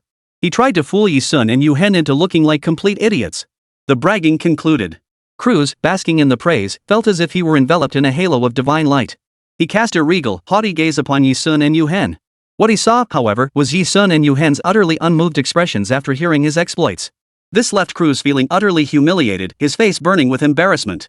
He had to admit that his European Underground Alliance had never clashed with the first Mercenary Corps, Bloodblade, or the first assassin organization, the Dark Temple Alliance. Because his meager forces were utterly insignificant to Blood Edge and the Dark Temple. Cruz had bragged to Kurt, who then bragged to Yi Sun and Yu Hen, solely to inflate his own importance. Clearly, this bunch of fools had all been fooled by him. But why did Yu Hen, just like when they were kids, show absolutely no reaction to his own prowess? This reaction was driving Cruz mad. Damn it! See you, ever since we were kids, your expression has been the one thing I've always hated the most. The gala is about to begin. You just wait. Cruz roared angrily at Yu Hen. Yu Hen remained as cold as ever. He was an assassin, a man who only knew how to execute orders, never letting external factors sway his emotions. All his emotions were controlled by Yi Sun. In his world, there existed only Yi Sun and those who deserved to live or die. Cruz and his group clearly fell into the former category. Let's go! Seeing Yi Sun and Yu Hen so tactless, Cruz huffed and puffed like an angry bull. He waved his hand, ready to lead his men away. TSK. So you're saying you founded a European Underground Alliance? Just then, a clear, lovely female voice suddenly rang out from behind Cruz and his 5 companions. The girl's voice carried a pure yet undeniably alluring quality. Cruz's heart leapt with delight. Finally, someone who recognized his worth. He spun around instantly, his face looking like it had been run over by a steamroller, and declared with unbridled arrogance. Yes. The Crew Underground Service Alliance. That's my territory. His Crew Underground Service Alliance was quite renowned, even in Europe. Compared to that mediocre black-haired freak, Yu Hen, he was undoubtedly the most outstanding among the young members of the Gosling family who had been cast into the underground world. Besides, the woman by Yu Hen's side. This little beauty, the fact she asked such a question meant she must have heard of his Keklo Underground Service Alliance. How about it? Stunned, right? Shocked? You must be amazed that a young man in his early 20s could achieve such greatness, and your heart must be captivated. The Kekro Underground Service Alliance. It's such a minor faction I've never even heard of. Such a minor faction, are you sure you can ally with Bloodblade and the Dark Temple? You wouldn't even qualify as the Dark Temple's watchdog.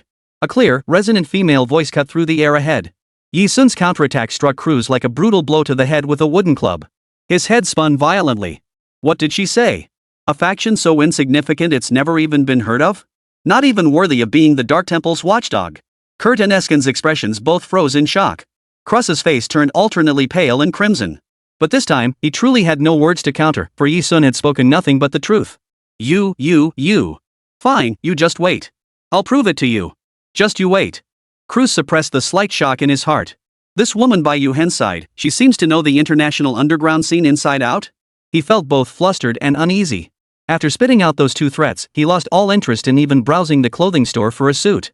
After shouting his challenge, he grabbed his own companion and made a hasty retreat. Hey! Cruz? Kurt, that sycophant, turned around and shot Yi Sun a fierce glare before shouting as he chased after them with his own companion. Kruss, why are you arguing with a clueless woman? She's a dumb blonde, just ignore her. With that, he sprinted away. Walking last, Esken was the most handsome of the three men accompanying Cruz. Esken watched the four figures receding ahead. He paused where he stood, hesitating slightly. Gazing ahead, he whispered almost silently to Yi Sun and Yu Hen. Kruss has a trump card. He's no ordinary guy. You two be careful. With that, he fell silent. As if nothing had happened, Esken took a step forward, leading his female companion as they quickened their pace to catch up with Cruz and Kurt. Watching their receding figures, especially hearing Esken's well-meaning warning, Yi Sun crossed his arms lazily, casting a couple of curious glances at Esken, who had fallen behind. She pressed her slender, curvaceous teenage frame against Yu Hen's chest. Yu Hen was tall, her head rested against his chest, not even reaching his chin. She asked with genuine curiosity. Who is he? Why is he helping you? A long, slender hand gently cupped her cheeks. He firmly turned Yi Sun's face, which had been following Esken, back to face him. The look in her eyes as she watched Esken displeased him greatly. With that, he finished his actions. Yu Hen's magnetic voice drifted down from above Yi Sun. Esken, my mother saved him. That's why he wanted to help him. Though Esken hung out with Cruz and the others. But ever since childhood, whenever Cruz led a dozen or so people to bully Yu Hen, he never joined in. But because Cruz's gang was too intimidating, Esken dared not openly help Yu Hen. That was back in childhood. Even as an adult, Esken still believed Yu Hen couldn't stand up to Cruz and his crew. He still clung to that childhood habit, secretly aiding Yu Hen. So that's how it is. Yi Sun tilted his chin. Without even lifting her head, the girl grabbed Yu Hen's collar with one hand and pulled him down. Her other hand, light as a dragonfly skimming water, touched Yu Hen's handsome face. It glided across his flawless, fair skin, finally settling on his chest and continuing downward. Suddenly, Yi Sun lifted her head, curving her lips into a smile that could captivate the soul. She declared her authority, enunciating each word. So it turns out my male favorite has such a past. This time, you are forbidden to intervene. Hand yourself over to me. I won't let anyone bully you again, because the only one who can bully you is me. 129, Yu Hen's mother, the lighthouse's confinement. The girl's assertiveness. Yu Hen's rigid physique suddenly tensed. He pressed down on the small hand that was teasingly playing with him, suppressing a surge of pent-up energy before it could erupt. His voice was unusually deep and rich. Whatever you desire, I shall give it to you. Inside the clothing boutique, Eugene had prepared formal attire for both of them well in advance. Yu Hen now wore a tailored, pure black duke's cloak, a garment resembling a modified military uniform that made his stature resemble that of a knight commander from ancient Western times. Handsome, enigmatic, towering, and utterly arrogant. He stood outside, waiting silently for 3 seconds. Until the curtain of the dressing room was pulled open. Then, a young woman emerged, dressed in a flamingo red gown with a fiery hem, its straps studded with starlight. A cloak as thin as a cicada's wing draped over her beautiful shoulders. This gown, crimson as blood and studded with starlight, resembled a demon in the darkness, a flamingo disguised as a fiery blaze, tearing open the gates of hell to descend upon the mortal realm. It showcased Yi Sun's flawless physique, devoid of even an ounce of excess fat, while the sheer cape concealed the scars on her upper body completely. Red as blazing fire. Exuding a distinctly youthful charm. Instinctively, Yu Hen, clad in pure black gloves, felt his Adam's apple tighten. Their matching outfits, one black, one red. Like the epithets of the Dark Temple's sovereign and the Bloodblade sovereign, fused together. An utterly extraordinary pairing. Yu Hen nearly lost control. He stepped forward, his slender fingers lightly resting on her lips. His defiant face, framed by the pure black glove on his right index finger, bit down with reckless abandon. The entire black glove on his right hand was gently pulled off. His bare hand landed on Yi Sun's nape as he leaned down, seizing the moment to press his lips against the girl's red ones. Yi Sun merely flinched slightly. Then, she returned the kiss with equal intensity. Had this not been a clothing store, with a man and a woman both in the prime of their hormonal years? With both parties so intensely drawn to each other, something was bound to happen before it could end. The Gresslin family's international gala would begin at 4 p.m., with simultaneous entry permitted. At 4:10, At the sole entrance of the medieval castle where the Gresslin family resided, beneath its walled enclosure, crowds of people flowed in, mostly men escorting female companions, entering the castle one after another.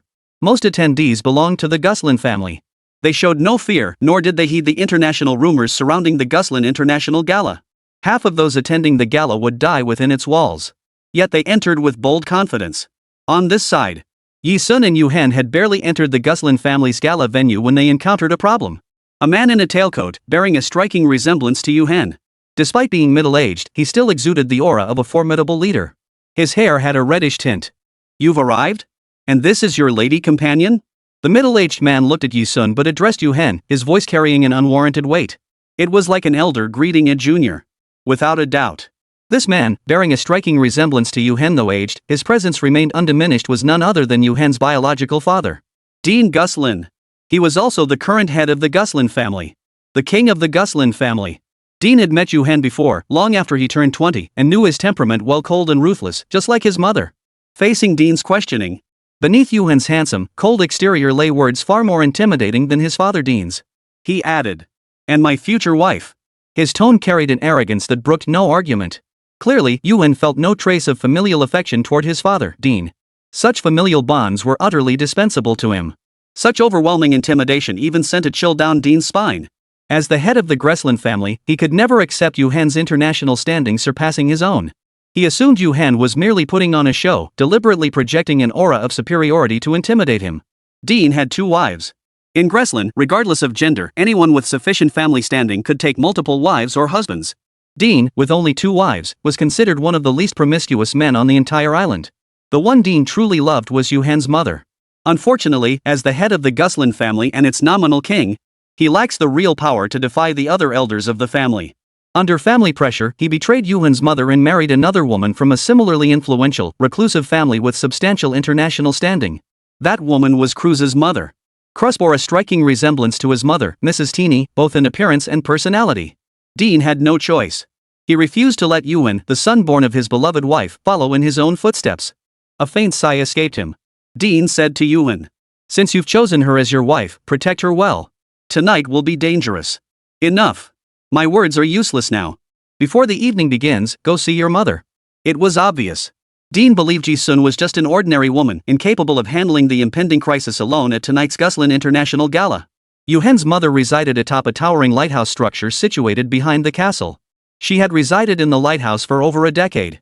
When Yi Sun followed Yu Hen to this place, knocked on the door of the topmost room in the lighthouse, she saw a woman around 45 or 46, looking somewhat weathered and with a vacant expression. The woman appeared somewhat out of her mind, staring blankly. Only when Yu Hen addressed her with a respectful greeting did she regain her senses. "Mother." The woman whipped her head around. Upon recognizing her son, Yu Hen, a flicker of disappointment crossed her face. She spoke in a tone so distant it might as well have been directed at a stranger. "Why are you here again?" Her demeanor shifted entirely when she noticed Yi Sun standing beside Yu Hen. A flicker of anxiety rippled through her weathered, weary eyes. Compared to her own son, she turned to Yi Sun with greater urgency, pressing him deeply. "Is this the girl you like?" Yu Hen remained silent, a tacit acknowledgement. The woman Yu Hen's biological mother, Yu Wenjing, rose to her feet. She walked over, wrapped her trembling arms around Yi Sun, and looked at her with a mix of excitement and sorrow. Her gaze toward Yi Sun was one of fervent passion. When she turned her gaze back to Yu Hen, the look in Yu Wenjing's eyes toward her own biological son was once again cold and distant. As if addressing a stranger, her words were formal and respectful. "Would you kindly step aside so I may speak with this young lady? I'm very fond of this young lady." After Yu Hen departed, Yu Wenjing closed the room's door. She took Yi Sun's hand and, despite his skeptical expression, asked, "Young lady, were you also kidnapped here by Yu Hen?"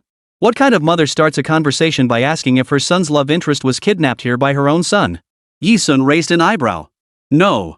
Then you came willingly?" A flicker of disbelief crossed Yu Wenjing's weathered eyes. Finally, she lowered her voice and spoke slowly. "I was originally kidnapped here by his father. Later, I fell in love with him. I believed that as long as we had love, any obstacle could be overcome. So when he gave me the chance to leave, I didn't go. But I was wrong. This is the underworld, a realm utterly unlike anything ordinary people imagine. They face too many hardships. They're forced to marry other women, to forget every vow they've made. Later, when I couldn't bear seeing him with other women and tried to leave again, he refused to go with me, afraid of losing his power and fearing his family's pressure. Yet he wouldn't let me leave alone either, so he locked me up here." Yu Wenjing was telling her own story. This explanation likely accounted for her earlier reaction. The more she spoke, the more agitated she became. Finally, she seized Yi-sun's hand, her voice trembling, her tone revealing utter resolve. Young lady, though we've never met, the men and women of the Gresslin family face countless hardships. They have no choice over their own lives. Yu Hen is one of the Gresslin family. He is a part of the darkness, a savage in the underworld, destined to follow in his father's footsteps one day. And you're so young, so beautiful. You're just an ordinary person. You and Yu Hen live in two different worlds. His world is filled with slaughter, while yours is innocent and kind. I regret it now, young lady. I hope you won't. Before you get too deep, leave him. You two don't belong in the same world. 130, his future belongs only to me. Yu Wenjing's voice trembled faintly as she spoke. An ordinary person might not notice, but to Yi-sun, every tremor in the other's body was transmitted through the hand she clutched tightly. You don't truly want to leave. Instead of answering Yu Wenjing's question directly, Yi-sun offered her a definitive response. Yu Wenjing's pupils contracted slightly, feeling as if she stood before Yi-sun like a doll stripped bare. Her eyes widened as if her innermost thoughts had been laid bare. If you truly wanted to leave, there are countless other ways. Not just resorting to silent treatment against those around you. You want to get his attention, don't you? He referring to Dean. Yi-sun's voice was crisp and clear, yet each word cut sharply, forcing Yu Wenjing to confront herself anew. In the end, she couldn't escape her truest self. Yes. Yu Wenjing closed her eyes, acknowledging it with difficulty. When she opened them again, the weariness and blankness had vanished. She looked at Yi-sun, her face, no longer youthful due to worry, revealing a rare sincerity. To Yi-sun, this young girl who could see straight through her heart, she spoke even more plainly. What I want is his undivided love.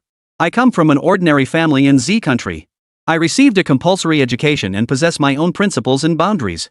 But within the Gresslin family, the education I received, my understanding of monogamy became the most extravagant luxury imaginable. The mistake was falling in love with him. For him, I abandoned my principles, repeatedly lowering my standards. I hate him. I hate him for marrying another woman under family pressure, for having children with her long before me. I hate myself for constantly lowering my standards for him, for still wanting to live under the same sky as him even after all that. In the end, I became the very thing I despised most. Rather than saying Dean imprisoned Yu Wenjing in the lighthouse, it was her own sinful heart that truly shackled her. Yi-sun remained silent, listening as she continued. Yu Hen is my son. Beyond being my son, he is also a member of the Gresslin family. Yu Wenjing spoke, gripping Yi-sun's hand with a tightening pressure. I cannot speak for the Gresslin family, for those who belong to the darkness, even if he is my son. Young lady, I don't want you to get as deeply entangled as I have. You're still young. There's still time. Leave him. Go live your own happy life. Yi-sun gently pushed away Yu Wenjing's hands, which were clasped tightly around hers. She lowered her gaze to look at her. The young woman raised her eyes with a graceful lift that was neither impolite nor lacking in refinement. Thank you for reminding me. But this is the life I choose to live. Yu Wenjing said anxiously. But Yi-sun didn't give her a chance to speak, cutting her off. I'm sorry, but the innocent and kind person you describe will never be me. His world is filled with slaughter, mine is strewn with corpses. He and I are people who live in the same world. Yu Wenjing's eyes suddenly narrowed. She seemed almost incredulous. The girl before her was clearly a citizen of Z Nation, radiating the same innocence and purity she herself possessed in her youth. Yet she shared the same world as Yu Hen? Even so, you must think carefully, young lady. Yu Wenjing murmured softly. Every word she spoke carried the weight of her deep-seated resentment toward the Gresslin family. Yu Hen is a member of the Gresslin family. He is destined to undergo the family's initiation rite. Even if you share the same world, he cannot escape the Gresslin family's fate. Neither of you possesses the strength to stand against the Gresslin family. One day, he might be forced to marry another woman he doesn't love, just like his father. Once again, Yu Wenjing was cut off before finishing her sentence. For long before her, Yi-sun had countered. Are you his mother? He was referring to Yu Hen. Yu Wenjing answered blankly, yes. Yi-sun pressed further, are you certain he's your biological son? Yu Wenjing didn't understand why she was asking this, yes. Yi-sun turned sideways. Dressed in a flamingo red gown, she resembled a demon emerging from the darkness. With absolute coldness, she responded. His family and father abandoned him. His mother channeled her hatred for the family onto him. In your eyes, he's nothing but a tool, isn't he? Yi-sun sneered with disdain, her cold, haughty eyes radiating an innate air of supremacy. She declared with unbridled arrogance. Then the tool you discarded is mine. His future belongs solely to me. Neither you nor the Gresslin family shall force him into anything against his will. If they do, what harm is there in wiping out the mere Gresslin family? 131, three-story battlefield, king of combat. In that moment, Yu Wenjing saw both fury and arrogance in Yi-sun. Power and presence coexisted. Her once dull eyes were now shimmering, as if illuminated by starlight. Her once dull eyes were reawakened with vitality. This girl would never meet the same fate as her former self. That was the first thought that arose in Yu Wenjing's mind. Her tense heart slowly relaxed. Suddenly, she felt a sense of release. After all, with Yi Sun by Yu Hen's side, the maternal love she herself had failed to give Yu Hen wouldn't matter so much anymore. Thank you. After the commotion died down, Yu Wenjing didn't doubt the sincerity of Yi Sun's words. As an ordinary mother, she conveyed her gratitude to Yi Sun. Thank you for stepping in for his unworthy parents and staying by his side. I will pray for you both with all my heart. May you overcome all obstacles and find true happiness. Yu Wenjing pressed her palms together, offering a prayer of faith. Yi Sun had just opened the door to the topmost room of the lighthouse where Yu Wenjing resided. The moment the door closed, she was swept into the arms of a tall, dark figure, handsome and slender. It was Yu Hen. He hadn't gone far. He stood in the hallway by the staircase. With his keen hearing, he must have overheard her conversation with his mother. The man's physique was solid and powerful, binding the girl's body with an almost suffocating tightness, as if he intended to crush her entirely into his own form. He said nothing. Yet Yi Sun's heart gradually calmed. For a fleeting moment, her spirit found peace, as if she had discovered her destined home. The Greslin International Gala commenced at 5:30 p.m. The venue was set in the grand hall of the Greslin family castle. Before entering the hall, two separate pathways were set up at the entrance gates, one on the left, one on the right. Standing here, one couldn't see inside the castle hall. Ladies, please use the left passage. Gentlemen, please use the right passage. Yi Sun and Yu Hen had just arrived when they were stopped at the entrance by Greslin family servants. They were instructed to take separate pathways. Regarding this, Yi Sun offered no comment. She parted ways with Yu Hen without the clinginess typical of ordinary girls, striding directly into the left passageway. The dark passageway felt like an entrance to a prison cell, oppressive and unsettling. A faint, ominous aura permeated the air, the scent of a death feast. Yi Sun remained expressionless throughout. She followed the passage until she reached a massive iron cage measuring a full 30 meters by 30 meters. Inside the cage, numerous women were already standing before her arrival.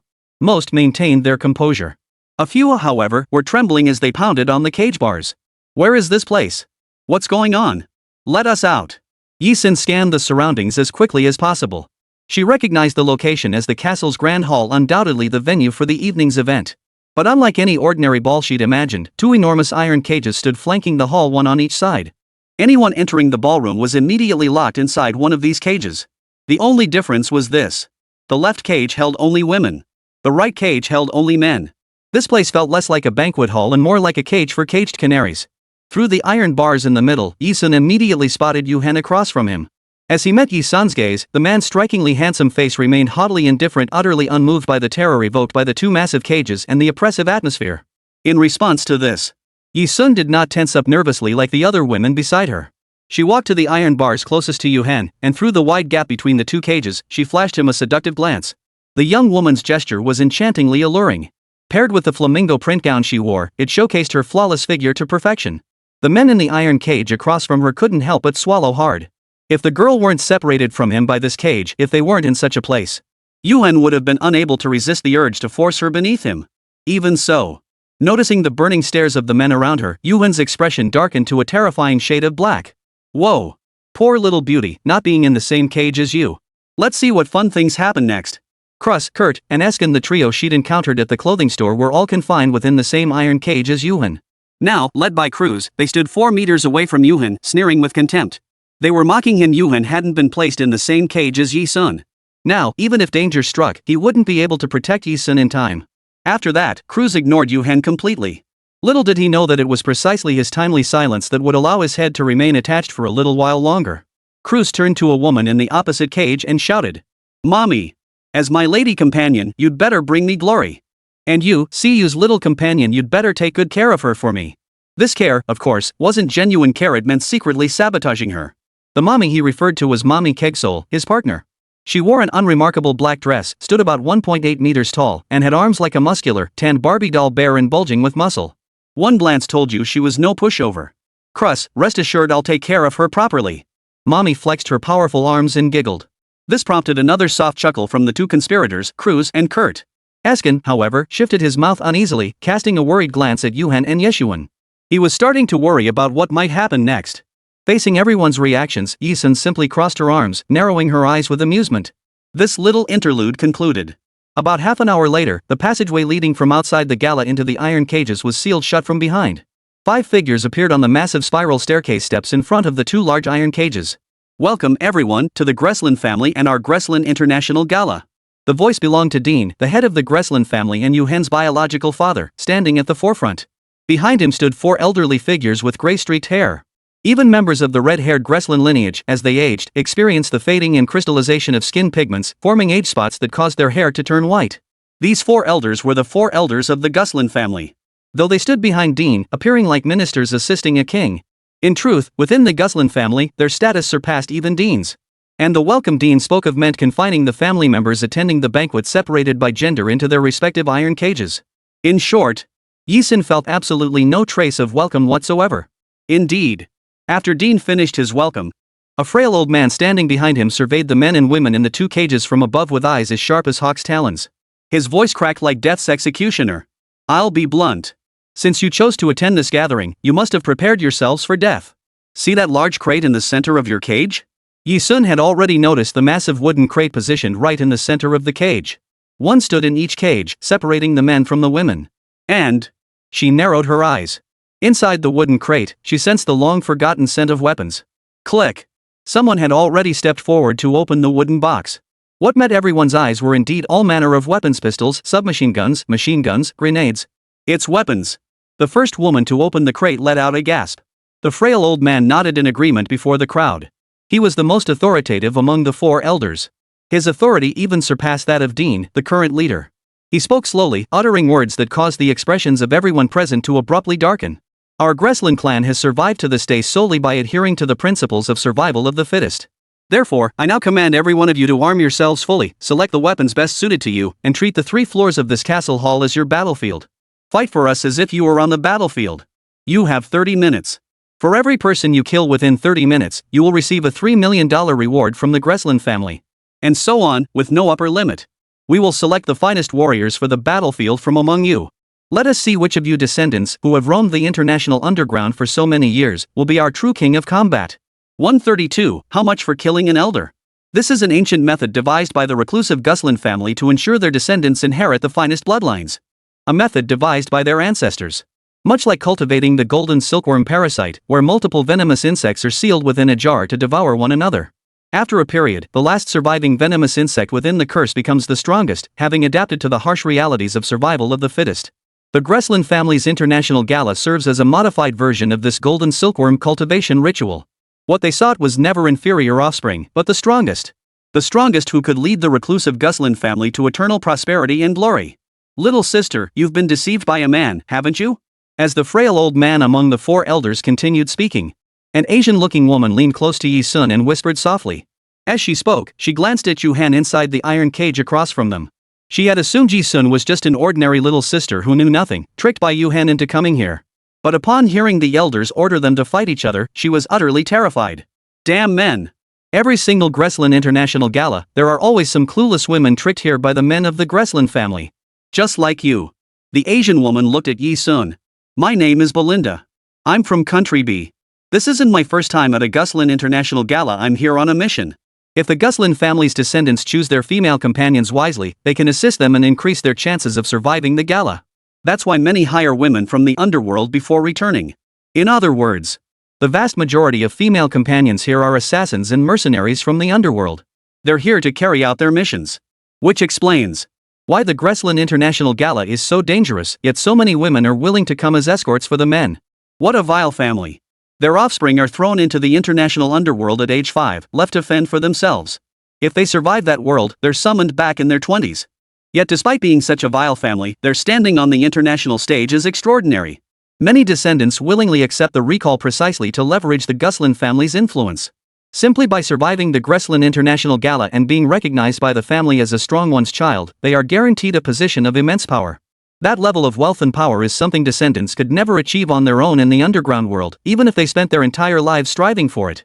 Therefore, like Cruz, Kurt, and Eskin, these sons of families who were thrown into the underground circle at the age of 5, they would rather risk their lives than miss attending Greslin's International Gala. Since so many of them had returned solely for power and status. Then, what about Yu Hen? His dark temple alone could rival 100 Gresslin families. Forget about the Guslan family offering him a high-ranking position. Even if they handed him the entire Gresslin family, he wouldn't give it a second glance. Given that, why would he return? Through the iron bars, Yu Sun cast a subtle, questioning glance toward Yu Hen. Well, he'd ask him directly when they met. I've also heard that the descendants of the Gresslin family lead rather miserable lives. To maintain the family's population, the women of the Gresslin family must remain within the family compound 365 days a year, solely to bear children. If the child born is a girl, they're forced into marriage and childbirth once they reach 13 or 14. If the child is a boy, he is discarded into the international underground circuit.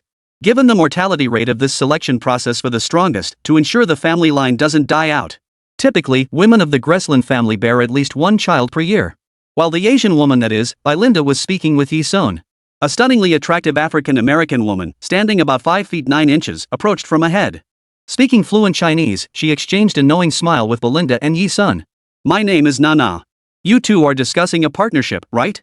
In this battlefield-style struggle, you can't go it alone without cooperation. Besides, our male partners are all in the opposite cage. Even if we wanted to join them, it would take time. Nana's blunt words drew a faint smile from Belinda, who had been beating around the bush for ages without ever directly asking Yi Sun about teaming up. Both women turned their gaze to Yi Sun. They were waiting for Yi Sun's response.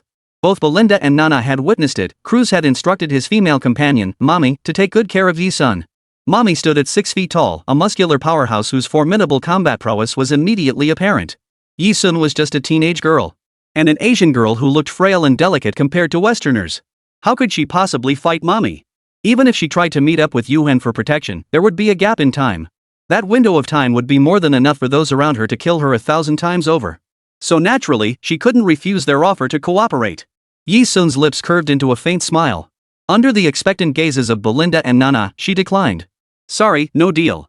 Their pupils widened in apparent shock that she would refuse their offer. Why? Yi Sun's smile vanished instantly. Her gaze appraised them as if they were nothing more than piles of money, causing Belinda and Nana's hearts to sink. Didn't you hear me? Kill one person, get $3 million. You too? You're both money. She intended to kill them too. Yi Sun's coldness caused Belinda and Nana's expressions to shift dramatically as they both stumbled back 3 steps in unison. This little sister wasn't as innocent as she seemed. She had figured it out. They planned to exploit her naivety in a crisis. They'd push her out to take the bullet. After all, Yi Sun looked so weak. On a battlefield where death was possible at any moment, no one would choose a weakling as their comrade. If anyone did, it was only because they needed a human shield to take the bullet. Let's go. Belinda shot Yi Sun a glare. The woman who had just pretended not to know Nana now called out to her, and the two moved to the far edge, away from Yi Sun. At that moment, the frail old elder standing atop the massive spiral staircase was nearing the end of his address. Does anyone present have any further questions? The 30-minute countdown is about to begin. I shall remain here to address your final questions. Unfortunately, at this moment, whether it was the iron cage on the women's side or the iron cage on the men's side, everyone was rushing to the wooden crates storing weapons, frantically selecting gear suited to themselves. Who had time to pay attention to this? I have a question. The clear, crisp female voice that cut through the chaos stood out distinctly. Yi Sun spoke calmly. All those selecting weapons froze mid-motion, as if in slow motion. They turned to look at her and the frail elder. The frail elder spoke up. Speak. Suddenly, the girl raised a slender hand, pointing it toward the 4 elders standing on the spiral staircase landing, including the frail elder. Right there in front of the entire crowd, Yi Sun spoke coldly with reckless abandon. My question is this: killing one person nets $3 million. So if I were to kill all 4 of you elders, how much more would I receive? 133, their first alliance, a powerful union. The true power within the Gresslin family lay with the 4 elders. Their influence spans the globe. Their operatives infiltrate every corner, manipulating the Gresslin family's covert operations. Dean, as Yu Hen's father, was merely a puppet emperor within the Gresslin family, controlled in real time by the 4 elders. As long as the 4 elders remain alive, he will never hold real power within the family. Hearing Yi Sun's audacious words, even the puppet Dean's eyes widened in shock. His expression betrayed terror, astonishment, and utter disbelief. He had assumed Yi Sun, an ordinary, unremarkable girl, would never dare utter such words to the highest authority of the Gresslin family. For they knew. The 4 elders possessed not only immense power and status. In their youth, they too had been cast into the international underworld at the age of 5, growing up in a cutthroat world where survival was brutal. They had endured the terrifying Gresslin International Gala, emerging as its survivors. Not only that, they have also become the new generation of enforcers for the Gresslin family. Their strength was such that even Dean, the most powerful king at the previous Gresslin International Gala, dared not challenge them. Yi Sun, how dare she? You dare to measure our lives with money. One of the elders, his beard streaked with gray, blew out his mustache and glared at Yi Sun as he roared. Youthful folly. Youthful folly. A mere teenage girl dares utter such words. She's practically asking for death. Another elder, half his hair white and half crimson from age. He was so enraged by Yi Sun that his hair nearly turned white on the spot, roaring at her. Faced with the overwhelming aura radiating from the four elders, every man and woman present was utterly cowed. Yi Sun, however, raised her gaze with a cold sneer, her bloodthirsty retort cutting through the air. And what of you? Have you not measured our lives in gold? His contempt was thick with scorn. It was a mockery of the injustices in the underground world. And she knew better than anyone that all the injustices before her were merely the tip of the iceberg compared to the true international underworld. You. The gray-bearded elder clicked his tongue in fury. Kill the elders, or kill me, and you'll gain the wealth and status we possess. Dean suddenly spoke up. He dared not defy the four elders outright, but at this critical moment, he could step forward to speak on Yi Sun's behalf. Yi Sun understood. Oh? Then I'm definitely killing you. Inside the right iron cage holding numerous men. As if echoing the girl's defiant words, Yu Hen silently slipped a pair of pure black gloves onto his slender hands, each finger fitting perfectly. His handsome features stood out strikingly among the descendants of the Greslin family. His noble bearing resembled that of a duke upon his throne, serving his beloved queen. His deep, resonant voice fell softly, yet carried as always throughout the entire hall. It was his eternal loyalty to the queen he held in the palm of his hand. Whomsoever you wish to slay, I shall shield you to do so. His voice was rich, cool, and melodious. Yu Hen spoke little, but when he did, his words cut like needles to the bone. Yi Sun's long lashes fluttered upward like butterfly wings. With his words, she felt even more emboldened to act without restraint. Ah ha ha ha. As their words fell silent, a brazen, mocking voice rang out, harsh and grating like a rooster's crow. It was Cruz. Curse's body curled up, his laughter twisting him into a shrimp-like shape. Hilarious. The black-haired freak actually dares to say that? Does he want to die even more? Hilarious. Ha ha ha ha. The sycophant Kurt, of course, wouldn't miss a chance to curry favor with Cruz. He boasted loudly. Ha! Listen to this. You all hear that? Hilarious. A guy like you, see you, actually dares to bring a female companion and openly challenge the elders. Have you grown tired of living? Ha ha ha. Thanks to Kurt's relentless egging on, the crowd began snickering. What a pair of vermin. A weak Eastern woman actually dares to threaten to kill Elder Greslin. Hey! Woman, go back and spread your legs to serve your man. Among the four elders, the most powerful, the frail, diminutive one, paid no heed to Yi Sun's words. In his eyes, Yi Sun was nothing more than a disposable toy to be killed or destroyed at will. Not worth his time. He snorted coldly. Oomph. Since you've all made your preparations, let's get this started. Open the cage. You can tear each other apart. With his shout. Squeak, squeak, squeak. Boom. The iron cage holding the women and men, surrounded by iron bars on all sides, crashed to the ground. As if all the caged prey had been released into the jungle battlefield.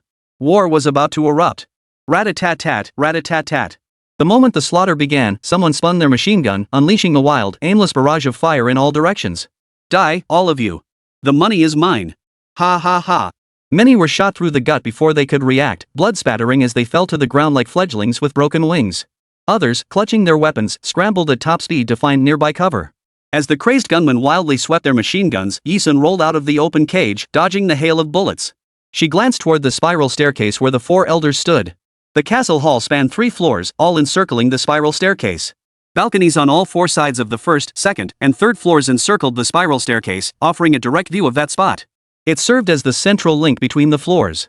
A crimson flash flickered from Yi Sun's eyes. Instead of rushing to find Yu Hen immediately, she darted swiftly to the left side. In the blink of an eye, she vanished from her original spot. Amidst the crowd, Belinda and Nana were already cursing while taking cover behind nearby obstructions. As for Cruz, Kurt, and Eskin, they had narrowly avoided being shot by the maniac's gunfire several times, barely escaping, and had finally managed to reunite with their female companions.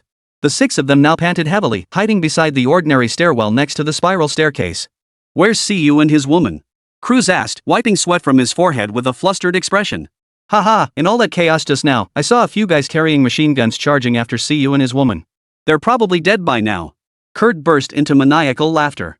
Eskin frowned with concern. The 6 of them conferred briefly, deciding this wasn't a good place to hide. Just as they were about to peek out and quickly change positions, suddenly, they caught sight of it. At the spiral staircase entrance where Dean and the 4 elders stood, a scene unfolded that sent shockwaves of horror through them and everyone present. There, at the top of the 3rd floor, Two figures, like emissaries of darkness, leapt from the high balcony without prior coordination, stepping on the castle's railings and landing precisely on the central spiral staircase of the second floor. Leaping down from the right was Yu Hen, clad in Duke's attire, an outfit he wore with such flair it exuded the aura of a nighttime disguise. True to his word, he coordinated with the girl's actions, using his slender frame to his advantage before the four elders could react to his sudden appearance. His exceptionally long, lean legs delivered a kick straight to the chest of the elder with hair half white, half red. Yu Hen's foot, as hard as iron, crushed the jaw of the elder with hair half white, half red. The elder's mouth snapped open. His angular, handsome face tilted downward. Even while executing these actions, the unruffled strands of his black hair spoke volumes about the sheer force behind his power. It was as if he regarded this elder who had insulted Yi Sun as nothing more than livestock to be trampled underfoot. Leaping down from the left, Yi Sun was momentarily startled by the seamless coordination between Yu Hen and herself. The next instant, she flicked her wrist, sending a grenade with its pin already pulled flying through the air. With pinpoint accuracy, it arced into the elder's mouth. Snap! Across from them, Yu Hen delivered a powerful kick, shattering the jawbone of the elder with half white, half red hair. The shattered jawbone rendered him unable to open his mouth for the time being. Then, Yu Hen kicked the elder, grenade still lodged in his mouth, down the spiral staircase. Boom! 1 second later, the elder's head exploded like a watermelon, torn apart by the grenade in his mouth. Their seamless teamwork unfolded in a mere 5 seconds, the blink of an eye. Their coordination was flawless, without a single misstep. Just as Yu Hen had said earlier, whoever she wanted to kill, he would protect her as she took them down. As the queen's foremost loyalist, he elevated her to uncrowned sovereign. Their first powerful alliance had just blown an elder's head off. 134. The darkness of light and shadow is the paradise ruled by the Dark Temple. The grenade detonated from within the elder's mouth, for he had clamped down on the explosive with his teeth. In the final seconds before death, witnessed by the slaughtered crowd, terror filled his eyes until they blazed crimson, bloodshot and wild. On the spiral staircase of the second floor, he was kicked down the stairs by Yu Hen. Before he even hit the ground, he was blown to bloody pieces mid-air. He couldn't even utter a last word. SSS-ranked. Witnessing this scene unfold before them, everyone hiding behind cover, at the stairwell entrances, or behind the balcony walls. In that instant, a bone-chilling dread from the depths of their souls surged up from their toes. Horror. Terror. It was witnessed firsthand, Yi Sun and Yu Hen working together, dispatching an elder in mere seconds, a display of overwhelming power and audacity. It was the loyalty and devotion of a duke by the queen's side, aiding her as she ascended to become the uncrowned ruler. They actually went to kill an elder. They actually did it, they killed an elder. So terrifying. Is that even humanly possible? Since the inception of the Greslin International Gala, it has always been the descendants of noble families, accompanied by their female partners, slaughtering one another. All in pursuit of being the last one standing.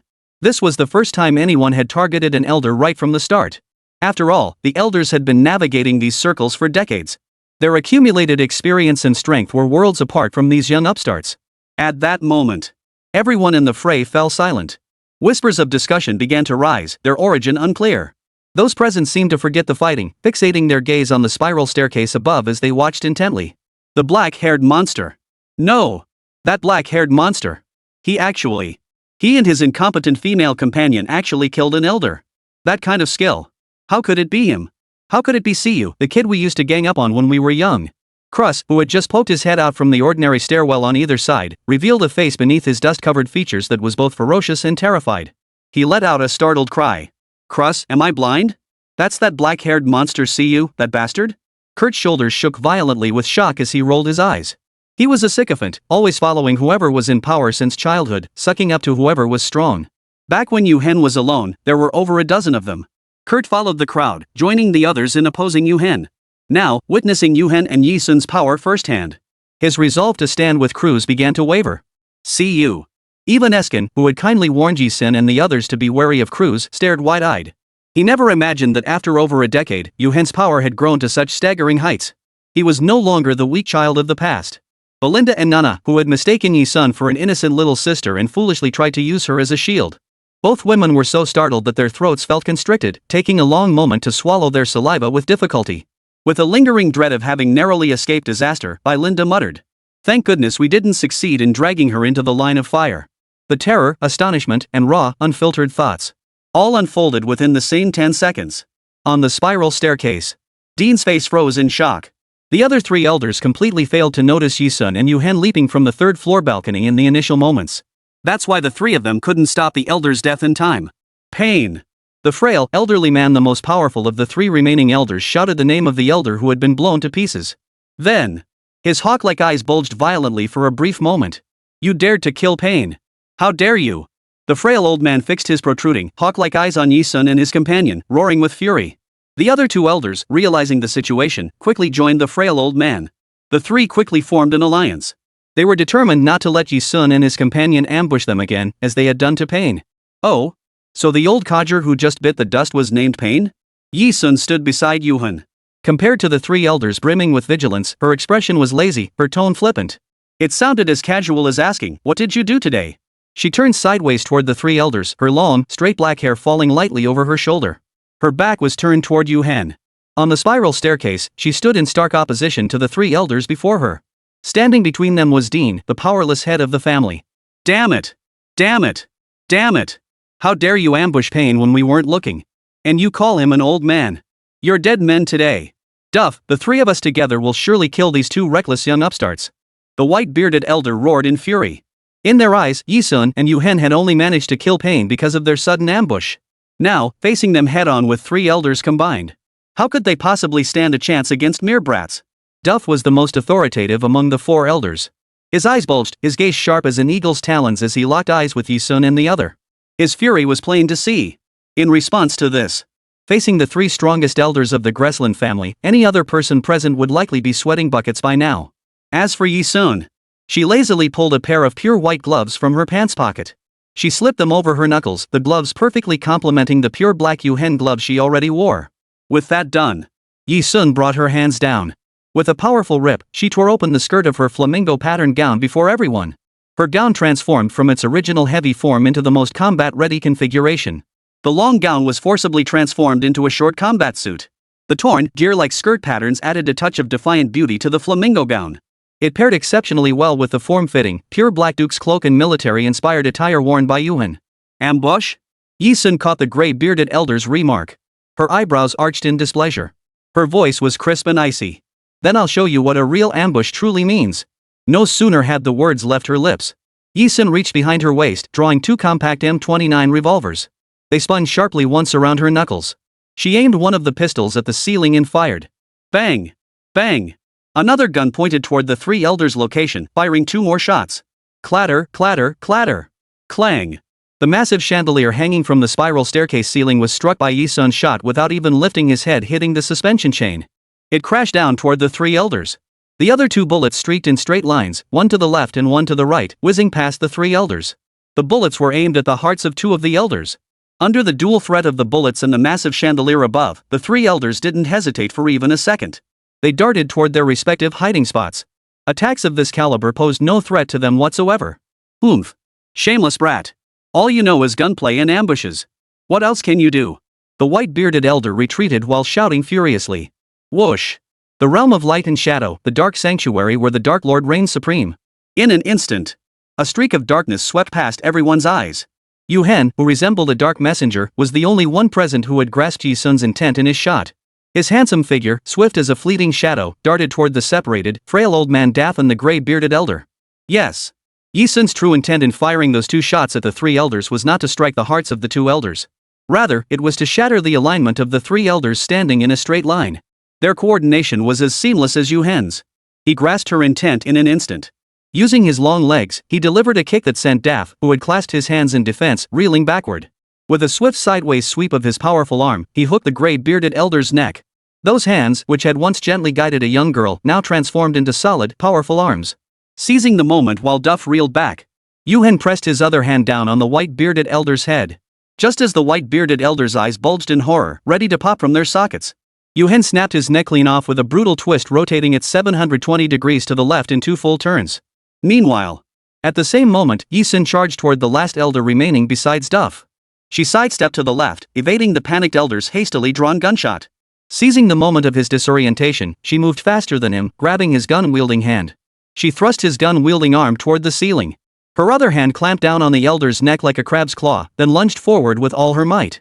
With that, the elder's head slammed hard against the staircase railing. Crack! Taking advantage of the elder's momentary disorientation from the brutal blow, Yi Sun snapped the hand holding the gun. Amidst the elder's agonized cry of awe, She forced his gun-wielding arm to twist backward, the barrel now pointed squarely at his own jaw. Yi Sun hooked her finger, pulling the trigger for him. Bang! The elder, shot dead by his own weapon, plummeted like a broken-winged eagle. He plummeted down the spiral staircase from the second floor. She and Yu Hen joined forces once more. This time, it was no sneak attack, it was right before the frail old man Daft's eyes. Before his eyes, they killed two more elders with a fury bordering on provocation, crushing them like ants. 135, Blue Wing Corps, Master and Mistress. This time, Yi Sun elevated the art of ambush to its highest form. Even in front of Dafu, she killed without hesitation. Boom! Boom! Boom! The thunderous drumbeat of the explosion reverberated in the minds of every Gresslin family member who had retreated to the shadows, halting their fighting. Witnessing this scene, Cruz, Kurt, and Ace-kan along with their female companion Mami had just been reassuring themselves. Perhaps Yi Sun and Yu Hen had succeeded in killing Elder Pain through a sneak attack. But now, Yi Sun and his companion had engaged 3 elders Duff and the others in direct, face-to-face combat and had slain 2 of them. This was undoubtedly achieved through sheer strength. Cruz collapsed backward onto the ground, stunned. Ah! Danton! Hurts! Ah! Duff shouted the names of the white-bearded elder and another elder. He let out a shrill, shattering scream. Duff was the most authoritative among the 4 elders of the Gusslin family, yet his standing depended on the support of the other 3 elders, Payne, Danton, and Hertz. Now 3 of them were dead. All this happened in the blink of an eye. Guards! Kill these 2. Kill them. Kill them all. I'll see how you manage to survive this siege by the Gusslin Blue Wing forces. Duff had just been forced down the spiral staircase to the first floor by Yu Hen. Now standing there, his expression was chillingly cold. His eyes seemed ready to pop out of their sockets at any moment. Swish, swish, swish. As Duff's words fell, a fully armed unit surged out from every corner of the castle hall in mere moments. They were clad in black knight armor. The distinctive blue wing insignia on their breastplates marked their identity. The Blue Wing Corps. Hearing those 4 words, Cruz's pupils contracted sharply. Then, he stepped forward with a hearty laugh, as if reborn. Haha, it's the Blue Wing Corps. The Gusslin family's most formidable assault unit. The Blue Wing unit that infiltrated L Nation in a surprise attack 10 years ago, openly assassinating the L Nation president and succeeded. That was the Gusslin family's most formidable force. Cruz fixed a look of utter loathing on Yu Hen, his voice dripping with fury. You're finished, Yu Hen. Even if you've made a name for yourself in the international underground, this time you're finished. Ha ha ha ha. Die. Die. No matter how formidable an individual might be, they cannot withstand the assault of an entire unit. Especially the Blue Wing unit. Internationally, few forces could even be mentioned in the same breath as them. No matter how formidable Yi Sun and Yu Hen were, they were fighting alone. Without such a force, they stood no chance against Duff. They're doomed. That was the first thought crossing everyone's mind. The Gresslin family has always respected exceptional warriors. Without question, these 2 are our true kings of combat. Payne, Danton, and Hertz will die because they were simply outmatched. Dean, Yu Hen's biological father, a king who had held no real power for decades, had always followed the family and elders' will, never daring to disobey. But just now, in Yi Sun and Yu Hen, he saw defiance. Defiance against this unjust fate. This made Dean's pupils contract. For the first time in his life, the man who had always maintained neutrality stepped forward, standing before Yi Sun and Yu Hen. He declared to Duff with force. Payne, Danton, and Hertz, they deserve to die. They're no match for 2 young men. That's the truth. That's the Gusslin family's rule. Duff, if you deploy the Blue Wing forces, I will oppose you with every ounce of my strength. Because right now, you are violating the family's rules. The family only wants the strong, no matter who they are. Yi Sun and Yu Hen are not at fault, Duff is. The deaths of the 3 elders are the outcome of the family's law, survival of the fittest, the natural selection of the strong. Duff has no right to demand Yi Sun and Yu Hen pay with their lives. Dafu's rage stems not from upholding clan rules, but from fear that the 3 elders' deaths threaten his own position. He was panicking. Dean, are you certain you wish to oppose me? Duff's shrewd, hawk-like eyes fixed on Dean. Dean felt cold sweat beating on his temples. Everyone present understood that with Dean's forces, facing the Blue Wing Corps meant certain death. All he could do was delay the inevitable. Yi Sun, standing still, lifted her gaze. She glanced at the vintage clock suspended above the castle hall. She narrowed her eyes. The time was nearly up. This time, Dean, even if I die, I will live once for my own choice. Dean clenched his fists. Under Duff's coercion, this was his first act of defiance against the oppression of his family and the elders. Fine. Very well. Since you all wish to die so badly, then I'll grant your wish. Blue Wing Unit, mark these 3 for execution. Kill. Just as everyone present believed Yi Sun and Yu Hen were doomed this time. Boom. The sealed gate shattered violently with a deafening explosion. Outside the door, a voice suddenly echoed, a voice cloaked in light and shadow, mocking the darkness and dripping with contemptuous intent. The voice pierced to the bone, sending chills down the spines of everyone present, their eyes rolling back in terror. The arrival was none other than Eugene. With me, the Dark Chamber, standing here, I dare anyone to lay a finger on my master and mistress. 136, Commander Shadow, her authority. Swish. Swish. Swish. Eugene's voice swept through the hall like a tornado, moving at lightning speed. With the cold ruthlessness of an assassin, he stepped through the forcibly breached gate. Accompanying him were a group of Dark Temple assassins clad in nightcloaks, each physically formidable. They darted inside with lightning speed, swift as shadows. They were elusive and shadowy. Within a mere 30 seconds, they had infiltrated every corner of the Gresslin Castle Hall. The Blue Wing Force was formidable, but against a group of assassins skilled in stealth warfare. The knights of the Blue Wing Force didn't even have time to react before the Dark Temple assassins pressed blades and pikes against their foreheads. The gap in strength between the Blue Wing Force and the Dark Temple assassins was laid bare. What? Watching Yoken's every move. Watching the Dark Temple's men completely overwhelm his most prized Blue Wing Corps in less than half a minute. Duff's eyes, once blazing with fury, abruptly shifted to horror. It was terror at the truth. The dread of impending death. You are the master of the Dark Temple. Among the four elders, Duff was the epitome of steadiness. Now, his eyes bulged halfway out of their sockets, nearly popping free. He shouted at Yu Hen in the most panicked tone he had ever uttered. Compared to Duff, Dean Yu Hen's biological father was no less shaken. His son with Wen Jing, after over a decade in the underground world, had become the ruler of the Dark Temple. Dean turned to look at Yu Hen, tears streaming down his aged face. Even though he already knew the answer, Dean couldn't help but ask again, is it the Dark Temple I know? The Dark Temple, that world-renowned, first-rate assassin organization whose very footsteps could send shockwaves through the entire underground world. Yu Hen's silence gave Dean the clearest answer. Whoa! Descendants of the Gresslin family, hidden throughout the area, all sucked in a sharp breath of fury. The Dark Temple. That was an existence even their Gresslin family couldn't hope to reach. And now, the founder of the Dark Temple turned out to be none other than Yu Hen, the dark-haired freak of the Gresslin family, the one they'd always looked down on, the one with Eastern blood from Z Nation. I'm sorry, I'm in shock.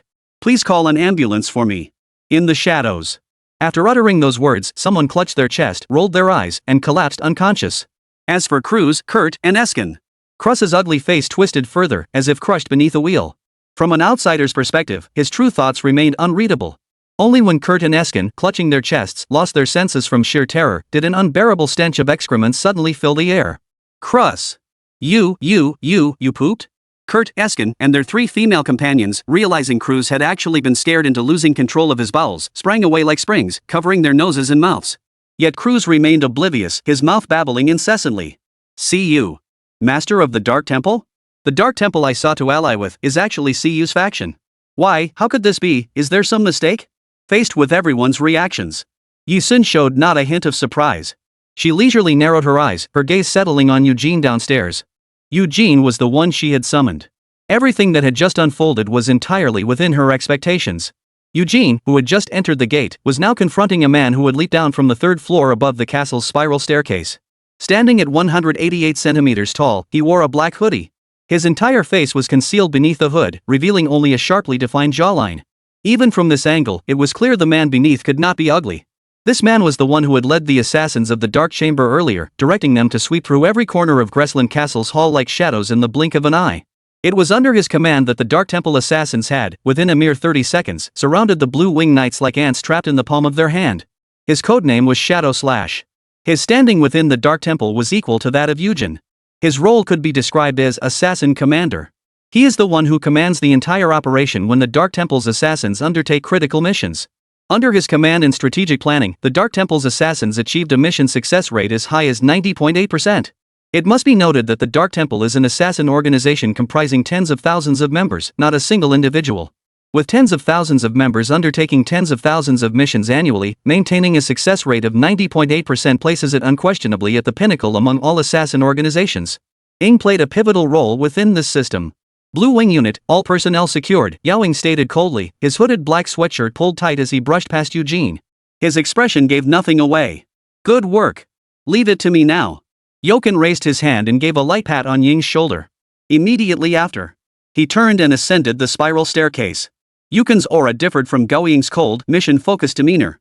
With a single, dignified hand, he reached into his holster, drew a pistol, and aimed the muzzle at the forehead of Elder Duff, who was now slumped lifelessly on the floor. Miss Yi, what should we do with this old man? Eugene was quite perceptive and adept at reading people. His own master, Yu Hen, was standing right before him, yet Eugene bypassed his master entirely to seek instructions from Yisun. This alone was telling. Eugene believed his master's authority had already fallen far below Yisun's. Eugene's action drew the attention of Ying, who stood on the first floor. Assassins never show their emotions openly. The fact that Ying had shifted his gaze this way was proof enough that he was astonished Eugene would place Yisun above his own master. It was as if red rain fell from the heavens. Facing Eugene's inquiry, Yisun tilted his chin thoughtfully, as if weighing the matter carefully. Then, her crimson lips parted, her smile pure and innocent, yet her words were as cold as poison. Kill. 137, powerful genes, no children? You won't have to lift a finger. Duff sat on the ground. Not long ago, he had been a spirited little old man, but now he resembled a paper tiger with a broken leg. Frail, powerless, weathered. His single command. Even his strongest blue wing unit was now fully under the control of the Dark Temple's assassins. There was no turning back for him now. Duff glanced at Yisun, then fixed his gaze on Yu Hen. The Guslin family is honored to have you. My ancestors and I should be honored by your presence. Our family has always adhered to the principle of survival of the fittest. Only thus can our lineage endure and thrive forever. Duff gestured toward the Greslin descendants concealed in the shadows throughout the house, both upstairs and downstairs, and declared, "After my death, remember this. Slaughter every unnecessary insect. The Guslin family needs only one king." These unnecessary ants referred to the useless descendants of the Guslin family. It's said that in noble families, whenever siblings exist, each yearns to be the sole heir, leading them to scheme against one another. Throughout history, dynasties have seen countless instances of brothers and siblings slaughtering one another in the struggle for the throne. Within the Guslin family, to prevent such scenarios, the clan demands only the strongest king. Any potential threat to that position must be eliminated. This was Duff's final warning to Yisun and Yu Hen. Snap.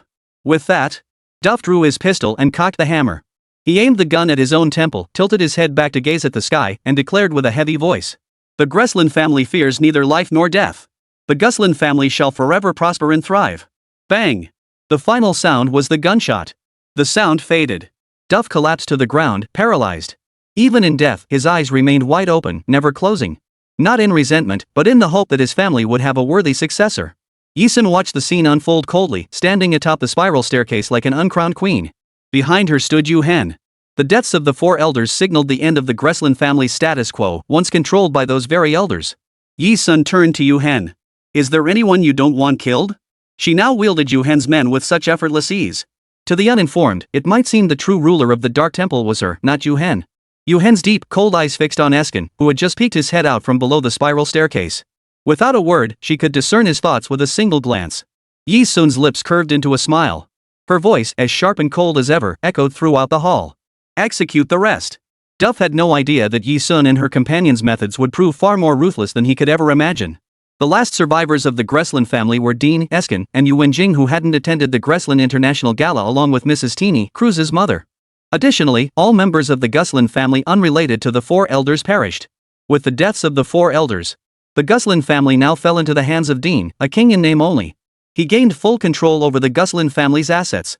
Dean's first act after gaining full control of the family was to divorce Mrs. Teeny, the mother of Cruz. The hall of the Greslin family castle, now cleansed of blood and corpses. Only Yisun, Yu Hen, Dean, and Lady Teeny were present. Eugene and Ying exchanged intelligence outside the castle. Standing far apart and speaking softly. Even with Yisun's keen hearing, he could only faintly make out Eugene telling Yowing things like that aspect, not very good, less than 20 minutes, and impotence. But she paid it no mind. First floor of the castle hall. Madame Teeny was hideously ugly, bearing a striking resemblance to Cruz. She was a religious woman, her chest adorned with a string of prayer beads. Throughout her life in the Greslin family, she bore 17 children. She maintained a pace of nearly one child per year. With so many children, and Cruz being sent to the international underground at the age of 5, Lady Teeny had no emotional bond with him. Beside her stood a man dressed in the blue wings of a knight. The two clasped hands and bowed deeply to Dean. "Thank you for setting us free. We owe you everything these past years."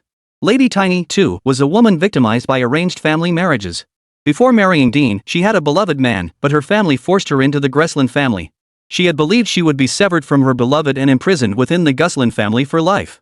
But Lady Teeny never imagined that after she married into the family, her beloved would infiltrate the Grisson family and become a member of the Blue Wing Corps. They maintained a clandestine affair. Until Dean discovered their affair. At that moment, Lady Teeny thought she was doomed. Little did she know, Dean had never truly desired her. Instead, they reached a mutually beneficial agreement. When Madame Teeny was having affairs with her beloved man, Dean helped cover for them. In return, she would play along with Dean, pretending to be his wife in public. Thus, they deceived the elders of the Gressland family for over 2 decades. And to avoid detection, Dean never revealed this arrangement to Yu Wenjing. Thus, beyond the title of husband and wife, Lady Teeny and Dean shared no marital intimacy whatsoever. Crus and the other dozen children were all born to Lady Teeny and her beloved man. The reason her children possessed the Gusland family's signature red hair was that immediately after birth, they were injected with a special formula designed to turn their hair red. "Glad you found your happiness," Dean said, shaking Lady Tiny's hand. It was the only common ground reached between two people whose lives had been tormented by their families. "If you encounter any difficulties after leaving the Gusland family, you can contact me. I'll help you." Mrs. Teeny wiped away tears, deeply moved. "Thank you. Truly, thank you." Yi-sun stood on the spiral staircase, watching silently. She stood 3 steps above Yu Hen, one hand lazily draped over his head, playing with his short, dark, tousled hair. She was thoroughly enjoying herself. She tousled his messy, cropped black hair until it was utterly disheveled, resembling a bird's nest. Yu Hen didn't utter a single word of protest. The most terrifying thing was that disheveled, bird's nest-like hairstyle not only failed to detract from Yu Hen's handsome features. Instead, it accentuated his striking features with a wild, untamed beauty. It made Ji-sun's heart race. If they weren't here, she would have pinned him down on the bed. "Young lady." At that moment, a voice behind them sounded, as if she had found light again. It was Yu Hen's biological mother, Yu Wenjing. She had finally escaped the lighthouse that had imprisoned her for over a decade and learned that Dean had never betrayed their love. Yi-sun straightened up and looked at Yu Wenjing. As Yu Wenjing approached, the look on her face was no longer one of hardship and lifelessness. "I've heard everything. You and my child truly belong to the same world. I misunderstood you before." She spoke, then turned to Yu Hen. "You have an exceptional future wife. I hope you will cherish her well." Dean had just seen off Mrs. Tiny and her companion, returning here to clear the area. Now, no outsiders remained. Dean spoke as he ascended the spiral staircase. "You two have given me quite the surprise. I admit, this is a scene I've never witnessed in my entire life. Your coordination is exceptional." Yu Wenjing still harbored deep resentment toward the Gressland family. Her words carried a hint of sarcasm as she glanced at Dean, her criticism directed squarely at him. "With genes this powerful, given your family's style, shouldn't you have had 20 or 30 children before calling it quits?" Yi-sun listened, blinking with interest. "We don't." Yu Hen, who had remained silent throughout, uttered 2 cold words. His handsome, proud features held a hint of resolve. "The reason was simple: I won't make her endure the pain of childbirth. She matters far more than any so-called child." Dean knew Yu Wenjing was targeting him, and hadn't expected Yu Hen to say that. He cleared his throat awkwardly. Ahem, ahem. After the awkwardness dissipated, Dean looked at Yi-sun, then at his son Yu Hen, and addressed Yi-sun. "Young lady, judging by your skills just now, you're no less skilled than my son, Siyu. Would you be so kind as to tell me which international family or faction you belong to?" Dean asked this to gauge how much dowry he'd need to prepare when he went to Yi-sun's family to propose marriage for Yu Hen. He had steeled himself mentally to accept whatever Yi-sun might say. After all, someone who knew the son of the Dark Temple's master and possessed strength seemingly on par with Yu Hen. She couldn't be too shabby. Even so, Yi-sun's response still made the veins on Dean and Yu Wenjing's temples throb violently. Author's note: not feeling inspired today, so I'll stop here. More tomorrow, kisses. 138. He leaned down first, working at height. "The Yi family, one of the 3 major aristocratic clans in Wenjiang City, Z Nation," Yi-sun answered lazily. She couldn't see how the Yi family of Wenjiang City could possibly be considered insignificant in the presence of the Gressland family, a dynasty that stood shoulder to shoulder with international aristocracy. Her answer caused Dean and Yu Wenjing's eyebrows to shoot up in surprise.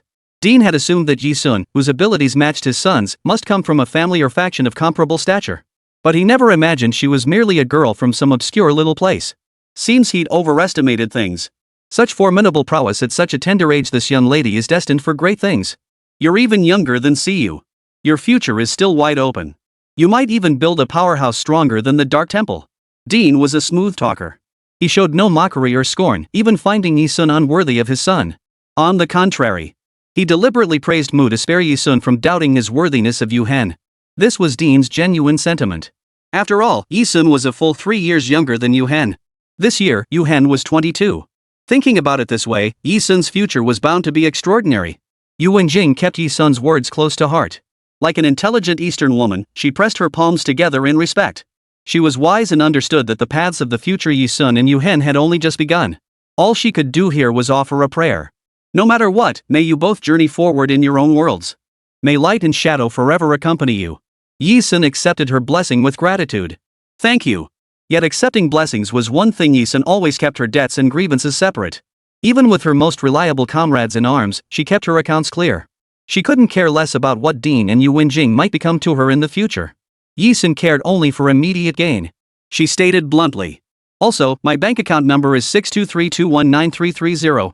Account holder, Yi Sun. Remember to transfer the payment for killing the elders to my account.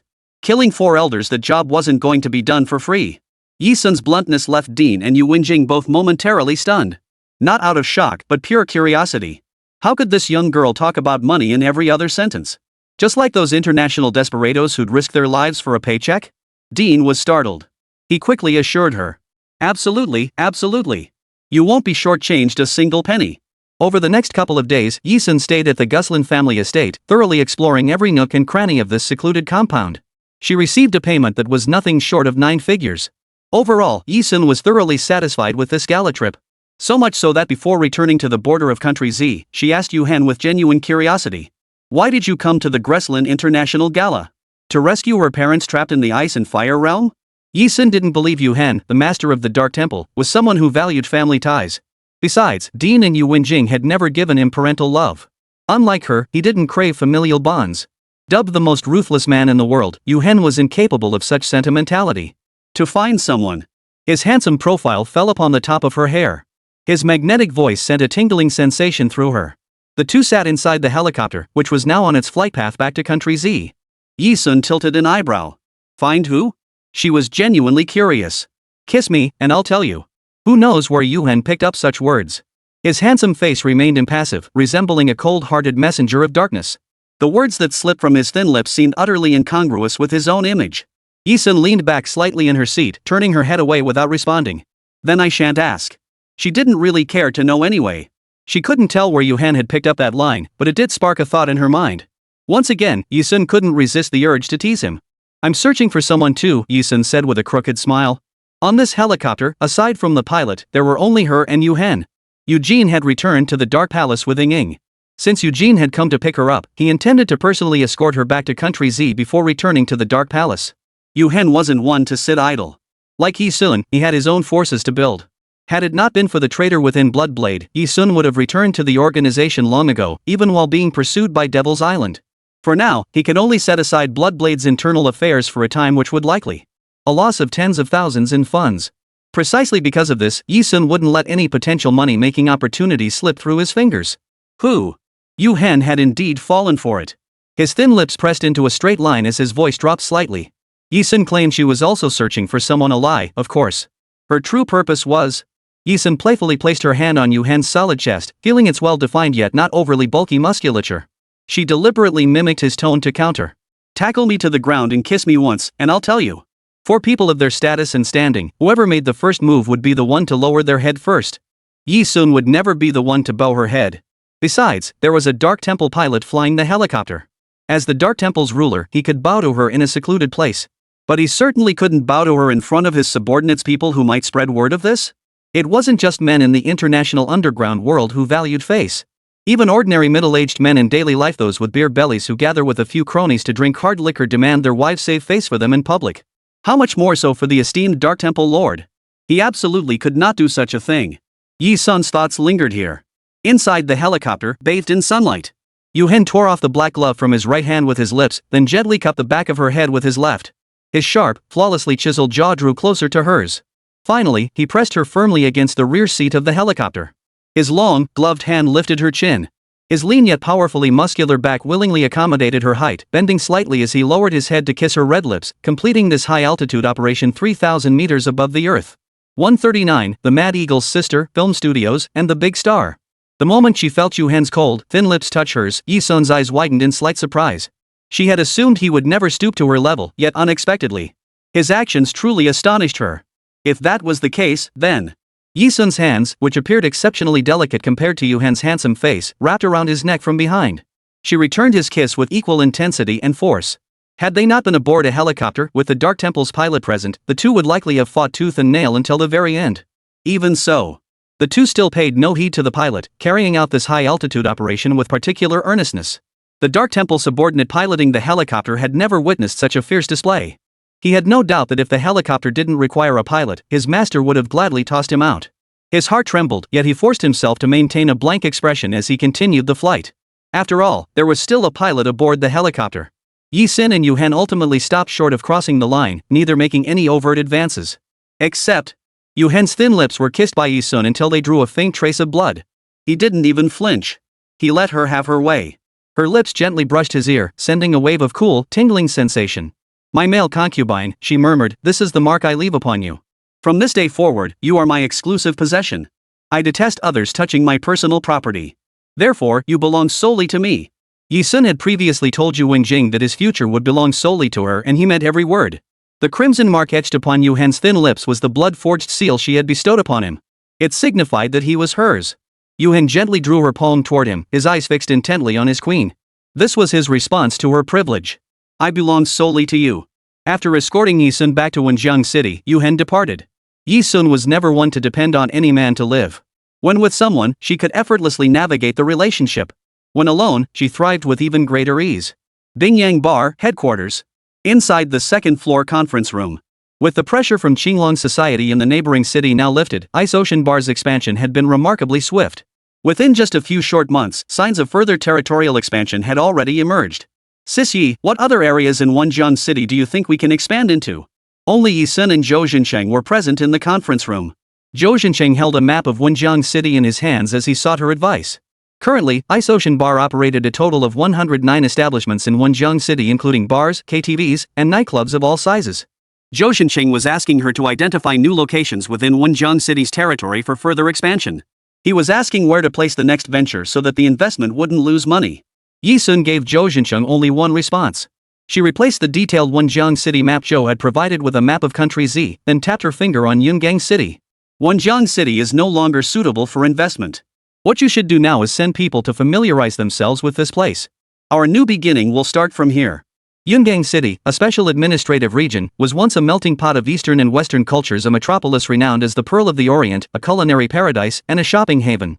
Similarly, what sets it apart from Wenjiang City is this. Yungang City still harbors numerous underground factions, their networks intricate and complex. It is a battleground where factions vie for supremacy. When Yi Sun pointed his finger at Yungang City, Zhou Zhencheng's expression changed. "Sis Yi, Yungang City is rife with underground societies. Their networks are intricate and complex, harboring numerous factions both large and small. This isn't something our little Bingyang Bar can meddle in. It could get us killed." "Wait." Zhou Zhencheng immediately wanted to back out, but Yi Sun cut him off. "Do you trust me?" "Trust her?" Of course he did, she was a high-ranking member of the Blood Network. Zhou Zhencheng didn't hesitate. "I do." Yi Sun's voice was solemn. "Then do as I say." Zhou Zhencheng, "Yes." Emerging from the conference room, I passed by the tidied-up training grounds. "Ah. Master Ji Yao. Ow, easy there. You're breaking my old bones." It was Xia Zihan's plea for mercy during Ji Yao's intense scolding. "Is this all you've got? All you do is whine and whine. Do you even want Sister Yi Sun to teach you more powerful skills in the future?" Ji Yao retorted angrily. Through the narrow window slit, Yi Sun could see her older siblings, Yi Ming and Yi Han, practicing with utmost dedication. Ji Yi's teaching was not in vain. Her red lips curved slightly as she passed by the training base without entering. It was Saturday. Yi Sun had arranged to meet Jiang Xinyu today. During her time as an exchange student at Rina University, Yi Sun hadn't forgotten Jiang Xinyu. After all, she was the first friend Yi Sun had made since returning to campus life. After leaving the Ice Ocean Bar, Yi Sun crossed the street and spotted a girl at the bus stop sign. She carried a small shoulder bag, wore her hair in a side ponytail, and had an innocent yet sweet look about her. It was Jiang Xinyu. She was looking down, swiping her phone screen as if chatting. Seeing this, Yi Sun smiled and approached. Before she could reach her, ding dong! A crisp notification sound rang out from the phone in her pocket. Yi Sun glanced down, pulled out her phone, and saw it was a message from Ghost Hammer. The message had been sent as a multimedia message. It contained a photo of a girl with a dazzling smile, a stranger she didn't recognize, accompanied by a text message from Ghost Hammer. "Boss, take a look at this girl.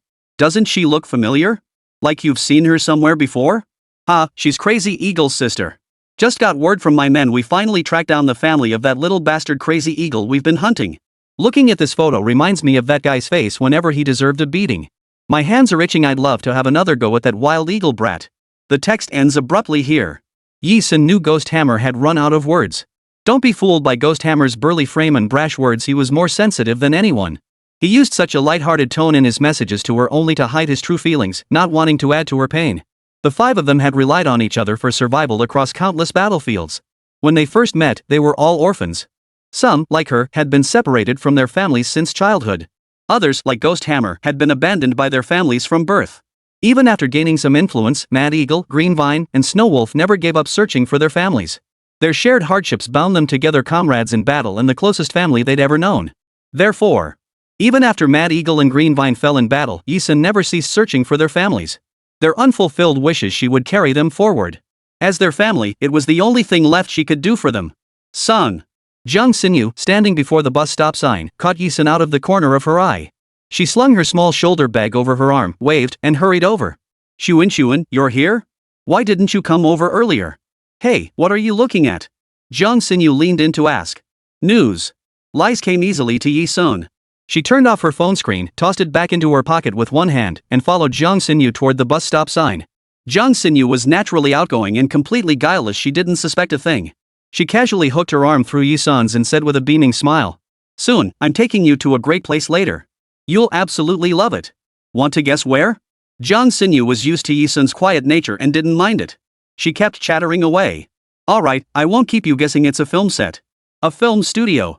Where TV shows and movies are filmed. We might even run into some big stars later. I packed lots of paper and pens, enough for both of us to ask for autographs. Hee hee, it's actually my cousin. He's an actor filming a crime thriller lately. Oh, he's playing the villain, the leader of a really evil mercenary group. But he's struggling with the role. I have this weird confidence that you, Xunxun, might be able to teach him something, so I volunteered to set up this meeting for you guys. 140, severed limbs, gunpowder smoke, and the heat of battle. Yi Sun filtered out Jiang Xinyu's chatter, absorbing only the crucial points. Her heart remained fixed on the text message sent by Ghost Hammer. In the MMS, Ghost Hammer had only shared his joy at finding Crazy Eagle's sister without revealing her whereabouts. Xunxun, are you listening to me? After speaking to herself for a while, as if performing a one-woman show, Jiang Xinyu cautiously asked. She feared she might be annoying Yi Sun and causing her impatience. Yi Sun replied calmly, I'm listening. She was always capable of multitasking, even juggling 3 things at once. It was the most basic instinct for a mercenary. Most in the mercenary trade lived and breathed firearms and weaponry day and night. To master their weapons, it was commonplace to fire a gun with one hand while slashing with a knife in the other, performing both actions simultaneously. It was like a math teacher in class drawing a circle with chalk in one hand and a square with the other on the blackboard. Same principle. Heh, the 47 bus is here. Let's go. Jiang Xinyu linked arms with Yi Sun as they stood before the bus stop sign. Little did she know that Yi Sun could multitask with such ease. He swiftly flagged down the bus and boarded the number 47 heading toward Yongtai Film City. On the bus, Yi Sun was composing a text message. Where is she? Concise and to the point, he sent it to Ghost Hammer. Hey! Hey! One stop later. The bus pulled up at the jailing station sign. A group of young, attractive boys and girls, roughly Yi Sun's age, boarded the otherwise empty bus. Jiang Xinyu saw them and instinctively reached out to wave. Yi Sun had just finished sending the text when Jiang Xinyu hooked her arm around his and gave it a shake. Xunxun, oh man. I almost forgot to tell you, since my cousin's in the industry and has some clout, everyone calls him star or celebrity. Plus, with my cousin taking us, we can leverage his connections later to meet real big name stars. That's why I have a few relatives my age who want to come too. So I was thinking, why not all go together? Students at St. Lo Royal Academy came from families that were either wealthy or influential. While the Jiang family couldn't compare to the Yi family, they were still among the wealthiest in Wenjiang City. These days, even kids from wealthy families were caught up in the craze of chasing celebrities. For a group of students in the prime of their youth, anyone with connections to a big celebrity would undoubtedly be the life of the party, bragging rights guaranteed. Yi Sun offered only a brief acknowledgement to the arrival of Jiang Xinyu's relatives. She couldn't care less. Leaving behind her earlier mission to the Golden Triangle and her journey with Yu Hen to the secluded Gresslin family, she had only barely scratched the surface of the international underground world she'd navigated before her imprisonment merely glimpsed its tip of the iceberg. She hadn't truly returned to the international stage yet. She knew that with time, that day was drawing nearer. But for now, she simply wanted to relax as a student. Wherever she went, whoever she was with, it didn't matter. Jiang Xinyu remained unaware of Yi Sun's true inner thoughts. She exhaled softly, resting her head against Yi Sun's shoulder, and murmured. Soon, you're so kind. Xinyu, is this your friend? 2 men and 2 women approached. The tall, paper-thin guy who'd spoken to Jiang Xinyu first. He looked at Yi Sun and asked. That's right, she's Yi Sun, Jiang Xinyu introduced. Hello, said the paper-thin boy named Zhang Rong. A distant relative of Jiang Xinyu, he gave Yi-sun a polite nod. Yi-sun remained silent, offering only a slight nod, the most polite response she could muster. Besides Jiang Rong, the other two girls linked arms, ignoring both Jiang Xinyu and Yi-sun. They chatted and laughed as they sat down on the empty seats on the bus. The girl with long, flowing hair, heavy makeup, and blue eyeshadow was named Zhou Qi. The one with manicured nails and a heavy perfume scent was named Su Ling. Su Ling was also a distant relative of Jiang Xinyu. There was also a boy named Jiang Zihao, another distant relative of Jiang Xinyu. Beyond that, Zhou Qi was Su Ling's friend. Having heard rumors of a big celebrity appearance, she had clung on stubbornly to tag along. The two pretended not to notice Yi-sun and Jiang Xinyu, continuing to chat about their own romantic histories. That jerkbo Junjie actually had the nerve to break up with me the other day. It really pissed me off. Ha? Then just break up with him. But I still love him. Zhou Qi and Su Ling were talking about nothing more than the love and romance girls love to discuss most. They chatted away happily. For young girls in their teens, the worldview and concept of love they could grasp was limited to dating this guy, breaking up, crying their eyes out, and then moving on to the next guy. Among girls, it was all about comparing who was prettier and who had the better boyfriend. During this time, because Yi-sun was exceptionally good-looking, easily rivaling the big stars on TV, Zhou Qi and Su Ling would occasionally steal glances at her while chatting. Today's bus 47 was unusually quiet, with only a handful of passengers aboard. Once the bus quieted down, the atmosphere grew even more tense. After Zhou Qi and Su Ling boarded, Jiang Xinyu didn't utter another word. Finally, they reached their stop. Yongtai Film Studio Station. Yi-sun, who had just stepped off the bus, felt his phone in his belt pouch vibrate with a ding-dong sound, a text message notification. The six of them had just reached the bus stop sign. At this moment, the only person who could have sent her a text was Ghost Hammer, no one else. Yi-sun pulled out her phone and glanced at it. Feeling someone approach from behind, Yi-sun immediately turned off her phone screen. Ugh. Why the rush? I was just going to take a quick look. Do you have to be so stingy? Zhou Qi, who had been hovering behind him, hadn't managed to see the screen. Rolling her eyes, she took the initiative to speak up. Zhou Qi. Su Ling seemed to realize her friend was speaking rather sharply and called out softly. Here I am. Zhou Qi rolled her eyes and tilted her chin, even her reply to her friend sounding stiff and sharp. She was acting like a total little rebel. She felt she couldn't show weakness in front of Yi-sun, an outsider. Even with her own friends, she had to put on airs. To prove that she, too, had a man to protect her. What's with the stingy nonsense? How dare you talk like that? Jiang Xinyu didn't know Zhou Qi to begin with. Su Ling had introduced her, saying he'd brought his friend along. Seeing Zhou Qi speak to Yi-sun like that, Jiang Xinyu was furious. She turned and glared at Zhou Qi, her aura fierce. Students at St. Lo Royal Academy all trained in self-defense. While Jiang Xinyu couldn't compare to Yi-sun, her presence still commanded respect compared to outsiders. Partly startled by Jiang Xinyu's sudden presence, and partly because they needed her to guide them through the film studio, Zhou Qi's earlier defiance melted away, her voice softening as she replied. I just wanted to see what she was looking at. Pure curiosity. The exchange caused Yi-sun to lift his pale gaze, fixing his eyes on Zhou Qi. You're sure you want to see? No regrets? Her tone was sharp and cold. Zhou Qi, oblivious, nodded blankly, puzzled. What was there to regret? Then so be it. Yi-sun swiped open her phone screen without expression. Jiang Xinyu, Jiang Rong, Su Ling, and Jiang Zihao were all quite curious. After all, they had just witnessed Yi-sun deliberately avoiding them to check her phone. What kind of content? Could it be so sensitive she didn't want others to see? As soon as she lit up her phone screen, the others crowded around to peek. They were all students, after all, and typically immersed in the romantic entanglements of adolescence. So the five of them instinctively assumed Yi-sun was privately chatting with her boyfriend, and the content was too embarrassing to share with them. After all, dating boys, kissing and cuddling, being all lovey-dovey, that was the norm for a young girl. Little did they expect that what appeared on Yi-sun's phone screen would be a multimedia message image. The image showed a foreign man standing at 1.9 meters tall, built like a tank with a thick, iron-like frame and a dark beard. His arms were as thick as hammers, and in each hand, he held a bloody human head. Surrounding him lay a field of corpses and severed limbs, while behind him raged the smoke and fire of battle. 141, Morse Code, Character Profile. The foreign man holding two severed heads was none other than Ghost Hammer. His face was tense and stern, as if he were battling enemies on the battlefield. This MMS contained nothing but this photograph, no message at all. Yet Yi-sun could discern the message Ghost Hammer intended to convey through this image. Don't be fooled by the photo's appearance, as if Ghost Hammer had casually asked a nearby mercenary to snap it during combat.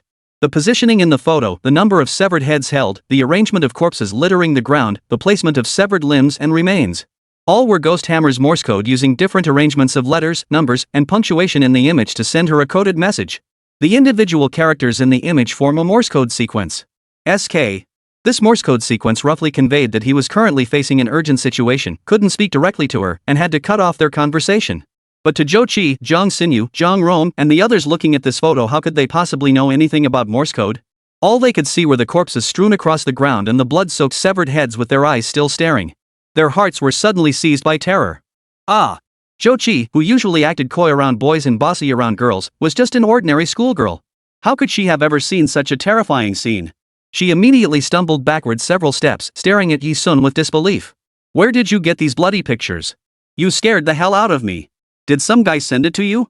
Even at this critical moment, Zhou Qi still believed that the photos must have come from some guy to Yi Sun, allowing him to pull them out and startle them all. After all, how could a girl like her possibly obtain such images on her own? Zhang Rong, Su Ling, Zhang Zihao, and Zhang Xinyu herself were all utterly shocked. The former group was especially astonished Yi Sun wasn't just chatting with her boyfriend like an ordinary female student, exchanging sweet nothings. Instead, she was fiddling with these bloody, terrifying images. Where on earth had she gotten these images? That foreigner with the black beard in the photo, why does he look so familiar? After the initial shock, Zhang Xinyu muttered to herself.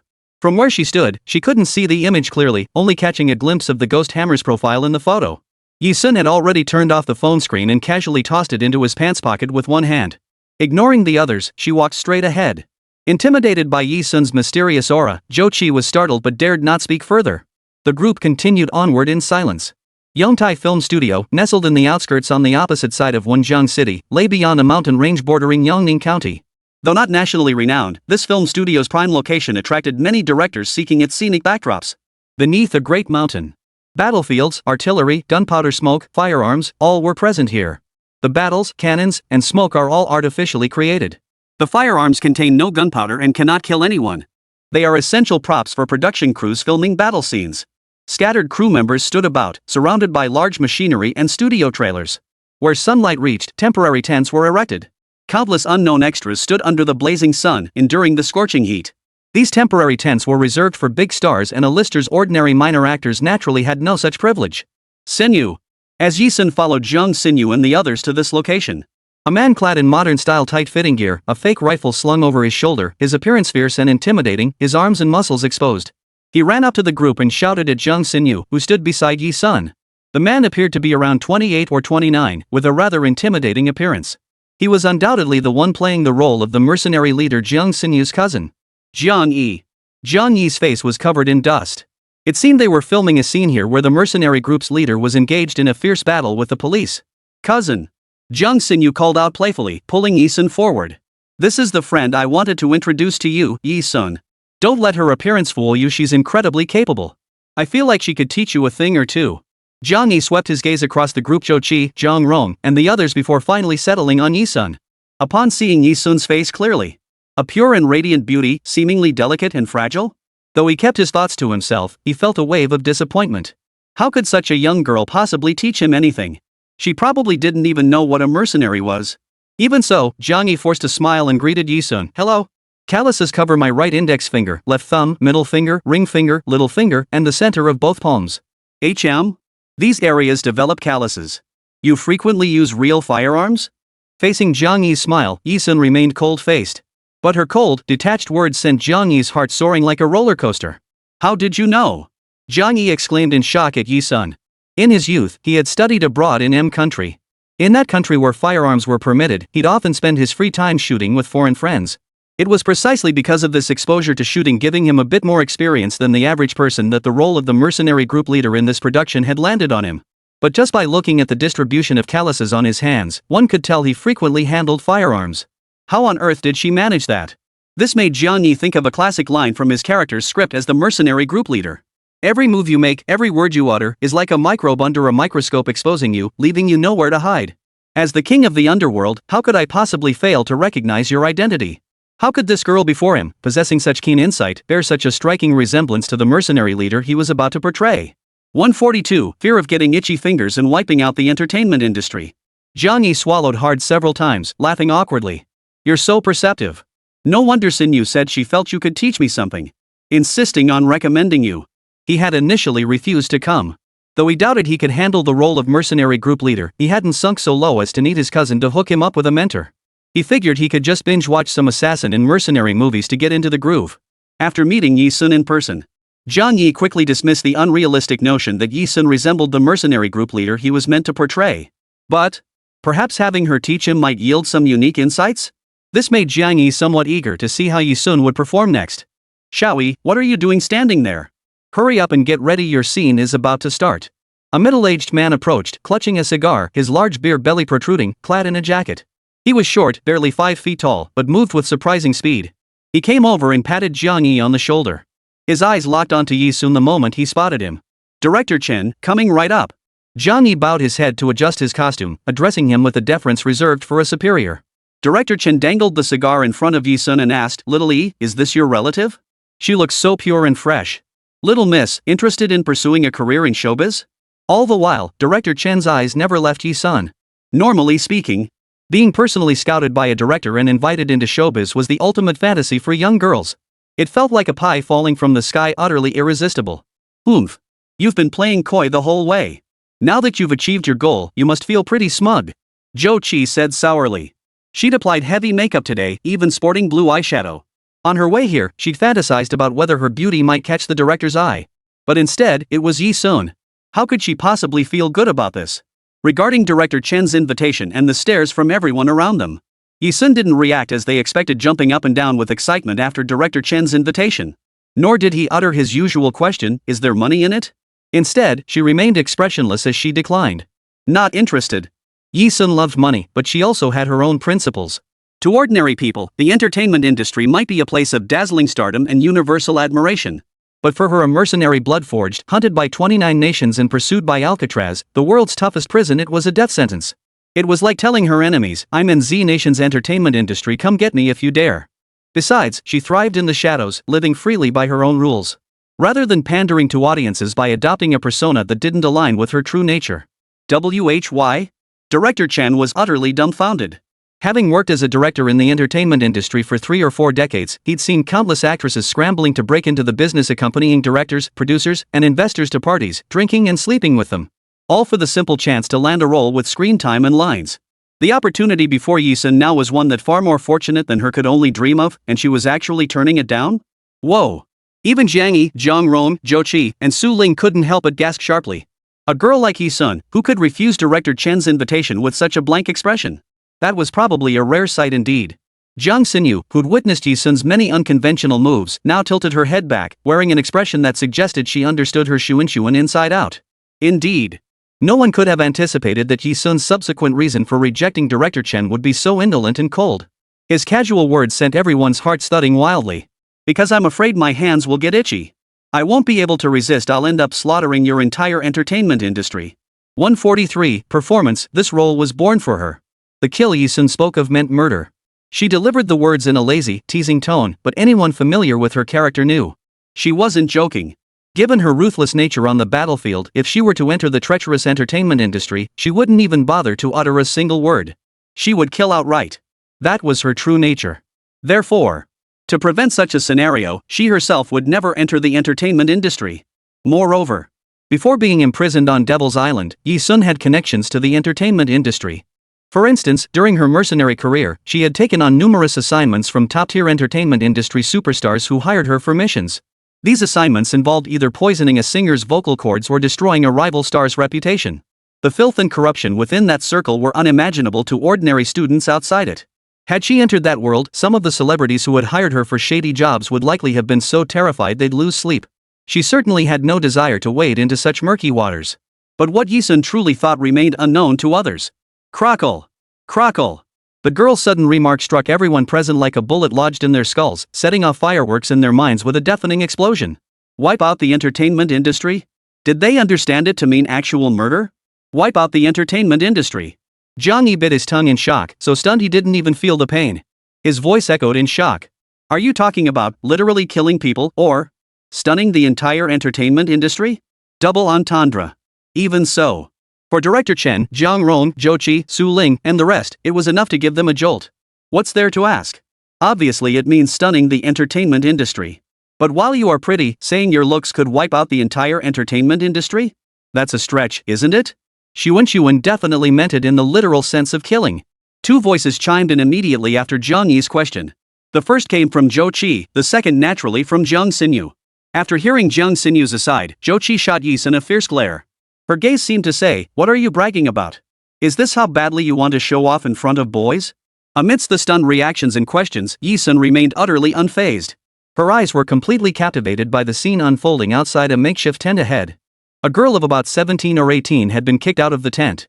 "Zhou Yaran, are you crazy? I kindly invited you in for some snacks, and you actually think you're some kind of phoenix?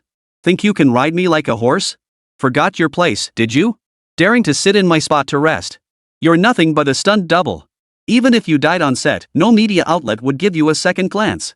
Following the girl kicked out of the tent was a scantily clad woman in a spaghetti strap top. The woman glared coldly at the girl sprawled on the ground while shouting insults. The girl called Zhou Yaran, eyes glistening with unshed tears, fists clenched, glared at the woman like a defiant bull, seething with silent fury. "You dare look at me like that? Are you trying to get yourself killed?" The woman's anger flared at the sight. She raised her hand and delivered 2 sharp slaps to Zhou Yaran's face. Her practiced movements made it seem as though she were handling trash, worthless garbage to be discarded at will. She didn't give Zhou Yaran the time of day. Yi-sun, who had seen Zhou Yaran's face clearly, felt a chill in his eyes. It wasn't some overflowing sense of justice toward a stranger's misfortune. Yi-sun wasn't a saint who meddled in others' affairs. Because this girl named Zhou Yaran, kicked out of the tent, was none other than the sister of Mad Eagle, the loyal comrade in arms who had died fighting for her in the battlefield, as shown in the MMS image Ghosthammer had sent her not long ago. And by some twist of fate, she had encountered her here. "I only remember having a younger sister. We lived in a single-parent household, and our family was very poor. When I was 7, my mother worked at the textile factory in the county town. Back then, the machinery was ancient, rusty iron parts were never replaced. Then an accident happened. My mother's hands got caught in the broken machinery, and both were amputated. Our family lost its only source of income overnight. The factory owner refused to pay compensation and even issued a certificate stating my mother wasn't a formal employee, meaning she was entitled to nothing. All our family savings were spent on my mother's medical treatment. Driven to desperation, my mother faced a heart-wrenching choice: sell either me or my sister, or all 3 of us would starve to death. She agonized over the decision, unable to choose. Watching our food supplies dwindle, we knew we'd starve to death if this continued. So I made a decision. I sold myself. For just 3,000 yuan. Yi-sun recalled instinctively. Many years ago, after a battle ended, the 5 who had left the battlefield sat amidst the ruins of war. In a makeshift tent, Ghosthammer, wearing an apron, prepared dinner for them. At that moment, Mad Eagle looked up at the sky and slowly recounted his absurd life to them. After that, I never found them again. If I ever made it back alive from the battlefield, I hope to save some money and find my mother and sister. So they wouldn't have to live day to day, wondering if they'd get their next meal. Mad Eagle never made it out of the war alive. This world is no fairy tale. People die every day for countless reasons. But my dear comrade, I will fulfill your wish for you. How could that person act like that? Just randomly hitting people? That's too much. Perhaps it was her squad leader's nature that made Jiang Xinyu, upon seeing this scene, immediately want to step forward. She charged forward headlong. Her cousin, Jiang Yi, grabbed her arm. "Don't go. This isn't something we can interfere with. That woman is Ruijiman, a rising star in the entertainment industry who's been gaining even more prominence lately. Her backers are powerful. Rumor has it she's hooked up with a major player. Bullying and publicly assaulting crew members on set is commonplace. But because of the powerful figure she's hooked up with, no one dares to expose these incidents. Stars may seem to live in a world of glamour, but in reality, they're all puppets controlled by capitalists. A single word from those with real power can silence all unfavorable reports. Take Rui Jaimin, for instance, bullying and assaulting crew members. Because her backers are powerful enough, no one dares expose these negative stories unless they want to end their careers. The dark underbelly of the entertainment industry defies imagination." Jiang Xinyu's stride faltered momentarily. And in that very instant, Rui Jaimin, seeing Zhou Yaran remain silent, grew even more furious. "Speak up. Gone mute? Are you looking for trouble? You little brat, you actually think you can steal my seat? You've got some nerve. Next you'll be trying to sit on my head, huh? Ha?" At first, Rui Jaimin did invite Zhou Yaran into the tent, putting on an act of being a gentle big sister. But it was all just for show, deliberately staged under the watchful lenses of the media reporters. It was all for the outside world to see. The moment the media left, her true colors showed. Especially every time she saw Zhou Yaran's face, which was even more beautiful than her own, she feared Zhou Yaran would take her place. The thought alone made Rui Jaimin raise her hand, ready to deliver another hard slap to Zhou Yaran's cheek. Smack! But then, a slender hand, far quicker than Rui Jaimin's, lashed out and struck Rui Jaimin's cheek with brutal force. The force of that slap was so immense it sent Rui Jaimin tumbling like an eel across the floor, dragging her several dozen meters away. The sudden appearance of Yi Sun and her abrupt action sent shockwaves through Jiang Yi, Director Chen, Zhou Qi, and the entire crew present. At that moment, Yi Sun had already withdrawn her hand. Unfazed by the stares of others, she treated Rui Jaimin as though she were a dog, not even deigning to glance at her. She merely placed one hand gently before Zhou Yaran. Her tone was uncharacteristically gentle. "Are you all right?" Zhou Yaran kept her eyes tightly shut. She had expected Rui Jaimin's slap to land squarely on her face. Yet the pain never came. When she opened her eyes, what she saw was a warm palm and a face of breathtaking beauty. Thank you. I'm fine." Zhou Yaran stared in disbelief. She blinked in disbelief. She never imagined anyone would be willing to confront Rui Jaimin for her sake. She grasped Yi Sun's hand and stood up. On the other side, Rui Jaimin had also risen, her face twisted in agony. Clasping her face, which had momentarily contorted, her eyes fixed on Yi Sun like those of a corpse. You, how dare you hit me?" Rage. Rage that could kill. At the height of her fury, Rui Jaimin screamed. "Director Chen! Get over here!" Director Chen seemed utterly terrified of Rui Jaimin's powerful backer. He scrambled over, bowing and scraping before her like she was the little princess of the crew. What's wrong?" Rui Jaimin pointed at Zhou Yaran and snapped. "Finished resting? If you're done resting, get back to filming. I want her to be Jiang Yi's stunt double. Scene 18, start filming now." Unlike some shrieking harpies who lash out verbally after being struck, she chose a different approach. It must be understood that stunt work is an extremely dangerous profession. Injuries from essential stunt props like gasoline bombs, burns, broken arms, broken legs were commonplace among stunt doubles. Adding to the challenge, Jiang Yi's stunt double scene, the 18th sequence, was the most difficult shot in the entire production. It was originally intended for a professional stunt double to perform. This scene involved not only gasoline bombs but also guns without gunpowder. The plot itself was deceptively simple. The leader of a mercenary organization is pursued by over a dozen professional assassins, engaging in an intense battle within the arena. No dialogue, just a series of choreographed fight sequences. Yet, unfolding amidst explosions and a hail of bullets, its difficulty made it the most challenging scene of the entire shoot. Even professional male stunt doubles risked serious injury during filming. It's important to understand that while stunt coordinators and action directors on every production assess the danger level and injury risk of fight sequences, but with scenes involving live firearms and petrol bombs, no matter how thorough the safety precautions, accidents are inevitable. Rui Jaimin didn't argue with Yi Sun or Zhou Yaran. Instead, she directly demanded Zhou Yaran serve as the stunt double for the scene purely to place Zhou Yaran in danger. She didn't want to be like ordinary women, dithering and fussing. She didn't want to get into a heated argument with Zhou Yaran and Yi Sun, disregarding her image. She was destined to be a major star. Image mattered. She wanted Zhou Yaran to be either dead or severely injured. Damn it! How dare someone hit her? For this reason. Knowing Zhou Yaran was short on cash, Rui Jaimin lifted her head and added slowly. "If you refuse, pack your bags and get out immediately." Zhou Yaran was hit where it hurt. Thinking of her mother waiting for the money to save her life, she clenched her fists. "I'll do it." Her words had barely fallen. "She won't do it. Because I'm taking her place as the stunt double for this scene." A voice higher than Zhou Yaran suddenly cut through the air. When everyone saw Yi Sun, his face cold and filled with a murderous aura, their hearts jolted in unison. Soon, Jiang Xinyu's heart skipped a beat. This isn't child's play. Absolutely not. Jiang Yi's face drained of color at the suggestion.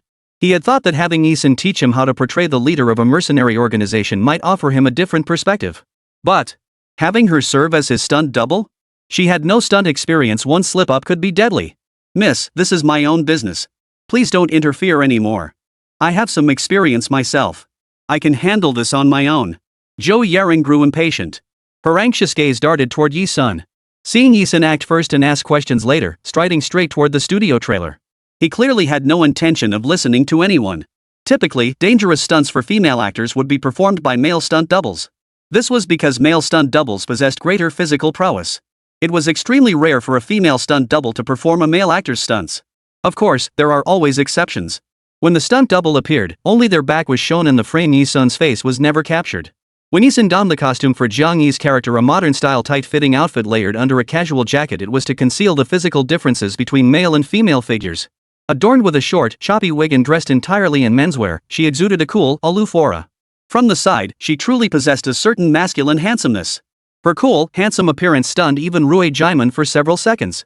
She nearly got captivated by Yi Sun in her male disguise. But she snapped back to reality. She was here to send her to her death.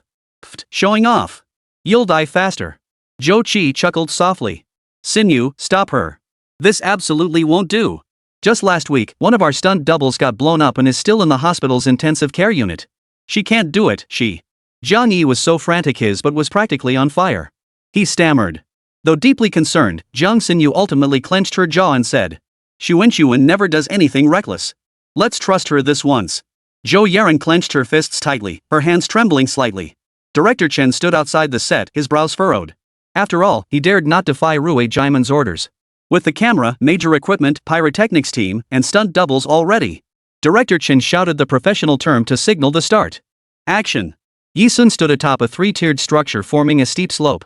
Below stood a dozen stunt doubles portraying assassins engaged in combat with her.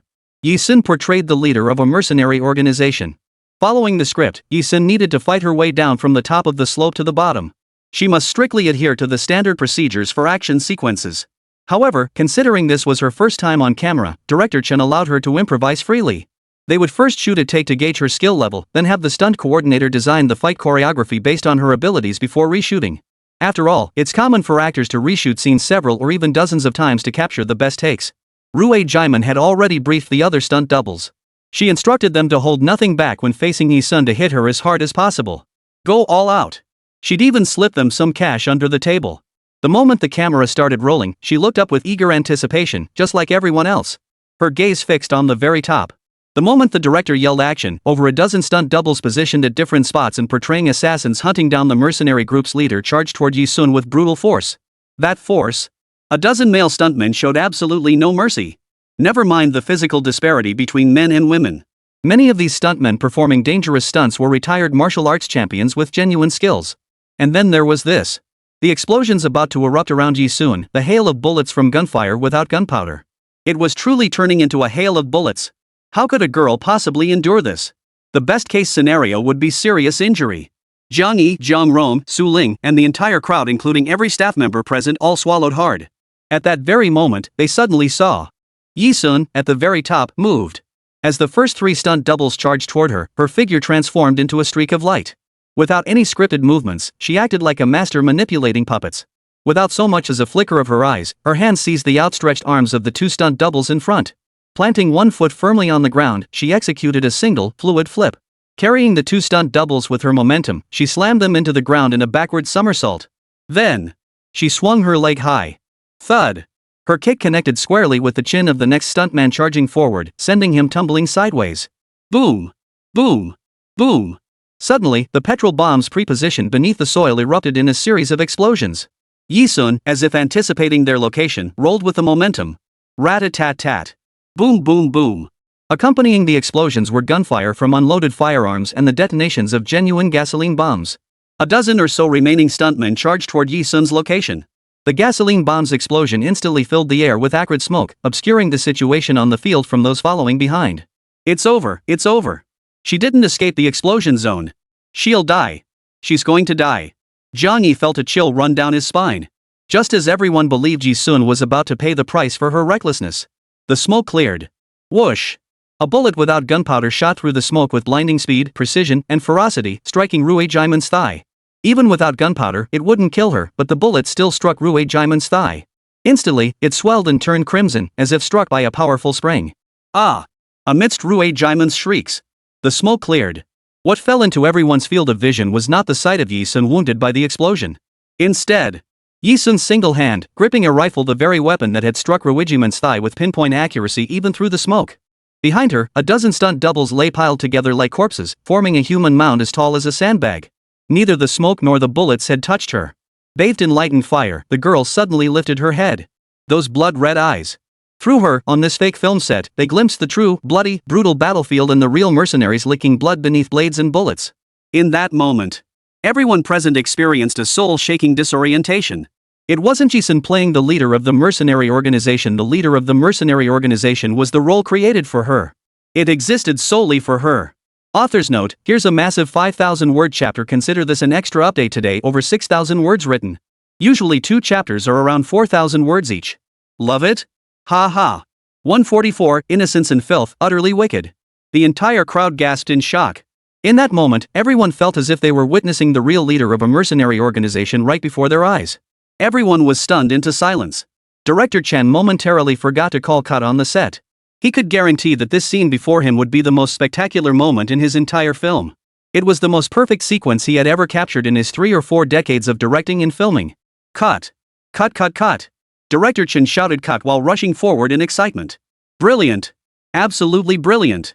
You've truly brought the mercenary leader to life. This role, it's as if it were created just for you. Anyone watching would think you were playing yourself. Director Chen's praise flowed effortlessly. He strode forward, about to address Yi Sun as she approached. Little sister, have you trained in martial arts? You really should consider joining the industry? But, unexpectedly, Yi Sun, approaching head-on, showed none of the tenderness typical of young girls.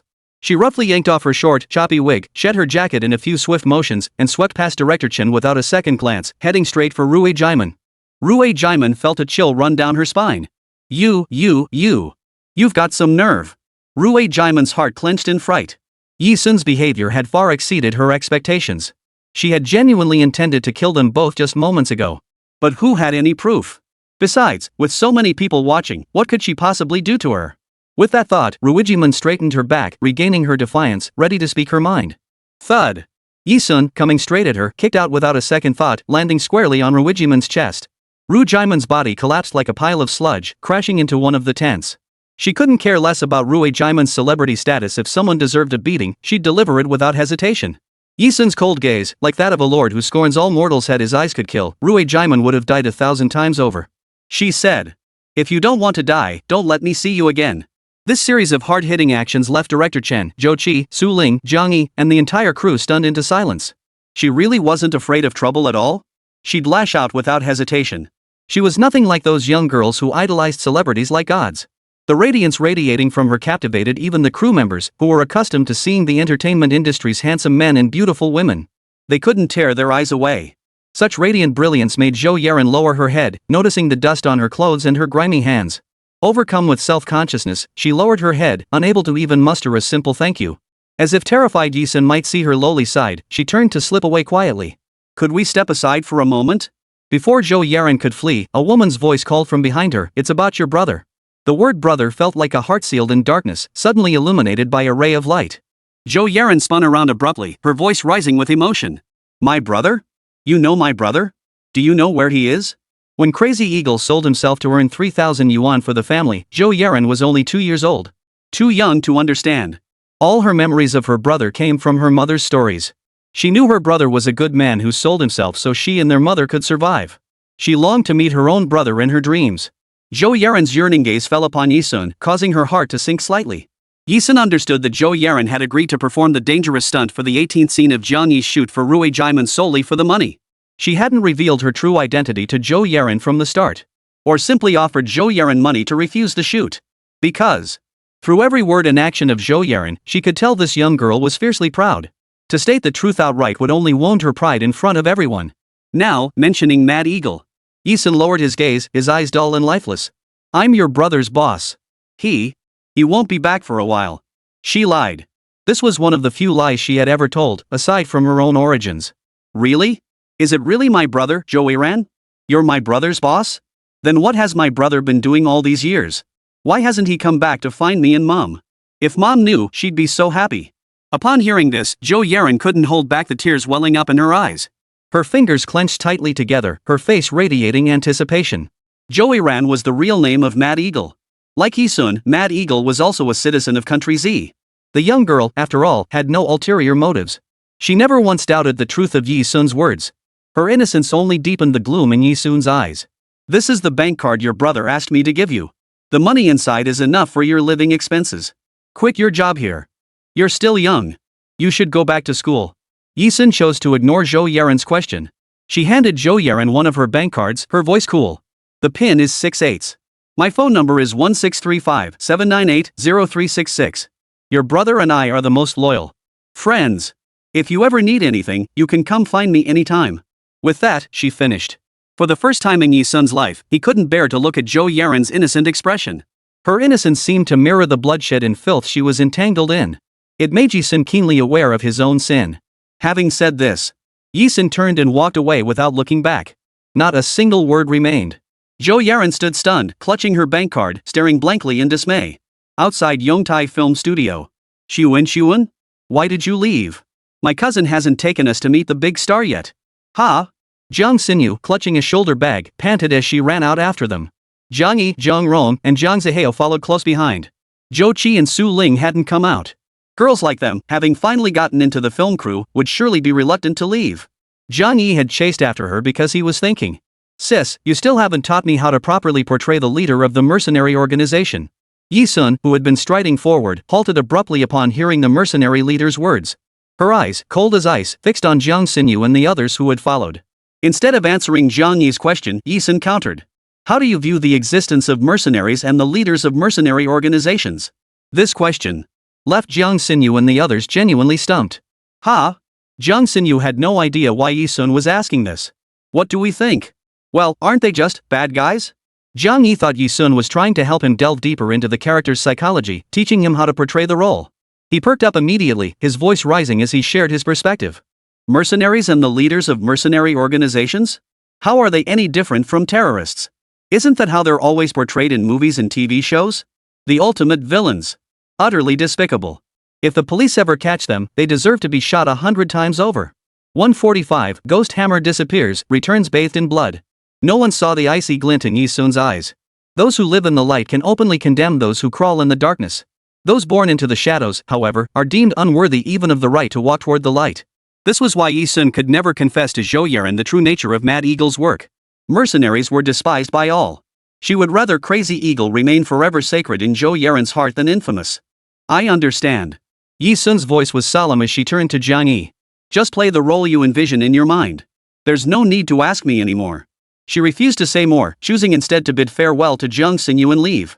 Jiang Xinyu and the others were left staring at each other, utterly baffled by her words and questions. Xinyu, your friend, she's a bit peculiar, isn't she?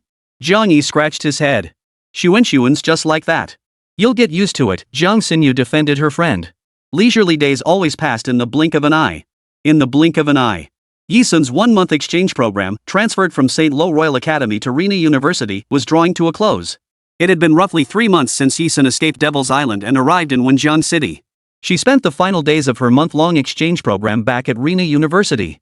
On the day of her departure, Xiang Kaiki, Feng Jingjiao, Lang Junyu, and the rest of the group came to see her off. Yi Sun, we've known each other for a while now, we're friends. When you have time, you must come back and visit us often. Or we could come visit you.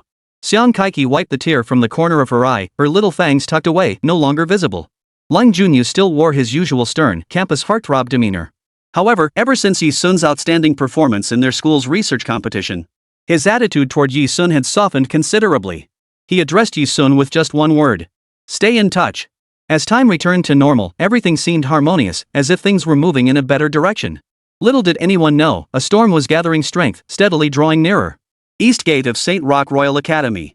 After school, Yi Sun parted ways with Jiang Xinyu only to be intercepted at the gate by a man with a crew cut, around 22 or 23 years old, radiating masculine integrity. It was Sun Tianyu, Yi Ning's high school classmate and close buddy.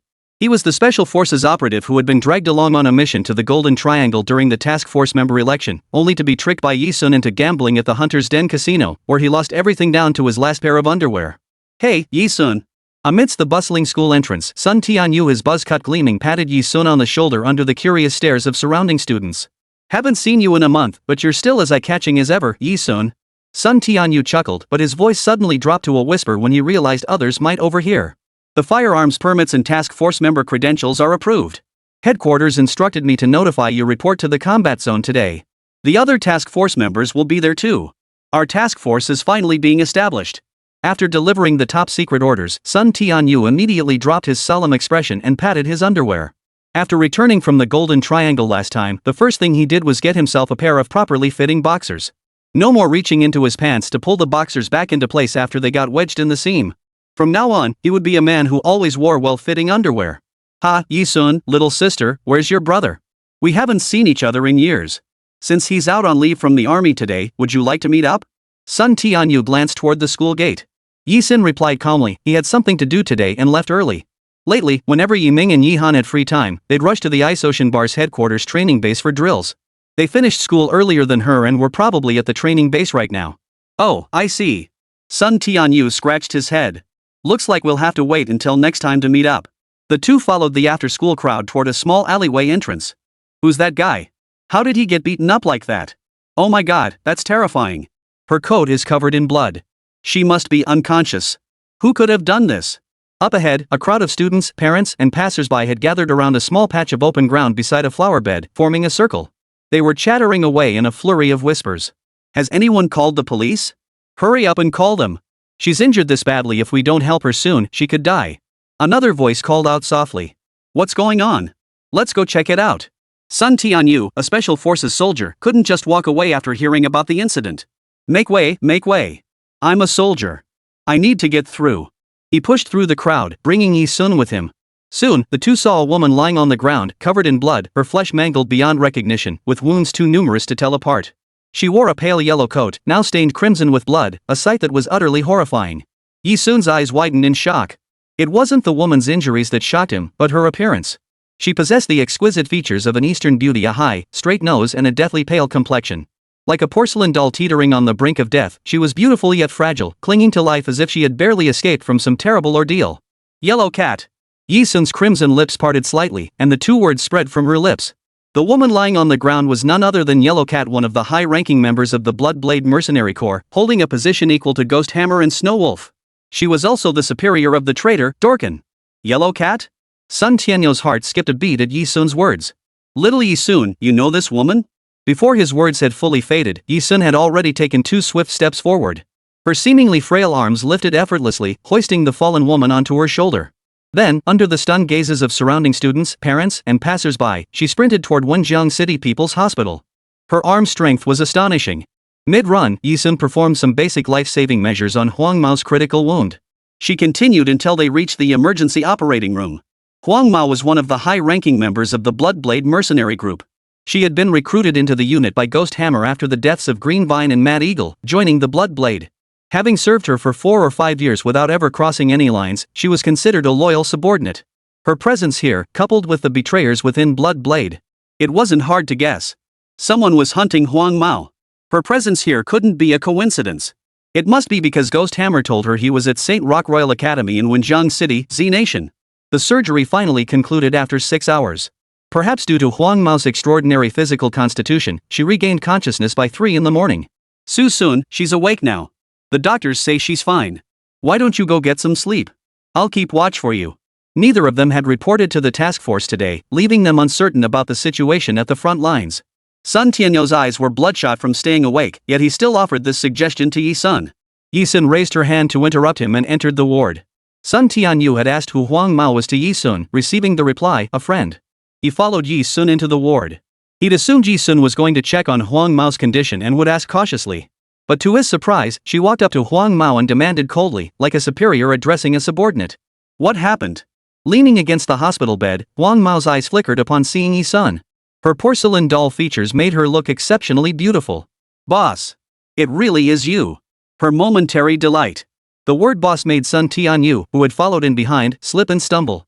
Aren't they friends? Why call him boss? Sun Tianyu didn't get a chance to be startled. Huang Mao spoke with grave seriousness. Though her body was covered in wounds and her face was pale, her formidable physique allowed her to maintain composure. They sent assassins after me. My men, some dead, the rest betrayed me. Ghost Hammer said you were in Country Z. I fought my way out at the cost of my life just to find you here. They've been hunting me down the entire way. That was why Huang Mao had collapsed at the school gate, covered in wounds. Reaching the gate had been the absolute limit of her strength. As she spoke, Huang Mao suddenly grabbed Ji Sun's hand, her voice trembling. 2 days ago, Ghost Hammer vanished in Bailage. I suspect they're behind it. Boss, save him. The they Huang Mao referred to were the traitors within Bloodblade. Yi Sun hadn't realized that during his period of quiet seclusion, the traitors had never ceased their search for him. To force him out of hiding, they'd gone so far as to openly hunt Huang Mao and even target Ghost Hammer. Snow Wolf, how dare you? Having already lost Green Vine and Mad Eagle, she had sworn a solemn oath, never again would she allow her loyal comrades to depart from her side. Never again would she allow history to repeat itself. Where was he last seen in Borig? Yi Sun asked softly. His tone was flat and emotionless, devoid of warmth. He referred to Ghost Hammer. But Huang Mao, who knew Yi Sun's nature well, understood this was the boss breaking his long silence and routine in the face of sudden upheaval, a declaration of his official return to the international stage. The blood-forged mercenaries were about to return, bathed in blood. 146, Mercenary Guild, Death Canyon. Borig, Katter City. Huang Mao's eyes held unwavering resolve. Her face, pale as a porcelain doll, turned toward Yi Sun as she said. 2 days ago, Ghost Hammer was last seen in Kata City. Since then, I've received no word from him. In the underground world, regardless of one's standing on the international stage high or low, if they vanished and cut off all contact, it meant they were likely dead. Mercenaries who constantly navigate hails of bullets and live on the edge of a knife, their mortality rate is astronomically high. It's the same reason why, after Yu Sun was captured and imprisoned on Devil's Island, vanishing from the international scene for half a year, most people still believe the mercenary Bloodforge is dead. Ghost Hammer is in grave danger right now. He might even be. I'll go bring him back.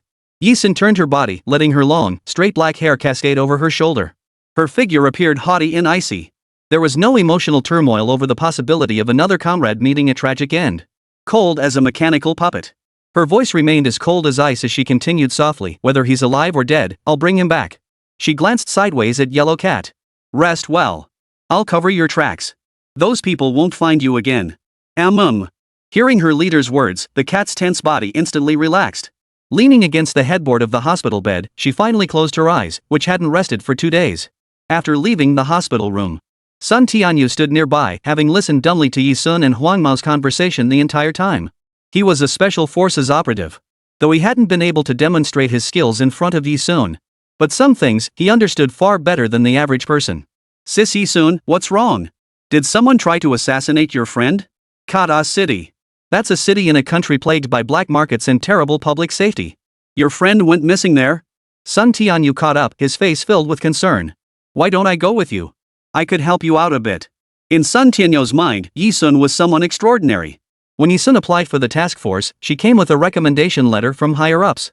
If she were just an ordinary female student, how could she have garnered such attention? Moreover, Yi Sun's consistently extraordinary demeanor had convinced Sun Tianyu that she was no ordinary person.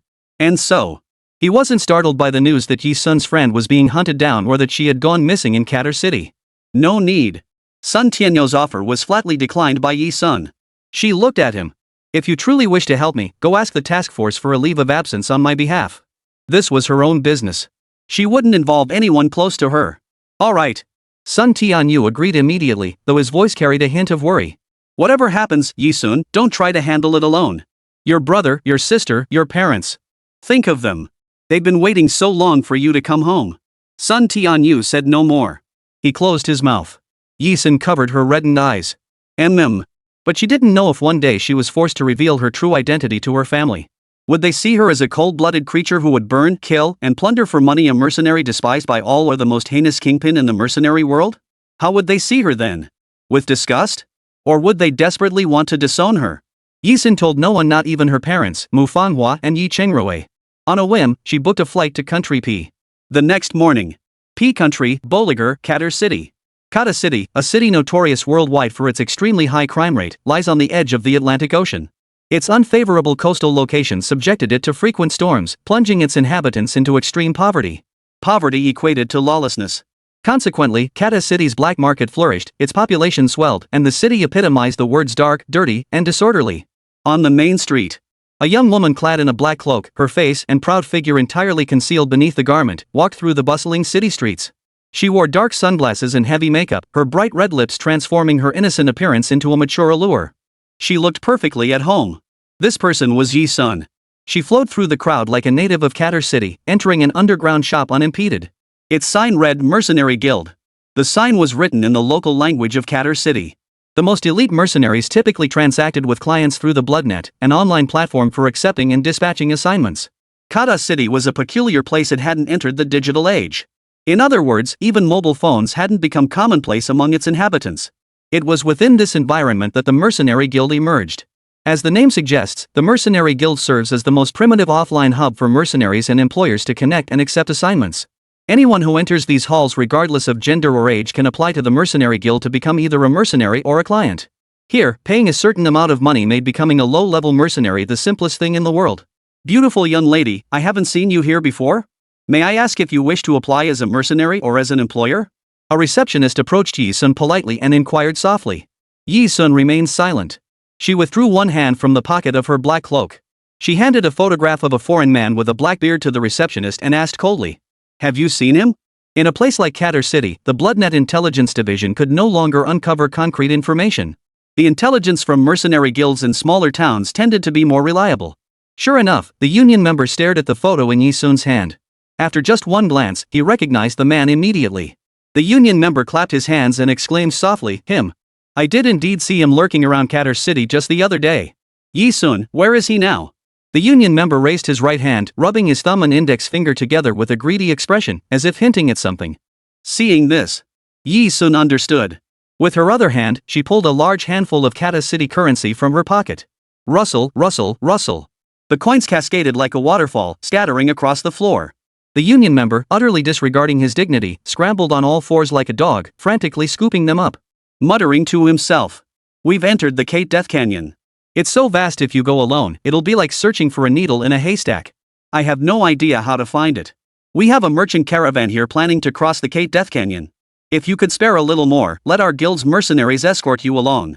Money spilled from his hands, nearly overflowing his pockets, yet his mutterings remained fixated on more cash. Such is the true face of a low-level mercenary. Once upon a time. The very place where she grew up and lived. Rustle, rustle, rustle. Yi-sun tossed another handful of Qatar City currency without expression, urging, "Money isn't the issue, but I need to depart immediately." Inside the guild hall, many bare-chested, Orish men stood before the bulletin board, tearing down tasks scribbled in pen and paper by employers. Some stood before the job board, flexing their broad shoulders and bellowing, "Atlantic voyage. 300 coins per person. Anyone? Anyone?" Arranged by union staff, Yi-sun temporarily joined a merchant caravan setting out to cross the deadly Kate Grand Canyon. Camels and cargo were fully prepared, ready to depart immediately. This caravan, large enough for 30 or 40 people, was escorted by 5 union mercenaries. In Qatar City, automobiles were virtually non-existent. People relied on foot travel to enter the Kate Death Canyon. Likely, the ghost hammer that entered the canyon had done the same. The journey had only just begun. Among the group, 7 or 8 individuals who appeared to be contemporary university students, dressed in crisp Chinese attire, approached Yi-sun. "Hello. We overheard your conversation with the guild staff at the entrance. You're from Z Country too, right? Heading to the Kate Death Canyon as well?" One of them, a young man dressed lightly in sandals and carrying a travel backpack over his shoulder, approached Yi-sun to greet him. "Ah, right. My name is Chen Liang. I'm from Wu Province, and I'm currently studying at Manhwa University in Min Province. My classmates and I are all here for a trip. We're also from Country Z. Seeing you're alone, a girl, no less in an unfamiliar place, we thought we'd ask if you'd like to join us? We can look out for each other." His voice softened as he spoke. Chen Liang winked at Ji-sun with his single eye, glancing toward the 5 mercenaries from the union leading the merchant caravan. "Most people in this group are men. All 5 mercenaries are male. We're lucky to have each other for support. But you're a girl. Forget about them teaming up. Even if just one mercenary tried to take advantage of you, you'd be completely helpless." 147, the dead body from the dawn gunfight. These mercenaries dispatched by the guild, though labeled low-tier mercenaries. In reality, anyone can apply to the mercenary guild to become a mercenary. Their actual combat prowess falls far short of low-tier mercenaries on the battlefield. Some had never even seen a battlefield, just showing up at the guild to scrape by. Yi-sun had chosen to follow the merchant caravan precisely to pinpoint the direction Ghosthammer had taken. After all, the Kate Death Canyon was famously vast. Searching it alone would be like looking for a needle in a haystack. She could afford to wait, but Ghosthammer couldn't. Well, seeing Yi-sun remain silent, Chen Liang assumed victory was already assured. These students came here on a tour, fully aware of the mercenary guild's fearsome reputation, yet they still sought out its mercenaries to guide them through the Kate Death Canyon. Because mercenaries might be terrifying, but the monstrous creatures and unknown forces lurking within the Kate Death Canyon were far more terrifying.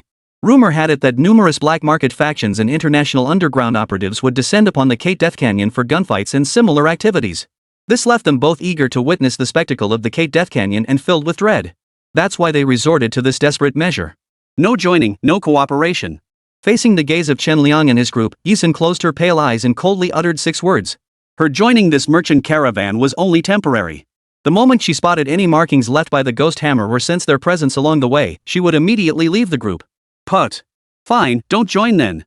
Chen Liang, you really are hopeless. She's clearly cold and distant, obviously not interested in you. Can't you just stop charging at every pretty girl you see? A girl standing beside Chen Liang, also carrying a travel bag, wearing short jeans and flowing long wavy hair, the kind of campus goddess you could spot instantly. She rolled her eyes and sighed listlessly. No good deed goes unpunished. Fine, let her be alone then. If something happens later, she won't even have time to cry and we won't help her. This campus goddess was named Gao Jai. Tall and slender with long, straight legs, she had an oval face and a delicate, pointed nose, the kind of features most popular with the boys on campus. Her looks fueled her confidence, so her attitude toward Yi Sun was always haughty. As if she regarded Yi Sun as mere greenery to her own brilliance. Gao Jia, enough, enough. Stop talking. Chen Liang had only approached Yi Sun because he found her attractive, never expecting to make things so awkward. He pulled Gao Jia away and gave Yi Sun an apologetic smile, sorry for interrupting. For the rest of the journey, Chen Liang and his 7 companions kept their distance from Yi Sun. Guided by 5 mercenaries from the Mercenary Guild, the caravan successfully entered the Kate Death Canyon. They crossed a deadly stream and traversed steep, winding valleys. The Kate Death Canyon, rumored to be home to all manner of terrifying creatures and malevolent forces, was far from uninhabited. Quite the opposite. After entering the Kate Death Canyon, no matter which direction the group traveled, they encountered merchants riding camels, black market dealers carrying firearms, and camel herders, nearby residents out for a stroll in the canyon. A diverse array of travelers. After winding through 10 more valleys, Yi Sun finally spotted a mark left behind by the ghost hammer at the edge of a gorge. It was a bloodstain painted onto the rock, not particularly conspicuous. Above the blood, a blade was sketched with just 3 or 4 strokes. Its meaning: blood blade. Judging by the dried blood, this mark had been etched into the rock some time ago. The traitor of the Blood Blade Mercenary Corps was undoubtedly pursuing him. The path she had chosen was the correct one. At the same moment, around a bend in the Great Canyon, came the chilling, hair-raising voices of travelers. Here, only scattered fragments of words like "oh my," "ouch," and "corpse" could be heard. Yi Sun's heart sank, as if a terrible premonition had taken hold. She immediately broke away from the group and headed forward. Hey, sis?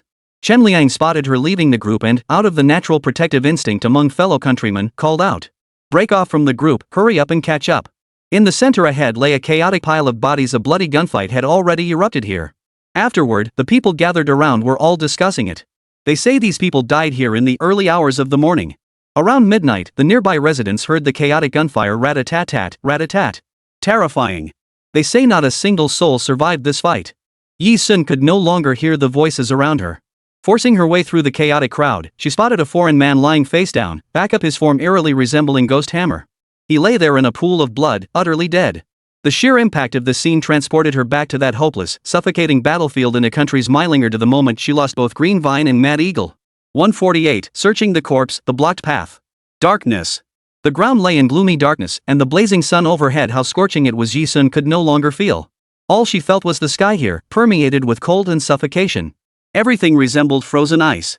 The corpses strewn across the ground seemed invisible to her. The young girl took a single step, moving toward the cluster of bodies at the gunfight site. Step by step.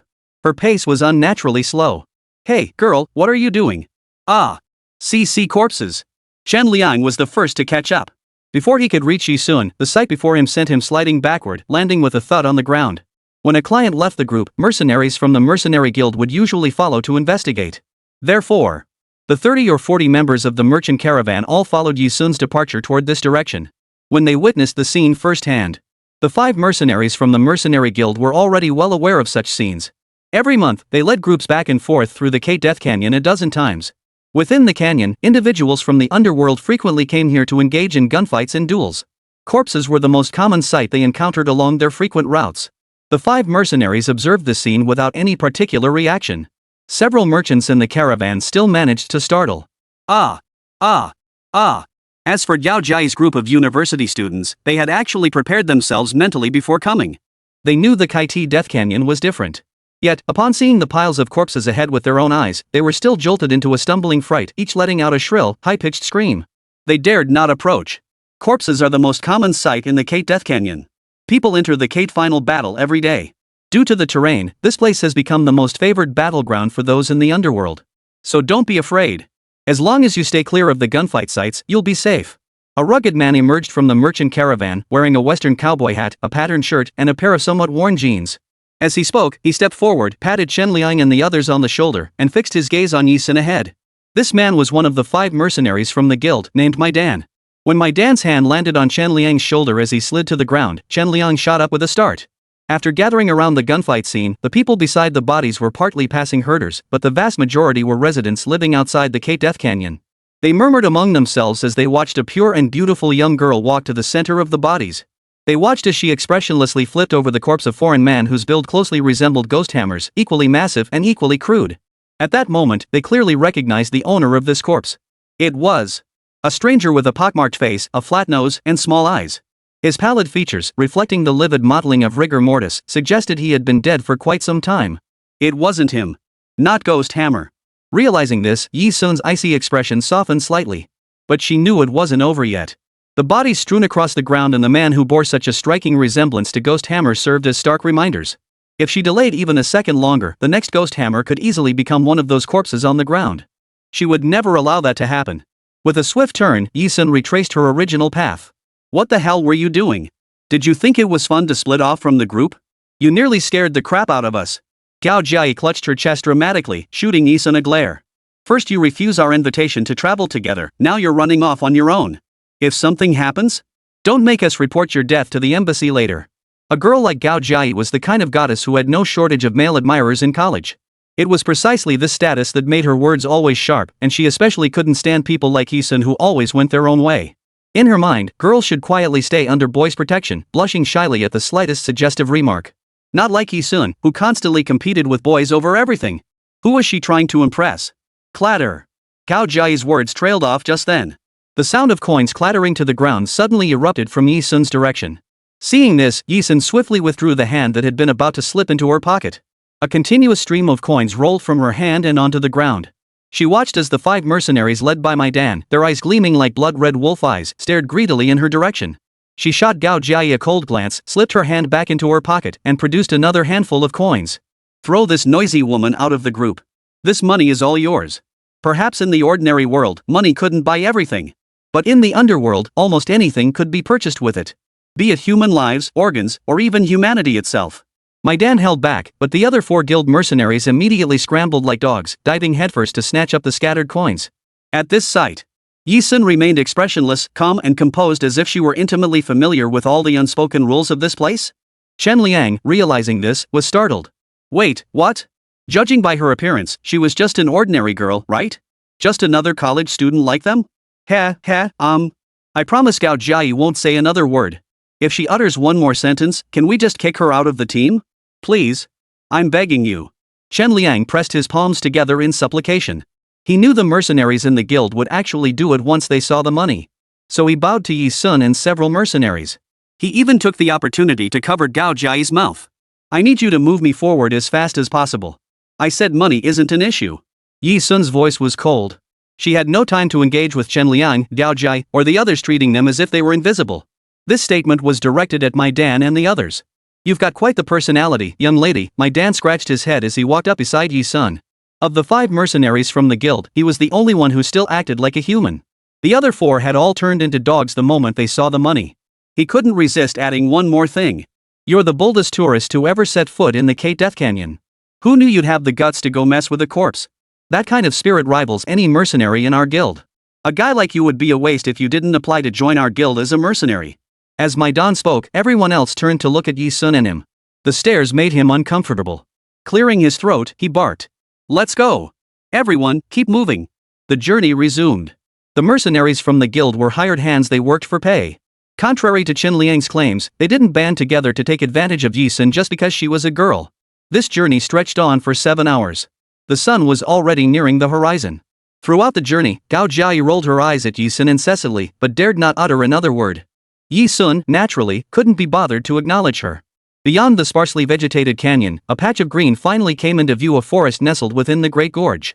Beneath the steep cliffs lay a rare patch of verdant land. However, the caravan was blocked here. A fully armed squad, carrying machine guns, guarded the large area of the canyon below, shaded by this green canopy, preventing outsiders from passing through. Maidan led the negotiations with them for a long time, but they stubbornly refused to let them pass. Even the offer of money failed to sway them. Bypassing this great canyon would add a considerable distance to their journey, and their provisions might not last long enough to traverse it. Realizing this, Yi Sun lowered his gaze, his thoughts hidden from view. Returning to the merchant caravan, Maidan scratched his head and grumbled. What on earth is going on that they'd block off this canyon route? A passing herdsman, driving his camel herd, remarked absently. I told you not to go. You absolutely must not pass through this gorge. Take the detour instead, or you might not even survive. Maidan frowned skeptically. Oh? And why's that? The herdsman explained in his coarse voice, thick with the local Katar accent. The path into this gorge and the path out are both completely blocked off. Not even a fly can get through. You outsiders haven't been in the canyon these past days, so you wouldn't know. It's been blocked for 2 or 3 days now. Those guys up ahead? They're armed to the teeth. They're mercenaries from the Bloodblade Mercenary Corps. They've got a traitor cornered in this gorge and have been hunting him down for 2 days and 3 nights straight. They won't clear the path until they kill him right here. Author's note, sorry for the delay, had some things to handle today. Another chapter should be up around 11 p.m. You can all get some sleep now and read it tomorrow. 149, Battle Deployment, Dare to Interfere. Bloodblade Mercenaries.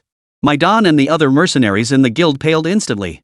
Even though they were mercenaries, their status was largely inflated. They hadn't even seen combat. It was like comparing a squad of predators wielding heavy weapons and using bullets and cannons to soldiers armed only with light firearms. Both could be called warriors, but the disparity in combat prowess was vast. Bloodblade Mercenary Corps? What's that? Cao Jiayi's poor attitude toward Yi Sun didn't mean she had no interest in mercenaries. Quite the opposite.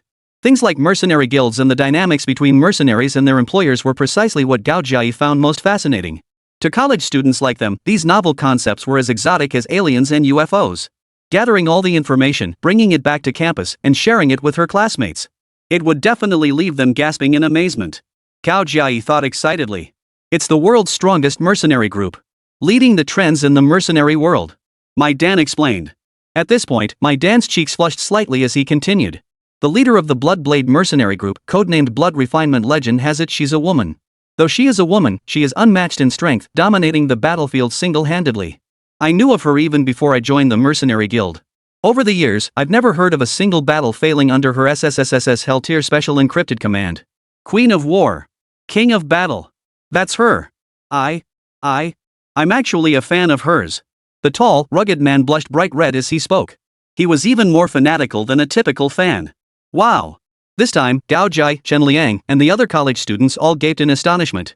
They tried to record every word they heard and saw on their journey, so they could brag to their friends and family back home and make them go wow, too. The mercenary world actually has such an amazing woman.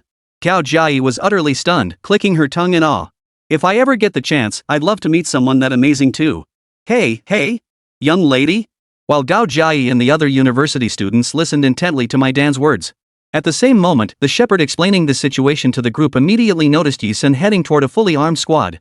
Young lady, you can't go over there. They'll stop you. They're handling internal matters over there. The herdsman said.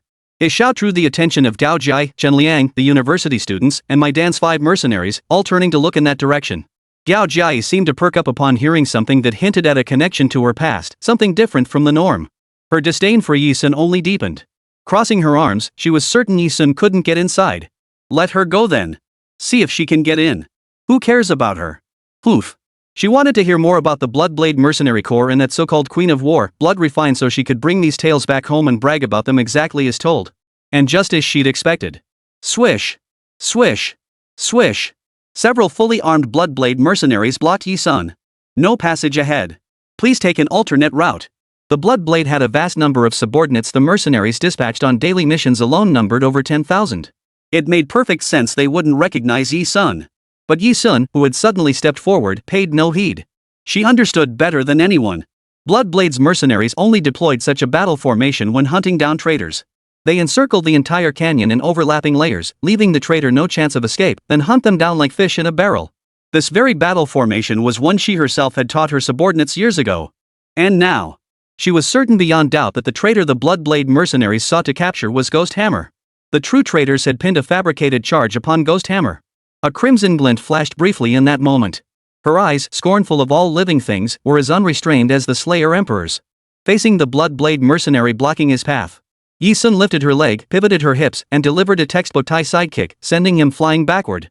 In the instant she sent this Bloodblade mercenary blocking her path flying. Her voice, as commanding as a queen's, echoed toward the multitude of Bloodblade mercenaries. Her words were brimming with unbridled arrogance. How long have I been gone that you dare block my path now? Is that it? 150, rank structure and conduct. Her icy, defiant voice matched her utterly reckless actions. The mercenaries guarding the area felt their hearts skip a beat. The mercenary who was kicked backward by Yi Sun felt his head buzzing. Return?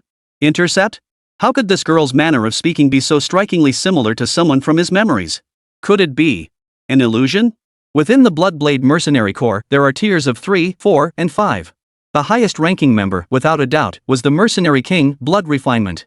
Following him were his 4 closest lieutenants, Ghost Hammer, Snow Wolf, Yellow Cat, and Muing. Muing temporarily left the Bloodblade Mercenary Corps a year ago to travel the world seeking experience, and has yet to return. Additionally, within Bloodblade, several seasoned veterans who joined the company later in life, bringing with them core battlefield combat techniques, have since become core members. These veterans hold a lower standing within Bloodblade than the Ghost Hammer Quartet. However, they each brought their own followers into the company, so in terms of their respective factions, they are on par with the Ghost Hammer Quartet. Below them were the subordinates of the Ghost Hammer Quartet. For instance, Durkin, formerly under Yellow Cat's command. This group constituted the most core members of Bloodblade. After excluding all core members, the Bloodblade hierarchy ranks from highest to lowest as follows. High-rank mercenaries, mid-rank mercenaries, low-rank mercenaries. Those guarding here were clearly all low-level mercenaries of Bloodblade. Their strength was worlds apart from that of the low-tier mercenaries sent by the guild, the 5 members of the Maidan group. Even combined, the 5 members of the Maidan group couldn't last 10 moves against a single low-level Bloodblade mercenary. This is because Bloodblade's recruitment standards for even its low-tier mercenaries are exceptionally high. If placed on the international stage, each of Bloodblade's low-tier mercenaries would be considered high-tier mercenaries.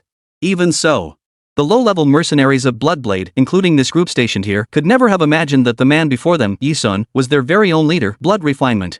They certainly wouldn't recognize him. Yet even so, each of them was momentarily frozen in place by Yi-sun's overwhelming presence. Holy crap, what the hell is she talking about? Gao Jiayi and Shen Liang, along with several other college students, were completely dumbfounded by Yi-sun.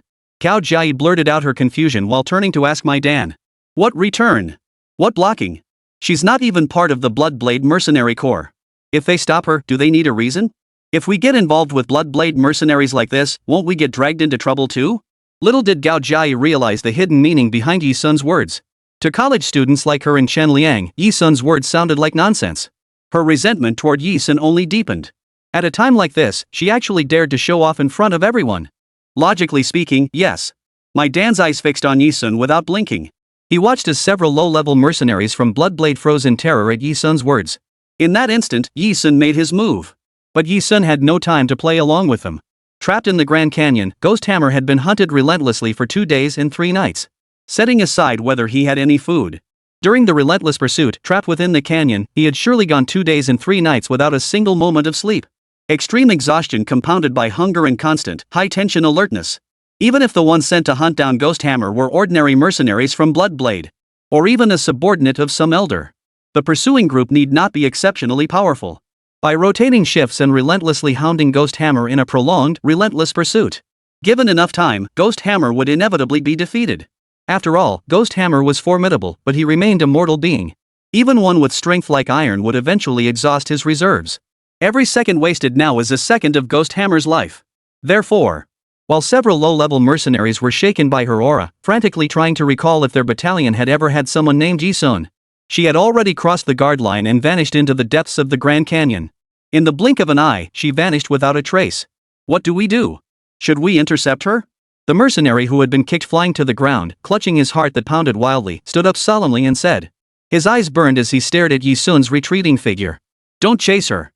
If she's someone important, we'll be the ones in trouble, another low-level mercenary replied. As low-level mercenaries, they held no rights within the battalion. Offending anyone could spell certain death. Even without knowing who Yi-sun was, that single kick alone suggested she held significant standing on the international stage. What if she really was some high-ranking figure in their regiment? Not recognizing her would be suicide. What do we do now? The mercenary who'd been sent flying by the kick frowned deeply, worry etched on his face. If she's not important, won't we still get into trouble for letting people into the canyon? Another low-ranking mercenary cleverly replied. Contact headquarters immediately via radio. Report we couldn't stop her, a young girl slipped through. Yes, sir. The low-level mercenary's conversation was hushed. The group over here, McDan, Shepard, Gao Jiayi, Chen Liang, and the others couldn't hear a thing. All they could hear was Yi-sun's single sentence and the sound of her forcing her way inside. And the few low-level mercenaries guarding this spot were actually whispering to each other. None of them went after her? She actually got in. Gao Jiayi, who had been certain Yi-sun couldn't get in, rolled her eyes and exclaimed aloud at the sight. How is that possible? Could she really get inside by spouting such vague nonsense? Chen Liang was stunned. He had assumed Yi-sun had slipped in using some vague excuses. You little rascals, don't get too excited just yet and don't you dare try to copy this. An old mercenary standing beside Maidan stroked his yellow beard, his cunning eyes narrowed. That girl? Entering this gorge isn't a blessing, it's the beginning of misfortune. The Bloodblade's pursuit of the traitor, a hail of bullets, cannon fire filling the sky. She went in? Oomph. She's as good as dead. My Don frowned, recalling Yi-sun's every move. He couldn't help but blurt out in front of everyone. How is she so similar to the legendary style of my idol, blood refinement? 151, covered in blood, buried in the graveyard. What did you say? The evening canyon echoed with a howling wind, and the sun was about to set. As night approached, the howling gale made one's scalp tighten. My Don's voice was faint, making it hard to hear clearly. Gao Jiayi asked casually. She hadn't caught what my Dan had said. Nothing, probably just my imagination. My Don quickly waved his hand, his expression tightening. It had been over half a year since her idol, Shui Lianxing, had seemingly vanished without a trace. The last time her legendary exploits were broadcast on the streets was over a year ago. Had he started hallucinating? He actually thought a slender young girl resembled the legendary style of his idol. My Don gave a bitter smile, thinking to himself. How ridiculous. Ridiculous, my Don. You really have no eye for such things, mistaking her for someone else. The way you are, even if your idol Shui Lian stood right in front of you. You wouldn't even recognize her, would you? Your idol should be a muscular, powerful woman. How could she possibly be this petite girl? Huff huff huff. Splash splash splash. The setting sun hung upside down on the horizon, casting an exhilarating hue across the blue sky. The howling wind swept through the canyon, stirring the grasses and trees that spread across the land. As night deepened, the air grew colder. Yi-sun ran silently through the dense forest thick with trees. In the darkness, it felt like a prowling beast lay in wait, its gaping maw ready to devour its prey. She navigated by the occasional footprints left behind by passers-by, the shattered shrubs scarred by gunfire and explosions, and the traces of blood. Through these clues, she could now confirm with certainty that the main battle point lay above the Great Canyon to the left. Yi-sun raced toward the high ridge of the canyon, darting through the thickets.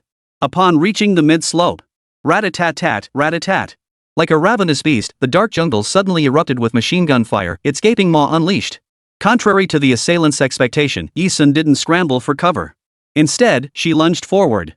Her agile form, like a jaguar, moved faster than lightning, evading the ambush from the shadows. Before arriving here, Yi-sun had casually purchased some firearms and ammunition from a street arms dealer in Kata City. Though not as comfortable as her own collection and custom-made weapons, they were still usable. Since escaping Devil's Island and returning to Country Z, it had been a long time since she'd engaged in such a large-scale slaughter. And now, after dodging the machine gun fire from the shadows, Yi-sun quickly raised her upper body. She cocked a P229 pistol and fired a shot into the darkness with a loud bang. The surroundings were pitch black after sunset, darkness had completely enveloped the area. She could only gauge the position of her pursuers by the direction the machine gun fire was coming from. Thud. In the darkness, her shot struck the enemy squarely in the forehead, the sound of a bullet piercing flesh and sending a body crashing to the ground. Rat-a-tat-tat. Bang bang bang. After the figure fell, the higher canopy of the dense forest echoed with the relentless crackle of machine guns and rifles. The barrage was relentless. More than one enemy stood in her way. Yi-sun leapt swiftly toward the nearby thicket, dodging the relentless barrage of fire. Simultaneously, she pulled a black grenade from her pants pocket. With her back to the hail of bullets, the girl pursed her red lips and swiftly bit through the grenade's pin. With a seemingly casual toss, she flung it behind her. Boom! The dark forest was suddenly engulfed in a burst of flame. The surrounding trees and underbrush were instantly engulfed in flames from the grenade's explosive charge. It was burning. The blazing light illuminated the sky like broad daylight. Amidst the blaze, 4 Bloodblade mercenaries lay sprawled on the ground, their bodies mangled beyond recognition. 3 were killed instantly. The remaining one was barely clinging to life. Bloodblade mercenaries possessed exceptional mental fortitude. Even with his abdomen, thigh, and arm torn open, the sole survivor, he still managed to pull a walkie-talkie from his chest. He attempted to contact the superior who had dispatched them to intercept Yi-sun, seeking to relay the situation in real time. Click! Before the mercenary could activate the radio, Yi-sun's cold foot crushed his mangled arm. The radio fell, tumbling down the canyon slope. Thud! Yi-sun remained expressionless as he shifted his foot from the mercenary's arm to grip his throat with both feet. Without even lowering her head, she exerted slight pressure with her legs. The mercenary's neck snapped, ending his life. After finishing this, she lifted her gaze coldly, glanced toward the top of the Grand Canyon, and continued running forward. Below the Grand Canyon, at the outpost guarded by several low-ranking Bloodblade mercenaries, the merchant caravan led by my Dan and 5 guild mercenaries had not yet departed. They, along with Gao Jiayi and Chen Liang, had witnessed it all clearly. Midway up the cliff face, a deafening roar and blinding flash erupted like fireworks, vanishing in an instant. Is she dead? Gao Jiayi clenched her fists in fear, muttering in a daze. The others shared the same thought. At the rim of the Grand Canyon, near the cliff's edge, 2 groups faced off against each other. One group was led by a tall, lanky man, a 53-year-old middle-aged man standing roughly 2.1 meters tall. Beside him stood numerous mercenaries armed with M733 assault rifles. 3 Blood Blade elite mercenaries, 10 intermediate mercenaries, and 20 low-tier mercenaries. The middle-aged man at the head of the group could not possibly be Snow Wolf. He was one of the veteran members who joined Blood Blade with core combat skills, possessing a status slightly below the Ghost Hammer Quartet yet wielding comparable influence. Mond Lan Che. Behind a massive boulder in front of Mond lay a blood-soaked figure, sprawled face down. A solid, burly figure standing nearly 6 feet tall, his eyes bloodshot and strained, clearly having gone days without sleep. His thick, bushy black beard was matted and caked with blood. Gunshot wounds and slashes covered his body, appearing only superficially treated, hardly that of a living man. Were it not for the glimmer of life still flickering in his eyes, one might mistake him for dead. It was impossible to believe this blood-soaked figure was the same meticulous, broad-shouldered man who'd worn an apron earlier. Ghost Hammer. Your time is almost up. Any last words? Mond held the walkie-talkie, hearing the explosions echoing from halfway up the mountain. But he paid it no mind. He was certain his men had already disposed of the ignorant girl who'd inexplicably charged into the gorge. He focused intently on Ghost Hammer, concealed behind a boulder ahead, chuckling. We gave you a chance, but you were the fool. To actually treat that woman like a leader. While she was alive, we dared not touch her, but she's been missing for nearly a year. Do you know what that means? She's likely dead. Holding on to the power of a dead woman, if you don't die, who else should? Ghost Hammer didn't reveal a single detail about Ji-sun's survival in Z Nation to Blood Blade. Within Blood Blade, some elders believed Ji-sun was dead. Mond was one of them. Gazing at Ghost Hammer behind the rock, he laughed bitterly. You've got only 1 bullet left, and you've been starving for 3 days. Do you really think that even if that woman Bloodforge is still alive, she'd come all the way here to save you? Ha! That woman never cared about her people. She's cold-blooded, selfish, and heartless. Since you're so fond of guarding her, then die together. Mond waved his hand. Charge! Behind the rock. Ghost Hammer still clutched a pistol in his hand, its chamber holding only a single bullet. All ready. Boss, I'm sorry. I'm about to join Green Vine's sister soon, and I'll finally get to settle things with that little bastard Mad Eagle in the next world. From now on, I hope you can carry on by yourself. The last bullet was Ghost Hammer's own preparation to avoid being taken alive. On the battlefield, sometimes death is a happier fate than being captured and tortured. Most mercenaries, fighting to the bitter end, keep a bullet for themselves, a belief that they would rather take their own lives than fall into enemy hands. Ghost Hammer raised his trembling, blood-stained hand. His muscular arm pressed the pistol against his temple. Just as Mond and his group were about to reach the rock, the very instant Ghost Hammer pulled the trigger. Rat-a-tat-tat. The deafening roar of machine gun fire echoed across the battlefield. Mercenaries beside Mond were cut down before they could even dodge. A bloodthirsty female voice, like a demon returned from the depths of hell, cut through the air. Mond! You old dog dares to slaughter my men right before my eyes? You have some nerve. This canyon will become the grave where you and your men meet your end today. 152, A Sacrifice of Blood, the rebirth of the Blood Blade 1. A barrage of machine gun fire instantly mowed down the 10 low-tier mercenaries, 5 mid-tier mercenaries, and 1 high-tier mercenary standing defenseless behind him. The remaining 10 low-tier mercenaries, 5 mid-tier mercenaries, and 2 high-tier mercenaries all reacted in the first split second of the machine gun's barrage. They scrambled toward nearby rocks in cover, rolling once to narrowly escape death. Yet, upon hearing that familiar female voice echoing across the battlefield, Mond felt his very soul tremble. Within the Bloodblade mercenary corps, their leader never revealed their true face. Even someone of his rank had never seen the leader's face. All he had ever glimpsed was Bloodforge cloaked in a figure-concealing coat, her face hidden behind the blood-weeping mask. The only ones who had ever seen Bloodforge's true face were the 4 original subordinates who had followed her from the beginning: Ghost Hammer, Snow Wolf, Green Vine, and Mad Eagle. Later, Yellow Cat and Mooing replaced Green Vine and Mad Eagle. These 2 had also seen Blood Refine's true face. But Mond had never seen his leader's true face, nor even glimpsed her figure beneath the long cloak. Yet her voice was unmistakably familiar to him, so familiar it felt like second nature. Boss. Boss? You're not dead. Mond hid behind a rock on the mountaintop of the Great Canyon, too afraid to come out. The landscape was barren, no vegetation, no animals, only rock. Recognizing Yi-sun's voice instantly, he let out a sharp scream. The 17 mercenaries still clinging to life in the shadows felt their pupils contract sharply. Their Bloodblade leader, the battle-hardened warrior who had conquered the battlefield for years, breaking through a staggering 56 Hell-tier special encrypted SSS-level command missions, the very king of war. Bloodforge. She wasn't dead? She returned. Could it be that the teenage girl who intercepted them outside the Grand Canyon 10 minutes ago, the one who reported that someone had breached their tactical deployment zone, was their leader? Their leader was actually such a young girl. The crowd was stunned. Instantly. Before their eyes, illuminated by the moonlight, stood a girl who appeared to be in her teens. She possessed an unyielding spirit, a slender yet fierce figure, and a breathtakingly beautiful face that captivated all who saw her. Our leader is actually this young? The boss disappeared nearly a year ago. That means when she led our Bloodblade mercenary corps into battle, she was only in her teens. Or even younger, maybe not even 18. Before joining the Bloodblade, every mercenary underwent specialized training.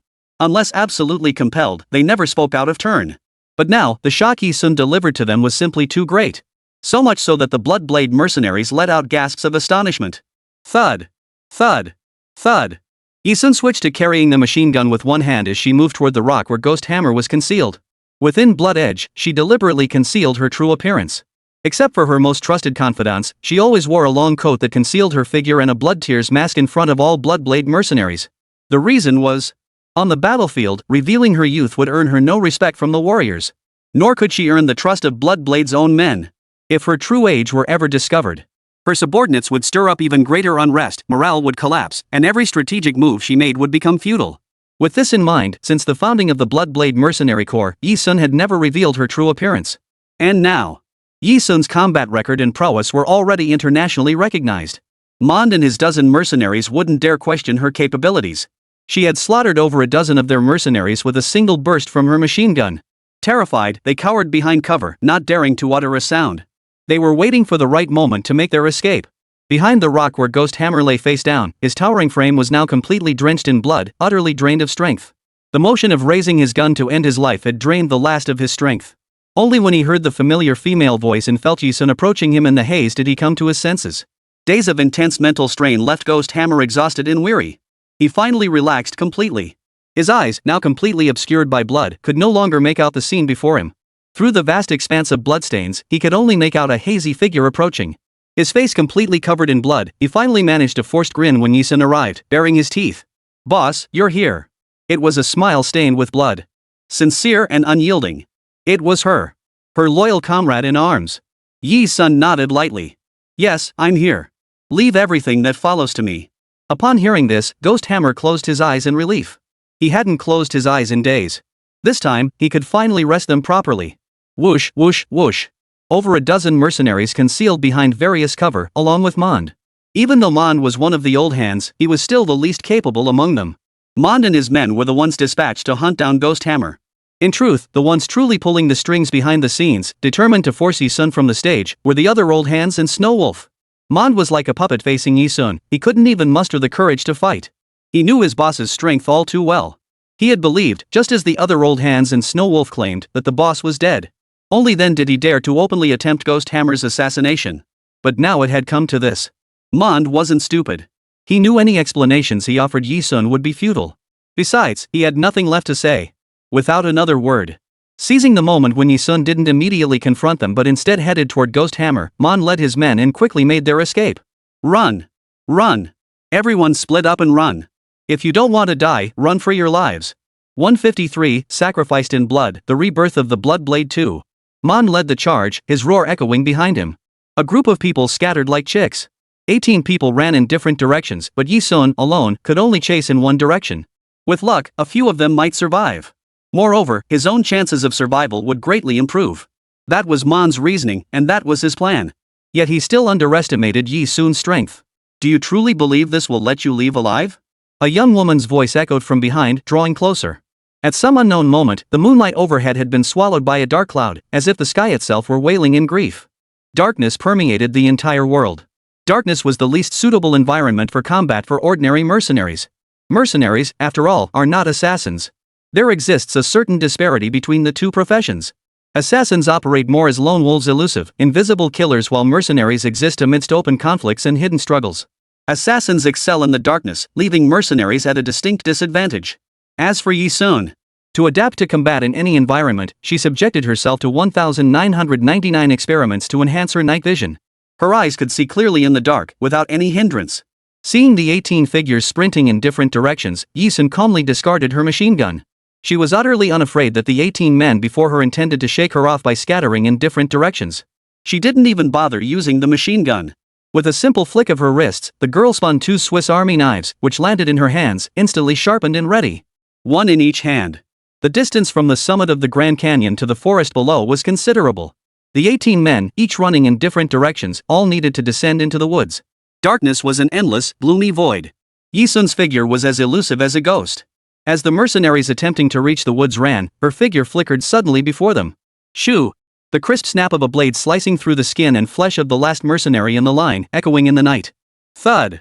As the mercenary hit the ground, Yi Sun's figure had already darted forward to continue her hunt.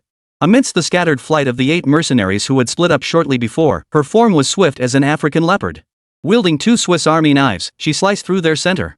8 more fell. Under the wrath of a true powerhouse, they didn't even get a chance to fight back. No! Don't kill me!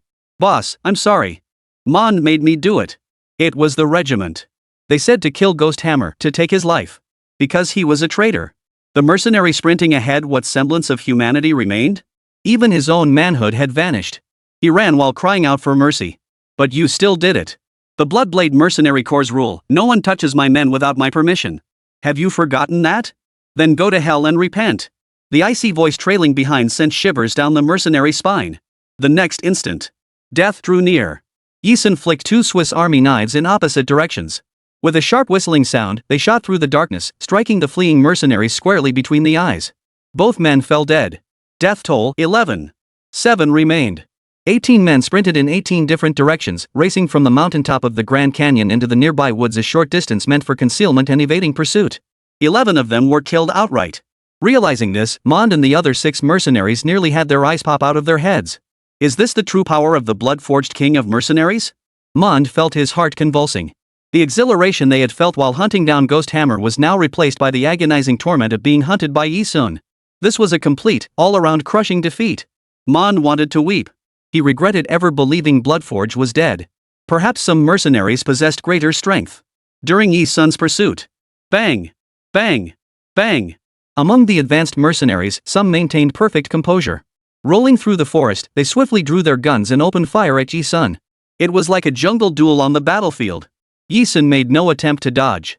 Her figure dodged the hail of bullets, then flashed forward, landing in the high-level mercenary's cover. Her hand, like a sledgehammer, slammed into the elite mercenary's forehead.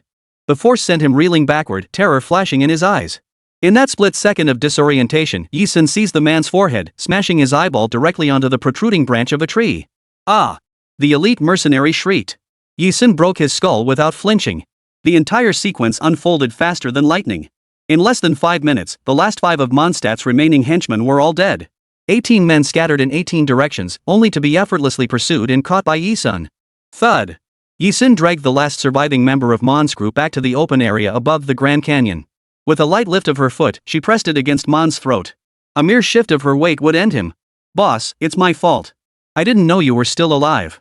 It's all my fault. If you're going to kill me, just do it quickly. Mond knew he couldn't survive. He'd chosen the wrong side, and now he had no comrades to back him up. He didn't beg for life, only for a swift death. Hand over the walkie-talkie you used to contact those old fools. Yi Sun's voice was cold and detached. Her words and actions struck a fear deep within his soul. A pair of trembling hands reached into his trouser pockets, then withdrew just as quickly. What emerged was not the walkie-talkie, but a blade thrust violently toward Yi Sun's chest. You don't know when to quit. Yi Sun's eyes darkened. Her left hand seized Mond's wrist as he drew the blade, while her right hand pressed down on the crook of his arm. With a snap like breaking chopsticks, she forcibly wrenched Mond's arm bones apart. Only the flesh between his arm and shoulder hung loosely, preventing complete separation. Ah!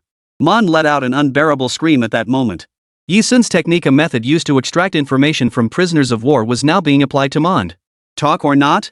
Yi Sun demanded again. Aye, it's in my clothing pocket, ah. Mond forced the words out through the excruciating pain. Yi Sun pressed her foot firmly against Mond's forehead and swiftly pulled a walkie-talkie from his pocket. Connected. Beep beep beep. After 3 rings, a deep, gravelly voice came through the walkie-talkie, sounding like a middle-aged man. The moment Yi Sun heard that voice, he knew. The man on the other end was none other than Ken Divine Jie, the most powerful of the old guard within Bloodblade. The voice spoke. Mond, is it done? Is Ghost Hammer dead? The air hung heavy, frozen in a moment of deathly silence. Without needing to see the expression on the other side, Yi Sun could imagine Ken Divine and several other Bloodblade elders gathered around a large round table, intently awaiting Mond's good news. He wondered if Snowwolf was among their group. Yi Sun's expression darkened. Amidst the panic of those on the other end of the walkie-talkie, who had been startled into sliding off their seats, she spoke with disdain. Announcing to the entire world. I am Bloodforge. I have claimed the life of your traitor, Mond. Clean your necks and await your deaths, old fools. I shall use your blood to consecrate the rebirth of the blood blade. 154. Snow Wolf reveals itself, unwilling to charge. Somewhere in the world, in a dark place. 5 chairs stood around the 4 corners of a rectangular table. 5 figures sat encircling the seats. Seated in one chair was a Caucasian man of middle-age, high cheekbones, a tall, narrow nose, and short, wavy auburn hair. He is Kendivan Jie. At this moment, a distinctly familiar female voice came through the walkie-talkie in his hand. I am Bloodforge. Your traitor, Mond, I have claimed his life. Clean your necks and prepare to die, old fools. I'll use your blood to consecrate the rebirth of the blood blade. The words had barely left her lips. There was no chance for them to respond. Beep beep beep. The walkie-talkie communication abruptly cut off. Clearly, given Bloodforge's temperament, she was not consulting them, she was ordering them to clean their necks and sit tight for death. Not to negotiate. The Shuelian they knew was a woman who always followed through on her words. Kendiwan felt his heart pounding wildly in his chest. He forced himself to stay calm. Mond is dead. Kendivan looked at the 4 people across from him and announced prematurely. Falling into Bloodforge's hands meant certain death for Mond. Thud. Across from him, a shrewd-looking old man slid off his chair in fright, his entire body going limp like a stone as he collapsed to the floor. This shrewd elder was named Mabum, a mercenary doctor skilled in brainwashing and psychologically conditioning mercenaries. Even when facing a battle they knew was certain death, after his counseling, the mercenaries in the regiment would charge into battle. Yet even this master of emotional manipulation turned ashen-faced upon hearing the words from the walkie-talkie. Realizing his loss of composure, Mabum quickly rose and looked at Kendiv. She's back? Is she really back? Bloodforge always keeps her word. What should we do? Kendivan feigned composure, but the slight tremor in his lips and teeth betrayed his fear. Don't panic. During Bloodforge's absence these past 6 months, we've eradicated every last trace of her influence within the core. She has few operatives left under her command. Bloodforge never fights unprepared battles. She won't return anytime soon. We still have ample time to prepare. Kendivan declared. As he spoke, he glanced toward the young man seated at the head of the rectangular table, who had remained silent throughout. His tone carried a hint of respect as he inquired. Lord Snow Wolf, it appears Ghost Hammer was rescued by blood refinement. What should we do next? A long silence followed, yielding not a single word in response. The young man seated at the head of the table embodied his codename, Snow Wolf. He possessed the intense focus of a wolf, yet his appearance was not the ruggedness of Ghost Hammer. Instead, he exuded an air of scholarly elegance and wisdom, his handsome face blending refined grace with untamed wildness. As one of Blood Refinement's original followers, his presence was truly extraordinary. His silence alone silenced the older figures below him. Snow Wolf lifted his intelligent eyes. Whether in appearance or demeanor, he exuded a sense of clear-headed sharpness. Upon hearing of Ghost Hammer's rescue, he concealed a flicker of sorrow perfectly, his thin lips parting in an imperceptible sigh of relief. Under the gaze of the elders, he offered a single-word response. Wait. Meanwhile, at the summit of Kaitiai's Death Canyon, a thunderous explosion echoed across the land, its deafening roar and blinding light piercing the sky. The 5 Union mercenaries guarding the canyon's base, the merchant caravan whose path had been blocked, and the group of university students Chen Liang, Dao Jai, and the others remained put. They were still waiting. They weren't waiting for Yi Sun, but for the blocked road to reopen. What was that sound from the mountaintop? The low-level mercenaries stationed there were all startled. We can't even reach the people above via walkie-talkie. Could something have happened up there? After a brief discussion, the low-level mercenaries decided to abandon their post and head toward the road leading up from the Grand Canyon. Is the road open now? Let's hurry. Gao Jiai exclaimed excitedly the moment she saw it. She hasn't come down yet. Chen Liang gazed up at the mountaintop and murmured softly. Come down? What's coming down? Is the urn coming down? There were 2 explosions up there just now. Her bones should have been blown to smithereens by now, right? Cao Jiai held no fondness for Yi Sun, so she spoke with a clear conscience. She was certain Yi Sun had perished up there. After all, the people up there were members of that so-called world-renowned mercenary group she'd just learned about. How could Yi Sun, a mere female student and fellow citizen of Z Nation, possibly survive when the world's top mercenary group was dealing with a traitor internally? No sooner had Gao Jiai finished speaking. Chen Liang beside her suddenly shrieked into the canyon with a squeaky voice. It's her! It's her! She's back! She really didn't die. Gao Jiai felt as though her skull had been struck twice by a heavy blow. Her expression froze, as if someone had slapped her forehead. She stared blankly ahead. In the darkness, a slender, petite girl, carrying a figure twice her weight on her back, sprinted toward them. Closer. Closer still. Only then did Gao Jiai recognize what Yi Sun was carrying, a blood-soaked figure covered in gore. Ah! Gao Jiai, an ordinary girl, had never seen anything like this before. A shrill, hysterical scream erupted from her throat. Yi Sun carried Ghost Hammer down the mountain. The moment she saw him, she had already visually assessed the injuries on his body. He'd lost a lot of blood, with several near-fatal wounds, but he'd already administered basic first aid to himself. He could hold out for a while. But if it took too long, they simply couldn't afford to wait. Unfamiliar with the area, Yi Sun glanced at the mercenaries from the Maidan Guild and stated, "Take me to the nearest clinic. Name your price." The other 4 mercenaries from the guild stared at her with eyes like starving wolves spotting meat, their expressions greedily lit up. Before they could speak, Maidan spoke first. "I know the nearest clinic. It's about a 10-minute run. I'll take you there no charge. Probably because your aura is too similar to my idol, blood refinement, which is why you don't want to charge," Maidan silently added in his mind. 155, Ghost Hammer's thoughts, Blood Operations Squad.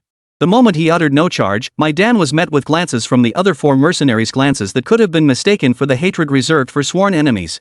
It was understandable. After all, here was a golden opportunity to make easy money, and Maidan had just offered to do it for free. McDan ignored his companions entirely, but he was careful not to give Yi Sun any reason to suspect ulterior motives. He deliberately stated, "But you have to tell us what happened up there. Who wouldn't be interested in gossip about the Bloodblade mercenary group?" The other 4 guild mercenaries, the merchant caravan members, and the group of college students Gao Jai, Chen Liang, and the rest all turned their gaze toward Yi Sun. "They're all dead. Lead the way." Yi Sun had no time to waste with them. She could afford to stall, but the gravely wounded Ghost Hammer couldn't. She stated concisely. The truth was, she snapped Mon's neck.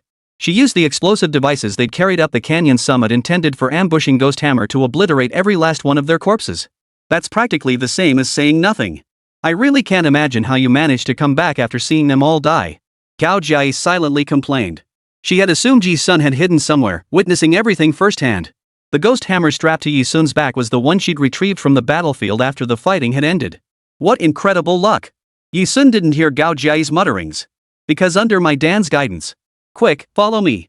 Their figures streaked like lightning, vanishing in the blink of an eye. This was the outskirts of the Kaiti Grand Canyon. By taking a different route instead of retracing their steps, they could reach the clinic in just over 10 minutes. The timing was perfect. After Yi Sun delivered Ghost Hammer to the clinic, another 7 hours of grueling surgery followed. The patient is out of immediate danger for the next 24 hours. However, due to excessive blood loss and insufficient supplies in our clinic's blood bank, we could only administer a limited amount of transfusion. If no blood supply arrives within the next 24 hours, the patient's life will be in grave danger. The clinic doctor stood in the operating room and delivered the verdict to Yi Sun. The problem now was that Kata City's economy lagged behind, and even its medical clinics were underdeveloped. Finding a willing donor with a matching blood type within a mere 24 hours was simply impossible. "I'm O positive, Rh positive. Take mine," Yi Sun cut off the doctor's lengthy explanation. The doctor frowned. While Rh positive O-type blood is universal donor blood. But this case requires a massive transfusion. Drawing such a large volume from a single donor could severely compromise your physical condition. Before the doctor could finish, Yi Sun cut him off again. "I told you to draw it, just do it." Shortly after leaving the blood collection room, the doctor relayed news to Yi Sun. Ghost Hammer had completely emerged from life-threatening danger. He remained unconscious, but Yi Sun was told he could regain consciousness at any moment within the next 24 hours. On his way to the ward, Yi Sun encountered Maidan, a mercenary from the guild, along with Gao Jai, Chen Liang, and a group of college students. Seeing them, she raised an eyebrow slightly. "You haven't left yet?" Maidan approached and explained. "Ferdinand and the others have continued on with the merchant caravan. I plan to stay behind and monitor the situation." Ferdinand was one of the 4 mercenaries from the guild, the one with the yellow beard and the shrewd, cunning look. Maidan then looked at Chen Liang and the others. "They said they don't want to go any further and asked me to take them back to the city center of Qatar." Hey, you don't think we're tagging along like a bunch of suckers, do you?" Gao Jai said. "And don't you dare think we're too scared to keep going through the Kate Death Canyon. We just suddenly felt it was pointless and decided to turn back." Even though her legs trembled like springs, Gao Jai refused to back down. "Gao Jai, shut up." Chen Liang covered her mouth and pulled her away. Maidan, however, had clearly overheard the conversation between the doctor and Yi Sun. For Ghost Hammer, she had drained her blood to the absolute limit her body could endure.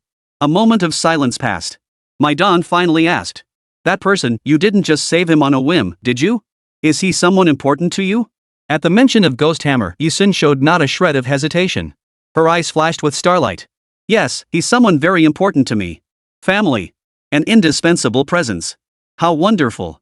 Maidan lowered his head and smiled softly. He said, "How wonderful that you still have family. Everyone has their own past and history. My Don was a low-ranking mercenary hired by the guild, yet he too carried his own burdens. A hint of sorrow flickered in his eyes. I have no family. The only reason I've stayed in Katter City all this time is for my faith. My faith is in the blood-forged king of mercenaries. This place holds my dreams, giving me the courage to keep moving forward. Here, I can feel time and again that my idol, Bloodforge, isn't so far from me after all. A strange notion, isn't it? Ha, I often think so myself, for this is where Blood Refinement and her 4 most loyal followers first forged their alliance. My Don's reminder caused Yi Sun's pupils to flicker slightly. Perhaps it was the urgency of rushing to rescue Ghost Hammer, or perhaps it was the sheer volume of events that had unfolded during his decade-long mercenary career. As their leader, she had to shoulder certain responsibilities. In the eyes of those 4, she had always been cold-blooded and ruthless. It had slipped her mind that Katter City and P-Nation's treasure trove was where she, Ghost Hammer, Green Vine, Mad Eagle, and Snow Wolf had first gathered 9 years ago to forge their alliance. Therefore, Ghost Hammer, while being hunted down, still chose to flee here because he knew he might die, and he wanted to die in Katter City, the very place where the 5 of them first formed their alliance and fought side by side. Even after Green Vine and Mad Eagle met tragic ends, and Snow Wolf betrayed them, he never regretted knowing them. Yi Sun lowered her gaze. Emotionally, she had always kept her feelings hidden. When Green Vine and Mad Eagle died, she shed not a single tear, burying them with the calm detachment of a stranger. She knew that as their leader, she had no right to shed a single tear or show the slightest hint of grief. For if even she lost her composure, what would become of her followers? You've lived a good life. Yi Sun looked at my Dan and spoke softly, keep it that way. Watching Yi Sun turn and walk away with that calm demeanor, my Dan froze in shock. In that very instant, he felt as if he'd been praised by the idol of his dreams, forged in blood. Was he so desperate to meet his idol that he was hallucinating? Returning to Ghost Hammer's hospital room, Yi Sun had business to attend to. But with Ghost Hammer in a coma, if another assassination attempt came, she couldn't afford to gamble on the outcome. Though she couldn't directly return to Blood Blade headquarters now to chop off the heads of those traitors. That would be like walking straight into a trap. Yi Sun wouldn't engage in such an unprepared, impulsive battle. But perhaps she would disappoint those old fools. Yi Sun pulled out her phone, logged into the Bloodnet, and opened a group chat named Blood Operation Team. The group consisted of 4 members. 1 was her, the other 3 were all women. She left this message in the Blood Action Group. I'm in Rigakata City, P Country. If you see this, come meet me immediately. The Blood Action Group was the world's most mysterious and powerful covert unit. Operating on the fringes of society, they exclusively carried out twisted missions no other organization could accomplish. Moreover, the success rate of these abnormal missions they undertake consistently remains at 100%.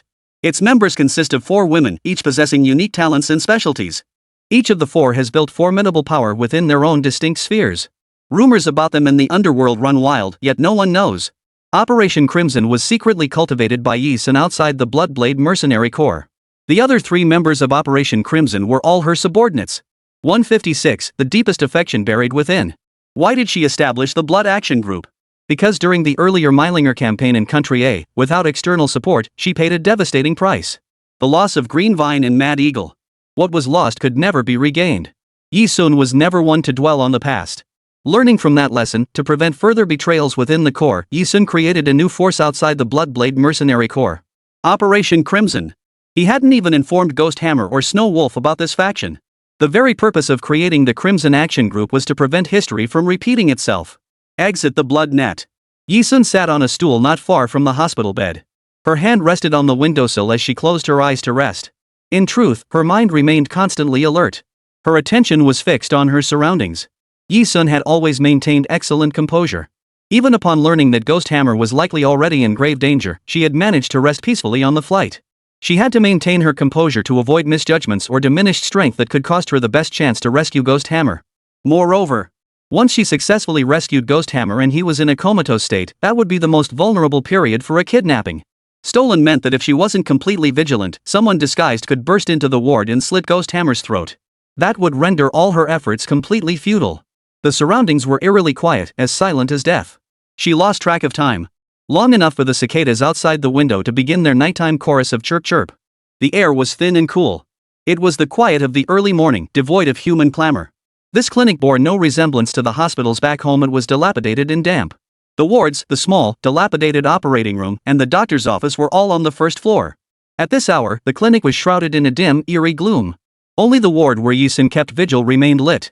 It felt like a haunted house deep in the forest. In the chilly darkness, Yi Sun heard footsteps approaching. She opened her eyes without a trace of movement, her hands sliding behind her back to draw 2 pistols. Who's there? There was no trace of the fear of darkness typical of a teenage girl. Yi-sun walked to the hospital bedside, pointing the guns toward the doorway, her voice cold and sharp. Her voice was flat, utterly indifferent. As if anything outside the door that failed to respond within 3 seconds would be met with a bullet. It's me.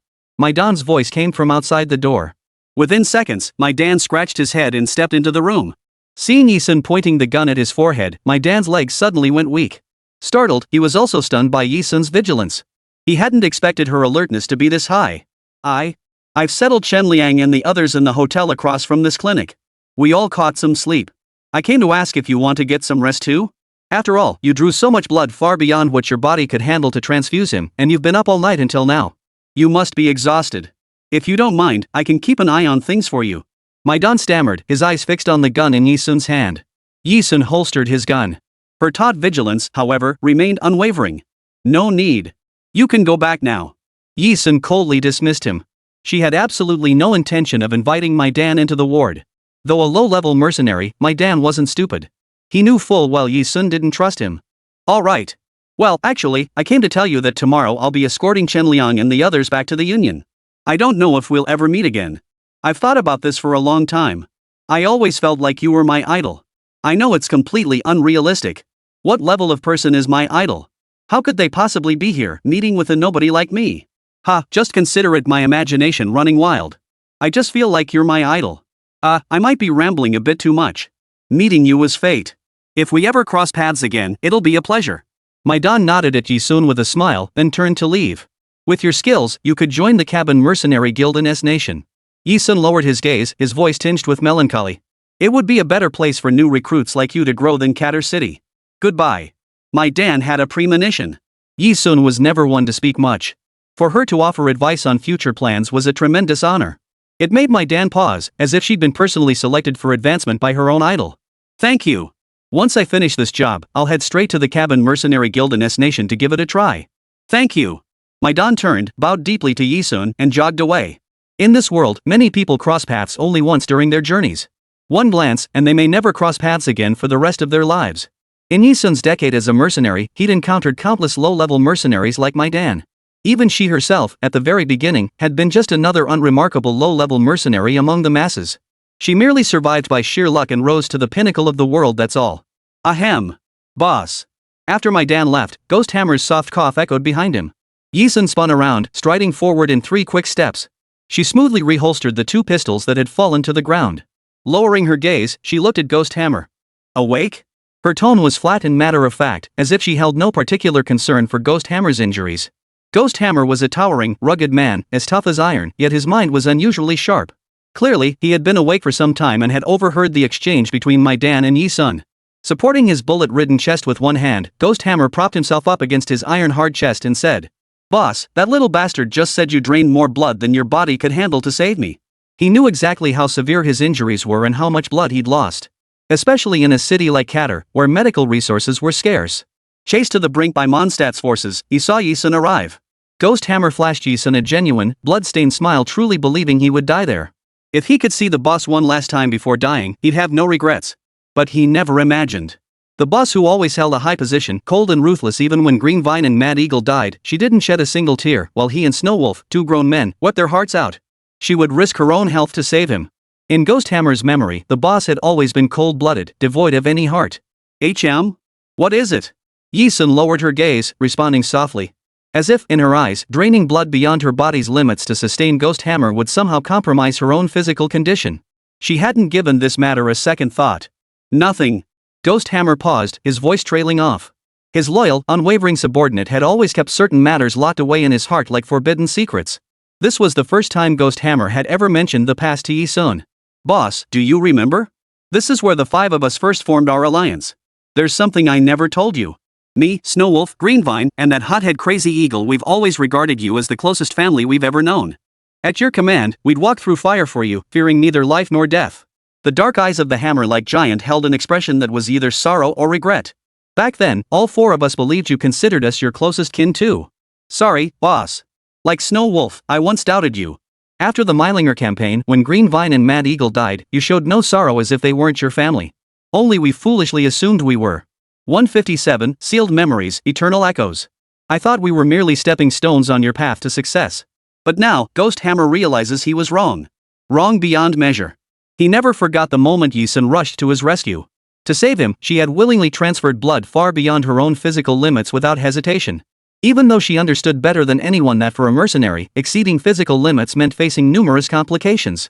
Her strength would diminish significantly, her physical condition would deteriorate greatly. Facing enemies in this state would be extremely dangerous. Why? The sensitive, burly man had never once considered betraying them, even if he believed Yi-sun never regarded them as family. But now, Ghost Hammer was genuinely baffled. Why did the boss care so deeply for him? Why did he care so much about the deaths of Green Vine and Mad Eagle? Why did he treat them like true family? At the very moment he witnessed his family's brutal deaths. She didn't cry. Not even a flicker of sorrow. It was as if they were the only ones who ever treated her like family. That was a chapter sealed away in Katar City, a past from 9 years ago. It was the birth and rise of a legend, a past Yi-sun dared not easily recall. 5 children barely past 10 years old met, bonded, and found warmth in each other within the walls of Katar City. Among the 5, Ghost Hammer was the oldest. The youngest was Yi-sun, yet she shouldered the heaviest responsibilities. On the city's glamorous streets, these impoverished and struggling children could only scrape together enough to fill their stomachs by scavenging the leftovers discarded by the wealthy. Children barely out of their teens had already joined mercenary guilds, performing tasks like delivering newspapers or standing as human mannequins for the wealthy to whip for amusement. The streets of Kata were littered with starved beggars and children. Among this neglected, pitiful group of children, fights and brawls frequently erupt. Beaten bloody with no money for medical care, their wounds festered and often proved fatal. Ghost Hammer and Snow Wolf were the first to meet. Back then, one was a hulking brute, the other a sharp-witted thinker. Yet even together, they couldn't defeat the 10-year-old Yi-sun. From then on, Ghost Hammer and Snow Wolf followed Yi-sun, drifting through the slums and mercenary guilds across the world, making the open road their home. They drifted to the mercenary guild in Katar City, where they picked up small tasks left behind by the adults. It barely filled their bellies and saved them a few coins. The place where the 3 slept at the time was already the most luxurious spot among all the fatherless and motherless children. Under a bridge. A place sheltered from wind and rain, where they could cover themselves with newspapers when the night grew too cold and gather firewood for warmth. Sorry. We haven't eaten in 3 days. We just need to borrow some money to buy stale bread. We'll pay you back when we have money. Please, we beg you. My sister hasn't eaten in so long. I don't need to eat, just please let her have something. When Green Vine and Mad Eagle first met Yi-sun and his companions, they arrived at their home under the overpass looking utterly wretched. Frenzied Eagle clung desperately to Ghost Hammer and Snow Wolf, pleading frantically while urging Green Vine to run. He let fists rain down on his skin and bones back. Kuan Yin and Lulua were always together. Kuan Yin had always regarded Lulua as his little sister. But starved to an emaciated frame, how could he possibly match Ghost Hammer and Snow Wolf? That day, Crazy Eagle was brutally beaten by Ghost Hammer and Snow Wolf. Beaten until his face was a bruised mess. Even so, Crazy Eagle was still happy at the time, because he believed he had held off Ghost Hammer and Snow Wolf, allowing Yi-sun, who appeared to be the smallest, to chase after Green Vine. Green Ivy would surely escape, run to the bakery, and buy some stale bread to eat. She wouldn't have to go hungry anymore. But unexpectedly, in less than half a minute, Green Vine was yanked by the collar by Yi-sun, tossed back under the overpass like a little chick. In Katar City, P-Nation, the black market ran rampant and the poor lived in squalor. Even adults had to scrape by at the feet of the wealthy. Half-grown children possessed not even a shred of human rights. Some children resorted to stealing and robbing. If caught by adults, they would be beaten to death on the spot. In the eyes of Qatari citizens, thieves deserved no mercy. Their corpses were casually tossed into the creek, and no one gave a damn. At that moment, Kuan Yin and Lu Luo believed that being caught red-handed by Yi-sun and his 2 companions meant certain death. Their small bodies trembled violently. Fierce Eagle shielded the pothose plant behind him, repeatedly kowtowing to Yi-sun and the others in apology. I'm sorry. I'm so sorry. It's all my fault. I was possessed by the idea of stealing. Take it out on me, beat me, kill me, but leave my sister out of this. I beg you. Unexpectedly. Unlike others who caught and brutally beat or killed thieves, Yi-sun not only refrained from striking him or Lulua, but also gave them 2 white bread rolls. A delicacy they'd never tasted in their entire lives. Ever since then, Crazy Eagle and Green Vine had been trailing Yi-sun and his 2 companions, insisting he take them in just as he had Snow Wolf and Ghost Hammer. Hey! Sis, what'll it take for you to take us in? Lulua chirped cheerfully. We can call you sis or boss too. We really want to follow you. If you agree, we'll do anything you ask. Yi-sun's response at the time was, I can take you in, but I don't keep idle hands or useless people under my command. Each of you must survive 10 moves against me. The answer was obvious. Mad Eagle and Green Vine both made it through. Boss, both Kuan Yin and I survived 10 moves under your command, hee hee. Can we officially join your crew now and fight for you? Just like Ghost Hammer and Snow Wolf? Green Vine said with a beaming smile, after receiving Yi Sun's approval. Wow! That's fantastic. We never had families. You're the first people to give us warmth like family. How about starting today, we become family? Lu Luo was a quirky girl, always smiling. Bright and optimistic. Kuan Yin doted on her immensely because of this. Yi Sun, who rarely showed much emotion, heard those words for the first time. Family? That's right. Me, Crazy Eagle, Ghost Hammer, Snow Wolf, and you, boss, we're all family. Family means people who are super close were meant to be together forever. So it's settled then. I'm the little sister, Ghost Hammer is big brother, Snow Wolf is second brother, and Crazy Eagle is third brother. And you, boss, you're our leader and the strongest head of our family, hee. Is that okay? So, we're family now. It's settled, we'll live together forever and ever. Recalling those days that now feel like a lifetime ago. Now, facing Ghost Hammer's question once more. Why didn't she shed a single tear when Crazy Eagle and Green Vine died? Why didn't she show even a hint of sorrow? Yi Sun turned away, her back to Ghost Hammer. No sound. Silence. So long that Ghost Hammer thought she would never speak again. Only then did she slowly utter words that instantly ignited the deepest recesses of Ghost Hammer's memory. It felt like a response, 9 years late, from that mischievous, innocent girl named Lulu they'd first met. Because we are family, and I am your guardian. A guardian who cries too easily cannot bear the responsibility of protecting their family. I don't want to lose any of you again. 158, Departure for the Dark Temple Headquarters. This family had already shattered into pieces the day Luluwa and Crazy Eagle died. All Yi Sun could do was bury her deepest emotions and protect the last remaining family members. Yi Sun had always been straightforward. If Ghost Hammer hadn't asked, she would never have spoken of these things. But when he asked, she answered truthfully. Her words instantly chilled the air in the hospital room. As perceptive as Ghost Hammer was, even if he hadn't grasped Yi Sun's thoughts before, now that she had laid everything bare, how could he possibly fail to understand? His heart felt like it was being torn apart. He should have seen it coming. On the day Green Vine and Mad Eagle died, Yi Sun hadn't uttered a word or shed a single tear. Instead, he gathered all the captured rebels together and executed them. Not a single one was spared. From that day onward, the leader's temperament grew even more cold-blooded and ruthless. She refused to smile anymore. Coldness became her new defining trait. She began taking on missions relentlessly, achieving victory after victory in terrifying battles through iron-fisted, ruthless tactics. Between missions, she spent her days locked in the lab, researching weapons and conducting experiments on herself, poisoning, testing antidotes, and resisting blackout effects. Ghost Hammer remembered the most extreme instance. In a single day, the boss subjected herself to 100 rounds of poisoning and antidote trials. She pushed herself until her entire body turned blue and her lips turned deathly pale. The doctor later informed her she had come dangerously close to death. Yet she remained unfazed, carrying on as usual. Behind Yi Sun's relentless drive, the mercenary group Blood Forge grew increasingly notorious. The Bloodblade Mercenary Corps firmly established its international standing, becoming a force no one dared provoke in the underworld. He and Snow Wolf naturally rose in stature alongside the Bloodblade's growing fame. No one in the underworld dared show disrespect to him or Snow Wolf anymore. Everyone knew they were Blood Forge's men. But back then, both Ghost Hammer and Snow Wolf naively believed the boss was merely striving to escape the fate of low-ranking members, working himself into a frenzy for his own sake. Now, it seemed he understood everything. Boss. The sturdy, rugged giant felt his body grow as rigid as iron, unbearably stiff.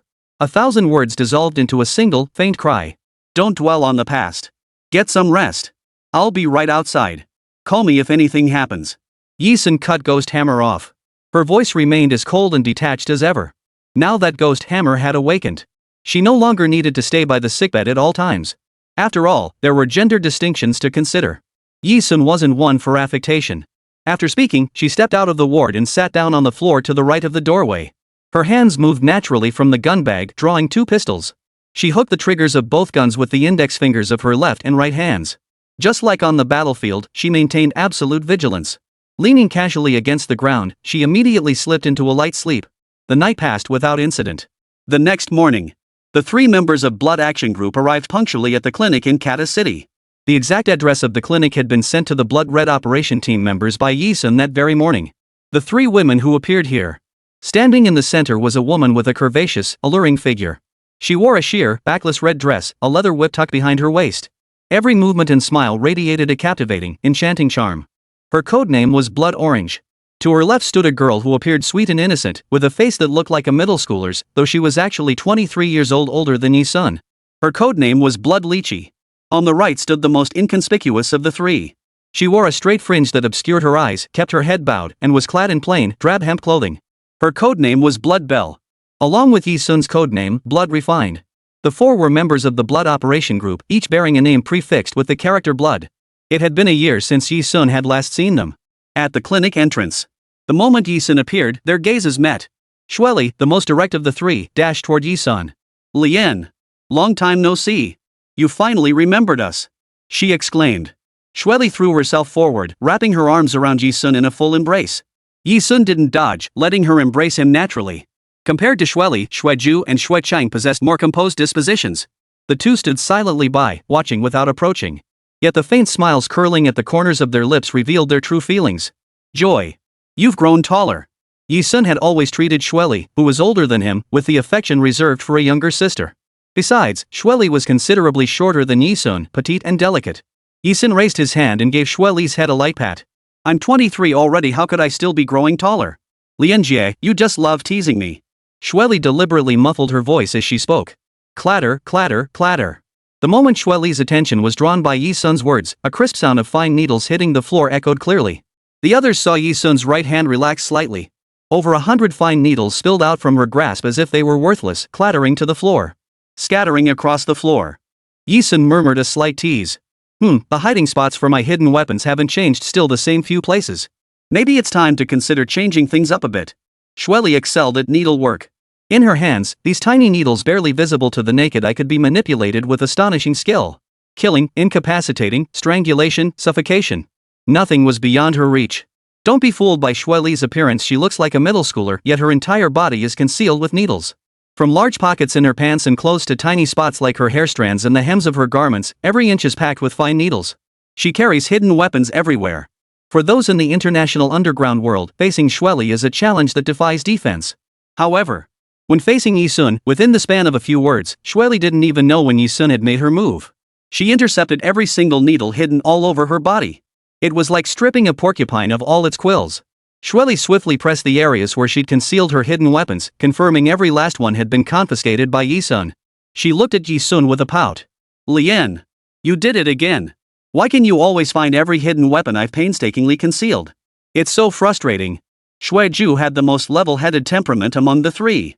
She walked over, patted Xueli's head, and interrupted their conversation, turning to Yi Sun. Sister Lien, is there something you need that brought the three of us here? Bloodling spoke little, waiting nearby for instructions. Yi Sun murmured softly, her gaze shifting to Blood Orange and Blood Bell. You two, come with me to a few places.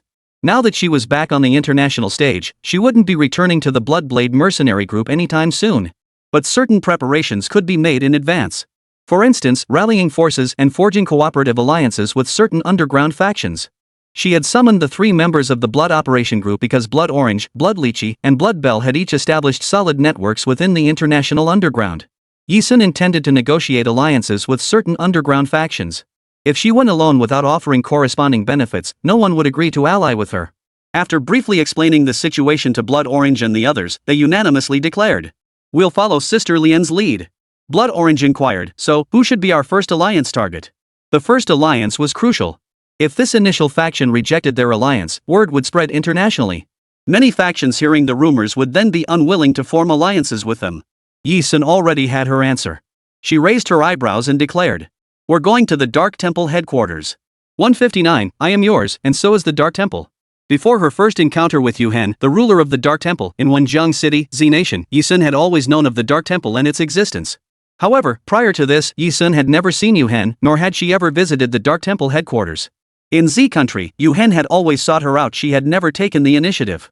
This journey to the Dark Temple headquarters would be her first such venture. She felt a flicker of anticipation. What would the Dark Temple headquarters look like? The Dark Temple. Upon hearing the words Dark Temple, Xueju, Zolv, and Xueching all let out identical gasps of shock. Even within the Blood Operation Group, aside from Yi Sun, the other three held such international standing. Upon learning that Yi Sun had chosen the Dark Temple as the first faction to ally with, they all sucked in a sharp breath. Blood Orange blinked in disbelief. Sister Lien, with our three factions combined, I'm confident we could negotiate an alliance with any underground organization. But the Dark Temple? We truly have no confidence at all. Even Blood Bell, usually silent, spoke up. Given the Dark Temple's global influence, they probably wouldn't give us a second glance. Blood Orange and Blood Cheen were right. Their faction was indeed a top player on the international stage. But compared to Yi Sun's Bloodblade mercenary corps, they were like a grand sorcerer facing a minor one. Now that a traitor had emerged within the Bloodblade mercenary corps, the only faction capable of negotiating with the Dark Temple was inevitably rendered useless. Even if Yi Sun were to approach the Dark Temple in the name of Bloodforge to discuss an alliance, it would be a long shot. Blood Orange and Blood Vessel's concerns were not unfounded. Do you trust me? Yi Sun offered no explanation, only a simple, light-hearted question. Of course we do. If we didn't trust you, Sister Lien, the three of us wouldn't be standing here today. Blood Orange spoke emphatically on behalf of Bloodling and Bloodly. Then let's depart immediately. Yi Sun nodded. Before departure, Yi Sun handed the ghost hammer to Xueli, instructing her to escort it back to Country Z. She then took Xueju and Xuecheng with her, setting off for the Dark Temple. The Dark Temple was situated on a private island in the Caribbean Sea, within the tropical Atlantic waters of the Western Hemisphere. Its precise location was not considered a secret internationally. However, precisely because of its unique existence, aside from clients seeking assassins and intermediaries between assassins and clients, no one dared set foot on the island. Upon arrival, Yi Sun did not contact either Eugene or Yu Hen. She boarded a passenger ferry bound for the Dark Temple from the coast, accompanied only by Blood Orange and Blood Bell. The passengers on this ferry were either employers seeking to hire assassins at great expense or intermediaries negotiating contracts with the Dark Temple's killers. Beyond that, no one would willingly go to a place like the Dark Temple. "Three girls, are you here to hire assassins from the Dark Temple?" Yi Sun leaned against the ship's railing, letting her long, straight black hair drift freely in the sea breeze. A middle-aged man with the shrewd look of a businessman, briefcase tucked under his arm, approached Yi Sun and his companions. "Got business with our boss?" Blood Orange stepped in front of Yi Sun, his tone unfriendly. "Ah, well, my name is Chen. You can call me Mr. Chen. Seeing that all three of you are from Z country, I assume you've come to the Dark Temple seeking the services of an assassin? As it happens, I have several regular assassins I work with. They're quite capable. Would you like me to introduce you?" Mr. Chen chuckled. Clearly, he was a middleman. Brokers existed to facilitate connections when assassins preferred not to deal directly with clients. Mr. Chen mistakenly assumed Yi Sun had come to the Dark Temple to hire an assassin, hoping to secure the business. No need. Yi Sun didn't even spare him a glance. "Young lady, perhaps reconsider? I have special rates available." Mr. Chen tried to say more. "Our boss says no. Please leave immediately." Xuecheng stared at Mr. Chen with icy detachment. The slight curl at the edge of her sleeve gave Mr. Chen an instinctive sense that lingering would bring trouble. With a couple of gulps and a soft grunt, Mr. Chen promptly backed away. The passenger ship arrived at a private island, which looked somewhat different from the Dark Temple he had imagined. Directly ahead stood a massive modern structure, 3 times larger than any ancient Western castle. The lobby featured a facial recognition system, while a desiccated female corpse hung upside down at the entrance, seemingly preserved for years. Employers and intermediaries coming and going seemed long accustomed to the corpse's presence. They silently scanned their faces through the recognition system and entered the lobby. The process of hiring assassins here had become as routine as taking the subway, with its own set of steps. To the uninitiated, it might pass for some high-tech trading hub. Yi Sun narrowed his eyes and offered a single word of appraisal, quite impressive. "3 honored guests, our master requests your presence." Yi Sun and his companions had only stood there briefly. A tall, gaunt assassin from the Dark Chamber, wearing a black mask, approached Yi Sun and respectfully invited him forward. Assassins of the Dark Chamber always wore black masks when meeting potential clients or intermediaries to conceal their identities. Needless to say, Yi Sun knew this assassin had been summoned by Yu Hen. The moment they stepped off the island, she noticed surveillance cameras densely covering its entire perimeter. Even without human operators, they maintained 720-degree surveillance on everyone entering the island. "Right. Lead the way," Yi Sun nodded. Blood Orange and Blood Bell paused in surprise. Had Sister Lien contacted the Dark Temple before arriving? So that's why they were invited by the Dark Temple's master the moment they disembarked? That must be it. Without further thought, the two followed Yi Sun. Guided by Dark Temple assassins, they entered the side hall adjacent to the main lobby where employers and intermediaries came and went freely. They ascended to the deepest recesses of the Dark Temple headquarters. Mr. Chen, who had arrived on the same ship, had originally intended to observe whether Yi Sun and his companions were clients or intermediaries. How dare they speak to him like that just now? After all, as a veteran intermediary, he had established long-term cooperative relationships with some of the Dark Temple's assassins. Yet now, these 3 women had been personally escorted upstairs by the Dark Temple's master? This discovery nearly knocked Mr. Chen's dentures loose. He scrambled and crawled his way into the transaction hall, passing through the facial recognition system. The Dark Temple's internal structure proved formidable indeed. Its structures were built with materials resistant to artillery bombardment. Following the Dark Temple assassin, Yi Sun passed through one modern facial recognition iron gate after another. Finally, they reached the deepest recesses of the Dark Hall. The moment she stepped through the door, she saw Yu Hen ahead. His handsome features were framed by short, dark hair that fell neatly across his forehead, making his fair skin appear as flawless as a manga-inspired heartthrob. This space resembled the Dark Temple's conference room. The Dark Temple's high-ranking members were all gathered here. Yi Sun spotted Eugene not far away, along with Ying, whom she had met during her previous visit to the Greslin family. The rest were unfamiliar faces. To be clear, Yi Sun had come today simply to discuss a straightforward alliance with the Dark Temple. She had no intention of leveraging her relationship as a male concubine. Besides, in a setting like this, seeing Yu Hen stirred a playful urge within her to tease him. And so, before Eugene could speak, Yi Sun stepped forward. In full view of everyone present, she approached within 3 meters of Yu Hen and spoke first. Pretending to meet him for the first time, she extended her hand toward him and declared, "So you're the master of the Dark Temple? Ah, nice to meet you. I'm here to discuss an alliance with your Dark Temple. Would you mind shaking hands?" Her tone, as unfamiliar as if she didn't know him, darkened Yu Hen's handsome face. A flicker of displeasure crossed the arrogant, godlike profile. Blood Orange and Blood Bell, upon seeing that flicker of displeasure cross Yu Hen's face, thought it must be something their sister Lian had said to anger him. After all, the three of them had come alone into the Dark Temple's territory. Beads of sweat formed on both their foreheads, trickling down steadily. All Dark Temple subordinates except Eugene and Yaoing watched Yi Sun's mad actions with hearts nearly stopping in shock. After all, the corpse of the last female assassin who dared approach within 3 meters of their Dark Temple lord still hung at the outer gate. This woman had come intending to form an alliance, yet her actions were actually provoking the lord. However, what none of them could have ever imagined was, the formidable Dark Temple lord, Yu Hen, renowned as the world's most brutal man, not only extended his elegant hand to grasp Yi Sun's slender wrist, pulling her into his solid, muscular chest. His magnetic, deep voice, utterly devoid of any hint of warmth, delivered a single sentence so chilling it instantly petrified every Dark Temple subordinate present, along with Xueju and Xueqing. "An alliance? I am yours, and the Dark Temple is yours too." 160, teasing to the end, 3 days and nights? Put. Seated beside the high-tech conference room, a high-ranking assassin of the Dark Temple leisurely sipped a cup of rich, thick coffee. Every movement radiated elegance and aristocratic grace. His classical European knight's attire accentuated his tall, slender frame, lending him a dashing, heroic appearance. His Western-style, chiseled features, a high, straight nose and a commanding face paired with his every movement, left no room for doubt. Even if enemy forces were already at the doorstep, he would calmly finish his coffee before making a decision. This man was one of the high-ranking members of the Dark Temple headquarters, holding a position equivalent to Eugene and Ying. His codename was Jing Di. However, even Jing Di, this noble and composed young master, upon hearing his master's words to Yi Sun, the coffee he had just sipped erupted from his mouth. His eyes widened in astonishment as he elegantly drew a napkin from the pocket of his knight's uniform and wiped his lips with graceful composure. The other Dark Temple executives, aside from Eugene and Yaoing, displayed various degrees of shock. To them, this scene was more unbelievable than their master suddenly announcing an alliance-driven marriage.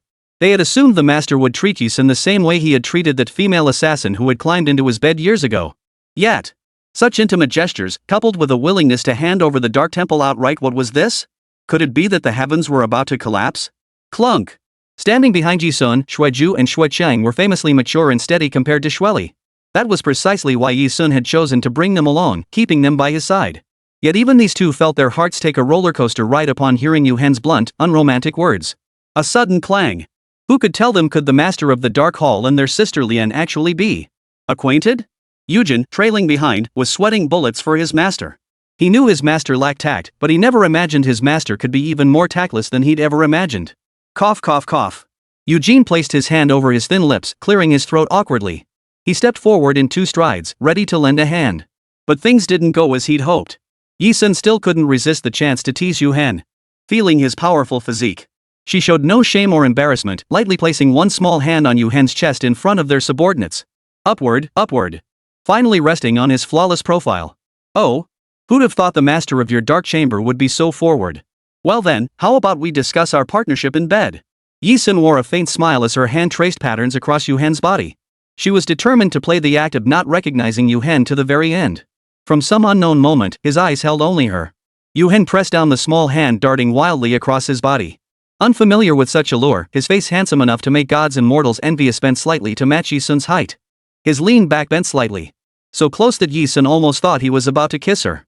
His thin lips parted, his voice dripping with unprecedented tenderness. Whatever you say. His magnetic, tingling voice laced with an overwhelming tenderness. Even Yi Sun himself nearly lost control for a moment. Fearing she might commit some indecent act in public, she abruptly pushed Yu Hen away. Stepping back a meter, she offered a clear, composed smile. Ah, never mind. Agreeing to discuss matters in bed with me so quickly. What if you're impotent? Wouldn't that be a loss for me? She elevated the teasing to its peak. And in her act of pretending not to know Yu Hen, she drifted further and further away. Little did she know. In the near future, she would face Yu Hen's 3 days and 3 nights punishment for this. She said it. She actually said it. Watching her master's expression darken by the second. On the surface, Yu Hen maintained his cold, expressionless assassin persona, but inside, he was nearly screaming. Just as Mizusaki had diagnosed, the master truly was impotent. This time, Miss Yi had taken the initiative to reveal the truth. The teasing was complete. Yi Sun's visit to the dark chamber wasn't solely to toy with Yu Hen. She had her own agenda. Besides, even if Yu Hen were willing to hand over the dark chamber's usage rights to her outright, she wouldn't accept them. Pretending not to know Yu Hen and toying with him was one thing. But on a deeper level, Yi Sun sought to collaborate with the Dark Temple as a true member of the alliance. Raising an eyebrow, she looked at the Dark Temple's high-ranking members and got straight to the point. I'm here to discuss an alliance with you. Currently, my faction comprises 3 entities: the Crimson Pavilion Underground Agent Organization, the Northern Wing Underground Alliance, and the Phantom Listening Intelligence Group and Assassination Operations Group. What I require is your Dark Temple's assistance when I infiltrate the Bloodblade Mercenary Corps. Upon success, I will grant the Dark Temple either 30% of the Bloodblade's profits or 30% of its operational control, whichever you choose as compensation. The Crimson Pavilion Underground Agent Organization is Shuaiju's faction. The Northern Wing Underground Alliance represents Blood Lychee's faction. The Phantom Listening Intelligence Group and the Assassination Operations Group are under Blood Qing's command. From the very day the Blood Operation Group was founded, Blood Orange, Blood Lychee, and Blood Qing have been Yi Sun's subordinates. In essence, these 3 factions belong to Yi Sun. Her concise words conveyed both her personal interests and those of the Dark Temple. Yet she withheld the most crucial detail. She did not mention that she was the leader of the Bloodblade Mercenary Corps. The reason for her silence was that the Dark Temple and the Bloodblade Mercenary Corps had always been the fiercest rivals. Revealing this would weaken the alliance's cohesion. Currently, only Yu Hen knew her true identity. Given her understanding of him, he wouldn't say. Yi Sun's guess was correct. Yu Hen remained silent, letting her be. I have no objection. Jing Di placed the coffee she was holding back on the table with grace. The first to voice an opinion was the noble, composed young master. At first glance, Yi Sun's alliance proposal offered the Dark Temple nothing but advantages.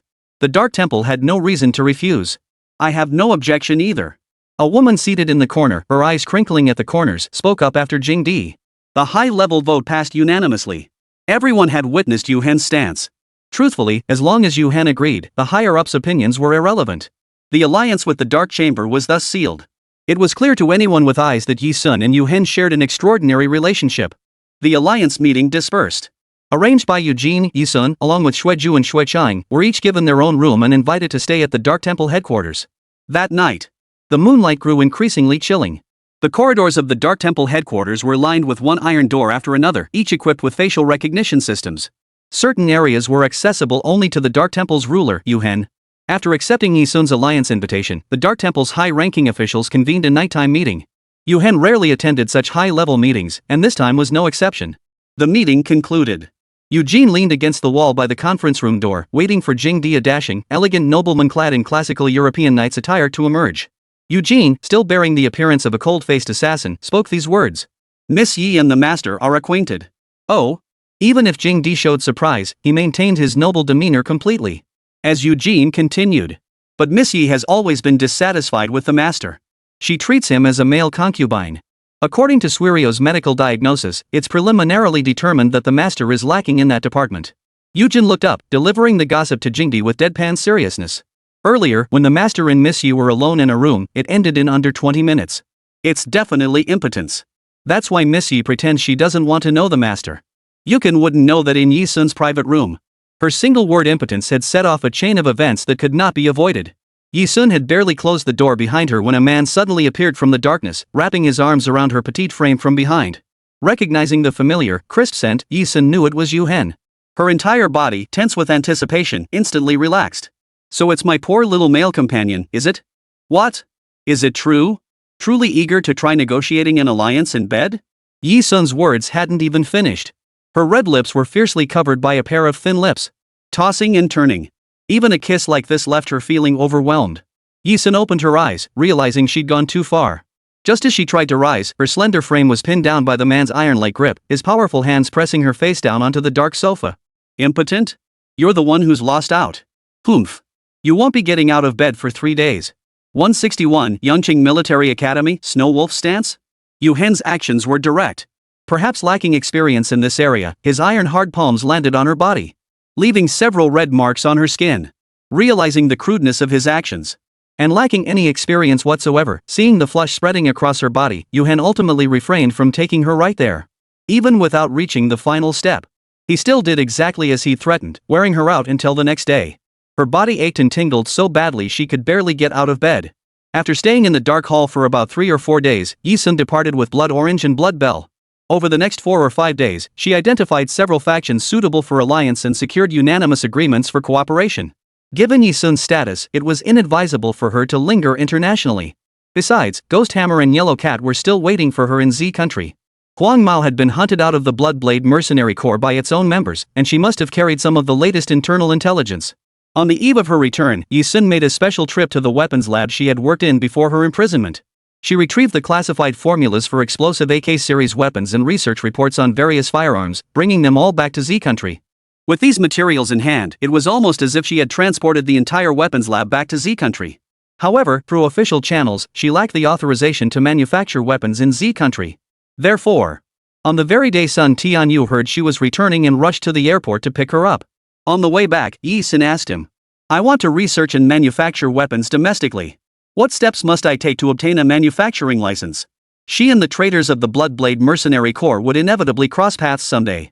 And before the war of that day began, if her weapons research could achieve a breakthrough expansion, it would mean that the forces she was rebuilding would have access to weapons with higher operational density. Even if outnumbered by those old fools, superior weaponry would secure an easy victory. Therefore, Yi Sun planned to relocate the weapons manufacturing laboratory back to Country Z. Sun Tianyu was just a lowly special forces soldier. Hearing Yi Sun's words sent a chill down his spine. Damn, no way? Sis Yi Sun, you actually research weapons too? Sun Tianyu might seem unreliable at times, but most of the time, he was quite dependable. He quickly gathered information in his mind before finally saying, "Setting up a weapons manufacturing lab or something like that, that's not something ordinary people can pull off. But for members of our task force, there is an opportunity. Go on." At Yi Sun's prompting, Sun Tianyu organized his thoughts and continued immediately. "First, you need to transfer to Yangcheng University in Yangcheng City. On the surface, Yangcheng University is just a military academy. In reality, many youth task force members from across the country are enrolled here. It's a school for training warriors. During their time here, as long as they don't cause major casualties, students can apply to the school for special combat training. It also houses combat-related laboratories. If you want to pursue this domestically, go to Yangcheng University." In other words, every student at Yangcheng University is at the level of a hidden master from St. Rock Royal Academy. It truly is a school teeming with masters. Please inquire with the commander on my behalf. The transfer matter is now in your hands. The car pulled up precisely at Wenzhong City People's Hospital. Yi Sun opened the door and addressed Sun Tianyu in a detached tone. Ha? Yi Sun, sis? Don't you even need to ask your brother, sister, or parents? Can you just decide to transfer schools on your own? Sun Tianyu sat in the driver's seat, unable to ask before watching Yi Sun walk away. He scratched his closely cropped hair, there wasn't much of it to begin with, and muttered to himself. Forget it. I'll get your application processed first. You can discuss whether to go or not with your family once you get home. Before Yi Sun returned to Wenzhong People's Hospital, Xueli had already sent her a message. Guichui's hospital room had been assigned to the same ward as Huang Mao's. When Yi Sun entered the room where Huang Mao and Guichui were staying, the scene was entirely different from other wards where patients lay in their beds. Huang Mao and Ghost Hammer possessed remarkably robust physiques. After all, like Yi Sun, they were elite warriors with years of battlefield experience. The moment Yi Sun entered, he saw Huang Mao and Guichui performing vigorous, jumping exercises within the ward. One would never guess they had suffered such severe injuries. You must be a family member of the patient? Please persuade them to rest properly. They absolutely cannot overexert themselves like this. I'll be leaving now. If anything comes up, press the call button immediately. The nurse's eyes widened like copper bells at the sight of Huang Mao and Ghost Hammer. Having failed to persuade them, she shot the pair a look as if they were strange creatures. As she hurried out, she spotted Yi Sun and immediately addressed him. "Boss." Huang Mao and Ghost Hammer instantly halted their training routine upon seeing Yi Sun enter, greeting her with delighted shouts. Yi Sun nodded. Blood Lychee was nowhere to be seen in the ward, she must be absent. She strode over to Huang Mao and asked directly. "Before you were hunted down, what was the situation within the corps?" Huang Mao quickly lowered her gaze to think, then said, "It was a bit strange. How strange. Yi Sun pressed. Huang Mao's porcelain doll face flashed an inscrutable expression as she replied. Boss, honestly, this time I was doomed to die. There was no way I could escape. But the day before, the people inside the core started hunting me down. Snow Wolf hinted at it with a few words. That's why I was extra vigilant and avoided their trap. 162, 6 darts, bringing along comrades. Even Ghost Hammer's disappearance and bailage, someone tipped me off about that too. Boss, I suspect the one who leaked this information to me was also Snow Wolf. Yi Sun fell silent for 3 seconds before her red lips parted. He's always only targeted me, hasn't he? She smiled wryly. Before her imprisonment on Devil's Island, only 2 people knew her whereabouts, Ghost Hammer and Snow Wolf. That day, over 5,000 international police officers surrounded Wari Street in M Country, while 33 combat helicopters roared overhead at the street corners. Sirens wailed. Screams echoed. Endless. Had her specific whereabouts not been exposed, she would never have been captured, much less imprisoned on Devil's Island. Even before Ghost Hammer informed her of Snow Wolf's betrayal, Yi Sun had already made up her mind. He had always wanted her dead. Anything else you need to say? Yi Sun lifted his gaze to look at the yellow cat. Huang Mao thought carefully for a moment. Nothing. Rest well. Don't make too much noise in the hospital. I'll come pick you up in a couple of days, Yi Sun said softly. By don't make too much of a scene, he meant they should remember they were patients now and cut back on all that jumping around training. Both instinctively scratched their heads upon hearing this. Yes, boss. Got it, boss. Huang Mao and Ghost Hammer responded one after the other. Also, while we're in Wenjiang City, stop calling me boss. Yi Sun said this to avoid unnecessary trouble. Huang Mao's porcelain doll face flashed with intelligence. Got it, sis Yi. The shift in address felt perfectly natural. 3 days later. Xueli bid farewell to Yi Sun and temporarily returned overseas. Huang Mao and Ghost Hammer were also discharged from the hospital. Unable to rejoin the Bloodblade Mercenary Corps and unwilling to remain hidden in the international underground, they decided to follow Yi Sun and start fresh in Wenjiang City, Z Nation. Ice Ocean Bar headquarters, 2nd floor. The moment they were discharged from the hospital, Yi Sun brought them here. Who are these two? Zhou Xunxun saw Huang Mao and Ghost Hammer for the first time. Their inscrutable demeanor piqued his curiosity. She's also part of the Bloodnet, Yi Sun said, raising an eyebrow to signal Huang Mao before addressing Zhou Xunxun. Zhou Xunxun was one of Bloodnet's regional heads in Country Z. Hearing that Yellow Cat was also part of Bloodnet and knew someone as high-ranking as Yi Sun, Zhou Xunxun instantly recognized her as a top-tier figure. Zhou Xunxun immediately stood at attention with respect. Hello. Welcome, welcome. Huang Mao returned a porcelain doll smile. Hello. Where are my brothers? Yi Sun asked once the pleasantries were exchanged. They're at the training base. Receiving Zhou Xunxun's reply, Yi Sun led Huang Mao and Ghost Hammer through the main gate of the training base. Whoosh, whoosh, whoosh. The moment the three stepped through the training base's entrance, 6 throwing stars flew toward them like headless flies. Oh no! They're off target. Watch out! Yi Han's startled cry echoed from inside the training base. She had lost control during her strength training. She had assumed the 6 darts would surely cause a major disaster. Even a proud girl like Yi Han felt beads of sweat break out on her forehead. Facing the 3 darts hurtling toward her, Yi Sun didn't even lift her gaze. With a flick of her right hand, she intercepted them mid-air. The 3 darts, moving at breakneck speed, were caught firmly between the slender gaps of her 4 fingers. The remaining 3 darts, aimed at the yellow cat, were lazily caught by the cat as it raised its paws. Yi Han, Yiming, and Xiaozihan at the training base had witnessed Yi Sun's prowess countless times, yet they had never been this astonished by her catching darts. But when they saw the yellow cat beside Yi Sun effortlessly intercepting the darts as well, they all froze in shock. But it didn't end there. Hey! That's not how you play with darts. You should do it like this. The yellow cat whispered to Yi Han. The next moment, the darts held between her palms shot forward with a swift flick. A tremendous force erupted from between her fingers.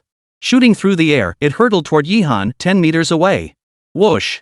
The dart whizzed past just 0.1 centimeters above Yi Han's head, embedding itself into the wall behind him. Yi Han, Yiming, and Xiaozihan were all frozen in place. There you go. That's how you throw a single dart.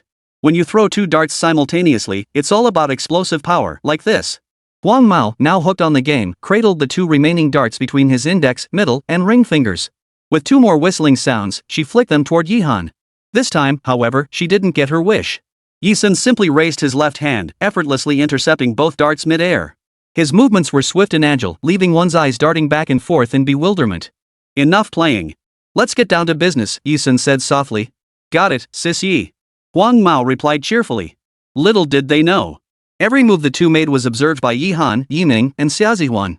In their minds, they acknowledged Yi Sun's prowess. But why was the woman beside Yi Sun equally formidable? That trick with the flying darts, did it really seem like mere play to them? Were they sure it wasn't a lethal weapon capable of causing accidents? As the trio froze in astonishment, Yi-sun addressed them. They're my companions. They'll be staying here for a while. She is Yellow Cat and he is Big Hammer. Their specialties differ from Ji Yao's. If you need it, you can learn from them too. Ghost Hammer had met Yi Han and Yi Ning before. After Yi-sun finished speaking, he flashed a toothy grin at the two, looking rather goofy. Hello there. Welcome to learn darts from me, Huang Mao said cheerfully, fixing a particularly pleased look on Yi Han. This sent another wave of surprise through Yi Han, Yi Ning, and Xiaozihan. Little did they know, however, the true international standing of Huang Mao and Ghost Hammer. Had they known, their eyes would have popped out in shock. Midway through training, Ghost Hammer and Yellow Cat joined in. Yi-sun called Huang Mao to the entrance of the training base. Sis Yi, what's up? Need something? Huang Mao's hands were tucked into his pockets, his porcelain doll face brimming with concern. In a few days, I'll be leaving Wenjiang City, Yi-sun stated bluntly. She planned to enroll at Xunxun University. But unlike her previous studies at St. Lo Royal Academy or her exchange program at Reina University, Yi-sun raised an eyebrow. I'll be transferring to a military academy for my university studies. I remember you haven't attended university either. How about it? Interested in joining me? Unlike her previous university experiences, military academies were like battlefields. On the battlefield, as she fought across the land, what she needed were capable comrades in arms. This time, she intended to embark on her new military academy journey with a trusted warrior who had truly fought alongside her on the battlefield. Author's note. Not feeling inspired today, so I'll just update one chapter. Consider this a little break, the first time I've taken one since starting this book. I try my best to avoid breaks whenever possible. Thank you all for your unwavering support. 163, hand him over to me, the 4 great secret halls. Huang Mao's expression faltered. Though she had joined Bloodblade later, she'd spent nearly 5 years there and knew her leader's schedule was packed. She had only mentioned her background and her lack of schooling once before. That had been during a casual chat with Snow Wolf at Bloodblade headquarters, overheard by the boss. Given the leader's stature, Huang Mao had assumed she was merely one of many subordinates, something the leader would surely overlook. Unexpectedly. She remembered it so clearly? Of course I'm interested. It would be a tremendous honor for Yellow Cat to fulfill the dream of attending school alongside the boss. Huang Mao replied. She only addressed Yi-sun as Sis Yi in front of outsiders. When they were alone, she still called her boss. Yi-sun placed her hand on Huang Mao's shoulder and gave it a light pat. All right, she said. On the day of enrollment, wait for my notice. Ji Yao was not at the training base of the Ice Ocean Bar. As a student at Sichuan University in Yangzhou City, her outstanding academic performance allowed her to request leave from school. However, some on-campus exams were still mandatory. After meeting at Reina University, Ji Yao and Yi-sun have been making frequent trips to Wenjiang City. Today, upon hearing from Xiaozihan that Yi-sun's sister had returned to Wenjiang City, Ji Yao promptly bought a high-speed rail ticket and returned to Wenjiang City's Ice Ocean Bar. Her petite, dainty frame, dressed in a flamboyant outfit, was utterly captivating. The moment Ji Yao bounded through the Ice Ocean Bar's entrance, she collided head-on with the chest of a man standing 187 centimeters tall, his physique strong and powerful. Ji Yao gasped in surprise. Above her head, the long unheard male voice she dreaded most echoed. Little one, haven't seen you in just a few days, and you've already learned to throw yourself at your big brother? It was the assassin, Eugene. With his tousled golden hair and striking Western features, Eugene possessed an exceptionally handsome, chiseled face. Sent by Yu Hen to protect Yi-sun, he never imagined encountering the child he'd been longing for right here. Stripping away his cold-blooded assassin facade, Eugene only revealed this teasing demeanor in front of Ji Yao. To outsiders, he remained the same cold-faced assassin. You're lying. By the way, why are you here? Could it be you're here to fight me for my beloved Yi-sun again? Upon recognizing Eugene, Ji Yao shot backward with a swift movement. With the wariness reserved for enemies, she bristled like a hedgehog with quills erect, glaring at him fiercely. Seeing the child she cherished so deeply glaring at her with such wariness, Eugene offered a gentle smile. Rather than obeying his master and guarding Miss Ye's side, what amused him more was this child before him, the sort who'd probably count the money for someone else even if sold out. Ah, I do indeed want to compete with you for someone. Yoken dug a trap. Wow. You really are trying to take Sister Yi-sun away from me. Adults like you are the worst. I'll fight you. Ji Yao heard this. She always dressed and acted mature, but in reality, she had just turned 16. How could she possibly tell that Eugene was setting her up to fall into a trap? Her body, clad in revealing attire, instinctively curled her right hand into a claw as she lunged at Eugene. Eugene had spent far more years navigating the underground world than Ji Yao. With a deft dodge, he executed a swift counter. His arms, as hard as gold, wrapped lightly yet firmly around Ji Yao's shoulders and the back of her neck. He held her fast, not allowing her to move an inch. No matter how fiercely Ji Yao struggled and kicked, she couldn't budge an inch. To match Ji Yao's height, Yu Jin even bent down slightly like a gentleman. Holding her like this, he swept her petite frame out of the ice ocean bar. His magnetic voice, rich with masculine resonance, lingered in Ji Yao's ears. "You're the one I'm taking. Little one, come play with your big brother." Days passed in the blink of an eye.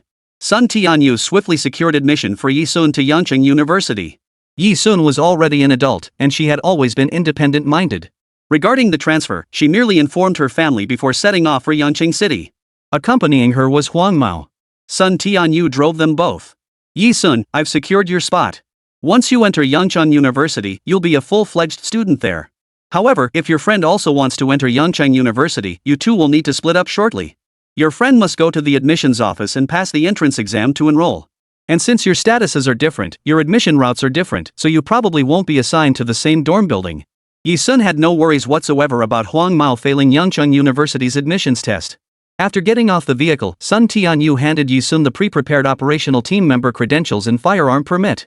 "If you need anything, remember to contact me anytime. I have to get back to the combat zone, so I'll be heading out first." With those words, Sun Tianyu drove off first. At the university entrance, Yi Sun also parted ways with Huang Mao for the time being. At first glance, the entrance of Yangcheng University featured ordinary Chinese-style architecture.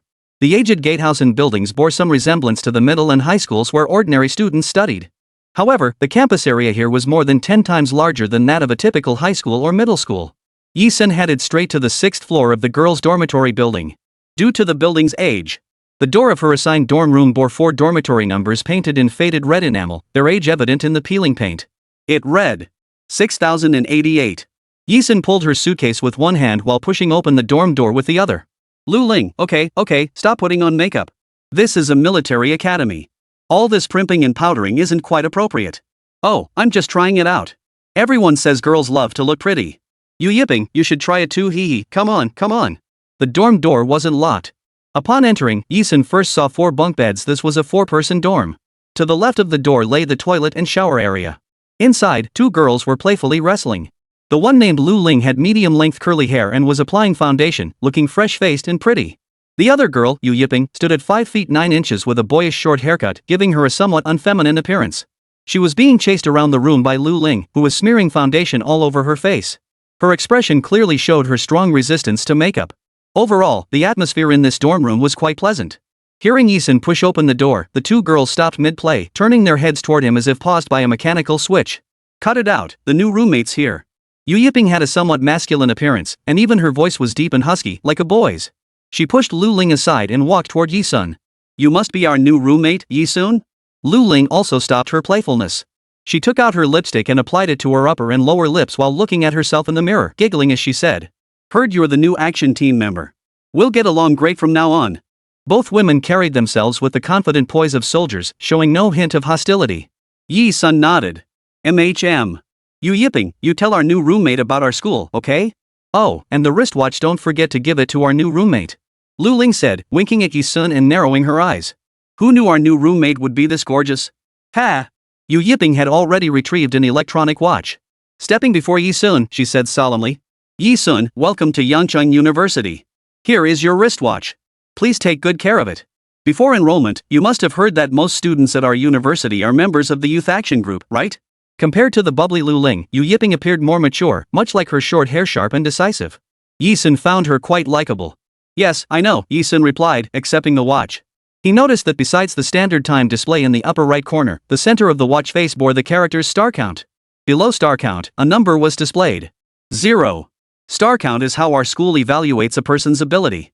You can think of it this way: the more star count a person has, the more of an academic star they are; the fewer they have, the more of an academic underachiever they are. Yu Yiping continued.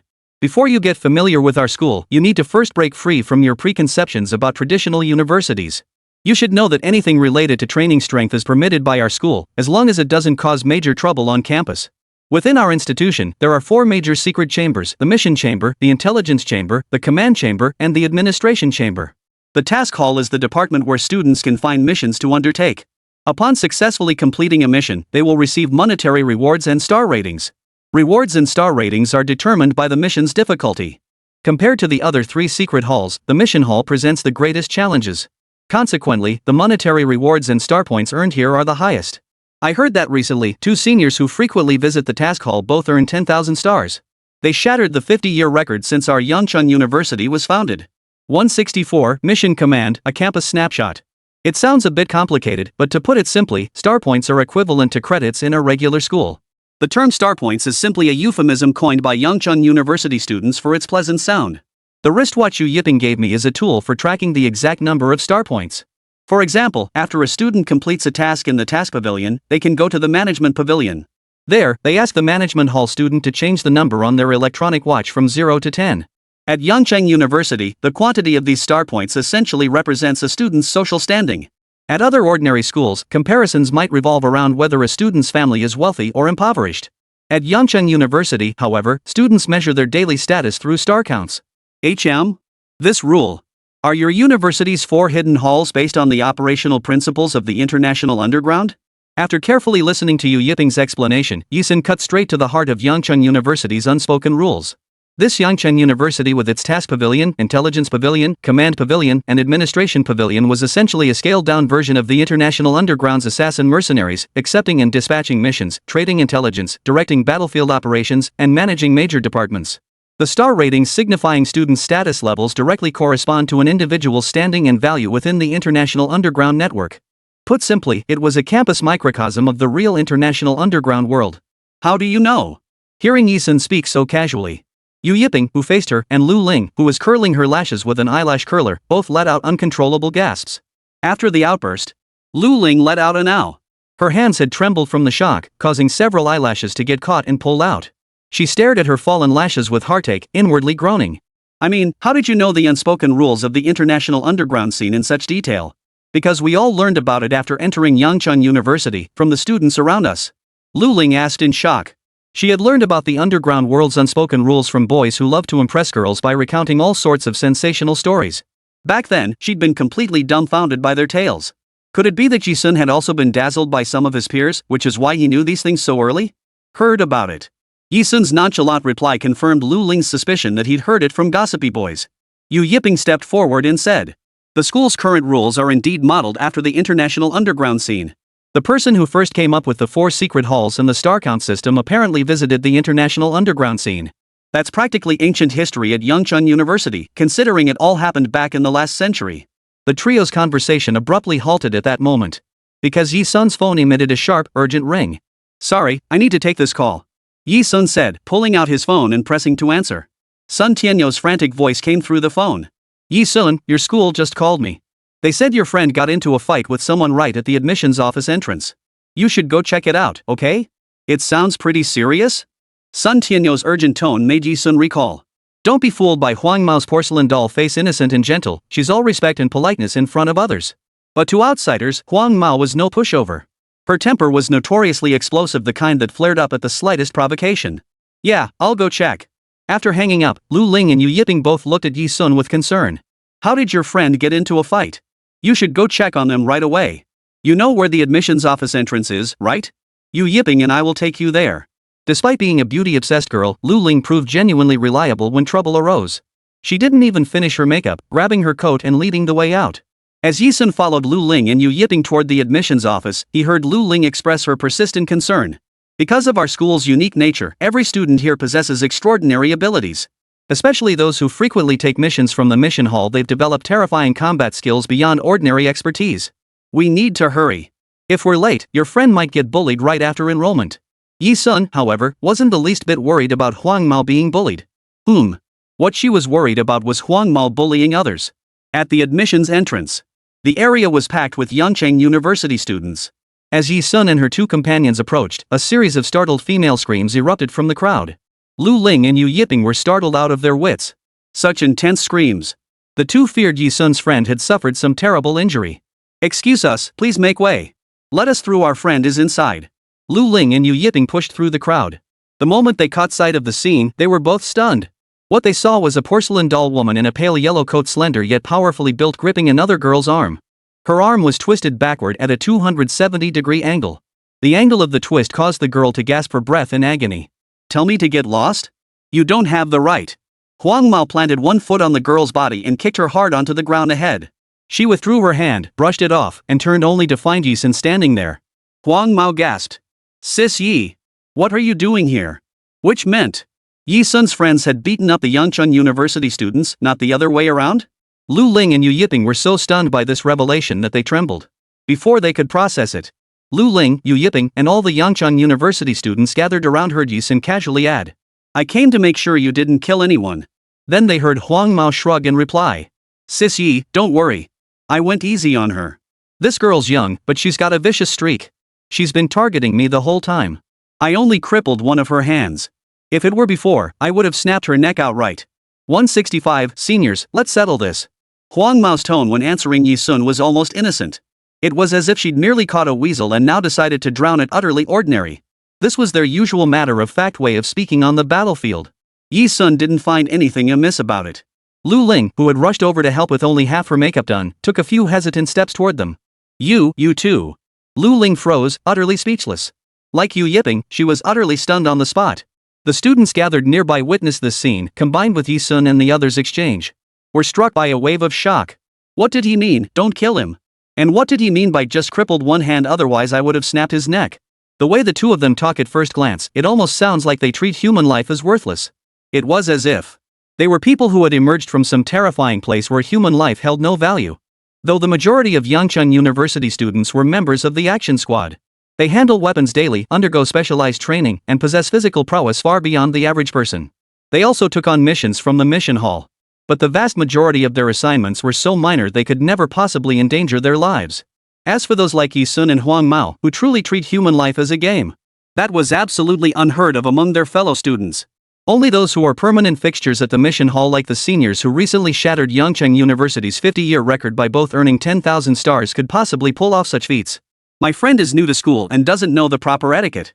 Facing Lu Ling and Yu Yiping's stunned stares, Yi Sun turned and offered a calm explanation. Just like when she first enrolled at St. Laurent Royal Academy after returning from the International Underground Circuit. First day of school, completely unaware of campus rules. First day of school? Is there really someone in this era who's experiencing their very first day of school? Lu Ling was stunned again. She paused to collect herself, then pressed her hand to her forehead and muttered. Someone unaware might think you just returned from some war-torn wasteland. First day of school, and all this fighting talk. Little did she know, her words would prove prophetic. That girl? Yu Yiping quickly noticed the girl whose arm had been broken by the yellow cat. Her brows furrowed deeply. That's Meng Yuanjie. You've gotten yourselves into serious trouble this time. At the mention of Meng Yuanjie's name, Lu Ling's body shuddered involuntarily. How could it be Meng Yuanjie? What terrible luck! Lu Ling froze instantly. Yi Sun glanced sideways at the girl lying on the ground, wailing in pain with one arm broken by the yellow cat. Before she could speak, Lu Ling grabbed her arm, trembling. Meanwhile, Yu Yiping grabbed the yellow cat and dragged both girls away swiftly. Yi Sun and the yellow cat offered no resistance, allowing Lu Ling and Yu Yiping to drag them along. They ran a considerable distance. Lu Ling finally explained to Yi Sun and Huang Mao, panting heavily. It's Meng Yuanjie. You've provoked Meng Yuanjie. You're in big trouble. You better run. The frantic dash had left Lu Ling gasping for breath. Yet she still clung tightly to Yi Sun with one hand, her panic evident. Yu Yiping, however, seemed much calmer than Lu Ling.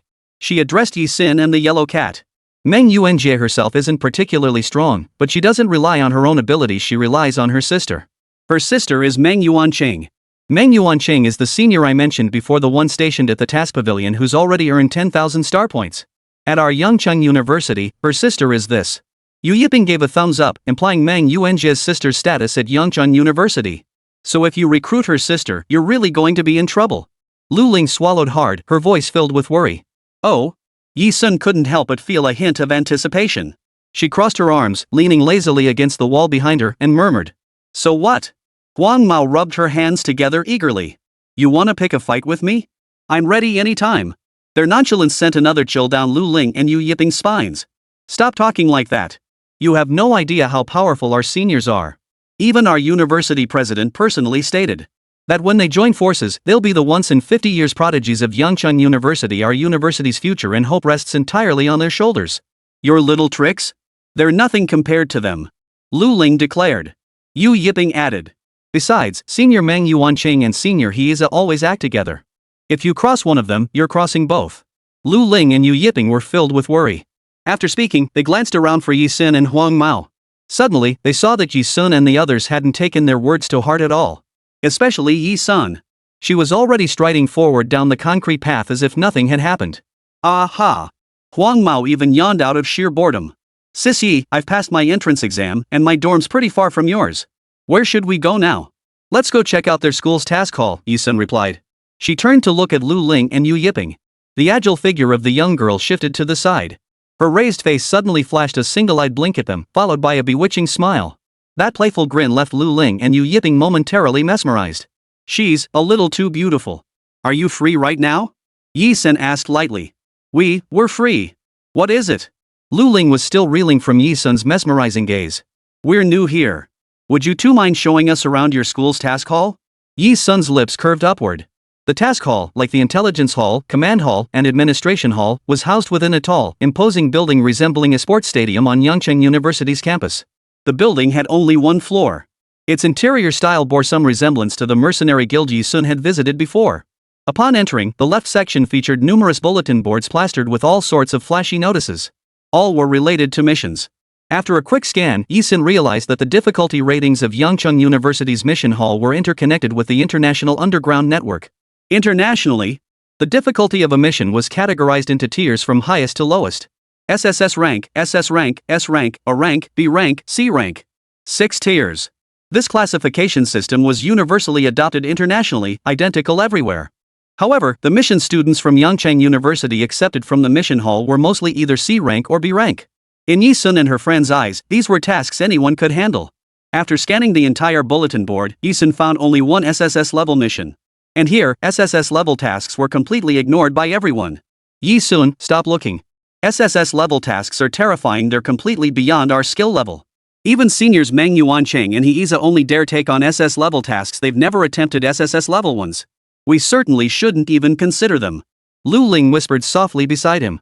Wow. It's senior Meng Yuancheng. And senior Heiza too. I heard they both earned over 10,000 stars recently. They're preparing to take on an SSS level mission. Damn. Seriously? An SSS rank mission? I'll tell you what, not a single person in our school has ever dared to take on an SSS rank mission. At that moment, the students surrounding Yi-sun began to erupt in excitement toward the entrance. Amidst the cheers and gasps, a clean-cut, elegant girl walked in slowly. She looked like a white lotus blossoming atop a snowy peak, pure and untouched by the mud. Standing about 5 feet 7 inches, she possessed a slender frame and delicate, understated features. She was Meng Yuancheng, the senior at Yangcheng University whose star rating exceeded 10,000, shattering all records.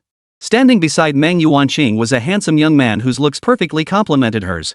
Standing at 183 centimeters tall, with thick, handsome brows, he possessed a commanding presence and radiated a sense of security. He is senior student Heiza. The relationship between Heiza and Meng Yuancheng at Yangcheng University was like two comrades in arms, shoulder to shoulder, back to back. They always carried out missions together, their coordination nothing short of seamless. Sis.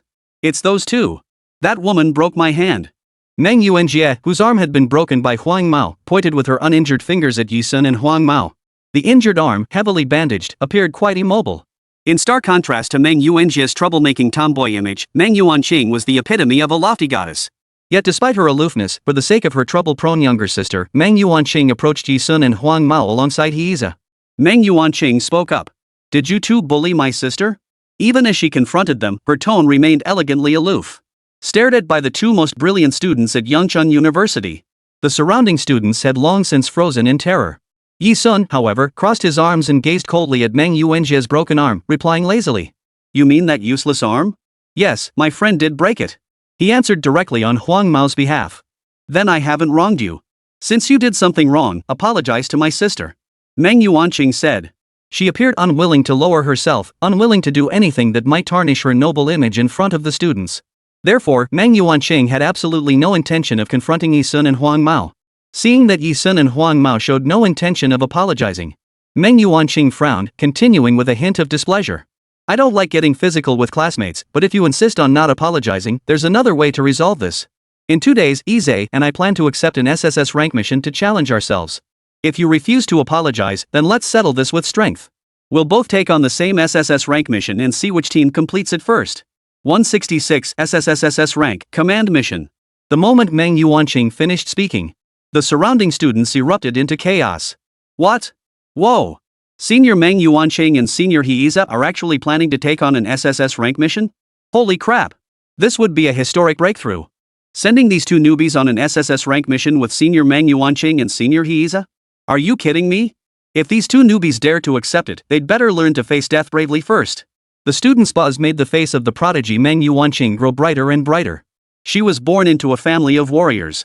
Her ancestors' father, mother, grandfather, maternal grandfather had mostly served as operatives, special forces members, or military medics. Her accomplishments at Xunxun University had always been her pride. By proposing that Xunxun and Huang Mao take on an SSS-level mission together, Mang Yuanqing was simply conveying a message to her classmates in her own way. She and Heiza were preparing to challenge an SSS-level mission. She and Heiza had made thorough preparations, determined to become the first pair at Yangcheng University to complete an SSS-level mission together. She hadn't given a second thought to whether Xunxun and Huang Mao could accept it. On the surface, Mang Yuanqing was venting on behalf of her sister, Mang Yuanjie. In reality, she couldn't care less who bullied Mang Yuanjie. Her true purpose was to use this opportunity to announce her next plan to the entire school. This way, she maintained her lofty image while ensuring the entire school knew. Yeah. If you're so tough, take on the SSS-level mission. Poor Mang Yuanjie, still believing her sister genuinely sought revenge for her, glared triumphantly at Xunxun and Yellow Cat. Put. Huang Mao shrugged. Standing behind Xunxun like an obedient little kitten, she had no intention of stepping forward again. What are you laughing at? Mang Yuanjie, still traumatized from Huang Mao's earlier attack, hid behind Mang Yuanqing and muttered. Sorry, I couldn't help it. An SSS rank mission. Put. Yellow Cat covered her mouth. The porcelain doll-like, fragile beauty was perfectly displayed on her face. Honestly, Huang Mao couldn't help it. SSS rank missions, those were just leftovers from the boss and her over the years. Heiza had been listening to Mang Yuanqing speak since the beginning. He was the quiet type, but not aloof, just someone who preferred action over words, like a true academic overachiever.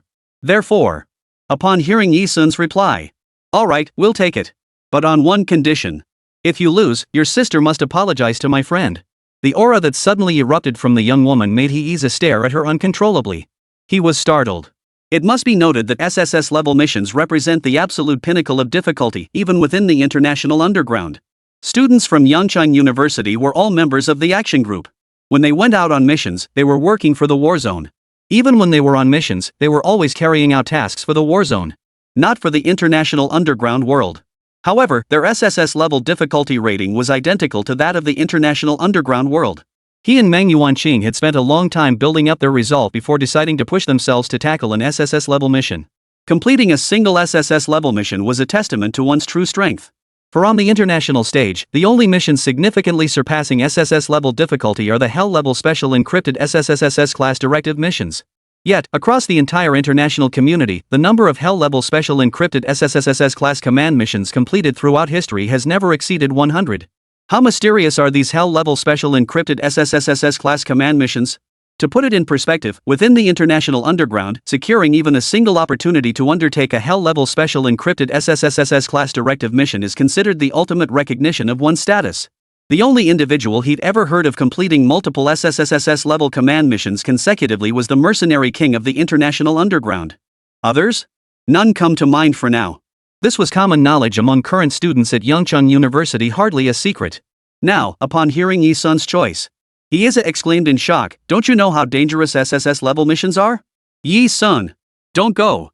Lu Ling and Yu Yiping nearly shouted in unison upon hearing this. Our seniors are a powerhouse duo like comrades on the battlefield. One is the ultimate strategist, the other the ultimate warrior. Senior sister excels at commanding the battlefield, while senior brother's combat prowess is no slouch either. With their combined talents, completing an SSS rank mission is only a matter of time. But you two, you're really putting yourselves in danger. People could die. Lu Ling tugged at Yisun's sleeve, trying to persuade her. Yisun immediately changed her tune. Carrying out an SSS rank mission really isn't challenging at all. The pay's low too, I never planned on going. Her change of heart forced the students who had thought Yisun was serious to stifle the panic rising in their hearts. Especially Mang Yuanqing. Mang Yuanqing had been utterly shocked at first. She never imagined Yisun would actually agree to take on an SSS-level mission. But now it seemed. The girl before them had merely been bluffing to curry favor earlier, prioritizing appearances over practicality. Even at such a critical moment, she couldn't let go of her pride. Mang Yuanqing chimed in afterward, "I could have agreed to let my sister apologize to you if you completed the SSS rank mission. But since you didn't dare, you'll have to apologize to my sister instead." Just as Mang Yuanqing spoke halfway through her sentence, the moment everyone relaxed. "Listen.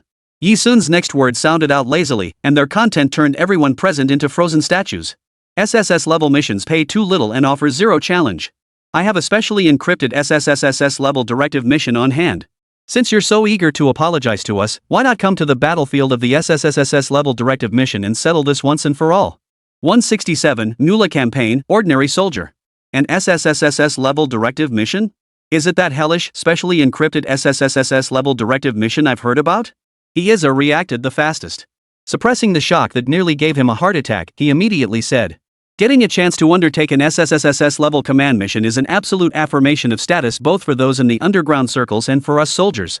Not to mention whether we can even complete it." Meng Yuanjie, Lu Ling, Yu Yiping, and the surrounding students were all equally startled by Yi Sun's words. Huang Mao chimed in on behalf of his boss. "My sister Yi is talking about an SSS level directive mission, of course. What, you think she'd lie about that?" Meng Yuanqing's heart trembled upon hearing this. But to maintain her image as a dignified senior, she didn't let her expression betray a single flicker of emotion. Meng Yuanqing replied in a cool tone. "If there truly is an SSS level directive mission, we would certainly accept such an opportunity. But I haven't heard any rumors about it anywhere, so I seriously doubt you're making this up. For any international underground operative, and for warriors like them, it's the pursuit of a lifetime. She isn't making this up. There is indeed an SSS level directive mission available, it's an opportunity." A gentle, humble male voice suddenly interjected. Yi Sun saw a man in his mid-30s approach them. He appeared scholarly and humble, yet possessed an extraordinary presence. "Counselor Lin, are you serious?" Upon seeing the unexpected visitor, Meng Yuancheng and Iiza exchanged startled glances before turning to him in disbelief. The man was a counselor at Xunxun University, a former soldier who had retired from the war zone years ago. Now, his primary role was guiding students at the university. He was the teacher responsible for assigning tasks from the task hall. "When have I ever lied?" Counselor Lin replied with a faint smile to Meng Yuanqing before turning to Yi Sun. "Officer Go recommended you to the operations team, young lady. I've heard about your outstanding performance in the recent operations team selection process. I assume Commander Gu has already privately informed you about the SSS level directive mission, correct?" Counselor Lin assumed Ji Sun had learned about this from Gu Yimin, the X-18 Warzone commander who had recommended her to the action team.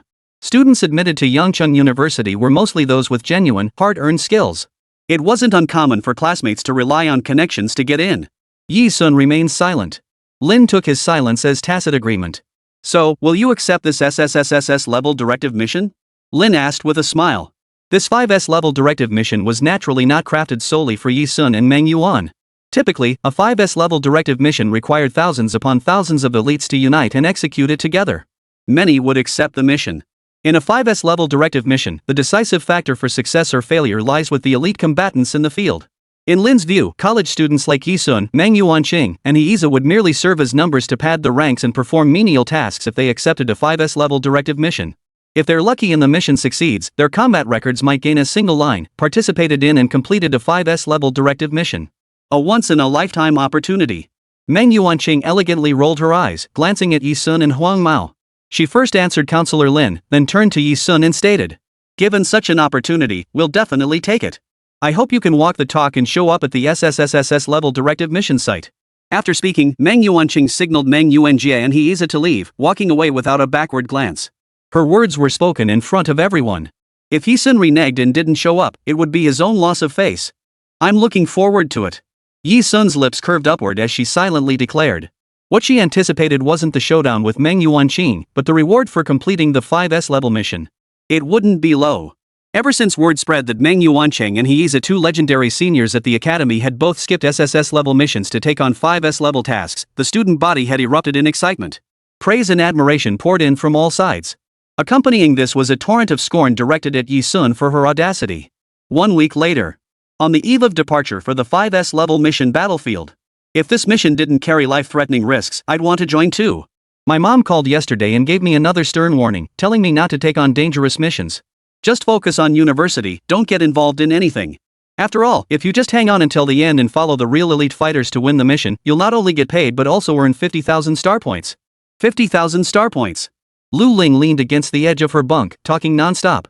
She watched as Yi Sun packed his belongings, simply a change of clothes and nothing else. Before leaving, Lu Ling and Yu Yiping waved to Yi Sun. Lu Ling spoke up. "Stay safe, be careful, Yi Sun. Make sure you survive to the very end."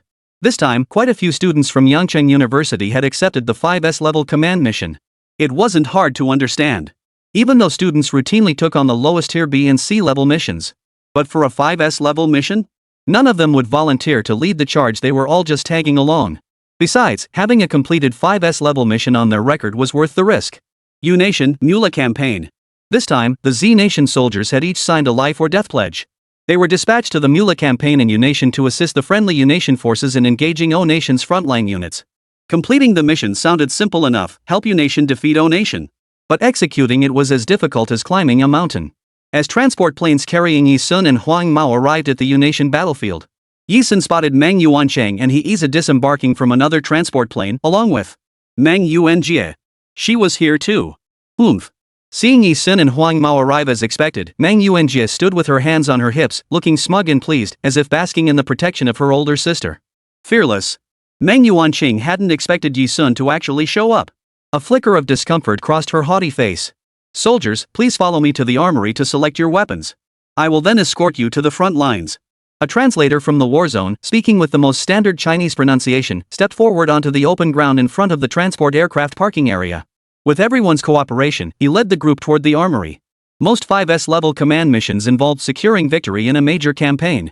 Victory in such a battle was usually enough to make headlines worldwide. Though her life had been brief, Yi Sun had already successfully completed 56 level 5S command missions. Once, she raced across major battlefields, navigating the front lines of artillery and gunfire to complete one flawless mission after another. She had visited every war-torn nation on Earth, navigating through every artillery barrage and smoke-filled battlefield. Perhaps there was no battlefield scenario she did not understand. Yet in all 56 of those 5S level missions, she had stood at the campaign's forefront, the supreme commander directing first-hand tactical deployments while leading a squad of warriors. Now, as an ordinary soldier filling the ranks and a college student, she finds herself on her most familiar battlefield alongside fellow university students. This experience, however, is a first in her life. 168, War God Brandon, Auntie. On the way to the armory, Huang Mao leaned close to Yi Sun's ear and whispered, "Sis Yi, remember that Columbus guy? Seems like he's here for the Mula campaign this time too." Yi Sun rapidly filtered through the faces she'd encountered over the years before recalling Columbus. With his 15-man squad? Yes, Huang Mao replied. Columbus was a warrior Yi Sun had encountered by chance on the battlefield long ago. Had Huang Mao not mentioned him, Yi Sun would have nearly forgotten him. Hey, what are you two whispering about? The young delinquent Meng Yuanjie, who harbored particular hatred toward Huang Mao for having beaten her. Seeing Yi Sun and the other talking, she couldn't resist butting in. What's so secretive that you can't say it in front of everyone? We're all on the same side now, after all. What are you two talking about? Tell us all. The hand Huang Mao had broken earlier had its bandages removed, though it still lacked full mobility. Her tone didn't suggest a group had arrived on the battlefield. It sounded more like they were all tourists visiting Country U from Country Z. Sis Yi, have these students always been this clueless? Huang Mao couldn't hold back and blurted it out in front of everyone. But one dared to speak, and one dared to respond. Yi Sun, MHM. Huang Mao, so that's why you never bother with them, Sis Yi. By now, the group had reached the front-line edge of the battle zone, just ahead of the armory. Fully armed soldiers passing by grew increasingly numerous, mostly brushing past in groups. During the initial stages of the two-nation conflict, the battle camp would host not only U Nation's own soldiers but also numerous foreign reinforcements, mercenaries recruited from abroad. For this 5S level mission, the team included not only Yi Sun and his group from Z Nation. The overwhelming majority comprised elite domestic fighters and figures from the international underground. Meng Yuanjie was furious at what Yi Sun and Huang Mao had said.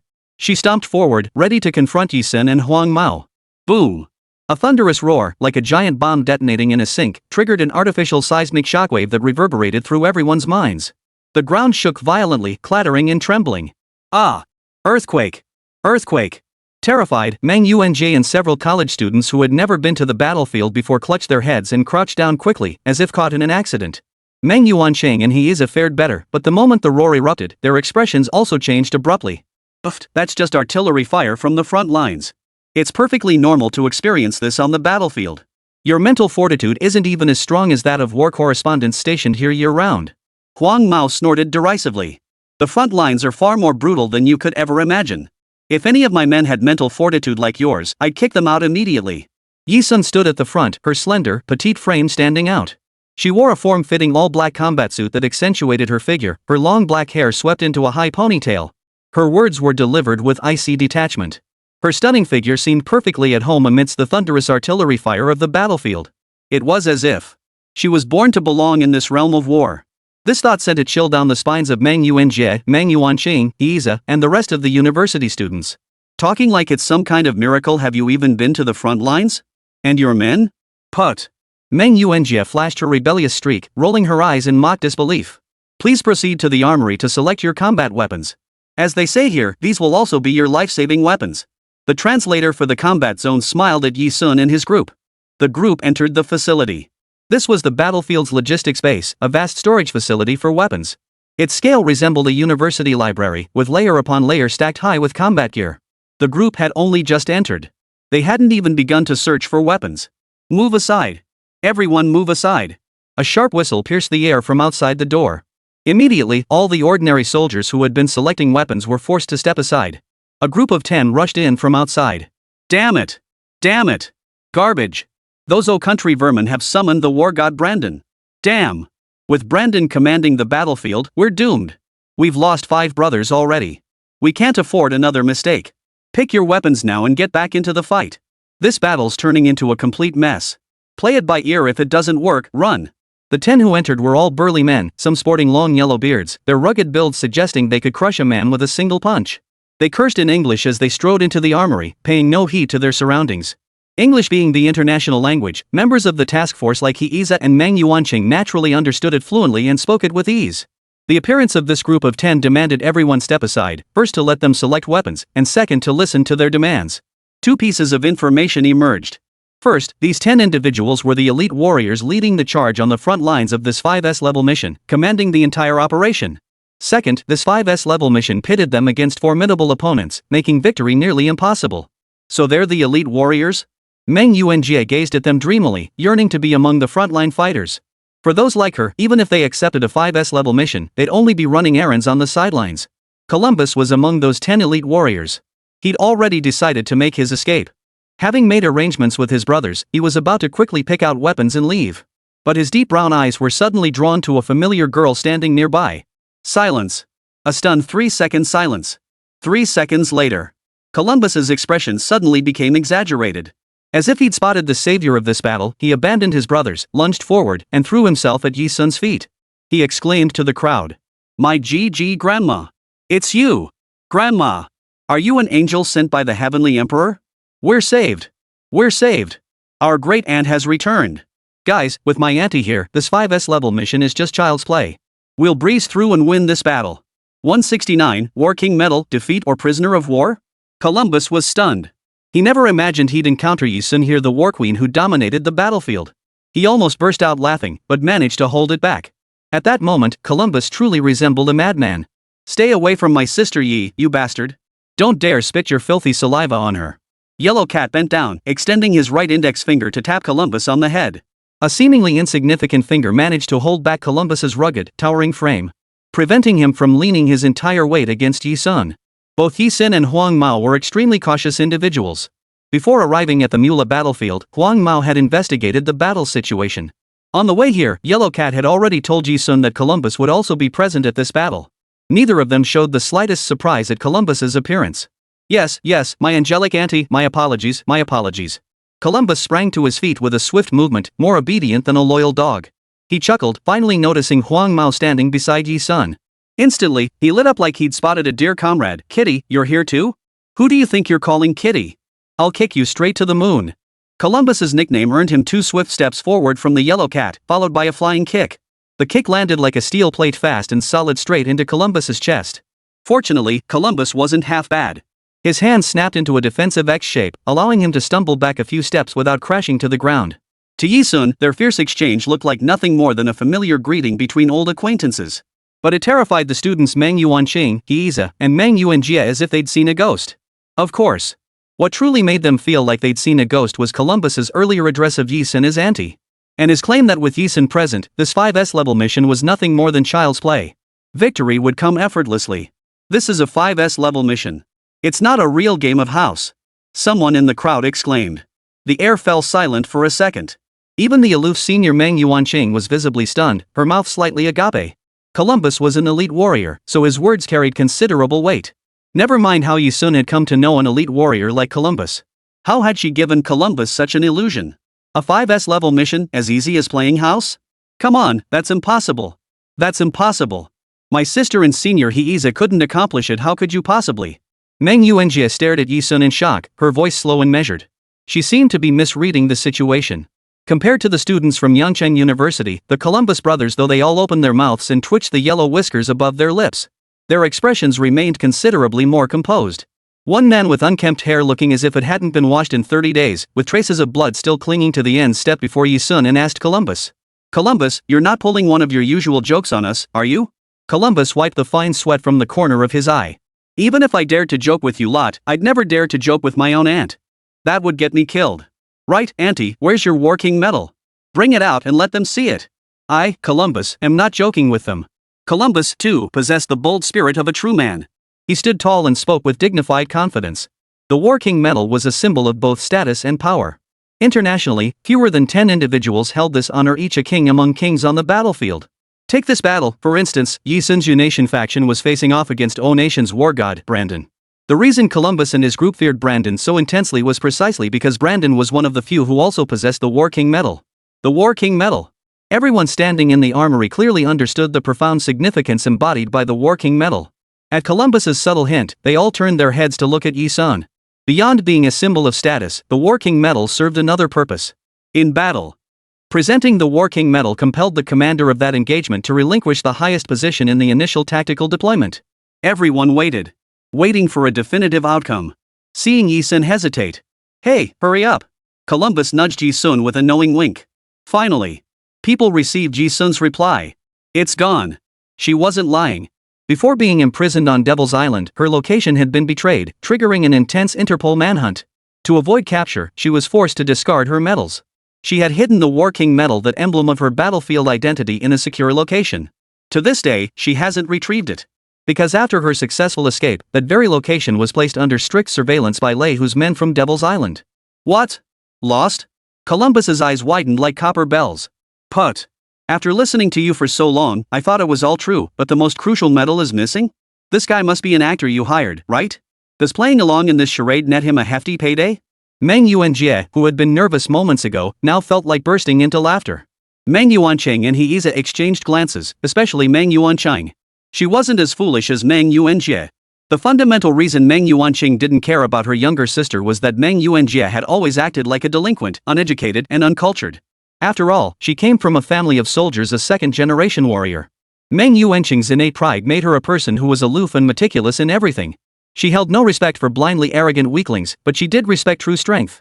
And now, Meng Yuanqing's brows were deeply furrowed. In Yi Sun, a true warrior's composure. Thus, she fell silent. Yi Sun's inability to produce the War King's medal was entirely expected by Columbus's brothers.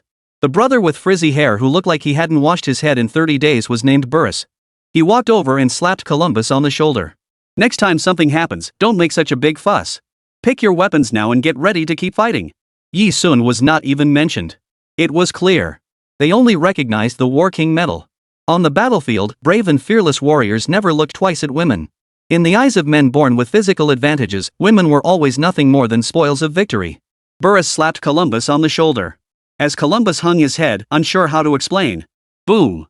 In an instant. A deafening roar, far more earth-shattering than the earlier artillery fire that had sounded like an earthquake, reverberated throughout the entire venue. The immense shockwave sent every rifle, pistol, submachine gun, all toppled from their racks like collapsed objects. This massive artillery barrage left everyone at the scene reeling, struggling to maintain their footing. What? What's happening? Some were so terrified that beads of sweat formed on their foreheads. A figure bursting through the doorway, his wailing voice echoing like a death knell, pierced every heart. O Nation's war god Brandon has surrounded us. They've breached our defenses. Our team is about to be defeated. Everyone here will become prisoners of war. The commander of the first front has already fled. Everyone, run for your lives. 170 prisoners of war die, the frontline battlefield. What? Everyone in the armory turned pale as if drained of blood upon hearing the news, their faces frozen in horror. Especially the university students from Yangcheng University, Meng Yuanqing, Heiza, and Meng Yuanjie. They had only just arrived at the Mula campaign.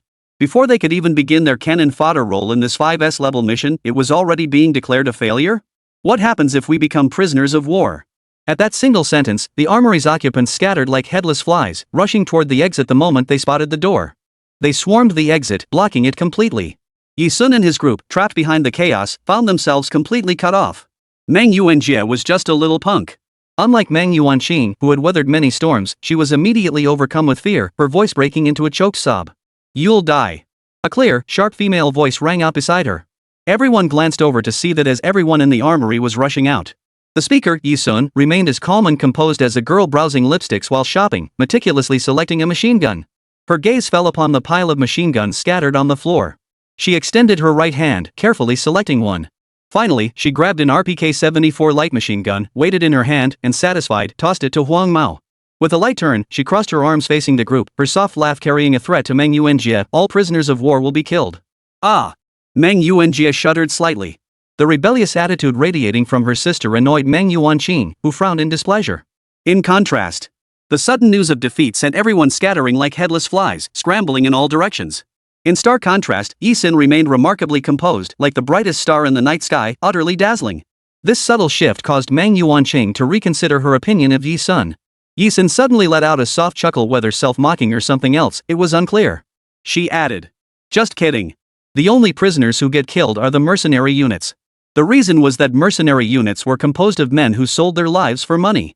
After a battle between two nations, upon victory, they receive sufficient payment before either retiring or moving on to the next conflict. After defeat, the vast majority of national troops, prisoners of war, and foreign aid personnel would not be killed. The only prisoners of war who are slaughtered to the last man, leaving not a single one alive, are mercenaries. This is because mercenaries are not legitimate combat units. They are merely a group of desperate outlaws whose deaths are deemed insignificant. They are detested by all nations and their people. "Even if you're captured, you'll only be sent back home," Yi Sun stated calmly. Beneath her calm words lay an unwavering resolve to secure victory in every battle. Throughout her 3,000 days as a mercenary, every battle she fought was a life or death gamble. She could not lose. Defeat meant not only her own death, but the loss of every comrade in arms. She had no choice. Is that really true? Why? Meng Yuanjie was so startled by Yi Sun that tears welled up in her eyes. Where was that earlier arrogance now? Because you have a powerful backer, Z Nation. Yi Sun answered calmly, stating the entire truth as she knew it. Meng Yuanjie burst into tears instantly, wailing at the scene, "I love my country." The armory doors were soon breached. Those who could flee had already made their escape. "Columbus, let's go. If we don't leave now, we'll die." Seeing Columbus still listening to Yi Sun, Burris grabbed his shoulder and dragged him toward the exit. "Damn it! How does that Z country woman know so much about our mercenaries? Hurry up! We're not like those Z country people. If we get caught, we're dead meat." The Z country woman referred to Yi Sun. The 10 men had no such patience. They continued to slowly pick out weapons, but most were in a hurry, grabbing whatever guns and ammunition they could find on the ground, stuffing them haphazardly into their arms, and then running out. "You're not getting away." Before they could take a few steps, Yi Sun's soft voice echoed from behind. "Brandon, the war god's signature tactic is guerrilla warfare. He commands his forces to split into groups of dozens or hundreds, each fighting independently. The Mula campaign is the final battle between UNO nations. This campaign will determine the outcome between the two countries. He would never rashly commit all his combat strength to invade your nation. But he will certainly seal off all escape routes from here. So you won't be able to get away." Yi Sun spoke as he advanced step by step. Beyond guerrilla warfare, modern conflict encompasses mobile warfare, psychological warfare, electronic warfare, cyber warfare, and more. High-tech nations primarily engage in electronic warfare, a series of electronic measures and actions designed to disrupt the operational effectiveness of enemy electronic equipment while ensuring the functionality of their own. Both UNO were economically underdeveloped nations. Their combat methods primarily relied on firearms and ammunition, supplemented by artillery fire. They didn't even possess a single bomber. They typically engage in the most primitive form of combat, squad versus squad. It was the most outdated form of warfare. Before his imprisonment, Yi Sun had engaged in electronic warfare and participated in such conventional battles, so he understood this perfectly well. "Good heavens! How do you know so much about that war god Brandon and his tactics?" Meng Yuanjie was stunned. She covered her mouth, letting out a startled scream. Bullies, who had been about to flee, turned to face Yi Sun. "So what do you want us to do? Running is impossible, and we've already lost the fight. Are we just supposed to wait to die?" Huang Mao weighed his words, his jaw twitching. Columbus kept staring at Yi Sun with starry eyes, his gaze saying, "With me here, he's got nothing to fear." "Yes, wait to die." Yi Sun's curt reply nearly sent Burris and his 8 companions into a rage, ready to tear her apart. Burris was about to unleash a torrent of abuse. But the young woman ahead shot him a piercing, icy glare. With utter defiance, she declared, "Wait for the war god Brandon's squad to come here and die." Based on the terrain and battle situation of the Mula campaign in Unation, this is the inevitable path for Brandon's forces. Deploy the armory as the first frontline battlefield. If you trust me, I will lead you to counterattack Brandon's forces. Turn defeat into victory. 171. Had she been a mercenary? She spoke of turning defeat into victory, not of leading them and evading the enemy to avoid capture. Achieving victory in a battle, especially one designated as a 5S level mission like the Mula campaign, is an exceptionally difficult feat. Now, Onation's war god Brandon has already closed in for the kill, and even Unation's top frontline commander has packed his bags and fled. Turning defeat into victory is as unrealistic as humans sprouting wings to fly through the skies. Are you out of your mind? Burles's round eyes widened in disbelief as he exclaimed. This time, Unation's highest-ranking commander on the front lines is Jonah. He's fought countless battles, large and small. He was reassigned here from his position as Unation's former CEO. Even he failed. And you, a woman, expect to turn defeat into victory? Do you really think you could outcommand Commander Jonah? Burris and the 9 brothers beside him displayed their distrust and skepticism toward the woman's demeanor. Yi Sun paid them no mind whatsoever. Having left her statement unfinished earlier, she now added, "Those who don't trust me are free to come or go, no hard feelings." "I'm sticking with my auntie," Columbus declared immediately, stepping forward to speak. Not long ago, Burris and Columbus had been sworn brothers. But before being brothers, they were mercenaries, wild warriors by nature, most unwilling to submit to women. Women belonged in the home, to be commanded by strong men, not on the battlefield. His expression hardened instantly. "We're leaving. Columbus, you're on your own. Don't let a woman fool you." The group flung their sleeves and swiftly departed with a large cache of weapons. Those who remained were mostly students from Xunxun University. What do we do? We've lost another group. How are we supposed to proceed now? A female student standing beside Yi Sun spoke with some panic. They had all come to coast through this 5S level mission, expecting to hide out on a backwater battlefield and coast to victory. Little did they know they'd be thrust straight into the front lines. The sense of disillusionment was truly immense. Why would you say that? If we could just keep them from getting caught by the O Country team, they might still be willing to stay here. We could gain some combat strength too. Senior Heiza asked, clearly puzzled. He clearly didn't believe Yi Sun could turn this battle around and secure victory. Naturally, such skepticism was understandable. But Heiza wasn't like the foolish Mang Yuanjie. Even if he didn't trust Yi Sun, he wouldn't say so outright, especially since they truly had no other choice at this moment. Those guys are most accustomed to underestimating women. Let them go. No need to hold them back. Yi Sun crossed his arms, narrowed his eyes, and spoke with a hint of flippancy. So she said that on purpose? To ensure that Bunch never returned? Heiza and Mang Yuanqing exchanged glances.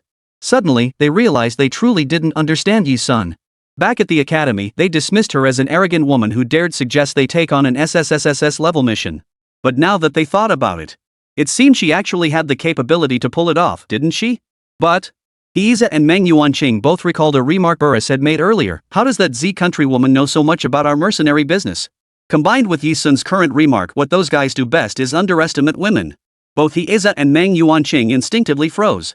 Staring at this girl, who was about their age yet could analyze the battle situation with such fluidity, the first thought that flashed through their minds was, could she have been a mercenary herself? Author's note, this chapter is a bit shorter. Today's update might be split into 3 parts, 2 more chapters to go. Kisses 3. 172, Ace Commander, a barrage of fire. This thought caused Heiza and Meng Yuanqing to pause. A chill ran down their spines.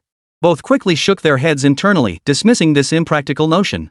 Yi Sun was just like them, a young girl in her teens or 20s, an action team member and student who was only slightly more extraordinary than the average person. How could she possibly be a mercenary? Yellow cat. Yi Sun turned her head, addressing the porcelain doll-like figure in the pale yellow coat with the authoritative tone of a superior. Sis Yi. Yellow cat stepped forward. Lock all doors and windows on the first floor of the armory. Inside the armory, move all heavy machine guns and artillery to the rooftop and position them at the 4 corners. The girl's soft voice was clear and orderly. Her all-black tactical attire and long, straight black hair cascading over her shoulders complemented the scene. To the students of Yangcheng University, it could only mean one thing, echoing excitedly in their minds. Ace Commander. Yes. Huang Mao acknowledged the command. Next, people could see Huang Mao hoisting a heavy machine gun with one arm. He effortlessly carried 2 heavy machine guns, each weighing a full 40.4 kilograms, one in each hand, up the stairs as if lifting watermelons. That sheer strength. The male students of Yangcheng University all gaped in astonishment. One male student exclaimed in shock, what did he eat to grow up? How can he be this strong? You call that strength? Columbus snorted dismissively. My aunt used to carry 4 heavy machine guns back and forth without even breaking a sweat. Everyone, including Yiza, Meng Yuanqing, and Meng Yuanjie, stared at Yi Sun in astonishment. Columbus! Yi Sun called out coldly. At his auntie's call, Columbus perked up like he'd been injected with adrenaline, leaning in close to Yi Sun. My angelic auntie! What are your orders? Go bury all the explosive charges and bombs near the surface around the armory. When Yi Sun gave orders, she carried an innate regal presence. Columbus obeyed immediately. Got it. I'll get right on it. The tasks Yi Sun assigned to Yellow Cat and Columbus were both pre-battle deployments.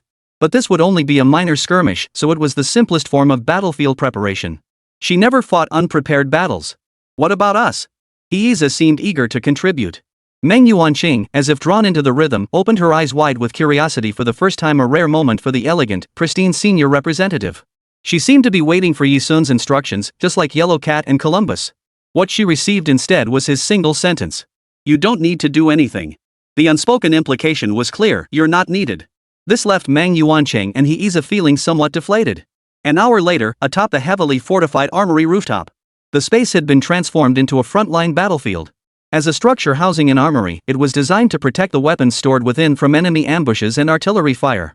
This structure is typically built with the most robust construction. It also serves as an ideal location for the front lines of battle. The perimeter of the armory is densely mined with explosives. On the rooftop, heavy machine guns are arranged in rows, facing all 4 cardinal directions and aligned diagonally toward the building's base. In the center of the rooftop, numerous artillery pieces were also positioned. On the rooftop, where fine yellow sand swirled, Yi Sun's right hand gripped an 8-power binocular. At that very moment, she squinted through the clear 8-power scope, watching a squad of 100 elite soldiers slowly advancing toward their position. Sis Yi, are the targets close yet? Huang Mao had just loaded a standard artillery shell into a massive cannon. Standing on the artillery's firing platform, she adjusted the barrel's muzzle while asking softly. Focus on the 12 o'clock direction. Estimated range is 3,000 meters. Fire when the enemy enters the 2,000-meter range. Yi Sun echoed. On the battlefield, many commanders never carry binoculars themselves. When they needed binoculars, they would typically take them from an aide nearby to observe the distance. This is because most commanders are not formidable fighters. The outcome of a battle often hinges on a commander's leadership skills. Thus, in the clash of armies, eliminating the enemy commander became the paramount consideration for both sides. In ancient Z country, numerous famous wars were won by assassinating the enemy commander, leaving their hundreds of thousands of troops like headless flies, ultimately leading to their complete annihilation and victory. During the First World War, mid to senior officers in the Y Nation's forces were widely equipped with binoculars to enhance battlefield reconnaissance. However, the enemy forces of Country D also observed this practice. Whenever Y Nation personnel were observed using binoculars, they were ruthlessly targeted by D Nation snipers. This inflicted severe losses upon the Y Nation's forces.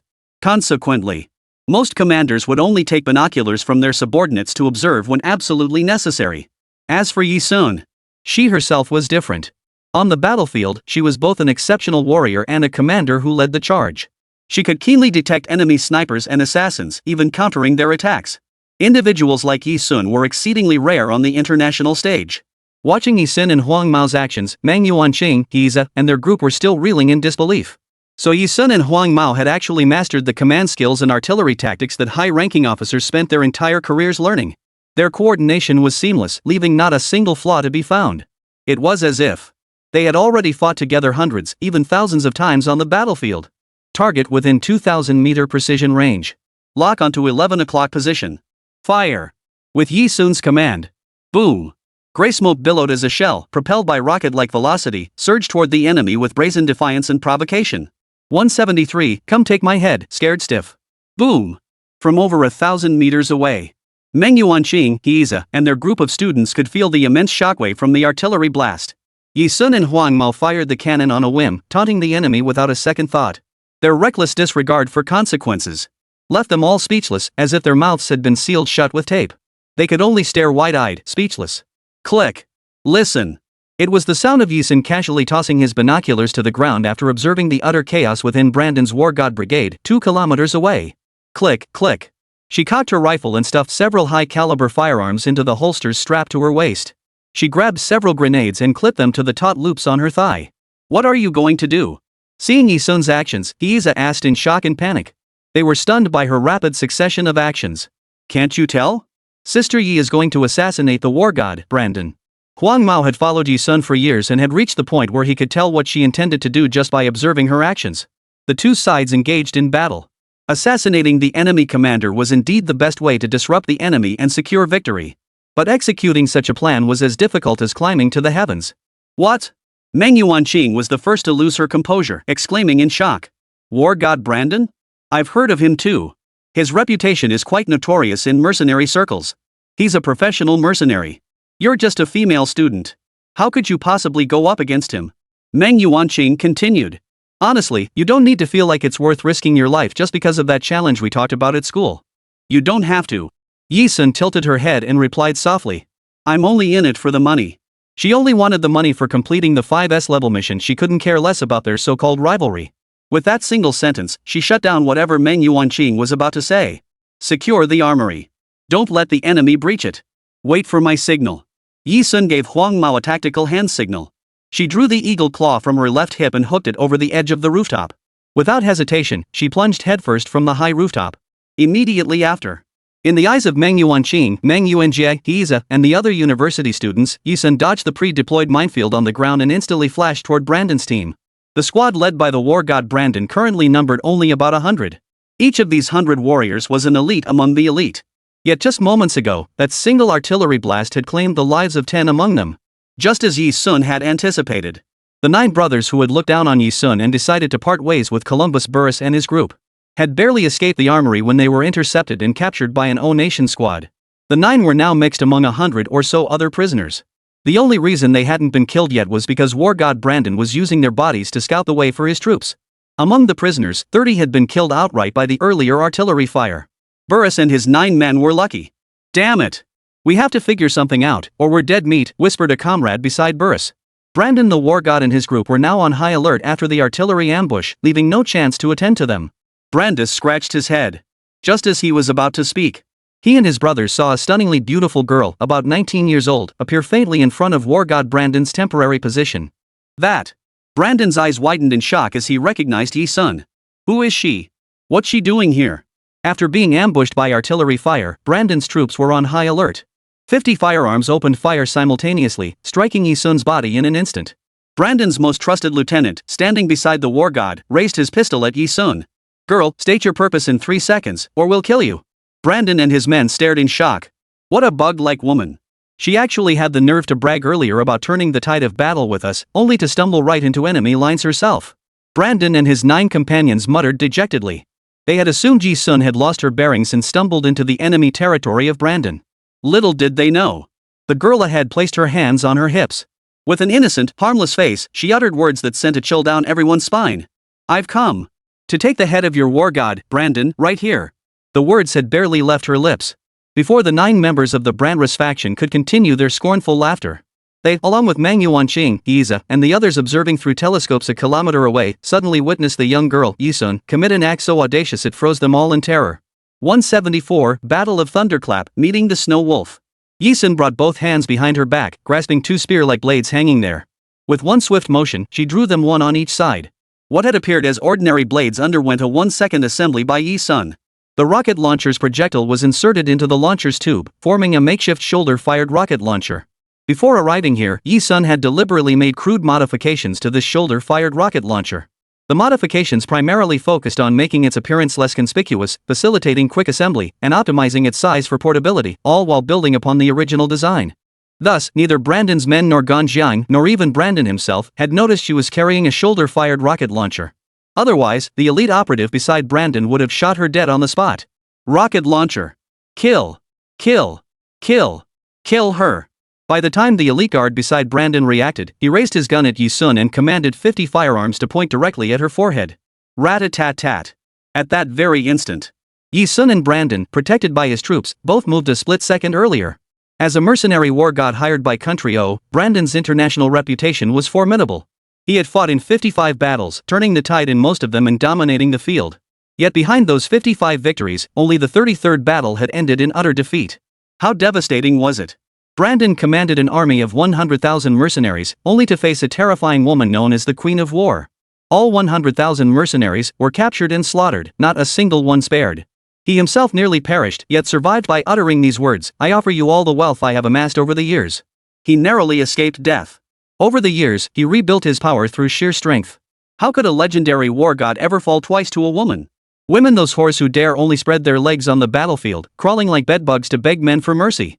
How could they possibly be worthy? Thud. Brandon, the war god, possessed formidable strength. As the recipient of the War King's medal, he certainly wouldn't stand idly by, waiting for death. He dove toward the ground, swiftly darting toward the cover prepared for him. Over there, Yu Hen faced Brandon's 100-strong elite unit and the relentless barrage of 50 firearms. In the split second before the bullets arrived, she steadied the shoulder-fired rocket launcher, silently rotating the barrel to lock onto Brandon as he desperately fled. She paid no heed to the 50 guns that could take her life at any moment. Finally, just as Brandon lunged toward cover, about to escape the danger entirely, Yu Hen had calculated his trajectory precisely. A faint, upward curve touched her lips as her slender fingers pressed the firing button on the shoulder-mounted rocket launcher. Boom! The rocket's fire, like a homing missile, struck Brandon in 0.05 seconds. In life's final moments, one always feels it, especially someone like Brandon, known as the War God. He realized the fire had completely locked onto his escape route. He felt the pure intent to kill, relentlessly pursuing him from behind. Brandon ran while glancing back. He gazed ahead at the girl standing there, a faint smile playing on her lips. She reminded him of that woman wearing a blood-weeping mask during his 33rd battle. A deathly dread swept through Brandon's heart. He seemed to recognize something, or perhaps realize something. Knowing full well he couldn't escape the rocket launcher's trajectory, he stopped dead in his tracks. His eyes, bloodshot, fixed on Yu Hen as he gasped. Blood. Boom. He managed only the word blood before the rocket launcher's blast engulfed his entire body. The massive shockwave and explosion instantly reduced him to a bloody mist. This shocking transformation unfolded in mere seconds. Rat-a-tat-tat. 50 firearms unleashed a hail of bullets. Had that situation been faced by anyone else, it would have been a life-for-life exchange, a deliberate attempt to kill Brandon. Brandon would have died. She too would have perished under the hail of 50 guns. But Yu Hen was prepared. After firing the rocket launcher, she flung the launcher itself far away with a forceful toss. Clang! Clang! Clang! The crisp sound of bullets striking the launcher. Yu Hen lunged forward, using the launcher's trajectory to block the bullets. She dodged the first wave of fire without a hitch. Then, she grabbed a grenade from her leg holster, bit off the pin, and hurled it into the disorganized ranks of the elite squad, now leaderless and running wild. Boom! Boom! Boom! Explosions erupted one after another at the same spot, kicking up dust and soil. 2,000 meters away, a group of students Meng Yuanqing, Yiza, Meng Yuanjie, who had been watching Yu Hen's actions through binoculars, were so startled they dropped their telescopes. Thud! Meng Yuanjie plopped straight down onto the ground, stammering. Is she even human? She? A kilometer away.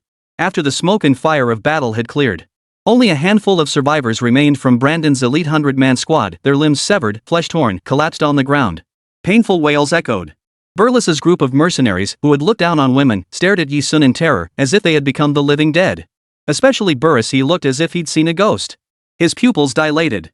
Only now did he and his brothers begin to vaguely understand why Columbus called Yu Hen auntie. And why they'd been told that with Yu Hen present, this 5S level mission would be as easy as child's play. Alas, it was too late. After Brandon's elite squad, the most skilled of the lot, was wiped out by Yu Hen alone. The other squads, scattered like sparrows and operating independently to hunt down the team that had infiltrated Yu Nation, were now floundering like headless flies without their commander Brandon. They were easily swept aside by Yu Nation's forces. Having Huang Mao and his group defend the armory was a strategic masterstroke. Weapons are a warrior's new life. Securing these armories enabled the subsequent cleanup of O Nation's scattered forces to proceed with greater efficiency. The rooftop of the armory. After the battle's momentum was abruptly shifted by a mysterious girl, Jonah, the Yu Nation commander who had fled mid-battle. Surrounded by his troops, he personally ascended to meet Yu Hen. Thank you. You are a combat genius that comes once in a millennium. Young lady, would you be interested in joining our nation's combat forces? Whether it's money or status, our nation can provide it all. Jonah's arrival was clearly an attempt to poach talent. Sorry, she's part of our nation's forces. Heiza interposed himself in front of Yu Hen and addressed Jonah. Her current terms are favorable. She's not considering switching teams at this time. Yu Hen delivered a decisive refusal. Jonah, clad in Western classical military attire and sporting a menacing expression, immediately reined in his energy. All right. After a moment's thought, Jonah spoke again. Young lady, I respect your choice. Additionally, I have an unusual request. A prominent figure in the mercenary world wishes to meet you. He's a friend of mine and is waiting downstairs right now. Would you consider meeting him? A big shot in the mercenary world? To see Yu Hen? Heiza, Meng Yuanqing, Meng Yuanjie, and the other students standing nearby were stunned. Could Yi-sun really be connected to a big shot in the mercenary world? They all blinked in curiosity. Following Jonah's hint, Yi-sun lowered his gaze and peered down from the rooftop's blind spot. He saw the person Jonah had mentioned, a young man with an elegant and intelligent demeanor, possessing a handsome face that was both refined and wild, like a wolf. He kept his true thoughts hidden, never revealing them outwardly. The moment Yi-sun saw the young man's face, Yi-sun's eyes suddenly darkened. Whether by coincidence or design, the young man waiting below to see her happened to be none other than the traitor of Bloodblade. Snow Wolf. 175, catching yourself? Crisis knocks at the door. Snow Wolf? How did he get here? Huang Mao peered down from the rooftop's blind spot. When he recognized the figure below as Snow Wolf, he whispered the question. In an instant, her entire body tensed up. Even if she managed to escape Bloodblade's pursuit, it was Snow Wolf's. But the fact remained, Snow Wolf wanted her boss's life. Anyone who wanted her boss dead was her enemy. Snow Wolf? Could you possibly know that big shot in the mercenary world? His heart jolted violently at the mention. He asked in alarm.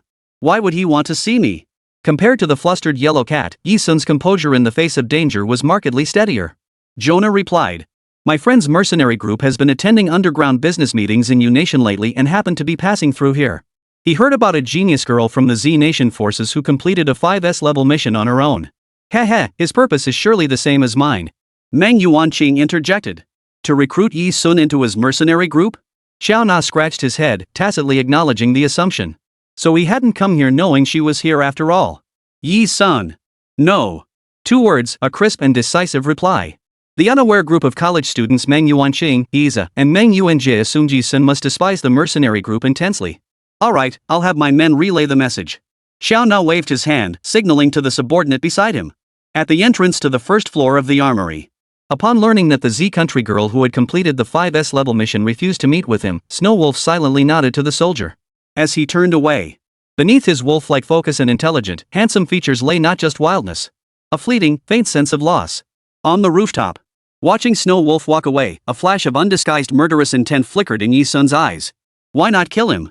The reason was simple, she feared her own hands would grow restless, unable to resist the urge to kill him right here. Sis Yi. Huang Mao seemed to sense Yi-sun's struggle, her voice tinged with concern. Let's go. A gentle breeze swept by, lifting the girl's long, straight black hair. It danced in the air, rising and falling. Beneath the flawless beauty of her face lay a shadow of profound loneliness.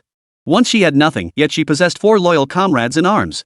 Amidst the battlefield, she never felt alone. Now, she possessed limitless power, yet had lost the most precious thing in her life. Standing amidst the battlefield, she was utterly alone. What Yi-sun didn't mention was this. She feared that seeing Shui Lang would make her unable to resist killing him with her own hands. But she feared even more that by killing him with her own hands, she would be the one to tear this family apart completely. He easily nudged Meng Yuanqing's arm. Go make your stance clear. Both of them sensed that Yi-sun was a woman with a story. Yi-sun.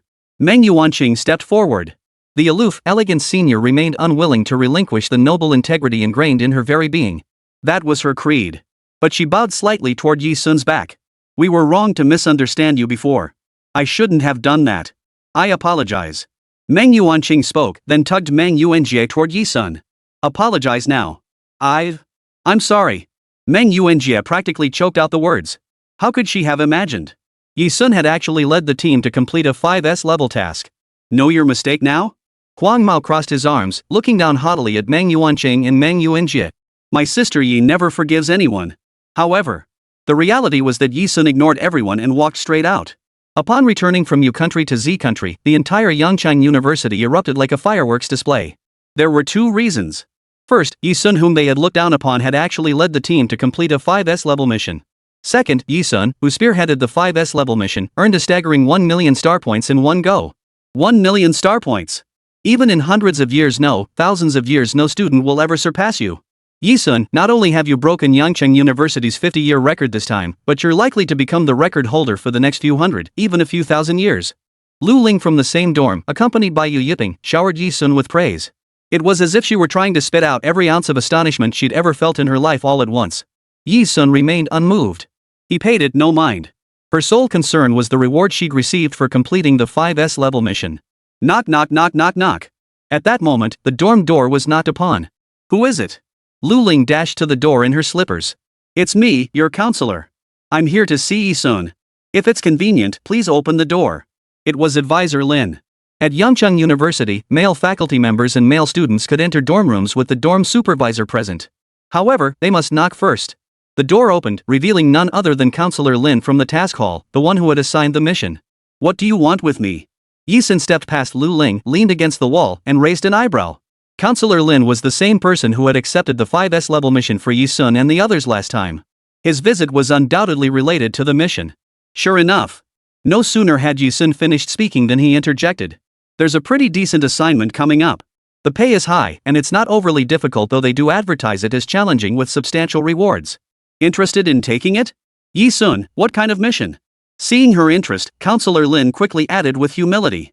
It involves tracking down a fugitive. No need to apprehend them, just locate their whereabouts to complete the mission. It's an assignment from Interpol's main force, so the honor coefficient will be quite high. Have you heard about that news story from a while back? The one about the first ever escape from Alcatraz, the world's most notorious prison? The fugitive was recently confirmed by Interpol to have fled to our country, Z.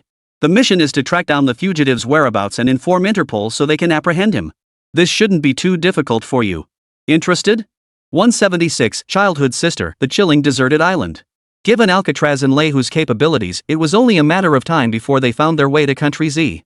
Strictly speaking, it took a bit longer than Yi Sun had anticipated. When did you guys in the operations team start assisting that bunch of Interpol agents with their missions? Yi Sun didn't answer Lin directly. Leaning back against the wall, she countered with a flippant retort. Her question caught Lin off guard. That bunch of Interpol agents? Why did her tone sound as if she was quite familiar with Interpol? It made Lin wonder. No wonder she was the commander of X-18 Combat Zone, the one Commander Ge had his eye on. Perhaps before arriving at Yangcheng University, she had been secretly sent to some international base for inhuman underground training. Thinking about it this way, everything suddenly made sense. This mission is particularly challenging, and the fugitive has been confirmed to have escaped to country Z.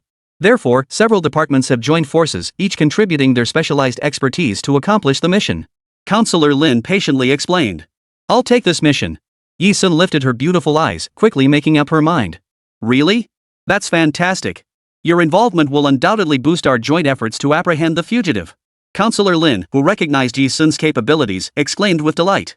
You bet. Our dorm's very own Yi Sun just completed a 5S level mission a few days ago, that one about apprehending a fugitive. Hey, once that fugitive falls into Yi Sun's hands, no matter what kind of monster he is, she'll catch him. Lu Ling made an exaggerated arrest gesture and chimed in. Put. Even Yu Yiping couldn't help but chuckle at Lu Ling's dramatic arrest gesture. Why did Yi Sun agree to join the fugitive apprehension team? The reason was simple. The most dangerous place is the safest place.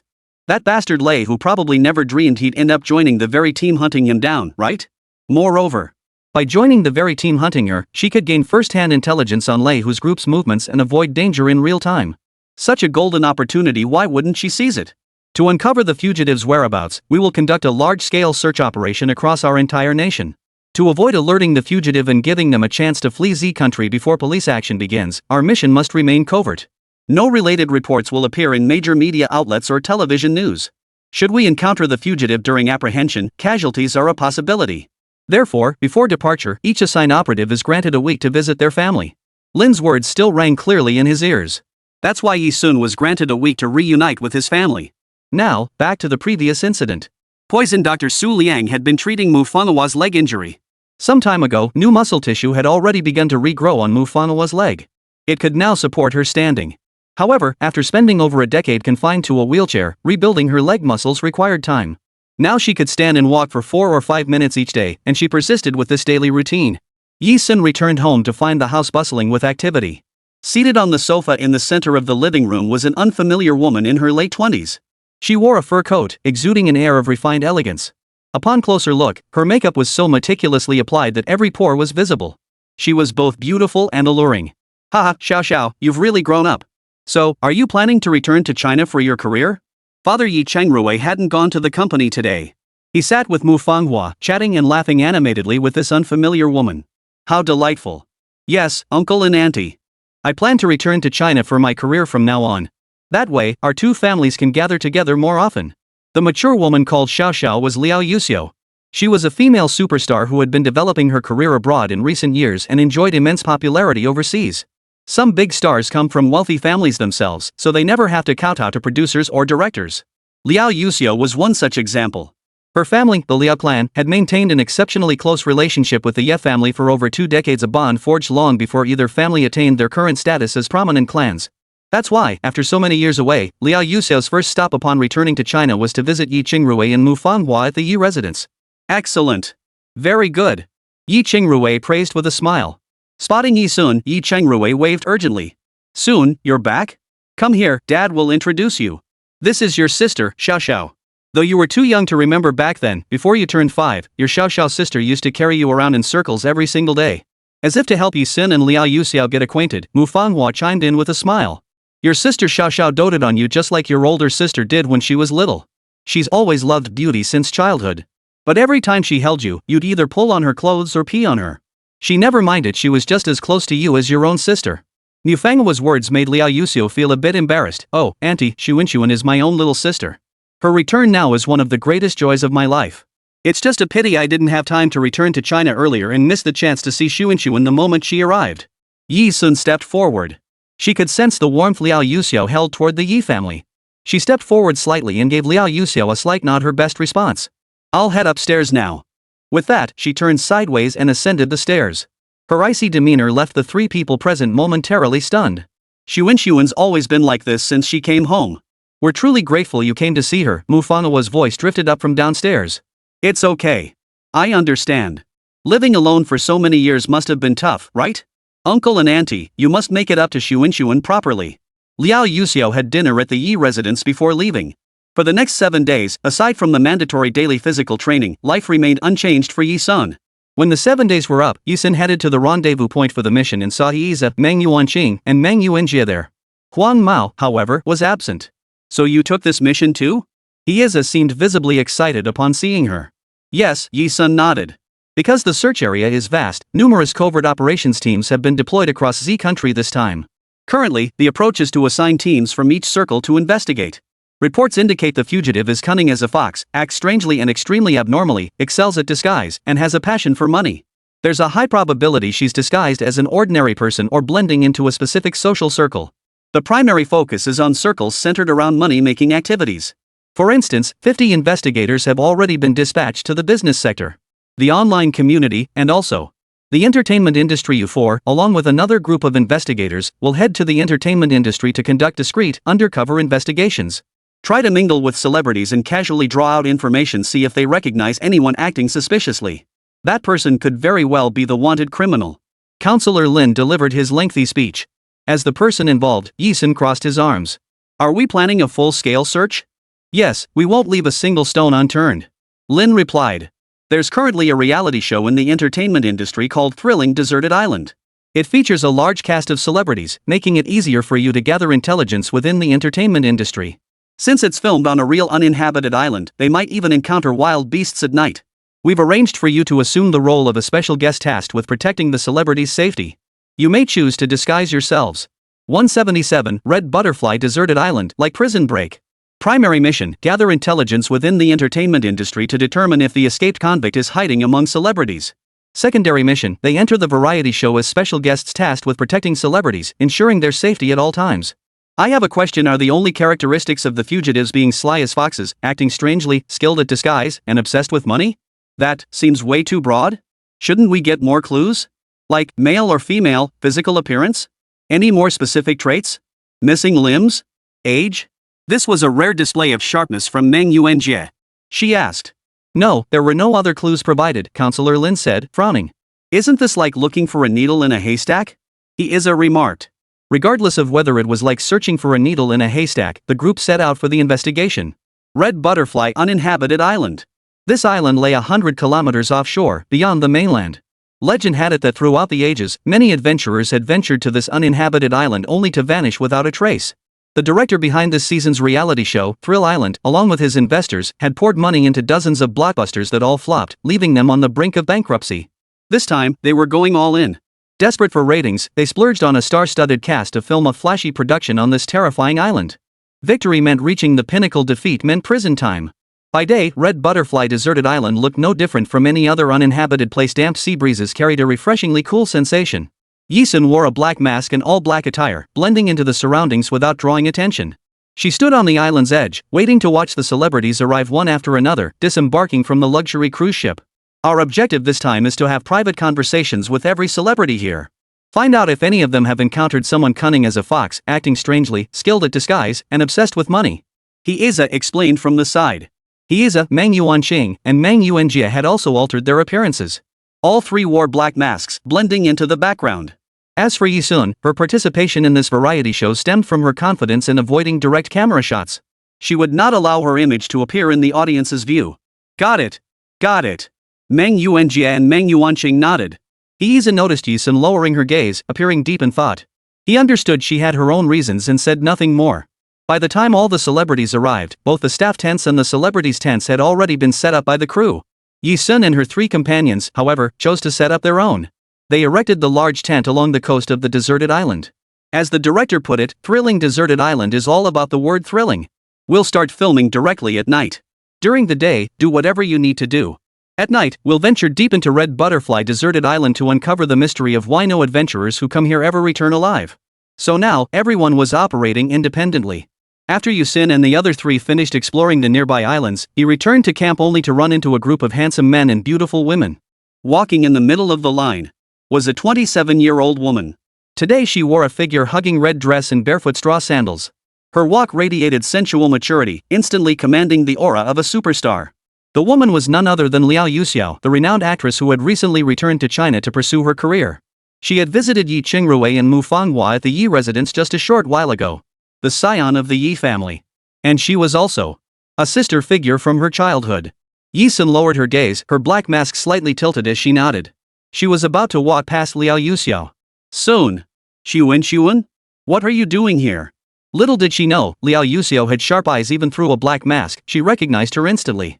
Liao Yuxiao left her group of celebrity friends and approached Yisun. Xuan, what brings you here? Could you be a guest on the show? Liao Yuxiao carried an aura of an older sister.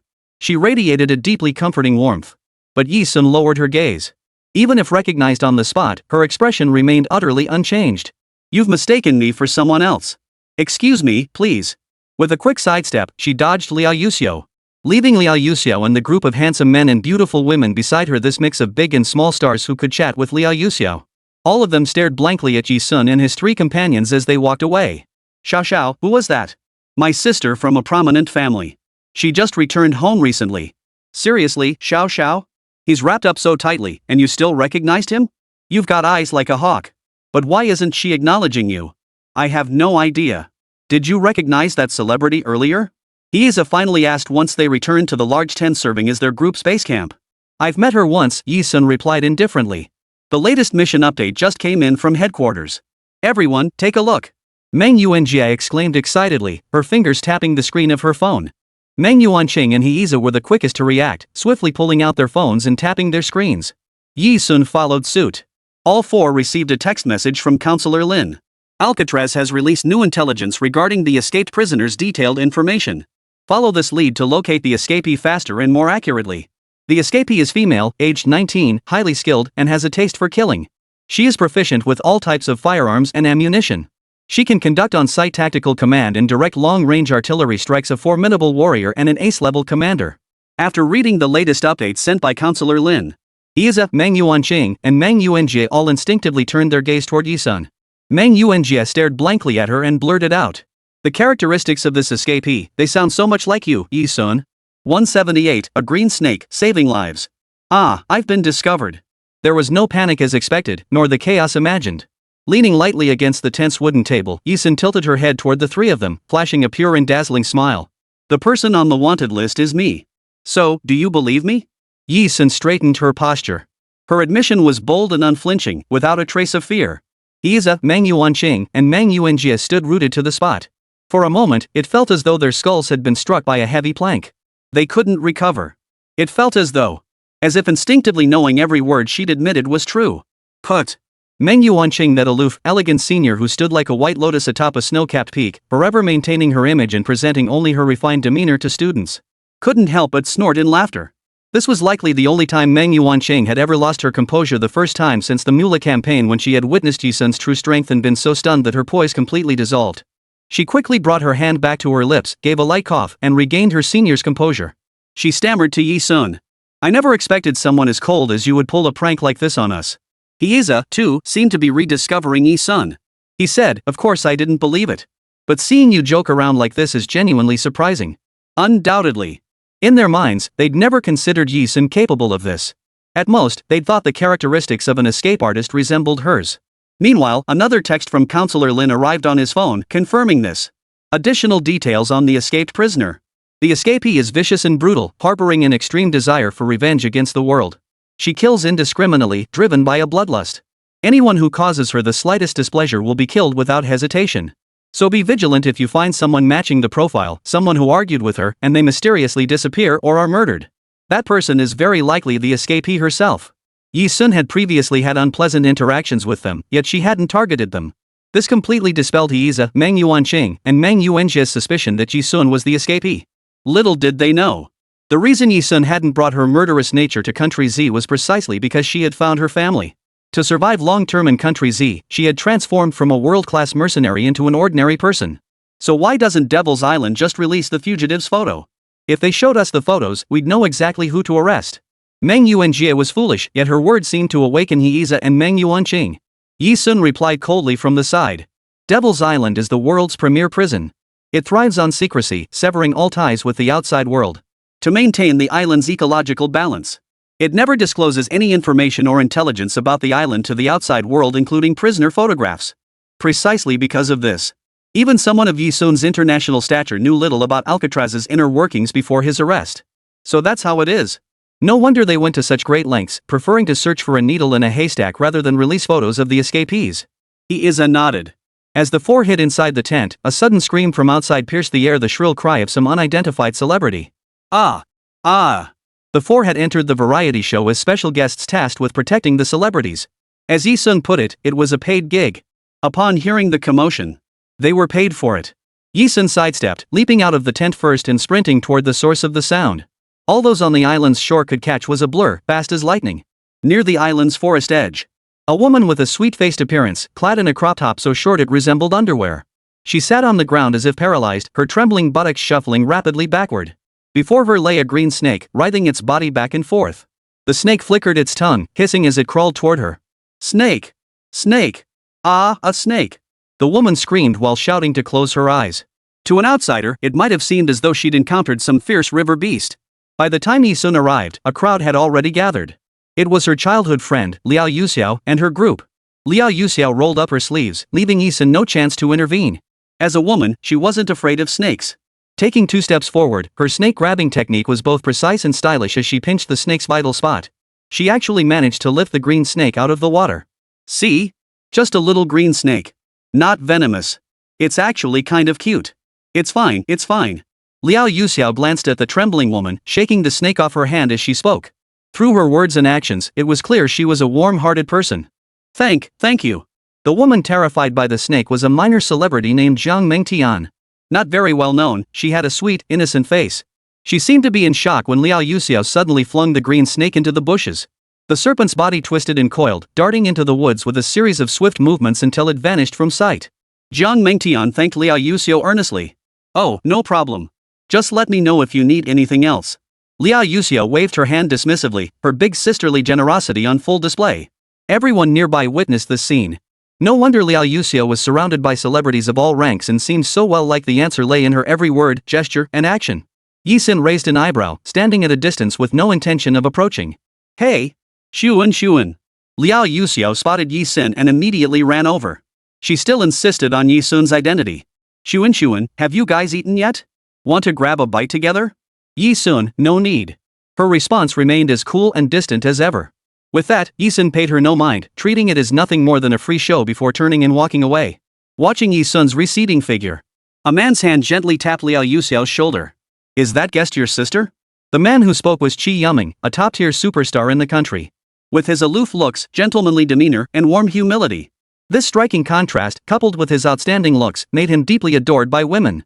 She's the younger sister of someone from a prominent family, Liao Yuxiao nodded in response. That's interesting. Why isn't she acknowledging you? Qi Yuming pressed. Liao Yuxiao couldn't help but sigh. Probably just shy? She's actually a really good person. Just look at her. The moment she heard something was happening over here, she came right away.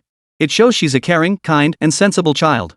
Especially when she was little, we were being kids, roasting grasshoppers for fun, and she'd come over all sweetly and say, "You shouldn't treat living things like that. You have to cherish life." Back then, several of us said that such a kind-hearted child would surely grow up to be a doctor, saving lives and healing the wounded. 179, Amra Island, Shattered Illusions. After dinner, the night sky gradually darkened. The sky was thick and dark, as if something momentous were about to happen. The entire sky radiated a gloomy, overcast gloom. It's getting dark, it's getting dark. This. Everyone, gather in the open area after dinner. We're about to start filming. Camera crew, lighting crew, get ready. The director of the reality show Thrilling Deserted Island was a middle-aged man with a beer belly and a bald head. Standing in the center of the clearing, he rubbed his belly, which looked like he was 7 months pregnant, and bellowed into a megaphone. Amid the director's shouts, the camera crew, lighting crew, and other behind-the-scenes staff all got ready. The celebrities, who had rested all afternoon, arrived at the clearing accompanied by their agents and assistants after a lengthy process of dressing up. Look! Our idols are all ready and waiting on the open field. We're about to set off.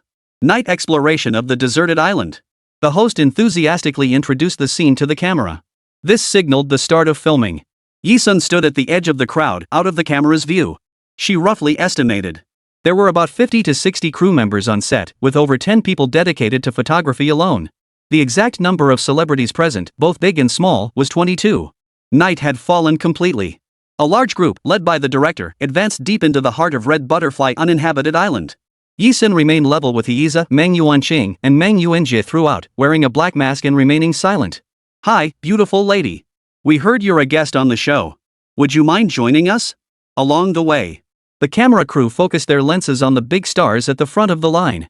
Shi Yuming, who had previously spoken with Liao Yuxiao, approached Yi-sun and addressed her in a gentlemanly and humble tone. After hearing Liao Yuxiao describe Yi-sun and learning about her background, he had become interested in her. He wanted to understand why Yi-sun was now treating Liao Yuxiao so coldly, hence his approach to inquire about the reason. Little did he know. His invitation was met with a flat refusal without her even lifting her eyes. "It's inconvenient." I see. Shi Yuming scratched his head, momentarily flustered. After all, he was a top-tier superstar in the Z-country entertainment industry, the dream crush of countless young girls. Not that he was bragging, but his fame back home was truly widespread, known to people of all ages and genders. Could it be she simply wasn't interested in him? "Shi Yuming, you little punk trying to copy Sister Yu Zhao's girl-chasing moves?" Just as Shi Yuming scratched his head in confusion, a hip-hop voice cut in from the side. It belonged to a guy with a buzz cut, whose features were more refined than most girls, truly androgynous. He was Patrick, a member of the boy band PST. A ZY mixed-race individual, his features were exceptionally smooth. His popularity in China was no less than Shi Yuming's. Sister Yu Zhao's got it for both genders. With her around, you big-name stars lose all your charm instantly. See which girl would still be interested in you? Everyone's going to see Sister Yu Zhao. Sis Yu Zhao, right? Standing beside Liao Yuxiao was a woman named Mu Xuanxuang, a rising star and newcomer in the industry. However, having received great kindness from Liao Yuxiao, she held her in the highest regard. A group of celebrities walking together, no airs about them, just casual chatter. Liao Yuxiao's influence was undoubtedly a factor in this relaxed atmosphere. While the others chattered away, Liao Yuxiao listened quietly. Turning to Yi-sun, she spoke gently and tenderly. "Xuan, is something troubling you? Why won't you acknowledge me?" The faint crease at the corner of her delicate brow revealed genuine concern over the matter. Tap. Yi-sun's advancing footsteps landed squarely in a puddle, causing her to halt abruptly. Is it raining? Why does the top of my head feel so cold, like water keeps dripping down? Patrick rubbed his head as he spoke. They had now ventured deep into the forest of Red Butterfly Uninhabited Island, the path eerily quiet. Xuan? What's wrong?" Liao Yuxiao asked with concern when she saw Yi-sun stop. Immediately, Liao Yuxiao, Shi Yuming, Patrick, and Mu Xuanxuang all turned to look at Yi-sun. They watched as she sidled up to a tree branch, placed her hand on it, closed her eyes to block out the surrounding chaos, and sensed the distinct aura in the air, the place of return. However, to the eyes of Liao Yuxiao and the other celebrities, her series of actions appeared bizarre, bordering on insanity. Until Yi-sun calmly uttered, "This is the legendary Amra Island. We should evacuate as soon as possible." "A mere island? What's that?" Patrick scratched his shaved head. He considered himself a well-traveled celebrity, yet Yi-sun had stumped him for the first time. "Isn't this the Red Butterfly Uninhabited Island?" The group stood frozen in place for a moment. "Hey!" The director's shouts echoed from ahead. "Hurry up and catch up with the group. You're falling behind. Watch out for wild beasts lurking in the darkness that might pounce and bite you." The camera cruise lens immediately swings toward us. Amur Island is a legendary carnivorous island. It is home to thousands of saltwater crocodiles, some weighing up to a ton. During World War II, a German military unit of approximately 400 soldiers who landed on this island were attacked by the massive local crocodile population and became their prey.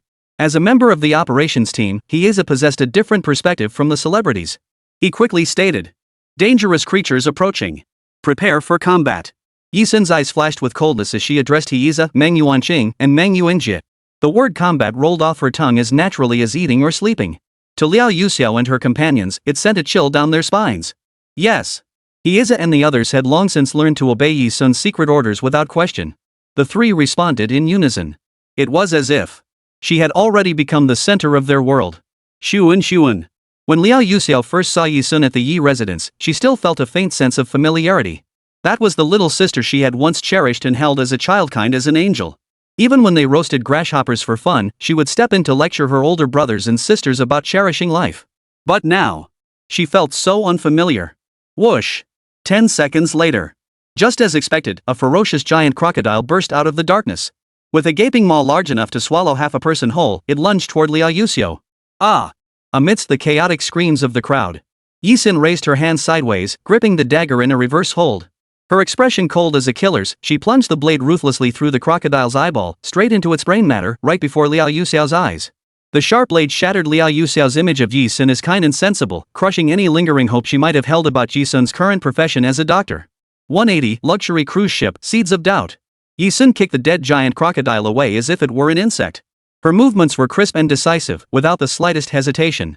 She turned to the others and said, "There's a swamp nearby. We must leave immediately." Hieza, Meng Yuanqing, and Meng Yuanjie swiftly scanned the surrounding area. Besides the giant crocodile that had ambushed Liao Yuxiao, another lurked hidden in the grass. The three of them worked together to take it down. After finishing, the three, still clutching daggers in their hands, approached this side. Giant crocodiles typically inhabit swamps. This place must be very close to one. There's danger on the island. If we get any closer to the swamp, we could face an attack from hundreds or even thousands of giant crocodiles. Listen to Yi Sun. Everyone here should evacuate immediately. Hieza explained with clear enunciation. The sudden appearance of the giant crocodile, coupled with Yi Sun's swift and decisive killing. Ah! A wave of uncontrollable screams and stunned gasps rippled through the crowd. Where did this crocodile come from? Do crocodiles even eat people? A female celebrity let out an uncontrollable wail, her face turned skyward. Liao Yuxiao's eyes had been fixed on Yi Sun since the moment it happened, unable to blink, filled with disbelief and unbearable shock. Xunxun, you. She had always thought that Xunxun's temperament, which had transformed from the sweet innocence of childhood to the icy coldness of adulthood. The contrast was already stark. But who could tell her how that little girl who once cooed at them to cherish life had become this? How had she become someone who slaughtered living creatures without batting an eye? And what about that precise strike that killed the giant crocodile? Evacuate? Oh no! No! We can't evacuate. The director, her belly swollen as if 7 months pregnant, screamed in refusal. We've come this far. We can't leave until we uncover the secret of this island where no one survives. This variety show was his last chance and that of his backers. If it failed, he was doomed either way. How could he possibly walk away now? Then keep filming. I'm out of here. Jiang Mengtian, the actress who had been terrified of snakes earlier, hugged her arms tightly, trembling uncontrollably. Her lips turned pale. After seeing the ferocious wild beast, the giant crocodile, how could she possibly stay here any longer? She turned and hurried back. I'm leaving too. It's just a variety show, no need to risk my life for it, Patrick stepped forward to say. Me too. Let's go, let's go. With one celebrity leading the way, all the stars began retreating. Shi Yuming had heard about Yi Sun from Liao Yuxiao. He noticed Liao Yuxiao had been standing there blankly ever since she saw Yi Sun stab the giant crocodile. He knew she was stunned by how different Yi Sun looked now compared to when they were children. Seeing this, Shi Yuming walked over, patted Liao Yuxiao on the shoulder, and finally snapped her back to her senses. Let's go. Hey! You're all leaving? Planning to terminate the contract? Want to pay a huge penalty?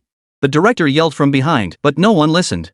Faced with danger, no one was willing to take risks. In the end, even the director himself shuddered at the eerie, dark aura. He shivered, as if afraid of falling behind the group, and rushed forward. Wait for me, guys. Then let's just change the show's format, turn thrilling deserted island into Voyage of Discovery.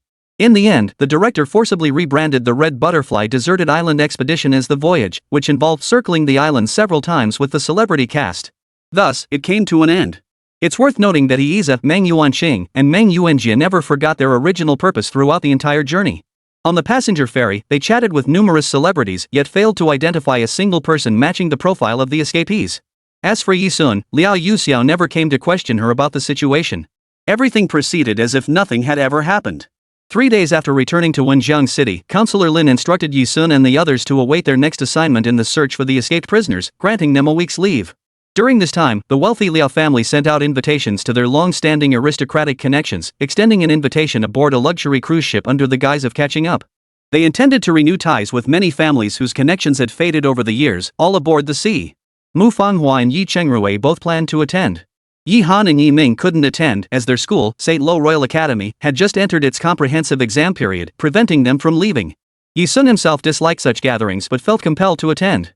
His mother, Mu Fanghua, still required care, and Su Liang had coincidentally returned to the Yi family residence to attend to matters at the dark chamber. Yi Sun had no choice but to attend alone. It was Saturday, a sunny day. The Liao family had relocated from Wenjiang City years ago, severing ties with the Yi family for some time. The reason was that, like the Yi family, the Liao family had risen from humble beginnings to become a prominent clan. However, several years prior, the Liao family's business had suddenly exploded in popularity. This propelled the Liang family into the upper echelons of Shangjing City, establishing them as one of its premier aristocratic families. As the capital of Z Nation, securing a place within Shangjing's elite circles effectively meant occupying the pinnacle of the nation's wealthy elite. Their status was extraordinary. Compared to the Yi family of Wenjiang City, the disparity was like heaven and earth. Shangjing City. Shangjing City is the most prosperous region in Z Nation, renowned as both a directly administered municipality and a megacity. Here, numerous wealthy families reside. For many elite families from smaller regions, their lifelong dream is to join the ranks of Shangjing's elite even if it means being at the very bottom. Beneath an enormous, luxurious cruise ship. Yi Sun followed Mu Fanghua and Yi Chengrui to this place. Fanghua. It's been so many years. Our families have lost touch over the years. How have you been? I heard your leg has been improving lately. A woman of regal elegance, bearing a striking resemblance to Liao Yuxiao about 70% alike stood by the ship's edge. She approached Mu Fanhua's wheelchair, crouched down to embrace her, and spoke with evident emotion. This was Liao Yuxiao's mother, Mrs. Liao. I've been doing quite well lately. My legs are healing thanks to my Xunxun, Mu Fanghua said, her voice brimming with unstoppable pride. She called out to Yi Sun, Xunxun, come quickly. Say hello to your Aunt Liao. Oh, come on, we're all family here. No need for such formalities. We're all one big happy clan. Oh right, Yuxiao. Your little sister Xunxun is here. Quick, take your little sister Xunxun to tour the cruise ship. Liao's mother called out to Liao Yuxiao, who was waiting above the cruise ship. Xunxun. Upon seeing Yi Sun, perhaps the memory of Yi Sun instantly slaying the giant crocodile on Red Butterfly Deserted Island last time had left too deep an impression on Liao Yuxiao, causing her to only now recover. She smiled at Yi Sun. You kids together are such a relief. Go on, go play. Once everyone's here, the cruise ship will be setting sail soon. Liao's mother beamed with starlight-filled eyes. She placed a hand on Yi Sun's shoulder and gently nudged her toward Liao Yuxiao for a couple of steps. Yi Sun offered no resistance. Until both of them boarded the cruise ship. This cruise ship was enormous, capable of carrying roughly 3,000 people, and bustling with activity. It was likely that the Liao family had achieved their status as one of Beijing's elite families over the years by cultivating numerous connections. Beyond the VIP suites, the ship featured a central park area housing roughly 1,200 plants. Virtual balcony rooms, a mini golf course, a 140-seat theater, bars, swimming pools, karaoke rooms, and more. It truly lived up to its reputation as a floating city at sea. The two made their way to the less crowded poolside area. Xunxun, I'd like to introduce you to a few people. People you met when you were little though you probably don't remember them. Liao Yuxiao gave an awkward smile, trying to forget what had happened on Red Butterfly Deserted Island. She stammered. She was clever, and her innate nature was more tactful than anyone else's. After the incident, she neither pressed for answers nor clung persistently, she simply acted as if she knew nothing. She truly knew when to mind her own business. As for Yi Sun, his impression of this childhood sister was indeed favorable. She spoke up first. If you have any questions, you can ask directly.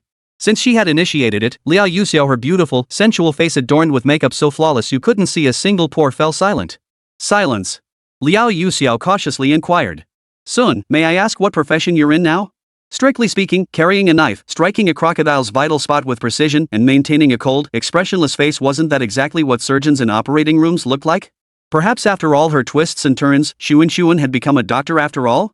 Or perhaps that icy demeanor meant she'd become a police officer? A forensic pathologist? But Liao Yuxiao never imagined Yi Sun's answer would be. Author's note. Mini drama. Yu Hen, heard I'm getting my boxed meal? Author, kid, be confident. Drop the herd and you're the one getting the boxed meal, haha. Yu Hen. Author, how about you actually get your boxed meal? I genuinely don't see you as a character in this book anymore. I've completely forgotten you exist. 181, she's in hell, brainwashing assassin. Underground operative. Yi Sun said indifferently, lifting her gaze, her tone still cold and detached. Any further questions? Underground operative? This answer gave Liao Yuxiao her first impression, that of an occupation not quite above board. What could it possibly be? A forensic pathologist? A special forces operative? Or perhaps a covert intelligence operative? Ah well, whatever it is, it can't be too different from being a doctor, right? Just a bit more gory, like a forensic pathologist who has to deal with corpses every day. That's all. I'm glad you're willing to talk to me now. Back on Red Butterfly Uninhabited Island, I thought you didn't want anything to do with me. Liao Yuxiao flashed a genuine smile. A smile that was refined, elegant, beautiful, and graceful, yet not lacking in sensuality. However, this dazzling, radiant smile like light itself stood in stark contrast to the woman who had been scraping by in the shadows. The difference was like heaven and earth. For the first time, Yi Sun felt an overwhelming urge to avert his gaze from Liao Yuxiao. Damn, Liao Yuxiao, you're here. At that moment, several young men and women, all dressed in designer labels and radiating youthful vitality, bounded down the staircase beside the cruise ship's pool. Like Liao Yuxiao, most of them were 8 or 9 years older than Yi Sun, looking to be in their mid-20s or early 30s. This must be Xunxun, right? Wow. What a beautiful and pure-looking girl. Even prettier than when she was little. I knew it, someone as kind and caring as Xunxun would only grow up to be more beautiful. Hee hee, Xunxun, I'm Jingfan. You probably don't remember me, but I held you when we were little. A group of people swarmed around Yi Sun, joking and teasing her. No need for explanation, their tone made it clear they were from wealthy families who had been close friends with the Yi family back in the day. The reality was, this group included the very same wealthy young brothers and sisters who had once played grasshopper grilling games with Liao Yuxiao only to be lectured by the young Yi Sun about respecting life. They all remembered Yi Sun vividly, and upon learning she'd returned to the Yi family, they were overjoyed. Don't scare Xunxun.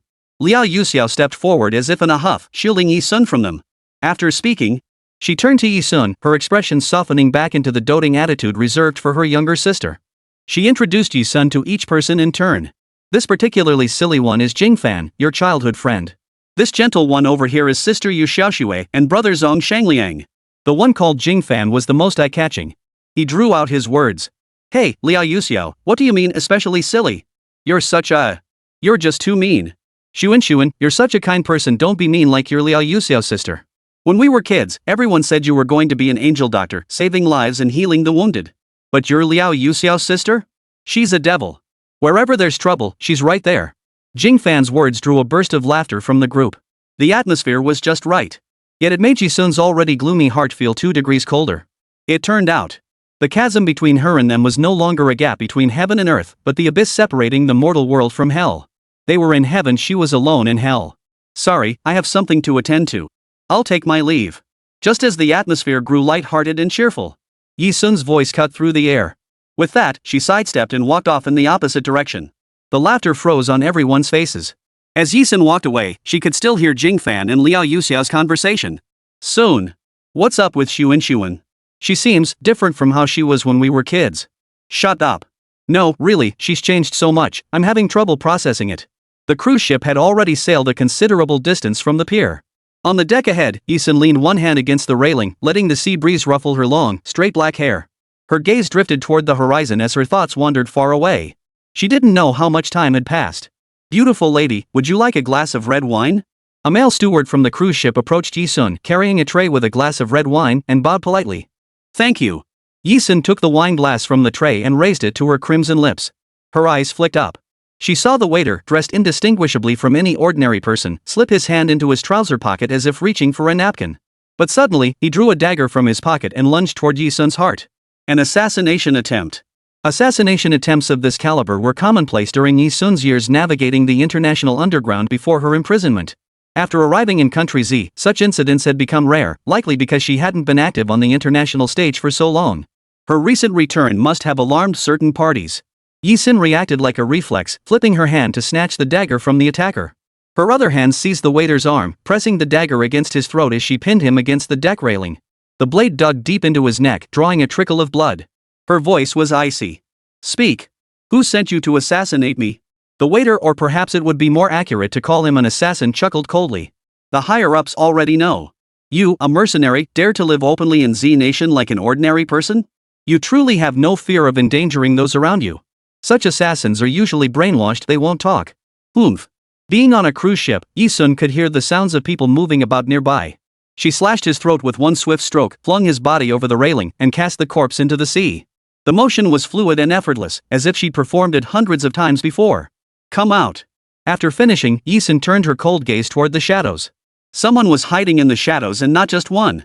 Likely accomplices of this assassin. But those who emerged from the shadows were not the assassin's accomplices. Instead, it was Liao Yuxiao, Jingfan, Yu Xiaoxue, Zhong Shangliang, and the other young masters and mistresses from prominent families who had just parted ways with Yi-sun. They had come specifically out of concern for Yi-sun, only to find her standing on the deck, exposed to the wind the entire journey. They never imagined they would witness her expressionless, cold-blooded murder here, and fully hear the assassin declare she was a mercenary. Liao Yuxiao and the others froze stiff, their mouths agape in horror. 182, exposed in public, she committed murder. Soon. Sis. You. Liao Yuxiao had witnessed the entire scene clearly. Her throat felt like it had a fishbone lodged in it, unable to articulate the turmoil churning within her. The sea breeze hitting her face felt like it was clutching her heart in a tight grip. Mercenary. Living like ordinary citizens in Country Z. In the blink of an eye, they could kill a living person without flinching, then toss the body into the sea. Yet outwardly, they act as if nothing ever happened? Could this cold-blooded, ruthless Xunxun before her really be the same little girl everyone teased as a child, saying she'd grow up to be a doctor who saved lives? But standing before her now was not an angel, but a demon. Unnoticed, Liao Yuxiao's eyes filled with a glistening wetness. Murder, someone's been murdered.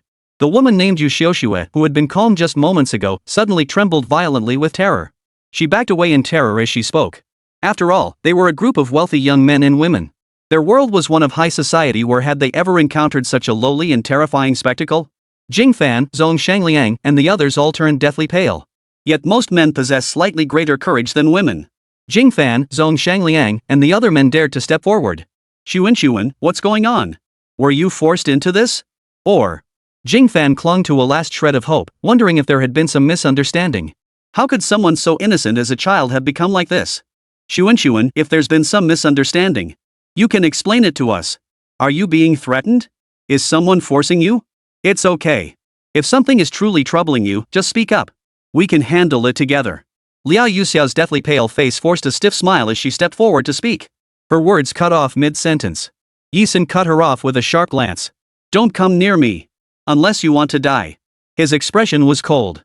It was detachment, indifference, and a contempt that held life and death in utter disregard. That distant gaze left Liao Yuxiao and the others unable to find even a trace of the childhood Yi-sun they once knew. They all halted in unison. They could only watch helplessly as Yi-sun turned sideways, letting his long, straight black hair flutter in the air. With the sea breeze blowing against them, he descended the staircase from the corner. We didn't mishear, did we? That person just said she was a mercenary. Yu Xiaoxue murmured, frozen in place. A mercenary? How could that be? Liao Yuxiao stumbled backward. She felt utterly at a loss. Ha. A mercenary who kills without mercy? We all thought such a kind-hearted girl would become a doctor who saves lives. Jingfan felt a sudden, suffocating chill in his chest. Should we call the police? Yu Xiaoxue asked. Better safe than sorry. Didn't you hear what that person just said? She might be in serious trouble. Let's pretend we never heard about this. Zhong Shangliang said. When the time comes, lend her a hand. The way she looked just now, she seemed so lonely. She left the cruise ship deck. Yi-sun didn't linger for a moment.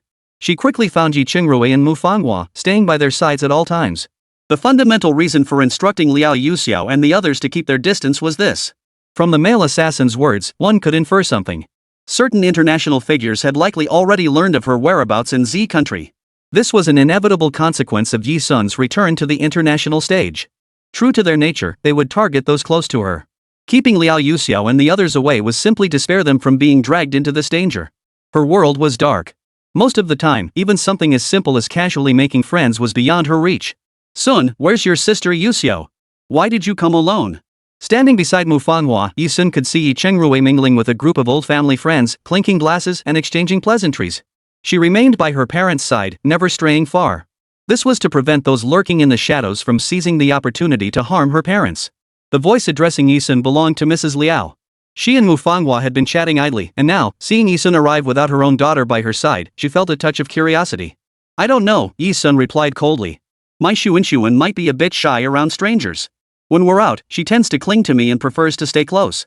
Mufangwa patted Yi-sun's hand as he stood beside her, explaining with a smile.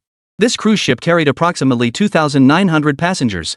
Apart from the Liao family's lifelong friends, every wealthy family and friend who had ever done them a favor, along with their entire households, were present. Among them, the crew and staff alone numbered around 1 to 200 people. This cruise was a 3-day, 3-night voyage circling the Bohai Sea and Yellow Sea. The journey was exceptionally long. After sailing for about 2 hours, it was already past 4 p.m. when everyone boarded. By 6 p.m., the sky had gradually darkened. The cruise ship's lobby grew increasingly lively, illuminated by bright lights as all the nightclubs, KTV rooms, and bars were built around the perimeter of the main hall. Having run into quite a few friends today, Yi Qingrui, who normally never touched alcohol, was unusually tipsy. Mufangwa and Mrs. Liao chatted idly throughout. The atmosphere was just right. Let go. Let me go. You've been blocking me for nearly 2 hours. My mouth is attached to my own body. What I say is none of your business. A commotion erupted outside as a group burst through the door. It was Liao Yuxiao and the others. To be precise, the voice belonged to a woman. Her name was Jiang Yamo, a beautiful name, but now she was being dragged into the hall by Liao Yuxiao and the others. She was one of the aristocratic siblings who had been taught by Yi-sun in their childhood, back when they used to roast grasshoppers together with Liao Yuxiao. She had been quiet until now. Her sense of justice was overwhelming. Upon learning of Yi-sun's actions, she refused to heed Zhong Xingliang's advice to forget the matter. Instead, she grew even more righteous and adamant, insisting on exposing the truth. She did this herself. Do you really expect us all to cover for her? My boyfriend told me that being righteous, kind, and compassionate is the foundation of humanity. And her? What has she been doing? Jiang Mo's eyes radiated an intense righteousness. She pushed past Liao Yuxiao and the others, rushing to stand before Yi Qingrui and Mufangwa. She shouted. Hey, do you know what your daughter did just as we boarded the ship? We foolishly thought she was still that innocent, kind little girl, but she's nothing but a monster. She killed someone right here on the ship's deck. The victim even said she was hired.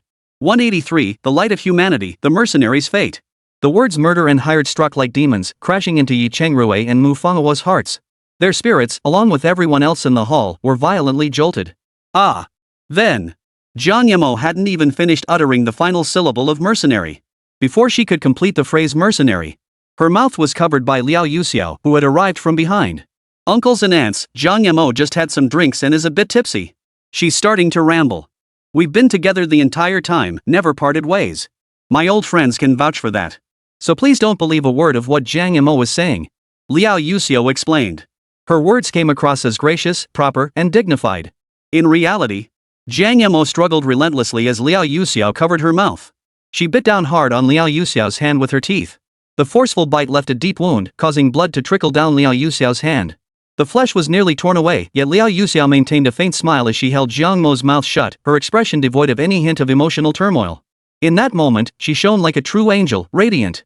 Her smile was as brilliant as her stardom, illuminating Yi-sun, who was lurking in the darkness. The world truly was full of irony. Yi-sun, once hailed as an angel in childhood, had grown into a demon who killed without blinking. Liao Yuxiao, who had been teased as a devil in childhood, had grown into the devil's angel. Yi-sun saw Liao Yuxiao ahead and even feigned a teasing remark. Look, she's drunk and out of control. No one can hold her back. As a celebrity constantly under the spotlight, she valued her skin and appearance above all else. Yet Liao Yuxiao, her hand bitten raw, still chatted and laughed, earnestly defending herself. Seriously. Who wouldn't adore a childhood sister like this? Jiang Yamo, how much have you drunk? You're talking complete nonsense. Jing Fan, who had followed them, roared at Jiang Yamo after catching Liao Yuxiao's gaze. After finishing his drink, he gave Yi-sun a single wink from a distance, as if to say, don't worry, we've got your back. Nothing bad will happen to you. You can't just spread rumors like that. You need proof. Without evidence, it's slander, Zhong Shangliang told Jiang Yamo. Aha! Yu Xiaoxue glanced at Jiang Yamo evasively before nodding in agreement. Jiang Yamo visibly stiffened. It seemed she truly couldn't produce a shred of evidence. That's enough. Liao Yuxiao let go. You all. Oomph. Jiang Yamo pointed her finger at Liao Yuxiao and the others, then spun around and bolted away. The crowd of over 1,000 in the hall, drawn by the commotion, lost interest once they realized it was all just a farce. They went back to their business. That gave me a fright. I thought Xunxun really was. What nonsense is that child spouting? Mufangwa gazed into the distance, watching Jiang Mo's retreating figure. Liao's mother chuckled beside her. Young people just can't keep their mouths shut, can they? Yi Chengrui had drunk a little and was now feeling rather tipsy, but he quickly regained his composure and continued to clink glasses with others. He didn't give it a second thought. This was the first time in Yi Sun's life that someone, knowing full well her mercenary identity, would still stand before her and cover for her. Before her imprisonment, during her decade-long mercenary career, Yi Sun had interacted with ordinary people. Yet all she ever received was fear and distancing once they learned her profession. They reported her to the police, demanding her arrest and calling for the death penalty. Even on the surface, she appeared indifferent, but behind the scenes, she informed everyone around her, urging all the friends she had once tried to befriend to distance themselves from her. So, over the years, the only ones who could truly coexist with Yi Sun were Ghost Hammer, Mad Eagle, and Green Vine. Those who dwelled within the same dark, filthy circle. This was the first glimmer of light she could reach out and touch, buried deep in the filthy abyss of hell. Yi Sun paused in her steps. She stepped forward, lifting Liao Yuxiao's hand bitten until it was a bloody mess, then slipped her hand into her pocket. After a moment of fumbling, she pulled out a bottle of powdered medicine and sprinkled it over Liao Yuxiao's wound. Before long, Liao Yuxiao's bleeding wound stopped. She actually carried hemostatic medicine on her person. Realizing this, Liao Yuxiao felt a sharp pang in her heart. Just as Yi Sun finished and turned to leave, Liao Yuxiao grabbed Yi Sun's arm. Soon. Xunxun. Could we talk alone for a moment? On the second floor of the hall, the balcony connected to the deck along the edge of the cruise ship's second level. Standing here, one could clearly see Yi Chengrui and Manhwa in the hall, every move they made. It was a convenient vantage point for Yi Sun to keep watch on them. Xunxun. Liao Yuxiao spoke first. Yi Sun knew what she wanted to ask. This time, she answered directly. Yes. Her tone still carried a hint of coldness, though it was much milder than before. Liao Yuxiao sighed, forcing herself to steady her nerves as she accepted this cruel reality. With your background, it must be hard to make friends in real life, right? It's okay. If you ever need a friend, you're always welcome to come find me. No matter what you've done, you'll always be the innocent, kind little sister in my heart. Liao Yuxiao flashed Yi Sun a bright smile. She didn't know. Her smile spilled into Yi Sun's dark abyss, bringing a new light that allowed her, trapped in hell, to experience the human world so vividly for the very first time. You go ahead. We'll be leaving now. Liao Yuxiao was a smart person. She understood that Yi Sun had her reasons for avoiding contact. She waved goodbye and turned toward Jingfan, Yu Xiaoxue, and Zhong Shangliang, who were waiting nearby. Standing beside Yi Sun, she could see Jingfan nodding at her with a "look how handsome your big brother is" smile, flashing a mouthful of pearly whites. Yi Sun responded with a nod. She turned and descended the balcony, heading toward the lobby where Manhwa and Yi Chengrui stood. She took a step forward. 1 second passed, then 2. By the 6th second, a sharp scream pierced the air from behind. Yeah. It was the kind of scream that signaled impending doom. An overwhelming sense of dread halted Yi Sun's steps. She spun around, her figure darting forward. In the blink of an eye, within a mere 3 seconds, she caught up to Liao Yuxiao and the others who were fleeing. Visible ahead on the deck's edge was a swift, dark figure darting past Liao Yuxiao and the others. That agility, those movements as nimble as the male waiter assassin Yi Sun had killed earlier on the deck. If the glimmer of hope she had finally grasped moments ago existed, it now seemed completely swallowed by the dark clouds gathering overhead. Perhaps this underground world never granted a mercenary with blood on their hands the chance to touch even a single ray of light. In the instant the dark figure swept past, a dagger plunged deep enough to be fatal struck Liao Yuxiao squarely in the heart, right where her chest met her ribs.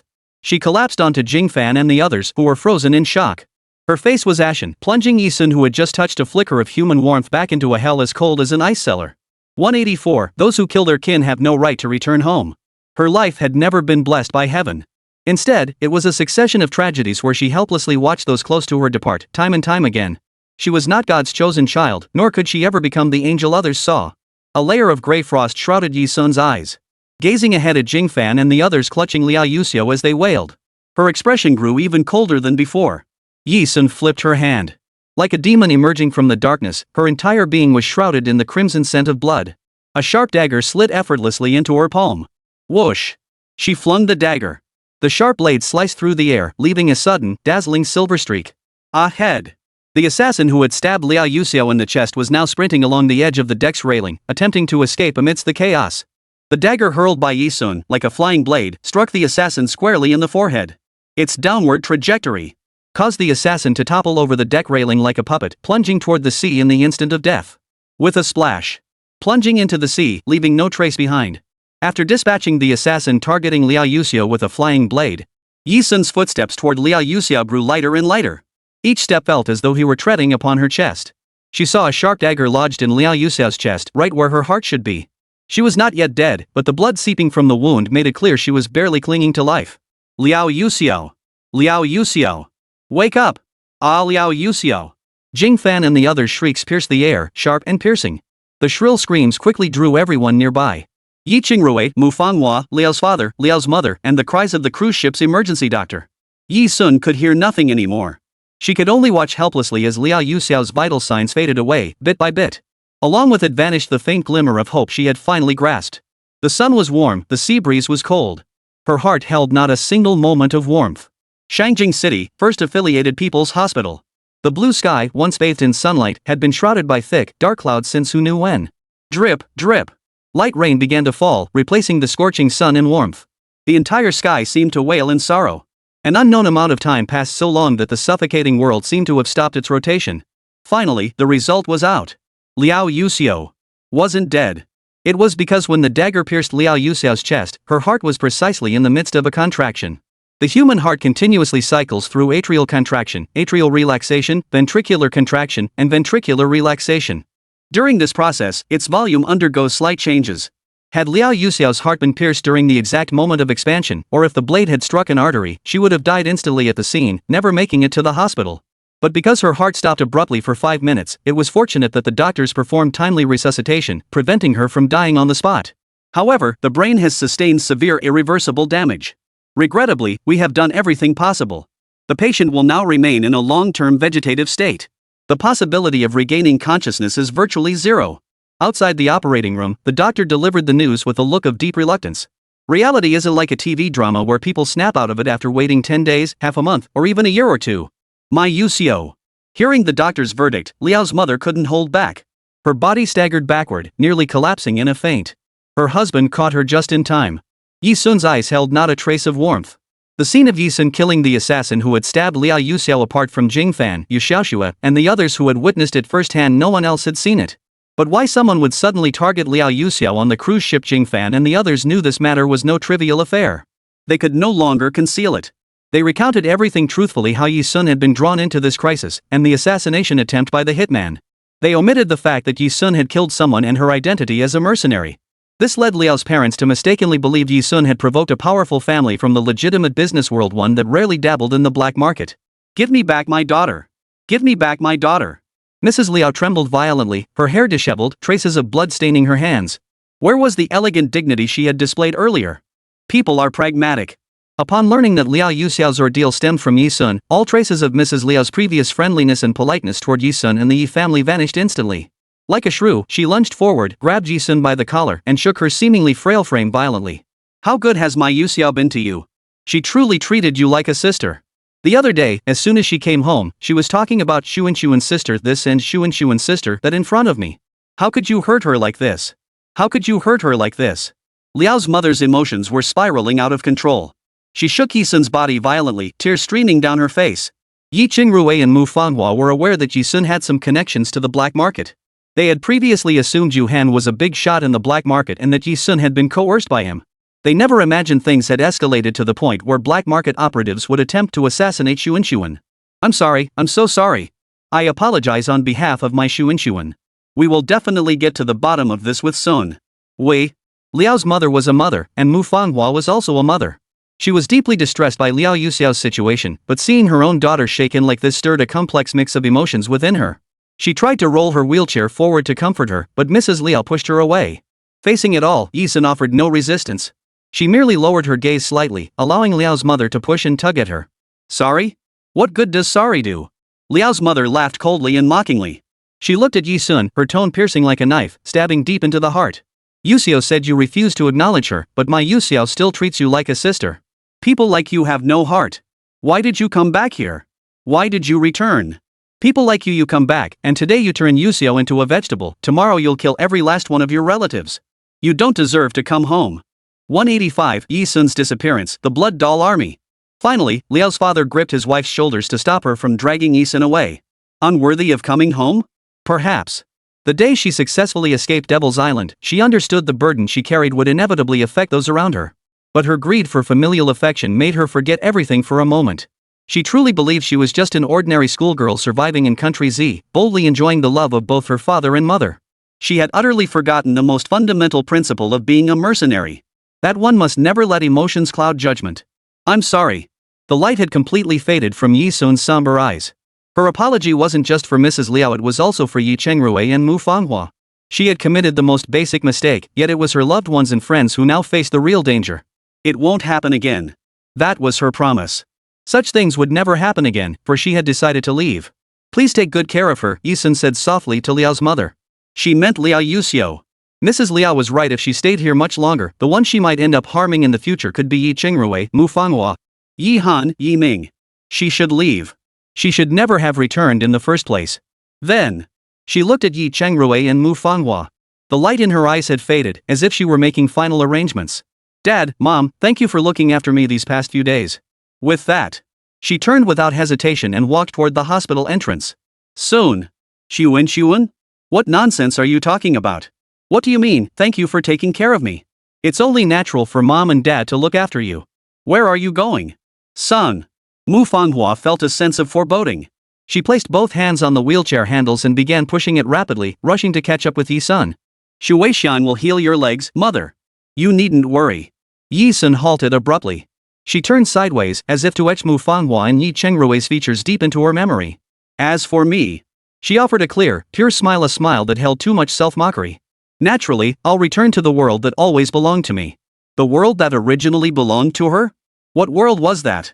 Mrs. Liao hadn't expected her few words would truly drive Yi Sun away. Truthfully, her heart ached too, but the thought of her beloved daughter becoming a vegetable. Liao's mother, her eyes glistening with tears, looked away. Xunxun. Xunxun. Chengrui, hurry and bring the child back. Xunxun. Yi Chengrui rushed out after him, while Mu Fanghua quickly pushed her wheelchair to catch up. By the time they left the hospital and reached the bustling highway corridor, Yi Sun was nowhere to be seen. Yi Sun had vanished. More than missing, it was as if she had vanished into thin air, never having existed in Country Z at all. The hard-won harmony within the Yi family turned bleak once more with Yi Sun's departure. Time flew by, and before they knew it, 3 months had passed. It was winter break. The peak holiday season. Yet the 4 members of the Yi family felt no festive spirit whatsoever. During dinner, Yi Chengrui hurriedly took a call outside before returning home. Mu Fanghua couldn't wait to ask. Did you find any leads about Xunxun? Yi Chengrui sighed and shook his head. I've asked some contacts in the black market to probe around, but there's still no news. Mu Fanghua's worry deepened. What exactly is this world the child said originally belonged to her? Mu Fanghua had also tried asking Xueling, but Xueling remained tight-lipped. How could she be so heartless, just leaving like that? Yi Han gripped her chopsticks tightly. Her usually fiery and proud older sister rarely showed such a pained expression. A few days before Yi Sun's disappearance, Yi Han and Yi Ming had sought out Ji Yao, Ghost Hammer, and Yellow Cat to get to the bottom of things. But as if they had coordinated their actions, Ghost Hammer and the others had vanished alongside Yi Sun. It was as if this entire group had never existed in Country Z. I'll send people to probe the black market and other circles to see if there's any news about the child. Yi Chenrui's hand clenched tightly around his phone as he scrolled through his contacts. But then he heard. His older brother Yi Ming, sensing something with his keen insight, stepped forward and suggested. How about sending someone to probe the international underground world too? The Yi family remained unaware that in Wenjiang City, Z Nation, a female student named Yi Sun had vanished. Yet in the international underground, a figure had returned, one who struck fear into the hearts of business tycoons and politicians alike. That night, in New York City, M Country. The black market here was a place ordinary people could never enter. Dubbed the world's most dangerous marketplace, human lives and firearms were openly traded here with fixed prices. And it was precisely in such a place that a 19-year-old girl, clad entirely in black with half her face concealed, moved freely without hindrance. The black market dealers standing nearby dared not stop her. This bizarre scene repeatedly drew the attention of passers-by. The girl moving freely in and out was undoubtedly Yi Sun. She had just emerged from the black market when she met a woman whose porcelain doll features were strikingly beautiful. Boss, did Rogue agree? Rogue was the local kingpin of this black market. His nickname alone made him the undisputed leader here, secretly dealing in arms and committing every conceivable crime. Yi Sun had come specifically to negotiate business with him. He agreed to cooperate with us discreetly, but demands a 40% cut of the arms trade profits, Yi Sun said softly. Over the past 3 months, she hadn't been idle. Quite the contrary. She had established a new mercenary group within the international underground circuit, named the Blood Doll Mercenaries. Just now, she had approached the local kingpin of this black market under a brand new identity, a fresh code name, Bloodfall, to negotiate an arms deal. Alright, I'll relay the message back to the others, Yellow Cat nodded. Wearing a hat, she tipped it slightly before turning and walking off in another direction. Yi Sun returned to his lodgings without a trace of emotion. It was an ordinary but clean little inn. However, at the door of her lodging room, she saw someone she hadn't seen in a long time. It was Yu Hen. After she had severed ties with Country Z, the Yi family, and her ordinary life, Yu Hen had come looking for her. His appearance offered her trapped in hell, cut off from the world's light, a completely new experience. It was the warmth two souls trapped in the same dark world offered each other. Gazing upon Yu Hen's strikingly handsome features, his high, straight nose, flawless face, and dark, tousled hair, she felt an overwhelming urge to ravish him.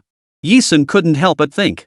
With such superior genes, even if she had children with him, she wouldn't necessarily be at a disadvantage, right? Yi Sun had always been bold enough to act on her impulses. Back in Z country, she had endured countless suppressions for the sake of her loved ones and those around her. But now, Yi Sun stepped forward, grabbed Yu Hen by the collar, and shoved him into the clean, tidy room. Pinned him down on the only bed. Her red lips brushed lightly against his ear, her voice carrying a faint, lingering tone as she whispered, "I want to do what we love right now." 186, Mercenary Brawl, subdued by fists. It wasn't so much that she wanted to do unspeakable things with Yu Hen. It was more about using this moment to vent some deep-seated obsession buried within her heart. Even though 3 months had passed, she could endure the darkness if she'd never known the light. No time to waste. Yi Sun paused only briefly before beginning to grope Yu Hen. He seemed to see through her thoughts, knowing exactly what stirred within her heart. Yet he asked no questions. As the Duke sworn to protect the Queen, he always placed her above all else, submitting to her every command. Even if regarded as a mere tool, he remained utterly devoted to her. He could see her distraction. His pale, slender, handsome hand halted the girl's movements. "Don't push yourself." His deep, magnetic voice carried boundless indulgence toward her, as if he wished to cradle her in the palm of his hand, unable to bear even the slightest pain for her. In truth, he was struggling more than she was. "I'm not being stubborn." Yi Sun pulled away Yu Hen's handsome hand that had stopped her, determined to force herself to experience a different sensation. Knock knock knock. The door to the simple, modest guesthouse room was knocked upon. Huang Mao's voice came from outside. "Sis Yi, the people in the core are fighting. Do you want to go take a look?" In that instant, Yi Sun halted her final movement. Holding Yu Hen's shoulder, Yi Sun paused for 2 seconds before softly replying, "Wait outside. I'll be right there." "Yes." Huang Mao replied. As Huang Mao's presence faded beyond the door, Yi Sun rose to her feet as if nothing had happened. She extended an invitation to Yu Hen. "Shall we go together?" For the first time, his face showed no lingering traces of passion or desire. His handsome profile was slightly lowered, his short, tousled black hair partially obscuring his forehead. His thin lips parted, revealing an indulgent affection that followed her every word. "MHM." This time, he didn't frown at being interrupted by the yellow cat before taking that final step with her. The reason certainly wasn't that he'd lost interest in her. Rather, her every gesture told him that her desire to be with him wasn't a mere want. It was merely an emotional release. What he desired was not merely her body, but her genuine, heartfelt response. Outside, the yellow cat had only been waiting a moment when Yi Sun emerged from the inn. Behind her stood Yu Hen, tall and handsome, like a hellish messenger guarding the young girl in the darkness. Walking together, they were such a perfect match. Huang Mao was momentarily taken aback. It wasn't because she was seeing Yu Hen for the first time. During the 3 months she had followed Yi Sun back to the country, Huang Mao and the others like Ghost Hammer had already become aware of the underlying connection between Yu Hen and Yi Sun, even though neither had spoken of it. Her pause stemmed from the gossip she'd heard recently from Ji Yao that her boss's male favorite suffered from kidney deficiency and impotence. At the time, she and Ghost Hammer hadn't believed it, thinking that with Yu Hen's robust physique, it simply didn't seem possible. But now it seemed. The fact that the two emerged from the room so quickly made her suspect that her boss's man was undoubtedly a one-minute wonder. Huang Mao thought this to herself, unable to help but shake her head. "What is it?" Yi Sun gently inquired, keenly sensing Huang Mao's emotional shift. Huang Mao dared not voice her true thoughts, swiftly regaining her serious demeanor. "No, boss. The ID guys are causing quite a stir. If things get out of hand, we might need you to step in." Eddie is the newly recruited mercenary unit within Yi Sun's Blood Doll Mercenary Corps, enlisted over the past 3 months. Building a mercenary group from scratch is never simple or easy. Especially when that brand new mercenary group was founded by a woman, she faced suppression from the vast majority. Yi Sun had indeed faced numerous obstacles when she first founded the Bloodblade Mercenary Corps. But that was many years ago. For her now, founding a new mercenary group, it was akin to a professional esports player secretly creating a secondary account to level up again. Shinjuku Apartment. This apartment complex, situated not far from the black market, was a temporary base Yi Sun had acquired for a 7-figure sum. It also served as a temporary base for her newly founded Blood Doll Mercenary Corps, housing the enlisted mercenaries. Your head looks like a pile of sheep dung, your body a twisted, stinking bug crawling out of the filth of a cellar. Having scum like you here is a complete waste of space. The first floor of the apartment was divided into two groups, one on the left and one on the right. One was a tall, broad-shouldered Western African man, built like a cheetah. He was spitting venom and fluent English at a brown-haired, curly-haired man who looked like a black market thug, refusing to back down. The two men grappled fiercely. They appeared to be the leaders of their respective factions. With their leaders locked in combat, the entire groups clashed like tigers and leopards locked in a fierce struggle. When Yi Sun arrived, this was the scene he witnessed. The boss is here. Everyone, stop fighting. Huang Mao crossed her arms and strode in, her commanding voice cutting through the chaos. In mercenary groups dominated by men where combat is their very raison d'etre, fights and brawls were commonplace. Especially in a newly formed mercenary group, where proper discipline hadn't yet been established. Reasoning simply didn't work. What mattered, ultimately, was only one thing: fists. The newly formed Blood Doll mercenary group had only recruited this batch of mercenaries less than 3 months ago. How could they possibly know that Yi Sun was the founder of the highest-tier Blood Blade mercenary corps? Their interactions with Yi Sun spanned at most 2 or 3 months, while a few had joined just days prior. They couldn't possibly grasp her temperament. All they knew was that Yi Sun was wealthy, a female mercenary, and that following her meant a meal on the table. But that didn't mean a group of hot-blooded, mature men would listen to Yi Sun. One by one, conflicts flared up and continued to escalate. Even after Yi Sun appeared, they paid her no mind whatsoever. "Sham, if I don't beat you into a bloody pulp today, I'll write my name backwards." The man with the Western-style handsome, chiseled features and curly brown hair looking every bit the black market thug shouted back at the Western black man, whose physique resembled a cheetah. The two exchanged punches with relish. To these untrained new mercenaries, Yi Sun wasn't their leader at all, just a woman who handed out paychecks. A woman without fists. Her title as leader of their mercenary group was nothing but an empty title. Huang Mao's expression darkened as she turned to Yi Sun. "Boss." Yi Sun waved her hand, signaling her to step back. She strode forward in 2 steps, needing no verbal exchange with Yu Hen. As she approached, his handsome, thin lips pressed together. Like a duke knight paying homage to his queen, he slipped a pair of pure black gloves onto his hands, each finger fitting perfectly. Sham and Idi fought fiercely, punches and kicks flying, blood streaking the corners of their mouths. The fierce spirit of combat made neither willing to back down first. Click. At the height of their clash, Sham felt a light tap on his shoulder from behind. He paused, startled. The next second, a pair of hands, seemingly delicate and tender, gripped him like iron pincers, flinging Sham backward. Yi Sun yanked Sham built like a leopard backward with one swift motion. Her other hand pressed firmly against his shoulder. With a sudden jerk, 2 sharp cracks echoed from his bones. This single pressure struck Sham's pressure point. Sham's entire body went limp. The next second, he was slammed face first onto the table, pinned by Yi Sun's grip on his nape like a helpless creature, utterly immobilized. Simultaneously, Yi Sun swung her leg out, delivering a powerful sidekick that struck Ed squarely in the abdomen. He effortlessly kicked Ed across the room, sending him crashing into Yu Hen's path. A large, powerful hand seized Ed's elbow, flipping him 360 degrees backward. Accompanying this was the sound of snapping bones and Ed's piercing scream. Snap. Ah. Within a minute, the 2 groups of mercenaries who had previously dismissed Yi Sun were piled up like trash by Yi Sun and Yu Hen. 187, Venezuela, Mercenary Training Ground. A group of mercenaries recruited by Yi Sun's newly founded faction, the Blood Doll Mercenary Corps, were wailing like frogs. Yi Sun had intervened earlier, but before them, he had merely demonstrated a few simple moves. This was precisely why the new recruits didn't respect her. This was the first time since Yi Sun had known them that she'd engaged in such a large-scale confrontation. So when they realized every single one of them had been subdued by Yi Sun and Yu Hen as easily as a human crushing a frog, both Sham and Idi's eyes bulged in shock. It turned out their leader wasn't some frail female mercenary, she possessed genuine, formidable strength. "A woman can actually be this strong," mumbled one mercenary buried beneath the pile of bodies. But more than Yi Sun's strength, their attention was fixated on Yu Hen. Where had their leader found such a formidable ally? "Finished fighting yet?" A crisp, feminine voice echoed through the apartment's first floor. Yi Sun stood before the mercenaries, her tone cold and haughty. With Yu Hen present, Huang Mao didn't need to lift a finger. She watched the spectacle unfold, casting pitying glances at the group of new mercenaries. Yi Sun's piercing gaze swept over the silent mercenaries. Her words carried an undeniable authority that commanded respect. "If you haven't had enough, I'll be happy to join you." Have her join them in the fight? After what just happened, wouldn't they get utterly crushed? The pile of mercenaries fell instantly silent. At least for the time being, who would dare to underestimate Yi Sun? "Boss, we need to teach them a lesson." Seeing no one dared speak up, Yellow Cat seized the chance to stir the pot. She recalled when she first joined the Bloodblade Mercenary Corps, witnessing a few mercenaries challenge the leader's authority. The outcome? Broken arms or legs. Everyone, turn left outside and run 30 kilometers fully armed. Those who fail to complete it won't be allowed back. Yi Sun naturally intended to teach these unruly new mercenaries a lesson. Her imposing aura made the mercenaries feel as if they were witnessing a queen commanding the entire battlefield. Deep down, they still harbored some reluctance to submit to Yi Sun. Getting a group of upright men to submit completely to a woman's control was never going to be easy.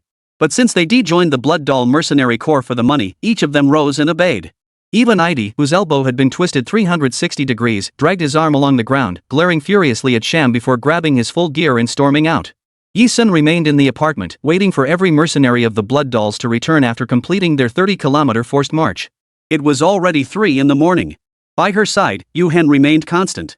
Ghost Hammer was absent, having been dispatched by Yi Sun to another location for a secret mission. This new Blood Doll Mercenary Corps was only recently established.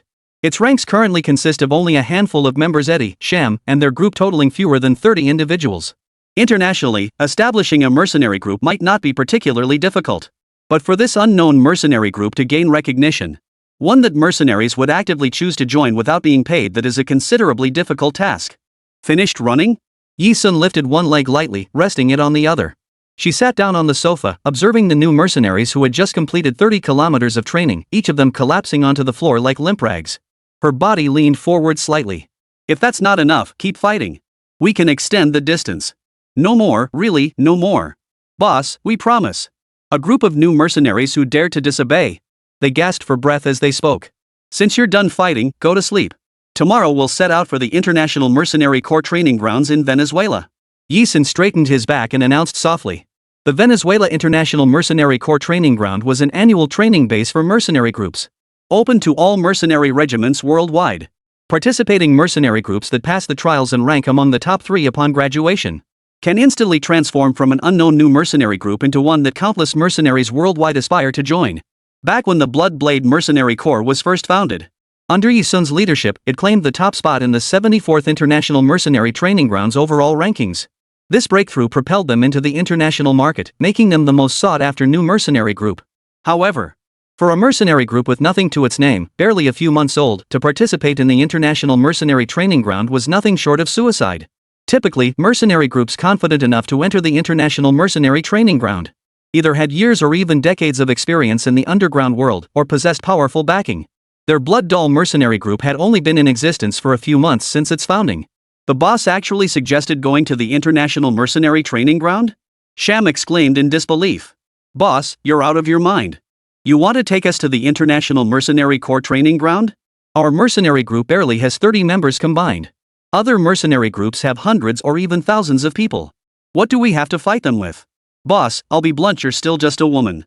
You can handle us easily, but going up against other mercenary corps, you'd be better off saving your energy. It's not like you're back in the day when you took just 4 subordinates to the International Mercenary Corps training ground and defeated the legendary woman who topped that year's overall strength rankings, the leader of the Bloodblade Mercenary Corps. 188, Grasshopper Corps, storming the hospital. In other words, what this means is, you're just a woman. Legends like the Bloodblade Mercenary Corps leader from years ago come along once in a blue moon if ever. Don't go chasing after someone else's path, take a good look at yourself. But Sham, having just been soundly beaten by Yi Sun not long ago, dared not voice this directly. The moment Sham finished speaking, Yi Sun shot him a cold, piercing glance. The piercing red glint in his eyes, sharp as a blade, made Sham swallow hard involuntarily, his words completely vanishing. I don't want to hear any more resistance. If you do, you are to leave immediately. And for those staying, we depart for Venezuela tomorrow morning. Yi Sun delivered the final command. She abruptly stood up, refusing to exchange another word with them. She turned and walked out of the Shinjuku apartment with Yu Hen. Huang Mao glanced at them and followed suit. After the 3 departed, the mercenaries at the Shinjuku apartment finally dared to speak up, their voices rising in loud discussion. An Eastern woman, brazenly claiming she'll take us to the Mercenary Corps training grounds? Does she want us dead? With her measly skills, any high-tier mercenary group could tear her to shreds. If it weren't for the money, would I be following some woman around? Ha! What a joke! Even so. The next morning, every single mercenary in the group appeared at the entrance of the Shinjuku apartment. They were all men who'd risk their lives for money. Yi Sun knew their temperament inside out. Yu Hen had no immediate plans to return to the Dark Temple. Instead, he personally escorted Yi Sun to the International Mercenary Training Grounds in Venezuela. This annual training ground operated under a fully closed-off system, with a training period lasting 3 months. As a non-member of the Blood Doll Mercenary Corps, Yu Hen couldn't enter. He waited for her at an inn outside the training grounds. The sun blazed like a coal-red inferno, threatening to scorch the parched earth into a landscape of cracking fissures. Yu Sun arrived at the registration site with the 27 members of the Blood Doll Mercenary Corps. Yellow Cat was also present. However, unlike the other mercenary corps participating in the training grounds, among all the mercenary groups present, Yu Sun's Blood Doll Mercenary Corps was the only one led by a woman. This drew many strange glances, along with looks of contempt and mockery. Having experienced this before, Yu Sun was accustomed to it by now. She paid it no mind whatsoever. Grasshopper Mercenary Group. Huang Mao stood beside Yu Sun, gazing at the group of men ahead.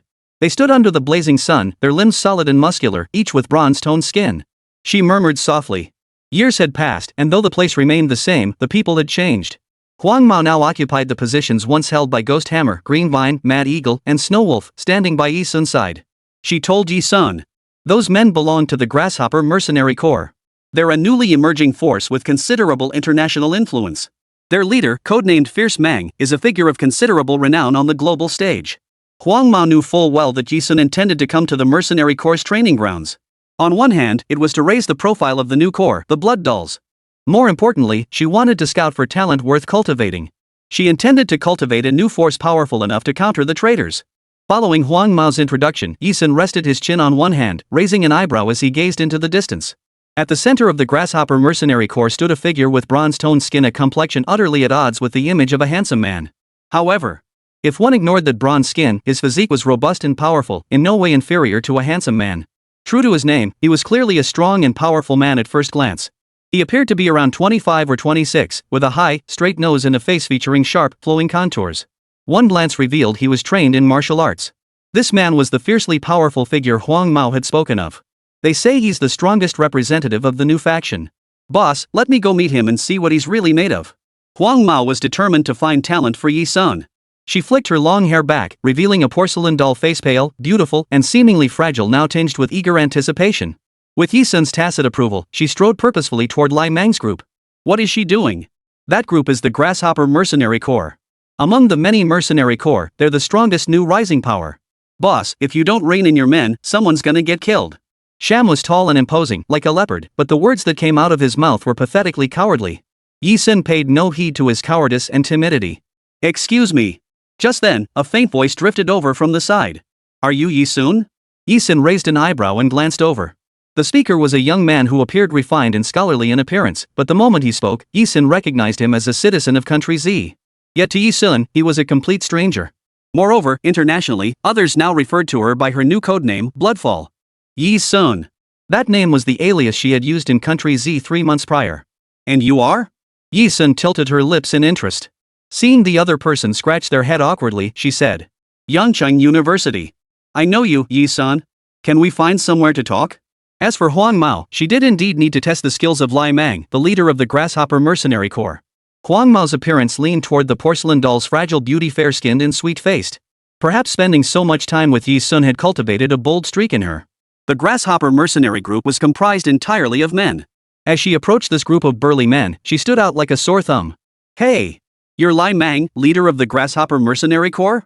Huang Mao stepped forward, her petite frame undaunted amidst the battle-hardened mercenaries, her voice carrying without a trace of fear. Seeing the entire Grasshopper Mercenary Group turn their gaze toward her, Huang Mao hooked her little finger at Lai Mang and challenged. I'm here to spar with you. What do you say? Fancy a fight? Meanwhile, Yu Sun had moved far beyond the reach of the major mercenary groups. She stood face to face with the young man from Z Nation. She asked directly. How do you know me? The young man replied. You're quite famous. After a moment's hesitation, he introduced himself. My name is Xia Being. Like you, I'm a member of the action team, assigned to G11 sector, though I don't attend Yangcheng University. I've seen your photo. You single-handedly completed a 5S level mission. That's incredible. Word spread all over our task force about it. I'm here to train with a few teammates. Oh, right. I heard you went missing for 3 months. How did you end up here? The Venezuelan Mercenary Corps training ground is the fastest place in the world today to rapidly enhance one's combat prowess. Therefore, Yu Sun had always known that military units from various countries seeking to rapidly enhance the combat capabilities of their special forces and task force members would have them sign life or death contracts to infiltrate this place. Same as you, Yu Sun replied indifferently.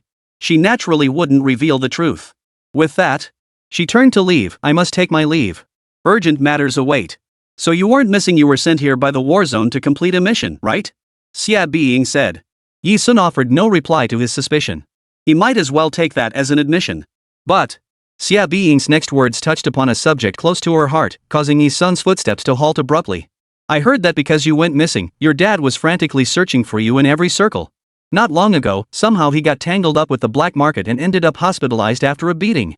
189, something's wrong with the food, Wild Yellow Cat. So if you finish your mission, you should make time to go back and spend more time with your family. Xia Being said this. He had assumed Yi Sun valued his career too much, neglecting his family in the process. After all, for those of us in the field unit, sometimes we have to go missing temporarily for the mission. It was understandable. I'm too busy to go back. Yi Sun's eyelids drooped slightly. She was like an emotionless automaton, leaving Xia Being with a profound sense of cold indifference. Perhaps, with time, they would gradually grow accustomed to her absence. She would no longer bring danger back into their lives for her own selfish desires. She should learn to live in the darkness once more, rather than yearning for the light. When Yi Sun returned to where Idi, Sham, and the others were stationed at the Blood Doll Mercenary Corps. Kill! Kill! Liamon, take out this ungrateful woman. A woman like a stinking bug dares to challenge the leader of our Grasshopper Mercenary Corps? She's just asking for a beating. The waiting mercenaries began to jeer one after another. Inside the ring, Huang Mao staggered sideways, forced backward by the force of the blow. She braced herself with one hand on the ground, a thin sheen of sweat already glistening on her milky white forehead. Across from her, Lai Mang, who had exchanged 2 blows with Huang Mao, stood as if untouched. His bronze-toned skin formed a stark contrast to Huang Mao's milky white complexion. His rugged features betrayed a hint of displeasure when he heard the insults hurled at her by those around him. He fought the Yellow Cat because she had been relentlessly attacking him. He had been on the defensive the entire time. Come again. The Yellow Cat refused to concede defeat. Her glass-like, fragile cheek betrayed a stubborn defiance. Amidst the jeers of the male mercenaries, this was a rare defeat for her. She lunged forward, raising a heavy fist to strike at Lai Mang's chest. That punch was easily caught by Lai Mang. Knock her down. Knock down this shameless woman. Ha ha ha ha. Lai Mang, show this woman the true power of a real mercenary. The surrounding chaos continued to rage. Huang Mao wrenched her hand free from Lai Mang's grasp with all her might, ready to fight again. Boom! Suddenly, a kick came flying through the air. Its speed was lightning fast.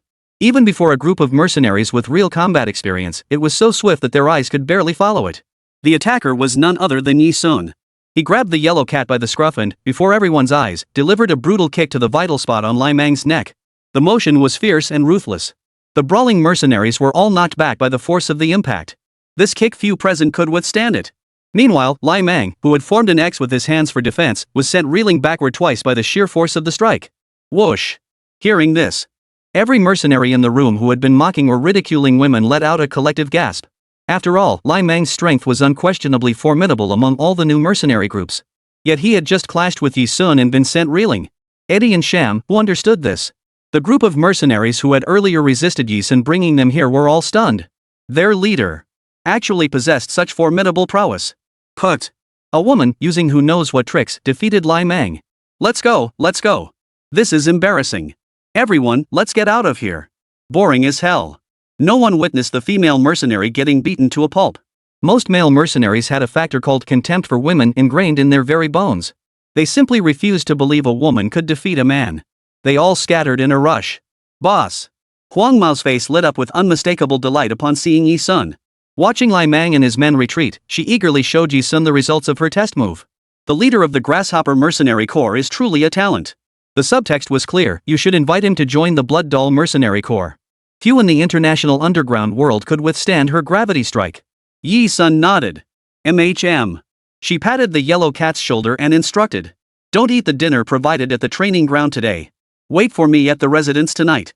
I've got some business to attend to. Ha? Huang Mao froze slightly. She didn't understand Yi Sun's words. But she always obeyed Yi Sun's secret orders. Just as she was about to ask why, Yi Sun vanished in a flash, leaving no trace behind. Night. This afternoon's matter was merely registering for the International Mercenary Corps training grounds. Once registered, that was all. The trials themselves had yet to commence.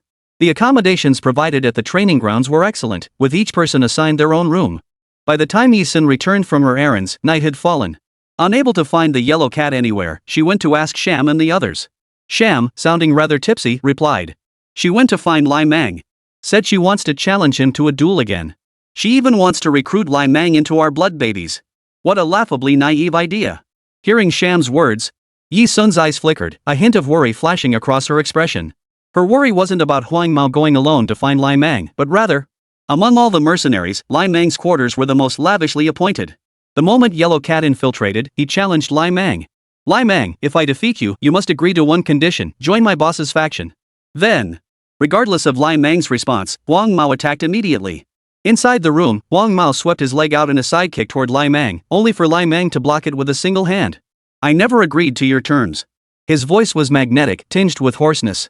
Standing nearly 6 feet tall with bronze-toned skin, his imposing frame only enhanced his masculine allure rather than detracting from his appearance.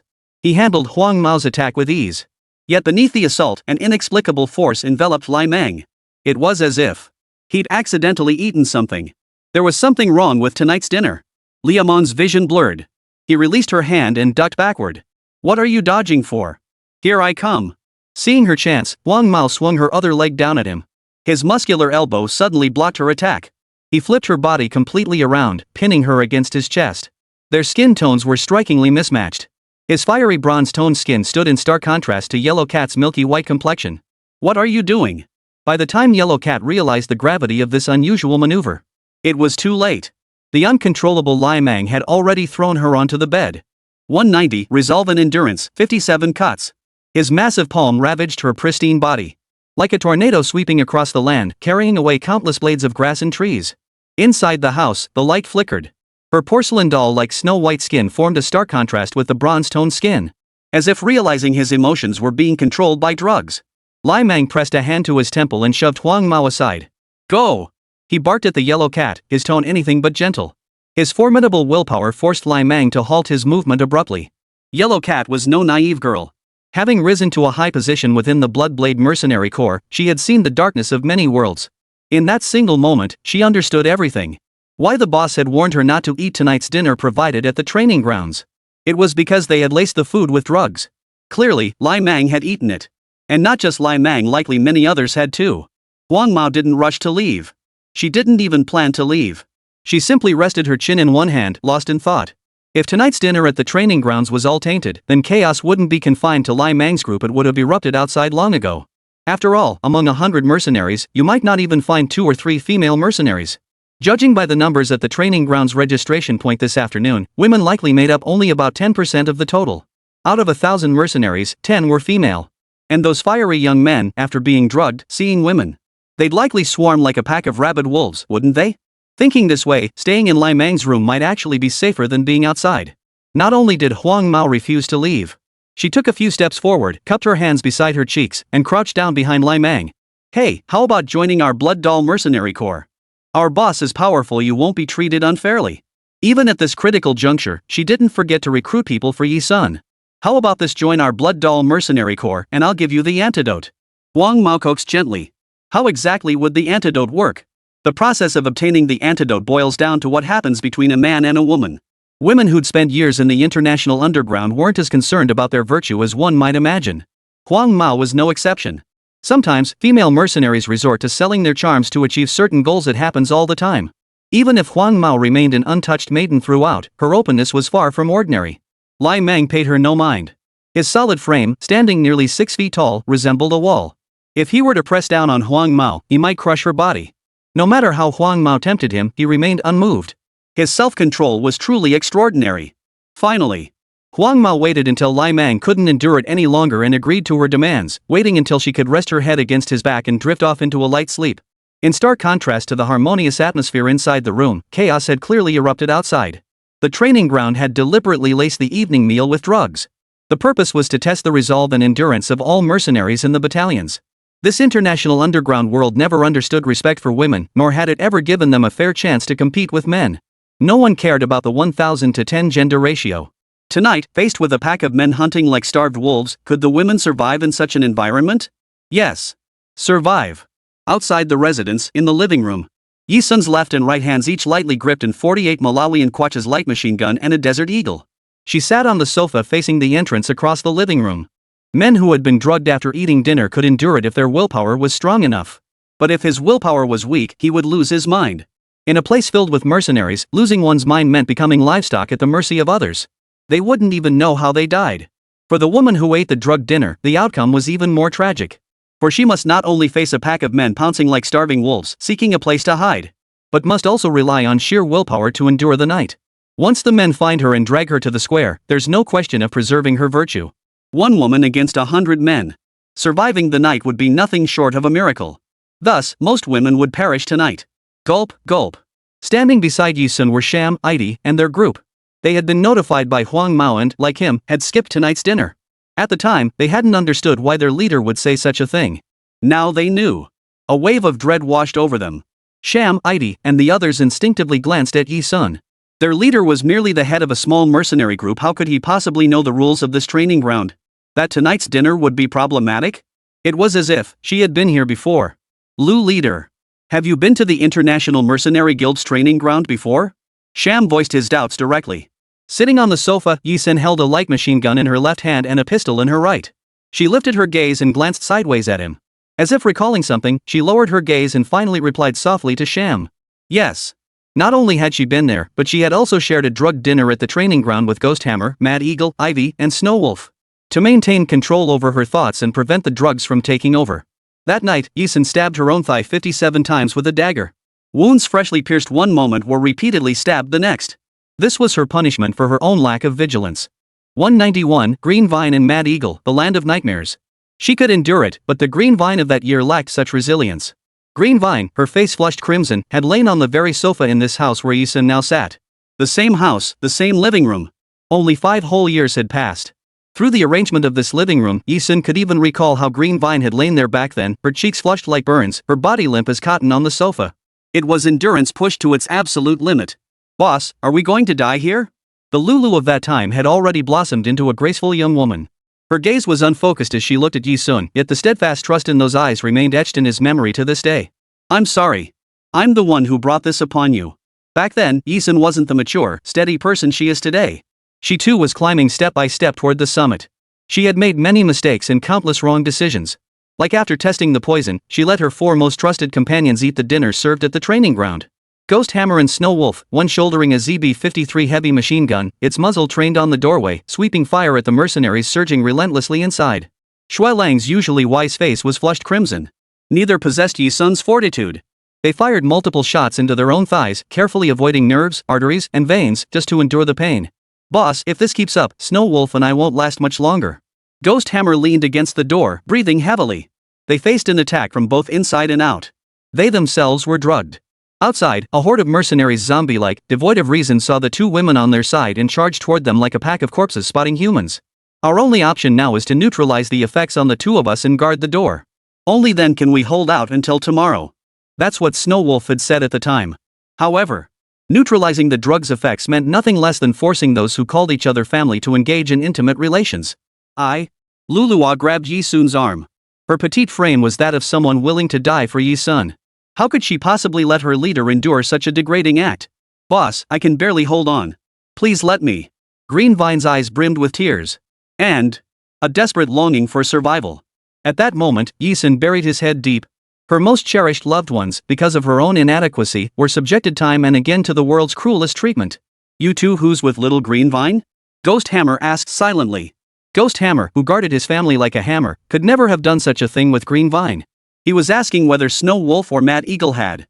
A silence as thick as frost hung heavy in the air. For survival. They had no choice. The wise Snow Wolf had always been one to consider the greater good. His refined yet wild appearance stepped forward when no one answered. There's no time for hesitation. If you still don't make a decision, then I'll handle it. As Snow Wolf took 2 steps toward Green Vine, the silent eagle, who had remained silent throughout, suddenly stepped forward. He carefully gathered the small green vine lying on the sofa. His sturdy, well-defined muscles made lifting her effortless. He carried her directly into the room. To defy the injustice of fate, for the survival of their 5. Within the confines of this cramped room, Mad Eagle and Green Vine did the most intimate thing possible beyond what family could ever share. He snapped back to the present from the distant memory. Xunxun had previously received a reply from Yellow Cat. Huang Ma was staying in Lai Mang's quarters, so she needn't worry. Xunxun hadn't rushed straight into Lai Mang's camp to look for him. Beside her stood Sham, Idi, and a group of new mercenaries from the Blood Doll's Mercenary Corps. They had received Xunxun's response. The fact that their leader had actually visited the International Mercenary Corps' training grounds. Their faces turned as red as boiled shrimp, stunned and speechless. "They're here." Yi-sun sat on the sofa, her posture regal, like a queen upon her throne. Her left hand hoisted the 48 Malawian Quach's light machine gun as she watched the mercenaries who, upon seeing a woman here, charged in like a horde of rabid zombies. "Kill!" A commanding voice. Beside me Ling, Sham, Idy, and their crew. Shuddered to their cores, yet charged with adrenaline, their fighting spirit surged. They swung their guns, sweeping the area. A night drenched in blood. The next day. On the training grounds, a simple act of poisoning left corpses strewn across the field. Men's bodies lay riddled with machine gun fire. Women lay naked on the ground, raped to death by men in turn. Yi-sun walked through this sea of corpses, her eyes glowing faintly red. Bodies littered the ground around her. Her world held only darkness and crimson. She would always return here. The very place where all her nightmares began.